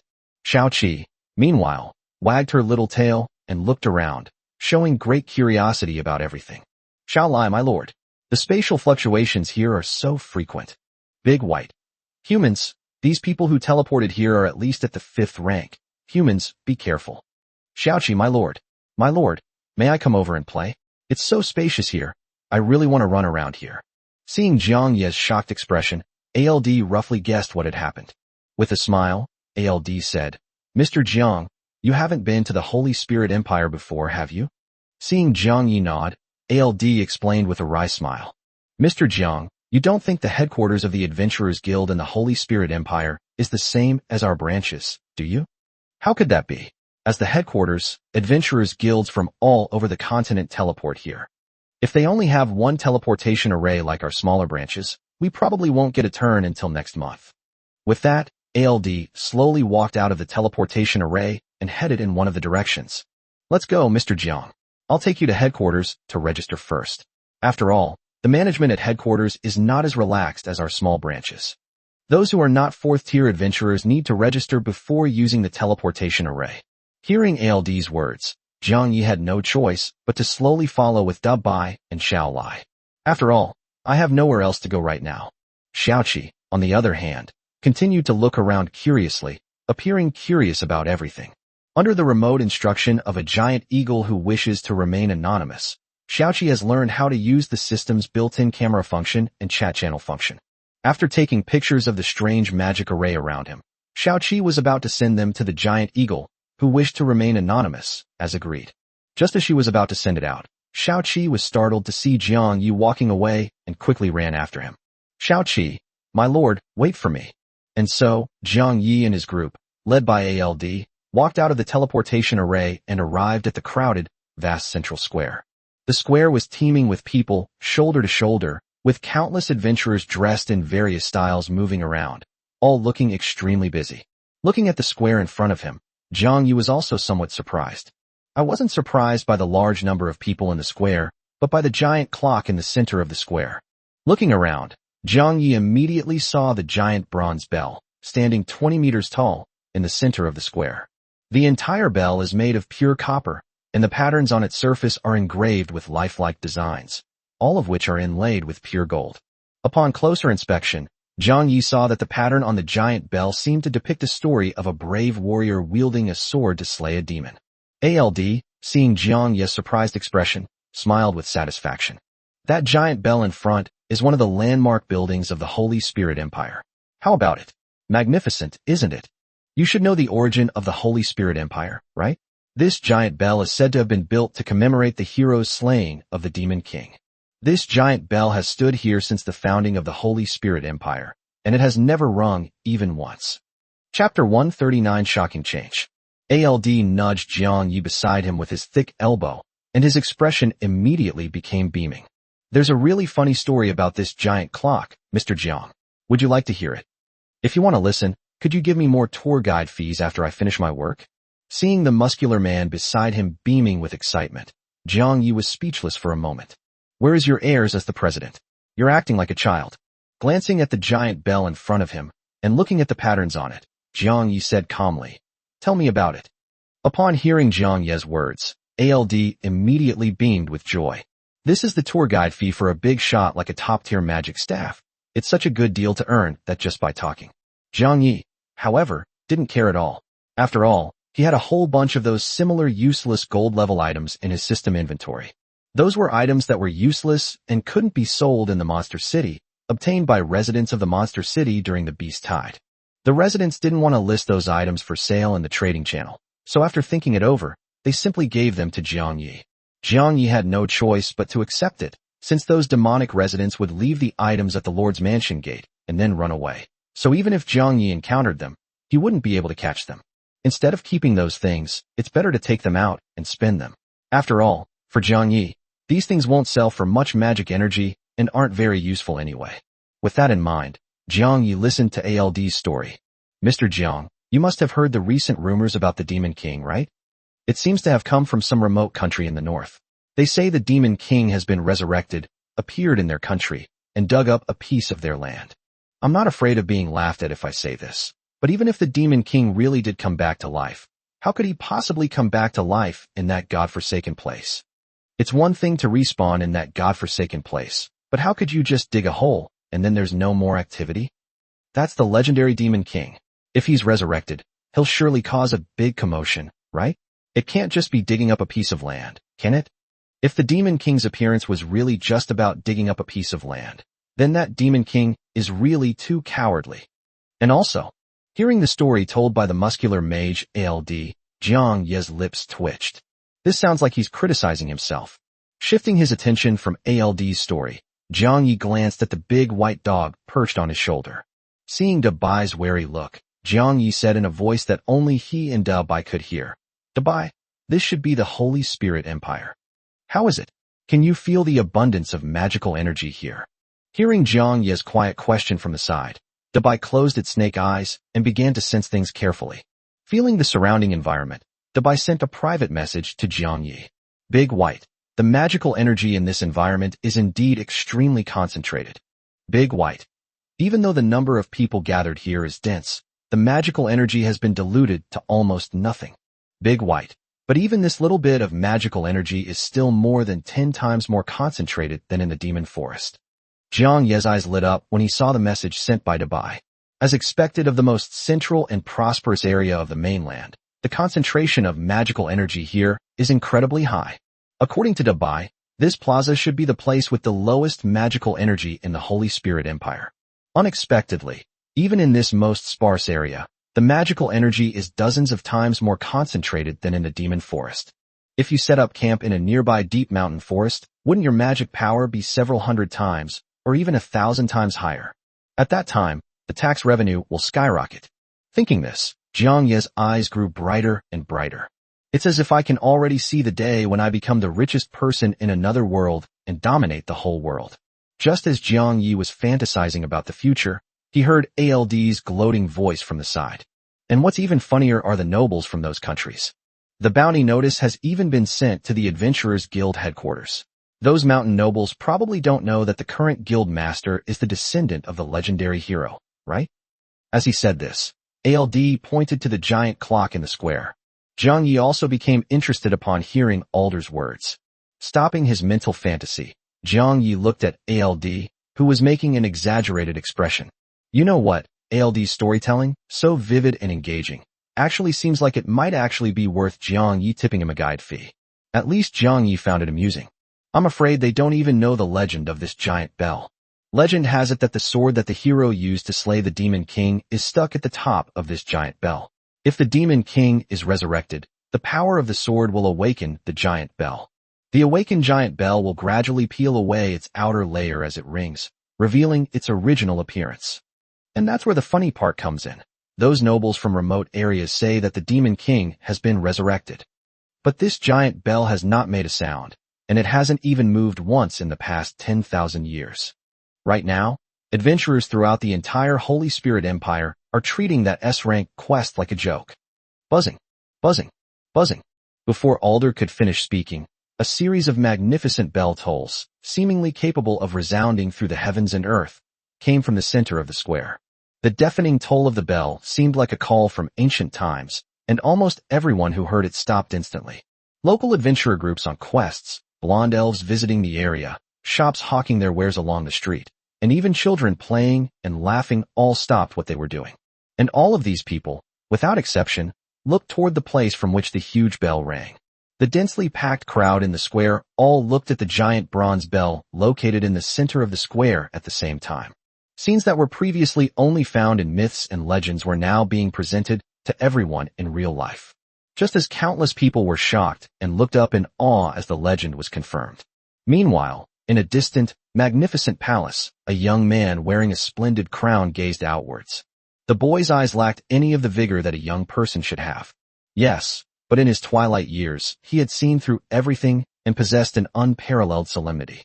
Jiang Yi was stunned by the loud bell ringing in his ears. Before Jiang Yi could react to what was happening, a system panel popped up rapidly. Warning, warning, warning. Abnormal item activity detected in the system inventory. Because the system inventory cannot store live items, this item is now being forcibly materialized.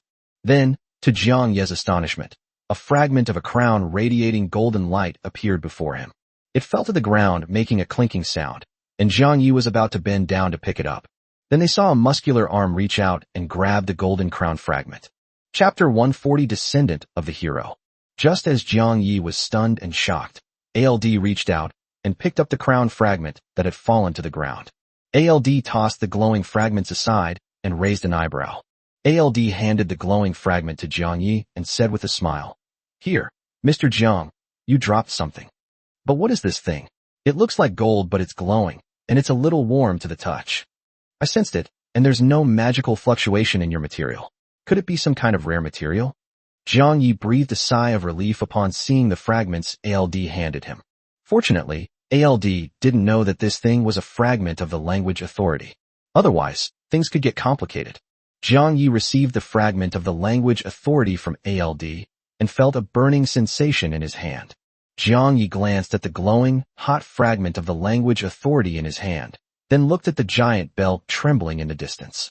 After the giant bell rang, it began to tremble frequently. It looked like an egg about to hatch. After the initial shock of watching the trembling giant bell, the crowd around the square erupted into chaos. After all, no one expected that the legendary myth would actually come true. In an instant, the once orderly square descended into chaos. Some people are excited that the legend has been proven true, while others are terrified of the Demon King's resurrection. Jiang Yi, on the other hand, looked at the giant bell with a worried expression. According to Alder, this giant clock has stood here for tens of thousands of years without ever moving. As soon as I arrived, the giant bell not only moved, but also made 3 loud noises. Even the language authority fragments stored in the system inventory have shown abnormal activity. These events inevitably lead to associations. Jiang Yi glanced at the fragment of the language authority in his hand and frowned slightly. Could it be that the legendary Demon King was able to rule over all races because of a fragment of language authority in his possession? Thinking this, Jiang Yi tried to hold the fragment of the language authority tightly in his palm. I want to see if this thing will flood into my body like the fragments of space authority. Jiang Yi was greatly disappointed by the reality. His hand, which was tightly gripping the fragment of the language authority, was almost red from the intense heat emanating from it, but the fragment did not react in the slightest. Just as Jiang Yi was pondering, Shao Qi, who was following at Jiang Yi's feet taking pictures of the giant bell, seemed to sense something and instantly started trembling. At the same time, Dabai on Jiang Yi's shoulder and Shao Lai on his head also looked up at the distant sky, their eyes filled with shock. What followed was that Dabai and Shao Lai's bodies trembled involuntarily. Big white. Humans, over there, there's a 9th-tier magic fluctuation. Shao Lai, my lord, there seems to be a very strong human over there. Jiang Yi was startled when he saw the message pop up on the panel in front of him. Turning his head, Jiang Yi saw that the big white dog on his shoulder was trembling slightly. They also saw ALD, the muscular giant beside them, panting heavily just like someone who had just struggled to get out of the water. Cold sweat dripped down my body, and my muscles trembled involuntarily. Nevertheless, there was no fear in ALD's eyes. On the contrary, his eyes were full of admiration and expectation. President, he's here. Looking around, Jiang Yi saw that Alder was not the only one like this. At this moment, everyone around Jiang Yi, including the dense crowd in the square, was just like Alder. Although his body trembled with fear, his eyes were filled with fanatical worship. The crowd in the square, which had been chaotic and noisy just moments before, fell silent in an instant.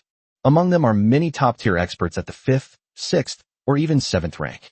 These powerful individuals, without exception, trembled under the unconscious pressure emanating from him, their expressions filled with worship. Jiang Yi was the only one among all the living beings present who was not affected by the pressure he unconsciously exuded. There was no other reason than that Jiang Yi couldn't sense the magical energy or power, so the pressure couldn't affect him. Looking in the direction everyone was looking, Jiang Yi saw a tiny figure slowly approaching in the distance. Squinting, Jiang Yi finally saw the figure in the distance, high in the sky. Just then, a young man wearing a crown and with a solemn expression walked from the distant sky. Jiang Yi was somewhat shocked upon seeing this. It wasn't because it was flying in the air, but because there wasn't a single trace of cool special effects around it. In this magical world, flying is actually very common. However, in general, when flying like this, there will be some wind element effects or other miscellaneous things around you. There was no movement around the boy, as if he were truly walking on air, floating in the void. As the boy drew closer, Jiang Yi noticed that the trembling of the surrounding crowd intensified. It wasn't just the subconscious physical fear and trembling. It was also an unparalleled emotional excitement. In just over 10 seconds, Jiang Yi had heard the hoarse voice calling out hero no less than 10 times. Under Jiang Yi's puzzled and solemn gaze, the golden-haired boy wearing a crown slowly walked to the top of the giant bell. Looking at the enormous bronze bell trembling beneath him, a hint of nostalgia flashed in the blonde boy's eyes. As the right hand slowly rose, the enormous bronze bell, which had been trembling abnormally, stopped trembling in an instant.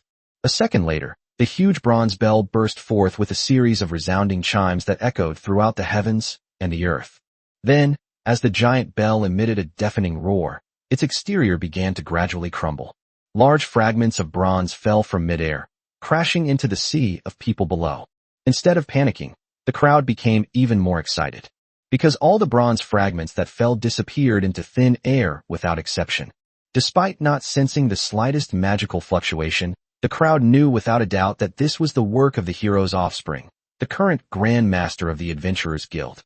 The 20-meter-tall bronze bell collapsed in front of a large crowd, finally revealing what was inside. At that moment, a scale radiating dazzling golden light floated silently in the sky, just like a second sun. Bright, dazzling golden light shone down on the sea of people below from the center of the square. After a brief moment of silence, the crowd erupted in a thunderous roar of cheers. At the same time, the heat and light emanating from the golden crown fragment in Jiang Yi's hand reached their peak. Seeing this, Jiang Yi quickly stuffed the golden crown fragments, which were radiating intense light and heat, into his pocket.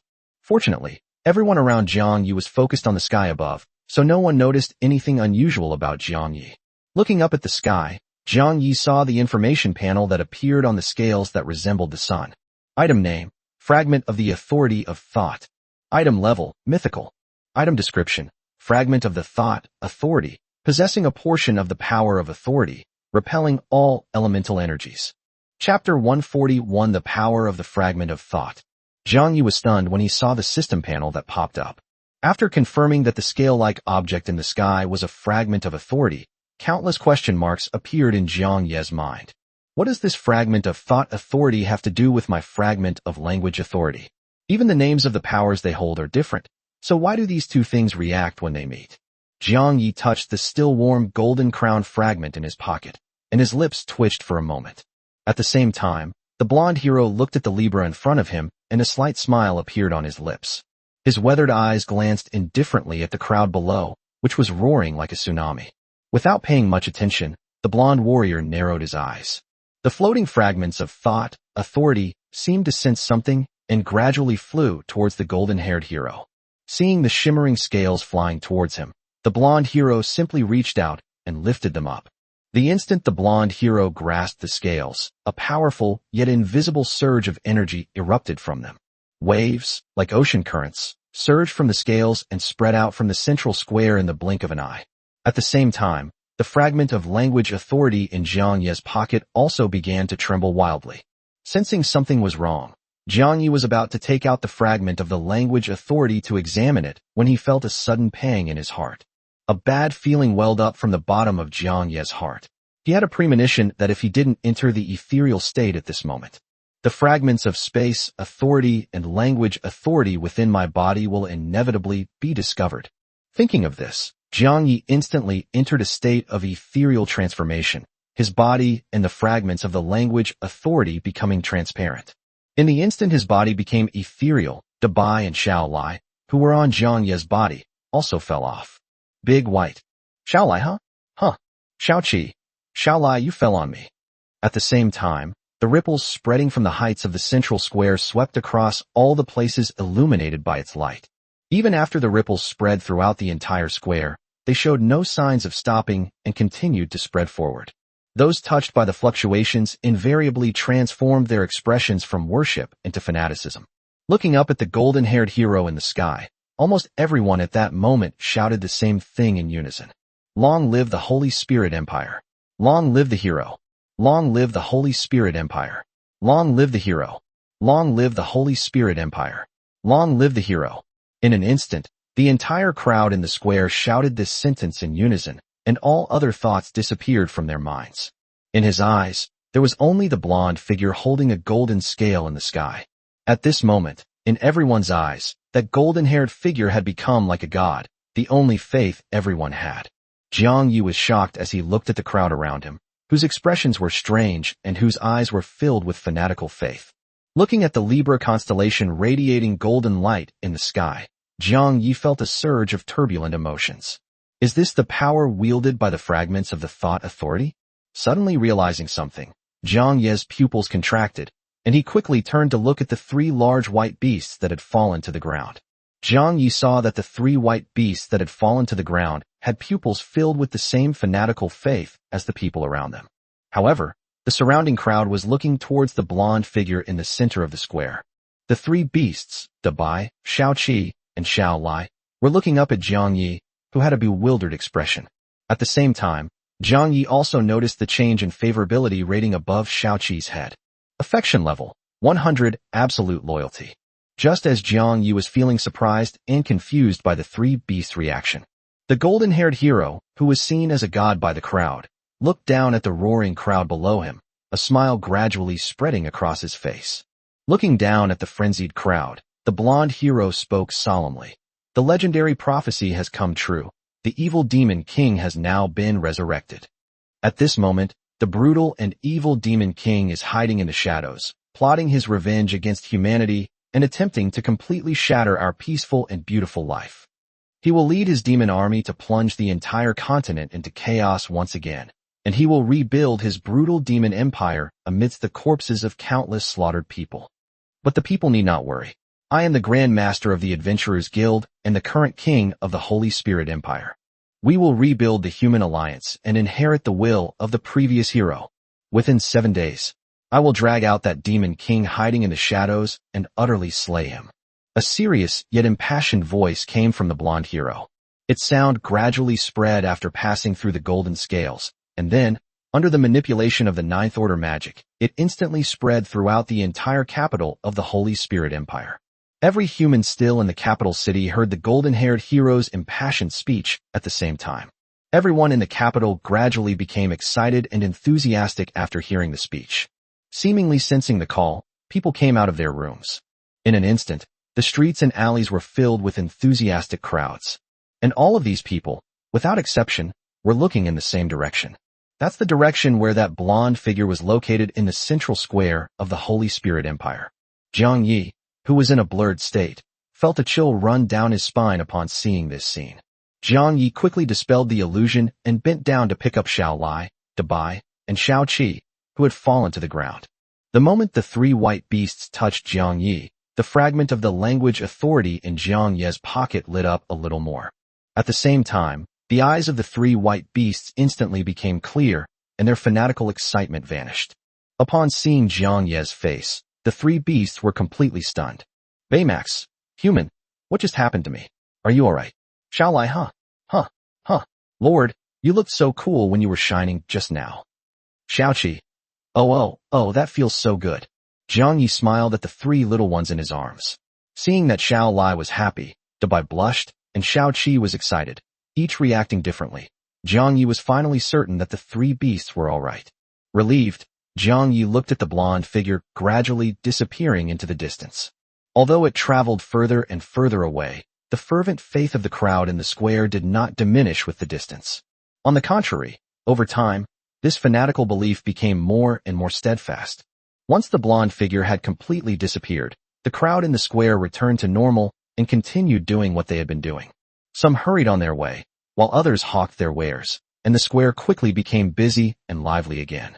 If it weren't for the disappearance of the giant clock in the square and the fervor in the eyes of the crowd, which confirmed that what had just happened was not an illusion. Otherwise, Jiang Yi would have thought that what had just happened was just a dream. Looking at ALD, who was excited and had an exaggerated expression, Jiang Yi reached out and nudged his muscular body. The moment Jiang Yi touched him, ALD's expression froze. The excitement on his face vanished abruptly, and ALD realized what was happening. Looking at Jiang Yi, who had nudged him, ALD was taken aback and asked, what just happened? Chapter 142. Rough on the outside, but meticulous on the inside. Seeing the fervor in ALD's eyes disappear, Jiang Yi reached into his pocket and touched the language power fragment, which had become slightly hotter.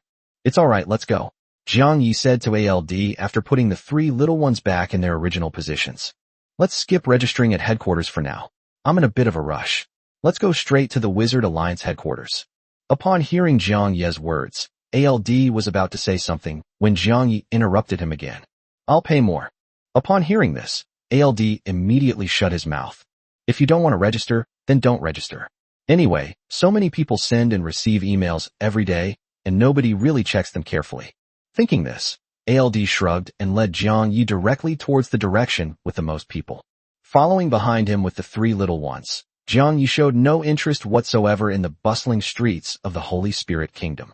Jiang Yi's thoughts were entirely focused on the golden-haired warrior. What did the blonde hero mean by that?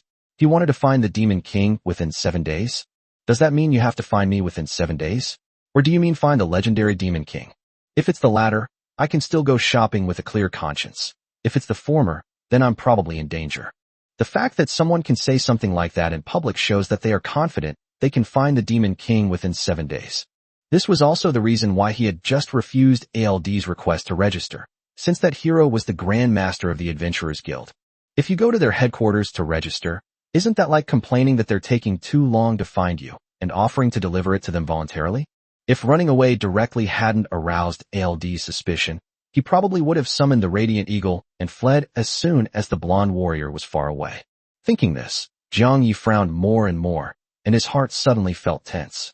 His mind was completely preoccupied with the Demon King and the hero, and he paid no attention to the bustling streets around him. Xiao Lai and Xiao Qi were different. These two little ones kept looking around at the street scene after they arrived. As for Dabai, although he was pretending to look around, his mind was actually on Jiang Yi. Xiao Qi was intrigued by the bustling street, while Xiao Lai was simply craving the various snacks and pastries sold by the roadside vendors. After all, the food options in Monster City are limited, and the only thing that can be considered a pastry is the slime gel mixed with mashed potatoes sold at the Hydrogen Python 1 Tavern. The taste? None of the residents of Monster City who had tried it could truly praise it. ALD, who was leading the way, glanced back and saw Jiang Yi looking preoccupied, and the way Xiao Lai stared intently at the pastries on Jiang Yi's head. Although he didn't know what Jiang Yi was worried about, Alder felt he should still do something. After all, as a tour guide, it's my duty to take care of the guests' feelings. With a smile, ALD acted on his thought and set off for another location. And so, ALD led Jiang Yi to the stall that Xiao Lai was watching closely. Jiang Yi was stunned for a moment when he saw the vendors in front of him. He didn't understand why ALD, who was leading the way, suddenly turned and came to the vendors. Stepping aside to look at ALD's burly body, I saw that the vendor was selling nothing more than ordinary cheese. Just as Jiang Yi was wondering why ALD had brought him here, ALD smiled and took out a silver coin from his trouser pocket. After taking the money from the muscular man who was at least 2 meters tall, the vendor carefully took out 4 pieces of cheese and handed them to ALD. Seeing this, Jiang Yi roughly understood what was going on. It turned out I was just hungry. I hadn't thought I was going to do something. Jiang Yi raised an eyebrow as he looked at the 4 pieces of cheese in ALD's hand. I never expected ALD to have such a big appetite. He can eat 4 pieces of cheese in one meal. Then, to Jiang Yi's surprise, ALD stuffed a piece of cheese into Jiang Yi's hand. The muscular man smiled at Jiang Yi and then divided the remaining 3 pieces of cheese among the 3 little ones beside Jiang Yi. Little Seven's eyes lit up when she saw the white cheese being offered to her mouth. After gulping down the white cheese, Xiaoqi's eyes lit up as she looked at Alder. Xiao Lai, who was already greedy, became even more envious after seeing Xiaoqi wolfing down her food. If slimes didn't lack mouths, Jiang Yi would probably be drooling all over his face right now. ALD was both amused and exasperated by the way Lai was staring at him. Just as he was about to raise the cheese in his hand and hand it to Xiao Lai, ALD raised his arm, intending to hand it to Xiao Lai. Xiao Lai leaped over Jiang Ye's head and eagerly rushed towards the piece of cheese in ALD's hand. Its speed was so fast that not only Jiang Yi, but even ALD didn't have time to react. As Xiao Lai wrapped the white cheese inside her body, intending to digest and eat it, she remembered how Jiang Yi ate. Looking at Jiang Yi behind her, Xiao Lai began to recall and imitate the way Jiang Yi chewed when he ate. Its basketball-sized, light blue body began to stretch and open, making a snapping sound. At first glance, it does indeed look somewhat like something to chew. This scene left Jiang Yi and Alder both amused and exasperated. Seeing Xiao Lai's eagerness, Jiang Yi roughly understood what was going on. Jiang Yi took a bite of the cheese in his hand and raised an eyebrow as he watched the muscular man in front of him hand the cheese to Dabai. Who would have thought that ALD, such a tough guy, would also have a tender and caring side? She is indeed a top talent in the 3 disciplines of physical, legal, pastoral, and religious studies. If she didn't have this gentle side, she probably wouldn't have become the chief physician of the Church of Holy Light. How are you feeling? Did you feel better after eating dessert? Seeing Jiang Yi smile after taking a bite of the cheese, ALD scratched his head and said with a smile. And so, after a few unexpected events, ALD brought Jiang Yi to the Wizard Alliance headquarters. People were coming and going in front of the Wizarding Alliance headquarters, and most of the people coming and going were wearing wizard hats. Looking at the ancient gate in front of him, which exuded a rustic aura and flowed with pale blue energy, ALD's expression instantly became complicated. Jiang Yi was a little puzzled when he saw ALD, who was leading the way, suddenly stop. What's wrong, ALD? Upon hearing Jiang Ye's question, ALD shook his head without speaking, and then walked into the Wizard Alliance headquarters with a complicated expression. Seeing this, Jiang Yi didn't think much of it and followed after them with Xiao Lai, Dabai, and the other beasts. As soon as Jiang Yi entered, he encountered many mages who greeted ALD. These mages seemed to have a good relationship with Alder, and some of them would occasionally ask about Alder's recent situation. Jiang Yi glanced around and discovered that Alder actually knew most of the people in the Wizard Alliance headquarters. In fact, a large portion of them seemed to have a close relationship with Alder. Seeing this, Jiang Yi raised an eyebrow, not expecting ALD to be so popular at the Wizard Alliance headquarters. Thinking this way, Jiang Yi believed ALD's claim about using connections to find a top-tier mage more. Although Jiang Yi still thought that running away was the priority. However, there is still something about Alder that confuses Jiang Yi. For some reason, Jiang Yi could always see a hint of pity in the eyes of those who greeted ALD.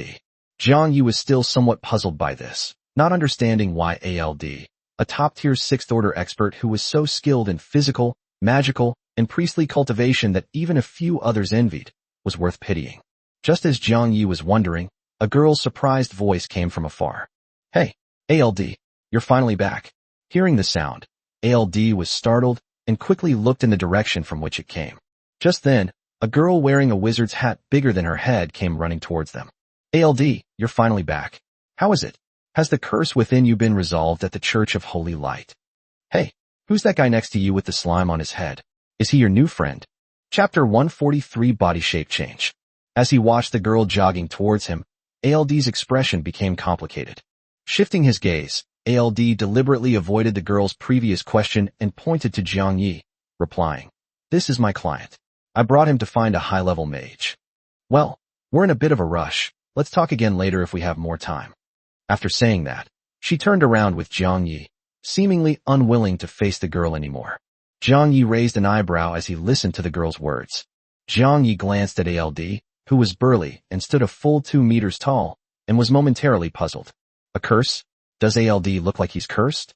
In my mind, shouldn't people who are cursed look sickly? Given ALD's vigorous and tall appearance, I really couldn't see any curse on him.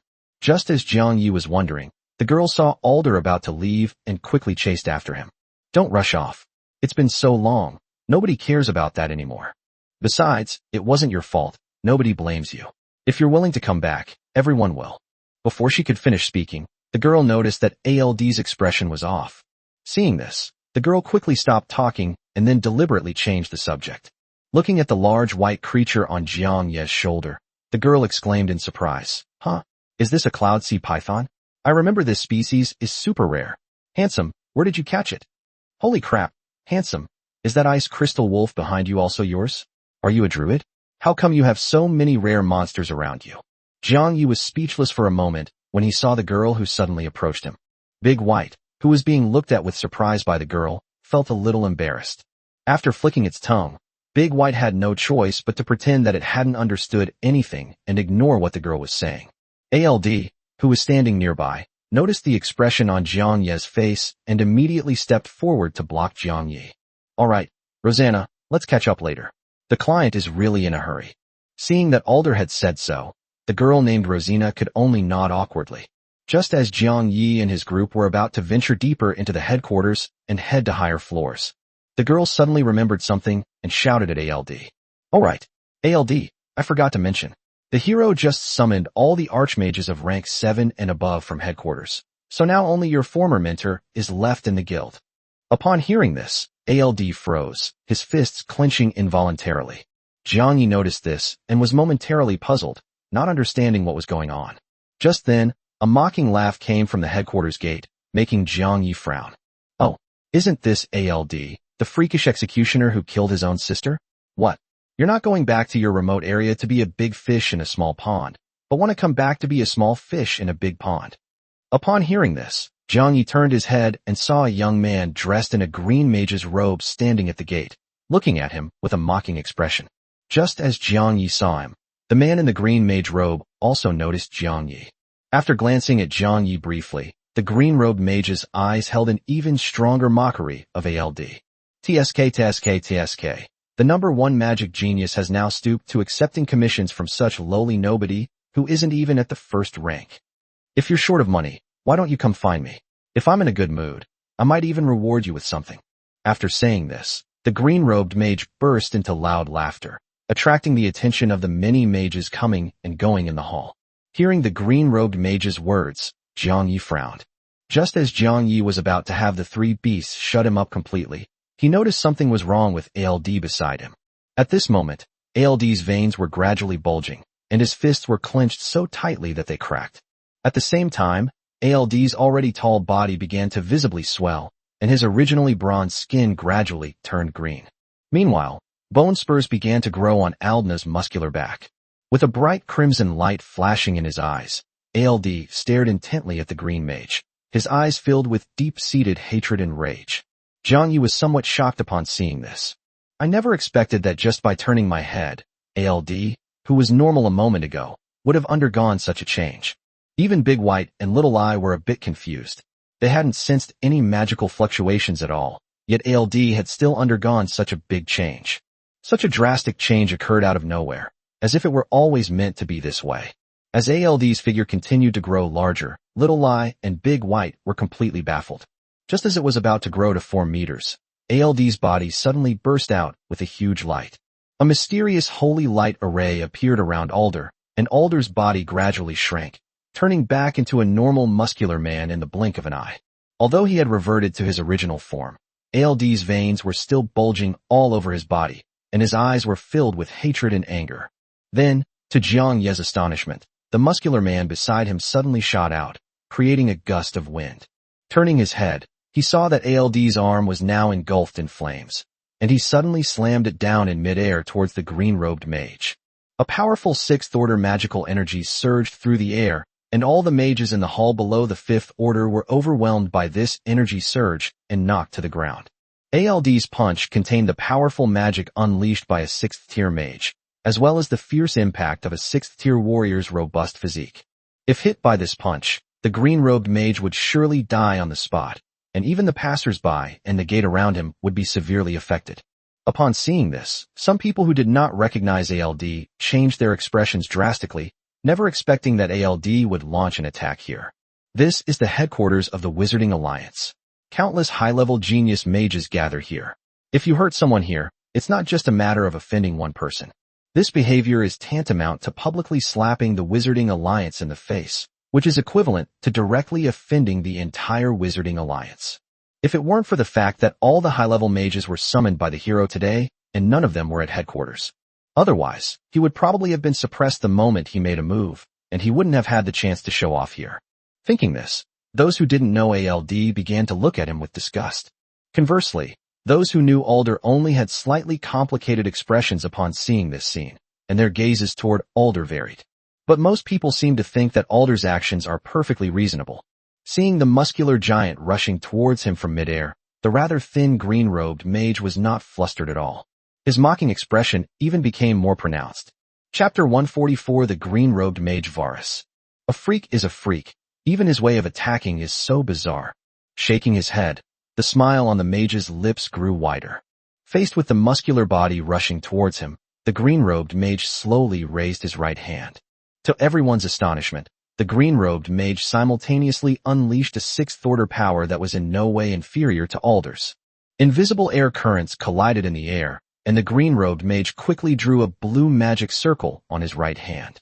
The sixth-order magic power circulated rapidly, and an energy shield formed by blue magic power suddenly appeared in front of the green-robed mage. With a narrowing of his eyes, black energy quietly emerged from the green-robed mage's other hand.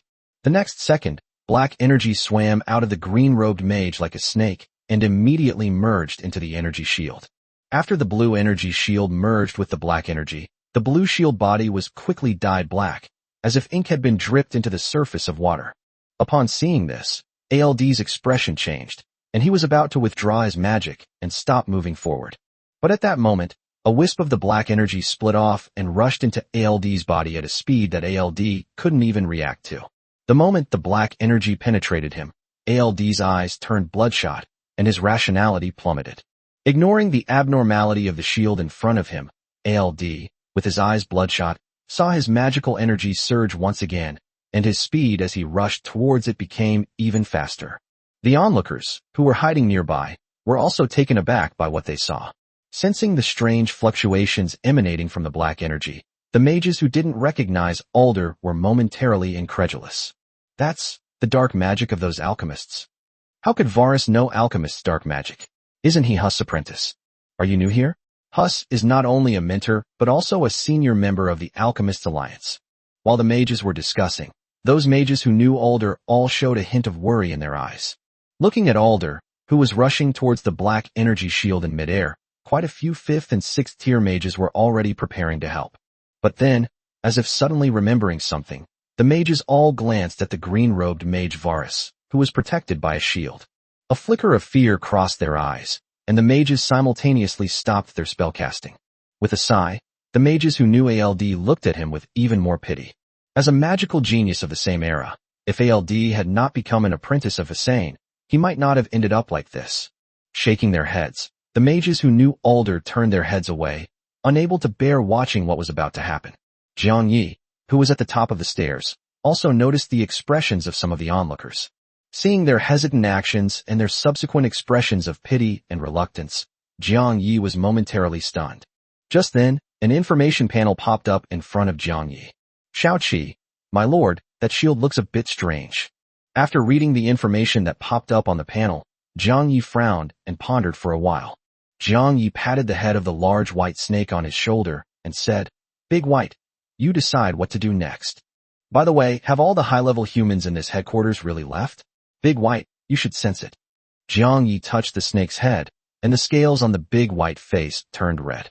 Turning its head to the side, Dabai did not respond to Jiang Yi's words, but still carefully sensed the entire building. Dabai, there's only one high-level human nearby, a 7th-tier human mage upstairs. Big White, that human seems to be sensing the situation ahead as well, but he doesn't seem to be making any moves. Upon hearing this, Jiang Yi pondered for a moment before replying. If things get out of hand, let's kill that guy in the green hat first. I reckon all the high-level experts around here have gone to the Adventurers Guild headquarters. If we kill them and release the Radiant Giant Eagle, we should be able to escape. Jiang Yi glanced at the ceiling on the roof and narrowed his eyes. If that 7th-tier mage tries to stop us, Shao Lai, you should join forces and take him down. If he just stands by and watches the high-level mages below provoke each other and fight without stepping in to stop it, and he only comes out when we intervene, I reckon he's no good either. Big White, no problem. Shall I? I'll do whatever you say, Lord. As soon as he finished speaking, Jiang Yi turned his head to look at the situation in front of him. At this moment, ALD, with bloodshot eyes, rushed to the green-robed mage. The arm, which was entangled in fire element, was now engulfed in flames, and the burning sixth-order fire element reached its peak under the control of ALD, a high-level mage. Countless tongues of fire coiled around Alder's strong arm like swimming dragons, and Alder punched the black shield with the flames still burning. The instant the arm touched the shield, an energy storm capable of sweeping everything spread out instantly. Fortunately, other sixth-tier mages present cast shields that enveloped the two of them. Otherwise, once the aftershocks spread, all the genius mages below the fourth rank in the Wizard Alliance would perish on the spot. Battles between sixth-tier beings are no joke. If left unchecked, the aftershocks alone could turn the Wizard Alliance into ruins on the spot. Two people ahead were enveloped in shields, and the dust they were covered in lingered for a long time, making it impossible to see what was happening inside. Meanwhile, ALD, amidst the smoke and dust, unleashed a full force, burning attack that pierced through the black shield, extending an arm directly into it. But that's all. With his arm stuck in the shield, ALD, who still maintained a certain level of rationality, quickly came up with a solution. Sixth-tier fire element gathered in front of his palm, and ALD intended to completely vaporize Varus within the shield. Looking at the muscular arm stretched out in front of him, gathering fire element, Varus gave a strange smile. With a thought, just as ALD was about to unleash his fire elemental magic. The black energy attached to the shield quickly gathered, and then surged directly into ALD's body from the point where his arm touched the shield. The moment the black energy entered, ALD's eyes froze, and the magic he was about to unleash gradually dissipated.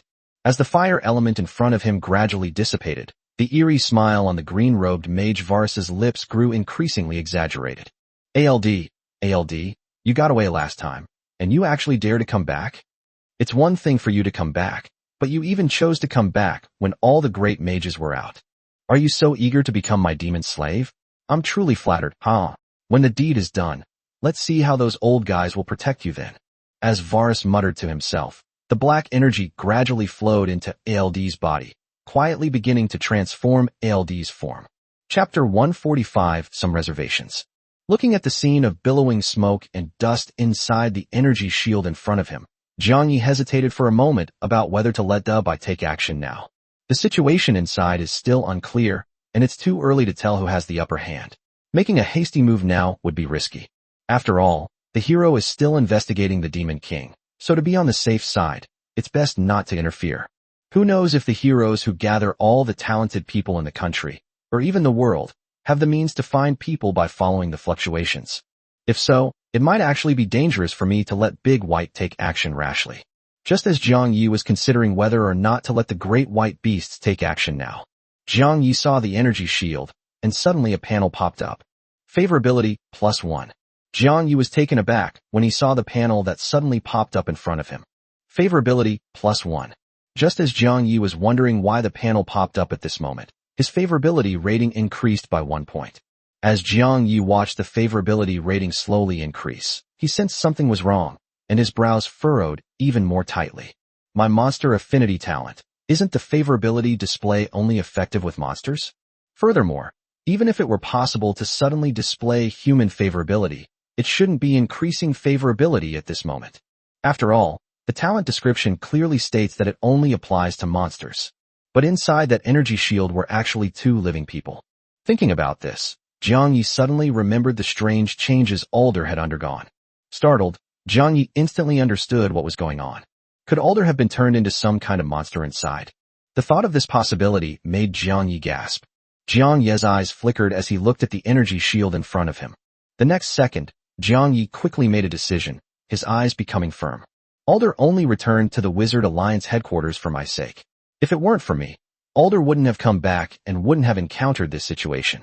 Now that ALD is in trouble because of him, he can't get over it in his heart if he doesn't help him. Moreover, he wasn't without ways to cover his tracks after taking action, and he hadn't yet reached the point where he would go against his conscience to protect himself. Thinking this, Jiang Yi glanced at the big white dog on his shoulder. Big White. But Jiang Yi had barely opened his mouth and was still halfway through his sentence when a stream of water swiftly swept across the air from his shoulder. Like a blue shooting star, before anyone could react, the line of water shattered the energy shields released by the other mages on the outermost edge. The instant the energy shield shattered and dissipated into energy carried by the wind, the thin, light blue line shot straight, toward the bewildered Varus's forehead.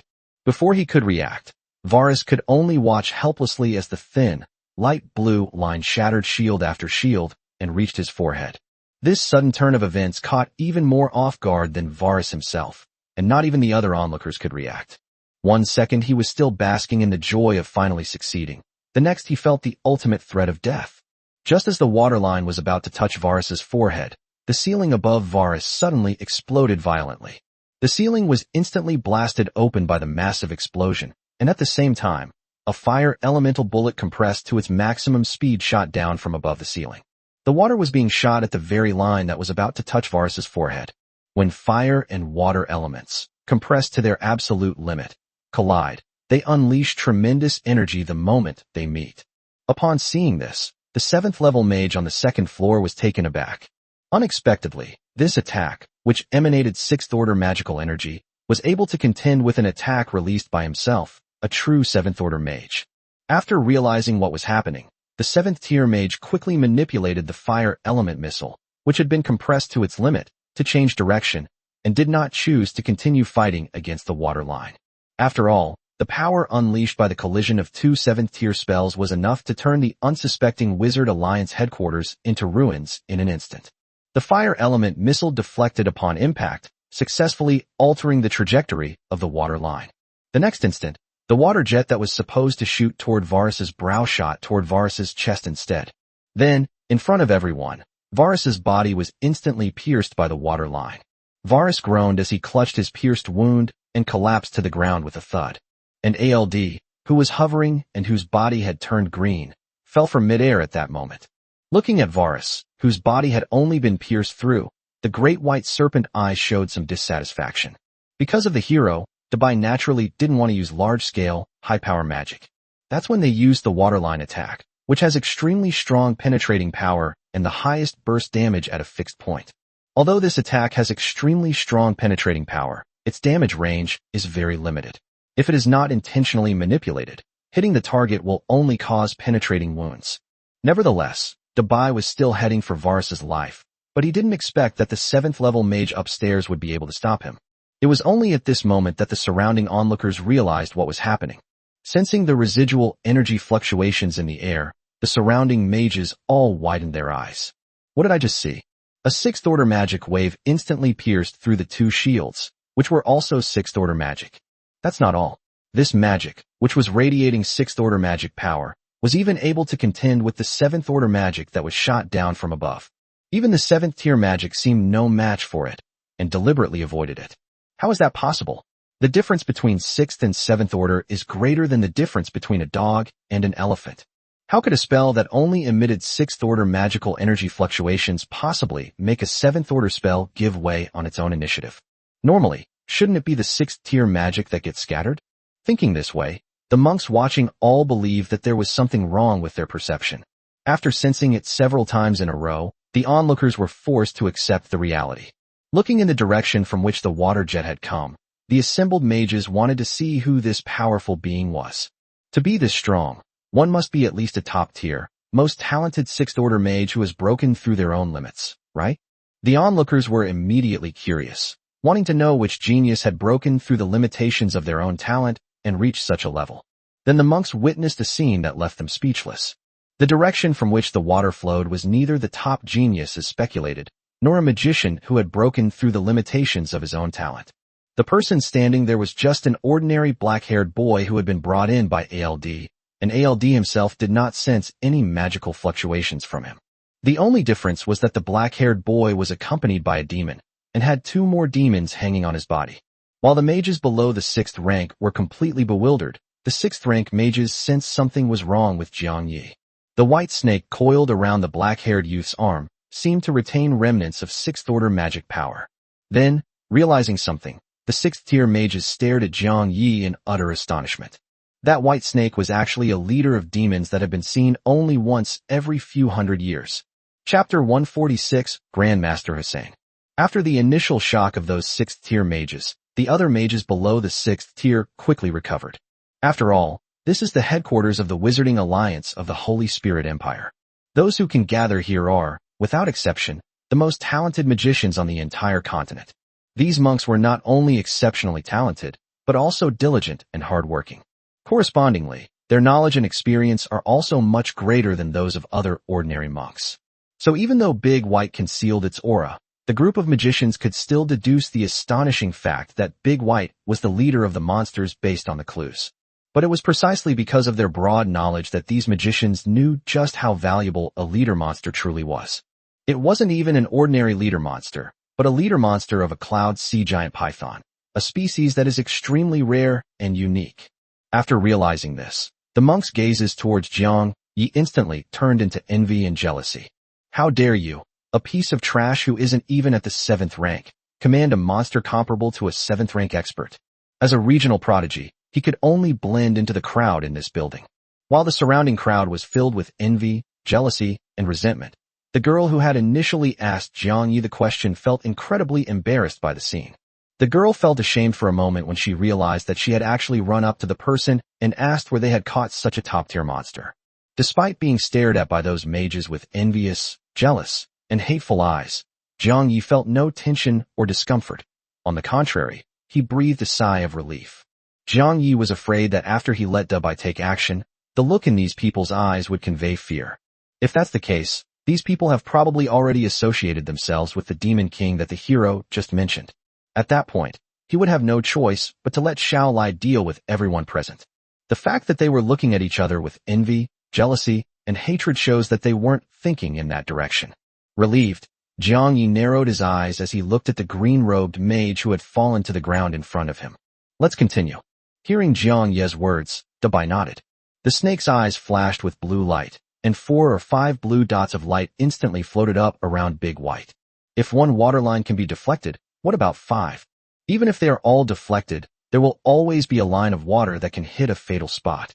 Just as light surged in the great white eyes and water elements gathered around it, an old voice filled with rage came from the 2nd floor. Let's see who dares to touch my apprentice, the Grand Mage Hussein. As soon as he finished speaking, a powerful wave of 7th-order magic power descended instantly. Enveloped by this powerful pressure, all the mages below the 6th rank in the arena instantly coughed up blood. Even if one reaches the 6th rank, they still can't breathe under the influence of the 7th rank magic power fluctuations. ALD, who was lying on the ground with his body turning green, was now bleeding from all 7 orifices and looked like he was about to die. Staring in shock at the large hole in the ceiling, the onlookers were momentarily frightened. Hussein was known for being fiercely protective of his own, especially since this Varus was a direct relative of Hussein. Today, Varus was seriously injured in public. Those of us who just watched but didn't help will definitely be targeted by Instructor Hussein. If I try to contact Professor Hosai again in the future, he will definitely make things difficult for me. After all, he won't reason with you. He'll just think you're abandoning his beloved student to his death. Upon thinking of this, the faces of the mages who had been in contact with Hus turned pale. At the same time, an old man with a white beard wearing a green robe slowly floated down from the hole in the ceiling. It slowly floated down beside Varus and glanced at Varus, who was bleeding profusely from his chest. Hus' angry gaze suddenly turned to one of heartache. Hosai glanced at Jiang Yi, who was expressionless in the distance, and his face gradually darkened. Enough. I am Archmage Hussein of the Wizarding Alliance. If you have business to attend to at headquarters, then please give me face, and let's leave it at that. After saying this, green light appeared in Hus's hand. He then ignored Jiang Yi and began to cast healing magic to treat Varus's injuries. Seeing this, the monks watching all thought the matter was over. After all, Instructor Hosai has already made his stance clear. So what if that black-haired boy possesses a monster comparable to a 7th-tier monster? So what if he's stronger than Mentor Hosai? Since the black-haired boy wasn't a mage, but still came to the Wizard Alliance headquarters, it means that the black-haired boy had some need for high-level mages. As long as there is a need, the black-haired boy will definitely not be able to continue his actions. After all, doing so would definitely offend Hussein, a high-ranking mage. Furthermore, they would not only gain no benefit, but also offend other high-ranking mages who were on good terms with Hussein. If you offend a bunch of high-level mages, it won't matter if you ask for something, or even if you force it. Thinking this, everyone shook their heads, and a hint of sympathy appeared in their eyes as they looked at ALD, whose body had turned green as he lay on the ground. Just then, something unexpected happened. Just then, Hussein turned around, and green light appeared in his hand as he treated Varus's injuries. Several blue water streaks, radiating powerful magical energy, shot from Jiang Ye's location, hurtling towards Hosai's back at incredible speed. This sudden turn of events took everyone by surprise. No one expected that even after Hus made things so clear, the black-haired boy would still order his monster to take action. Hussein seemed to have been caught off guard by this situation. Sensing a magical fluctuation behind him, Hosai was startled and quickly conjured a 7th-tier energy shield. A powerful energy shield instantly enveloped Hussein and Varus, directly blocking the incoming water jets. The seemingly indestructible energy shield was instantly riddled with cracks the moment it came into contact with the water line. After all, although the water line of the big white dragon is not very lethal, its penetration and pinpoint burst are very powerful. In the blink of an eye, the formed 7th-tier shield was shattered by the water line, turning into specks of blue light that drifted into the air. However, without the overwhelming advantage of their rank, these water lines only shattered the shield before dissipating in the air. Shocked, Hosai turned around and looked at the scattered blue light around him. He never expected that after he said those words, the boy would actually let the monster continue to attack. If it weren't for the fact that at the 7th rank, there's no need to condense magic. It can be formed simply by a thought. Otherwise, I might have died such an absurd death. Thinking of this, the astonishment and shock in Hus' eyes quickly turned into a raging fury. You damned ant. How dare you? Do they really think they can act with impunity just because they have a 6th-tier leader monster? Damn ant. Today I'll show you what a true 7th-tier powerhouse is. Chapter 147A Battle of 7th Order Clash. As soon as he finished speaking, a surge of 7th Order magic power erupted from Hosai. A powerful surge of magical energy instantly swept across the entire area, and all the mages below the 6th rank present coughed up blood upon sensing this 7th rank energy. The 6th-tier mages groaned upon sensing the magical fluctuations, their magical circuits instantly becoming chaotic. Even though they weren't the primary targets of this magical fluctuation, the onlookers still suffered such severe damage. However, despite being the primary targets of the magic fluctuation suppression, Zhang Yi and Bai were not affected in the slightest. Although high-level magic fluctuations, as a form of pressure, have a very significant impact on lower-level beings. However, for those of similar strength and rank, this magical fluctuation is practically negligible. Although Big White and Little Lie do not meet the requirement of being of the same rank as boss-level monsters, they can still meet the requirement of having similar strength. Therefore, Baymax only needs to release magical energy fluctuations together, and the two can cancel each other out. Naturally, it will not be affected in the slightest. Looking at the black-haired boy who remained completely still, the suppressed mages around them were filled with envy and jealousy. Seeing this, Hussein was not a big surprise. Magical energy surged in his hand, and the next second, countless small red elemental magic circles appeared around Hus. The magical energy surged suddenly, and countless tiny flame snakes erupted from the magic circle. Like a locust swarm passing through, countless dense, thin, fiery snakes, resembling a swarm of wriggling mealworms, frantically rushed towards Jiang Ye's location. This move was the optimal solution that Hus came up with after a brief period of thought. While possessing great power, it can also minimize damage to buildings. After all, Hussein didn't want the top mages to return to find the headquarters in ruins. Otherwise, how am I supposed to explain this to the top mages? Upon seeing this, Jiang Yi showed no reaction. The large white snake on Jiang Ye's shoulder narrowed its eyes, and a large amount of water element condensed in front of him. The next second, a wave powerful enough to submerge the entire Alliance headquarters appeared out of thin air in front of Jiang Yi. Then the wave surged directly toward those tiny, dense fire snakes. Of course, under Big White's deliberate manipulation, these waves only attacked the fire serpent and did not show any further tendency to spread.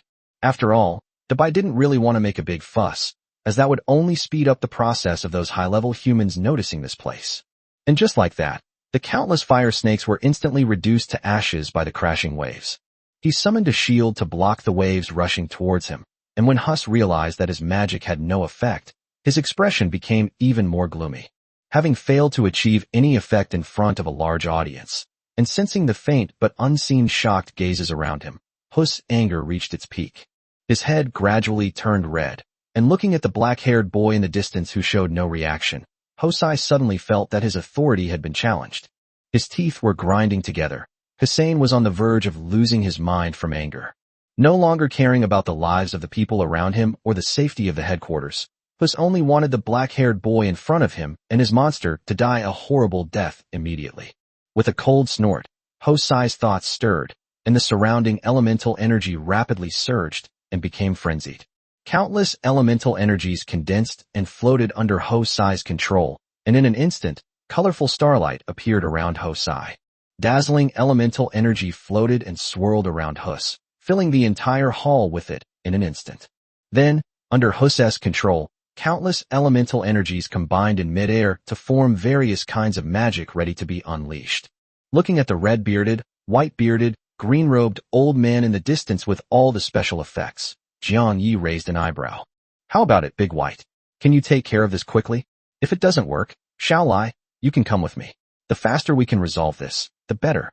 After all, no one knows exactly how wide the 9th-tier hero's perception range is.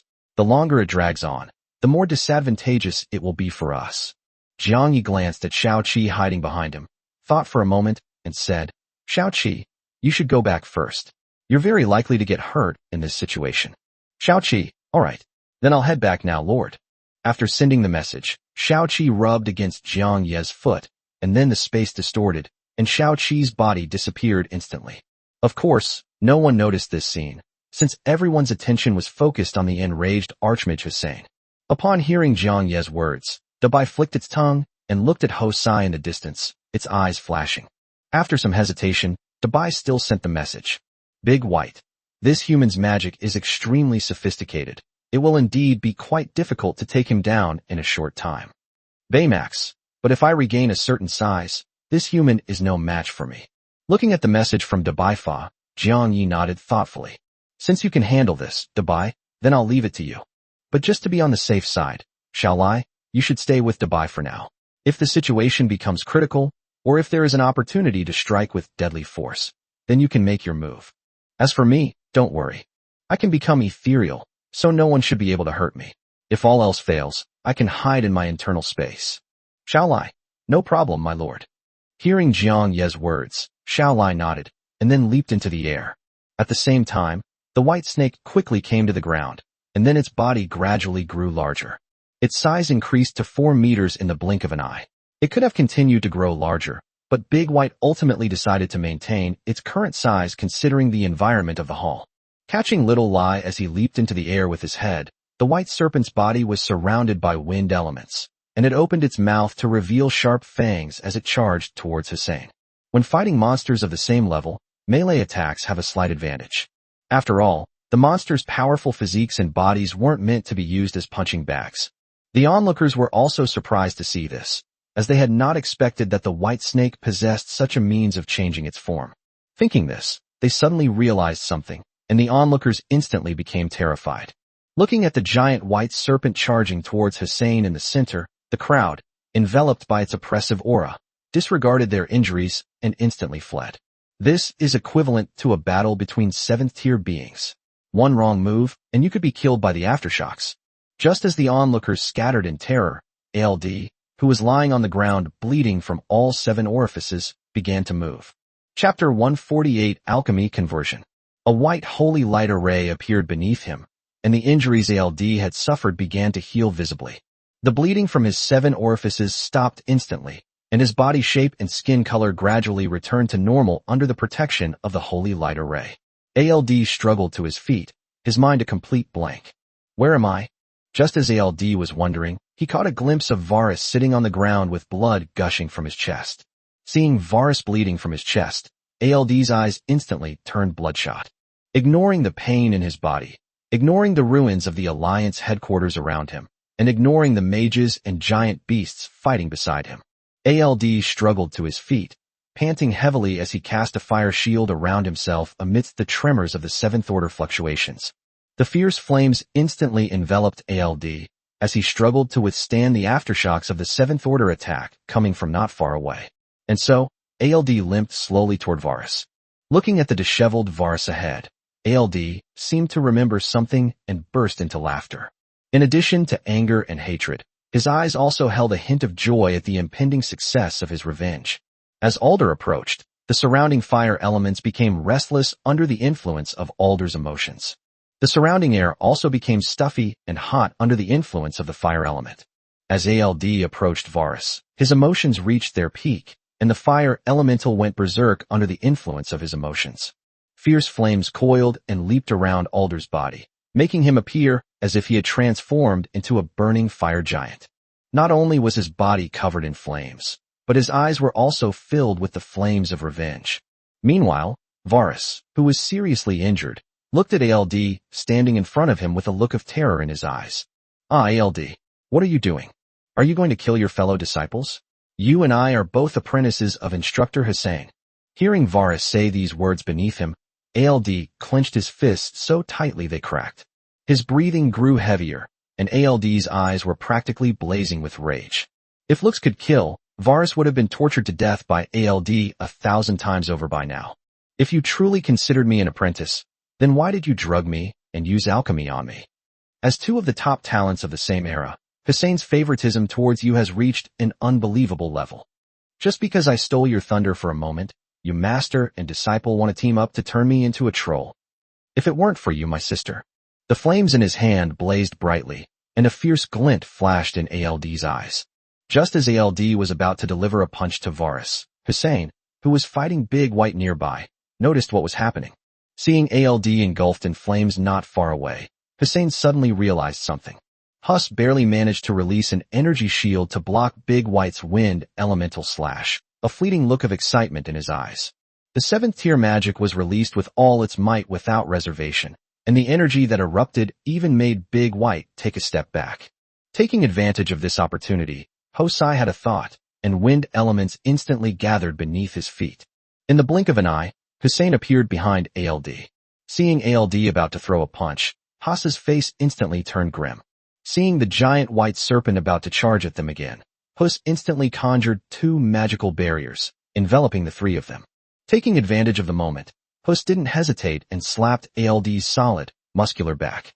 Ignoring the burning sensation in his palm, Huss's black energy surged dramatically.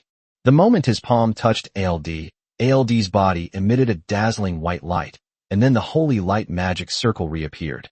Seeing this, Hosai snorted coldly, and in the blink of an eye, the holy light array that had appeared shattered.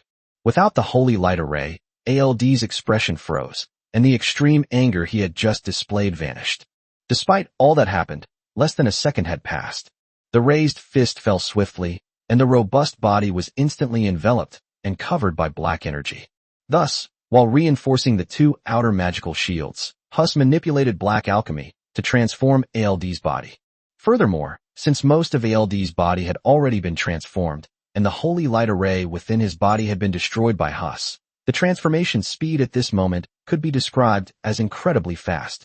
From Jiang Ye's perspective in the distance, the favorability panel reappeared on ALD, who was enveloped in black energy. And this favorability panel is increasing at an astonishing rate.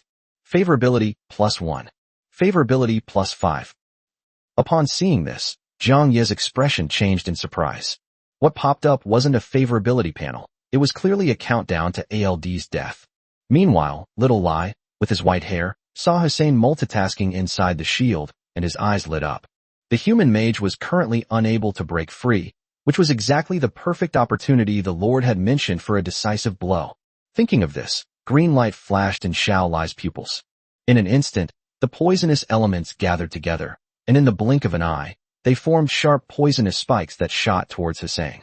Sensing the sudden appearance of poison elemental magic, Huss was taken aback and didn't immediately realize who had launched the attack. Isn't the white snake only capable of wind and water elemental magic? What's with this sudden appearance of poison element? After sensing the magical fluctuations emanating from the poisonous element, Huss quickly felt relieved. It's just a 6th tier spell. Even if its strength is comparable to that of the white snake, it can only break through 1 layer of my shield at most. Hussein glanced at ALD, who was enveloped in black energy, and excitedly licked his lips. After planning for so long, I finally found the most suitable and talented body, and now I'm finally going to successfully transform it through the dark magic of alchemy. A 6th tier troll transformed from a top talent who cultivated 3 different systems. It possesses top tier strength and magic resistance, along with the abnormal physical strength of a demon. After being modified and nurtured by alchemy, its strength is in no way inferior to that of a 7th-rank individual. So what if I'm fighting 2 against 1 right now? The troll will be fully modified in no time, and then the tide of battle will turn immediately. With such a top-tier frontline tank, a mage's damage output can be increased by at least 2 or 3 times. Looking at his masterpiece that was about to be completed, Huss's eyes were practically overflowing with excitement. Then, amidst Hussein's excitement, something completely unexpected happened at the outermost edge of the shield. Chapter 149 Alchemy Troll.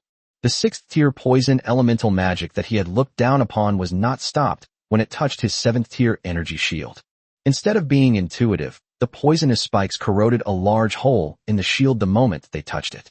Upon seeing this, Hussein stared in shock, completely unable to understand why such a thing had happened. Logically, shouldn't poison elements be bounced off or scattered when they come into contact with a high-level shield? How did this happen, directly corroding a large hole in the high-level energy shield? It should be understood that normal toxic elements can only corrode the physical body and have no effect on energy bodies. How can the poisonous elements used by this monster directly corrode magical energy bodies? Just as Hussein was in shock, the spikes made of poisonous elements had already pierced through the first layer of the shield and reached the second layer. Seeing that the second layer was also about to be corroded, Hosai's expression changed drastically. Hussein hesitated for a moment after glancing at ALD, who was still enveloped in black energy in front of him. With alchemy on the verge of success, giving up now would mean all their efforts would be in vain. Taking a deep breath, just as the poison sting was about to pierce the shield, Hussein finally decided that saving his life was the priority. After all, the entire Wizarding Alliance headquarters was reduced to ruins by the aftershocks of the battle with Big White. Such a commotion would likely be discovered very quickly in the capital of the Holy Spirit Empire.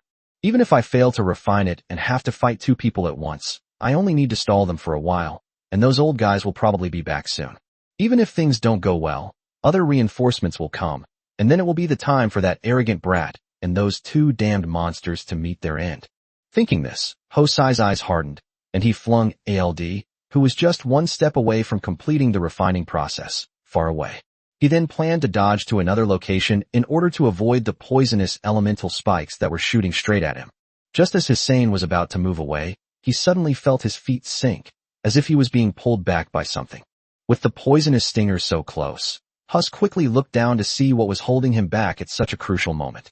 Then I saw a scene that left me completely dumbfounded. Suddenly, the blue soul silently reached out a hand from the ground and grabbed his ankle tightly. There was no time to ponder where this soul came from or why it was grasping at itself.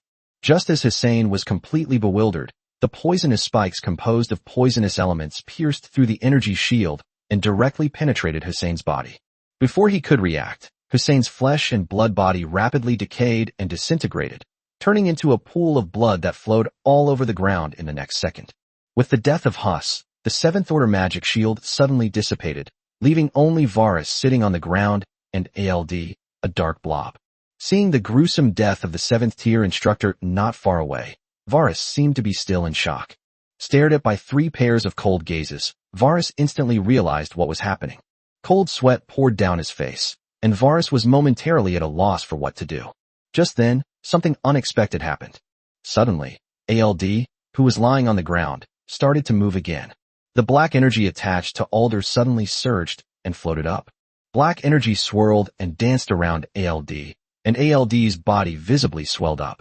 Black energy seeped into Alder's body, and Alder's form gradually changed. His body instantly grew to a height of 4 or 5 meters, and his originally taut muscles gradually became bloated. The spine gradually extends outward from the back, piercing the skin and forming sharp bone spurs on the back. Its skin changed from yellow to dark green, its body hair gradually fell out, and even its teeth were exposed layer by layer. In the blink of an eye, ALD was no longer human.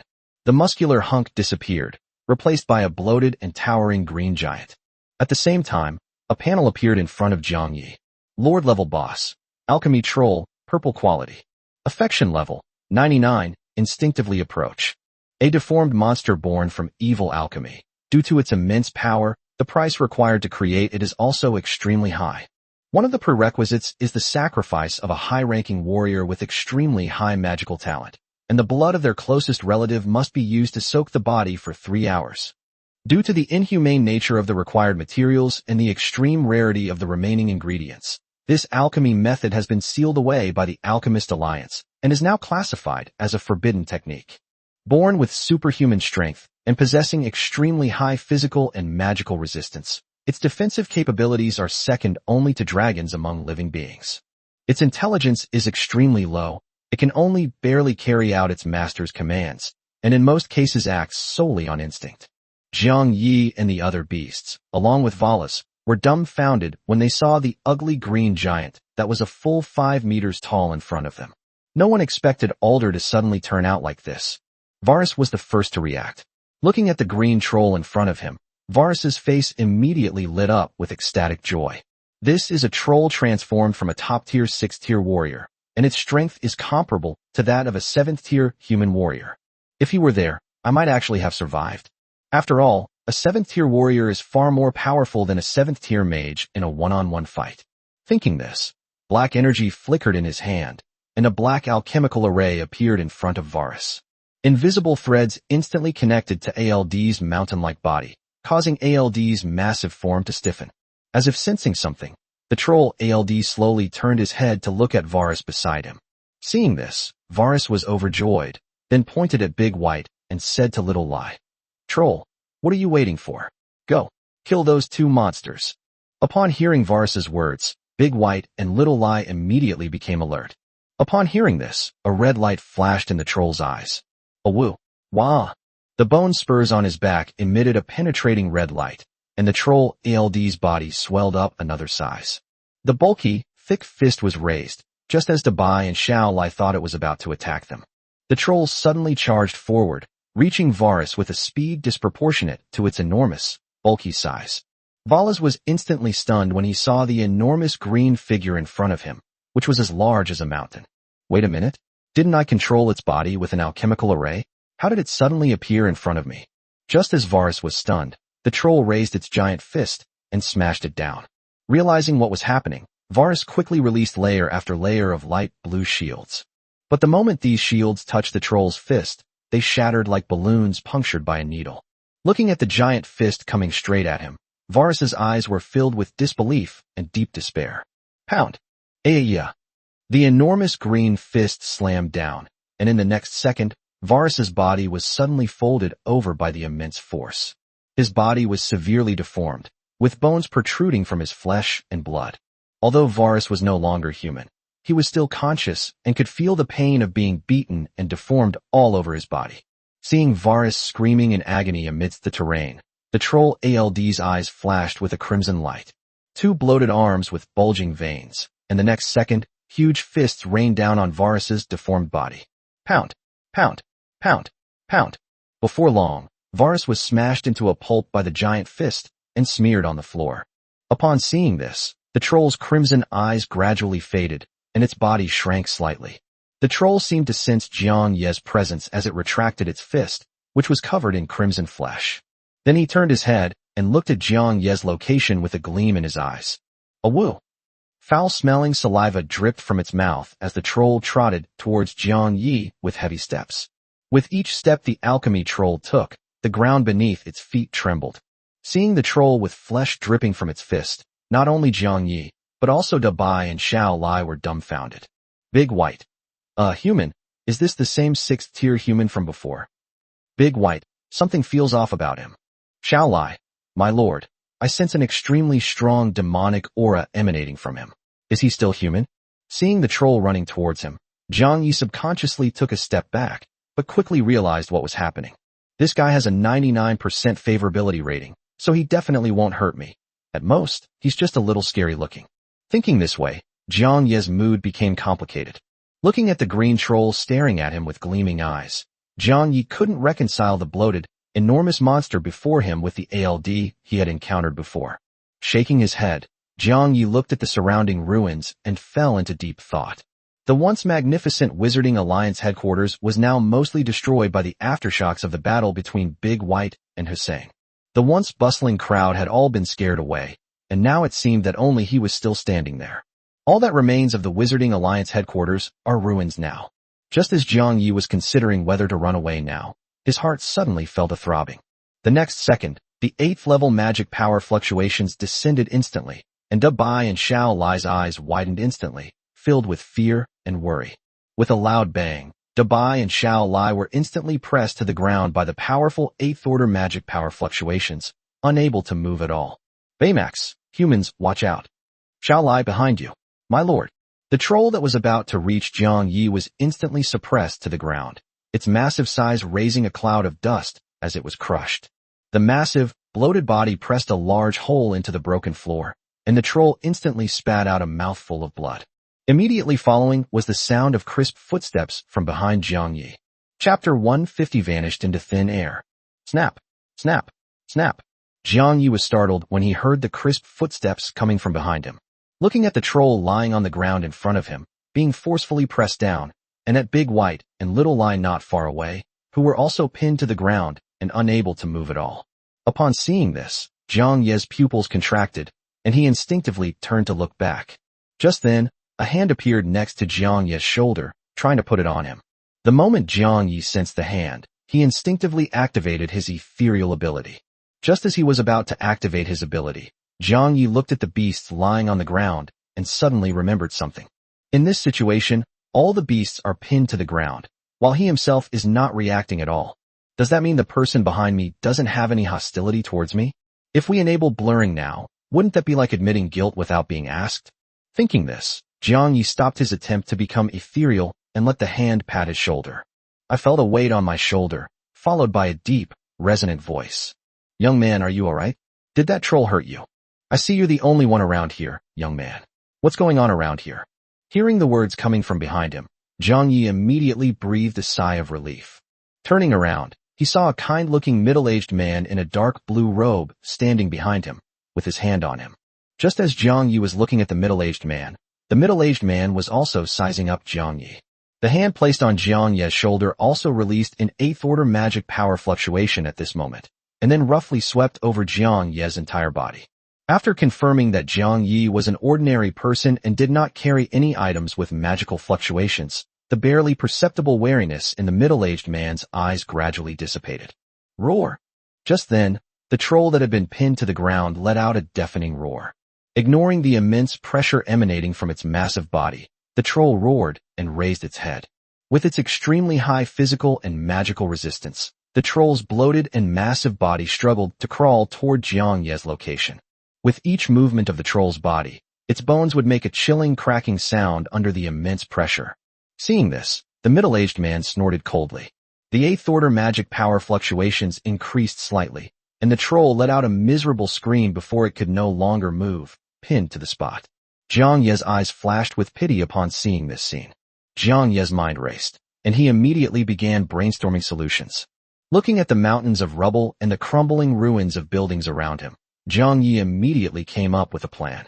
Meeting the middle-aged man's gaze, Jiang Yi showed a slightly panicked expression, and his words were tinged with lingering fear. I came to the Wizarding Alliance headquarters with my friend to find someone, and then my friend got into a fight with a guy wearing a green mage's robe. Leaning against a collapsed boulder, Jiang Yi pointed to the troll beside him. Then that archmage named Hussein appeared and turned my friend into that state, and then they continued fighting. Result. Upon hearing the black-haired boy's words, the middle-aged man's brows furrowed instantly, and his recently relaxed vigilance immediately returned. A powerful 8th order magic surged within the middle-aged man's body, and he narrowed his eyes as he looked at Jiang Yi.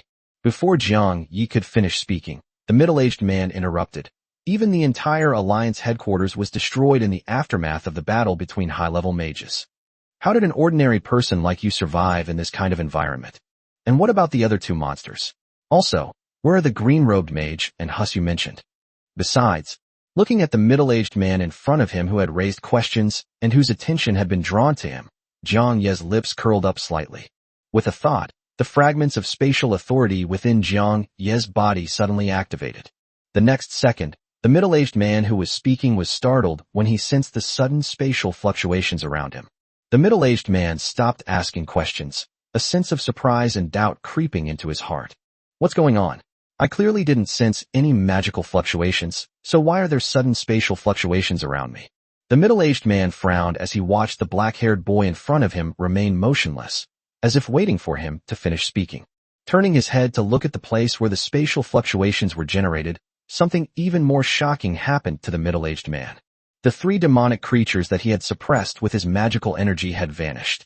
Neither the enormous troll nor the pure white snake had been seen. Even the little slime disappeared along with it. Seeing this, the middle-aged man had no idea what was going on. I was just suppressing these three guys with my magic power. How come they disappeared in an instant? He quickly stepped forward, and after confirming that the three demons had disappeared, the middle-aged man showed an incredulous expression.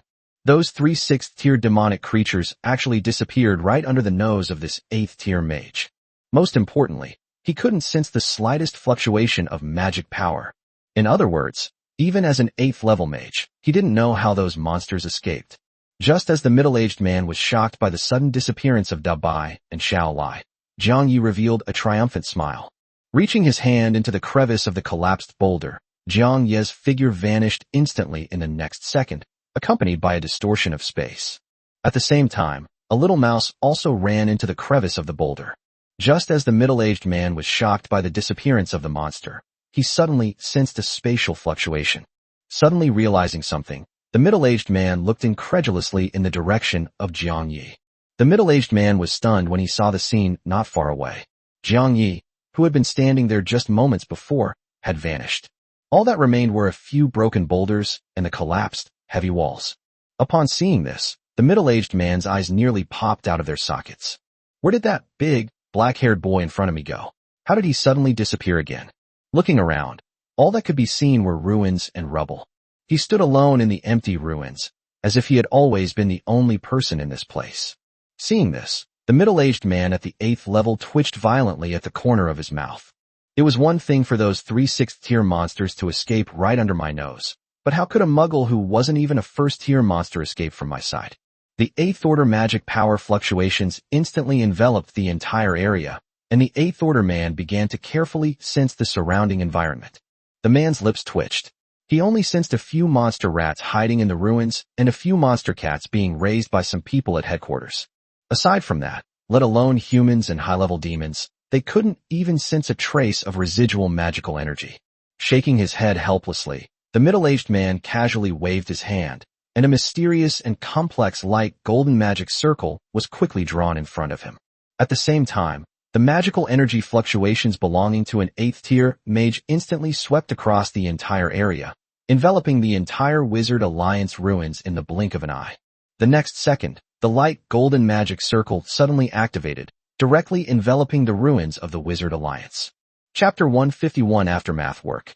A golden magic circle instantly enveloped the ruins of the Wizard Alliance headquarters, and 8th order magic power filled every open space in an instant. The next second, the collapsed load-bearing walls and the rubble from the collapsed building were enveloped in magic and then floated up. With a thought, the middle-aged man activated the golden magic array. Broken stones and rubble began to piece together like jigsaw puzzle pieces, and countless assembled boulders floated up, searching for their place. The buildings, which were originally in ruins, gradually recovered under the golden magic circle, and countless walls that had been shattered by the aftershocks of magic began to be pieced together. The giant crater created by the magic recedes, and the collapsed buildings gradually recover. The entire ruined building gradually became whole again, and even the smallest details were restored to their state before the battle. Apart from the disappearance of the once bustling crowds, the entire Wizarding Alliance headquarters remained exactly the same as before. Standing in the center of the empty Wizarding Alliance hall, the golden magic circle in the middle-aged man's hand gradually disappeared and faded away. Looking around at the empty hall, the middle-aged man's expression turned somewhat unpleasant. Looking in the direction where Jiang Yi had been, even the most foolish middle-aged man now understood that the method of disappearing into thin air was Jiang Yi's doing. A thought flashed through the middle-aged man's eyes as he recalled the words the hero had spoken at the meeting. Narrowing his eyes, the middle-aged man began to recall the appearance of the black-haired boy in his mind. With a gentle wave of his left hand, lines composed of magic danced and intertwined rapidly. Before long, the magical lines, based on the middle-aged man's memory, outlined Jiang Yi's appearance. Looking at the floating magical lines in front of him, the middle-aged man had a thought, and the magical lines quickly solidified into wooden elemental planks. Holding the wooden board carved with Jiang Yi's likeness in his hand, the middle-aged man had a thought, and his body turned into specks of starlight, disappearing from the hall along with the portrait. All of this was witnessed by a level 1 mouse hiding in a corner. As the deadly magical fluctuations disappeared, the little mouse's eyes revealed a look of relief at surviving a disaster. After confirming that the middle-aged man had left, a blue panel instantly popped up in front of the little mouse. Wawa Rat. Lord, it seems that the incredibly strong human has left. Wawa Mouse. That human just emitted a golden light, and, in a flash, repaired the entire house. Wawa Mouse. Hee. Then, Lord, I'll turn off the video call first. I'll call you when I go out. Jiangyi. Okay, thank you for your hard work, Wawa Rat. When you get back, I'll arrange a government job for you in the Lord's manor. Wawa Rat. Hee. This is what I should do as a resident of Monster City. After replying to the message, the little mouse's eyes instantly lit up with excitement. Fortunately, I replied to the message quickly enough, responding first in the Monster City group chat to the Lord's message about recruiting small monsters. Although the Lord said it was very dangerous, how would we know if we could do it if we didn't try? Opportunities are always reserved for those who are prepared, so it seems that my decision to sign up without hesitation was the right one. After basking in its self-satisfaction for a while, Wawa Rat glanced at the empty hall and the gate, and before the humans returned, it ran out. Meanwhile, inside the Lord's mansion within the Great White's internal space, Jiang Yi breathed a sigh of relief after hanging up the video call with Wawa Mouse. Fortunately, he had a quick wit and used the fact that the fragment of authority did not produce magical fluctuations when using its power to attract the mage's attention. While it was still confused, he returned to his inner space and released a first-tier monster rat from the Monster City to observe the outside world. Otherwise, if I were captured by that 8th-tier mage and taken to the hero, things would get really troublesome. Jiang Yi had also considered raising funds directly in the Demon City to allow Xiao Lai and Da Bai to advance directly to the 7th rank and possess the combat power of the 8th rank, so that they could fight the mage. But after careful consideration, Jiang Yi gave up on the idea. After all, so what if we kill that 8th-tier mage? The Holy Spirit Empire probably has no shortage of high-level humans. If we can kill him quickly, that would be fine. But if we drag this out, we'll be doomed once reinforcements arrive.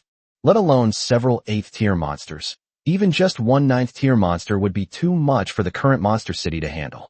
After all, with the current financial reserves of the Demon City, even if you squeezed every single demon in the Demon City dry, you still wouldn't be able to extract enough magical energy to allow Da Bai and Xiao Lai to advance to the 9th rank. Although it is possible to exploit a bug to make monsters summon their subjects. Then, the people are allowed to summon other people, and this process is repeated until all the people are allowed to hand over their magical energy. While this method can generate enough magical energy in a short time to advance Da Bai and Xiao Lai to the 9th rank, the cost is also very high. After all, those summoned subjects were not inanimate objects, but vibrant lives. After draining their magical energy, these people were practically half dead. After the incident, what should be done with these tens of millions, or even hundreds of millions of people who cannot survive on their own? No matter how it's handled, this approach is utterly inhumane. Pushing that worst-case scenario out of his mind, Jiang Yi looked at Da Bai and Xiao Lai beside him. Jiang Yi gave the recovery potion he bought from the trading channel to Da Bai, and then carried the shrunken Da Bai to the bed. Lying on Jiang Yi's bed, feeling the lingering scent of Jiang Yi on the bed, the scales on Da Bai's cheeks immediately turned red. Unaware of the commotion on Big White's side, Jiang Yi picked up Little Lai and looked at the enormous alchemy troll that was unable to move. Because of its size, this troll, just by lying there, almost filled most of the Lord's bedroom. The troll was now riddled with wounds, its bones crushed by the 8th order magic power fluctuations, rendering it completely immobile. Nevertheless, the troll continued to writhe and struggle. As it writhes, fragments of its bones pierce its flesh, causing the troll to let out painful and shrill howls. And because of its low intelligence, it struggled even more vigorously after feeling the pain. Its originally dark green skin was stained crimson with blood, making it look more like a demon than a troll. Standing before the blood-soaked troll, looking at the 99% favorability rating on the panel and the monster boss information, Jiang Yi sighed. When the troll saw Jiang Yi approach, its struggling movements stopped instantly, and its ferocious and angry face softened. Looking at Jiang Yi's body, the troll grinned foolishly. Hee. Seeing the troll, who was roaring in pain just a second ago, suddenly burst into a silly grin the next, Jiang Yi fell silent for a moment. A summoning circle appeared in his hand, and a white crystal appeared in front of Jiang Yi. Seeing this, Dabai, who was resting on Jiang Ye's bed and secretly smelling Jiang Ye's lingering scent, was startled. Big White. Human, are you sure you want to give him the crystal now? Big White. Your crystal can heal monsters, human. You should think carefully before giving it to him. Shall I, my lord? I feel something's off about his soul. Chapter 152 Next Steps. After reading the messages from Dabai and Xiao Lai, Jiang Yi looked at the crystal in his hand, and his thoughts flashed through his eyes. Without much hesitation, Jiang Yi threw the crystal in his hand directly at the enormous creature in front of him. The moment it touched the crystal, its entire body emitted a dazzling light. After the light faded, the troll's hideous wounds disappeared, and its bones were fully restored. Aside from that, there were no other changes. Seeing this, Jiang Yi was a little puzzled, not understanding why this was happening. After all, the appearance of those monsters changed to some extent after they fused with crystals. After some thought, Jiang Yi quickly understood what was going on. This crystal can transform monsters into boss monsters, while also granting them a system. The change in appearance is probably because it has become a boss monster. The troll itself was a boss-level monster, so it naturally didn't change much after absorbing the crystal. Just then, the troll, having recovered, tried to struggle to get up. Jiang Yi was startled by this sight. If this guy stood up, wouldn't the Lord's mansion collapse instantly? With that thought in mind, Jiang Yi directly took him into his own internal space. After thinking about it, Jiang Yi still sent him a message. Now that he has the system panel, maybe he can get back to normal? Jiang Yi Alder, how are you? Feeling any better? Alchemy troll, a woo. Hungry. Looking at the message sent by the troll, Jiang Yi felt somewhat helpless. It's unlikely that ALD will regain his senses anytime soon, so let him stay in the space by himself for a while. After all, this guy can't control his size yet. If he walks around the Lord's manor, he could collapse it in no time. In any case, the environment of the internal space is generated based on the elements that its owner is compatible with, so letting ALD stay inside is not a bad thing for him. Thinking this, Jiang Yi shook his head helplessly, and then led Dabai and Xiao Lai to the conference hall. Sitting in the main seat of the conference hall, Jiang Yi sent a message to all the demons. Jiang Yi at Demon City Executives, come to the Lord's Mansion meeting hall for a meeting. Nightshade Wolf. Yes, my lord. Radiant Giant Eagle. Lord, you're finally back. How was the human Central Empire? It looks really fun from the pictures Xiaoqi posted. Ice Wolf. My lord, what's the meaning of this meeting?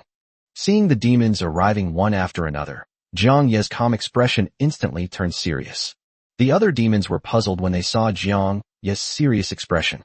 Night Shadow Wolf. Lord, what's wrong? Has something happened outside? Jiang Yi nodded upon seeing the message from Night Shadow Wolf.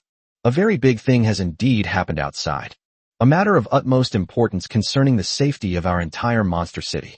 Upon hearing Jiang Ye's words, the three demons were shocked, not expecting the matter to be so serious.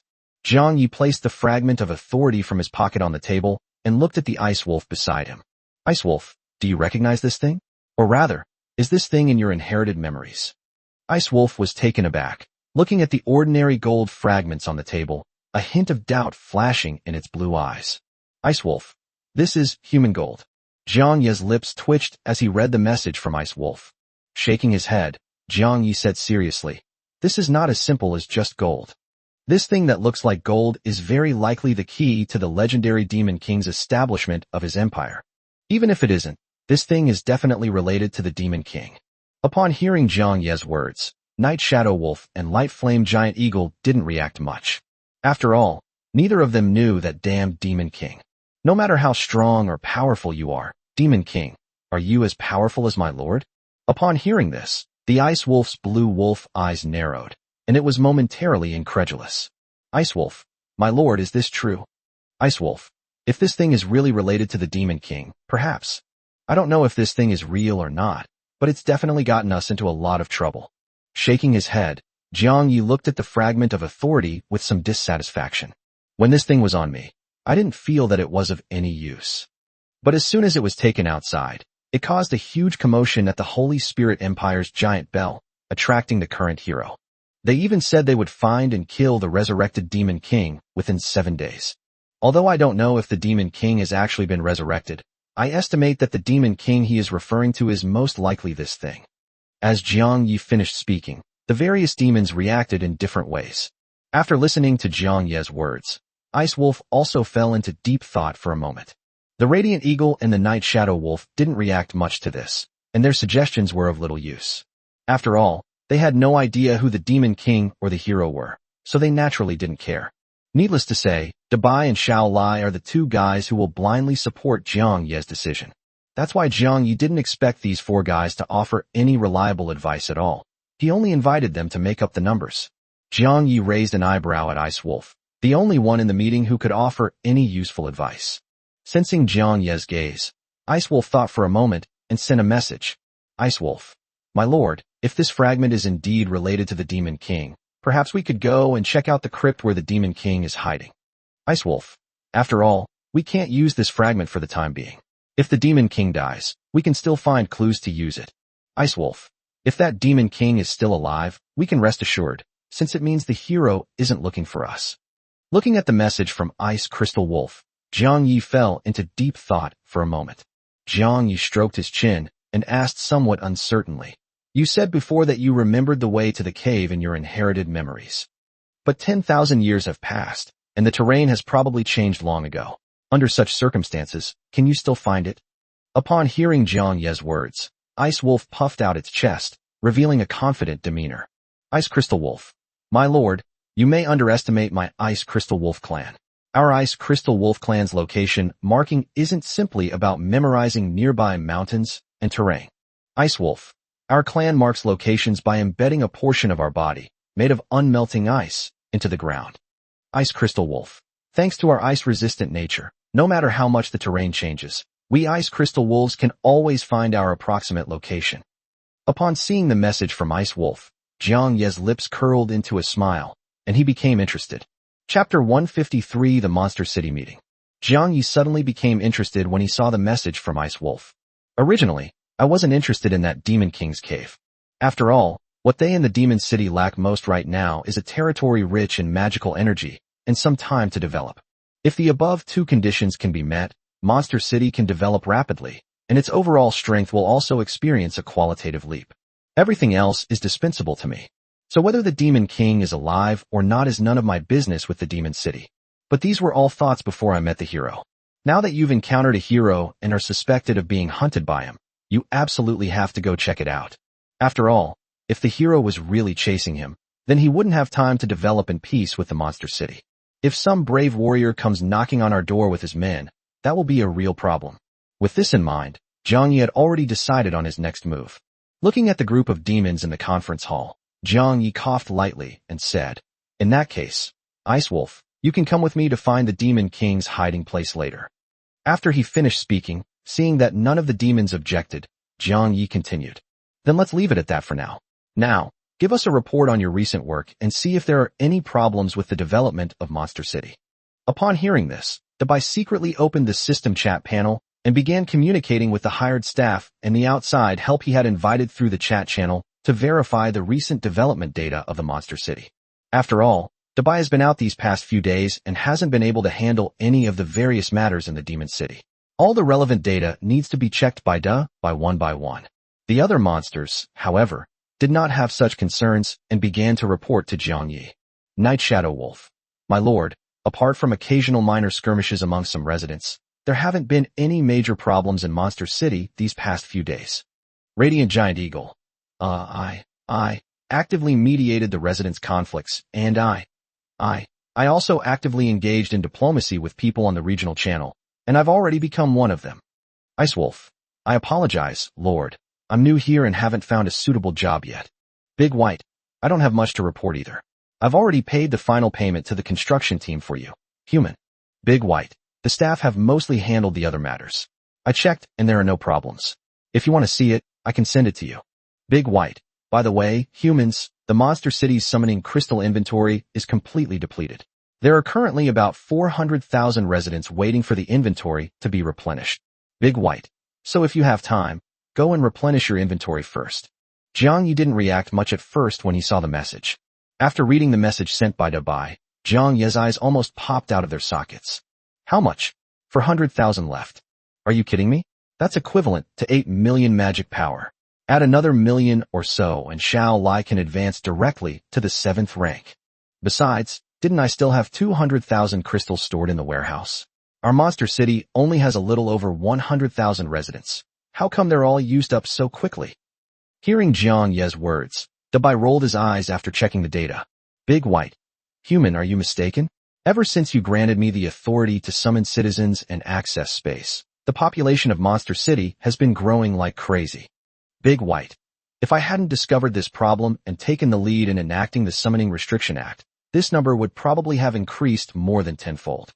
Big White. Human, don't be surprised. After all, these summoned subjects are all capable of supporting themselves, so the residents are naturally happy to summon them. After reading the message sent by Dabai, Jiang Ye's lips twitched uncontrollably. No wonder the tax revenue of the Demon City has started to increase wildly in the past few days, exceeding several times the original tax revenue in just a few days. I initially thought it was because I had come to the Holy Spirit Empire, but now it seems that's not the case at all. Thinking this, Jiang Yi suddenly felt a pang of heartache for the magic energy. Although this money could improve future tax efficiency, it didn't stop Jiang Yi from feeling the pinch. After all, 8 million magic power is equivalent to a whole small fortune for Jiang Yi right now. It would be a lie for Jiang Yi to say he wasn't heartbroken if he spent it all in one go. With a slight pout, Jiang Yi finally accepted the fact. Let's leave it at that for now. If there's nothing else, then. Just as Jiang Yi was about to adjourn the meeting, Night Shadow Wolf, who was sitting next to the conference table, made a slight movement. Wolf Eyes secretly glanced at Ice Wolf sitting across the conference table. Looking at the Ice Wolf's sharply defined, ice blue body, Night Shadow Wolf sent a message to Jiang Yi. Nightshade Wolf, Lord, I do have something I'd like to discuss with you. Upon hearing Night Shadow Wolf's words, Jiang Yi was taken aback, not understanding what Night Shadow Wolf, the head of security, had to say. Seeing this, the other monsters also looked at Nightshade Wolf with puzzled eyes, wondering what Nightshade Wolf had to say. Seeing the Ice Wolf looking at him, Night Shadow Wolf blushed and quickly looked away, sending a message to Jiang Yi. Night Shadow Wolf. It's like this, my lord. These past few days, some members of our wolf clan have been getting closer to monsters of other races. Night Shadow Wolf. Then they learned from the humans in the area chat channel that the couple was going to register for marriage, so that. Night Shadow Wolf. So some of the wolves among them wanted to ask the Lord what the attitude of our monster city is towards these things, and whether those can also be registered. Seeing Night Shadow Wolf, who was usually quite cold and efficient, now acting so awkwardly, Jiang Ye's expression suddenly turned strange. Seeing that Night Shadow Wolf was still occasionally glancing at Ice Crystal Wolf, Jiang Yi roughly understood what was going on. Seeing the radiant giant eagle with a playful look in its eyes, Jiang Yi sent it a private message. After all, the radiant giant eagle is the gossip king of the Demon City. There's no gossip it doesn't know. From minor disputes between neighbors to major conflicts between spouses, the giant eagle of light is fully aware of everything that happens on the system panel. Jiang Yi, Guangyan, what's wrong with Night Shadow Wolf? Did he find a girlfriend? The radiant giant eagle was taken aback when it saw the panel that suddenly popped up in front of it. Seeing Jiang Yi still sitting in the main seat, pretending to be deep in thought, the radiant giant eagle instantly understood what was going on. The smile in his eyes as he looked at the Night Shadow Wolf deepened, and the radiant giant eagle replied to Jiang Ye's message. Radiant giant eagle. Lord, you mean this? Radiant giant eagle. When you brought the Ice Wolf to the Monster City, Old Wolf's eyes practically popped out of his head. Radiant Giant Eagle. Not long after the Ice Wolf and his pack settled in the Monster City, the Old Wolf has already visited him several times, and each time the reason for his visit is particularly outrageous. Radiant Giant Eagle. So you know what I mean, my lord. Chapter 154. The Demon King's remnants are wanted. After reading the message from the Radiant Giant Eagle, Jiang Yi looked at the expectant Night Shadow Wolf, and a playful smile appeared on his lips. Night Shadow Wolf, what you said is indeed quite important. As an open city, we certainly won't stop people from dating freely in our monster city. Alright, I'll leave the registration to you. If you encounter any problems, or don't understand something, you can hire a few knowledgeable people from the chat channels to help you. Just ask Big White to reimburse you for the magic energy you spent. That concludes today's meeting. Everyone, please adjourn. After speaking, Jiang Yi coughed lightly, and then walked straight towards the door without lingering. Seeing this, the other monsters followed Jiang Yi and left the conference hall one after another. Leaving the Lord's manor, Nightshade Wolf felt a surge of excitement and joy as he recalled Jiang Ye's words. It wasn't that I was happy that Jiang Yi had delegated this power to me. but rather that I was happy with the attitude Jiang Yi expressed. After glancing at the departing ice wolf, Night Shadow Wolf groomed its fur slightly before weaving through the monsters on the street to catch up with it. Meanwhile, the radiant giant eagle secretly followed from the sky, wanting to see if Nightshade Wolf's pursuit plan would succeed. Jiang Yi, who saw this scene through the window of the Lord's mansion, smiled faintly and shook his head. Holding the soft, cuddly Xiao Lai, Jiang Yi sat on the edge of the bed and looked at Dabai, who had followed him, with some doubt. Dabai, aren't you really going to go back to the bottom of the lake to rest? You haven't had a break in a long time since the monster city moved. Or do you want to rest with me? Upon hearing Jiang Ye's words, the large white snake, the size of a python, blushed. The large white snake glanced at Jiang Ye's arm out of the corner of its eye, and its body twisted subconsciously. Turning his head to the side, Dabai replied to Jiang Ye's words. Big White. Foolish human, what nonsense are you spouting? Big White. I just felt that if something happened to Wawa Rat, I could be there to help immediately. Big White. No, that's not what you're saying. Human, don't slander me like that. Shall I, huh? Lord Bai, why is your head red? Looking at the awkward Big White in front of him, Jiang Yi smiled helplessly. If that's the only reason, you could go and rest in the lake. After all, my spatial authority can control the comings and goings of creatures within the space. Even if you're at the bottom of the lake, you can come to my side immediately. As soon as Jiang Yi finished speaking, the blush on the white snake's face vanished instantly, and it immediately became flustered. Looking at Jiang Yi in alarm, Dabai felt a little uneasy.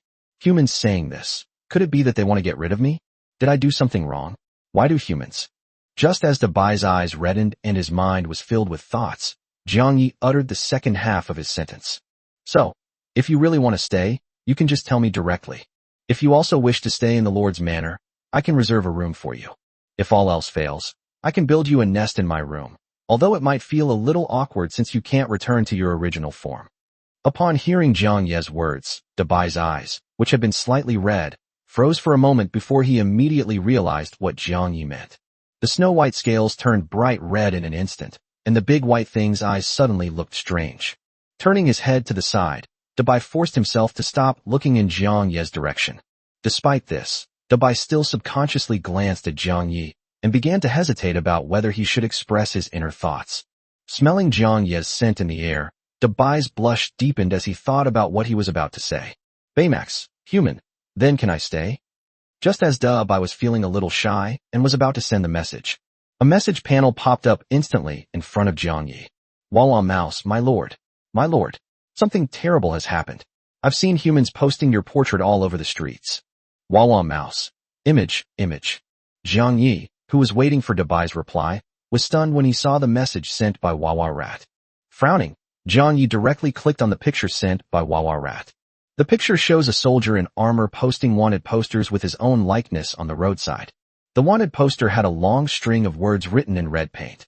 The extremely dangerous remnants of the Demon King's faction have already killed 2 6th-tier mages from the Wizarding Alliance, and also eliminated a high-ranking member of the Alchemist Alliance who went to their rescue. Extremely dangerous. If you encounter this, please notify the nearest magician or alchemist. Those who provide information can claim a generous reward from the Alchemist Alliance. Looking at the long string of words written in red paint, Jiang Ye's lips twitched uncontrollably. When did I become a member of the Demon King's remnant? How come I didn't know? Besides, I didn't kill ALD. How did it get blamed on me? Besides, they're still alive and well. Dabai, who was about to speak, was also stunned when he saw Jiang Ye's expression. Its body expanded rapidly, and in no time, Dabai's upright body was as tall as Jiang Yi. Peeking over, Big White also saw the picture sent by Wawa Mouse. Big White. Human, it seems you can no longer appear in human cities. Shaking his head, Jiang Yi frowned more and more as he looked at the system panel in front of him, and countless doubts arose in his heart. Why am I being considered a remnant of the Demon King? I don't look like a demon at all. Could it be because I used a fragment of spatial authority? That shouldn't be the case. The bewildered look on that 8th-level middle-aged man's face didn't seem like he knew he had used the fragment of spatial authority at all. I could clearly see the bewilderment and confusion he showed. There was no way he could have known this. A moment of doubt flashed through Jiang Ye's mind, but after some thought, he finally understood. Just because the middle-aged man at the 8th level didn't know about the fragment of authority doesn't mean that others didn't know about it. As soon as the middle-aged man recounted the strange events he had encountered, those who knew about the fragments of power would immediately understand what had happened. After all, only fragments of authority can produce a variety of different effects without any magical fluctuations. Although he now knew what had happened, there was still something that puzzled Jiang Yi. That's why they're considered remnants of the Demon King, given that they possess fragments of authority. Could it be that the Demon King possesses numerous fragments of authority, thus being mistaken for a remnant of the Demon King's faction? Or is it simply a way to give oneself a bad reputation, so that there is a reason for someone to put a warrant for one's arrest?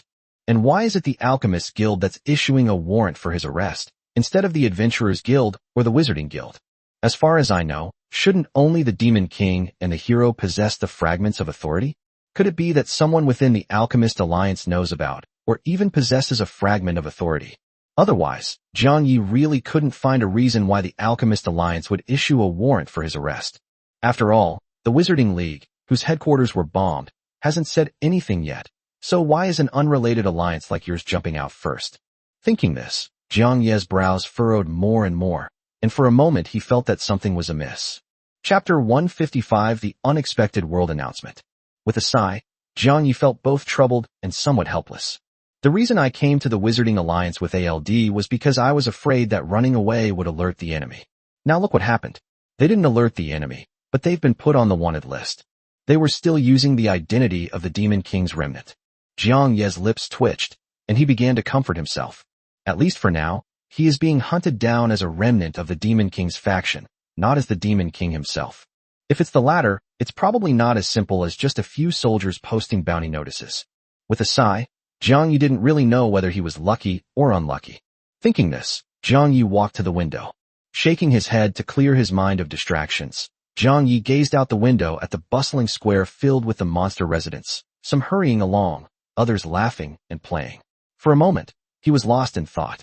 Actually, when I think about it carefully, I don't think I'm not actually that anxious. After all, he possessed a fragment of spatial authority.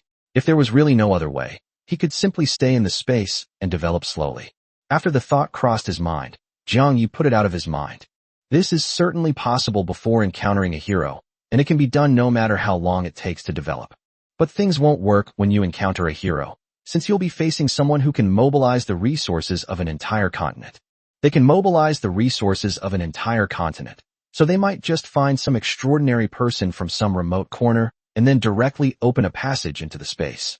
Although Jiang Yi didn't know if there were such extraordinary people in this other world, he didn't dare to gamble. After all, winning a bet is fine, but losing can have very high consequences. Looking again at the peaceful and tranquil monster city, where the people lived and worked in peace, Jiang Yi really didn't want the city he had built with his own hands to be engulfed in war. Thinking this way, Jiang Yi's determination to actively seek out the Demon King's lair became even stronger. Just then, the big white snake poked its head over from the side. Baymax, human, how are you? Are you planning to go out? Jiang Yi shook his head as he looked at the message sent by Dubai beside him. Let's talk about it later. Let's wait for news from Wawa Rat. There's no rush. Instead of thinking about those things, let's replenish our summoning crystal inventory first. I'm actually a little reluctant to use up so much magic power at once. As he spoke, Jiang Yi gently placed Xiao Lai on his back. Then he walked towards the door in the distance, and Dubai followed without much hesitation. And so, Jiang Yi led Dubai and Xiao Lai through the bustling streets filled with beasts and arrived at the door of a super large warehouse. Looking at the enormous warehouse in front of him, Jiang Yi immediately opened the system panel and summoned the crystal. The next second, a summoning circle that covered a vast area instantly appeared in the empty warehouse in front of Jiang Yi. As a blinding white light shone from the center of the magic circle, in the blink of an eye, a giant crystal mountain made of transparent crystals appeared in front of Jiang Yi. As Jiang Yi watched the 8 million magic points disappear from the system panel, his eyes twitched uncontrollably. Just as Jiang Yi was lamenting how difficult it was to earn magic energy, but how easy it was to spend it, the panel in front of him suddenly became active again. Upon hearing the system's voice, Jiang Yi's expression instantly turned serious, thinking that the Wawa Rat had found a suitable place to settle down. Looking up at the messages on the system panel, Jiang Yi was somewhat surprised. The message that popped up on the system panel was neither a private message from Wawa Rat nor a private chat from any other monster. What popped up was a global announcement. World announcement. Lord Brown Arcto of District 13 in the Russian Bear Kingdom has been detected to have killed the world's second boss-level creature. The following items are now being awarded to Lord Brown Arcto of District 13 of the Bear Kingdom. Diamond Chest X1. Random Large Dungeon Opening Token X1. World Announcement. Lord Chu Yun of Dragon Kingdom Region 11 has been detected to have killed the third boss-level creature in the world. The following items are awarded to Lord Chu Yun of Dragon Kingdom Region 11. 1 golden treasure chest, and 1 random large-scale dungeon opening token. Ding! The rankings of the top 3 lords who killed the boss-level creatures have been determined. Xiao Lai, Lord of District 3258 of the Dragon Kingdom. Brown Acto, Lord of District 13 of the Bear Kingdom. And Chu Yun, Lord of District 11 of the Dragon Kingdom. Jiang Yu was stunned when he saw the system message that popped up in front of him. He had never expected such a message. With a hint of amusement in his eyes, Jiang Yu looked at the reward items. Ignoring the 2 useless treasure chests, Jiang Yu looked at the rewards and realized that he seemed to have one of those too. With a thought, Jiang Yu opened his system inventory and a black token suddenly appeared in his hand. Random large-scale dungeon opening order. Item description. Upon use, a large-scale world dungeon will be randomly opened. All lords can enter and explore it, and the lord who opens the dungeon has priority entry. Jiang Yu raised an eyebrow as he looked at the token in his hand. If it weren't for the system's sudden announcement, I would have almost forgotten about this thing in my system inventory. After all, the items in the system's inventory are too numerous and varied to organize. At the same time, Big White and Little Lai also peeked out. After seeing the panel in front of Jiang Yi, Dabai and Xiao Lai immediately sent him messages. Xiao Lai, huh? Was that announcement about me? Dabai, why do these 3 messages seem to have popped up all at once? Did they kill the same boss? Looking at the white snake head that was rubbing against him, and the slime that was stretching out on his head, Jiang Yi was speechless for a moment. Don't you guys have a system panel? Why are you all looking at mine? With his little scheme exposed, Dabai was momentarily embarrassed. Just as Dabai was about to say something in his defense, another system announcement was released. World Announcement. Lord Brown Arcto of District 13 of the Bear Kingdom has used the item, Random Large-Scale Dungeon Opening Order. A world dungeon will open in 10 minutes for lords to explore. The attribute of this large-scale dungeon is negative energy. Countdown to dungeon opening, 9:59. Jiang Yi raised an eyebrow as he looked at the pop-up information panel. Unexpectedly, Brown from the Russian Bear country used the activation token less than half a minute after receiving it. After just defeating a boss-level creature, aren't you going to take a break? With a light laugh, Jiang Yi was still more curious about the attributes of this secret realm. I can understand the secret realms of metal, wood, water, fire, and earth, but what kind of attribute is this negative energy? Fragments of the space authority can be found in secret realms with spatial attributes. Could this negative energy attribute dungeon possibly produce a negative energy authority fragment? Once the idea was born, Jiang Yi became increasingly curious about it. After all, the power of the space authority is simple and easy to understand. If this negative energy dungeon really has fragments of negative energy authority, what kind of power would it have? Could it be the legendary entropy reduction? Thinking this way, Jiang Yi's interest in this instance intensified. Chapter 156 Dungeon Prelude. Jiang Yi stroked his chin, his gaze turning to the panel in front of him with interest. If there really is something like a space authority fragment in this instance, then I'll probably have to go and take a look. After all, the space authority fragments I obtained from the last dungeon run granted me the ability to create my own internal space and become ethereal. It even increased the tax collection speed of the Demon City by dozens of times, and further increased the population and number of troops in the Demon City. If I could obtain a similar authority and gain more abilities. At that point, I probably won't even care about that little bit of magical energy, since the power of authority seems to be much more powerful than magic. With that in mind, Jiang Yi turned off the world announcement and sent private messages to Wawa Rat and Ice Wolf. Jiang Yi at Wawa Rat at Bingling Wolf. Wawa Rat, after you leave the city, please coordinate with Bingling Wolf. Jiang Yi, when you two are searching for the Demon King's lair outside, try to avoid the people outside. If you encounter danger or are about to be discovered, return to the Demon City. Jiang Yi, mark it after you find it. Then go back to the Monster City and wait for me to return. Ice Wolf, received. Wawa Rat, no problem, Lord. Wawa Rat, by the way, Ice Wolf, are you a new face? I've never seen you before. What rank are you?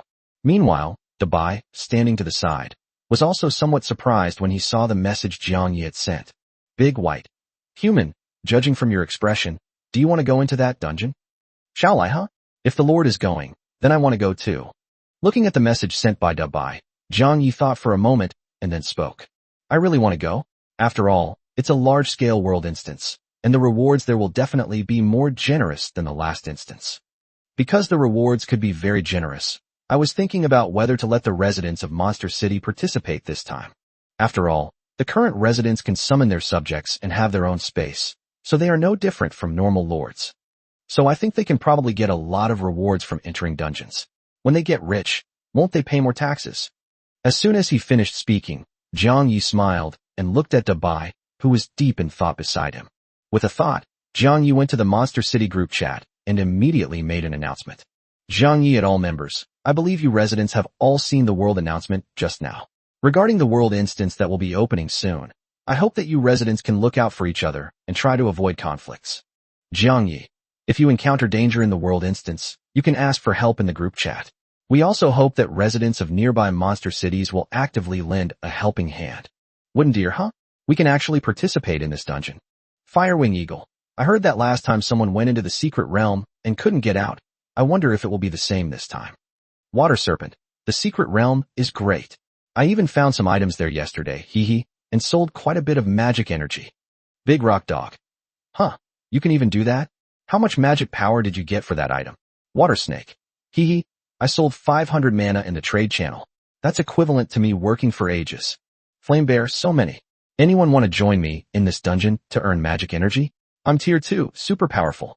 Just as the residents were discussing the dungeon and waiting for the countdown to end, the radiant giant eagle that had been following the nightshade wolf in the distance was taken aback. Seeing the long string of messages that suddenly popped up, the radiant eagle became interested. Stopping its pursuit of the nightshade wolf, the radiant giant eagle opened the system chat channel and began reading the messages from the Dragon Kingdom Lords Alliance group. As for why the radiant giant eagle doesn't check the regional chat channel or the Monster City group chat, it's simply because the radiant giant eagle gets a lot of people to agree with it every time it speaks in the Dragon Kingdom Lords Alliance group. Unlike in the Monster City group chat where no one pays any attention, or in the regional channel where messages are quickly pushed to the top. It seems like everyone can participate in this instance. Will you guys join? Of course. I'm a tier 3 lord now. I definitely have to go in and see what's inside. Maybe I can even get some items to strengthen my people. I'm so envious of those pros. I'm only barely a tier 2 lord yet. I doubt I'll even make it into this dungeon. What kind of big shot am I? Commander Chu is the real big shot. It's only been a few days, and Commander Chu has already advanced to a 4th tier lord. Just now, he even killed a 3rd tier monster boss, and the system gave him a reward. Radiant Eagle, is this dungeon the same as the previous secret realm? Is it also one that randomly appears in secret realms?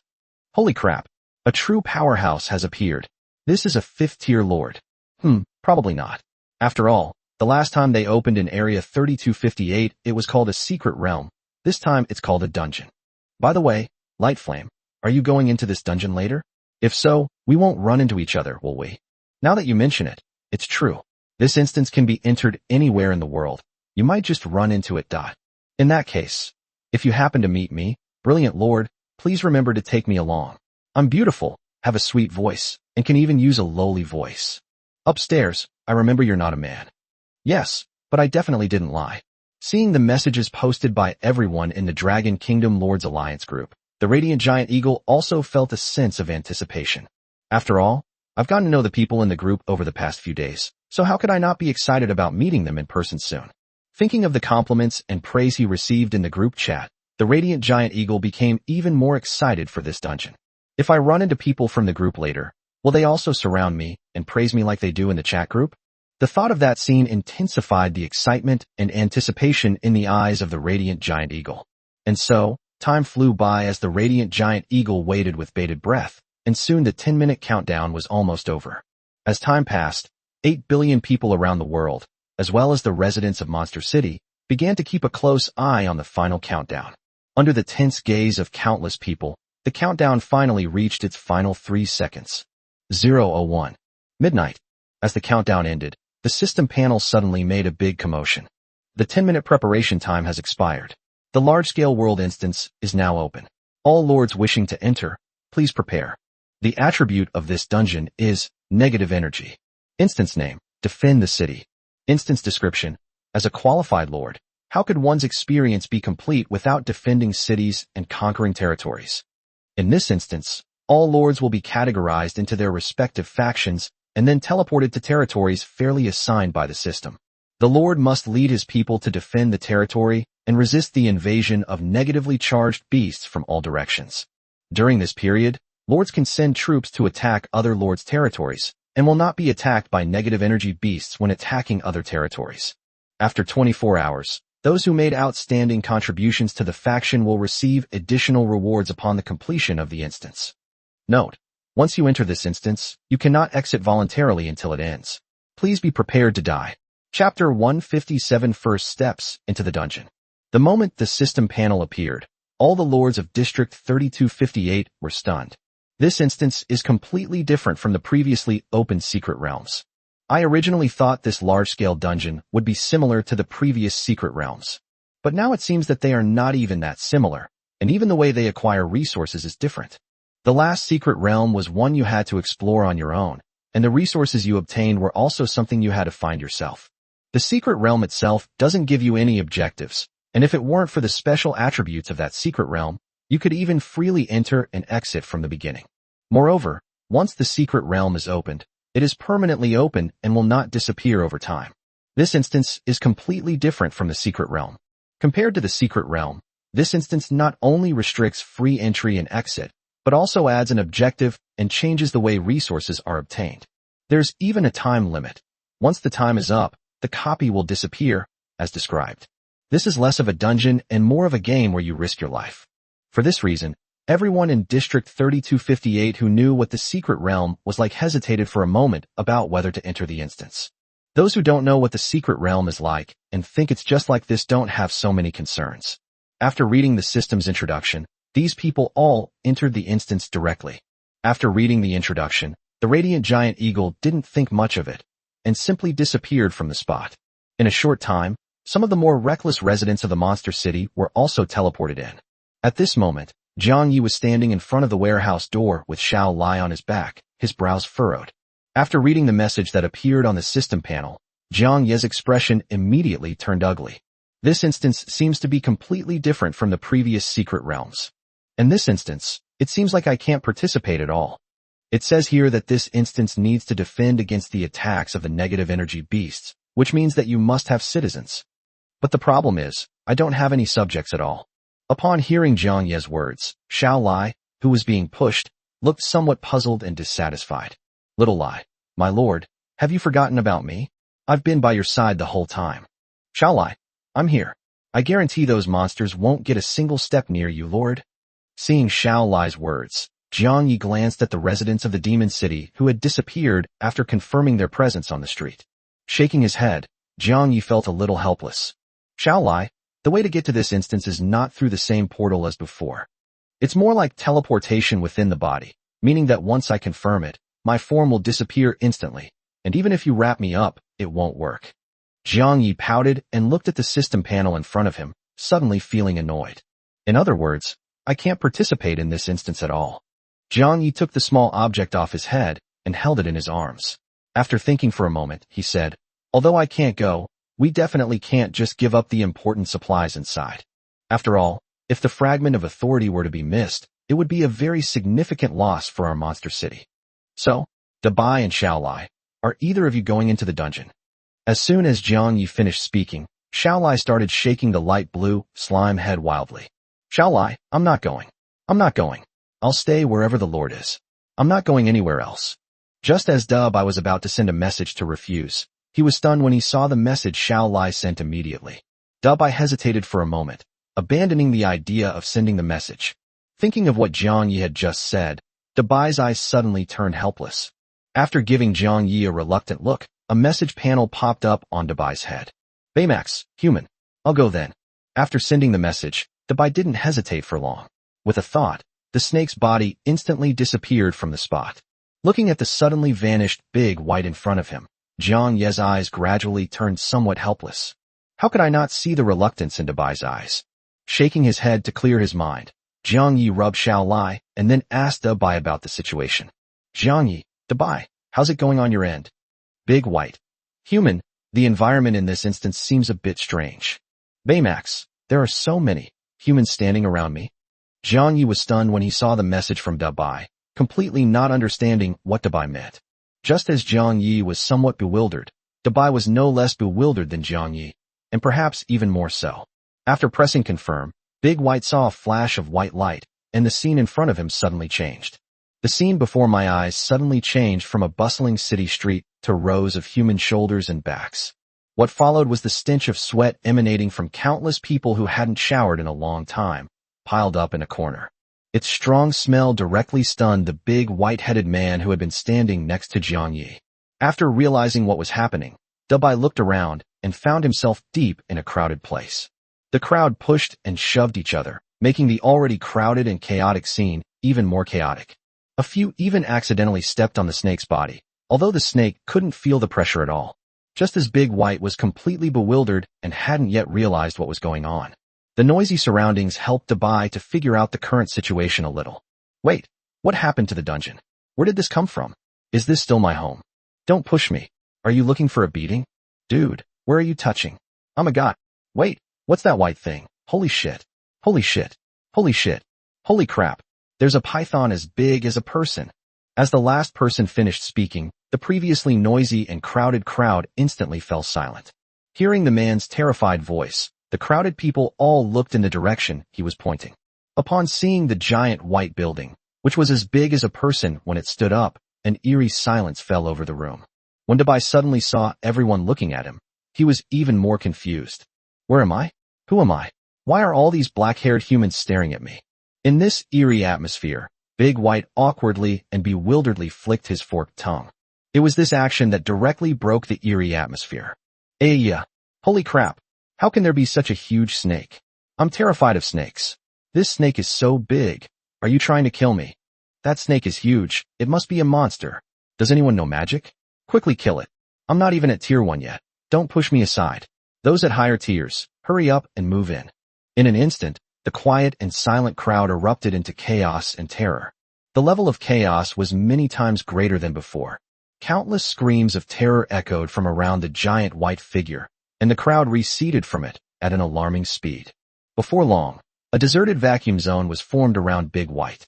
That's why, without the stench of sweat, Dabai finally realized what was happening. Chapter 158 Arrangements of the Dragon Kingdom, Lord's Alliance. Looking at the crowd surrounding him, Dabai immediately realized what was going on. After flicking its tongue, Dabai took a picture using the system and sent it to Jiangyi. Meanwhile, Jiangyi, who was anxiously waiting, was stunned when he saw the picture sent by Dabai. Wasn't the plan to enter a dungeon? Did Dabai get teleported to a zoo and get surrounded by onlookers? Just as Jiangyi in the Demon City was looking at the picture sent by Dabai, completely baffled, the crowd on Dabai's side suddenly stirred again. Make way, make way. There's a monster over there, let me through. I am Wang Yuanya, a member of the Dragon Kingdom Lord's Alliance, currently at the 3rd rank. Commander Chu assigned me to maintain order in this area. If you are not of higher rank than me, then don't make a fuss. Don't block my way. I'll blast you with magic. I'm telling you, I studied magic with those mages. A childish voice came from the crowd, and people looked at the person walking towards them with strange expressions. Under the incredulous gazes of the crowd, a child who looked no more than 7 or 8 years old squeezed out from the crowd. Looking at the boy, who should still be in elementary school, everyone was somewhat incredulous at first. Kid, you're not kidding, are you? Where did this kid come from? This is a system instance. You could die if you're not careful. Kid, are you really at level 3? You don't even look as old as my son. Hearing the doubts from the surrounding crowd, the boy who had come out, Wang Yuanya, suddenly became dissatisfied. With a cold snort, a surge of 3rd-tier magic power suddenly erupted from his body. Feeling the oppressive force of the 3rd-tier magic power fluctuations, the crowd that had been somewhat skeptical immediately fell silent. The look in their eyes as they looked at Wang Yuanya suddenly turned to shock. She's so young. This person is already at the 3rd level before even turning 8, while those of us in our 20s, 30s, or 40s haven't even reached the 1st level yet. Thinking this, some people who hadn't even reached level 1 blushed instantly, feeling as if they had been outshone by a child. At the same time, Seeing the human child emanating third-order magic power fluctuations not far away and hearing what the child was saying, Dabai suddenly became interested. The Dragon Kingdom Lords Alliance? I seem to vaguely remember this organization. Thoughts flashed through his eyes, and Dabai began to recall the words Dragon Kingdom Lord Alliance. After thinking about it carefully, Dabai finally remembered where he had seen this name before. This organization just sends out flyers every day, asking if you want to join. I've heard of this kind of organization before. It's called something like a pyramid scheme. Although I can't remember exactly what the humans said at the time, I do remember that it wasn't a good organization. Thinking of this, Dabai couldn't help but look down on the child not far away. Humans who join those annoying organizations are probably not much better off. Thinking this, Dabai shook his head and walked away in one direction from the crowd. I wanted to just walk through the crowd and see exactly what kind of place this was. The surrounding crowd, seeing that Big White had begun to move, quickly made way in fear. After all, with its current size, Dabai is as tall as a person when it stands up slightly, and its scales are covered with mysterious blue runes. Add to that Baymax's cool appearance and icy eyes, and people who don't know him might actually be scared of him. And this is pretty much the situation with the crowd at this moment. And so, some of the frightened people started shouting at Wang Yuanya. Hey, kid, didn't you say you were from the Dragon Kingdom's Lords Alliance? Then hurry up and do something about this monster. Yeah. Holy crap. Why is it coming this way to me? Hey kid, didn't you say you know magic? You should be able to subdue this monster even without your subjects, right? Hearing the anxious urging from beside him, Wang Yuanya's expression immediately turned displeased. Okay, what's the rush? Impatiently, Wang Yuanya strode forward, watching the white snake gradually disappear into the distance. He closed his eyes and began to sense the magic power within his body. After all, it's only been half a month since I transmigrated here. Even the most talented person couldn't master magic in such a short time. Even if your rank increases rapidly, it won't work. He closed his eyes and focused on channeling the magic within his body, the teachings of his mentor from another world appearing in his mind. Opening his eyes, a glint of light flashed in them, and a huge fireball appeared out of thin air in front of Wang Yuanya's hand. The intense heat emanated from the fireball and shone directly on Wang Yuanya's face. Looking at the fireball in front of him, which was about the same size as himself, a look of joy flashed in Wang Yuanya's eyes.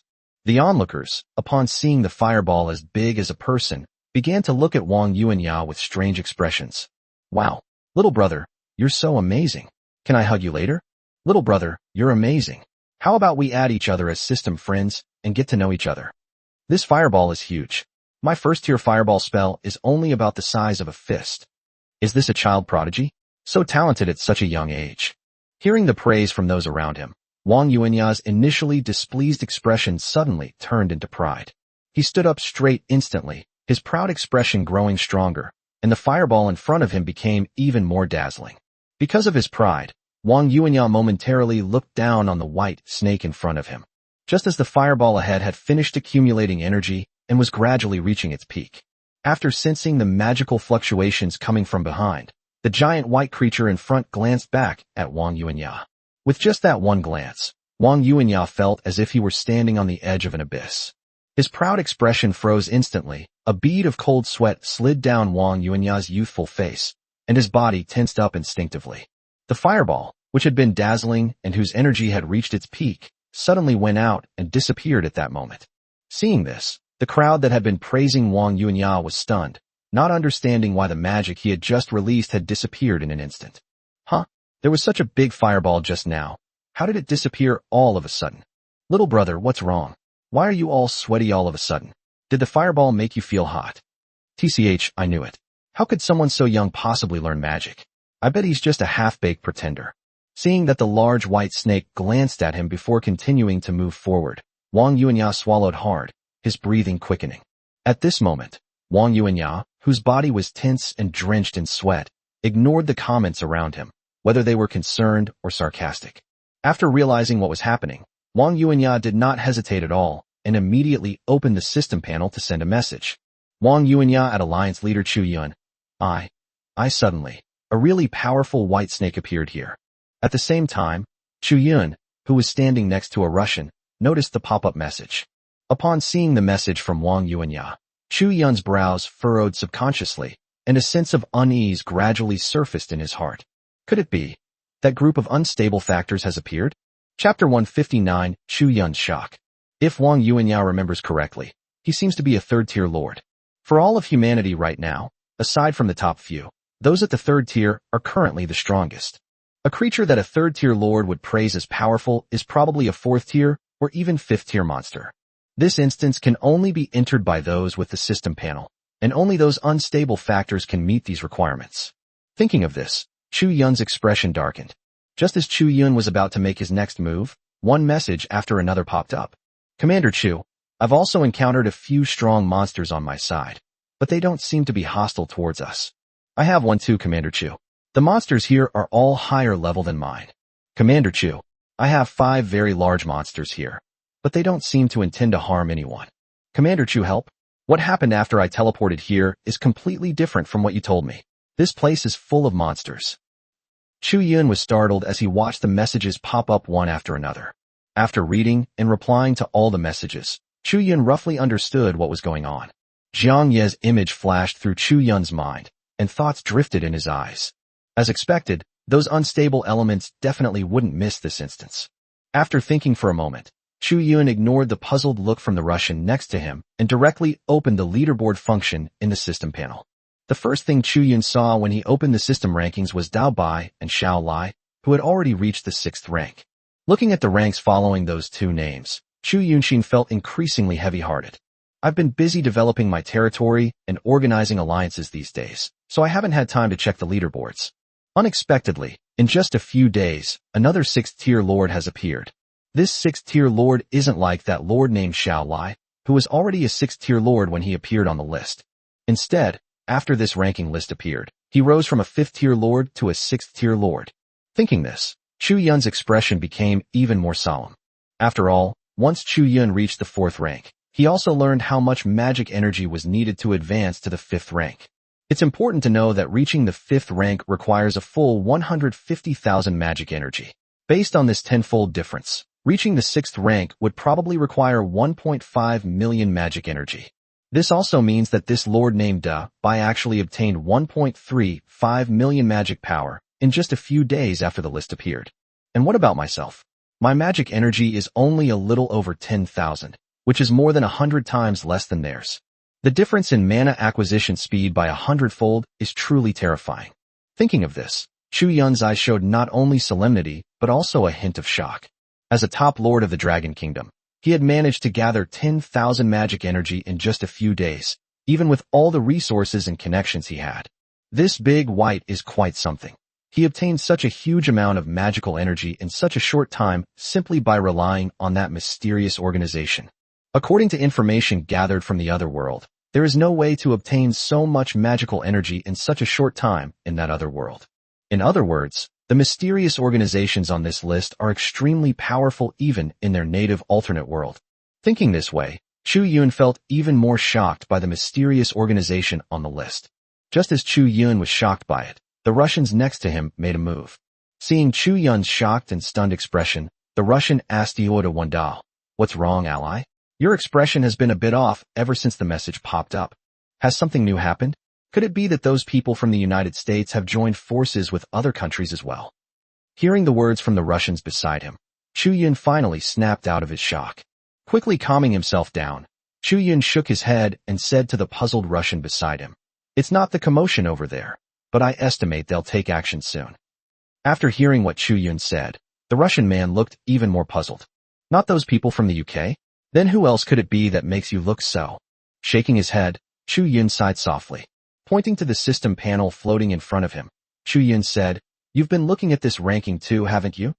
The group that dominated the rankings just appeared, and they are very likely to be 4th or 5th rank experts." Upon hearing this, the Russian man's expression turned strange. Aren't all the people topping the charts from your Dragon Kingdom? Aren't those who top the rankings members of your Dragon Kingdom Lords Alliance? Isn't your Dragon Kingdom Lords Alliance the largest and most official organization in the Dragon Kingdom? Chu Yun sighed upon hearing this, feeling somewhat helpless. Opening the system panel and switching the private chat to the Radiant Giant Eagle, Chu Yun responded to the Russian man beside him while operating the panel. If only the people on the list were really from our Dragon Kingdom. Unfortunately, they are only local forces, and their attitude towards our Dragon Kingdom Lord Alliance is currently unclear. After I contacted their leader last time, they haven't made any further moves. I didn't expect them to suddenly appear in this instance. After listening to what Shu Yun said, the Russian man seemed to be deep in thought.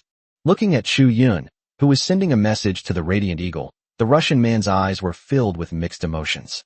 Then, when would be a good time for me to officially start the dungeon? Let's wait a bit. Some people in the league are still preparing.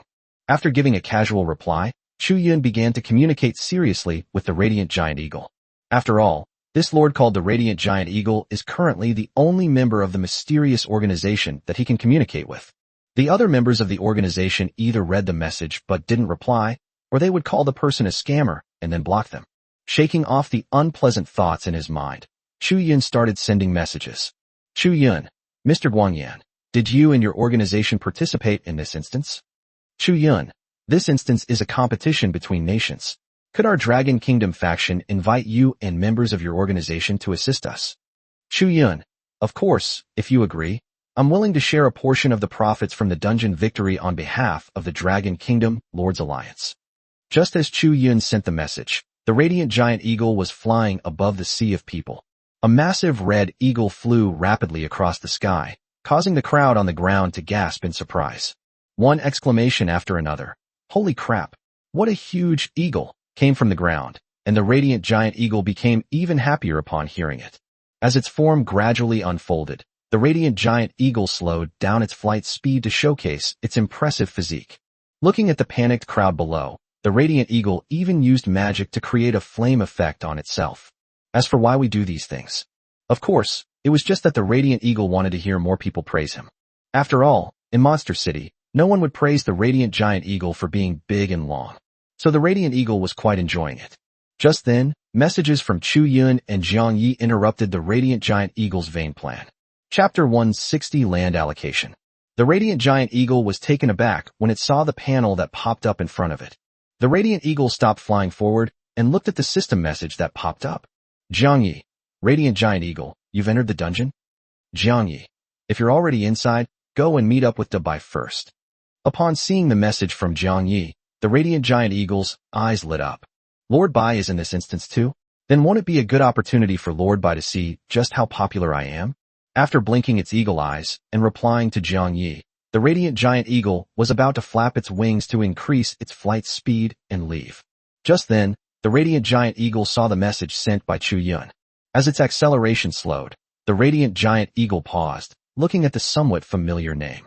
This person, is he Chu Yun, the one that everyone in the chat group keeps talking about? Was it the human who walked out of the portal that day and chatted with the Lord? Thinking this, the Radiant Giant Eagle suddenly became interested. Radiant Eagle, a battle of national factions? Which country am I from? Radiant Giant Eagle, as for asking me to take action, it's not impossible, but the reward. Meanwhile, Chu Yun's lips twitched after seeing the message from the Radiant Giant Eagle. I don't understand why the Radiant Eagle would ask such a question when the region has already been defined and the name is already marked as a prefix. Although Chu Yun thought the question was a bit silly, it was actually quite reasonable to the Radiant Giant Eagle. After all, the Radiant Giant Eagle is a native of the Otherworldly Monster City, and no matter how you classify it, it cannot be classified as belonging to the Dragon Kingdom. Jiang Yi was assigned to the Dragon Kingdom simply because he possessed a mother system and was located in the Dragon Kingdom during his second transmigration. Strictly speaking, the Radiant Giant Eagle and other monsters should belong to Jiang Ye's monster empire, and should not be classified as members of the Dragon Kingdom. That's why the Radiant Eagle asked that question. After seeing this, Chu Yun thought about it and finally decided to answer the seemingly silly question posed by the Radiant Giant Eagle. Chu Yun, based on the current rankings, you've been placed in our Dragon Kingdom region, meaning you should be a member of our Dragon Kingdom faction once the dungeon begins. Chu Yun, of course, we won't ask for your help for nothing. After the dungeon ends, I will offer you a generous reward on behalf of the Dragon Kingdom.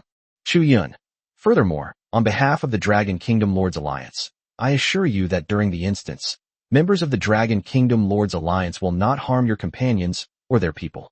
Chu Yun, I also hope that your companions and their people will refrain from attacking the residents of the Dragon Kingdom. Chu Yun, if you agree, please convey our sincerity to Mr. Jiang Yi. Thank you very much. The Radiant Giant Eagle nodded in satisfaction upon seeing the message sent by Chu Yun. That's more like it. How could I possibly work for free? The pay has to be substantial. A look of satisfaction appeared in his eyes. After reading the message that followed, the radiant giant eagle forwarded what it had said to Jiang Yi. After sending the message, the radiant giant eagle was about to listen to Jiang Ye's words and go to find Dubai to reunite when the system panel popped up immediately. Not only the radiant giant eagle, but all the lords who entered the dungeon had their system panels forcibly popped up at this moment. Ding! The dungeon entry preparation timeout has expired. The worldwide large-scale dungeon is now forcibly opened. Once the instance is opened, lords will no longer be able to join. As the message panel popped up, to the astonishment of countless people, everyone's figures vanished in an instant.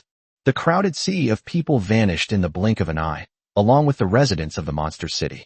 Of course, this also includes the great white being watched in fear and the radiant giant eagle hovering in the sky. And these people who had vanished disappeared in the blink of an eye found themselves in a completely unfamiliar place. Some arrived at castles with towering walls, watchtowers, and arrow slits, which seemed impregnable. Some came to the small village surrounded by layers of solid, thick iron fences. Others were transported to a small house where the windows were blocked by iron blocks, leaving only a crack in the door. And these people all have one thing in common. They are usually surrounded by one or more strange creatures. These creatures, without exception, are all the subjects summoned by these people. The radiant giant eagle, after a moment of surprise, was teleported to a barren grassland. There wasn't even a single stone around, let alone a castle or city walls. Just as the radiant giant eagle was bewildered, an information panel popped up. The large-scale world dungeon has officially opened. The negative energy beast will descend in 1 minute. Lords, please prepare yourselves. The territories have been allocated according to the number of people under each lord's control. Lords, please defend against the attacks of the negative energy beasts as much as possible. The radiant eagle was stunned when it saw the system panel that popped up in front of it. The radiant giant eagle never expected that this thing would be distributed according to the number of its subjects. I don't have a single subject here. No wonder I was teleported to an empty field. Take off from the spot and soar through the sky. Looking at the castle on the nearby grassland and the iron-fenced village, the radiant eagle felt a pang of regret. Although Jiang Yi granted the citizens summoning and spatial permissions, the radiant giant eagle still did not want to summon them. There was no other reason. It was simply because the radiant giant eagle found it troublesome. After all, once the people are summoned, there are many other things to manage, and the radiant giant eagle is too lazy to deal with those things. Anyway, he doesn't lack magic power, and he's doing just fine as an eagle, so why would he need to summon his subjects? How can a free eagle be bothered by trivial matters? At least that's what the radiant eagle thought before entering the instance.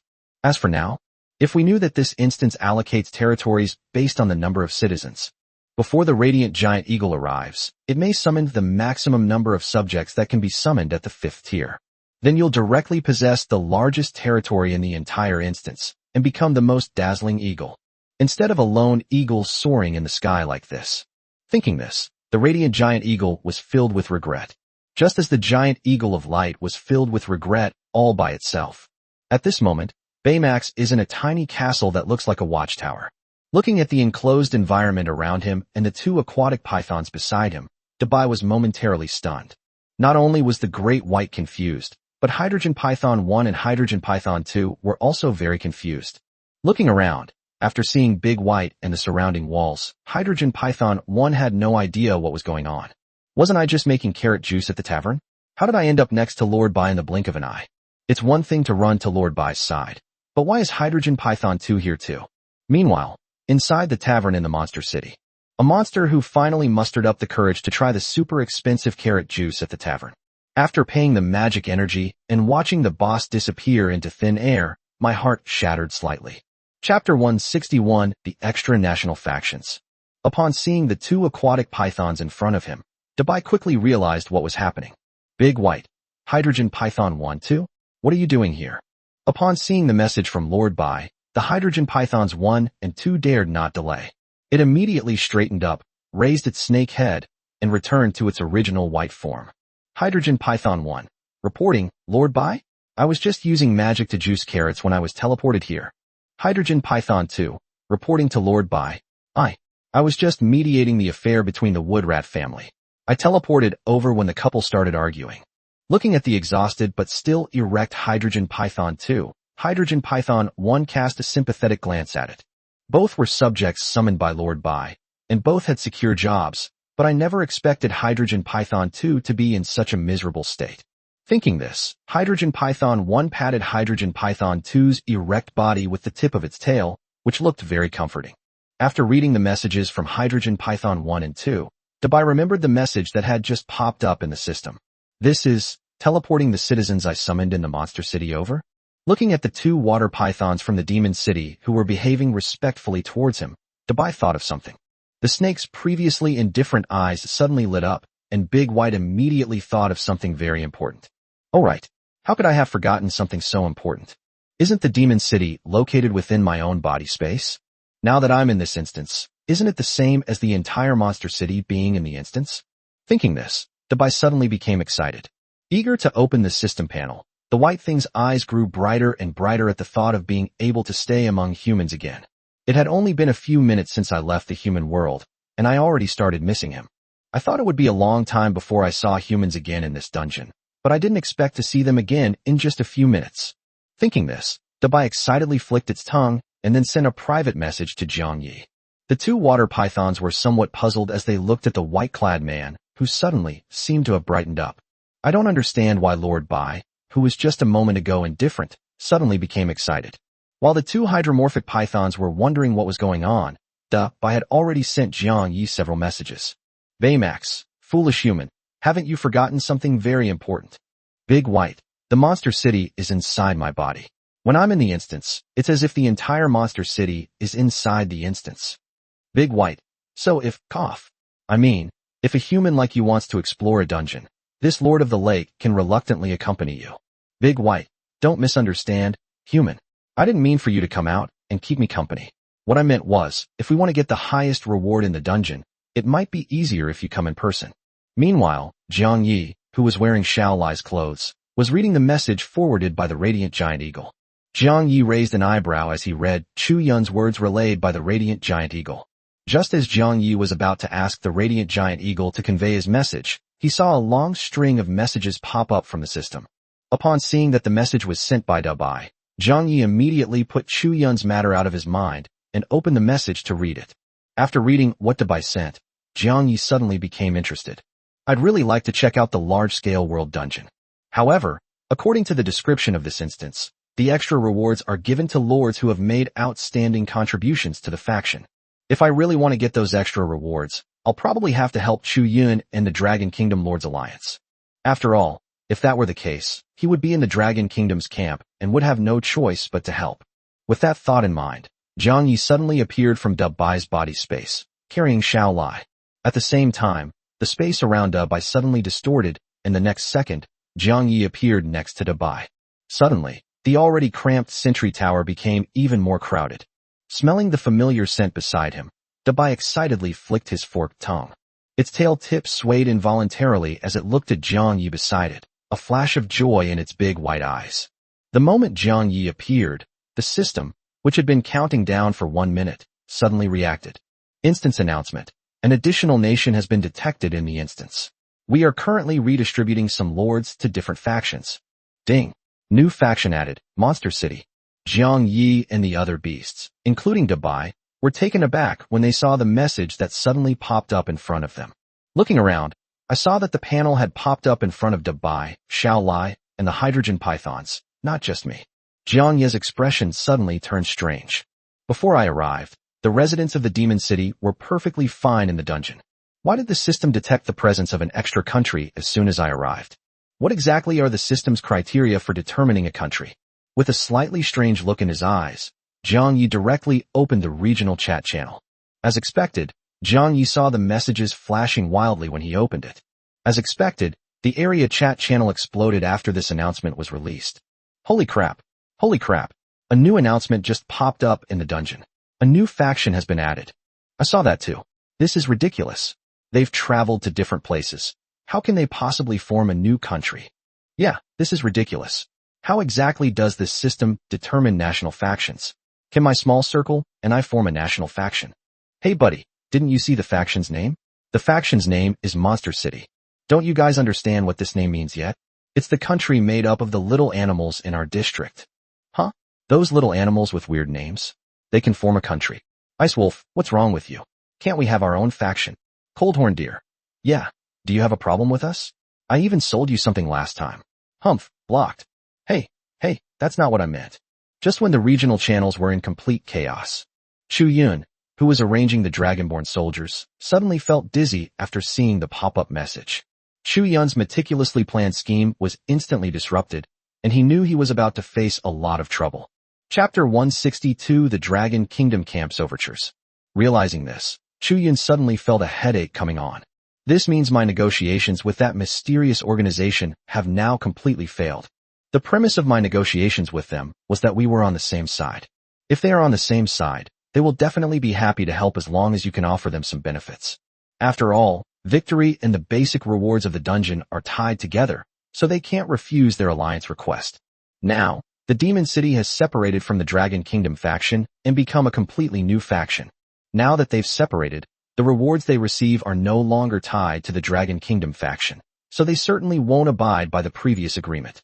After all, the small benefits he had promised were not enough to make them willing to be restricted.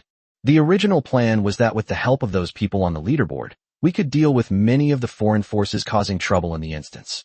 Even if things don't go well, the Dragon Kingdom is guaranteed to get first place and receive the basic rewards for first place. Furthermore, it can also ensure the safety of civilians from the Dragon Kingdom participating in the instance. Well, now everyone on the leaderboard has been distributed, so it's no use not getting first place. Without the help of those on the leaderboard, the commoners of the Dragon Kingdom participating in the dungeon might actually be in danger.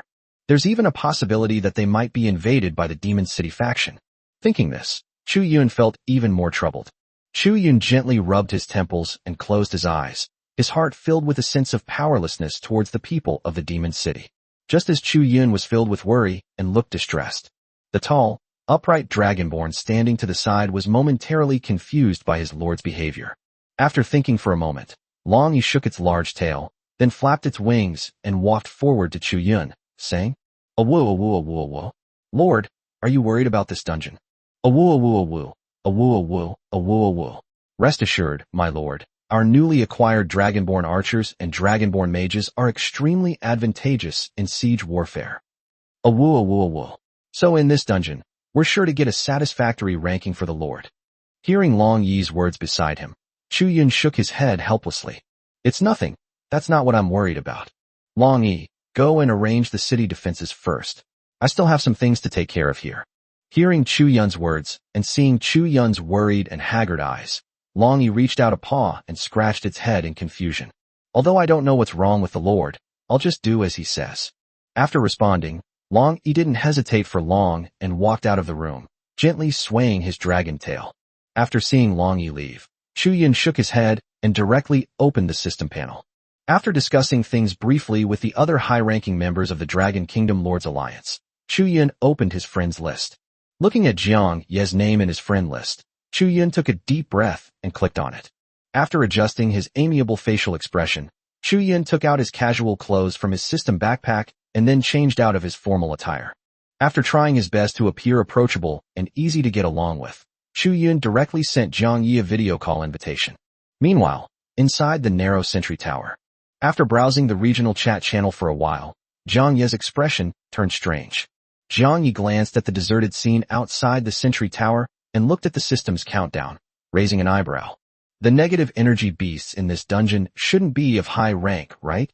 I estimate that it's probably only at the second or third tier at most. Otherwise, given the current progress of the other lords, they simply can't beat it.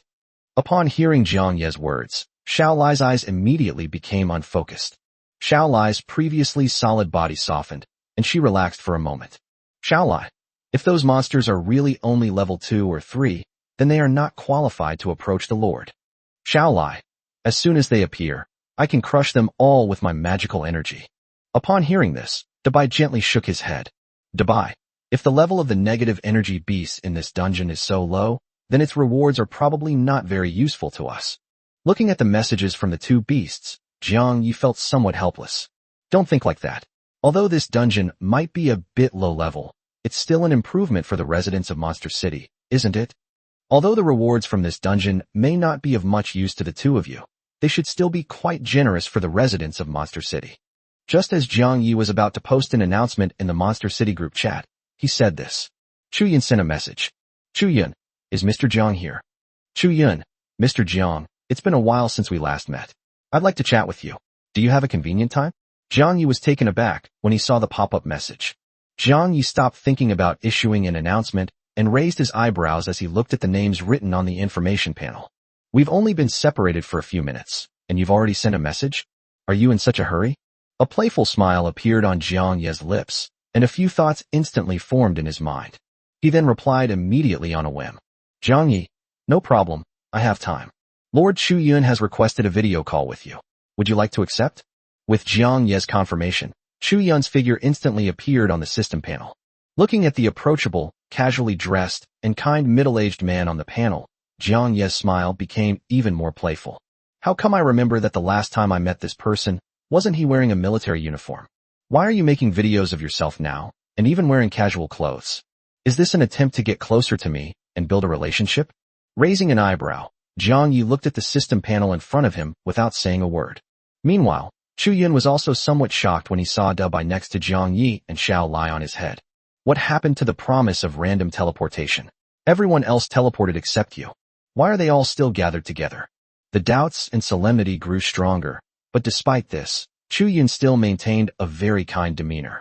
Mr. Jiang Yi, how have you been lately? Your demeanor has changed quite a bit these past few days.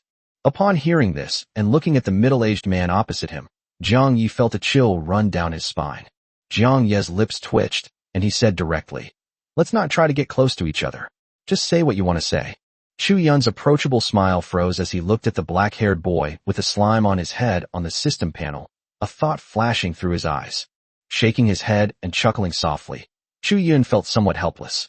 Mr. Jiang, since you've said so, I won't keep you in suspense any longer. Our Dragon Kingdom Lords Alliance wishes to form an alliance with your country on behalf of the Dragon Kingdom.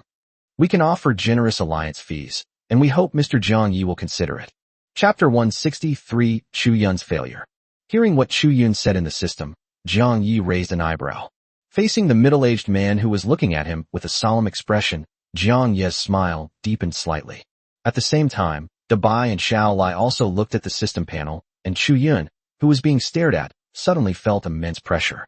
You are the first person to see the system message and then contact us. If you want to form an alliance with us, you might as well go into more detail about the compensation. Hearing the black-haired boy's words, Chu Yun smiled slightly. Generally speaking, saying something like that usually means they are interested in the deal.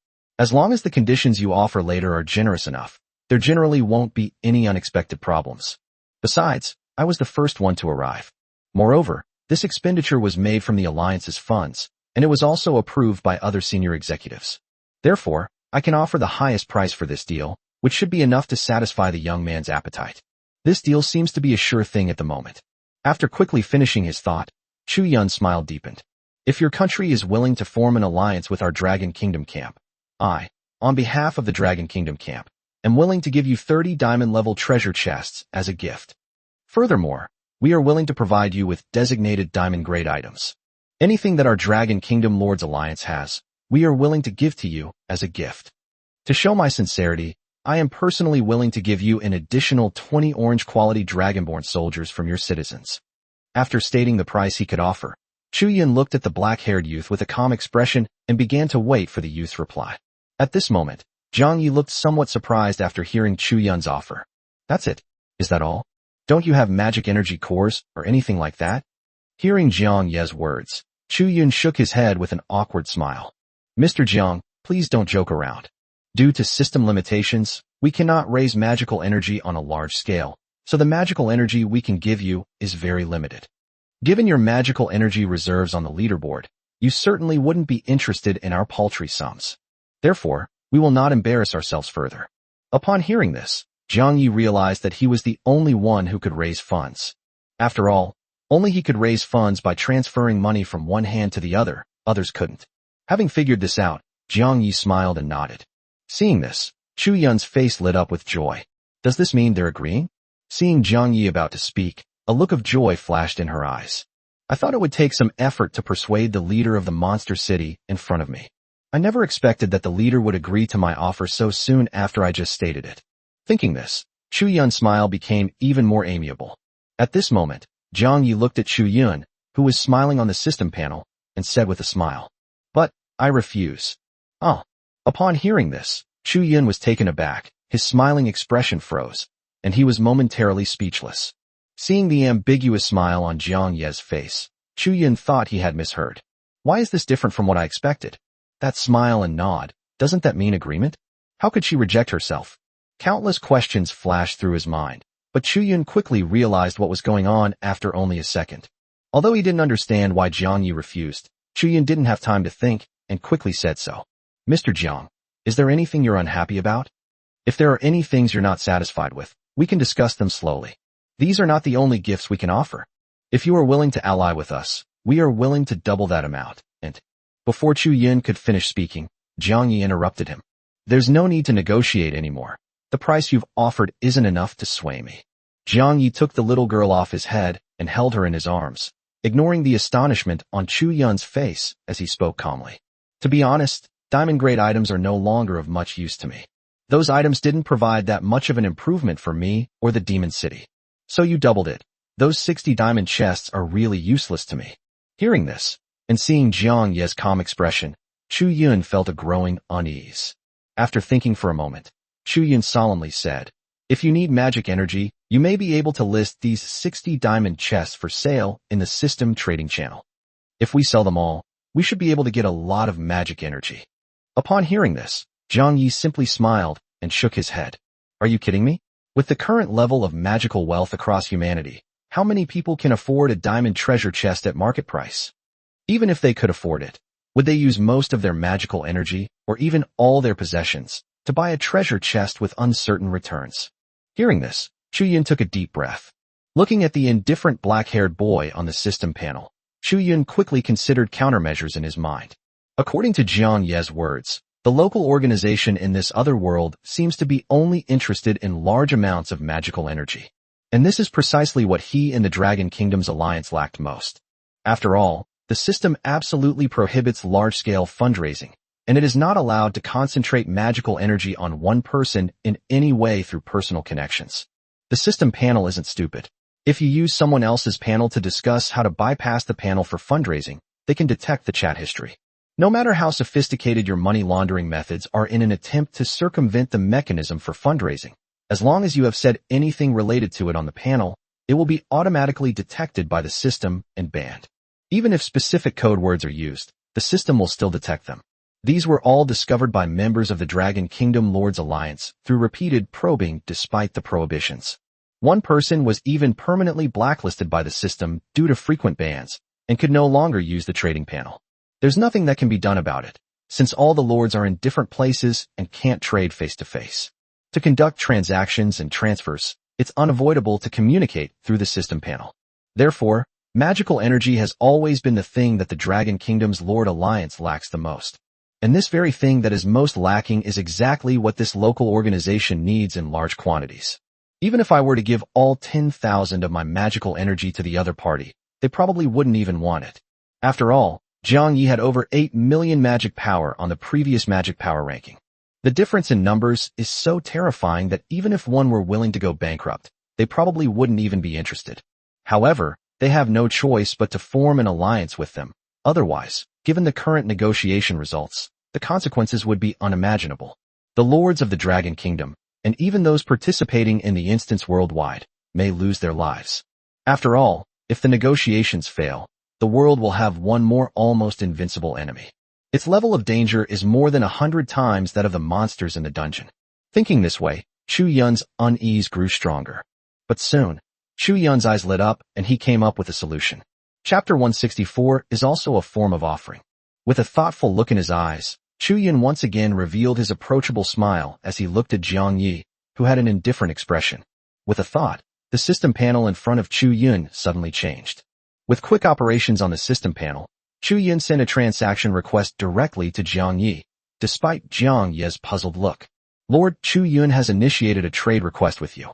Lord Chu Yun is offering you 60 diamond-level treasure chests. Do you wish to purchase them for 0 magic energy?"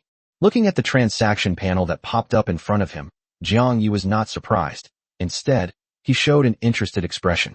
Alliance leader Chu, what do you mean by this? Are you trying to force me to buy or sell? I never agreed to an alliance with the Dragon Kingdom. Upon hearing Jiang Ye's words, Chu Yun simply smiled faintly and shook his head gently. You've misunderstood me, Mr. Jiang. Our conversation has never been a transaction. I'm just here to chat with you and catch up on what's been going on lately. These supplies are just some insignificant little gifts. Seeing Chu Yun suddenly change his tune, Jiang Ye's smile deepened. Seeing the message appear on the panel, Dabai secretly sent a message to Jiang Yi.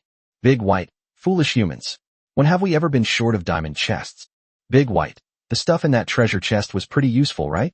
This human just sent it all over. Why don't you take it, human? Shall I? Yes. Yes. Lord, please accept them. 60 treasure chests are so many.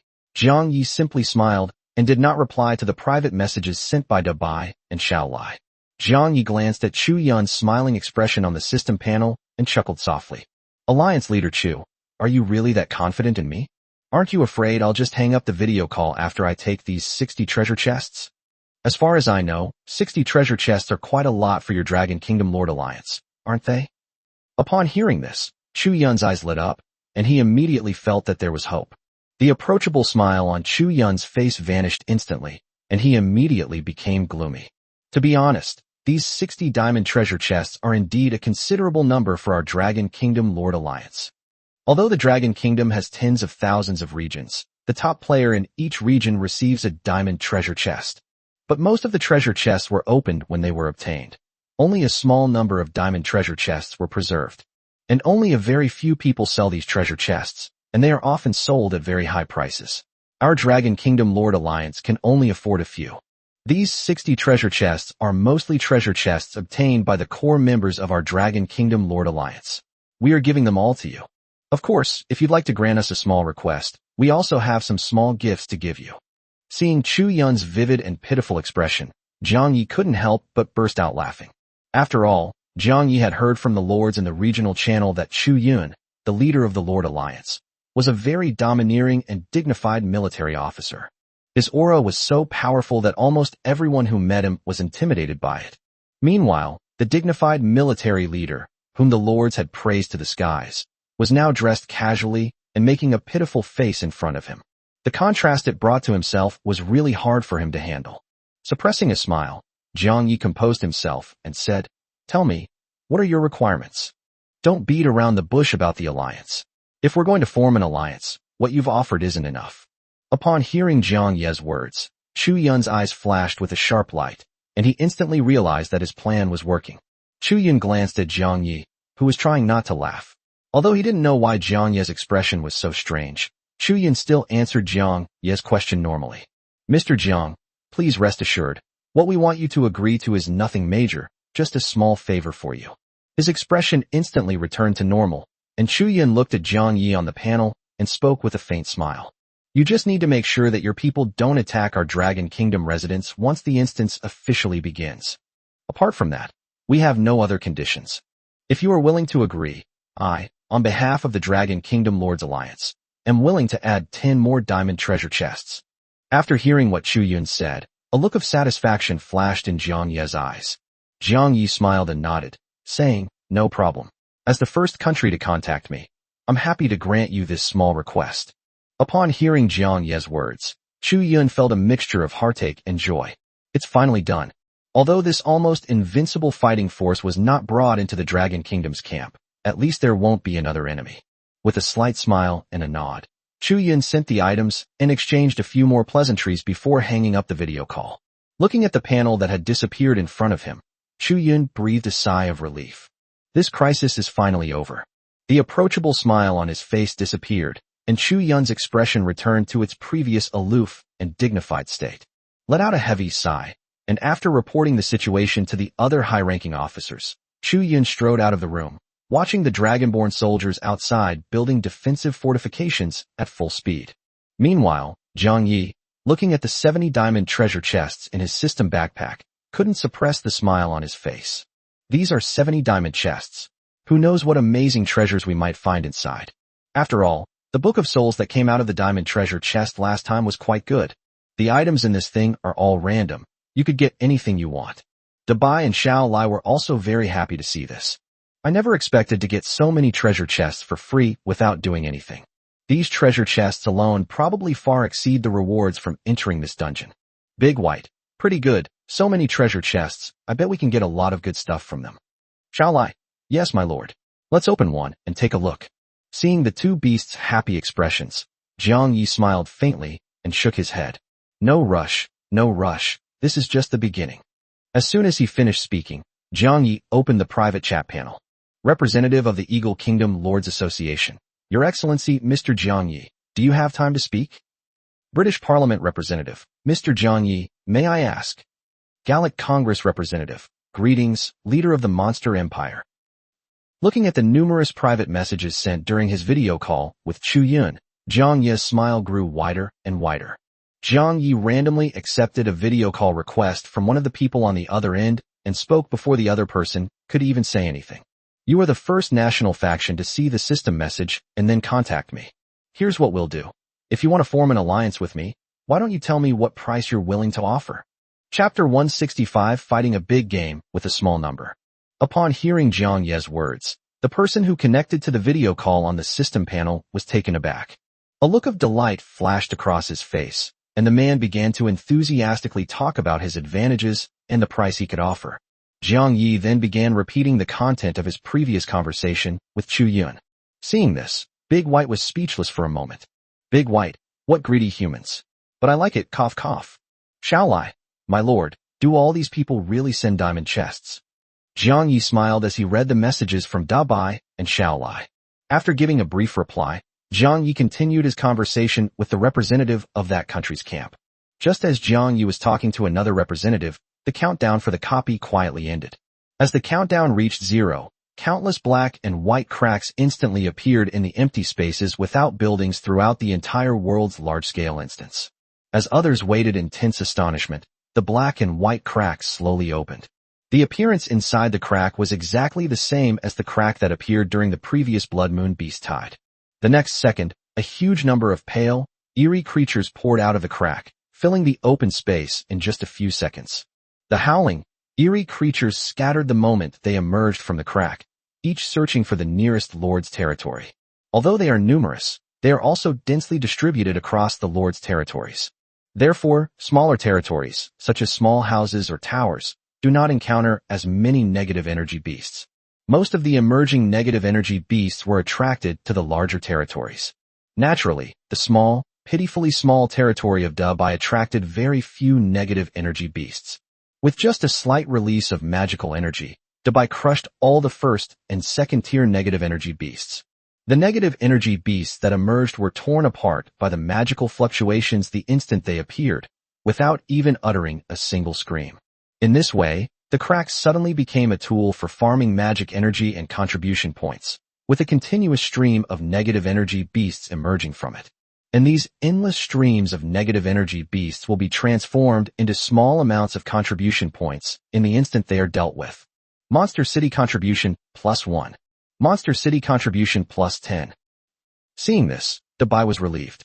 After glancing at Jiang Yi, who was still pretending to talk to the representative, a message appeared on the panel on Da Bai's head.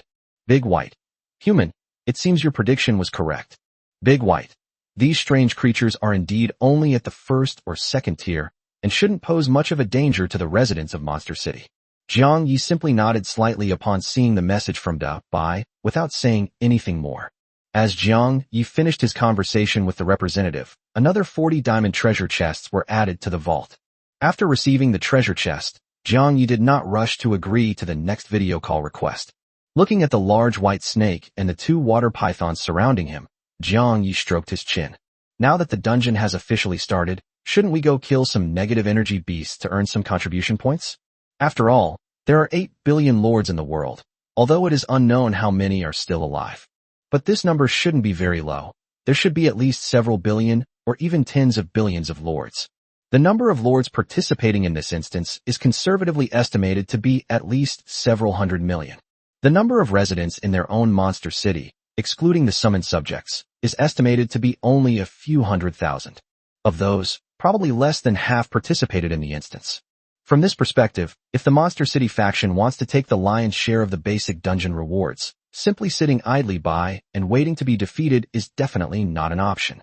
After all, you can't expect tens of thousands of residents of a monster city to kill more monsters than hundreds of millions of people.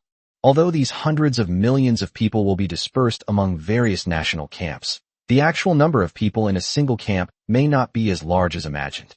Even so, it is still not comparable to the tens of thousands of residents of the monster city. Thinking this way, Jiang Yi also began to think of solutions. Although the rewards from this instance were quite substantial, the diamond treasure chests from various countries alone were very generous. But I still don't want to give away the basic rewards of this dungeon to someone else. After all, while they themselves might not care about those rewards, they were quite a lot for the residents of Monster City.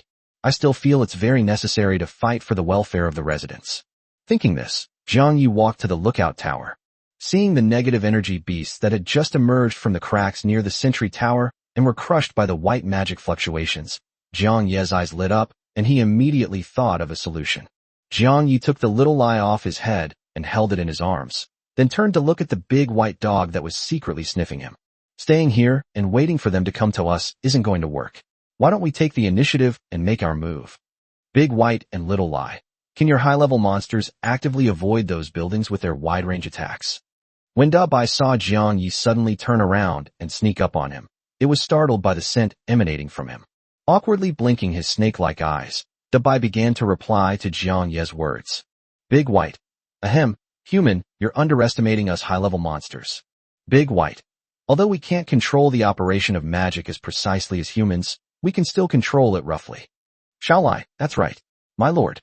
I can also control the approximate direction in which the poisonous fog spreads. Hydrogen Python 1. Lord Bai is so amazing. Hydrogen Python 2, yeah? Lord Bai is really amazing. Looking at the messages sent by Dabai and Xiao Lai, Jiang Ye's smile grew wider and wider. If that's the case, then Monster City is definitely going to take the lion's share of the base rewards for this dungeon.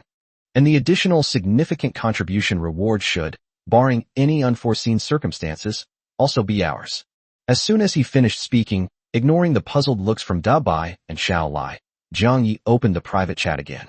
However, this time, Jiang Yi did not answer the video call requests sent via private messages. Instead, he sent private messages to Night Shadow Wolf and Ice Wolf. Jiang Yi at Night Shadow Wolf at Ice Piercing Wolf at Radiant Giant Eagle. Put down what you're doing and go into your own inner space. Jiang Yi, I'll use the fragments of authority to transfer you to the Monster City later, and then I'll bring you into the dungeon. Jiang Yi at Wawashu. Ice Wolf isn't around. Protect yourself first. If possible, hide in your space. Ice Wolf, no problem, my lord. Night Shadow Wolf, yes, sir. Radiant Giant Eagle, huh? What's wrong, lord? I'm in the dungeon. Wawa Mouse. Oh, okay. I'll hide for a while then. It'll be good time to rest.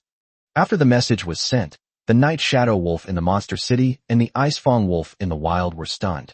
Seeing the message Jiang Yi sent them, the two wolves and the Radiant Giant Eagle were somewhat puzzled, but they still obediently followed Jiang Yi's instructions. Chapter 166 Blocking the Door.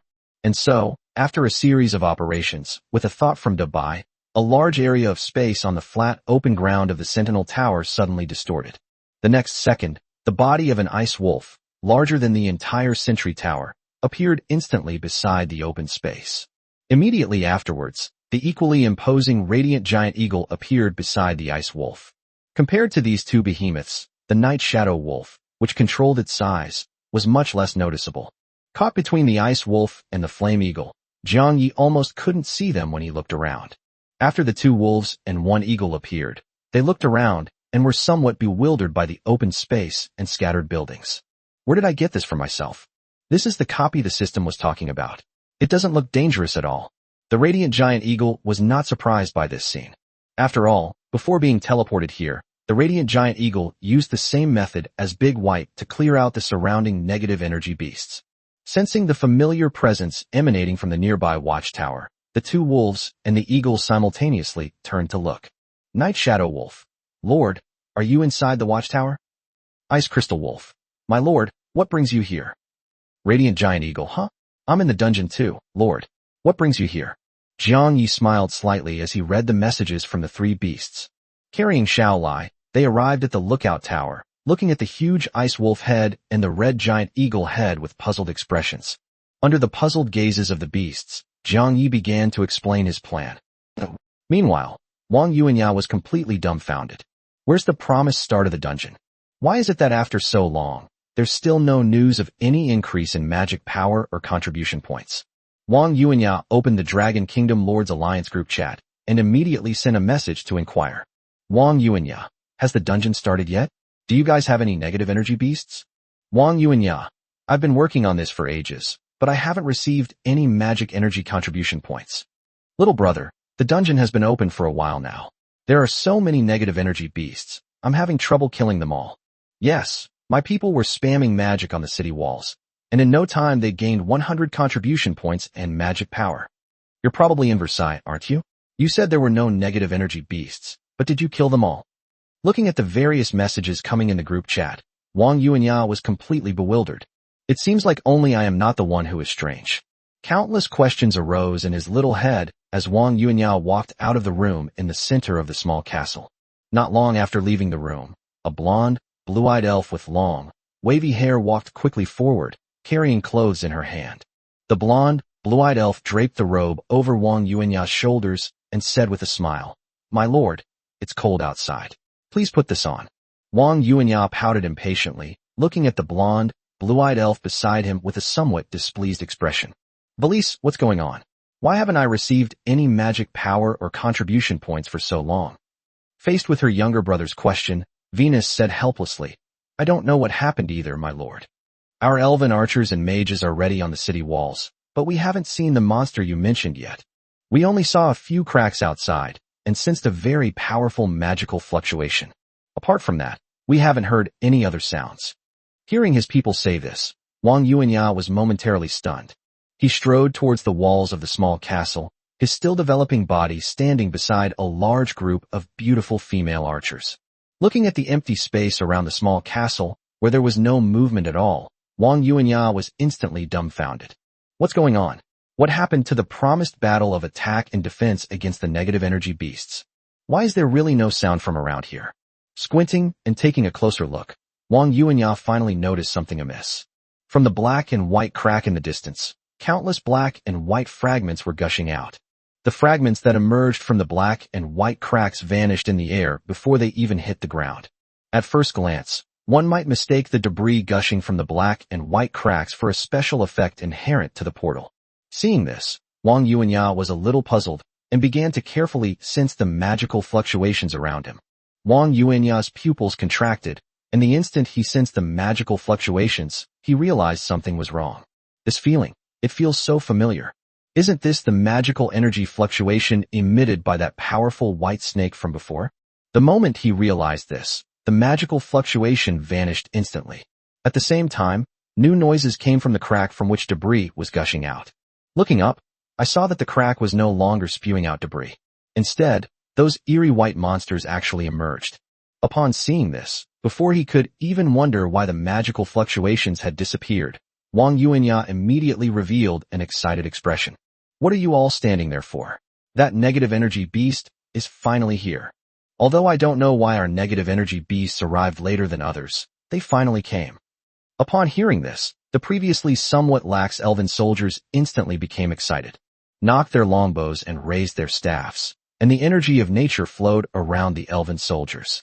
Just as it was about to launch an attack on the charging horde of negative energy beasts, a new commotion arose in the sky above. A tremendous sound of wind came from overhead, and Wang Yuanya and the other elven soldiers looked up upon hearing it. Just then, a huge red eagle flew overhead, its back seemingly faintly tinged with blue. At the same time, a suffocating wave of sixth-order magic power emanated from its back, instantly enveloping the entire small castle. A dense concentration of earth elemental energy gathered and swirled in the air, as if it were about to press down at any moment. Upon sensing this intense sixth-order fluctuation, everyone in the small castle instantly had their backs soaked with cold sweat. Everyone in the castle was immediately filled with despair. Such a strong sixth-order fluctuation, it's like it's about to unleash magic directly on us. How could we, as first and second-tier elves, possibly withstand this sixth-tier magic? Faced with such powerful magic, all they could think about was whether to die sooner or later. They wouldn't even consider whether there would be a complete corpse, since under such a powerful magical attack, A complete corpse was definitely out of the question. Just as Wang Yuanya and the elves were awaiting their deaths, the dense earth elemental energy suddenly descended. However, these earth elements intentionally avoided the entire castle when they fell. The next second, the instant those earth elemental energies touched the earth, the ground and the entire small castle began to shake violently, and countless cracks instantly appeared on the once flat earth. The cracks gradually widened, turning into abysses in the blink of an eye. Countless stones and rocks flew up at this moment, and the land that had not yet cracked turned over, forming one sharp spike after another. The underground tectonic plates collided and compressed against each other, and under the control of the earth element, the hottest magma from the deepest part of the earth was instantly squeezed out from the abyss. The strange white creature that surged out fell into the abyss in the blink of an eye, dissolving into the extruded lava. Meanwhile, those black and white cracks suspended in midair continued to spew out strange white creatures. However, these strange creatures were not greeted by flat land after they emerged. It is a deep fissure in the earth that is spewing out magma. This enormous abyss, accompanied by the flight of the giant red eagle, is spreading at an extremely rapid pace. Wang Yuanya looked up in horror and saw that wherever the giant red eagle went, mountains collapsed, the earth turned upside down, and countless magma gushed out and splashed everywhere. The flat terrain surrounding his castle had just been transformed into a bizarre, hellish landscape in the blink of an eye. As it moves further away, the cracks in the earth continue to increase. Seeing this, Wang Yuanya's fear intensified. Looking at the giant red eagle that had flown far away but was still spreading earth-shattering boulders, Wang Yuanya was shocked and used the system to capture the scene. Chapter 167. Isn't this also a defensive battle? Just as Wang Yuanya was terrified and took a picture of this scene, he posted it on the regional chat channel. The giant eagle of light and flame, which was soaring in the sky at that moment, couldn't help but gasp when it saw the devastation on the ground below. Feeling the cold touch on its back, a message popped up on the panel above the light flame giant eagle's head. Radiant Giant Eagle. Ice Wolf, your tier 6 skill looks a bit too scary, doesn't it? Radiant Giant Eagle. With that one leap down into the lava, you've destroyed the entire terrain. Radiant Giant Eagle. If you ask me, to carry out Lord's plan to block the gate, it's better to just burn it down with my fire. Looking at the message from the Radiant Giant Eagle, the Ice Wolf, which was continuously using the 6th tier skill lava tumble downwards, shook its head. Ice Wolf, your flames will eventually fade, which doesn't align with the Lord's plan for a large-scale gate blockade. Ice Wolf, my earth magic prevents the cracks in the earth from healing themselves, so any monsters that emerge will be killed by the fall. Upon seeing the message from the Ice Wolf, the Radiant Giant Eagle did not reply, but simply increased its flight speed. Although there was some truth to what he said, the Radiant Eagle was still somewhat displeased. And this frustration could only be vented by flying even faster. As the speed of the Radiant Giant Eagle gradually increased, the speed at which the landslide and earthquake spread also increased rapidly. Wherever it went, there was not a single intact plot of land, except for those with Lord's buildings. Of course, this was something Jiang Yi had specifically instructed him to do. After all, they had just promised not to harm civilians, so it wouldn't be good to go back on their word. The negative energy beasts on the ground had no worries. They all fell into the abyss and disappeared without a sound. The black and white cracks that it passed through caused negative energy beasts to pour out and fall into the cracks in the earth like waterfalls. Just as the Flame Eagle and the Ice Wolf were spreading the disaster at breakneck speed. On the other side, Xiao Lai and Night Shadow Wolf were equally formidable. At that moment, lightning flashed beneath Nightshade Wolf's feet as it sped across the land at an astonishing speed. Its speed is comparable to that of the Radiant Flame Eagle. As the Night Shadow Wolf sped along, a basketball-sized, light blue slime was perched on its back. At the same time, a large amount of eerie green poisonous mist surged out from around the slime, forming a green mist trail as the Nightshade Wolf ran at high speed. This eerie green poisonous fog, after it emerged, did not dissipate but spread rapidly like a virus. In the blink of an eye, the small trail quickly spread out, and because it did not dissipate, it soon formed a scale like smog. The green smog gradually drifted and spread, and it seemed that it would continue to spread endlessly. Those white negative energy beasts were instantly corroded away the moment they touched the green mist, leaving no trace. The black and white rifts shrouded in mist, from which the negative energy beasts that kept pouring out met the same fate. Although the commotion from Xiao Lai and the Night Shadow Wolf side didn't seem as big as that from the Light Flame Giant Eagle and the Ice Crystal Wolf side. However, the fear it instills in the dungeon's bosses is in no way inferior to that of the Radiant Giant Eagle and the Ice Wolf. After all, the ground fissures caused by the Radiant Eagle and the Ice Wolf, after a period of earth-shaking tremors, would not have a secondary impact on the lords inside the buildings. The poisonous fog on Xiao Lai's Night Shadow Wolf side was completely different. Because the toxic fog spread as mist, even though Xiao Lai tried to control it so that it did not spread towards the buildings. But the poisonous fog will eventually have no choice but to envelop the entire building.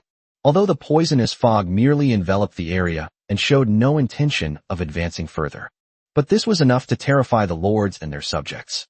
After all, Xiao Lai's poison mist is a genuine 6th-tier magic, and its suppressive power against low-level creatures is at its maximum. The terrifying aura it exudes, once it envelopes the entire building, can truly scare people to death.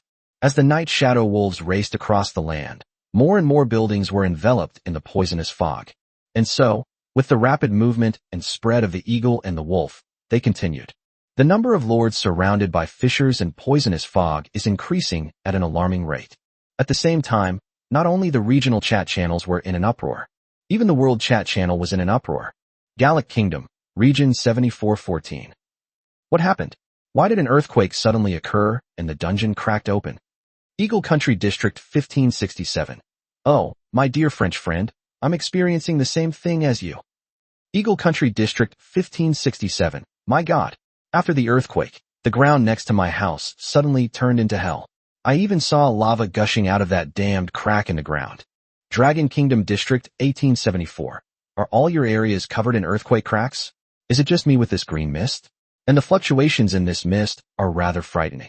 Dragon Kingdom District 1874. However, this fog only surrounds my watchtower. It doesn't intend to enter. Sakura Country, District 254. Damn it. Why is there suddenly a huge cloud of green mist over here too? Wait, how did this mist get in here? Dragon Kingdom District 1874. Your name upstairs looks familiar. Elephant Trunk Kingdom, District 774. Wait a minute. It's foggy here too, but it hasn't drifted in. And so, with the rapid movement of the Radiant Giant Eagle and the Thunder Wolf, time flew by. The original dungeon session was nearing its end, and throughout the day, countless black and white rifts were used as monster spawners to their heart's content. Each crack contributes over 10 contribution points per second, and countless such cracks have been covered by magic in a single day thanks to the spread of the Radiant Eagle and Thunder Wolf. The affected lords could do nothing all day except count the cracks and watch the poisonous fog with their subjects. They could only watch helplessly as the magic, like a meat grinder, frantically shredded the negative energy beasts surging from the black and white rifts. Aside from that, all you can do is look at your 0 contribution points on the contribution leaderboard and vent your frustrations in the world or regional channels. Meanwhile, Zhang Yi was bored in Dubai's little watchtower, opening treasure chests with Dubai and the hydrogen pythons 1 and 2. Looking at the exhausted Big White, who had been using the tip of its tail to open treasure chests until its snake-like eyes were full of fatigue, Zhang Yi smiled helplessly.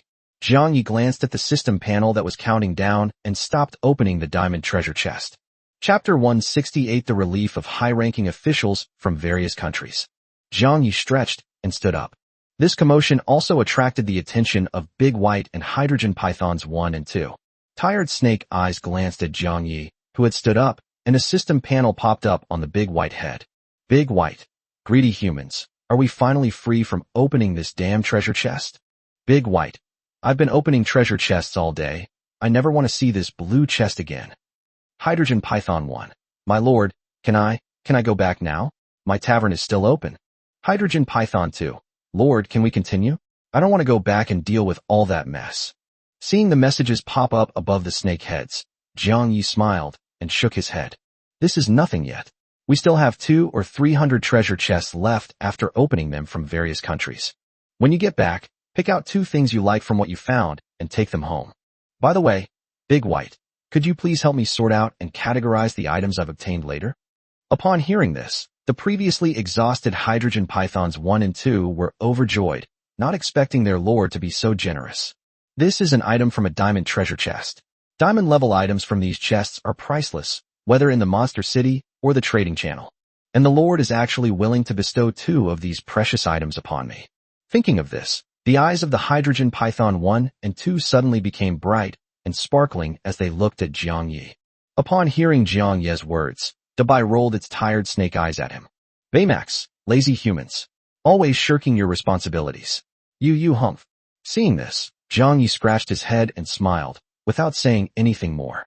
Shaking his head, ignoring the bright-eyed hydrogen pythons 1 and 2, and the resentful-looking big white, Jiang Yi directly opened the system panel. Looking at the dungeon contribution rankings on the panel, and seeing the Monster City faction far ahead of other factions, Jiang Yi nodded in satisfaction. Now, Monster City is definitely going to take the lion's share of the base rewards from the dungeon. However, Jiang Yi didn't pay much attention to any of this.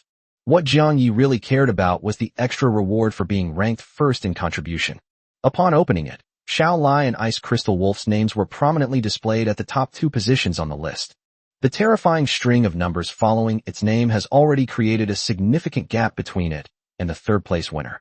After all, no matter how powerful those lords are, they can only block 1 rift at most.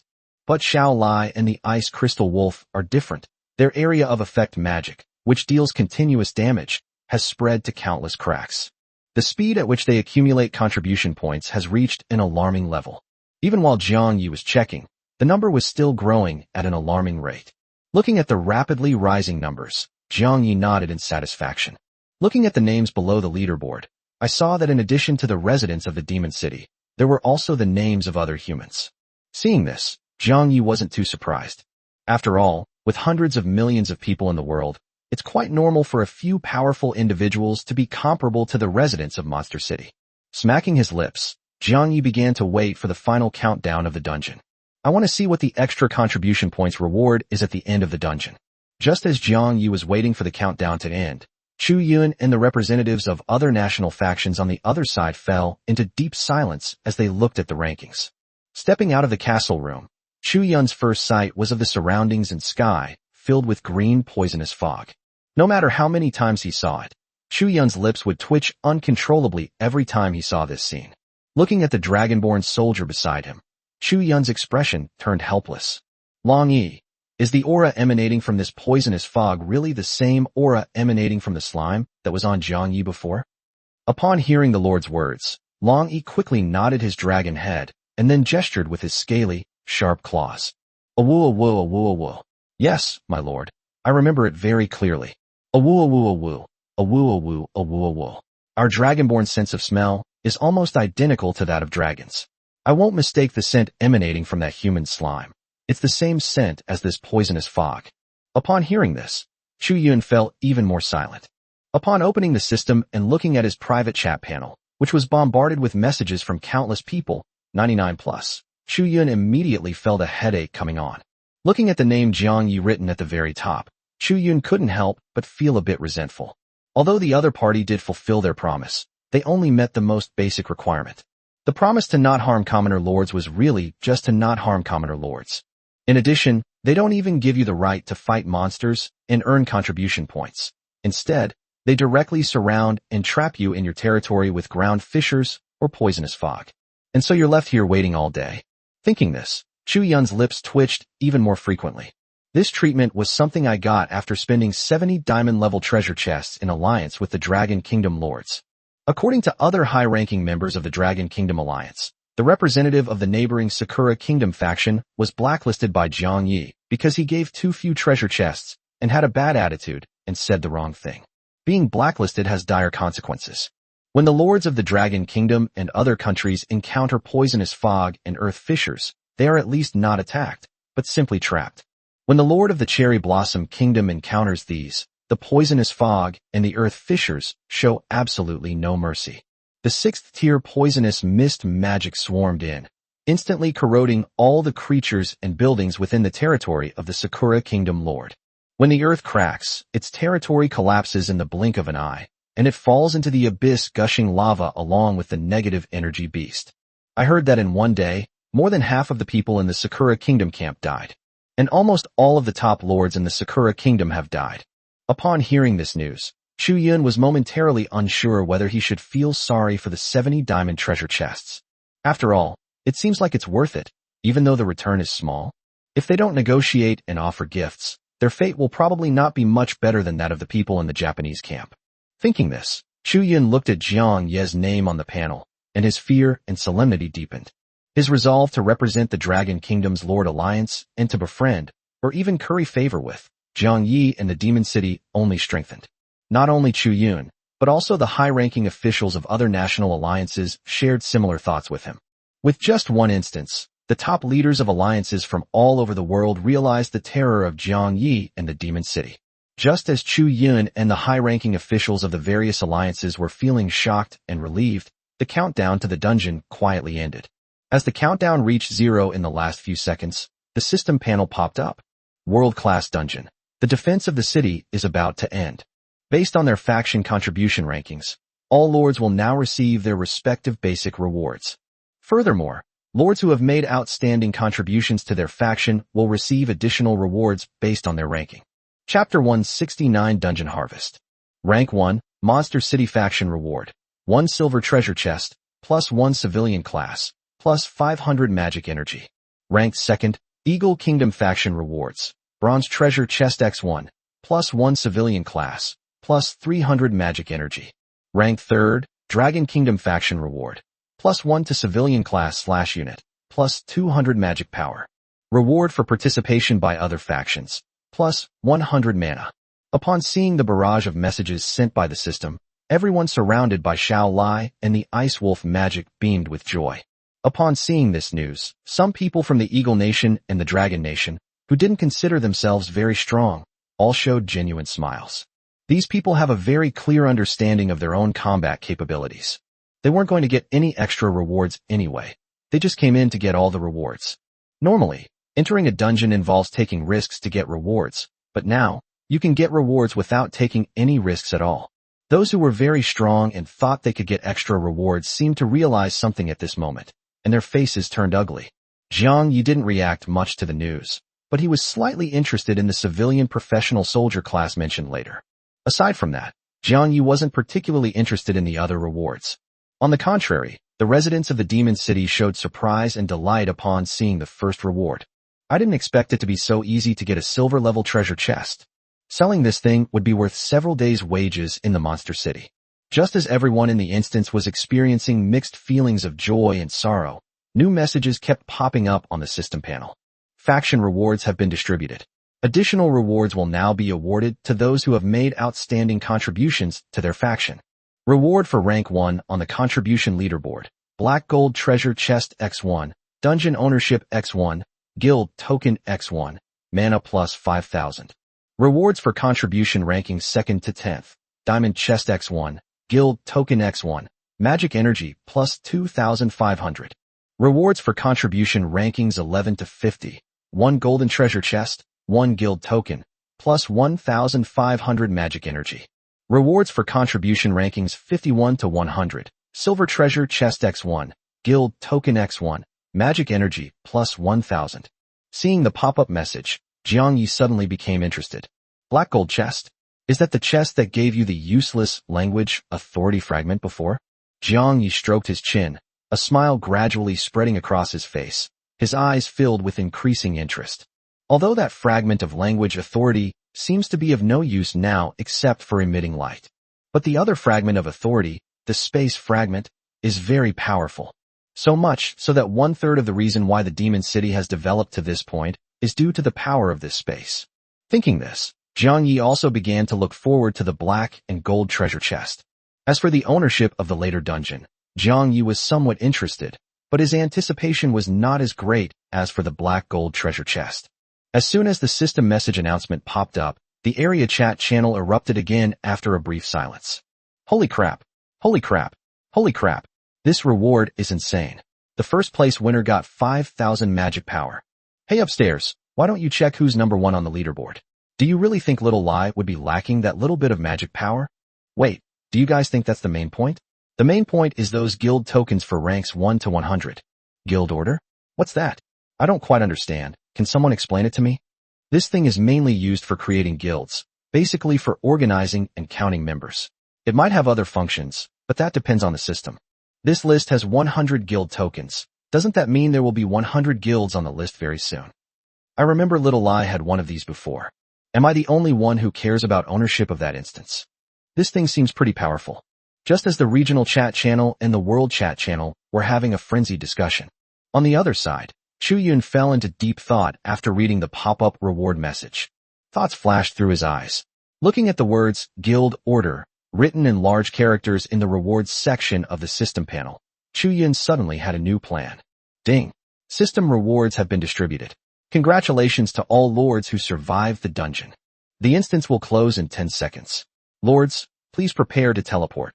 Upon seeing the final message, everyone in the instance beamed with joy. It's finally coming to an end. Waiting here all day was so boring. Gather your people scattered throughout your territory and collect the items you wish to take.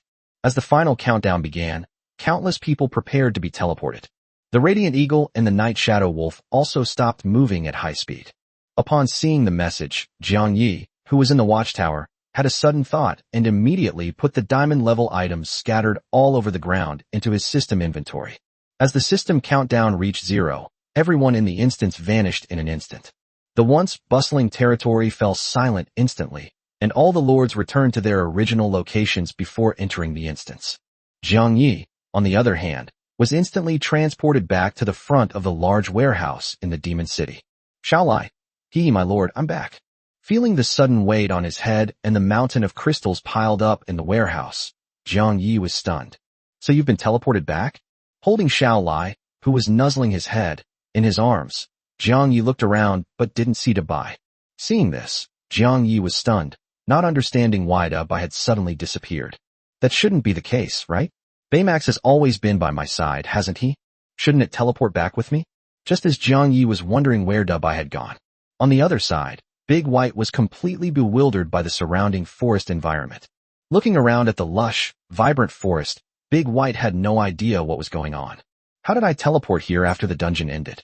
Before I entered the dungeon, wasn't I in the Monster City? Shouldn't you be in the Monster City after being teleported out of the dungeon? How did I end up teleported to this dense forest in the wild? Sensing the abundant magical energy in the surrounding air, Dabai finally realized that he was near the Holy Spirit Empire, instead of being teleported to some remote corner. Otherwise, all that trip I and the humans made to bring the Monster City would have been for nothing. Thinking this, Big White gradually grew larger, trying to use its size advantage to observe its location in the forest. As the giant white creature grew larger, a roar and a system panel message appeared at the same time. Who's there? Who's there? How dare you? You actually trespass into the forbidden area of the Holy Spirit Empire. Wawa Rat. Lord White, why did you suddenly appear? Weren't you in the dungeon with the Lord? Wawa Rat. Oh no. Lord White, please change back. Ice Wolf and I finally managed to sneak in. Chapter 170, The Forbidden Zone of the Holy Spirit Empire. Hearing the roar coming from afar, Big White was startled. The forbidden area of the Holy Spirit Empire? What is that? Just as Dabai was feeling puzzled and was about to carefully sense the direction from which the sound came, Dabai then saw the panel that suddenly popped up in front of him. After reading the message from Wawa Mouse, Baymax quickly realized what was going on. His body shrank rapidly, and the fluctuations of magic power within his body were extremely restrained. By minimizing the noise it could make, the white snake's body instantly shrank to the size of a normal snake. After flicking its tongue, Big White began to pretend that it was just an ordinary snake. Hearing the rustling footsteps coming from not far away, Dabai was both confused and a little nervous. Given the current situation, Dabai has considered hiding in the space. However, there will be some spatial fluctuations the moment you enter the space. If this spatial fluctuation attracts that person's attention, then they'll be lying in wait and waiting for them to come to them. Moreover, according to that person, this place seems to be a forbidden area of the Holy Spirit Empire. Although I don't know what a forbidden area is, it sounds like a very important place. If we kill him here, it might attract even stronger humans. Thinking this, Big White pretended to be an ordinary snake while opening the system panel to ask Wawa Mouse what the current situation was. Big White, Wawa Mouse, where am I? Why did I suddenly appear here? Wawa Mouse, Lord White, I don't know where I am either. Wawa Rat. Ice Wolf said he sensed his ancestor Ice Block was here, but when he arrived, he found that the forest was patrolled by humans everywhere, and they were all of quite high rank. Wawa Rat. Then, after we sneaked in, the Ice Wolf was summoned away by the Lord, and you arrived a day later. Wawa Mouse. As for your later question, Lord Bai, I don't know either. After reading the private message from Wawa Mouse, Dabai suddenly became interested. Just as Dabai was about to reply, Jiang Yi sent a message. Jiang Yi, Dabai, where did you go? What's going on over there? Upon seeing the message Jiang Yi sent, the white snake's face instantly turned red. Humans, are they just concerned about themselves? Xiao Lai has been missing all day, and no humans have sent her any messages of concern. I only disappeared for a short while, and humans couldn't help but send me messages to show their concern. Humans definitely have a greater preference for themselves. Thinking of this, the snow-white scales on the big white snake's head instantly turned pink. Excitedly flicking its tongue, Big White immediately stopped thinking about sending a message to Wawa Mouse. Upon seeing the greeting from Jiang Yi, Dabai excitedly replied without hesitation. Big White. Foolish human, your safety is none of your concern, Lord of this lake. After sending the message, Dabai immediately realized what was going on. If humans see this message I posted, will they misunderstand me? The pink scales instantly returned to normal, and Big White suddenly became a little flustered. Baymax, human, I didn't mean that. I meant I'm fine, I'll be back soon. Then Dabai became uneasy and began to wait for Jiang Yi's reply. Every second Jiang Yi was slow to reply, Dabai suffered an extra second of agony. Naturally, both Wawa Rat and the person who came to investigate were completely forgotten by Big White. Fortunately, the people who came to investigate did not see any movement after they arrived. After probing with magical energy fluctuations and finding only a few monsters and nothing else unusual, the man went to patrol other areas. At that moment, Jiang Yi sent a message. Jiang Yi, that's good. Since Dabai is alright over there, come back into the space as soon as possible. Dabai breathed a sigh of relief upon seeing the message from Jiang Yi. As long as humans don't misunderstand themselves or harbor ill feelings towards themselves, that's good. Meanwhile, the Wawa Rat on the other side emerged from the bushes after the man had gone far away. Seeing the white snake in the distance, Wawa Mouse quickly ran over. Wawa Rat, Lord White, that human is gone. Should we summon the Ice Wolf to continue the Lord's mission? Seeing the message from Wawa Mouse, Big White nodded in relief. The next second, space distorted, and Baymax and Wawa Rat vanished into the forest in an instant. Suddenly, it appeared next to Jiang Yi, at the spot where they had entered the dungeon earlier. Jiang Yi was even more puzzled when he saw the giant white dog that had suddenly appeared beside him and whose size had shrunk considerably. Big White, what's wrong with you? Wasn't it huge inside the dungeon? How come it's so small now? Upon hearing Jiang Yi's words, Dabai didn't hesitate and immediately sent Jiang Yi the details of what had just happened and the situation on Wawa Rat's side. After reading the message sent by Dabai, Jiang Yi thought for a while and roughly figured out what was going on. Simply put, if Big White is teleported into his own internal space within the instance, the teleportation exit point within the body will then be transferred from the other world to the instance. If that's the case, the things that come out of the space inside Big White's body will only appear in the dungeon. The most direct consequence of this is that one becomes forever lost in the system's dungeon, never to return to the original other world. To avoid this situation, the system very humanely teleported Big White to its original spatial anchor point, instead of teleporting it into its internal space. Although doing so almost got Big White spotted by patrolling soldiers. Touching his chin, Jiang Yi revealed an expression of enlightenment after figuring this out. But more than that, Jiang Yi was interested in the forbidden area of the Holy Spirit Empire that Dabai had heard about. Has the Holy Spirit Empire already discovered this Demon King's cave? Otherwise, it couldn't be such a coincidence. If that's the case, could it be that the cave has already been explored by the hero and his men? After all, their general location had been found out, and they had even set it as a forbidden area. As soon as the idea came to mind, Jiang Yi shook his head and dismissed the possibility. If the exploration had truly been completed, then the Holy Spirit Empire wouldn't have designated this area as a forbidden zone. The fact that it is still a forbidden area means that the Holy Spirit Empire has not yet fully explored it, and may not even have found it yet. It is highly likely that they have only found the general location of the Demon King's lair. Thinking this, Jiang Yi's lips curled up slightly. Jiang Yi glanced at the Wawa Rat beside him, smiled, and used the system to send a gold-level treasure chest. Thank you for your hard work, Wawa Mouse. This gold-level treasure chest is your reward. After this is over, Dabai will arrange a position in the Lord's Manor for you. Go back and wait for further notice. After sending the Wawa Rat away and watching it happily return home, Jiang Yi teleported out from Da Bai's internal space with a thought. After glancing around and confirming that this was the forest that Da Bai had mentioned, Jiang Yi immediately sent a private message to the Ice Wolf. Jiang Yi, Ice Wolf, I might need to trouble you again to guide me to the Demon King's cave. Chapter 171 Fragments of Order and Authority.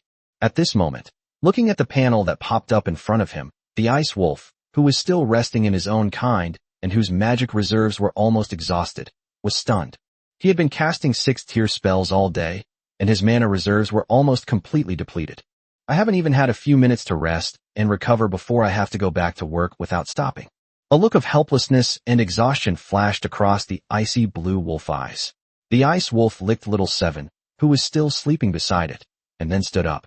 But this is, after all, the Lord's request, and I have to do what I should do. I can't just pretend I don't see it.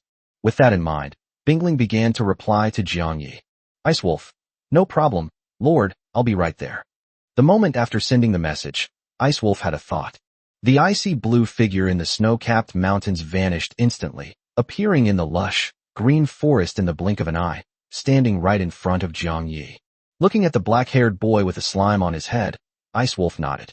Ice Wolf, my lord, I can sense the unmelting ice on my ancestor's body deep within the forest. Please follow me. After sending the message, the Ice Wolf's blue eyes flashed brightly as it began to sense the location of the unmelting ice beneath the forest floor. Seeing the Ice Wolf leave, Jiang Yi didn't think much of it and followed after it with Xiao Lai and Da Bai. They followed the Ice Wolf slowly, stopping occasionally to avoid the soldiers patrolling the forest. Just then, Xiao Lai, who had been somewhat lazy, suddenly remembered something very important. Having not seen the Lord for a whole day, and finally being able to reunite with him again, I was so happy and excited. How could I forget to give the dungeon rewards to the Lord? The loose slime body instantly solidified, and with a thought from Xiao Lai, the system panel opened instantly. Lord Xiao Lai has initiated a trade request with you. Lord Xiao Lai is offering you 1 black gold treasure chest and 1 guild token. Do you wish to purchase them for 0 magic energy? After searching through her system inventory for a long time without finding the instance ownership mentioned by the system, Xiao Lai nervously sent a message to Jiang Yi. Xiao Lai, I'm sorry, my lord. I forgot about that. Xiao Lai, by the way, Lord, I didn't see the dungeon ownership in my system inventory, so I don't know how to give it to you. Jiang Yi was taken aback when he saw the message from Xiao Lai, as if he had just remembered it. Jiang Yi smiled and patted Xiao Lai's gel head, offering a few words of comfort before accepting the items Xiao Lai had sent. The next second, the familiar, mysterious black and gold treasure chest suddenly appeared in front of Jiang Yi. At the same time, Big White and Ice Wolf, who were standing nearby, also looked over curiously, wanting to see what was inside. Under the curious gazes of the 3 beasts, Jiang Yi licked his lips and then opened the black and gold treasure chest in front of him without hesitation. Successfully opened the black gold treasure chest. Congratulations on obtaining the item, Fragment of the Authority of Order. Item name, Fragment of the Authority of Order. Item level, Mythical. Item description, a fragment of the Order Authority, possessing a portion of the Authority's power, and repelled by all elemental energies. Jiang Yi's eyes lit up instantly when he saw the system panel that appeared. The name of this power fragment sounds pretty impressive. Just looking at it is far more powerful than those useless fragments of language authority. Thinking this, Jiang Yi looked at the white ball of light that was floating up from the treasure chest in front of him. Recalling the scene when he obtained the power of language, Jiang Yi reached out and grasped the ball of light. Then, under the curious and expectant gazes of Jiang Yi and the other beasts, the moment the ball of light touched Jiang Yi's hand, an iron police handcuff fell out of it. The ball of light dissipated, and Jiang Yi was still somewhat stunned as he stared at the iron police handcuffs lying on the ground. Upon seeing this, Da Bai, Xiao Lai, and Bing Ling Lang became puzzled. Xiao Lai, huh? Is this silver thing a fragment of the Order Authority? This is so strange. Big White, this fragment of Order Authority, it looks like a piece of jewelry made of silver by humans. Ice Wolf, I feel like this thing looks a bit like the shackles humans use to imprison their companions, only much smaller. Just as the 3 beasts were wondering what this fragment of Order Authority was, Jiang Yi, standing to the side, was completely dumbfounded as he looked at the fragments of the Order Authority. Picking up the handcuffs that had fallen to the ground, Jiang Yi's lips twitched uncontrollably after confirming that they looked exactly like the modern police handcuffs he remembered. What the heck? You call this a fragment of order authority? Isn't this the handcuffs that police officers use to handcuff prisoners in TV dramas? Not to mention the design. Even the style is exactly the same as the handcuffs I've seen before. Where did this come from? Is this still a medieval magical world? Your authority in the medieval magical world is actually a modern iron handcuff? Are you sure you're not mistaken? Just as Jiang Yi was internally complaining, the handcuffs in his hands suddenly began to tremble violently. At the same time, the trembling handcuffs began to emit a series of buzzing sounds. This sudden turn of events startled Jiang Yi, who was caught off guard and had no idea what had happened. The large white beasts standing by were also startled by the sudden commotion. 3 different sixth-order magic fluctuations were released instantly, and the 3 beasts immediately became alert. After all, we are still in hiding. If this commotion is discovered, we must deal with the person who discovered it as quickly as possible. Otherwise, it would be bad to make a huge commotion and attract even more people. Just as the 3 beasts were on guard, a panel suddenly popped up in front of Jiang Yi. An abnormal activity of an item in the system inventory has been detected. The item is now being forcibly materialized. Jiang Yi was stunned when he saw the familiar panel. This situation is exactly the same as when I encountered the fragments of thought authority before. Sure enough, the moment the panel popped up, the golden crown fragment appeared directly in front of Jiang Yi. As the golden crown emitted a dazzling light, it showed no sign of falling and remained suspended in midair. At the same time, the silver handcuffs in Jiang Yi's hands trembled even more violently. Jiang Yi was shocked to see this, not expecting that the 2 things would have such a big reaction when they met. He looked at the golden crown fragments in front of him, which were illuminating the entire forest, and the silver handcuffs in his hands, which were emitting a piercing buzzing sound. The last time I encountered a similar situation was with the hero. Wait, hero. Suddenly realizing something, Jiang Yi's pupils constricted instantly, and his expression turned somewhat horrified. After trying to retrieve the 2 items from the system inventory without success, Jiang Yi looked at the ice crystal wolf beside him and said urgently, "Run. Forget about the patrolling soldiers nearby. Just run towards the direction where you sense the ice not melting." Chapter 172, Urgent Departure. Hearing Jiang Yi's urgent voice, the ice wolf, which was alert to its surroundings beside Jiang Yi, was taken aback. Although they didn't understand what had happened, the ice wolf was still very efficient. After realizing what was happening, the blue light in the ice wolf's eyes intensified. They didn't ask Jiang Yi what had happened or why he did it. Instead, after realizing what Jiang Yi had said, he immediately started running at full speed in the direction he sensed. Seeing this, Dabai, who was next to Jiang Yi, also reacted quickly. As its size rapidly increased, a flash of green light appeared in the large, white, light blue snake's eyes. The wind element swirled rapidly around Big White, and as Big White grew larger, it rushed toward the location of the ice wolf. At the same time, Dabai also manipulated the wind element to lift Jiang Yi above his head. Feeling the sudden weightlessness, Jiang Yi immediately realized that this was Dabai's doing. Looking at the enormous white snake body in front of him, Jiang Yi did not resist and was lifted up by the wind element and lifted towards the top of the giant white snake's head. Before leaving, Jiang Yi didn't forget to reach out and take the floating, glowing fragment of the language authority with him. And so, the wolf and the snake, disregarding the noise they were making, began to rush rapidly into the depths of the forest.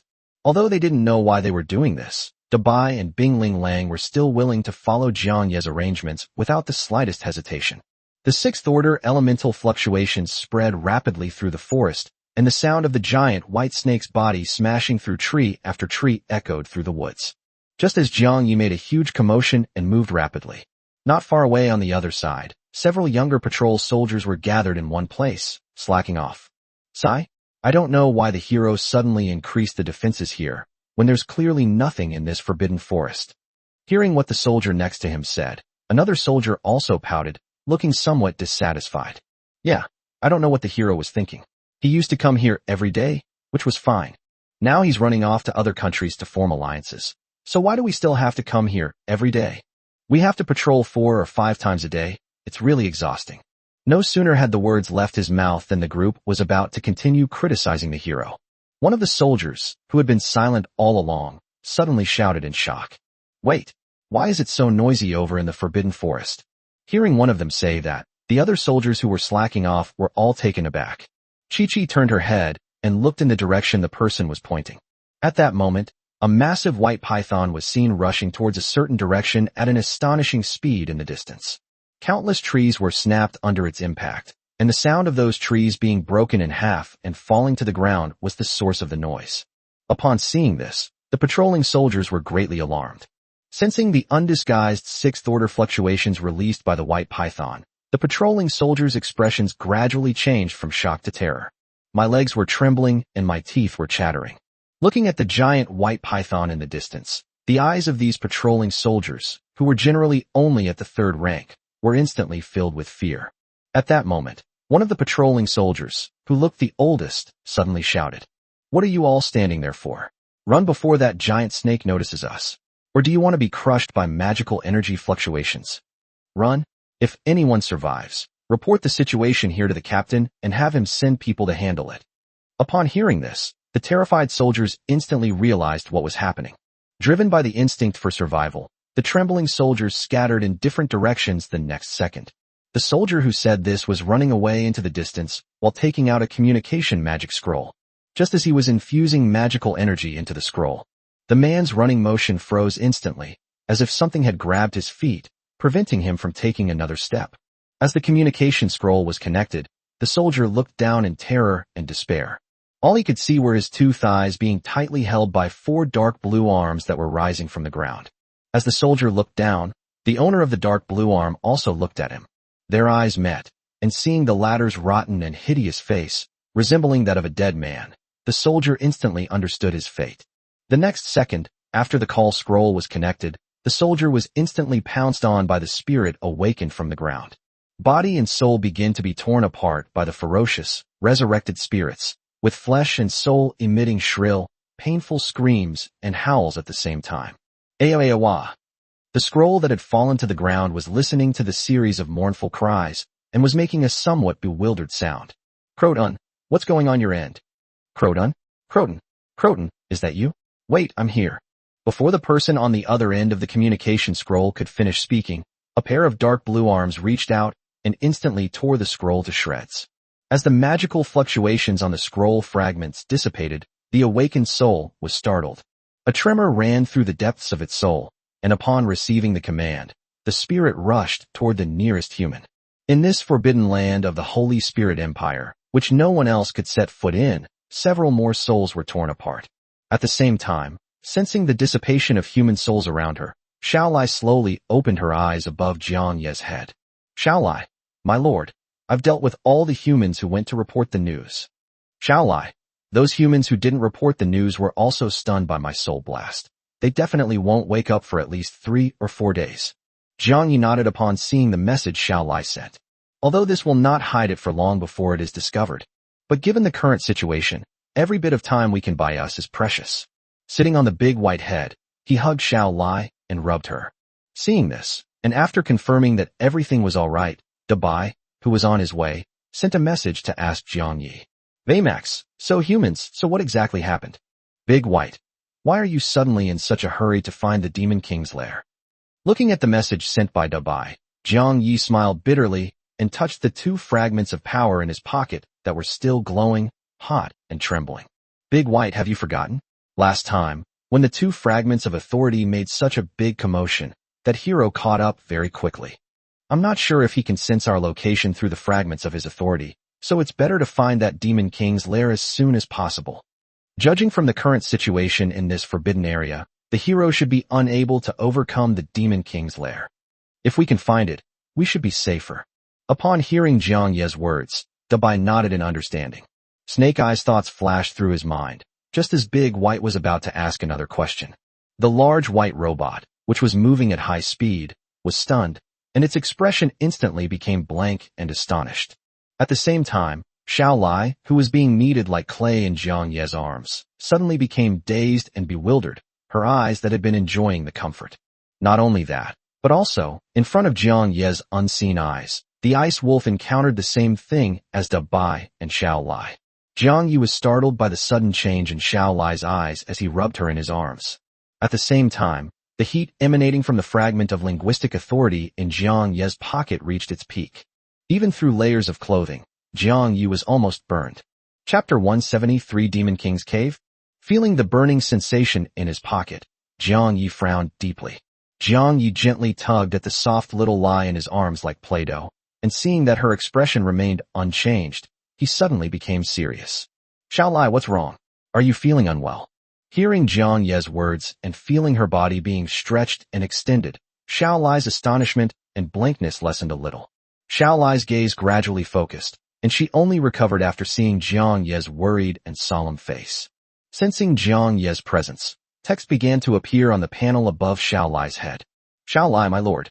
I just felt someone talking in my head. Xiao Lai. I couldn't hear what that person was saying, but I could feel that he was telling me to come over there. Jiang Yi frowned as he read the message from Xiao Lai. At the same time, Jiang Yi also noticed something was wrong with the big white thing beneath him. Although Big White was still moving steadily forward, Jiang Yi could clearly feel it. Now, when I touch Big White's body, it no longer trembles as it used to. After thinking for a moment, Jiang Yi put the recovered Xiao Lai back on his back, and then stood up on Dabai's body.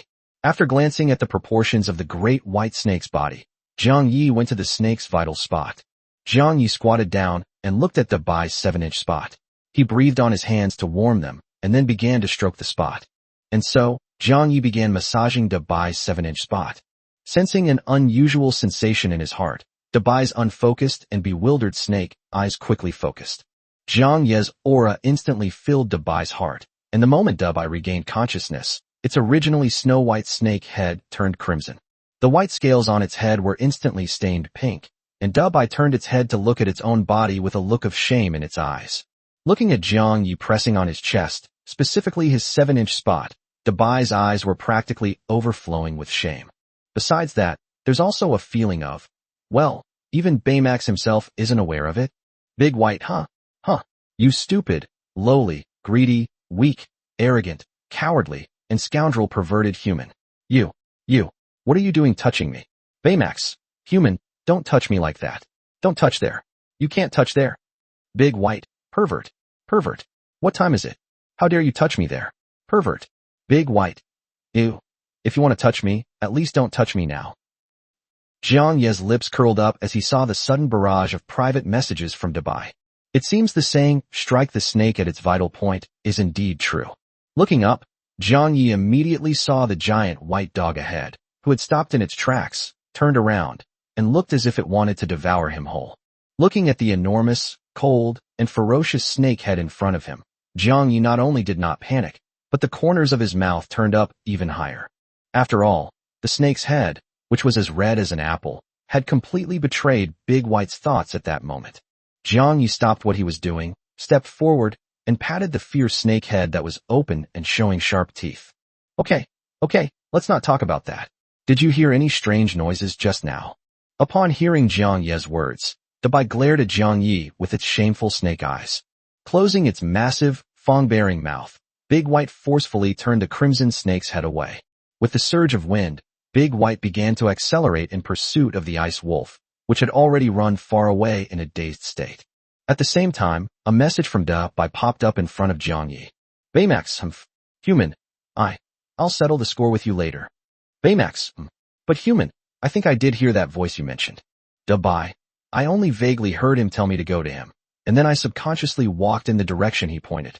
After reading the message sent by Dabai, Jiang Yi frowned even more deeply. Seeing that the ice wolf was still leading the way but not replying to messages, Jiang Yi guessed that the ice wolf had probably fallen for the trap as well. After thinking for a moment, Jiang Yi asked with a serious expression, Xiao Lai and Dabai, did you sense any magical fluctuations nearby before you were affected? Xiao Lai, my lord, I didn't sense anything was wrong at all. It just suddenly turned into that. Big White, me neither. I was also suddenly affected while I was moving forward. After reading the messages sent by Dabai and Xiao Lai, Jiang Ye's eyes flashed with thoughts, and then he touched the scalding hot fragment of the language authority in his pocket. It can instantly put 3 high-level monsters into a state similar to an illusion without any fluctuation of magic power. The only thing capable of doing this is probably a fragment of authority that repels all elemental energies and possesses other special abilities. The newcomer was definitely not the hero, since the hero's fragment of thought authority did not possess the same abilities that Dabai and Xiao Lai had just encountered. Thinking this way, Jiang Yi felt relieved, It was good that it wasn't a hero who had arrived. However, there was still one thing that puzzled Jiang Yi. I don't understand why a 6th-tier boss monster is affected instantly, while I, a human who isn't even at this tier, don't react at all. The reason I wasn't affected by the fragments of the hero's authority last time was because I activated the hollowification ability in time. But I clearly didn't turn on blurring. So why is there no effect at all? Could it be that this effect only applies to monsters? Suddenly realizing something, Jiang Yi instantly understood what was going on. Along the way, he didn't seem to encounter a single ordinary monster in this forbidden forest. Of course, it's also possible that all the monsters in the forest were killed by the patrolling soldiers. But rather than that possibility, Jiang Yi preferred to believe that all the monsters in the forest were influenced by the voice in Dabai and Xiao Lai's minds and attracted to a certain direction. Judging from this, the source of the voice in my mind is most likely the Demon King's cave that Ice Wolf mentioned. With thoughts swirling in his eyes, Jiang Yi took a deep breath and began to wait for Dabai to reach its final destination. As time went by, Dabai and Xiao Lai would send messages from time to time. Big White, humans. I feel the deeper I go into the forest, the clearer the voice in my head becomes. Xiao Lai, my lord, me too, but this voice is so annoying. It keeps telling me to come to him.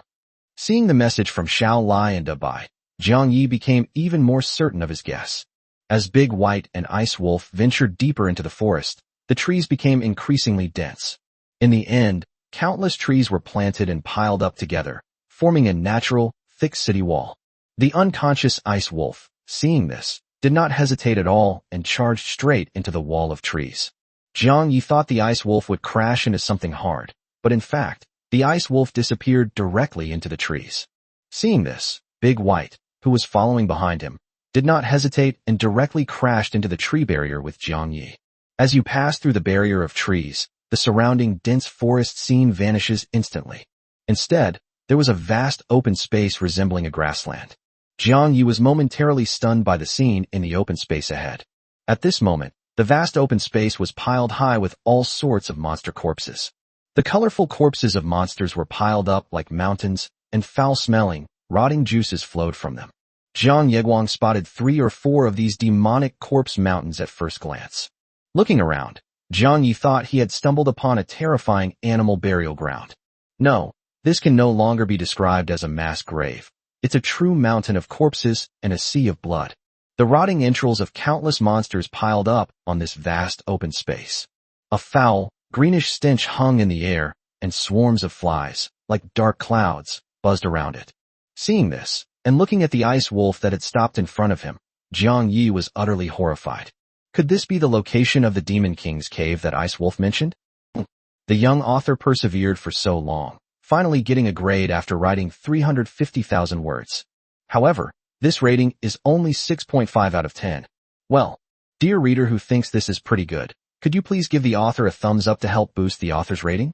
After consistently working late into the night for so long, only to get a 6.5 rating, this humble author is truly heartbroken, crying.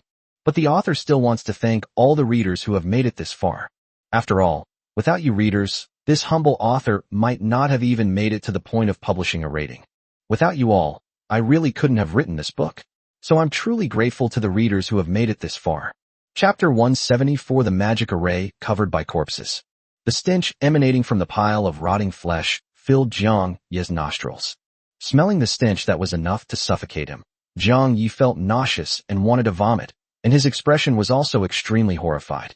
When Xiao Lai, who was above Jiang Yi, saw this mountain of corpses and sea of blood, she didn't show disgust or aversion, but rather her eyes lit up. Feeling the souls gathered from the countless monsters that had died tragically ahead, Xiao Lai's big eyes were instantly filled with longing. Just as Xiao Lai was extremely excited, Jiang Yi's eyes showed not only shock, but also a layer of doubt. Looking at the mountain of rotting monster corpses piled up before him, Jiang Yi simply couldn't believe that this was the Demon King's cave that Ice Wolf had described. How could the cave where the legendary Demon King, who was supposed to unite a loosely organized group of demons, fled be in such a state? Shouldn't such a legendary figure, who united a loosely organized force and ruled for thousands of years, be seen as positive and inspiring? Even if it wasn't like that, it shouldn't look like this, with mountains of demonic corpses and seas of blood. Just as Jiang Yi was racking his brains and was about to lose his temper over the smell, The Bai beneath him noticed Jiang Ye's unusual behavior. Smelling the extreme stench in the air and sensing Jiang Ye's unusual movements above his head, a look of worry flashed across Dabai's eyes. The snake's eyes flashed with green light, and the great white's magical energy began to quietly circulate. At the same time, a slight breeze wafted around Jiang Ye, and Jiang Ye immediately felt the stench lessen considerably. Although the stench was still extremely strong, at least we could breathe. After taking a few breaths of the not-so-fresh air, Jiang Ye recovered and looked at the ice wolf standing motionless in front of him. Seeing this, Jiang Ye was about to ask Ice Wolf what was going on when he remembered that Ice Wolf had not yet been awakened. Looking at the ice crystal wolf standing there blankly, Jiang Ye thought for a moment, then climbed down from the huge white snake head. And so, Jiang Ye walked up to the ice wolf, whose expression was blank and whose wolf eyes were full of astonishment and confusion. With a light breath, Jiang Ye began to attack the ice wolf from all angles, freely manipulating its icy body. Picking up the seemingly sculpted ice wolf head, Jiang Ye began to knead it. You know what? Even though it's icy cold, it feels surprisingly smooth and comfortable to the touch. It would probably be very cool and comfortable to use as a cushion in the summer. Big White, who saw this scene from not far away, instantly turned resentful, just like Little Lai. Jiang Ye didn't care at all about the intense, resentful gazes coming from above and not far away. And so, under Jiang Ye's influence, the confusion and astonishment in Bing Linglong's eyes gradually faded. The ice wolf, having regained its senses, stared in surprise at Jiang Ye, who was petting it. Feeling the warm and comfortable aura emanating from Jiang Ye, the ice wolf couldn't help but feel a flutter in its heart. The wolf's eyes, composed of blue light, were instantly filled with shyness and shame. Smelling the intoxicating scent emanating from the Lord, the ice wolf's gaze towards Jiang Ye suddenly changed.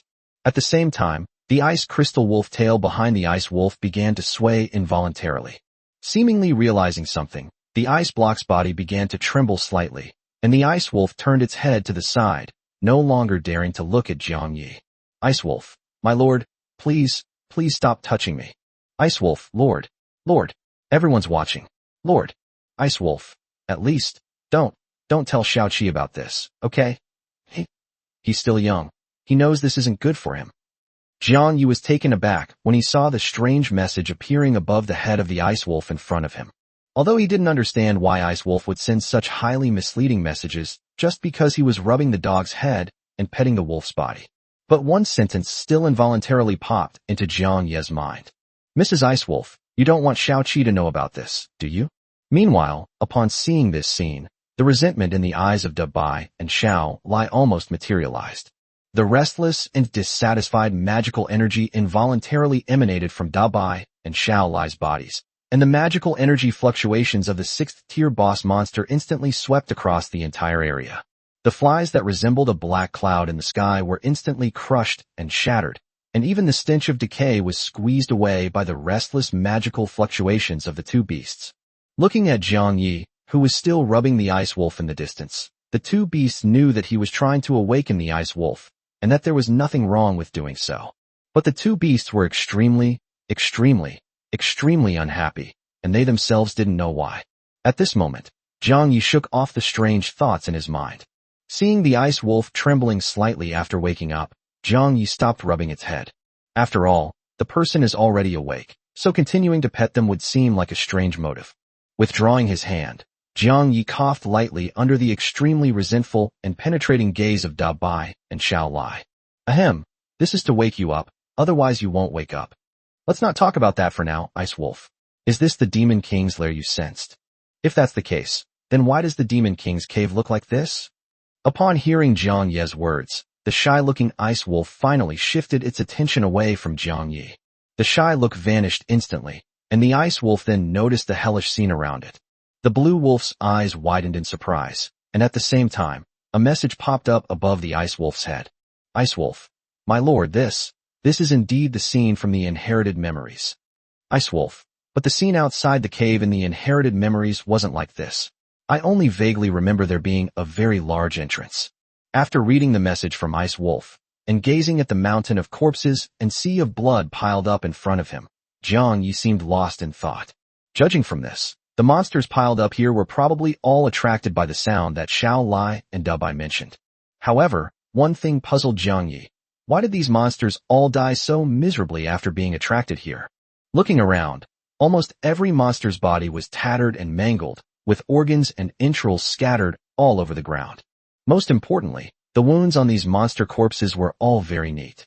These wounds do not resemble those caused by monsters fighting each other. The wounds on these monsters looked more like the work of swords and blades. Seeing this, Jiang Yi frowned even more deeply. Shaking his head, Jiang Yi gave up on thinking about the question. Why worry about all that? I've already found the Demon King's lair. Next, all I need to do is find the entrance to it. Thinking this through, Jiang Yi picked up Xiao Lai, who had a somewhat resentful look in her eyes, and hugged her tightly. Held in Jiang Ye's arms and feeling his familiar presence, Xiao Lai's eyes immediately returned to their usual expression. At this moment, the two adorable little eyes narrowed comfortably into slits. Jiang Yi touched the blue slime gel ball in his arms and said with a smile, Xiao Lai, can you use your inner space to store those monsters in front of you? If we don't get rid of these troublesome corpses, it will be quite difficult to find the entrance to the cave. Hearing Jiang Ye's words, Xiao Lai's eyes lit up. As expected, the Lord treats me the best. He's given me so many good things. Thinking this, a message instantly appeared on the panel above Xiao Lai's head. Xiao Lai, no problem. My lord, leave it to me. The moment she sent the message, Xiao Lai jumped up in Jiang Ye's arms. Looking at the several mountains of monster corpses ahead, Xiao Lai's excitement was palpable. The 6th tier skill soul absorption was activated instantly in the next second, and countless blue energy substances surged out from several mountains of corpses in front. Then, Xiao Lai's small body acted like a vacuum cleaner, directly sucking in the blue energy that was scattered all over the sky. At the same time, spatial fluctuations appeared instantly, and the mountain of corpses piled up in front of Jiang Yi instantly twisted and disappeared. It revealed the true appearance of this area. The moment those mountains of corpses disappeared, Jiang Yi finally saw what should have been below them. At this moment, 5 mysterious and ancient stone formations stood prominently in the original location beneath the 5 mountains of corpses. The dried blood stained the entire stone magic circle red. Nevertheless, 5 different colored energies can still be seen flowing along the magic array patterns. At the center of the 5 stone formations, there appears to be a huge, tightly closed stone doorway. Jiang Yi was taken aback upon seeing this. Is this the real entrance to the Demon King's lair? Chapter 175, An Unsuccessful Trial. Looking at the magic array formed by the 5 stones in front of him, Jiang Yi was shocked, and a look of doubt flashed in his eyes. Jiang Yi caught the falling Xiao Lai and held her in his arms. He then turned to look at the ice wolf, whose wolf eyes were fixed on him with a strange expression. Ice wolf, are these the magic arrays you inherited from your memories? When Jiang Yi suddenly looked at him, the ice wolf, which had been staring intently at Jiang Yi, was taken aback. She quickly and embarrassedly shifted her gaze, and a message rapidly appeared above Ice Wolf's head, trying to cover up the fact that she had been staring at Jiang Yi the whole time. Ice Wolf, my lord, the Demon King's cave is indeed like this in the inherited memories. Ice Wolf. However, in the memories of the inheritance collection, the stone door in the middle was open. After reading the message sent by Ice Wolf, Jiang Yi seemed to be deep in thought. Jiang Yi placed Xiao Lai, who was in his arms, on his back and walked directly toward one of the magic circles. As Jiang Yi drew closer, Xiao Lai, who was in his arms, became increasingly solemn. Xiao Lai, my lord, the closer I get to that magic circle, the clearer the voice in my mind becomes. Xiao Lai, but I still can't understand what he's saying. Seeing the message that Xiao Lai had suddenly sent to him, Jiang Yi nodded as expected. The voice in my mind was indeed related to the thing in the cave. Looking at the magic array ahead, Jiang Yi's interest grew stronger. After calming down Xiao Lai, who was a little annoyed by the noise, Jiang Yi led her forward. Seeing this, Dabai and Bing Ling Lang exchanged a glance, and then followed together. Big White, human, I'll go with you. If there's any other commotion, I can. Ice Wolf, my lord, you should still be careful. Although there's nothing dangerous here according to the inherited memories, so many years have passed after all. And so, the 2 beasts continued sending messages as they walked toward Jiang Yi's location. 2 beasts followed closely behind, and Jiang Yi walked to one of the stone formations. Stepping forward, Jiang Yi frowned as he looked at the giant stone array flowing with green energy and smelled the putrid stench emanating from it. Just as Jiang Yi was about to reach out and touch her, Xiao Lai in his arms suddenly looked surprised. At the same time, The panel above Xiao Lai's head popped up instantly. Xiao Lai, my lord, after you led me closer to this magic circle, the voice in my head that kept telling me to go there disappeared. Xiao Lai, but then a new voice emerged. I still couldn't understand what he was saying, but I could understand what he was trying to express. Xiao Lai, he made me jump up, then input poison element into the magic circle, and then had my water element companion join me in injecting elemental power into it. After reading the message from Xiao Lai, Jiang Yi quickly realized the key point. Looking at Xiao Lai, who looked bewildered, in his arms, he glanced at the stone magic circle in front of him. Thoughts flashed through Jiang Yi's eyes, and his brows furrowed tightly. Based on the experiences of the Great White Beast and others, it seems that only demons can hear the voices in the Great White Beast's mind. Based on the information provided by Xiao Laifa, it is clear that these different colored magic circles require 5 different elemental energies to activate. So it seems that this magic circle is clearly telling you that it takes the cooperation of 5 demons to open it. After all, no monster can possess 5 different elemental energies at the same time. But how is that possible? According to legend, after the Demon King died, the demons could no longer communicate with each other. How can they cooperate to activate the magic circle if they cannot communicate and exchange ideas? This is an impossible test for ordinary monsters. Just as Jiang Yi was pondering, the Ice Wolf and Big White beside him encountered the same thing as Xiao Lai. Their eyes widened in surprise as the two beasts sent out messages almost simultaneously. Big White, human, I heard that too. He told me to stand on the blue magic circle and then have the earth elemental monsters pour elements into it with me. Ice Wolf, my lord, I heard that too, but what I need is lightning element. Jiang Yi raised an eyebrow upon seeing the messages from the beasts. Is this some kind of combination lock? Why is it so complicated? Or is this truly a test for the monsters? Shaking his head, Jiang Yi stopped thinking and decided to activate the magic array first, and then see. After glancing at the energy flowing through the remaining 2 magic arrays, Jiang Yi opened the system panel with a thought.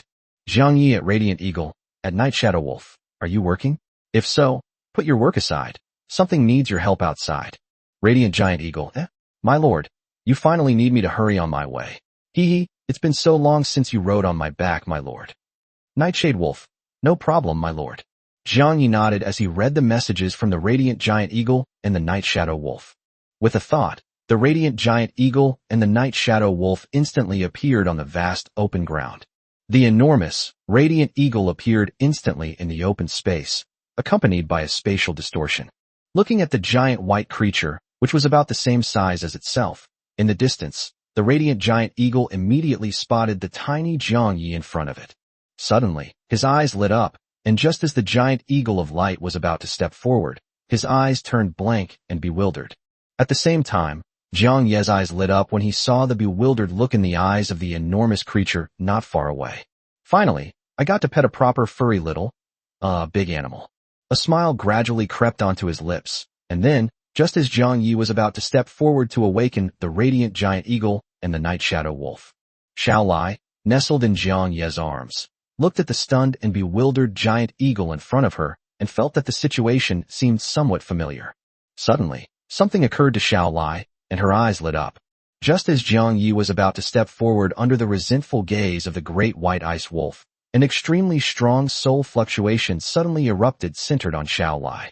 The next second, the spreading soul waves swiftly struck the Radiant Giant Eagle and the Night Shadow Wolf. Radiant Giant Eagle? Lord, did you summon me just to intimidate me? Night Shadow Wolf. Their bewildered expressions vanished instantly as the two beasts were jolted awake by the soul-shaking power controlled by Xiao Lai. Looking at the bewildered but now recovered, the Radiant Giant Eagle and the Night Shadow Wolf, Jiang Yi pursed his lips and didn't say anything more. Meanwhile, the big white dog and the ice wolf behind Jiang Yi looked at Xiao Lai with admiration. The look in his eyes seemed to say, well done. After the two beasts woke up, Jiang Yi briefly explained the current situation and then began to organize the teams to take sides. The body size should be reduced where it needs to be reduced, and enlarged where it needs to be enlarged. To avoid errors, Jiang Yi instructed the 5 beasts to maintain the same size as much as possible. And so, the 5 beasts stood on the magic circle that the voice in their minds had instructed them to stand on. After sending messages in their minds that required teamwork to their teammates in the private chat channel, the beasts immediately began to manipulate the elemental power within their bodies. The next second, 5 different elemental forces flowed around the 5 beasts simultaneously. 5 different lines intertwined and entangled without any apparent pattern, and then, under the control of the beasts, were directly injected into the magic circle beneath their feet. Jiang Yi, who was observing all of this from a distance, raised an eyebrow upon seeing this scene. Looking at the seemingly random arrangement of elemental energies in front of him, Jiang Yi increasingly felt that this thing was a combination lock. Could it be that this underground cave is really the Demon King's secret treasure trove?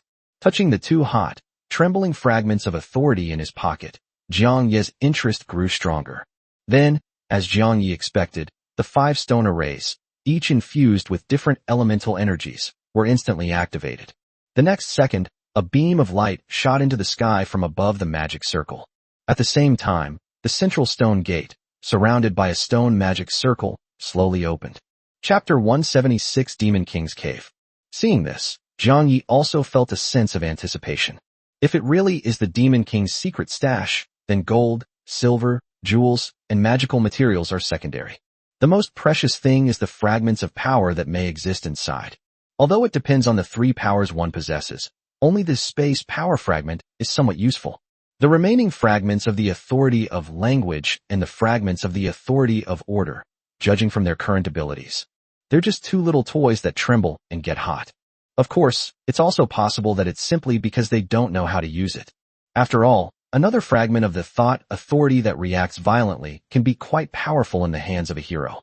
Given time, once I master these 2 fragments, I might be able to surpass even the methods the hero is currently employing. So, although these 2 fragments are just vibrating toys right now, that doesn't stop Jiang Yi from thinking that the fragments of authority are very powerful. Thinking this way, Jiang Yi suddenly felt a sense of anticipation. As 5 magic arrays soared into the sky in the distance, the central stone gate opened simultaneously.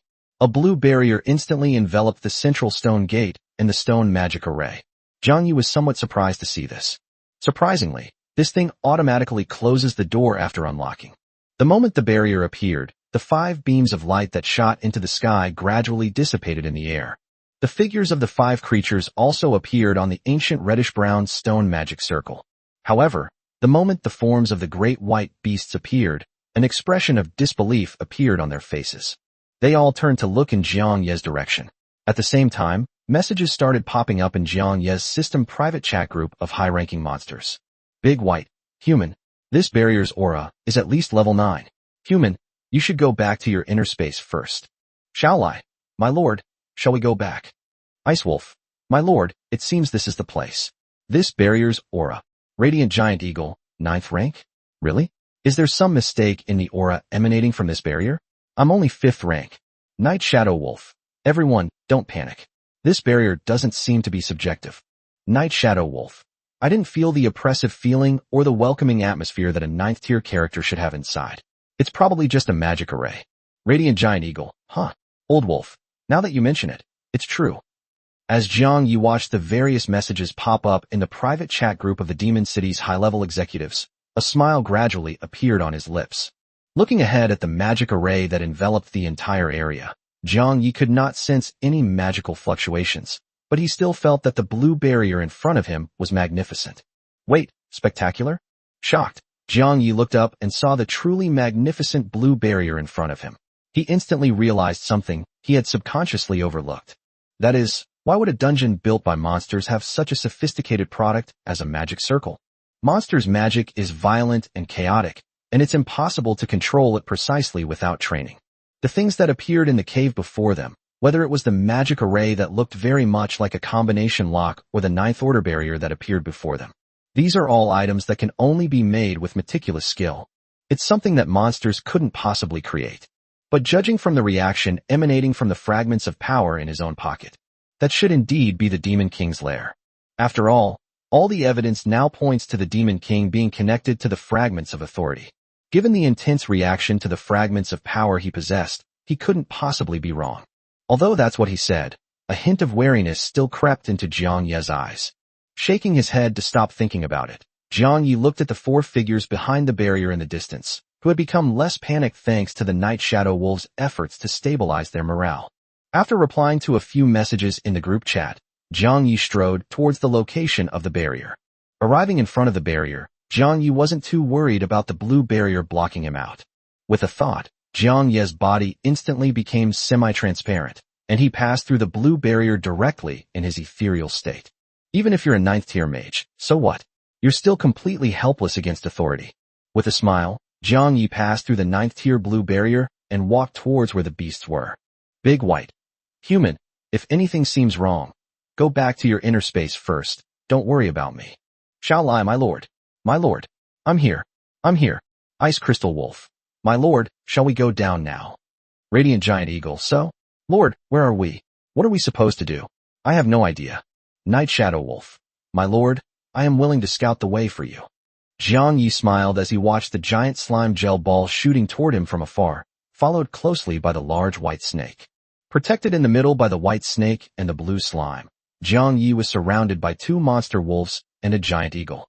Surrounded by 5 monsters of similar size, Jiang Yi walked towards the entrance of the central cave.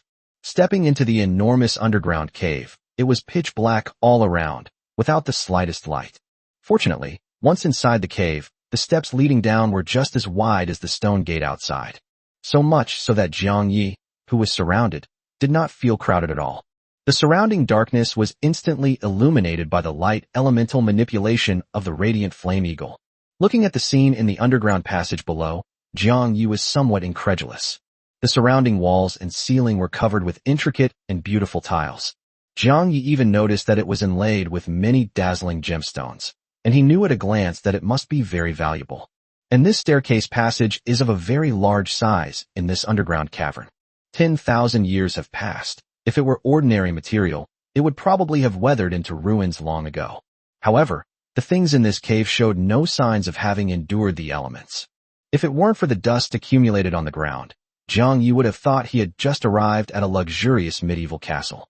This cave is less of a cave and more of a super large, luxurious basement. Just then, an ancient, deep, and even somewhat weathered voice resounded in everyone's minds.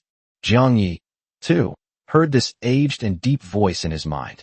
Although the sound was completely silent in reality, it was incredibly loud and resounding in my mind. Finally, it's here. Humans. Chapter 177, The Demon King. The deep, weathered voice echoed in his mind, and Jiang Yi's pupils constricted upon hearing it. What exactly do those 2 sentences that are echoing in my mind mean? They finally arrived? What is he waiting for? Humans? Does that refer to yourself? Looking around, Jiang Yi was somewhat taken aback to see that the expressions in the eyes of the 5 beasts around him were almost identical to his own. That sound was heard in the minds of all the beasts. Could it be that the Demon King is still alive? Is this voice the legendary Demon King's? After a brief moment of surprise, Jiang Yi quickly came to his senses. He quickly scanned the passageway illuminated by the giant eagle of light, and seeing that there was still no one in sight, his brows gradually furrowed. Stopping and looking at the empty road ahead, Jiang Yi said sternly, "Who are you? If possible, could you come out and talk to me face to face?" After Jiang Yi finished speaking, the deep, weathered voice did not respond. The empty passageway was so quiet that it was as if the voice that had just appeared in my mind had never existed. If it weren't for the astonished looks on the beasts' faces, Jiang Yi would have thought the sound was just his hallucination. The only response Jiang Yi received was from the information panel that kept popping up in front of him. Radiant Giant Eagle, huh? Whose voice was that just now? Why does it sound different from the voice that keeps talking outside? Shall I? My lord, I heard it too. This voice is much older than the ones outside. Night Shadow Wolf. Everyone, move closer to the Lord. If anything happens, the Lord will be safer. Ice Wolf. That voice. Big White. Human, you should go back to your space first. Although it seems safe now, what if? Jiang Yi shook his head as he read the messages from the beasts. Let's keep going, don't worry about me. Jiang Yi patted the worried white snake's head that was peeking out from beside him, and continued. I possess a fragment of space authority, so ordinary magic cannot harm me. On the contrary, if you are in any danger, remember to hide in your inner space immediately. Baymax, damn humans. Who's worried about you? I was just afraid you'd hold me back. As soon as he finished speaking, Jiang Yi smiled as he watched the giant white snake, whose scales had turned red and whose head had quickly retracted after he touched it. After briefly replying to messages from Xiao Lai, Guang Yin, Bing Ling Ying, and the other beasts, Jiang Yi surrounded and protected by the beasts, headed deeper into the cave. As Jiang Yi ventured deeper into the night, blue magical energy gradually began to flow across the patterns on the surrounding walls. Looking at the dazzling patterns on the walls around them, Jiang Yi and the group of demons were all somewhat shocked. Surprisingly, even after so much time has passed since the Demon King disappeared, the energy on this wall still remains. As Jiang Yi and the beasts ventured deeper, they watched as the radiant patterns on the walls grew brighter and brighter. Seeing this, Jiang Yi and the beasts became even more vigilant. And so, after passing through the magnificent and spectacular passage, Jiang Yi and his group arrived at a vast underground space. After seeing the underground space at the end of the passage, Jiang Yi and the beasts were all somewhat shocked by the scene before them. This is a flat, circular plaza, covering an area the size of a sports plaza. Blue linear energy flowed across the paving stones in the square, and Zhang Yeguan could tell from afar that this blue energy was extraordinary. Thick stone pillars stand in this vast plaza, supporting the spacious area and preventing it from collapsing. Its stone pillars are also carved with countless beautiful and gorgeous glowing runes. Its magnificence perfectly reflects the prosperity and luxury of the more than 1,000 years during the reign of that demon king 10,000 years ago. Look along the stone pillars and the linear energy flowing on the floor. Jiang Yi and the demons immediately spotted it, standing in the center of the plaza where energy was converging. A human being? The human in front of them was wearing a luxurious wizard's hat and a black mage's robe with glowing runes. His face was covered with wrinkles, and his eyes seemed to hold a sense of world weariness. In addition, he has a very long white beard, making him look like a classic archmage in the stereotype. Seeing this scene, and looking at the figure in the center of the square ahead, the big white beast was instantly dumbfounded. Radiant Giant Eagle, huh? Is that human standing in front of me the Demon King? How come he's human? Night Shadow Wolf. Everyone, please be careful. If possible, Lord, please stand behind me. Big white. Human, something's not right with this person. He seems to have no magical energy fluctuations, just like you. Shall I? My lord, the soul of that person in the middle is so strange. The soul I sense seems not human. Ice Wolf, that can't be right. In the inherited memories, the Demon King wasn't human. Upon seeing the aged mage's figure ahead, Zhang Ye's bewilderment was no less than that of the beasts like Dabai. Upon seeing the mage in front of him, Zhang Ye's expression instantly turned strange after he realized what was happening. Could that mage in front be the legendary Demon King who ruled the world for over 1,000 years? That shouldn't be the case. Logically speaking, shouldn't the Demon King be a demon? Could this guy also have a system like me? Or does he possess other special abilities? Just as Jiang Ye's doubts were growing stronger, the Demon King, who had been motionless in the center of the square, raised his head. With eyes that had seen the vicissitudes of life, Jiang Yi, who was blocked by a group of demons at the entrance, looked up and a look of anger appeared in the eyes of the Demon King. In addition, there was a subtle sense of loneliness and disappointment. Their eyes met, and Jiang Yi was even more bewildered when he met the Demon King's angry gaze. Why is this Demon King looking at me like that? Just as Jiang Yi was wondering why the Demon King was looking at him with such eyes, the Demon King suppressed his anger and began to speak. However, the words it spoke did not reach Jiang Yi or the other beasts through sound. Instead, just like the voice at the beginning, it appeared directly in the minds of Jiang Yi and the other beasts, including Dabai. Why have you come here? Have you met the requirements? Unknown language. If you are qualified, then answer me in the same language. Unknown language. Upon hearing the unfamiliar language resounding in their minds, the Great White and the other beasts exchanged bewildered glances. Although the system translated it, we were able to understand what they were saying. But how should I respond to him? I don't know how to talk to people. Baymax. Human, I don't think I can talk. How should I respond to him? Night Shadow Wolf. I speak the wolf language. Does anyone else speak it? Radiant Giant Eagle. Old Wolf. Isn't that obvious? I can even speak the Eagle Clan's language. Ice Wolf. Although I have wolf form, I am not a wolf, so I cannot. Seeing the puzzled expressions on the faces of the beasts in front of him, a look of disappointment flashed in the eyes of the Demon King. As expected, he still didn't come. A dejected and disappointed voice echoed in their minds, leaving Jiang Yi and the beasts momentarily stunned. Looking ahead, the Demon King, whose anger was no longer suppressed, spoke, and everyone finally understood who the owner of the voice was after entering the cave. Humans who are surrounded by my people. You are a beast master among the despicable humans? It's been so long. Has something still gone wrong? You were able to keep that damned hero at bay. Why did you let a despicable human like you in? I don't know how you managed to get them through the test. But who gave you the audacity to enslave my people and enter the tomb of our prince? Hearing the calm voice filled with anger in their minds, the big white beasts instantly realized something was wrong. Baymax, humans, watch out. Night Shadow Wolf. Oh no. Danger. Chapter 178, A Mantis Trying to Stop a Chariot. The shapes of Dao Bai, Guangyin, and Bingling rapidly increased in size, transforming into their original enormous forms in the blink of an eye. As the massive white snake instantly shielded Jiang Yi behind it, feng shui elemental energy rapidly emerged and surged around the white snake. At the same time, a giant ice crystal wolf, exuding a chilling aura, also appeared beside the equally enormous big white. As the radiant giant eagle regained its original gigantic size, its entire body blazed with even more fire. A wolf and an eagle stood on either side of Big White, their auras of heat and cold intertwining. Three monsters, each the size of a mountain, appeared in the plaza, standing in front of Jiang Yi.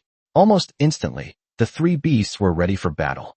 Xiao Lai and Night Shadow Wolf were also closely guarding Jiang Yi on his left and right sides, trying their best to protect him.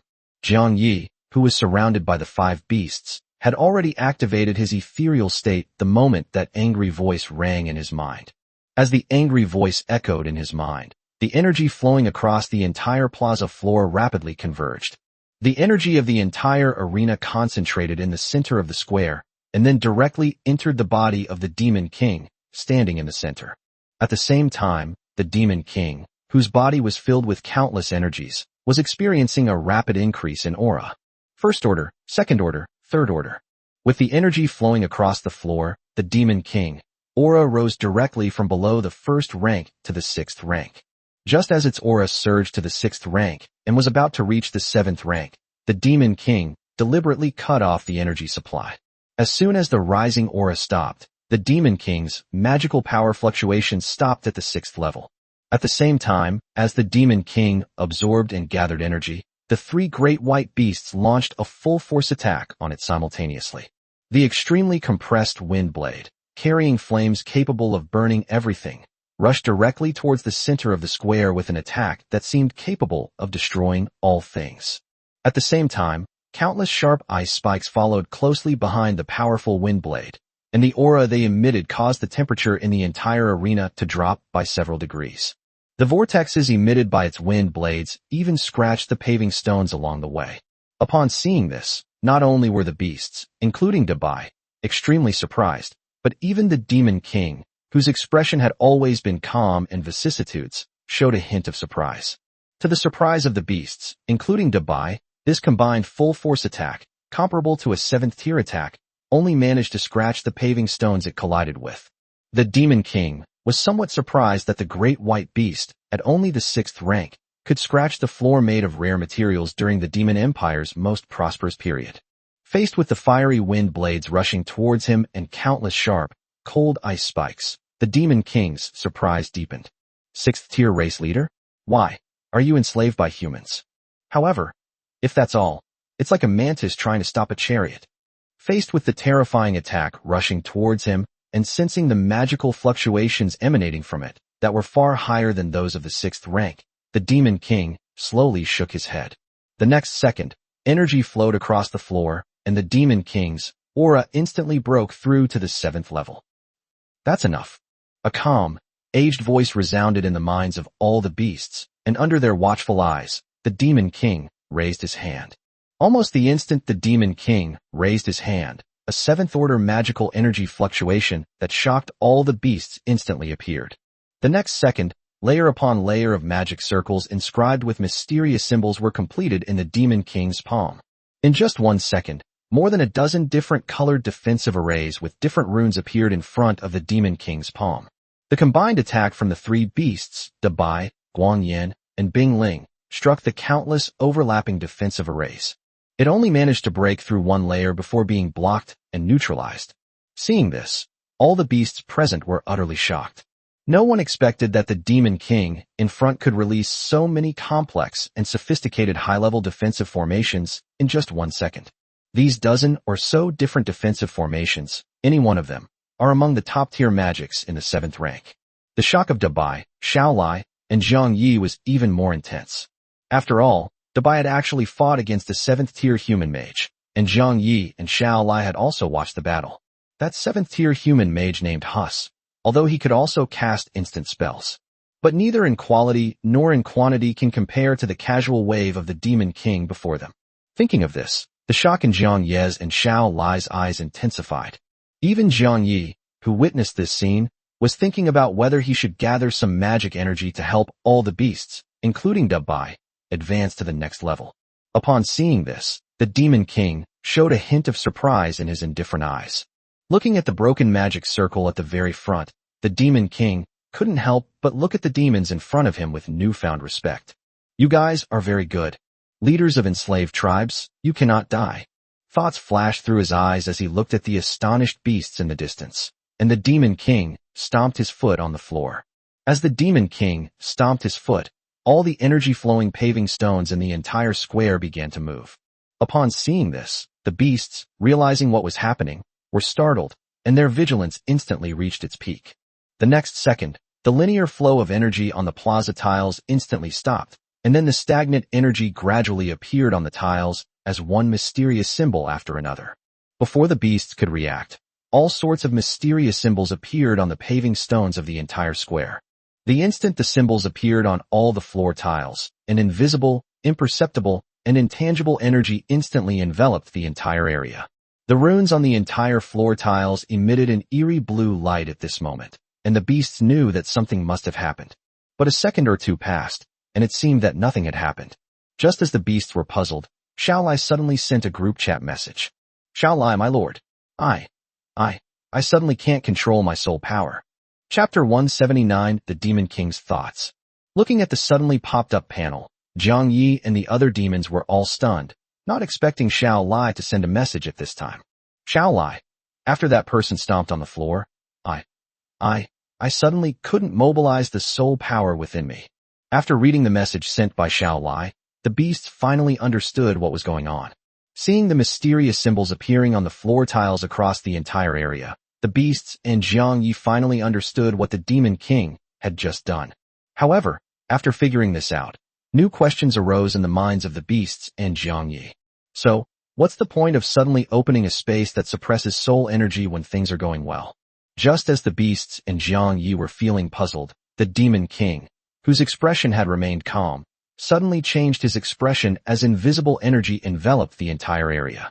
Looking at the blue slime next to the human behind the three enormous creatures, the Demon King suddenly became shocked. This is a slime that has mastered the power of the soul. Very good, very good. Humans, though you enslave your people through such despicable means. But I still have to thank you.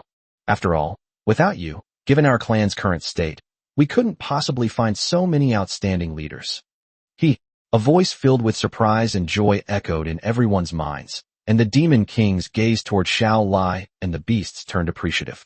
Looking at the beasts ahead, whose expressions were a mixture of wariness and confusion, the Demon King's aged face now showed a slight smile. Touching his long, pale beard, the Demon King smiled and began to speak. Do you know what the effect of this venue is? Looking at the beasts whose eyes were filled with even deeper doubt, the Demon King shook his head and explained with a smile. This is a top-tier 9th order magic array, the Myriad Spirits Suppressing Soul Array. As long as one is within the Myriad Spirits Suppressing Soul Array, all soul power below the 9th rank will be suppressed, unable to exert any force. This naturally includes all high-level soul contracts. Therefore, after the words were conveyed in his mind, a look of appreciation and anticipation appeared in the eyes of the Demon King. The Demon King could already imagine the ecstatic excitement of the demon leaders ahead upon hearing this news. Perhaps, the very next second after he spoke, a monster would turn around and kill that human. After all, who would willingly be enslaved? Who would willingly be enslaved by a different race? Or even by a human who isn't even at the 1st rank? He had even already planned how he would appease these demons after they were freed. Of course, I won't force them if they don't want to. With that in mind, the Demon King began to anticipate the scene he had envisioned. And so, time passed little by little, and the scene fell into an eerie silence. After the Demon King's words were transmitted into the minds of all the creatures present, the only effect was that the confusion in the eyes of the beasts, such as the Great White, deepened. After a long silence, the Demon King was taken aback, thinking that he had not expressed himself clearly enough. The next second, the old, deep voice rang in the minds of the beasts, including Dabai. What I mean is, within this magic circle, you are free, not bound by a soul contract. As soon as the words were spoken, the Great White Beast, upon hearing the voice in its mind, looked even more confused. The three enormous creatures and the two enormous smaller creatures all tilted their heads, and the five beasts looked at the Demon King in the center of the square with even more confusion. Seeing this, the Demon King was speechless for a moment. They've given such obvious hints, so why do these monster leaders still look like they don't understand? Have the intelligence of monsters in this era become so unbelievably low? Or has his mind been completely destroyed by those despicable humans?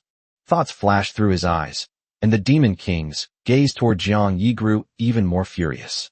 After thinking for a moment, the Demon King's aged voice rang out again in the minds of the beasts. However, this time the voice was not as weathered and serene as before. Instead, there was a layer of anxiety and speechlessness. What I mean is, you are no longer enslaved by the soul contract.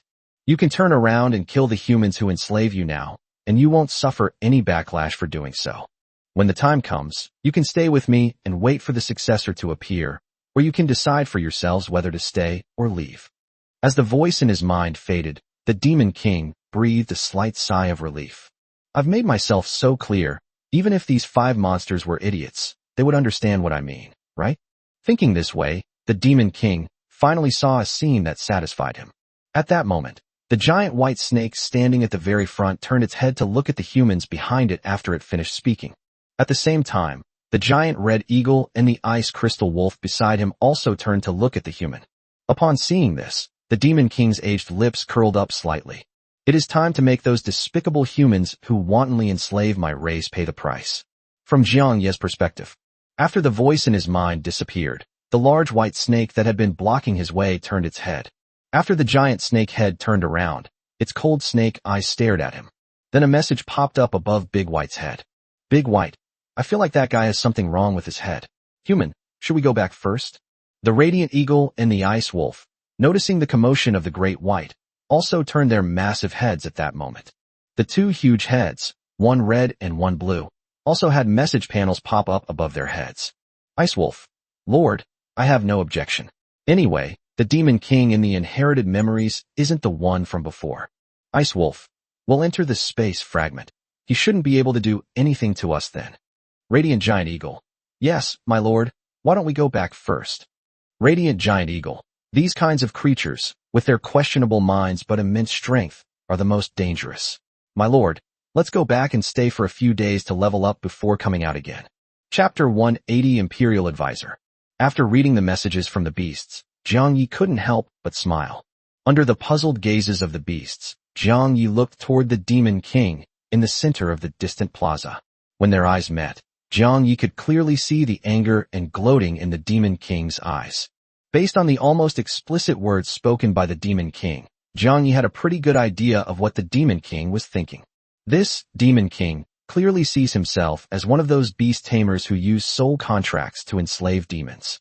He probably thought that if he suppressed his soul energy, the great white beasts would attack him without hesitation. Thinking this, Jiang Ye's smile deepened. He smiled faintly at the beasts ahead and said, "No need, let's not rush back. We can go back after we've clarified things." As he said this, Jiang Yi walked in front of the great white beast while in a phantom state. Upon hearing Jiang Ye's words, the great white beasts did not say anything more. Baymax, okay, human, I'll listen to you. Radiant Giant Eagle, Lord, please be careful. These mentally unstable creatures are prone to going berserk. Ice Wolf, my lord, please be careful. However, its size gradually shrank, returning to a size similar to that of a normal person. And so he followed Jiang Yi. Meanwhile, the Demon King was dumbfounded by what he saw at Jiang Ye's place. What happened to the promised resistance? What happened to the promise to kill the humans who enslaved them? Why did those three demon leaders just turn around and glare at each other, and then there was no follow-up? What does that mean? Has the demon race evolved the ability to kill with their eyes over the past 10,000 years? Just as the Demon King was completely bewildered. Jiang Ye's words from afar reached his ears. Hearing Jiang Ye's words, the Demon King was even more bewildered. What does no need, don't rush back mean? Has anyone asked him a question? Has this human been talking to himself like this all along? Just as the Demon King was wondering what Jiang Yi meant by suddenly saying this, the Demon King then saw the shrunken beast following behind Jiang Yi. Upon seeing this, the Demon King's previously serene and indifferent gaze vanished completely. Instead, a look of utter bewilderment completely filled his aged eyes. The Demon King never expected that the human in front of him was just talking to himself. Then, the leader of the group of monsters who had been staring back actually shrunk in size and followed behind the human. Upon witnessing this scene, the Demon King subconsciously glanced at the floor beneath his feet. I thought that 10,000 years had passed, and the myriad spirits suppressing soul array had malfunctioned. Otherwise, how could such a large group of monster leaders still listen to that human? The fluctuations quickly swept across the entire area, and after confirming that the myriad spirits suppressing array beneath their feet was functioning properly, the Demon King was even more dumbfounded. Raising his head to look at the humans approaching him, the Demon King's eyes rapidly shifted with a myriad of emotions. The anger and schadenfreude vanished, and the Demon King's gaze towards Jiang Yi began to become complex. If you look closely, you can even see a hint of anticipation. Human, you are not one of those despicable beast tamers. Who exactly are you? Hearing the questioning voice in his mind, Jiang Yi stopped in his tracks. While remaining in a blurred state, Jiang Yi looked up at the Demon King with a complex expression. Jiang Yi raised an eyebrow and said with a faint smile, "Instead of asking who I am, why don't you introduce yourself first? Or, you could tell me more about the successor you're talking about."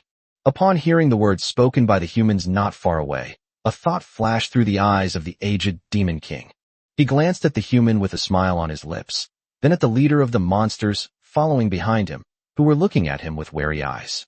After a brief silence, the Demon King's aged voice once again resounded in everyone's minds. However, this time the voice carried a hint of nostalgia and sorrow. "Human, you're quite something. I should be considered the only Grand Preceptor of the Veliate Empire. Of course, you may not have heard of our country. After all, you humans prefer to call it the Monster Empire rather than this name." Hearing the voice in his mind, Jiang Yi raised an eyebrow at the old, aged mage in front of him. Who would have thought that after all this time, the one standing here wasn't the Demon King, but the Imperial Advisor? Looking at the Grand Master with his complex expression, Jiang Yi's interest grew stronger. The Ice Wolf behind Jiang Yi, upon hearing the voice in his mind, also sent a message to the group chat. "Ice Wolf, my lord, now that he mentions it, I think I vaguely remember this Grand Tutor. Ice Wolf, in my inherited memories, the ancestor seems to have heard other beasts talk about the deeds of this Imperial Preceptor. Ice Wolf. He seems to be the most powerful monster mage in the Monster Empire for over 1,000 years. Ice Wolf. Moreover, he is a representative figure of the intellectual Demon Court faction within the Demon Empire. Ice Wolf. I've heard that his mastery of magic is on par with any legendary top human mage. He's one of those who stand at the pinnacle of magic." Jiang Yi was somewhat shocked after reading the message that suddenly popped up in front of him. Looking at the Imperial Preceptor, who resembled a standard human archmage, Jiang Yi was momentarily incredulous. Looking at the silent figure ahead, Jiang Yi hadn't expected that the old man in front of him had such a powerful background. I thought he was just a gatekeeper if he wasn't the Demon King. After thinking for a moment, while it was still silent, Jiang Yi sent a message to Ice Wolf directly through the system panel. After all, turning your head away while someone is speaking is somewhat impolite. Jiang Yi, I understand the logic, but how can he, as the national advisor of the Demon Empire, be a human? Ice Wolf, this? I'm sorry, Lord, the inherited memories are a bit blurry. I'm not sure about this either. Just after Ice Wolf answered Jiang Yi's question, the Grand Preceptor, who had been silent in front of him, raised his head. Looking into Jiang Yi's eyes, the Imperial Advisor's gaze instantly turned serious and sharp. The weariness and anger vanished, replaced by utmost seriousness. Human, I can answer your second question very clearly. The so-called inheritor refers to the beast that can inherit the mantle of His Majesty the Demon King. I promised His Majesty that I would help him find a suitable successor and allow our clan to rise again. I promised Your Majesty that I would never again reduce my race to livestock and resources for humans. So, at the same time, the moment the voice fell in my mind. The entire plaza beneath Jiang Ye's feet underwent another dramatic change. Chapter 181: The Demon King's Mantle.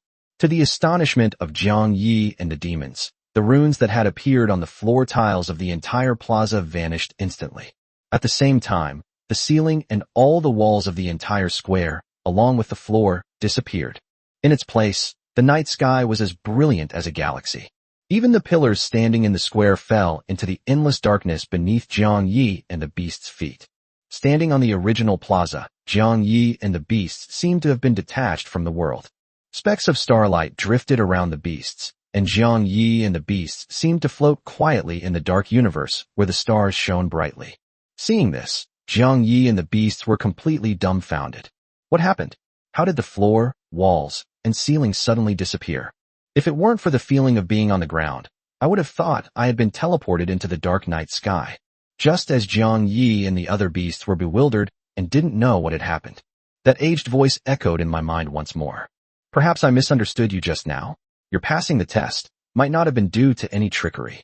Perhaps you truly are qualified to inherit His Majesty's mantle. But you are still human. I cannot accept you. So, let your men defeat me and demonstrate your potential as a leader. Of course, I will maintain the same rank as your subordinates. If you can't defeat me, I'll have to ask you to leave. As the words fell from his mind, some of the energy emanating from the Grand Preceptor dissipated, and that dissipated energy thus joined the flowing galaxy. Following closely behind was a wave of sixth-order magic power that shocked all the beasts and swept across the entire area.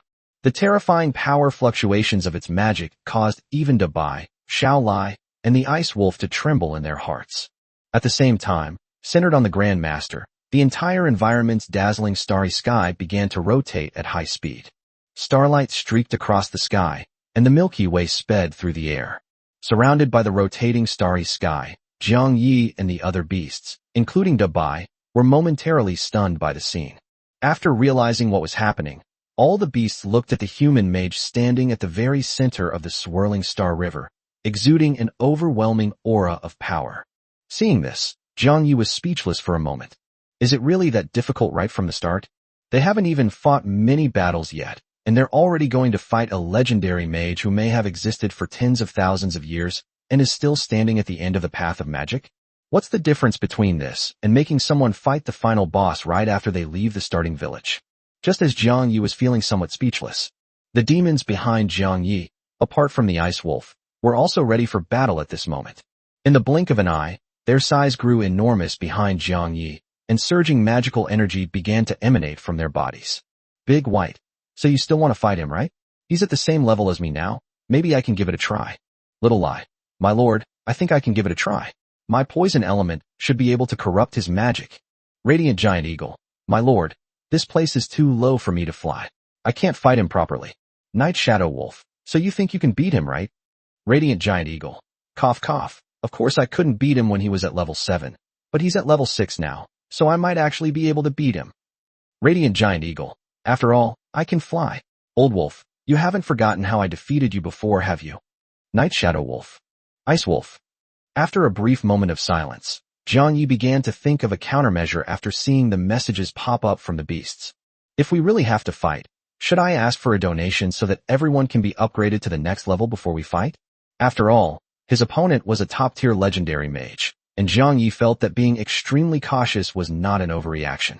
Even against an opponent like this, Jiang Yi wasn't sure if he could win even if he advanced one level. After all, the title of standing at the end of magic and being on par with any legendary mage is just too intimidating. Wouldn't it be embarrassing if we couldn't win? Does this mean I really have to use my trump card?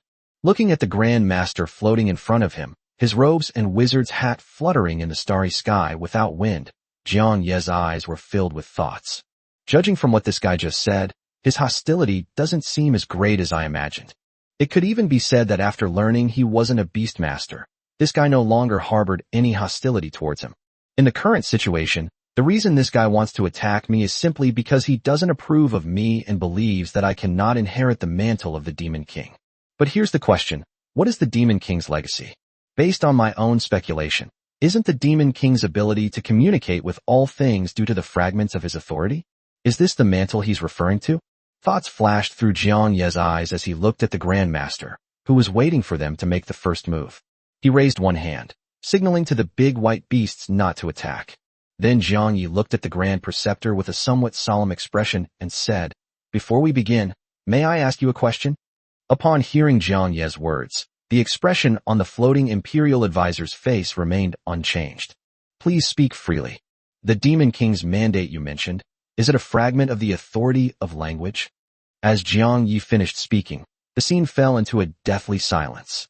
The flowing galaxy came to a standstill, and the swirling starlight froze. The star-studded venue, which had been dazzling just moments before, seemed to freeze the instant Jiang Ye finished speaking. The once calm and solemn old face instantly froze, and the Grand Preceptor, floating in midair, slowly lowered his head to look at Jiang Ye. Gazing at the black-haired youth standing above the starry night sky, the Imperial Advisor, whose appearance was as human as he was filled with astonishment. At the same time, an unbelievable voice rang in everyone's minds. "Human, what did you just say?" Upon seeing this, the big white beasts, sensing something was amiss, instantly became alert. Closely beside Jiang Ye, the beasts, including Dabai, were ready to be teleported back into the space. Hearing the incredulous voice in his mind, and looking at the frozen space around him, Jiang Ye did not answer. Amidst the tension of the beasts and the astonished gaze of the Grandmaster, Jiang Ye slowly took out a piece of a golden crown that was glowing and radiating heat from his pocket. The moment it was pulled out, the golden crown fragment floated up from Jiang Ye's hand and then quietly hovered in front of him. Intense light shone from the golden crown fragments, making them dazzlingly bright against the backdrop of the surrounding dark starry sky. Looking at the golden crown fragments floating silently, the Grand Preceptor in midair showed shock and doubt. P.S. There will be 2 more chapters later. Chapter 182, The Vanished Imperial Advisor. This is... A shocking voice exploded in the minds of all the beasts, so intense and exciting that it even made the beasts, including Dabai, momentarily lose their senses. Jiang Ye was also startled by the loud noise in his mind. After realizing what was happening, Jiang Ye took a deep breath and reached out to grab the fragment of the language authority floating in front of him. Upon seeing this, the astonishment in the Archmage's eyes immediately turned into shock, which quickly filled him with that emotion. How is this possible? People. The next second, the voice in my mind seemed to freeze and started repeating the same word endlessly. At the same time, the Grandmaster, who was floating in midair, showed exaggerated shock on his face. Then, as if a string had snapped, the Archmage's body suddenly twisted strangely in the next second. Her body seemed to freeze and lose frame like a slideshow, and her originally normal body shape began to stretch and change continuously. Normal arms and legs are stretched and folded to more than 10 meters in the next second, and then quickly return to normal. The upright back was bent and snapped in an instant, then straightened again in the next second. Every moment after that shocking voice rang in his mind, the Grand Preceptor, floating in midair, began to repeat the above actions. Sometimes it's the arms and legs, sometimes it's the neck, spine, and body. The image of the great mage, which had been so majestic just moments before, instantly became incredibly eerie after that shocked exclamation. Wait. Collapse. Seeing the bizarre, humanoid creature twitching and twisting in midair, the great white beasts were instantly horrified. After all, the great white beast and other beasts are just wild monsters. No, even a knowledgeable human mage would be terrified if they saw this scene. Because the scene was just too bizarre. If you showed the great white beast a mountain of corpses and a sea of blood, with internal organs scattered all over the ground, it probably wouldn't even blink. After all, for monsters, corpses and the stench of blood are perfectly normal. Every monster that wants to grow stronger inevitably encounters these things. At this moment, however, the Grandmaster's actions were completely different. Has anyone ever seen this thing? An arm is stretched dozens of meters in an instant, then folds in a bizarre way, and then quickly returns to its original shape. It would be one thing if there was only one, but the key point is that this great mage was experiencing this strange thing almost all over his body. What's more, this strange creature was fighting with him just a second ago. Who wouldn't be scared after seeing this?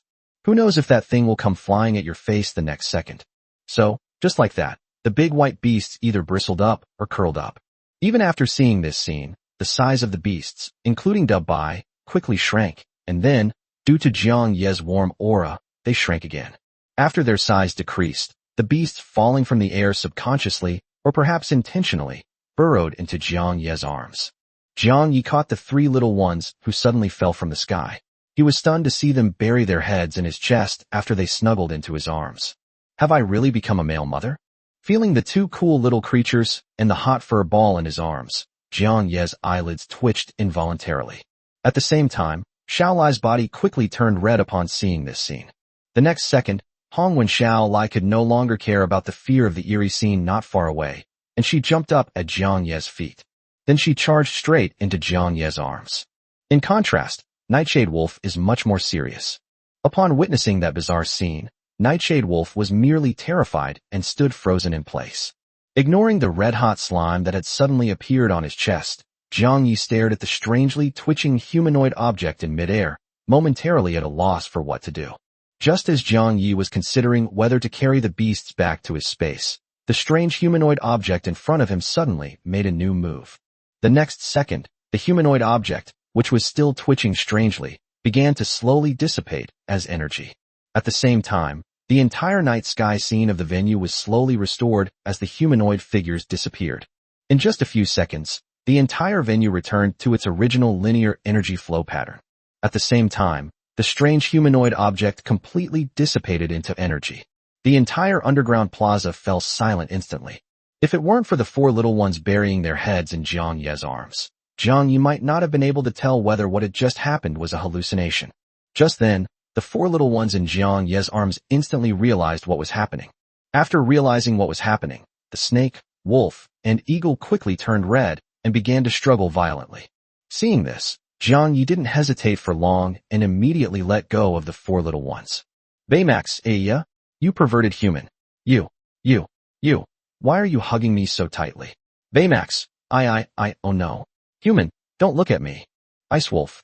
Lord. I'm sorry, I didn't mean to. Radiant Giant Eagle, huh. Little Lie. Lord, I want one too. I want one too. Big White watched as the white snake's head turned into a red snake's head and began to shake its head wildly. Seeing the Ice Wolf trembling and its tail wagging wildly, Jiang Yi smiled helplessly. As for the Radiant Giant Eagle, after sending the message, it spread its wings and flew around Jiang Ye's head. As it darted around, it emitted cries of either shame or excitement. Meanwhile, Xiao Lai, relying on its super strong adhesion, remained tightly attached to Jiang Yi. Meanwhile, the Night Shadow Wolf on the other side fell silent after seeing the Ice Wolf state.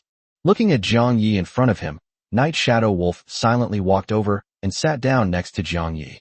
The Night Shadow Wolf leaned its head against Jiang Ye's body, and its back looked extremely lonely for a moment. Looking at the chaotic scene, Jiang Yi felt somewhat helpless. Jiang Yi placed his hand on the wolf's head that was leaning against him and stroked the dog's head helplessly. Feeling Jiang Ye's hand caressing him, Night Shadow Wolf's previous disappointment vanished instantly. Its tail began to wag involuntarily. And so, after a period of venting, the beasts finally returned to normal. In short, the beasts returned to their original state when they entered the square. They all obediently followed behind Jiang Yi. However, after this battle, the way the beasts looked at Jiang Yi was no longer the same as when they entered the cave. Instead, there was a subtle change in their gaze. As for what aspect of the change it was, Jiang Yi didn't know either. They themselves may not even be clear about what the changes are. With the Grand Preceptor no longer in the way, Jiang Yi planned to lead the beasts to explore the entire plaza. But just as Jiang Yi and the beasts had taken 2 steps, that voice echoed in his mind again. However, the voice was very unfamiliar, completely different from the old and weathered voice from before. It sounds incredibly childish, but it's kind of cute, isn't it? Furthermore, this time the voice clearly carried a hint of embarrassment after the initial panic. Ahem, sorry, there was a tiny, insignificant mishap just now. It's harmless. Human, come here. I've already accepted you. By the way, it would be best if we could hurry. Chapter 183 Last Words. Bonus chapter. Thanks to Ruhu Huajia for the extra chapter. Upon hearing the voice that suddenly appeared in their minds, not only Jiang Yi, but also the strange-looking beasts were taken aback. You call that incredibly bizarre scene just now a trivial little accident? Jiang Ye's lips twitched. If the voice in his head hadn't sounded again, he would have thought the Imperial Advisor was dead.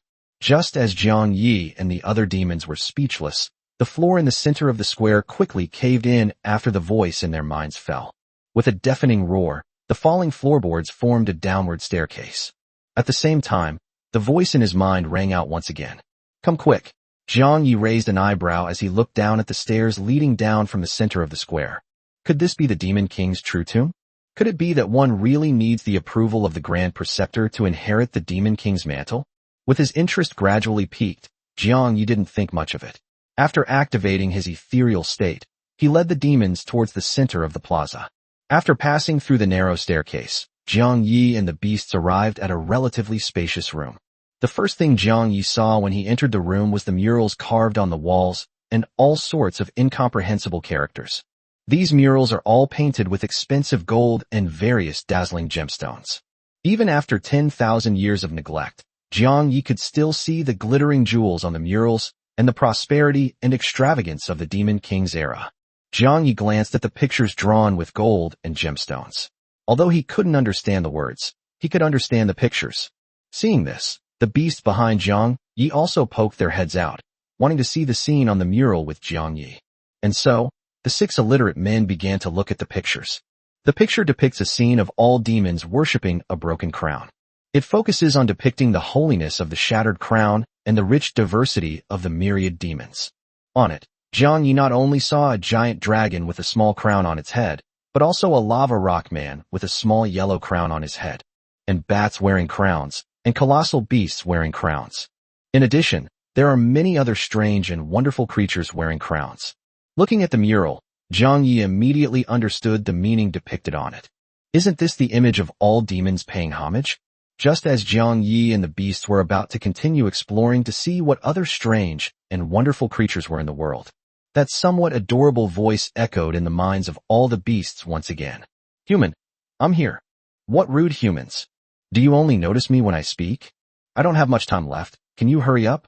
Upon hearing the words in their minds, Jiang Yi and the demons were taken aback. What does that mean? Could it be that the Imperial Advisor is in this room? With that in mind, Jiang Yi and the beasts began to quickly scan the entire room. After scanning the entire room, Jiang Yi and the beasts still couldn't see anything except for the murals and 5 doors. You guys are so rude. I'm right here. I can tolerate monsters, but why are you, a human, being so rude? As expected, in the era of human rule, all creatures are equally rude. Upon hearing these words in their minds, Jiang Yi and the beasts were taken aback. Just as Jiang Yi was wondering who had made that cute voice in his mind earlier. Little Lai, who was on the ground, suddenly sent a message at that moment. Xiao Lai, my lord. I sense it. There's a faint soul fluctuation on the floor near the door of the room ahead. Upon seeing the message sent by Xiao Lai, Jiang Yi and the beasts all looked in the direction Xiao Lai pointed. There was indeed a faint blue, blurry energy cluster at the entrance to the room. However, because the color was too pale, Jiang Yi and the beasts subconsciously ignored it when they glanced at it. Seeing this, Jiang Yi was momentarily puzzled. Stepping forward, Jiang Yi asked, are you the Imperial Advisor from earlier? The moment Jiang Yi spoke, that unfamiliar voice in his mind rang out again. Otherwise what? What an impolite human. Honestly, I'm starting to regret handing over His Highness's mantle to you. If my clone hadn't collapsed and taken such a heavy toll on my main soul, my time wouldn't have been long. Otherwise, it wouldn't be your turn, you impolite human. Hearing the slightly angry, childish voice in his mind, Jiang Yi was taken aback. Looking at the trembling pale blue energy ball in front of the door, Jiang Yi's eyes turned strange. So, that old mage was your clone? Upon hearing Jiang Yi's question, the pale blue energy cluster faded slightly. Then another voice rang in my mind. That's not the point. I don't have much time left, and I'm not going to waste it on a rude human like you. His Highness's legacy is in the room behind me. The other rooms contain the entire Empire's treasures, as well as rare magical materials that have been collected. If you decide to accept the inheritance, you must promise me one thing, okay? You must avenge His Highness and kill the hero, okay? This is just a little, personal motive of mine. Hearing the voice in his mind gradually fade away, Jiang Yi frowned. Looking at the fading blue energy cluster ahead, Jiang Yi frowned and asked, what do you mean? Are you giving your last words? Upon hearing Jiang Yi's words, the voice in the mind did not respond to Jiang Yi's question, but instead began to mutter to itself. I know this request might seem like a pipe dream to you, so I won't force you. But those who pass the trial are all beings who possess the conditions to inherit the Demon King's legacy. I don't know how you, as a human, got in here. But the fact that you were able to come here willingly surrounded by monsters means you must already possess the most important qualities required to be a Demon King. With these conditions, you probably wouldn't treat my race like livestock or firewood, unlike those humans. So I beg you, if you accept the inheritance and gifts from His Highness's tomb, even if you don't seek revenge, at least lead my people. As he listened to the increasingly faint voice in his mind, Jiang Ye's brows furrowed more and more. Fulfilling someone's last wishes and carrying on their legacy is the most troublesome thing. But one cannot simply give up someone else's fragments of power and a vast amount of treasure. After all, given the current level of prosperity and luxury of this demon empire, the treasures and materials it has collected are probably of unimaginable value. It wouldn't be right to accept such a generous gift without helping them out. Thinking this, Jiang Yi looked at Xiao Lai beside him and remembered the way Xiao Lai had nourished his soul before. Sensing Jiang Ye's gaze, Xiao Lai instantly understood what he meant. Xiao Lai, my lord, his soul is too weak, to the point of disintegrating at the slightest touch. I can't nourish him. With a slight pout, Jiang Yi also sensed the trouble. Looking at the almost invisible energy cluster, Jiang Yi suddenly remembered something and his eyes lit up. With a thought, the transparent crystal instantly appeared in Jiang Ye's hand. And just like that, Jiang Yi threw the transparent crystal directly towards the energy cluster. The next second, a blinding white light shone into the room, making it difficult for the monsters present to open their eyes. Chapter 184. You call this a legendary magician? Seeing the intense white light emanating from the doorway, Jiang Ye's face lit up with joy. I never expected that the idea that suddenly popped into my head would actually work. When the energy cluster revealed that the human mage was his clone, Jiang Yi already had a guess in his mind. How could the Grand Tutor of the Demon Empire really be a human? If it's not human, but a monster, then will my summoning crystal also work on it? If it works, with crystal's almost miraculous healing abilities, it might actually save the Imperial Advisor whose soul is about to dissipate. I originally tried it out of desperation, but I never expected it to actually work. Thinking this, Jiang Yi looked at the blinding white light in front of him and became curious. What kind of monster is this legendary creature that stands at the end of the path of magic, comparable to any legendary mage? Could it be a terrifying and imposing lich transformed from a powerful magician, as seen in Western fantasy dramas? Or is it an ancient, venerable soul that has lived for thousands of years? Based on the old mage's clone and the pale blue soul, Jiang Yi felt that both possibilities were very likely. And so, under the curious gazes of Jiang Yi and the beasts, the blinding white light floating in front of the inheritance room gradually disappeared. Then, a round, green owl, about the size of a basketball, fell directly from mid-air after the light faded. Then it fell to the ground with a thud. Seeing this, Jiang Yi and the demons were stunned, completely confused about what had happened. Jiang Yi and the other monsters were stunned when they saw the little green owl lying face down on the ground. Where's the terrifying lich we were promised? Where's the spirit monster we were promised? Even if it's not one of those two, it should at least be a monster that looks very strong, right? But what's with that little owl in front of me? All green and white with a small tuft of feathers like a bow tie. This looks less like a legendary magician standing at the end of magic and more like a pet owl kept by one side. After all, this little guy doesn't look majestic or powerful at all. In fact, he's quite adorable. Seeing this, Jiang Yi and the other demons were momentarily incredulous. You call this a top-tier legendary magician? Just as Jiang Yi and the demons were stunned into silence. After a moment of surprise, the little owl, which had landed face down, used its two short wings to support itself and got up. Feeling a sensation it had never experienced in millennia, the little owl's eyes were filled with shock and disbelief. The little owl rubbed its short beak, which had just hit the ground, with its two small wings, and then raised its head in astonishment. Seeing Jiang Yi and the other demons not far away, whose expressions were equally shocked, a panel instantly appeared above the little owl's head. Mu Chui Lingxiao. What happened? Mu Chui Lingxiao. Wasn't my soul almost dissipating due to excessive consumption? How come? Just as Mu Cooling sent the message, a system panel instantly appeared in front of Jiang Yi. Lord level boss, Emerald Owl, red quality. Tier 1 monster. Favorability rating, 53, agree. A legendary monster, possibly dwelling atop a high mountain or in the most spiritual forest. Legend has it that it was the messenger of the god of magic and was able to control all the elemental energies of the world at birth. Although it's just a legend, it can indeed easily manipulate all elemental energies. Among them, the wood element is the most prominent, as if it appeared specifically to control the wood element. His life force is extremely powerful, and his soul is also incredibly strong, even comparable to that of a dragon. Extremely intelligent, and due to their extremely small population, very few humans have ever seen such a monster. They mostly exist only in legends and books. Talents: all elemental affinity, wood elemental law, sea of mental power, superb control over magic, photographic memory. After reading the message panel that popped up in front of him, Jiang Yi was stunned by what was displayed on the panel. Let's not even talk about the ridiculously absurd description. The mere sight of that red quality, along with those 4 incredibly exaggerated talents, was enough to make Jiang Yi's eyes pop out of their sockets. Almost instantly, Jiang Yi confirmed that the green owl on the ground not far away was indeed the sole national advisor of the Demon Empire. After all, these talents seem terrifying. Almost every talent is a perfect match for magic. He was simply a born top-tier mage, living up to the reputation of standing at the end of the magical path and standing shoulder to shoulder with all legendary mages. Just as Jiang Yi was shocked by the information on his panel, the panel above the green owl's head showed another message. Mu Chui Ling Xiao, wait. How come I suddenly have a rank and a physical body? What's going on? Mu Cooling. How is this possible? My shattered soul and body have been completely reconstructed. This is impossible. Mu Chui Ling Xiao. My soul was almost completely depleted over 10,000 years. How could such damage possibly be repaired? This is utterly illogical.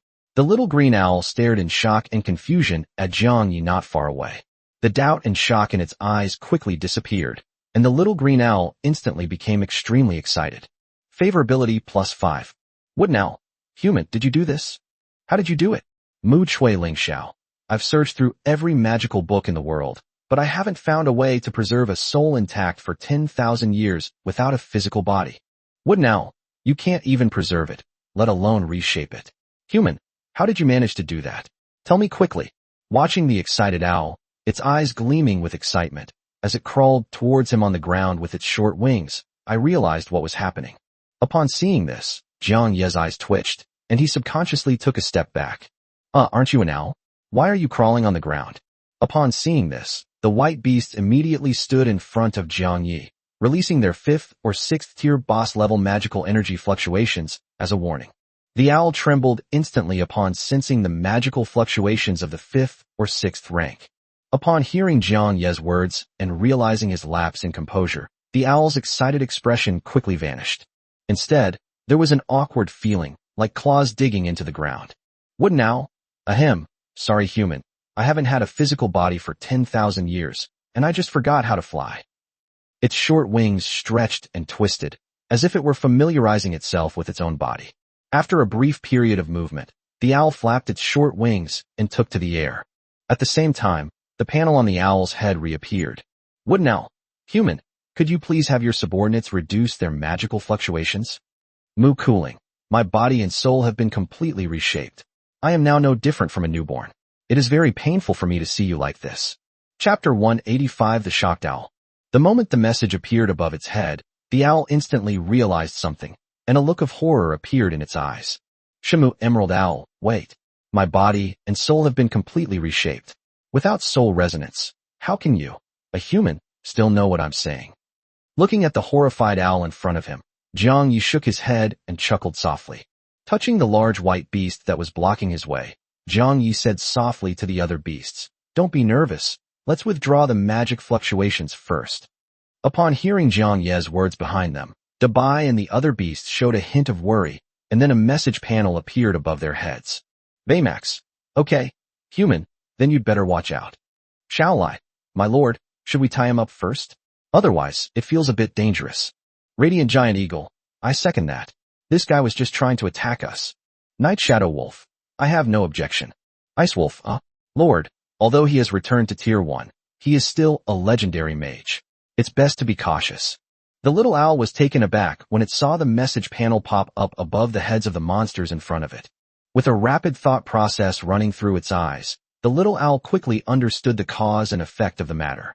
This inexplicable blue box must be the tool used by the people in front of us to communicate. It's estimated that this panel can only be obtained by touching the crystal that the human just threw. No wonder these demons were so confused when I activated the myriad spirits suppressing solar ray in the trial hall. No wonder that human was talking to himself for no reason. No wonder these monster leaders would willingly obey the humans before them. Now everything makes sense. Moreover, after obtaining the blue box, I did not feel that I was being controlled by it. This shows that the human in front of us, who doesn't even have this level of power, is indeed a leader of a group of monsters that he subdued through his own abilities. Once the owl understood this, a look of satisfaction and appreciation appeared in its eyes. Favorability +5. Although deep down, he was very satisfied with Jiang Yi, who was not far away. But the owl's behavior is completely different. From Jiang Ye's perspective, the owl's feathers instantly bristled after reading the messages sent by the beasts. Its body suddenly became round and bulging, and its two little wings began to flap rapidly as if it were angry. At the same time, message after message popped up from the little owl's head. Mu Chui Ling Xiao, hey, you guys are so rude. I'm right in front of you. Mu Cooling Owl, even if you want to discuss these things, at least don't do it in front of me. What do you take me for? Mu Chui Ling Xiao, and another thing, even when I was still a remnant soul clone, none of you could beat me. Mu Chui Ling Xiao, I'm fully recovered now, so why do you guys think you can tie me up? Mu Chui Ling Xiao, and the monsters were taken aback when they saw the message appearing above the owl's head, and then their eyes turned awkward. Seeing this, Jiang Yi glanced at the owl in front of him, which looked quite angry, and a slight smile appeared on his lips. The system's favorability rating isn't a lie. Even though this guy looks angry, his favorability rating has genuinely increased. With thoughts swirling in his eyes, Jiang Yi abruptly dispelled his ethereal state. His body instantly solidified, and at the same time, Jiang Ye's aura, which made all the demons feel warm and comfortable, appeared. Sensing the sudden presence, the owl that had been sending messages above its head was startled. Favorability +2. Seeing this, Jiang Yi raised an eyebrow. Only 2 points were added? Other monsters will increase their favorability by 10 or 20 points when they see you. Unexpectedly, the owl gained 2 points of favorability after seeing its own physical form. Although somewhat surprised, Jiang Yi didn't take it to heart. Looking at the puffed-up little owl in front of him, Jiang Ye's eyes flickered with thoughts, and then he began to change the subject. By the way, Imperial Advisor, what was the purpose of letting us in here? You wouldn't have invited us in just to hear you complain about us, would you? Upon hearing the words of the black-haired boy in front of him, the little owl, which had been puffing up in anger, instantly returned to normal. He glanced at Jiang Yi, who was grinning sheepishly, and a thought flashed through his round owl eyes. Wooden owl, what rude humans. I haven't even finished speaking. Mu Chui Ling Xiao. Mu Quilingxio. As for your question, I think I've already explained it clearly enough. Wooden owl, human, you have gained my approval. I allow you to receive the Demon King's legacy. Mu Cooling Owl, but before that, I need to clarify something. Mu Chui Ling Xiao. Human, where did the other half of the language authority within you come from? Looking at the solemn and serious-looking green round owl in front of him, Jiang Yi blinked. Jiang Yi took out the hot, golden crown fragment from his pocket and waved it in front of the little owl. Thinking this through, ignoring the shock and confusion in the owl's eyes, Jiang Yi didn't hesitate and began to explain. You mean this thing? This thing was obtained from a system treasure chest, and it's useless to me except for glowing and generating heat. Seeing Jiang Ye's actions, the shock in the owl's eyes intensified. Its short beak opened involuntarily, and as the little owl was shocked, a message appeared above its head. Mu Chui Ling Xiao. Human. You. How were you able to touch the activated form of the authority fragment without getting hurt? Wooden owl. In its activated form, the fragments of authority will reach their peak of repulsion with magical power and energy. Mu Quilingxio. If you rashly touch the fragments of authority in this state with your body, your internal magic will go berserk at an extreme speed. Wooden owl. Its fate will be just like that of a foolish monster apprentice learning fire magic for the first time. It will explode with a bang. After reading the message sent by the green owl, Jiang Yi and the other monsters were stunned. After realizing what was happening, the demons around Jiang Yi quickly moved away from him. Looking at the fragment of authority in Jiang Ye's hand, the demons were momentarily filled with fear. Not only that, the demons felt a chill run down their spines when they recalled the scene of them getting close to Jiang Yi. At that time, the distance between me and this thing was probably only a few layers of fabric. Just as the demons felt a chill run down their spines and were overcome with fear. After reading the message, Jiang Yi was momentarily stunned as he looked at the glowing, hot fragment of authority in his hand. P.S. Thanks in advance to Reinhardt for the amazing verification. There will be 2 more chapters later, originally 3, but I'm a bit out of writing. I'll add an extra chapter tomorrow. Chapter 186, my masterpiece. Looking at the fragment of power in his hand, a strange thought popped into Jiang Ye's mind. If this thing is so powerful, can it be used as a hand grenade? Shaking his head to dismiss the strange thoughts, Jiang Yi turned to look at the little owl, whose eyes were filled with utter shock. With a flicker of thought in his eyes, Jiang Yi smiled faintly and said, "You ask why? It's probably because I don't have any magical energy or power in my body." As soon as he finished speaking, Jiang Yi expected to see astonishment in the little owl's eyes again. To Jiang Ye's surprise, the little owl's eyes showed no astonishment or disbelief this time. Yes, but only a calm look in the eyes after a sudden realization, and a hint of complicated expectation. Without asking Jiang Yi why he had no magic at all, the little owl quickly accepted the reality. Seeing this, Jiang Yi suddenly remembered something. Looking at the little owl whose eyes had returned to calm, Jiang Ye's expression turned slightly puzzled. That's not right. I clearly saw the hero use a similar fragment of authority, so why didn't it explode like you said? Upon hearing Jiang Ye's words, the little owl did not rush to answer, but instead looked at the group of demons behind Jiang Yi. Seeing the fear and worry in the eyes of the demons looking at Jiang Yi, the little owl's expression hardened slightly. At the same time, the panel on the green little owl's head popped out instantly. Wooden owl. Human, you may truly be the best candidate to inherit His Majesty's mantle. Moo cooling owl. As for your question, come with me. As soon as the information panel popped up on the green owl's head, the ornate door behind it, which had been tightly closed, opened instantly. Almost the instant the door opened, the owl awkwardly flapped its wings and flew toward the door behind it. Seeing this, Jiang Yi was stunned and didn't understand what the owl meant. What does that mean? Why is your reply so nonsensical? Seeing that the owl had disappeared, Jiang Yi glanced at the beasts behind him. After carefully storing the fragments of authority to ensure they wouldn't fall out, Jiang Yi then led the surrounding beasts back into the magnificent room. Upon entering the so-called inheritance room, Jiang Yi and the other demons witnessed an extremely bizarre scene. At this moment, a throne that seemed to be made of flesh and blood was quietly placed in the room covered with glowing runes. The throne, made of flesh and blood, was now radiating countless veins that pierced into the runic floor. The veins embedded in the rune floor are now constantly drawing energy from the runes and channeling that energy into the flesh throne. And on that throne of flesh and blood, a fleshy ball, beating like a heart, is growing. With each throb, Jiang Yi could see golden light shining out from inside the fleshy ball. Seeing this, Jiang Yi and the beasts were momentarily dumbfounded. You call this the Demon King's legacy? Just as Jiang Yi and the other beasts, including Dabai, were dumbfounded, a message came from the little owl floating next to the flesh throne. Wooden owl, behold, humans. This is the legacy of His Highness the Demon King, and also my masterpiece. I watched the little owl looking proud in the distance. Jiang Yi and the other beasts looked at him with suspicion. Is this guy really a legendary magician? He actually calls this bouncing ball of flesh his masterpiece. Sensing 6 pairs of skeptical eyes, the owl knew that what it said was not very credible. After all, this strange thing, no matter how you look at it, has nothing to do with the inheritance of mantles. And so, the information panel appeared, and the owl began to explain seriously. Moo cooling owl. Don't look at me like that. I'm not lying to you. Wooden owl. The fragment of authority repels all energy, a power that lower-level creatures cannot control. Wooden owl.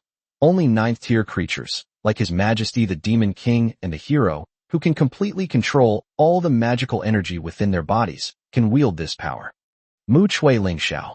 Only by compressing and concentrating all the magical energy and power within one's body to the extreme can one avoid being rejected when the power of authority enters the body. Mu Chui Ling Xiao. Humph, but my masterpiece from 10,000 years ago can ignore the above limitations. Even if you're not at the 9th rank, you can still wield the power of a fragment of authority. Mu Chui Ling Xiao. That's precisely why I agreed to His Highness the Demon King's request to choose a successor for him. After all, only I in this world can accomplish this. After sending the message, the little owl's expression immediately became incredibly proud. They flew to the throne of flesh and blood and stopped beside the constantly pulsating red flesh ball. Under the incredulous gazes of Jiang Yi and the other beasts, including Dabai, the little owl pointed with its wing at the bouncing ball of flesh beside it. The information panel then reappeared. Wooden owl. It's very easy for ordinary monsters to inherit His Majesty the Demon King's mantle. Wooden owl. Simply touching this container with your body will activate the flesh magic on it. Wooden owl. Then it will automatically parasitize the inheritor, becoming an extra organ of the inheritor. Mu Chui Ling Xiao. And inside this container, I created an absolutely magic-free environment through countless days and nights of research. Wooden owl. With such an extra organ, the inheritor can freely use the power of the fragment of authority, just like a 9th-tier inheritor. Mu Chui Ling Xiao. The price I paid was merely a 1-meter-tall, pulsating ball of flesh growing on my body. Mu Quilingxio. Aside from that, there are no other side effects. How about that? Pretty good deal, right? After reading the message from the green owl not far away, Jiang Yi and the other monsters gasped in shock. The way the little owl looked at me suddenly became somewhat strange. Jiang Yi truly hadn't expected that this so-called Demon King's inheritance would turn out to be such a thing. You might think this thing is powerful, but it's actually pretty useless to Jiang Yi. You might say this thing is useless, but it allows ordinary people to use the power of the fragments of authority. However, the cost is a little bit higher. Therefore, Jiang Yi had to admit that this little owl truly deserved the title of legendary magician for being able to create such a bizarre and powerful thing. After a brief silence, Jiang Yi looked at the little owl whose face was full of pride. If that's the case, then what exactly is the power within? And what abilities does he possess? Upon hearing this, the pride on the little owl's face gradually disappeared. His expression immediately became solemn. Mu Chui Ling Xiao. You humans probably already have a pretty good idea of the abilities possessed by the fragments of His Majesty the Demon King's authority. Wooden owl? Just as you humans think, the fragments of the language authority do indeed possess the ability to communicate with all things. Mu Quilingxio. But this is merely one of the abilities of the fragment of the language authority. Upon hearing Mu Quilingxio's words, Jiang Yi's brows gradually furrowed.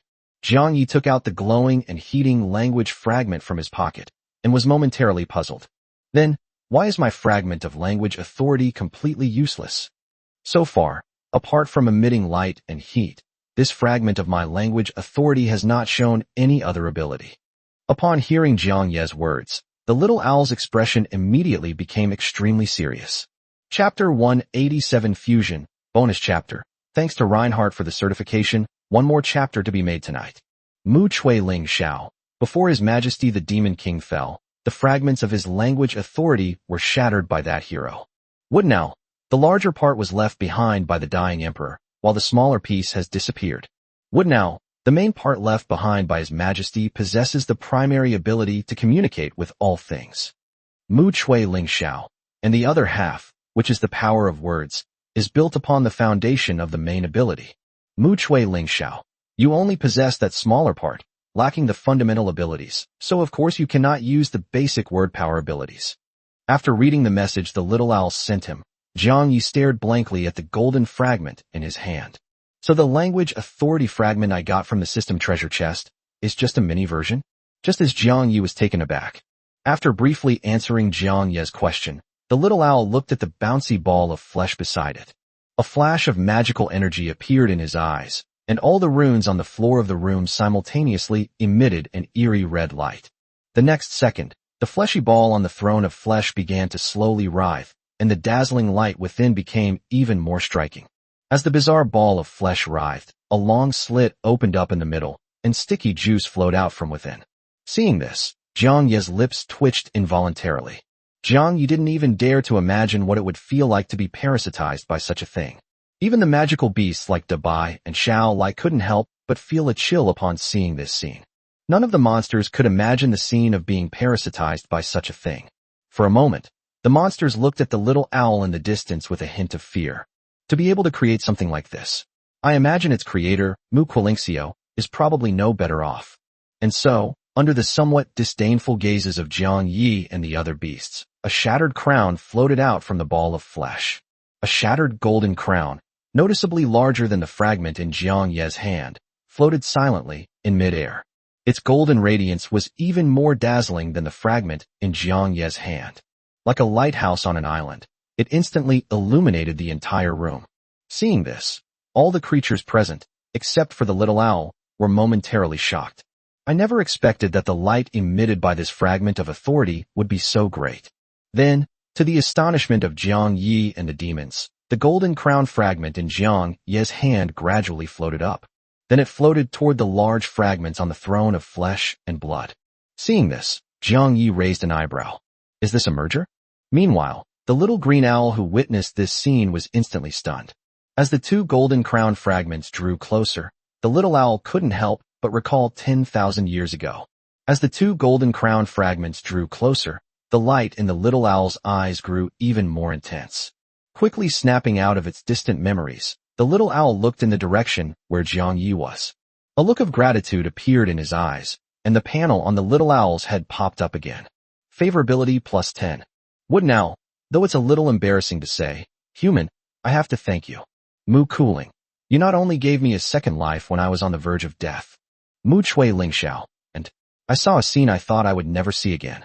Wooden owl, although you and your monster minions have absolutely no manners. Wooden owl, but Mu Chui Lingxiao, human, no? Jiang Yi, if you are willing to inherit the Demon King's will. Mu Cooling, I am willing to follow and assist you. Jiang Yi was taken aback when he saw the long string of text that had suddenly appeared in front of him. Looking at the little owl gazing earnestly at him from not far away, Jiang Yi's smile gradually deepened. Let's not even talk about the owl's legendary top-tier combat power as a mage, or his status as the Imperial Advisor. The fact that the owl race is of red quality and can be summoned in large numbers after becoming a lord makes them well worth recruiting. Just as Jiang Yi was about to reply to the little owl's message, the two golden crown fragments met. A dazzling golden light burst forth from the center of the room, blinding all the beasts present with its intense heat. At the same time, the moment Jiang Yi closed his eyes, he suddenly felt a familiar heart palpitation. The light dissipated in the next second, and a complete golden crown quietly appeared in the sky. Almost the instant the light faded, the golden crown hurtled toward Jiang Yi at a speed that no beast could react to. Upon seeing this, not only the big white beasts, but even the little owl closest to the golden crown was startled, completely unaware of what had happened. The golden crown shot towards Jiang Ye's head, and the next second, it plunged directly into Jiang Ye's body from the top of his head. At the same time, Jiang Yi suddenly felt that in addition to the ability of the space authority fragment, he had gained a new ability. However, unlike the clearly defined abilities of space authority, Jiang Yi felt that this new ability was exceptionally abstract. Opening his eyes with a bewildered expression, Jiang Yi immediately saw the astonished looks on the faces of the beasts. Seeing this, Jiang Yi noticed the missing crown fragments in the room. Combining this with his own strange feeling, Jiang Yi immediately understood what had just happened. Just as Jiang Yi realized what was happening, the system panel popped up. Baymax, human, are you alright? Shall I, huh? My lord, that crown just now entered your body, just like the jewel before. Radiant Giant Eagle, Lord, your head was so shiny just now, brighter than mine. Night Shadow Wolf, if you can't speak, you don't have to. Ice Wolf, so fast. Mu Cooling, Jiang Yi, do you sense the power of the fragments of language authority? Looking at the message from the owl, Jiang Yi tried to carefully perceive the extra abstract ability. Then, with a thought, Jiang Yi instantly activated the fragments of the language authority within his body. As he activated the fragments of authority within his body, Jiang Yi pointed to the flesh and blood throne in the center of the room. The next second, the voice of the flesh and blood throne resounded in everyone's minds. Ha ha ha, the guy who's been riding on my head for 10,000 years is finally dead. Ha ha ha, he really got his comeuppance. Ha ha ha. Upon hearing the unfamiliar voice in their minds, all the beasts present, except for the owl, were startled. Upon hearing this sound, the owl's gaze toward Jiang Yi became even more resolute. Chapter 188 New Members. Just as the owl's gaze toward Jiang Yi hardened, Jiang Yi was momentarily shocked by the voice that echoed in his mind. Under the terrified gazes of the beasts, Jiang Yi pointed to the flesh and blood throne in the center. With a trembling voice, Jiang Yi asked the little green owl in disbelief, This thing you made is alive? Upon hearing Jiang Ye's words, the little owl, who was being stared at by the beasts with terrified eyes, was taken aback. Looking at where Jiang Yi was pointing, the little owl casually sent a message. Mu Chui Lingxiao, how rude. What's the big deal? Wooden owl. As I said, it's a creation of flesh and blood magic, so the container and its base are naturally alive. After glancing at Jiang Yi, who looked somewhat frightened, the little green owl flapped its small wings and flew directly towards him. At the same time, with the flapping of the green little owl's wings, the flesh thrown instantly began to wither and decay. No, sir, I'm still useful. I can still. Aoawa. With its mournful howls echoing in the minds of the beasts, the throne of flesh and blood instantly turned into a pile of rotten flesh. Seeing this scene, not only Jiang Yi, but even the beasts like Bai were momentarily terrified. Ignoring the somewhat fearful gazes around him, the little green owl's expression turned extremely serious as he looked at Jiang Yi in front of him. Mu cooling. Never mind that for now, Jiang Yi. You can now use a portion of the power of the language authority fragment. Wooden owl. This means that the fragment of the language authority has chosen you. Mu Chui Lingxiao, so? I'd like to formally ask for your opinion. Are you willing to become the new Monster King? Looking at the serious-looking owl ahead, Jiang Yi, still somewhat shaken, slowly nodded after reading the message. If accepting the inheritance only means obtaining fragments of authority, I'd be quite willing. After all, the fragments of power are already inside me, so it's probably too late to refuse now, right? Favorability +5. Current favorability level, 80, loyalty. The moment Jiang Yi answered, the little green owl in front of him slowly landed on the ground. The light emanating from the runes on the floors of the surrounding rooms suddenly dimmed as the owl landed. From Jiang Yi's and the beast's perspective, combined with the dim red light, the aura of this basketball-sized green owl instantly changed. What was originally a somewhat cute green mascot has suddenly transformed into a majestic magician who has lived for tens of thousands of years. Although his appearance remained unchanged, his aura underwent a dramatic transformation. Even the beasts like Bai and Xiao Lai were awestruck by this change. The oppressive feeling it brought was just like when I faced the cloned old mage in that square before. The little green owl before them finally displayed the majesty befitting a legendary magician and the sole national advisor of the Demon Empire. At the same time, countless elemental energies of various colors emerged around the owl and began to swirl around its small green body. Countless elemental energies formed a magic circle under the owl's claws and operated. At that moment, a message popped up on the panel above its head. Mu Chui Lingxiao, in that case, Your Majesty, the esteemed Demon King, I will swear an oath to you in the presence of all the elements. Wooden owl, from this day forward, my magic, my will, and my life will all exist for your empire and glory. Mu Chui Lingxiao. Today, I set aside my pride as the leader of the Wisdom Demon Court and offer my loyalty and soul to you, Your Majesty. The demons who witnessed this scene were also somewhat shocked. It wasn't that I was shocked that Mu Qilingxiao was willing to pledge allegiance to Jiang Yi, but rather that I was shocked by the way he did so. This cultured beast speaks differently. Its oath of allegiance is quite elaborate.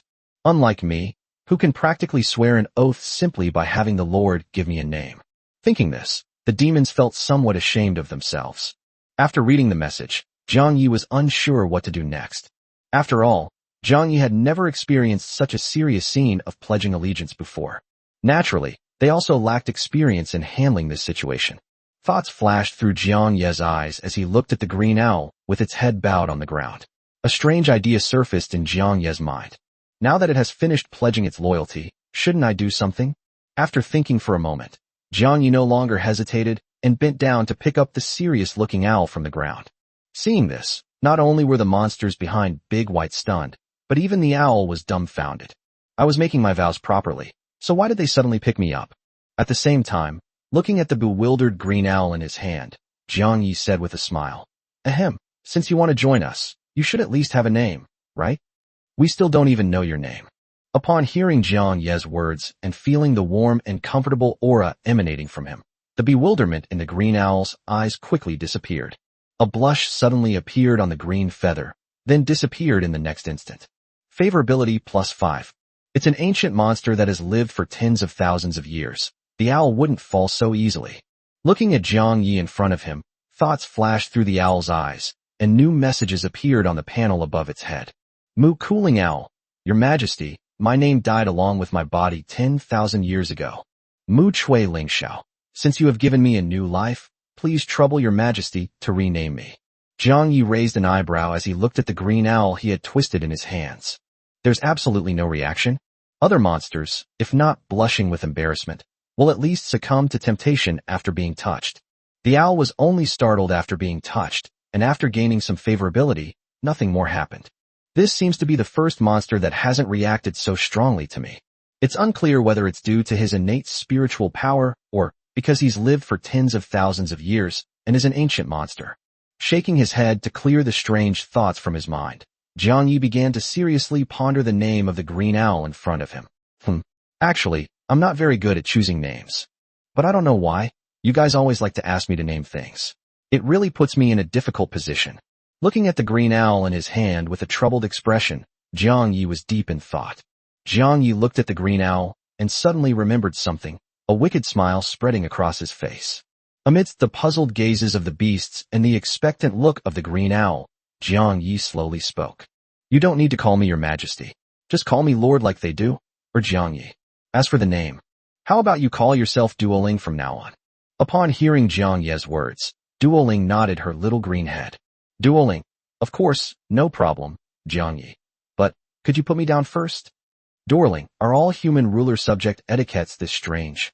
Seeing the owl's aura instantly transform back into that of a mascot, Zhang Yi's lips gradually curled into a smile. I don't know if other human rulers and their subjects behave this way, but in my system, this is how the etiquette between ruler and subject is. Upon hearing Zhang Yi's words, Duoling was stunned and didn't react for a moment.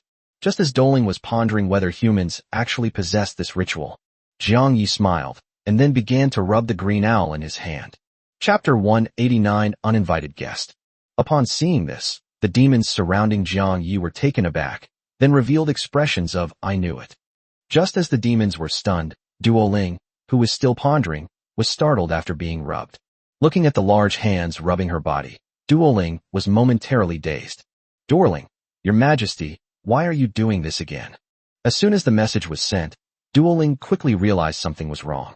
Wait, why does this hand feel different from what I remember? Why? Does it feel strangely comfortable? Realizing what was happening, Duoling was startled and flapped its wings to break free from Zhang Yi's grasp in an instant. Seeing Zhang Yi's smirk, Duoling's green body instantly swelled up. Duoling, Zhang Yi, what are you doing? Duoling, don't try to fool me. My clone has traveled to human countries before. You humans don't have this kind of etiquette at all. Duoling, how rude. Why did you start rubbing Chunzi the moment we met? You look exactly like that guy. Seeing the green owl ahead with its feathers ruffled, Dabai looked at Zhang Yi with a helpless expression.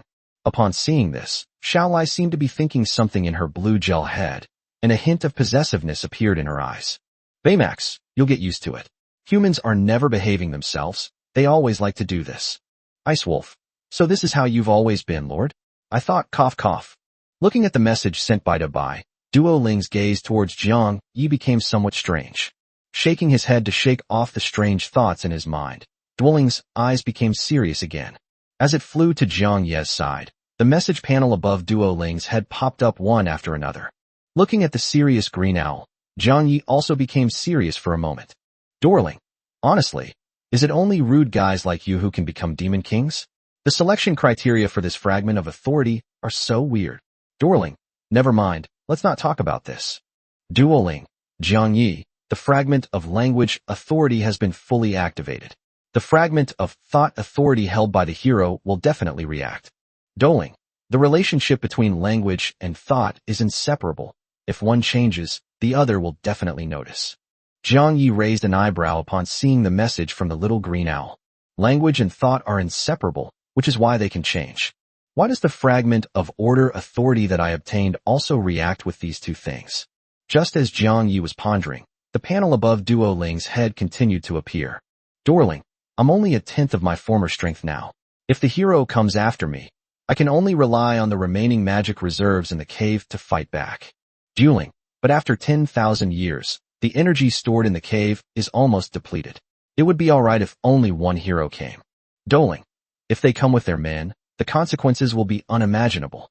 So, we probably need to act quickly now. Zhang Yi's expression remained unchanged after reading the message sent by Duoling.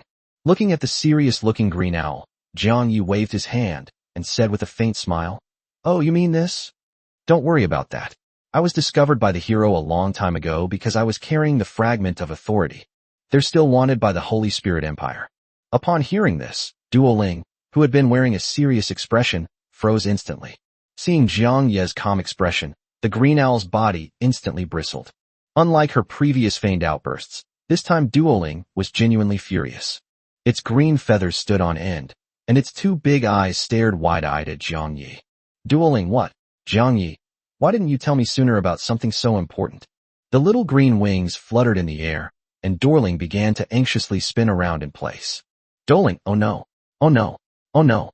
We really don't have much time left. Duoling, the hero will definitely know about the fusion of the fragments of the language authority. Duoling, if what you say is true, the hero is likely already on his way." Duoling, "No, we can't stay here any longer." After sending the message, Duoling flapped its wings and flew towards Jiang Yi. He then used his body to push Jiang Yi, trying to push him towards the stairs. The beasts were stunned by this sight, and for a moment they didn't know what they should do. "Should we push along with the green owl, or stop the green owl? You say you should stop them, but they're doing it for the Lord's own good. You suggested we push together, but the monsters were a little shy. After all, not everyone can resist Jiang Ye's temptation like Duoling." Just as the demons hesitated, Jiang Yi, who was being shoved by Duoling, was momentarily taken aback. "Huh? Should we leave now? What about the treasure the Demon King left behind?" Upon hearing Jiang Ye's words, Duoling, who was shoving Jiang Yi, rolled her eyes. "Duoling, what time is it? You're still concerned about such material things. Duoling, do you even know how strong the hero is, having lived as a human for tens of thousands of years?" Duoling, "Even at my peak, when I was at the 9th rank, I wasn't confident I could defeat him leading a large army, let alone now that I can only fight using external energy." Looking at the message sent by Duoling, Jiang Ye's eyes flashed with thoughts. Reaching out, Jiang Yi hugged the green owl that had been pushing him toward the stairs and spoke softly. Don't worry, the hero hasn't arrived yet.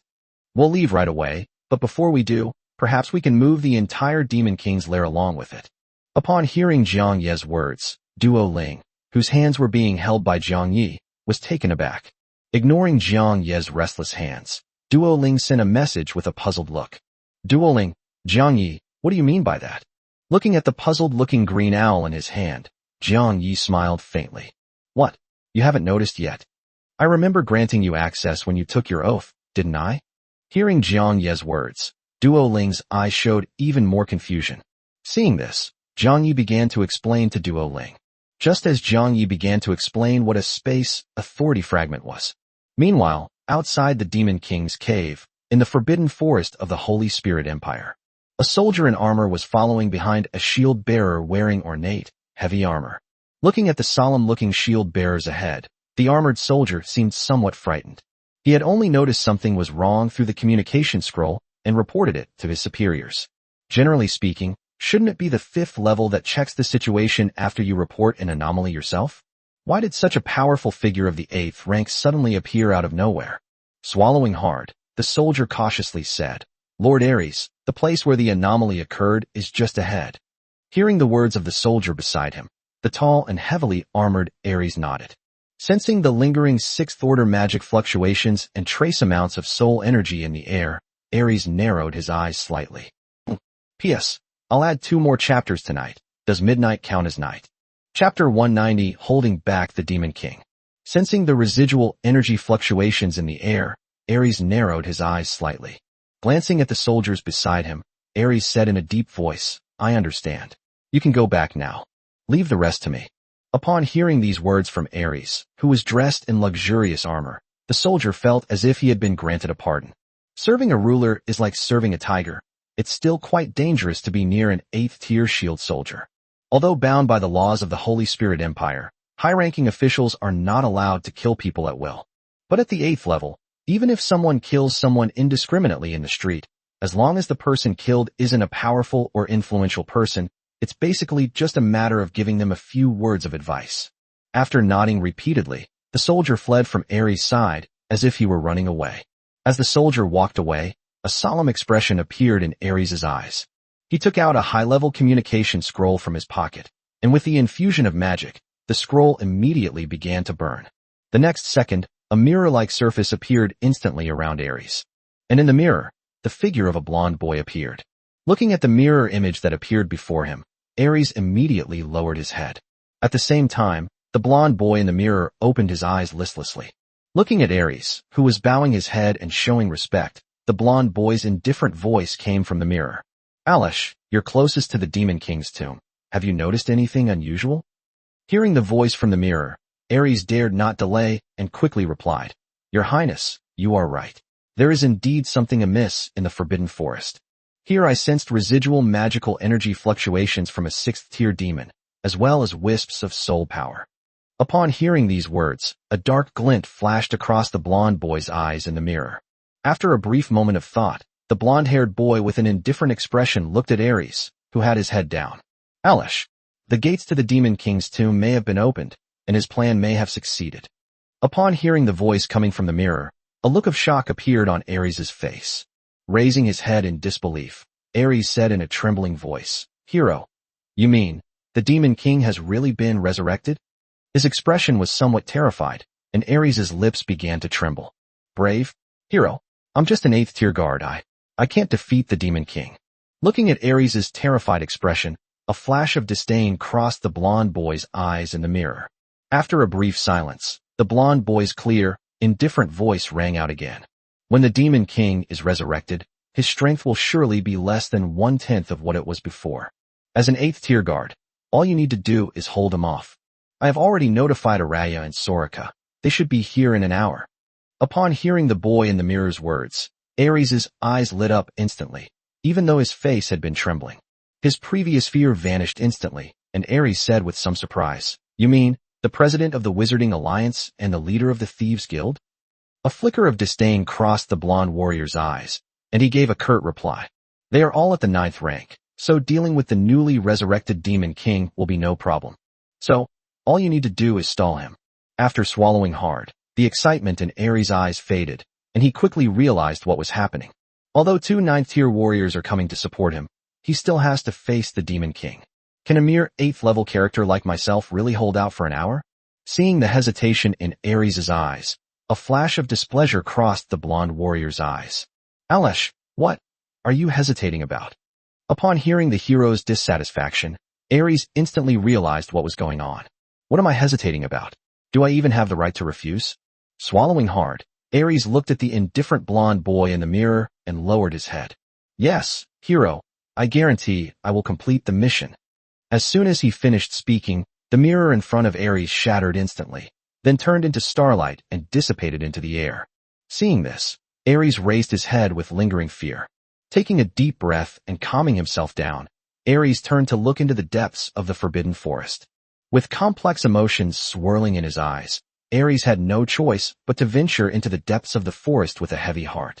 As Aries went deeper into the cave, his heart beat faster and faster. Upon reaching the barrier made of trees, Aries took out a black and gold shield inscribed with ancient runes from behind his back. The 8th Order magic powers surged suddenly, and the shield in Aries' hand emitted a blinding light. An invisible energy shield instantly enveloped Aries' body, and after isolating his scent, Aries' body disappeared into the tree barrier. And so, with a tense expression, Aries saw the scene above the Demon King's cave. Aries was taken aback as he looked at the empty plains ahead. What about the mountains of corpses and seas of blood in the Demon King's tomb? What about the rotting entrails that fill the entire space? How come there's not a trace left? Just as Aries was utterly astonished by the disappearance of the mountain of corpses. Then, in the center, Aries saw something even more shocking. What should have been a flat, open field now had a huge crater. Seeing this, Alish's internal alarm bells went off, and he suddenly became extremely nervous. Could that giant pit in front be the work of the resurrected Demon King? Thinking this, the fear in Aries' eyes grew stronger. Just as Alice took a deep breath and was about to step forward for a closer look. It was then that Aries noticed a black-haired boy standing at the edge of the pit. A green owl was seen following the black-haired boy. That's all there is. Alish was startled by this sight. The magical energy fluctuations swept across instantly, revealing that it wasn't even at the 1st rank, while the green owl was barely at the 1st rank. Sensing this, Aries finally felt a little relieved. However, only a tiny amount was released, and Alish remained extremely wary of it. After all, appearing in this place at this time is highly suspicious. They might be spies sent by another country to investigate, or followers of a cult sent to assist in the resurrection of the Demon King. It could even be a Demon King disguised as an ordinary person. After all, anyone who appears at this time is highly suspicious, regardless of who they are. Seeing this, Ares' mind raced as he began to think about his next move. Just as Aled was looking at Jiang Yi, brainstorming, Jiang Yi, who was being closely watched, was looking at the panel that appeared in front of him with some speechlessness. Dueling, Jiang Yi. Is this how you use the space authority? Dueling. This is a fragment of authority that has never appeared in the world before. You're actually using such a valuable fragment of authority as storage space. Dueling. Your use of this is a complete waste. The space authority fragments are definitely not meant to be used like this. Dueling. Honestly, as the holder of authority, shouldn't you know more about authority? How come you know less than an outsider like me? Chapter 191 Dueling's Plan. After reading the message from the green owl in front of him, Jiang Yi shrugged, his expression somewhat helpless. What can I do? I don't even know what it feels like to manipulate magic, so how could I possibly know how to use the fragments of the space authority? Upon hearing Jiang Ye's words, Duo Ling's gaze towards Jiang Yi became somewhat strange. Dueling. Speaking of which, why don't you, as a human, possess any magic power? Dueling. The absolutely magic-free environment inside the Demon King's inheritance container was something I researched flesh magic for a long time before creating, and even now I'm not confident I can perfectly replicate it. Dueling. Could you also be a flesh and blood magical creation of some genius mage? That can't be. There couldn't possibly be a mage more talented than me in this world. Jiang Yi was speechless for a moment when he saw the message from Duo Ling. Just as Jiang Yi was about to complain about Duo Ling, he noticed the tall shield soldier not far away out of the corner of his eye. The words of complaint were stuck in his throat when Jiang Yi turned his head to look at him in confusion. At the same time, Duo Ling, who witnessed this scene, also looked in the direction Jiang Yi was looking. Their eyes met, and after Jiang Yi and Alish locked eyes, an eerily quiet atmosphere descended. Dueling. This person seems to be an 8th-tier light elemental guardian. The light element on his body is extremely dense. As Jiang Yi entered his ethereal state, his eyelids twitched as he gazed at the tall human in the distance, clad in magnificent armor. Could the 8th-ranked person who caught up at this point be someone from the hero's side? Currently, Dabai and Xiao Lai can only fight enemies around level 7 at most. If facing an 8th-tier opponent, you might not even be able to penetrate their armor. Although Xiao Lai can corrode magic, the difference in their ranks means the corrosion speed probably won't be very fast. Thinking this, Jiang Yi frowned. Looking at the somewhat serious-looking green owl beside him, Jiang Yi asked softly, "How about it, Duo Ling? Can you handle this guy?" Upon hearing Jiang Ye's words, Duo Ling glanced at the tall guard in the distance. The eagle's cry rang out softly, and a look of disdain flashed in Duoling's eyes.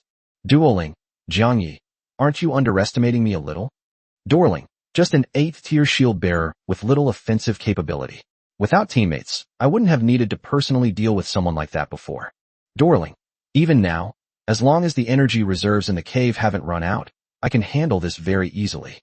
Jiang Yi finally breathed a sigh of relief when he saw the message from the little green owl in front of him. While Jiang Yi and Duo Ling were exchanging ideas, Ares on the other side had already come up with a plan. Although the black-haired youth wasn't even at the first level, he could easily crush him with his magic fluctuations. However, if you don't know who they are, it's best not to alert them.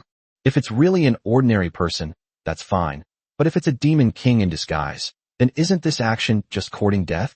Moreover, the orders I received from the hero were to hold off the demon king. I haven't seen any demon kings or anything, just an ordinary human who isn't even at the first level. Whether he's a demon king disguised as an ordinary person or a cultist sent to assist him, keeping him occupied is always a good thing. Even if he were just an ordinary person, he could still give the hero an explanation and avoid being punished too severely. With that thought in mind, Ares suddenly released a surge of 8th-order magic power. The next second, the golden, transparent barrier expanded outwards from Ares. Almost instantly, the golden, transparent barrier enveloped the entire wilderness. Strands of golden energy flowed around it, and the golden transparent barrier solidified the moment it was formed. At the same time, the shield in Ares' hand shone brightly, and the golden barrier was covered with another layer of metallic luster. Ares himself was instantly covered and enveloped by the same golden barrier. Looking at the environment surrounded by a golden barrier, Jiang Yi raised an eyebrow. Is this an attempt to trap oneself inside? Seeing this, Jiang Yi's eyes looked somewhat strange. Even the 9th-tier defensive shield of the Demon King's cave couldn't stop him. What makes this guy, an 8th-tier cultivator, think he can trap himself here? With a playful look in his eyes, Jiang Yi glanced at the message sent by Duo Ling beside him. Dorling, what rudimentary defensive magic? Has humanity's use of magic become so primitive? Dorling, compared to the shield guards who accompanied the hero back then, he's immeasurably inferior. Seeing this, Jiang Yi shook his head. Forget about him for now. Let him stay there if he wants. Little Duoling, where should we move to next? We can't just settle down here. Upon hearing Jiang Yi's words, the disdain in Duo Ling's eyes disappeared. Hawkeye's thoughts raced, and after some consideration, Dorling responded to Jiang Yi's question. Dorling, how rude. I'm not small at all. If we're really comparing ages, you're not even a fraction of my age. Dorling, as for where to go, if it's really as you say, moving to a place with abundant mana will increase mana tax revenue. Dorling, in that case, why don't we move to the border between the Elf Kingdom and the Holy Spirit Empire? Dorling, if I remember correctly, the open areas there are rich in magical energy and mineral resources. After reading the message from the Green Owl, Jiang Yi nodded thoughtfully. Just as Jiang Yi was about to mobilize the fragment of authority to summon the giant radiant eagle to continue their journey, a fierce glint flashed in Dorling's eyes as he looked at Ares, who was huddled in the golden tortoise shell in the distance. Duoling, Jiang Yi, don't rush. Dorling, 10,000 years have passed, and the terrain has changed drastically. The locations I remember may have already changed. Dorling, how about you summon that slime that possesses soul power and have it pull out the soul of that human in front of you? Dorling, I did some research on the soul in my early years. If I could pull out his soul while he was still alive, I could try to extract his memories. Dorling, we can use his soul to view the map then, and also check on the situation on the hero's side. Upon seeing the message sent by Xiaojueling, Jiang Yi's gaze turned strange. Although it felt a little strange for a cute owl to say such scary things, Jiang Yi did not refuse. After all, Duoling's idea could make up for Jiang Yi's lack of intelligence. At this point in time, those who have arrived here are most likely people sent by the hero. If we can access its memories, our next goal will be clearer. At least it won't be like before, where there was only a rough plan.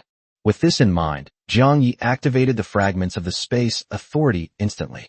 As space distorted, a round, blue slime fell from the sky. And so it fell on Jiang Yi's head. Chapter 192, Alice's Dilemma. Xiao Lai, my lord. I miss you so much. Xiao Lai, my lord. My lord. You must have something to tell me, right? I heard from the humans on the regional channel that they always charge a reward for doing favors. Xiao Lai. So, lord, can I ask for some reward too? Xiao Lai. I don't want anything else. Lord, just pet me a little more. Feeling the weight on his head, and seeing the panel appear in front of him, Jiang Yi smiled. Picking up Xiao Lai, whose hair was all messed up, Jiang Yi looked towards the deep abyss beside him. With a thought, a large area of space distorted, and the flat land and the reddish-brown stone base reappeared. Jiang Yi patted the cuddly little Lai in his arms, and said to Duoling beside him, All right, little Duoling, you open that golden can in front of you first. Although my ability to become ethereal can ignore magic, it is indeed not very offensive. Hearing Jiang Yi's words, Duoling's green owl body puffed up with anger again. As Jiang Yi kneaded the blue slime, one message after another popped up on the information panel above Duoling's head. Duoling, how rude. I told you not to call me little Duoling. Duoling, and are all your monarch subject etiquettes this strange? What kind of subject would grovel at their monarch like that? Duoling, also, your lack of offensive capabilities is entirely due to your incompetence. You've turned a dignified space authority fragment into a mere backpack. Just as the green owl Dorling was criticizing Jiang Yi, Ares, who was hiding in defensive magic in the distance, was instantly stunned when he saw the piece of land that had suddenly appeared in front of him. What's going on? Where did those slimes that fell from the sky come from? And what about that abyss crater that was instantly filled with spatial fluctuations? I clearly didn't sense any magic power, so where did those spatial fluctuations that appeared out of nowhere come from? As his doubts deepened, and as he looked at the black-haired boy holding the slime in front of him, the fear in Ares' eyes intensified. Could this guy really be a demon king disguised as an ordinary person? How could an ordinary person possibly have such abilities? Swallowing hard, Ares, while maintaining his 8th order light-based defensive magic, took out a communication scroll. As magical energy was injected, the communication scroll gradually began to glow. At the same time, looking at the incessant chatter of Duoling, Jiang Ye's expression turned helpless. Okay, little Duoling, I understand. Let's take care of that guy first. The longer we drag this out, the more dangerous it becomes. Upon hearing Jiang Ye's words, the sullen little owl finally stopped the constantly popping information panel above its head. With her eyes closed and head tilted, Xiao Duoling let out a soft hum and looked at the golden marinated egg in the distance. At the same time, a first-order magical energy fluctuation was released from Duoling's body. And so, with the touch of Xiaojuling's first-tier magic power fluctuations, the 5 brownish-red stone magic arrays behind Jiang Yi immediately emitted a bright light. The next second, a dense, tangible magical power erupted from it, forming a giant sphere of magic in the sky. As magic power surged into the floating magic ball, its aura grew stronger and stronger. In the blink of an eye, he reached the peak of the 7th rank. Duoling narrowed his eagle eyes, and a vast surge of magical energy instantly emanated from the sphere. At the same time, layer upon layer of magic arrays appeared, forming a long dragon composed of magic arrays in the blink of an eye. Jiang Yi was startled by this scene and couldn't understand why Duoling could use so much magic. Is this just showing off skills? After using the system to take a picture of the scene and post it in the regional chat channel, Jiang Yi was speechless for a moment when he saw Duoling's proud expression. Is it really necessary? Using so much magic just to show off your skills. Each spell must consume a lot of magic power, right? How many spells have you cast already? Upon hearing Jiang Ye's words, a smug look appeared in Duoling's eyes. Duoling, how rude. I wasn't showing off. Duoling, an 8th tier spell that can shatter a shield in one hit consumes far more energy than many 7th tier spells. I was just taking him down in the most economical way possible. Looking at the smugness and pride in the green owl's eyes, Jiang Ye's gaze held a hint of doubt. Is this guy really not just showing off his skills? Meanwhile, just as Jiang Yi was complaining, the long dragon, composed of magic arrays, emitted countless elemental spells. A real dragon made of fire, a giant wolf made of stone, and even a water element giant wielding a wind element giant sword. In addition, there were countless ice spikes that seemed to have formed out of thin air and numerous giant spikes that emerged from the ground. Under Duoling's control, one after another, intricate elemental spells burst forth from the magic circle. Any one of these released spells could become an absolutely powerful trump card in the hands of an ordinary 7th tier mage. And these spells, considered powerful trump cards, are pouring out of the long dragon of magic circles as if they were free. And so, all these colorful elemental spells rushed toward Ares, who was enveloped by a golden barrier. Looking at the visually striking scene in the distance, not only Jiang Yi, but even Xiao Lai, who was being pampered in his arms, was stunned. He glanced at the spirit beside him, who was meticulously manipulating first-order magic fluctuations and then using magic fluctuations to control the energy cluster. Seeing the seriousness and pride in his eyes, Jiang Yi was certain that this guy was simply showing off his skills in front of him. Meanwhile, Ares was sweating profusely as he struggled to maintain the golden defensive barrier around him. Although a 7th tier peak spell is like a tickle to an 8th tier defensive barrier, but the quantity is too large. Even if a single peak 7th tier spell can't break through this 8th tier defensive barrier, what about 10, 100, or even 1,000? These peak 7th tier spells weren't even ordinary spells. They were the kind of spells used as trump cards or ultimate moves. After being bombarded by so many powerful attacks, Ares really couldn't take it anymore. As cracks appeared in the golden barrier around him, Ares was startled by what he saw. He quickly withdrew the golden barrier energy that had enveloped the entire area, no longer caring whether he could stop the black-haired boy. In this situation, saving your life is the most important thing. Just as Ares was praying that the magical bombardment would stop, the communication scroll, which had been infused with magic, suddenly reacted. The next second, a mirror made of magic appeared in front of Ares. And in the mirror, the figure of the blonde boy slowly emerged. Looking at the blonde boy in the mirror, the nearly 2-meter-tall man, Ares, almost burst into tears. Hero, when are Lord Araya and Lady Soraka arriving? I can't hold on much longer. At the same time, Duoling seemed to sense something, and his proud and smug expression instantly froze. Chapter 193, Sensing Something's Wrong. Seeing the little owl beside him frozen in place, Jiang Yi was momentarily puzzled. Just as Jiang Yi was about to ask Duoling what had happened, the magic that had been orderly attacking the shield in the distance suddenly changed. Almost the instant the little owl froze, the meticulously controlled magic also stopped. The elemental creatures that had been tearing and colliding with the others stopped attacking, and the various elemental bombs that had been hurtling towards them also stopped in midair. All the magic ceased its attack the instant the mirror appeared, as if the master of the magic had stopped controlling it. Seeing this, Ares, inside the golden barrier, was overjoyed, thinking that the magic power of the people outside had been exhausted.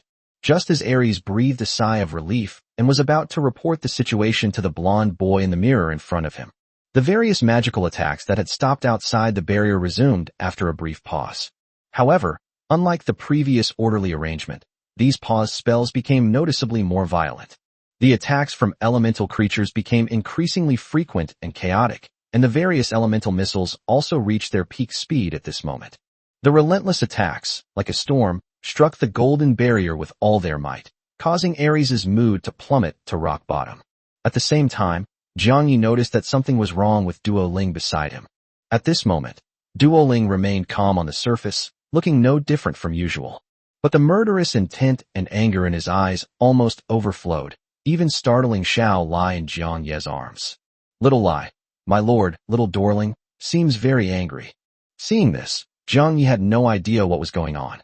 When little Doling first saw that tall shield guard, his eyes were full of disdain. Why did the murderous aura suddenly become so strong? With thoughts swirling in his eyes, Jiang Yi immediately sensed that something was wrong. Looking at the various elemental magics attacking wildly in the distance, Jiang Yi pondered for a moment and then teleported the Wawa rat out. As space distorted, Wawa rat appeared at Jiang Ye's feet, looking completely bewildered. Wawa mouse, huh? My lord, what can I do for you? Jiang Yi glanced at the now vanished golden barrier around him and whispered, Wawa rat, you should run out first. Run as far as possible, get as far away from this forest as possible, and be careful on the way. Hearing Jiang Ye's whispered instructions, Wawa rat nodded obediently, even though it didn't know what had happened. Wawa mouse, oh no problem lord. Well, I'll be going now. After sending the message, the little Wawa mouse bowed to Jiang Yi again and then ran off in the direction where there was no magic. Jiang Yi finally felt a little relieved after watching the Wawa rat disappear after reaching a certain distance. Meanwhile, the golden barrier was already covered in cracks under the onslaught of magical attacks. Seeing this, Ares, who was still feeling fortunate to have survived the ordeal, instantly stopped smiling. Looking at the sweat-drenched Ares and the cracked golden barrier, the blonde boy in the mirror had thoughts swirling in his eyes. A fleeting glint of ruthlessness flashed in his otherwise calm eyes, as if he were recalling something. Sorika will be there soon. Alesh, if you really can't hold on, use your last bit of magic to wrap the communication scroll. Let me see what the Demon King looks like after his resurrection, and that will be your greatest achievement. Don't worry, I will treat your relatives and family well. Ares was utterly shocked to hear the words of the blonde hero in front of him. What does this mean, hero? Does it mean you're giving up on yourself completely? A look of urgency flashed in his eyes, and Ares could no longer care about anything else. He took out a storage bag from his armor, and in the next second, several bottles of blue potion appeared in front of Ares. Seeing that Ares was about to pick up the potion and drink it, the blonde boy understood what Ares meant. Is this a case of fighting to the bitter end? A flash of displeasure at Ares for disobeying his orders crossed his eyes, and then a golden light gradually shone in the blonde boy's eyes. Alesh, lift your head. Hearing the boy's voice coming from the mirror, Ares, who was about to drink the potion, was startled. His gaze instantly became unfocused, and Ares put down the potion and slowly raised his head. Looking at the blonde boy whose pupils shone with dazzling golden light in the mirror, Ares' eyes, which had just been filled with despair, suddenly turned fanatical. Just as he was about to shout hero, Ares heard a voice that made him tremble with excitement. Alesh, my most loyal subordinate. Quickly, use all your magic to wrap the communication scroll. The Empire and I will forever remember your contributions. The light emanating from his golden pupils grew stronger, and the fanaticism in Ares' eyes became increasingly evident. His tall body trembled with excitement, and Ares could no longer contain himself and shouted, Long live the brave, long live the Holy Spirit Empire. I am willing to give everything for you and the Empire. Driven by Ares' boundless and fanatical worship of the Empire and the hero, Eighth Order magic power was released from his body without restraint. At the same time, his body quickly began to dry out and turn yellow, and his face gradually became thinner. As it squeezed its own life force, the golden barrier around it crumbled inch by inch. Thus, an 8th-tier shield guard unleashed his full power without regard for the consequences, even squeezing out all his life force. A golden energy shield materialized and instantly enveloped the radiant communication scroll. The next second, Ares' frenzied, towering body was instantly engulfed by countless high-level 7th-tier spells. Originally, Ares was an 8th-tier guard, and his body was incredibly powerful, nourished by magic. Even compared to the golden barrier it uses, its defensive capabilities are in no way inferior. However, due to the release of magic that almost defied biological instincts and the extreme exploitation of life force, his incredibly powerful body was quickly drained dry. As a result, the dignified 8th-tier guard was reduced to dust and vanished into thin air in an instant after being attacked by a peak 7th-tier magic. Sensing the death of life forms within the smoke and dust, Dorling ceased manipulating the magic. As Dorling stopped, the magic gradually dissipated in the air, turning back into pale blue energy. Then it merged into the giant, floating energy sphere. Seeing this, Jiang Yi, holding Xiao Lai, looked at the green owl beside him, whose expression was still full of murderous intent. So, is it all over? Upon hearing Jiang Ye's words, Duo Ling slowly shook her head. Dueling, this isn't over yet. Something evil is coming. Seeing this, Jiang Yi couldn't help but frown. Something dirty? Wasn't there only that guard just now? With growing doubt in his eyes, Jiang Yi looked at the place that was being bombarded by magic. Chapter 194 Politeness. As the smoke and dust gradually dissipated, Jiang Yi could clearly see the scene inside the large crater blasted out by magic. At that moment, a golden sphere, almost solidified, remained unharmed within the massive, damaged crater. Jiang Yi was taken aback upon seeing this. This is killing an elite monster and getting gold coins? Or was that 8th-tier guard a monk who was killed by magic and then dropped relics? Wait a minute, isn't this the Middle Ages? Where did these monks come from? Just as Jiang Yi was wondering what the golden sphere was, Duo Ling's face had turned extremely ugly. Looking at the golden sphere in the distance, Doling's eyes surged with killing intent and hatred. Duo Ling, Jiang Yi, stop making wild guesses. Dorling, inside that golden sphere is a communication scroll that allows for remote communication. Dueling, the hero will appear soon. Jiang Yi, as the Demon King, be prepared to communicate with him. As the message popped up, the killing intent and hatred in Doling's eyes disappeared, and she closed her eyes.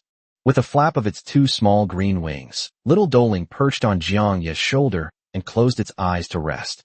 Jiang Yi was stunned when he saw the message from Xiao Duoling. A hero? Is that cult leader who flies through the sky coming? Just as Jiang Yi was stunned, the golden solid sphere in the huge pit suddenly moved. Golden energy continuously flowed into the sphere. As the magic flowed and moved, a huge magic mirror appeared in midair the next second. Looking at the huge magic mirror floating in midair in the distance, Jiang Yi's expression was somewhat strange. This feels like watching an open-air movie. At the same time, the mirror made of magic instantly lit up. The next second, a handsome blonde boy wearing a crown and with two small scales hanging from his earlobes quietly appeared in the huge mirror. Jiang Yi recognized the figure reflected in the mirror at a glance. After all, the hero's bright golden hair and unique aloof and indifferent temperament are still easy to recognize. Just as Jiang Yi was observing the hero in the mirror, the hero also noticed Jiang Yi. Looking at the black-haired boy holding a blue slime in the distance, the hero's eyes filled with doubt. The Demon King's tomb. How could there be humans other than Ares? Just as the hero was feeling puzzled, he saw a green owl resting with its eyes closed on Jiang Yi's shoulder. Upon seeing this, the hero instantly understood what was going on, and a look of surprise appeared in his eyes. However, the surprise in the hero's eyes quickly disappeared, replaced by a faint smile. Looking at the owl perched on the black-haired boy's shoulder, the hero's cool voice came from the mirror. Monster Mage Merlin Safadal, it's been a long time. The last time I saw you, you were standing alone in front of the Demon King's palace, holding off his army for a long time. How long has it been since the last campaign? It seems like more than 10,000 years. I never expected that even though the Demon King is dead, you're still alive. Why bother? If you'd like to join us, I'd be very happy to have you. The magical system you created remains one of the mainstream schools of magic even now. If you were here, you might even be able to teach your grand disciples. Hearing the words coming from the mirror in the distance, Jiang Yi raised an eyebrow. The name he mentioned, was it Xiao Duoling's former name? Jiang Yi turned to look at Duo Ling, who was resting on his shoulder, and was startled. At that moment, the green owl on his shoulder was trembling with anger. Although Xiao Duoling remained silent with her eyes closed, Jiang Yi could still see through her undisguised anger and murderous intent at a glance. Seeing this, the blonde warrior revealed a satisfied smile. Glancing at Jiang Yi beside him, the blonde warrior slowly asked, Safadar, who is this human beside you? Hey, don't tell me the answer yet. Let me guess a bit more. For the only national advisor of the Demon Empire, a demigod of magic with unparalleled power, to willingly follow him. This person's identity must be extraordinary, right? Who could it be? That's hard to guess. The amusement in his eyes grew stronger as he looked at the black-haired boy in the distance, and the hero touched his earring and laughed. Could this person be the demon king you chose? If humans can become demon kings, why didn't you give me the fragments of authority in the first place? If you had given it to me back then, your demon king might not have died. In the end, you still gave the fragments of power to humanity. Why did you do that? Ha ha ha. As soon as the words were spoken, the eyes of the hero on the screen instantly lit up with a dazzling golden light. At the same time, one of the scale earrings worn by the hero also emitted a light. And then, nothing happened. Duoling's owl body was still trembling with anger, while Jiang Yi looked at the magic mirror in the distance with a strange expression. The only difference was that Xiao Lai's eyes and Jiang Yi's arms had changed slightly. However, this change returned to normal the moment Jiang Yi touched her. Upon seeing this, a flash of surprise crossed the hero's eyes, and his gaze toward Jiang Yi became somewhat interested. As expected of the demon king chosen by Safadar, he only obtained the fragment of authority not long ago, yet he has already mastered its power so quickly. TSK, I don't see any fleshy lumps on your body. I don't recall ever having a 9th-tier human trader like you on the continent. Before the hero in the mirror could finish speaking, a spike formed from condensed poisonous elements flew toward the mirror at an extremely fast speed. Before the hero could finish speaking, the poisonous element swiftly pierced through the floating mirror. Almost instantly after being pierced, the mirror surface was rapidly corroded away by the toxic elements. The hero's unfinished words came to an abrupt end as the mirror disappeared. Seeing this, Jiang Yi's lips curled up, and he touched Xiao Lai in his arms, whose eyes were flashing with a fierce light, and who had just finished casting magic. Shaking his head, Jiang Yi was just about to lead Duo Ling and Xiao Lai out of this space, when the golden sphere dimmed slightly, and then the huge mirror reappeared in midair. The golden-haired hero's figure reappeared in the mirror, but this time, anger and murderous intent flashed in his eyes. Looking at the black-haired boy in the distance, the hero's indifferent voice, tinged with anger, rang out once more. As a subject of the Demon King, didn't the Demon King teach you that it's impolite to interrupt others when they're speaking? It's okay. Since the Demon King didn't teach you, then let Soraka teach you what manners are. The moment the hero finished speaking, a dashing figure wearing a tattered cloak and a brown hood suddenly appeared at the edge of this space. Chapter 195: The Use of Fragments of Authority in Space. Jiang Yi was startled when he saw the figure that suddenly appeared in the distance. Who is this person? Could it be Soraka that the hero mentioned? What a coincidence. The hero just finished speaking and Soraka arrived. Looking at the tattered cloak moving without wind in the distance, Jiang Yi subconsciously frowned. Doling, do you know that guy over there wearing a cloak and hood? Hearing Jiang Yi's whisper in her ear, Duo Ling calmed down and opened her eyes. Looking at the figure standing at the edge of the space, whose cloak was moving without wind and whose face was covered by the shadow of the hood, Doling's eyes widened instantly. Duo Ling, Jiang Yi, be careful. I don't know this guy, but his aura is very strong. Duo Ling, although this guy has extremely concealed his inner energy, I can still sense it. Dueling, this guy should be a 9th tier. At the same time that Doling sent the message, the hero in the magic mirror also laughed. Heh, Safadar, you probably don't recognize this guy, do you? After all, there aren't many 9th tier cultivators left who survived from our era. Although the 9th tier in this generation is far inferior to that of our time. However, the 9th rank in this era has one advantage over that era. That means being obedient. As the hero's voice faded in the mirror, the hooded figure at the edge of the space raised its head. A red light flashed in his eyes as he looked at the black-haired boy in the center of the wilderness, and a hoarse, magnetic voice came from him. Hero, is that person the Demon King?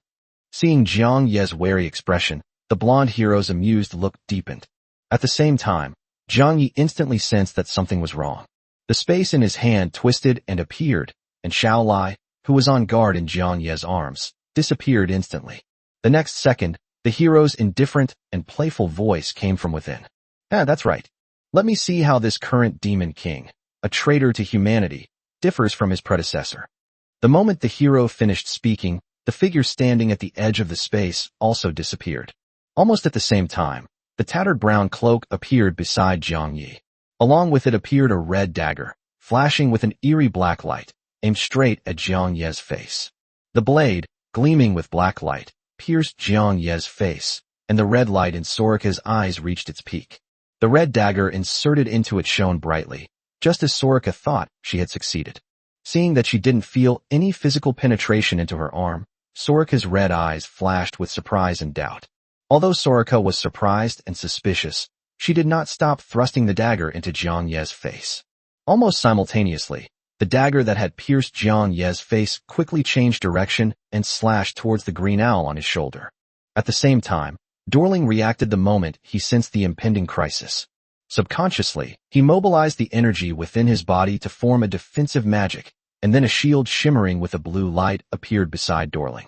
The dagger, flashing with black light, instantly pierced through the shield, and only then did Duoling realize that he was no longer the 9th-tier archmage he once was. Aside from magical knowledge, I am currently just an ordinary 1st-tier monster. At this point, it was too late to mobilize the stored energy in midair. Just as the dagger, gleaming with black light, pierced through the feathers of the spirit, and the black light was about to cut through its flesh. The space distorted instantly, and Dorling's body vanished from the spot in the blink of an eye. Soraka swung her sword and missed, her eyes showing no emotion whatsoever. With a flash of red light in her eyes, Soraka's body turned into black energy and vanished from the spot in the blink of an eye. When it reappeared, the figure in the tattered cloak was already standing next to the golden sphere. Looking at Jiang Ye in the distance, who was so confident that he didn't move at all after finishing his attack, he was actually still in shock. Soraka's red eyes narrowed with seriousness, and her hoarse voice followed. Hero, this guy is very strange. He's weak, but very strong. Hearing Soraka's hoarse voice, the amusement in the blonde hero's eyes, who had witnessed the whole thing, gradually disappeared. The blonde hero narrowed his eyes as he looked at the serious-looking black-haired boy. That's interesting. Demon King, what is your name? Hearing the hero's question from afar, Jiang Ye ignored him. Under the gaze of red and gold eyes, Jiang Ye swallowed hard and opened the system panel. Xiao Lai, my lord. Are you alright? How are things on your end, my lord? Duoling, Jiang Ye, why did you teleport me away? Are you going to fight a level 9 thief/assassin all by yourself? Big White. Human, what's going on over there? Why are we fighting a level 9 enemy so soon after we went out? Ice Wolf, my lord. Shao Chi, huh? Lord, how are things on your end? Radiant Giant Eagle, huh? Did I see that right? 9th tier. Night Shadow Wolf. My lord, shall I come out and help you escape? Looking at the chat group that had already exploded, Jiang Ye took a deep breath. I'm fighting at level 9? Seriously? Will we win? How can an ordinary person who isn't even at the 1st rank fight against a seemingly powerful 9th rank thief/assassin? Jiang Ye's eye twitched. He realized that apart from using the trump card that would kill many residents, it seemed that this was really the only option. After all, even if all the beasts, including the Great White, were teleported out, they wouldn't be enough for him to cut down with a single strike against a 9th tier opponent. At that terrifying speed, if I teleported out one, this 9th tier assassin could probably fly over and chop one up immediately. Thinking of this, Jiang Ye was speechless and a little nervous at the same time. Just as Jiang Ye was pondering a solution, a message popped up on the system panel that caught his eye. Doling. In this situation, perhaps you should think about how you should use your space authority fragment. Dorling. I've said it before, it's a terrible waste for you to use the fragments of space authority as a storage bag. Doling. Leaving aside the intricate and complex applications. Dorling. Why don't you summon the elemental energy from the monster realm and use it as your attack method? Upon seeing the message sent by Xiao Duoling, Jiang Ye's eyes lit up and he instantly understood. A smile gradually crept onto Jiang Ye's lips as he raised his finger and pointed at Soraka, whose eyes were flashing crimson light in the distance. When Jiang Yi pointed at her with his finger, Soraka's beast-like intuition instantly sensed that something was wrong. Hee, almost 200 chapters already. Thank you to all the readers who have made it this far. With this, Jiang Ye's moving journey is almost over. The next step is to set up camp and develop territory, which may return to the style before chapter 100. And also, could you please help the author by clicking on some free clicks and leaving a positive review? The author would like to thank all the readers here. Chapter 196, Soraka's Plan. A flicker of thought and vigilance crossed Soraka's red eyes, and without further hesitation, she vanished from her spot in an instant. Of course, before disappearing, she didn't forget to take the golden sphere from the ground with her. The tattered brown cloak vanished in the blink of an eye, turning into black energy. The instant after Soraka vanished as black energy, the space where Soraka had been standing began to distort on a large scale. The next second, accompanied by the distortion of space, a waterfall of poisonous elements mixed with the wails of countless souls appeared instantly. The crater, originally created by various magical attacks, was instantly transformed into a bottomless abyss by the continuous corrosive effects of the poisonous elemental waterfall. The countless souls mixed in with it seemed to see salvation and began to flee in all directions. As they fled, they let out shrill, ear-piercing screams. Looking at the poisonous elements being transmitted from Xiao Lai's internal space, Jiang Yi excitedly licked his lips. Although this operation didn't even touch that guy, it didn't deal any damage. But at least I know how to use magic, right? With a casual flick of the finger, countless souls howled, and a waterfall of poisonous elements corroded and penetrated the earth. This scale is probably something even serious poison element mages couldn't accomplish in a short time. At the same time, as black energy gathered, Soraka's figure instantly appeared behind Jiang Yi. Looking at the black-haired boy standing in the distance, Soraka's crimson eyes grew increasingly wary. Hero. He's using magic. There's no magical fluctuation. Some are just sudden spatial fluctuations. A hoarse voice came from under the hood, and upon hearing this, a hint of surprise flashed in the eyes of the blonde hero in the magic mirror. After the initial surprise, the hero pondered for a moment as he looked at the black-haired boy's retreating figure in the distance. After a brief moment of thought, a look of sudden realization appeared in the hero's eyes. What follows is an almost imperceptible excitement and anticipation. I think I know why Safadar chose you as the Demon King. Your ability to release spatial magic out of thin air without leaving a trace is indeed quite impressive. But it's nothing special. As the hero spoke, Soraka, upon learning of Jiang Ye's abilities, immediately formed a plan in her mind. Soraka glanced at the red dagger flashing with black light in her hand, and instantly vanished from her spot. At the same time, upon hearing the voices behind him, Jiang Yi raised an eyebrow. Did it run behind me? Ignoring the huge crater corroded by the poisonous elements in front of him, Jiang Yi slowly turned his head.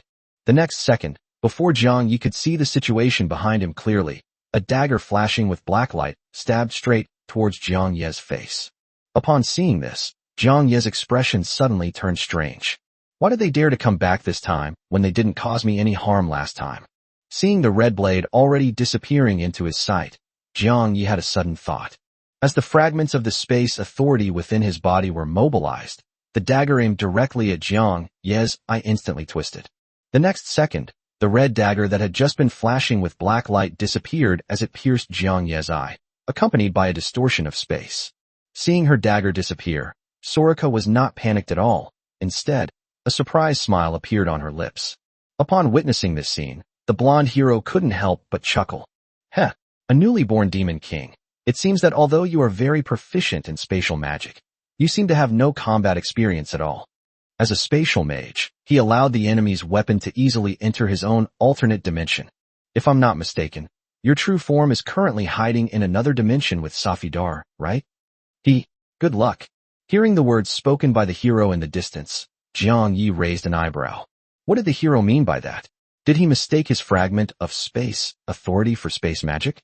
Just as Jiang Yi was wondering, Soraka's body suddenly glowed red, and then her body instantly turned into black smoke and disappeared on the spot. The next second, Soraka turned into black smoke and disappeared on the spot.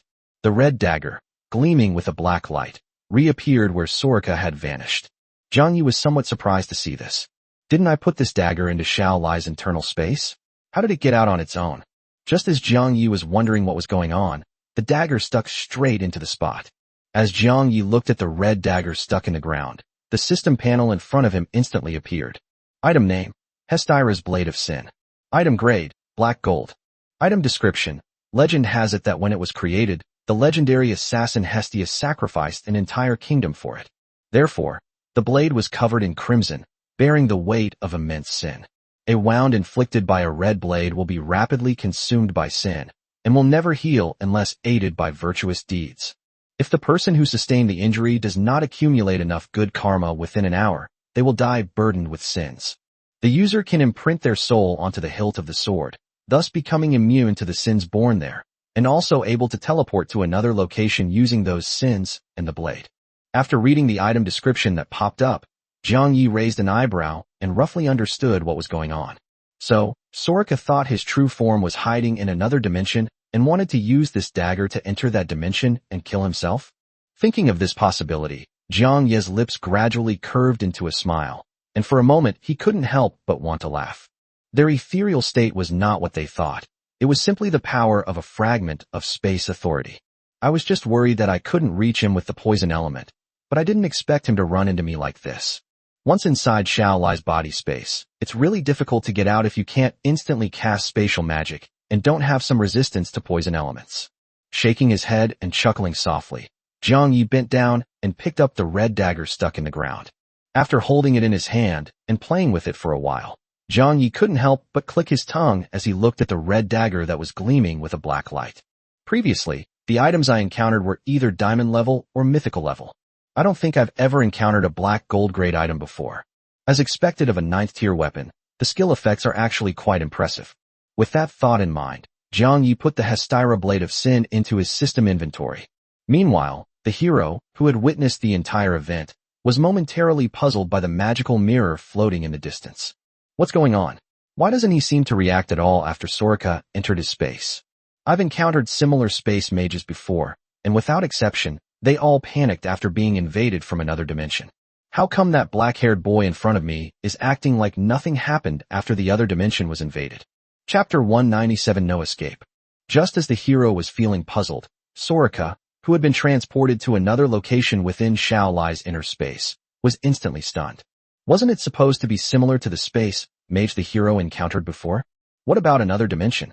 What exactly is this sea of poisonous elements ahead? Manipulating magic, he floated his body on a churning ocean of poisonous elements.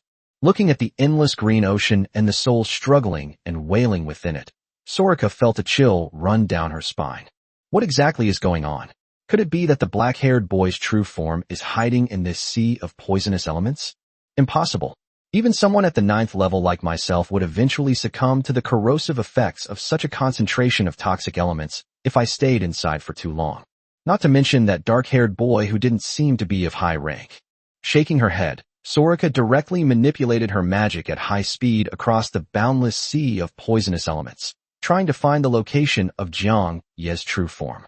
After wandering around for a while, Soraka not only failed to find Jiang Yi's true form, but also discovered something strange. The toxic elements that used to only corrode flesh and matter seemed to be able to corrode magical energy here. Even the air in this godforsaken place is filled with toxic elements. Even just being in mid-air where there were relatively few toxic elements, I could feel my magic power being gradually corroded. Although this level of corrosion is negligible for a 9th tier being.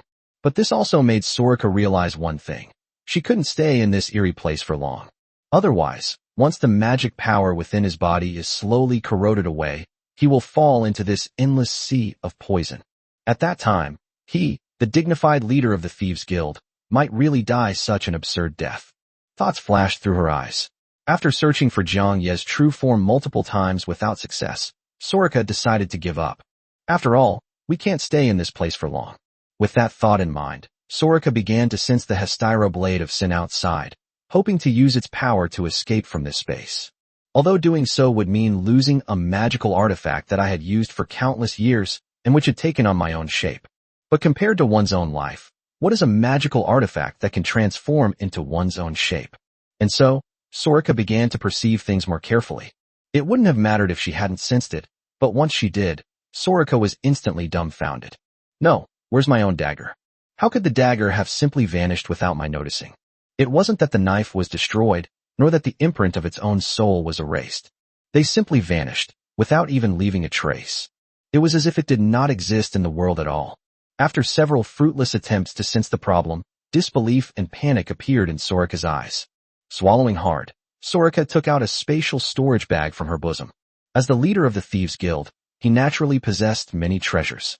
Among them are magical items that can escape from other dimensions. With that thought in mind, Soraka took out a spatial magic scroll from her storage bag. As magic was injected, wisps of spatial energy surged from the scroll, gradually forming a magic circle in front of Soraka.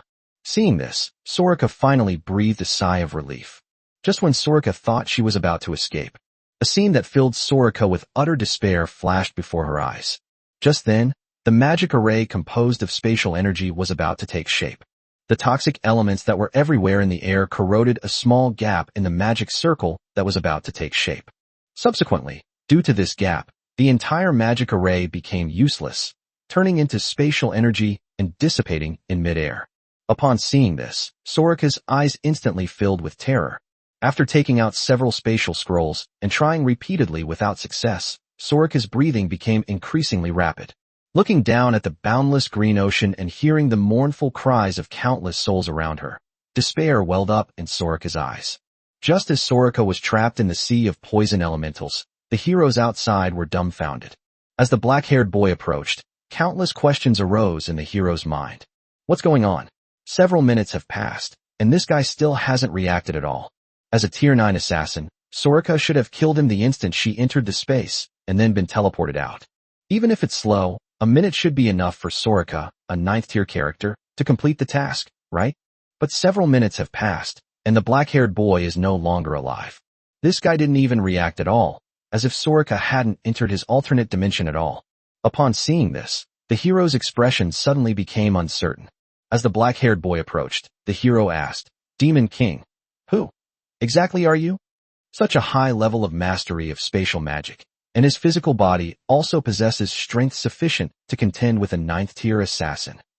A guy like you is definitely not an unknown person. There's no way I wouldn't know you.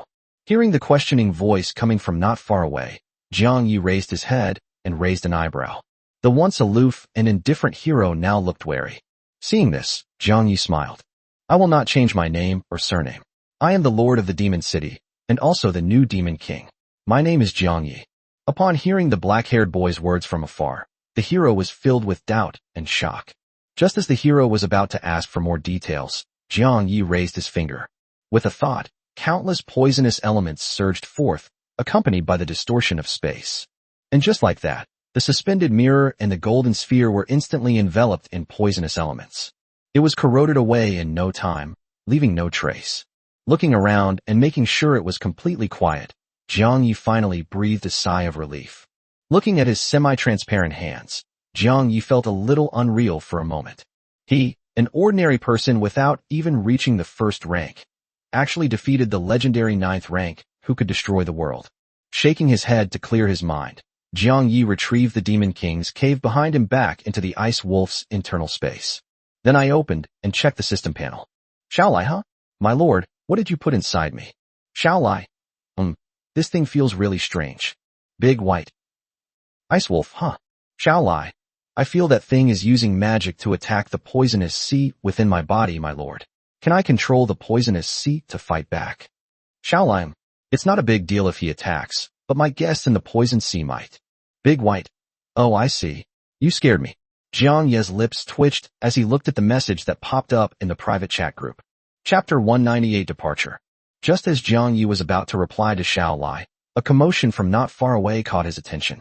Turning my head, I saw a figure wearing a purple wizard's hat, who had appeared in the distance at some point. As Jiang Yi turned to look, the figure wearing a purple wizard's hat also looked at him. Their eyes met, and Jiang Yi was momentarily stunned when he saw the figure clearly. A mature female mage wearing a huge wizard's hat was staring at him with a sharp, cold glint in her eyes. Not only that, but the monk was also accompanied by 2 owls of different colors, one large and one small. Seeing this, Jiang Yi immediately guessed the guy's identity. I guess it's those wizards from the Wizarding Association? After all, apart from those magicians, no one would keep a monster like an owl. Thinking this way, Jiang Yi became even more vigilant. Could someone who arrived at this critical juncture be in league with that hero? The last assassin who came was a level 9 assassin. Could this mage also be a level 9 mage? Thinking of this, Jiang Yi suddenly felt a little nervous. The mature female mage, upon seeing Jiang Yi, immediately deduced his identity from the pit beside him. With a flicker of thought in her eyes, the mature female mage glanced at the two different colored magical owls on either side. Just as she was about to send two demonic owls to probe the black-haired boy's details, the mature female mage froze. The two owls beside him were looking at the black-haired boy with a very strange expression. It's like a human male seeing a purebred succubus. Seeing this, the mature female mage was stunned, completely bewildered. At the same time, Jiang Yi had a thought, and the power of the fragment of the space authority suddenly appeared. The moment the mature female mage froze, Jiang Yi's figure vanished in an instant, accompanied by the distortion of space. All that remained were the glaring, mature female mage and two pig-faced owls. Space distorted, and when Jiang Yi reappeared, he was no longer in that seemingly vast wilderness. Looking at the relatively sparse woods around him and the Wawa rats beside him, Jiang Yi finally breathed a sigh of relief. Looking back at the forest behind him, Jiang Yi felt a lingering sense of unease. Luckily, I teleported quickly, otherwise, it's hard to say what might have happened. The reason I was able to defeat that 9th-tier assassin was ultimately because the 9th-tier assassin couldn't attack me. Whether it's a melee attack or a magical attack, as long as they don't know spatial magic, it's all useless to me. But a 9th-tier mage is different. Anyone who can reach this level must have some knowledge of all kinds of magic. At least from Xiaojuling's perspective, that's definitely what a 9th-tier mage looks like. If it possesses spatial magic, it's hard to say whether it will have any effect on me. If it still doesn't cause any harm, that's fine. But if it does, the consequences would be unimaginable. I'm definitely not going to gamble on that probability. Shaking his head to clear his mind, Jiang Yi looked at the Wawa rat beside him. Wawa mouse, where are we now? Upon hearing Jiang Yi's words, Wawa rat pondered for a moment and then sent a message to Jiang Yi. Wawa rat, my lord, I don't know where I am either. Wawa mouse, I kept running outside, and then you came out. Upon seeing the message about Wawa rat, Jiang Yi roughly knew where he was. After thanking the Wawa rat and taking him into the monster city. With a thought, Jiang Yi teleported out the enormous flame eagle and little Duoling. At the same time, the giant eagle of light, which was preening its feathers, was instantly stunned. Wasn't I just watching people arguing in another area from my spawn point? How did I suddenly get teleported to the forest? Just as the radiant giant eagle was puzzled, the familiar aura that made the beast feel comfortable and at ease instantly made the radiant giant eagle understand what was going on. Looking towards the source, he saw the Lord walking towards him with a green owl perched on his shoulder. Seeing this, a look of sudden realization appeared in the eyes of the radiant flame giant eagle. So, the Lord teleported himself out to get somewhere. With joy in his eyes, the radiant giant eagle lowered its body without hesitation, allowing Jiang Yi to climb up. Seeing this, Jiang Yi scratched his head sheepishly. Ahem, I'm sorry for calling you out without prior notice, Guangyan. Radiant giant eagle, it's all right, Lord. It's what I should do. Radiant giant eagle. Lord, you haven't ridden me in ages. Radiant giant eagle. By the way, Lord, where are we going? Which way should we fly? I don't recognize the roads here. Jiang Yi did not reply immediately upon seeing the message from the radiant giant eagle. After thinking for a moment, Jiang Yi took out something from his system inventory that he hadn't used for a long time. Item name, magic map. Item grade, gold. Item description, a magical map with wondrous powers, automatically displaying a map within a 10-kilometer radius of the user and changing as the user moves. Looking at the old, yellowed map in his hand, Jiang Yi couldn't help but smile. This was the first thing I got from a diamond chest, so I still remember it vividly. I didn't use this thing before, not because I forgot about it. It's just that this map is a bit useless. After all, this map does indeed show a radius of 10 kilometers around you. However, this map only shows the surrounding mountains and landforms, and does not display the name of the corresponding location. In other words, this thing is completely useless for Jiang Yi to find towns. That's why it wasn't put into use. But the past is the past, and the present is the present. Just because you didn't need this thing before, doesn't mean you don't need it now. Thinking this, Jiang Yi turned to look at Xiao Duoling, whose eyes were looking a little strange. Duoling, Jiang Yi, why are you looking at me like that? You still haven't told me why you called me out here. Darling, I haven't seen a city made of monsters in a long time. I want to go back and explore it more. Seeing the dejection in the little green owl's eyes, Jiang Yi gave a helpless smile. Reaching out to pat Xiao Duoling's head, Jiang Yi said with a smile, once we find a suitable place, I'll go sightseeing with you. How about it? Favorability +5. Her previously dejected expression froze for a moment, and then, realizing what had happened, Xiao Duoling forcefully shook her head, knocking Jiang Yi's hand away. After giving Jiang Yi a meaningful look, Duoling didn't say anything more and simply flapped its small wings and flew towards the top of the giant eagle of light. Seeing the increase in favorability, Jiang Yi smiled helplessly and quickly climbed up. As the giant eagle of light and flame launched into the air, it flew out of the forbidden forest of the Holy Spirit Empire in the blink of an eye. Looking back, as the forest below receded into the distance, Jiang Yi finally felt completely at ease. And so, with Dorling's guidance and the help of the magic map, they found their way. The giant eagle of light and flame carried the entire demon city and flew at high speed toward the edge of the Holy Spirit Empire. Chapter 199: The Changing Forest. One day later, at the border between the Holy Spirit Empire and the Elf Kingdom, deep in the Tsundere forest, the morning sunlight filtered through the gaps in the trees, casting dappled shadows on the ground. An elegant yet excited blonde girl with pointed ears strode into the sunlight. Watching the chirping monster birds in the trees, the blonde, pointy-eared girl took a deep breath of the fresh morning air. Feeling the natural atmosphere of the forest, the blonde girl turned her head and gave a bright smile. Hee, this forest in the early morning is much prettier than the solemn palace. You're right, aren't you, saying Gimli? Upon hearing what the blonde, pointed-eared girl in front said, the lightly armored warrior following behind her became somewhat worried. Looking at the elven girl in casual clothes in front of him, the human light armored warrior spoke slowly. Isovia, as the princess of the Elf Kingdom, is it really okay for you to sneak out and adventure with us behind His Majesty the King's back? If His Majesty the King finds out, we might be punished along with you. Besides, the Demon King has recently been resurrected, so this isn't a very suitable time for traveling and adventuring. In response to Gimli's concern, the elf girl named Isovia tossed her long, flowing hair, then waved her hand and smiled. Oh, don't worry about that.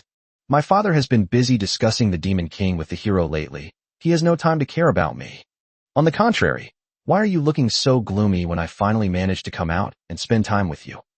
As Isova's playful voice faded, the dwarf named Sane beside her began to chime in. Yeah, Gimli, now that things have come to this, let's not think about any other nonsense. Why not just enjoy the adventure? Besides, we don't go to dangerous places to take risks, so how could we possibly encounter the legendary Demon King? Your worries are unnecessary. Gimli sighed as he listened to the dwarf's advice. Looking at the adorable elf girl bathed in the morning sunlight, Gimli smiled helplessly and then quickly followed after her. And so, the three-person adventure team, consisting of a human, an elf, and a dwarf, began to venture deeper into the Tsundere forest. As the three of them ventured deeper into the area, Isova, who had been laughing and chatting all along the way, suddenly stopped in her tracks. Looking at the somewhat dazed elf girl ahead, Gimli was momentarily puzzled. What's wrong, Isovia? Is there any new development? Hearing Gimli's concerned voice beside her, Isova finally came to her senses. Swallowing nervously, Isova pointed ahead at the dense forest, momentarily incredulous. I feel like something's wrong up ahead. Ahead, the unique natural atmosphere of the Tsundere forest suddenly vanished. Upon hearing this, Gimli and Sane frowned. Walking quickly forward, Gimli looked at the seemingly normal forest that Isovia was pointing to and couldn't help but feel a little puzzled. Just as Gimli was about to ask in detail what was wrong with the seemingly normal forest ahead, the next second, something happened that left everyone present bewildered. Suddenly, the trees in the ground in front of them began to twist and turn strangely, then vanished in the next second. The birds and monsters perched on the branches, along with the lush forest, vanished in an instant. All that remained was the perfectly straight cliff face ahead, and the endless darkness below. Looking at the endless black abyss ahead, the three of them were instantly dumbfounded. What's going on? The forest was perfectly fine just a moment ago. How did it disappear in the blink of an eye? While the three were still in shock, the abyss in front of them suddenly underwent a new change. The void above the abyss before them began to distort once more, and to the astonishment of the three, the spatial distortion reappeared. However, unlike the previous disappearance, this time the dense forest reappeared after the space was distorted. Seeing this, the three of them were momentarily stunned. Swallowing hard, the lightly armored warrior Jim nudged the dwarf beside him with his elbow. Sign, did you see it? Or was what just happened my hallucination? Just now, did the forest in front of us disappear all at once? Hearing Gimli's terrified question, the dwarf Sane nodded, sweating profusely. I saw it too. Meanwhile, Isova pointed to the forest that had reappeared ahead, her breathing becoming increasingly rapid. No, that's not right. The location of the trees ahead is completely different from before. And the species of trees are wrong too. I've only ever seen this kind of tree in the northern part of the mainland. It's impossible for this kind of tree to grow here. Moreover, the natural atmosphere of the Kasrala forest has completely disappeared. I haven't seen any of the natural atmosphere in the forest ahead. Hearing Isova's incredulous exclamation beside him, Gimli instantly realized what was happening. He quickly grabbed Isova's smooth hand. Shocked once again by Sane, Gimli turned around, intending to grab Isovia's hand and run away. Just as Gimli pulled Isovia along and took a step, a new commotion suddenly arose from the changing forest. In the heart of the changing forest, a beam of blue light shot straight into the sky. The next second, a massive blue barrier spread outwards at an extremely fast speed, centered on the blue beam of light. In just a few seconds, it spread to Gimli and his two companions, completely blocking their path. Gimli was stunned when he saw the blue shield barrier that suddenly appeared in front of him, and he hadn't even run a few steps. What's going on? Where did this blue barrier come from? Looking around, he saw that the blue barrier blocked all his way back, and Gimli felt a chill run down his spine. This endless blue shield envelopes the entire forest? Seeing this, Gimli no longer hesitated and drew his sword directly from his waist. A sixth-order magical energy surge erupted instantly, and with the swing of the sword energy containing Gimli's full force attack rushed towards the blue barrier. The next second, the sword energy collided with the blue barrier, but the scene that Gimli had imagined, the blue barrier being cleaved open, did not happen. Not even a speck of smoke appeared. The attack, which contained Gimli's full strength, was directly integrated into the blue barrier, becoming part of its energy. Upon seeing this, the three's hopes of escaping back vanished instantly, and their spirits plummeted to rock bottom. They all turned their heads and looked at the huge blue pillar of light soaring into the sky from the center of the forest in the distance. The three of them nervously swallowed. P.S. I caught a cold and my mind hasn't been clear all day, so there will only be one update today. The author apologizes to all readers in advance. I'll resume 3 updates a day tomorrow. Chapter 200 A Different Kind of Monster. Panic appeared on the faces of the three of them. Seeing the blue barrier ahead, Isova looked anxiously at Gimli beside her. Gimli, what should we do now? Hearing Isova's trembling voice beside him, Gimli took a deep breath and forced himself to calm down. Gimli knew he was the backbone of the team and couldn't afford to panic. Looking at the blue pillar of light shooting into the sky behind him, Gimli swallowed hard. Looking at the panicked elves and dwarves beside him, Gimli forced himself to calm down and began to explain the next course of action. This blue barrier didn't even have the slightest effect on me when I attacked with all my might. It's probably impossible to break through by brute force. Isovia, do you have any items with spatial abilities? If not, we'll probably have to explore deeper into the forest. Upon hearing Gimli's words, Isova lowered her head, a hint of guilt emanating from her voice. I'm sorry, I snuck out this time. I didn't bring any magical items with me. Hearing this, Gimli sighed. He stepped forward and patted Isova's lowered head. With the latter blushing, Gimli began to lead the group deeper into the forest. Seeing this, Isova and Sane exchanged a glance and quickly followed. In the past, the three of them would have felt peaceful and serene traveling through the quiet forest. If you're in a good mood, you might even stop for a picnic and enjoy the unique beauty of nature. But now, everyone felt that the suddenly appearing forest was eerie and terrifying.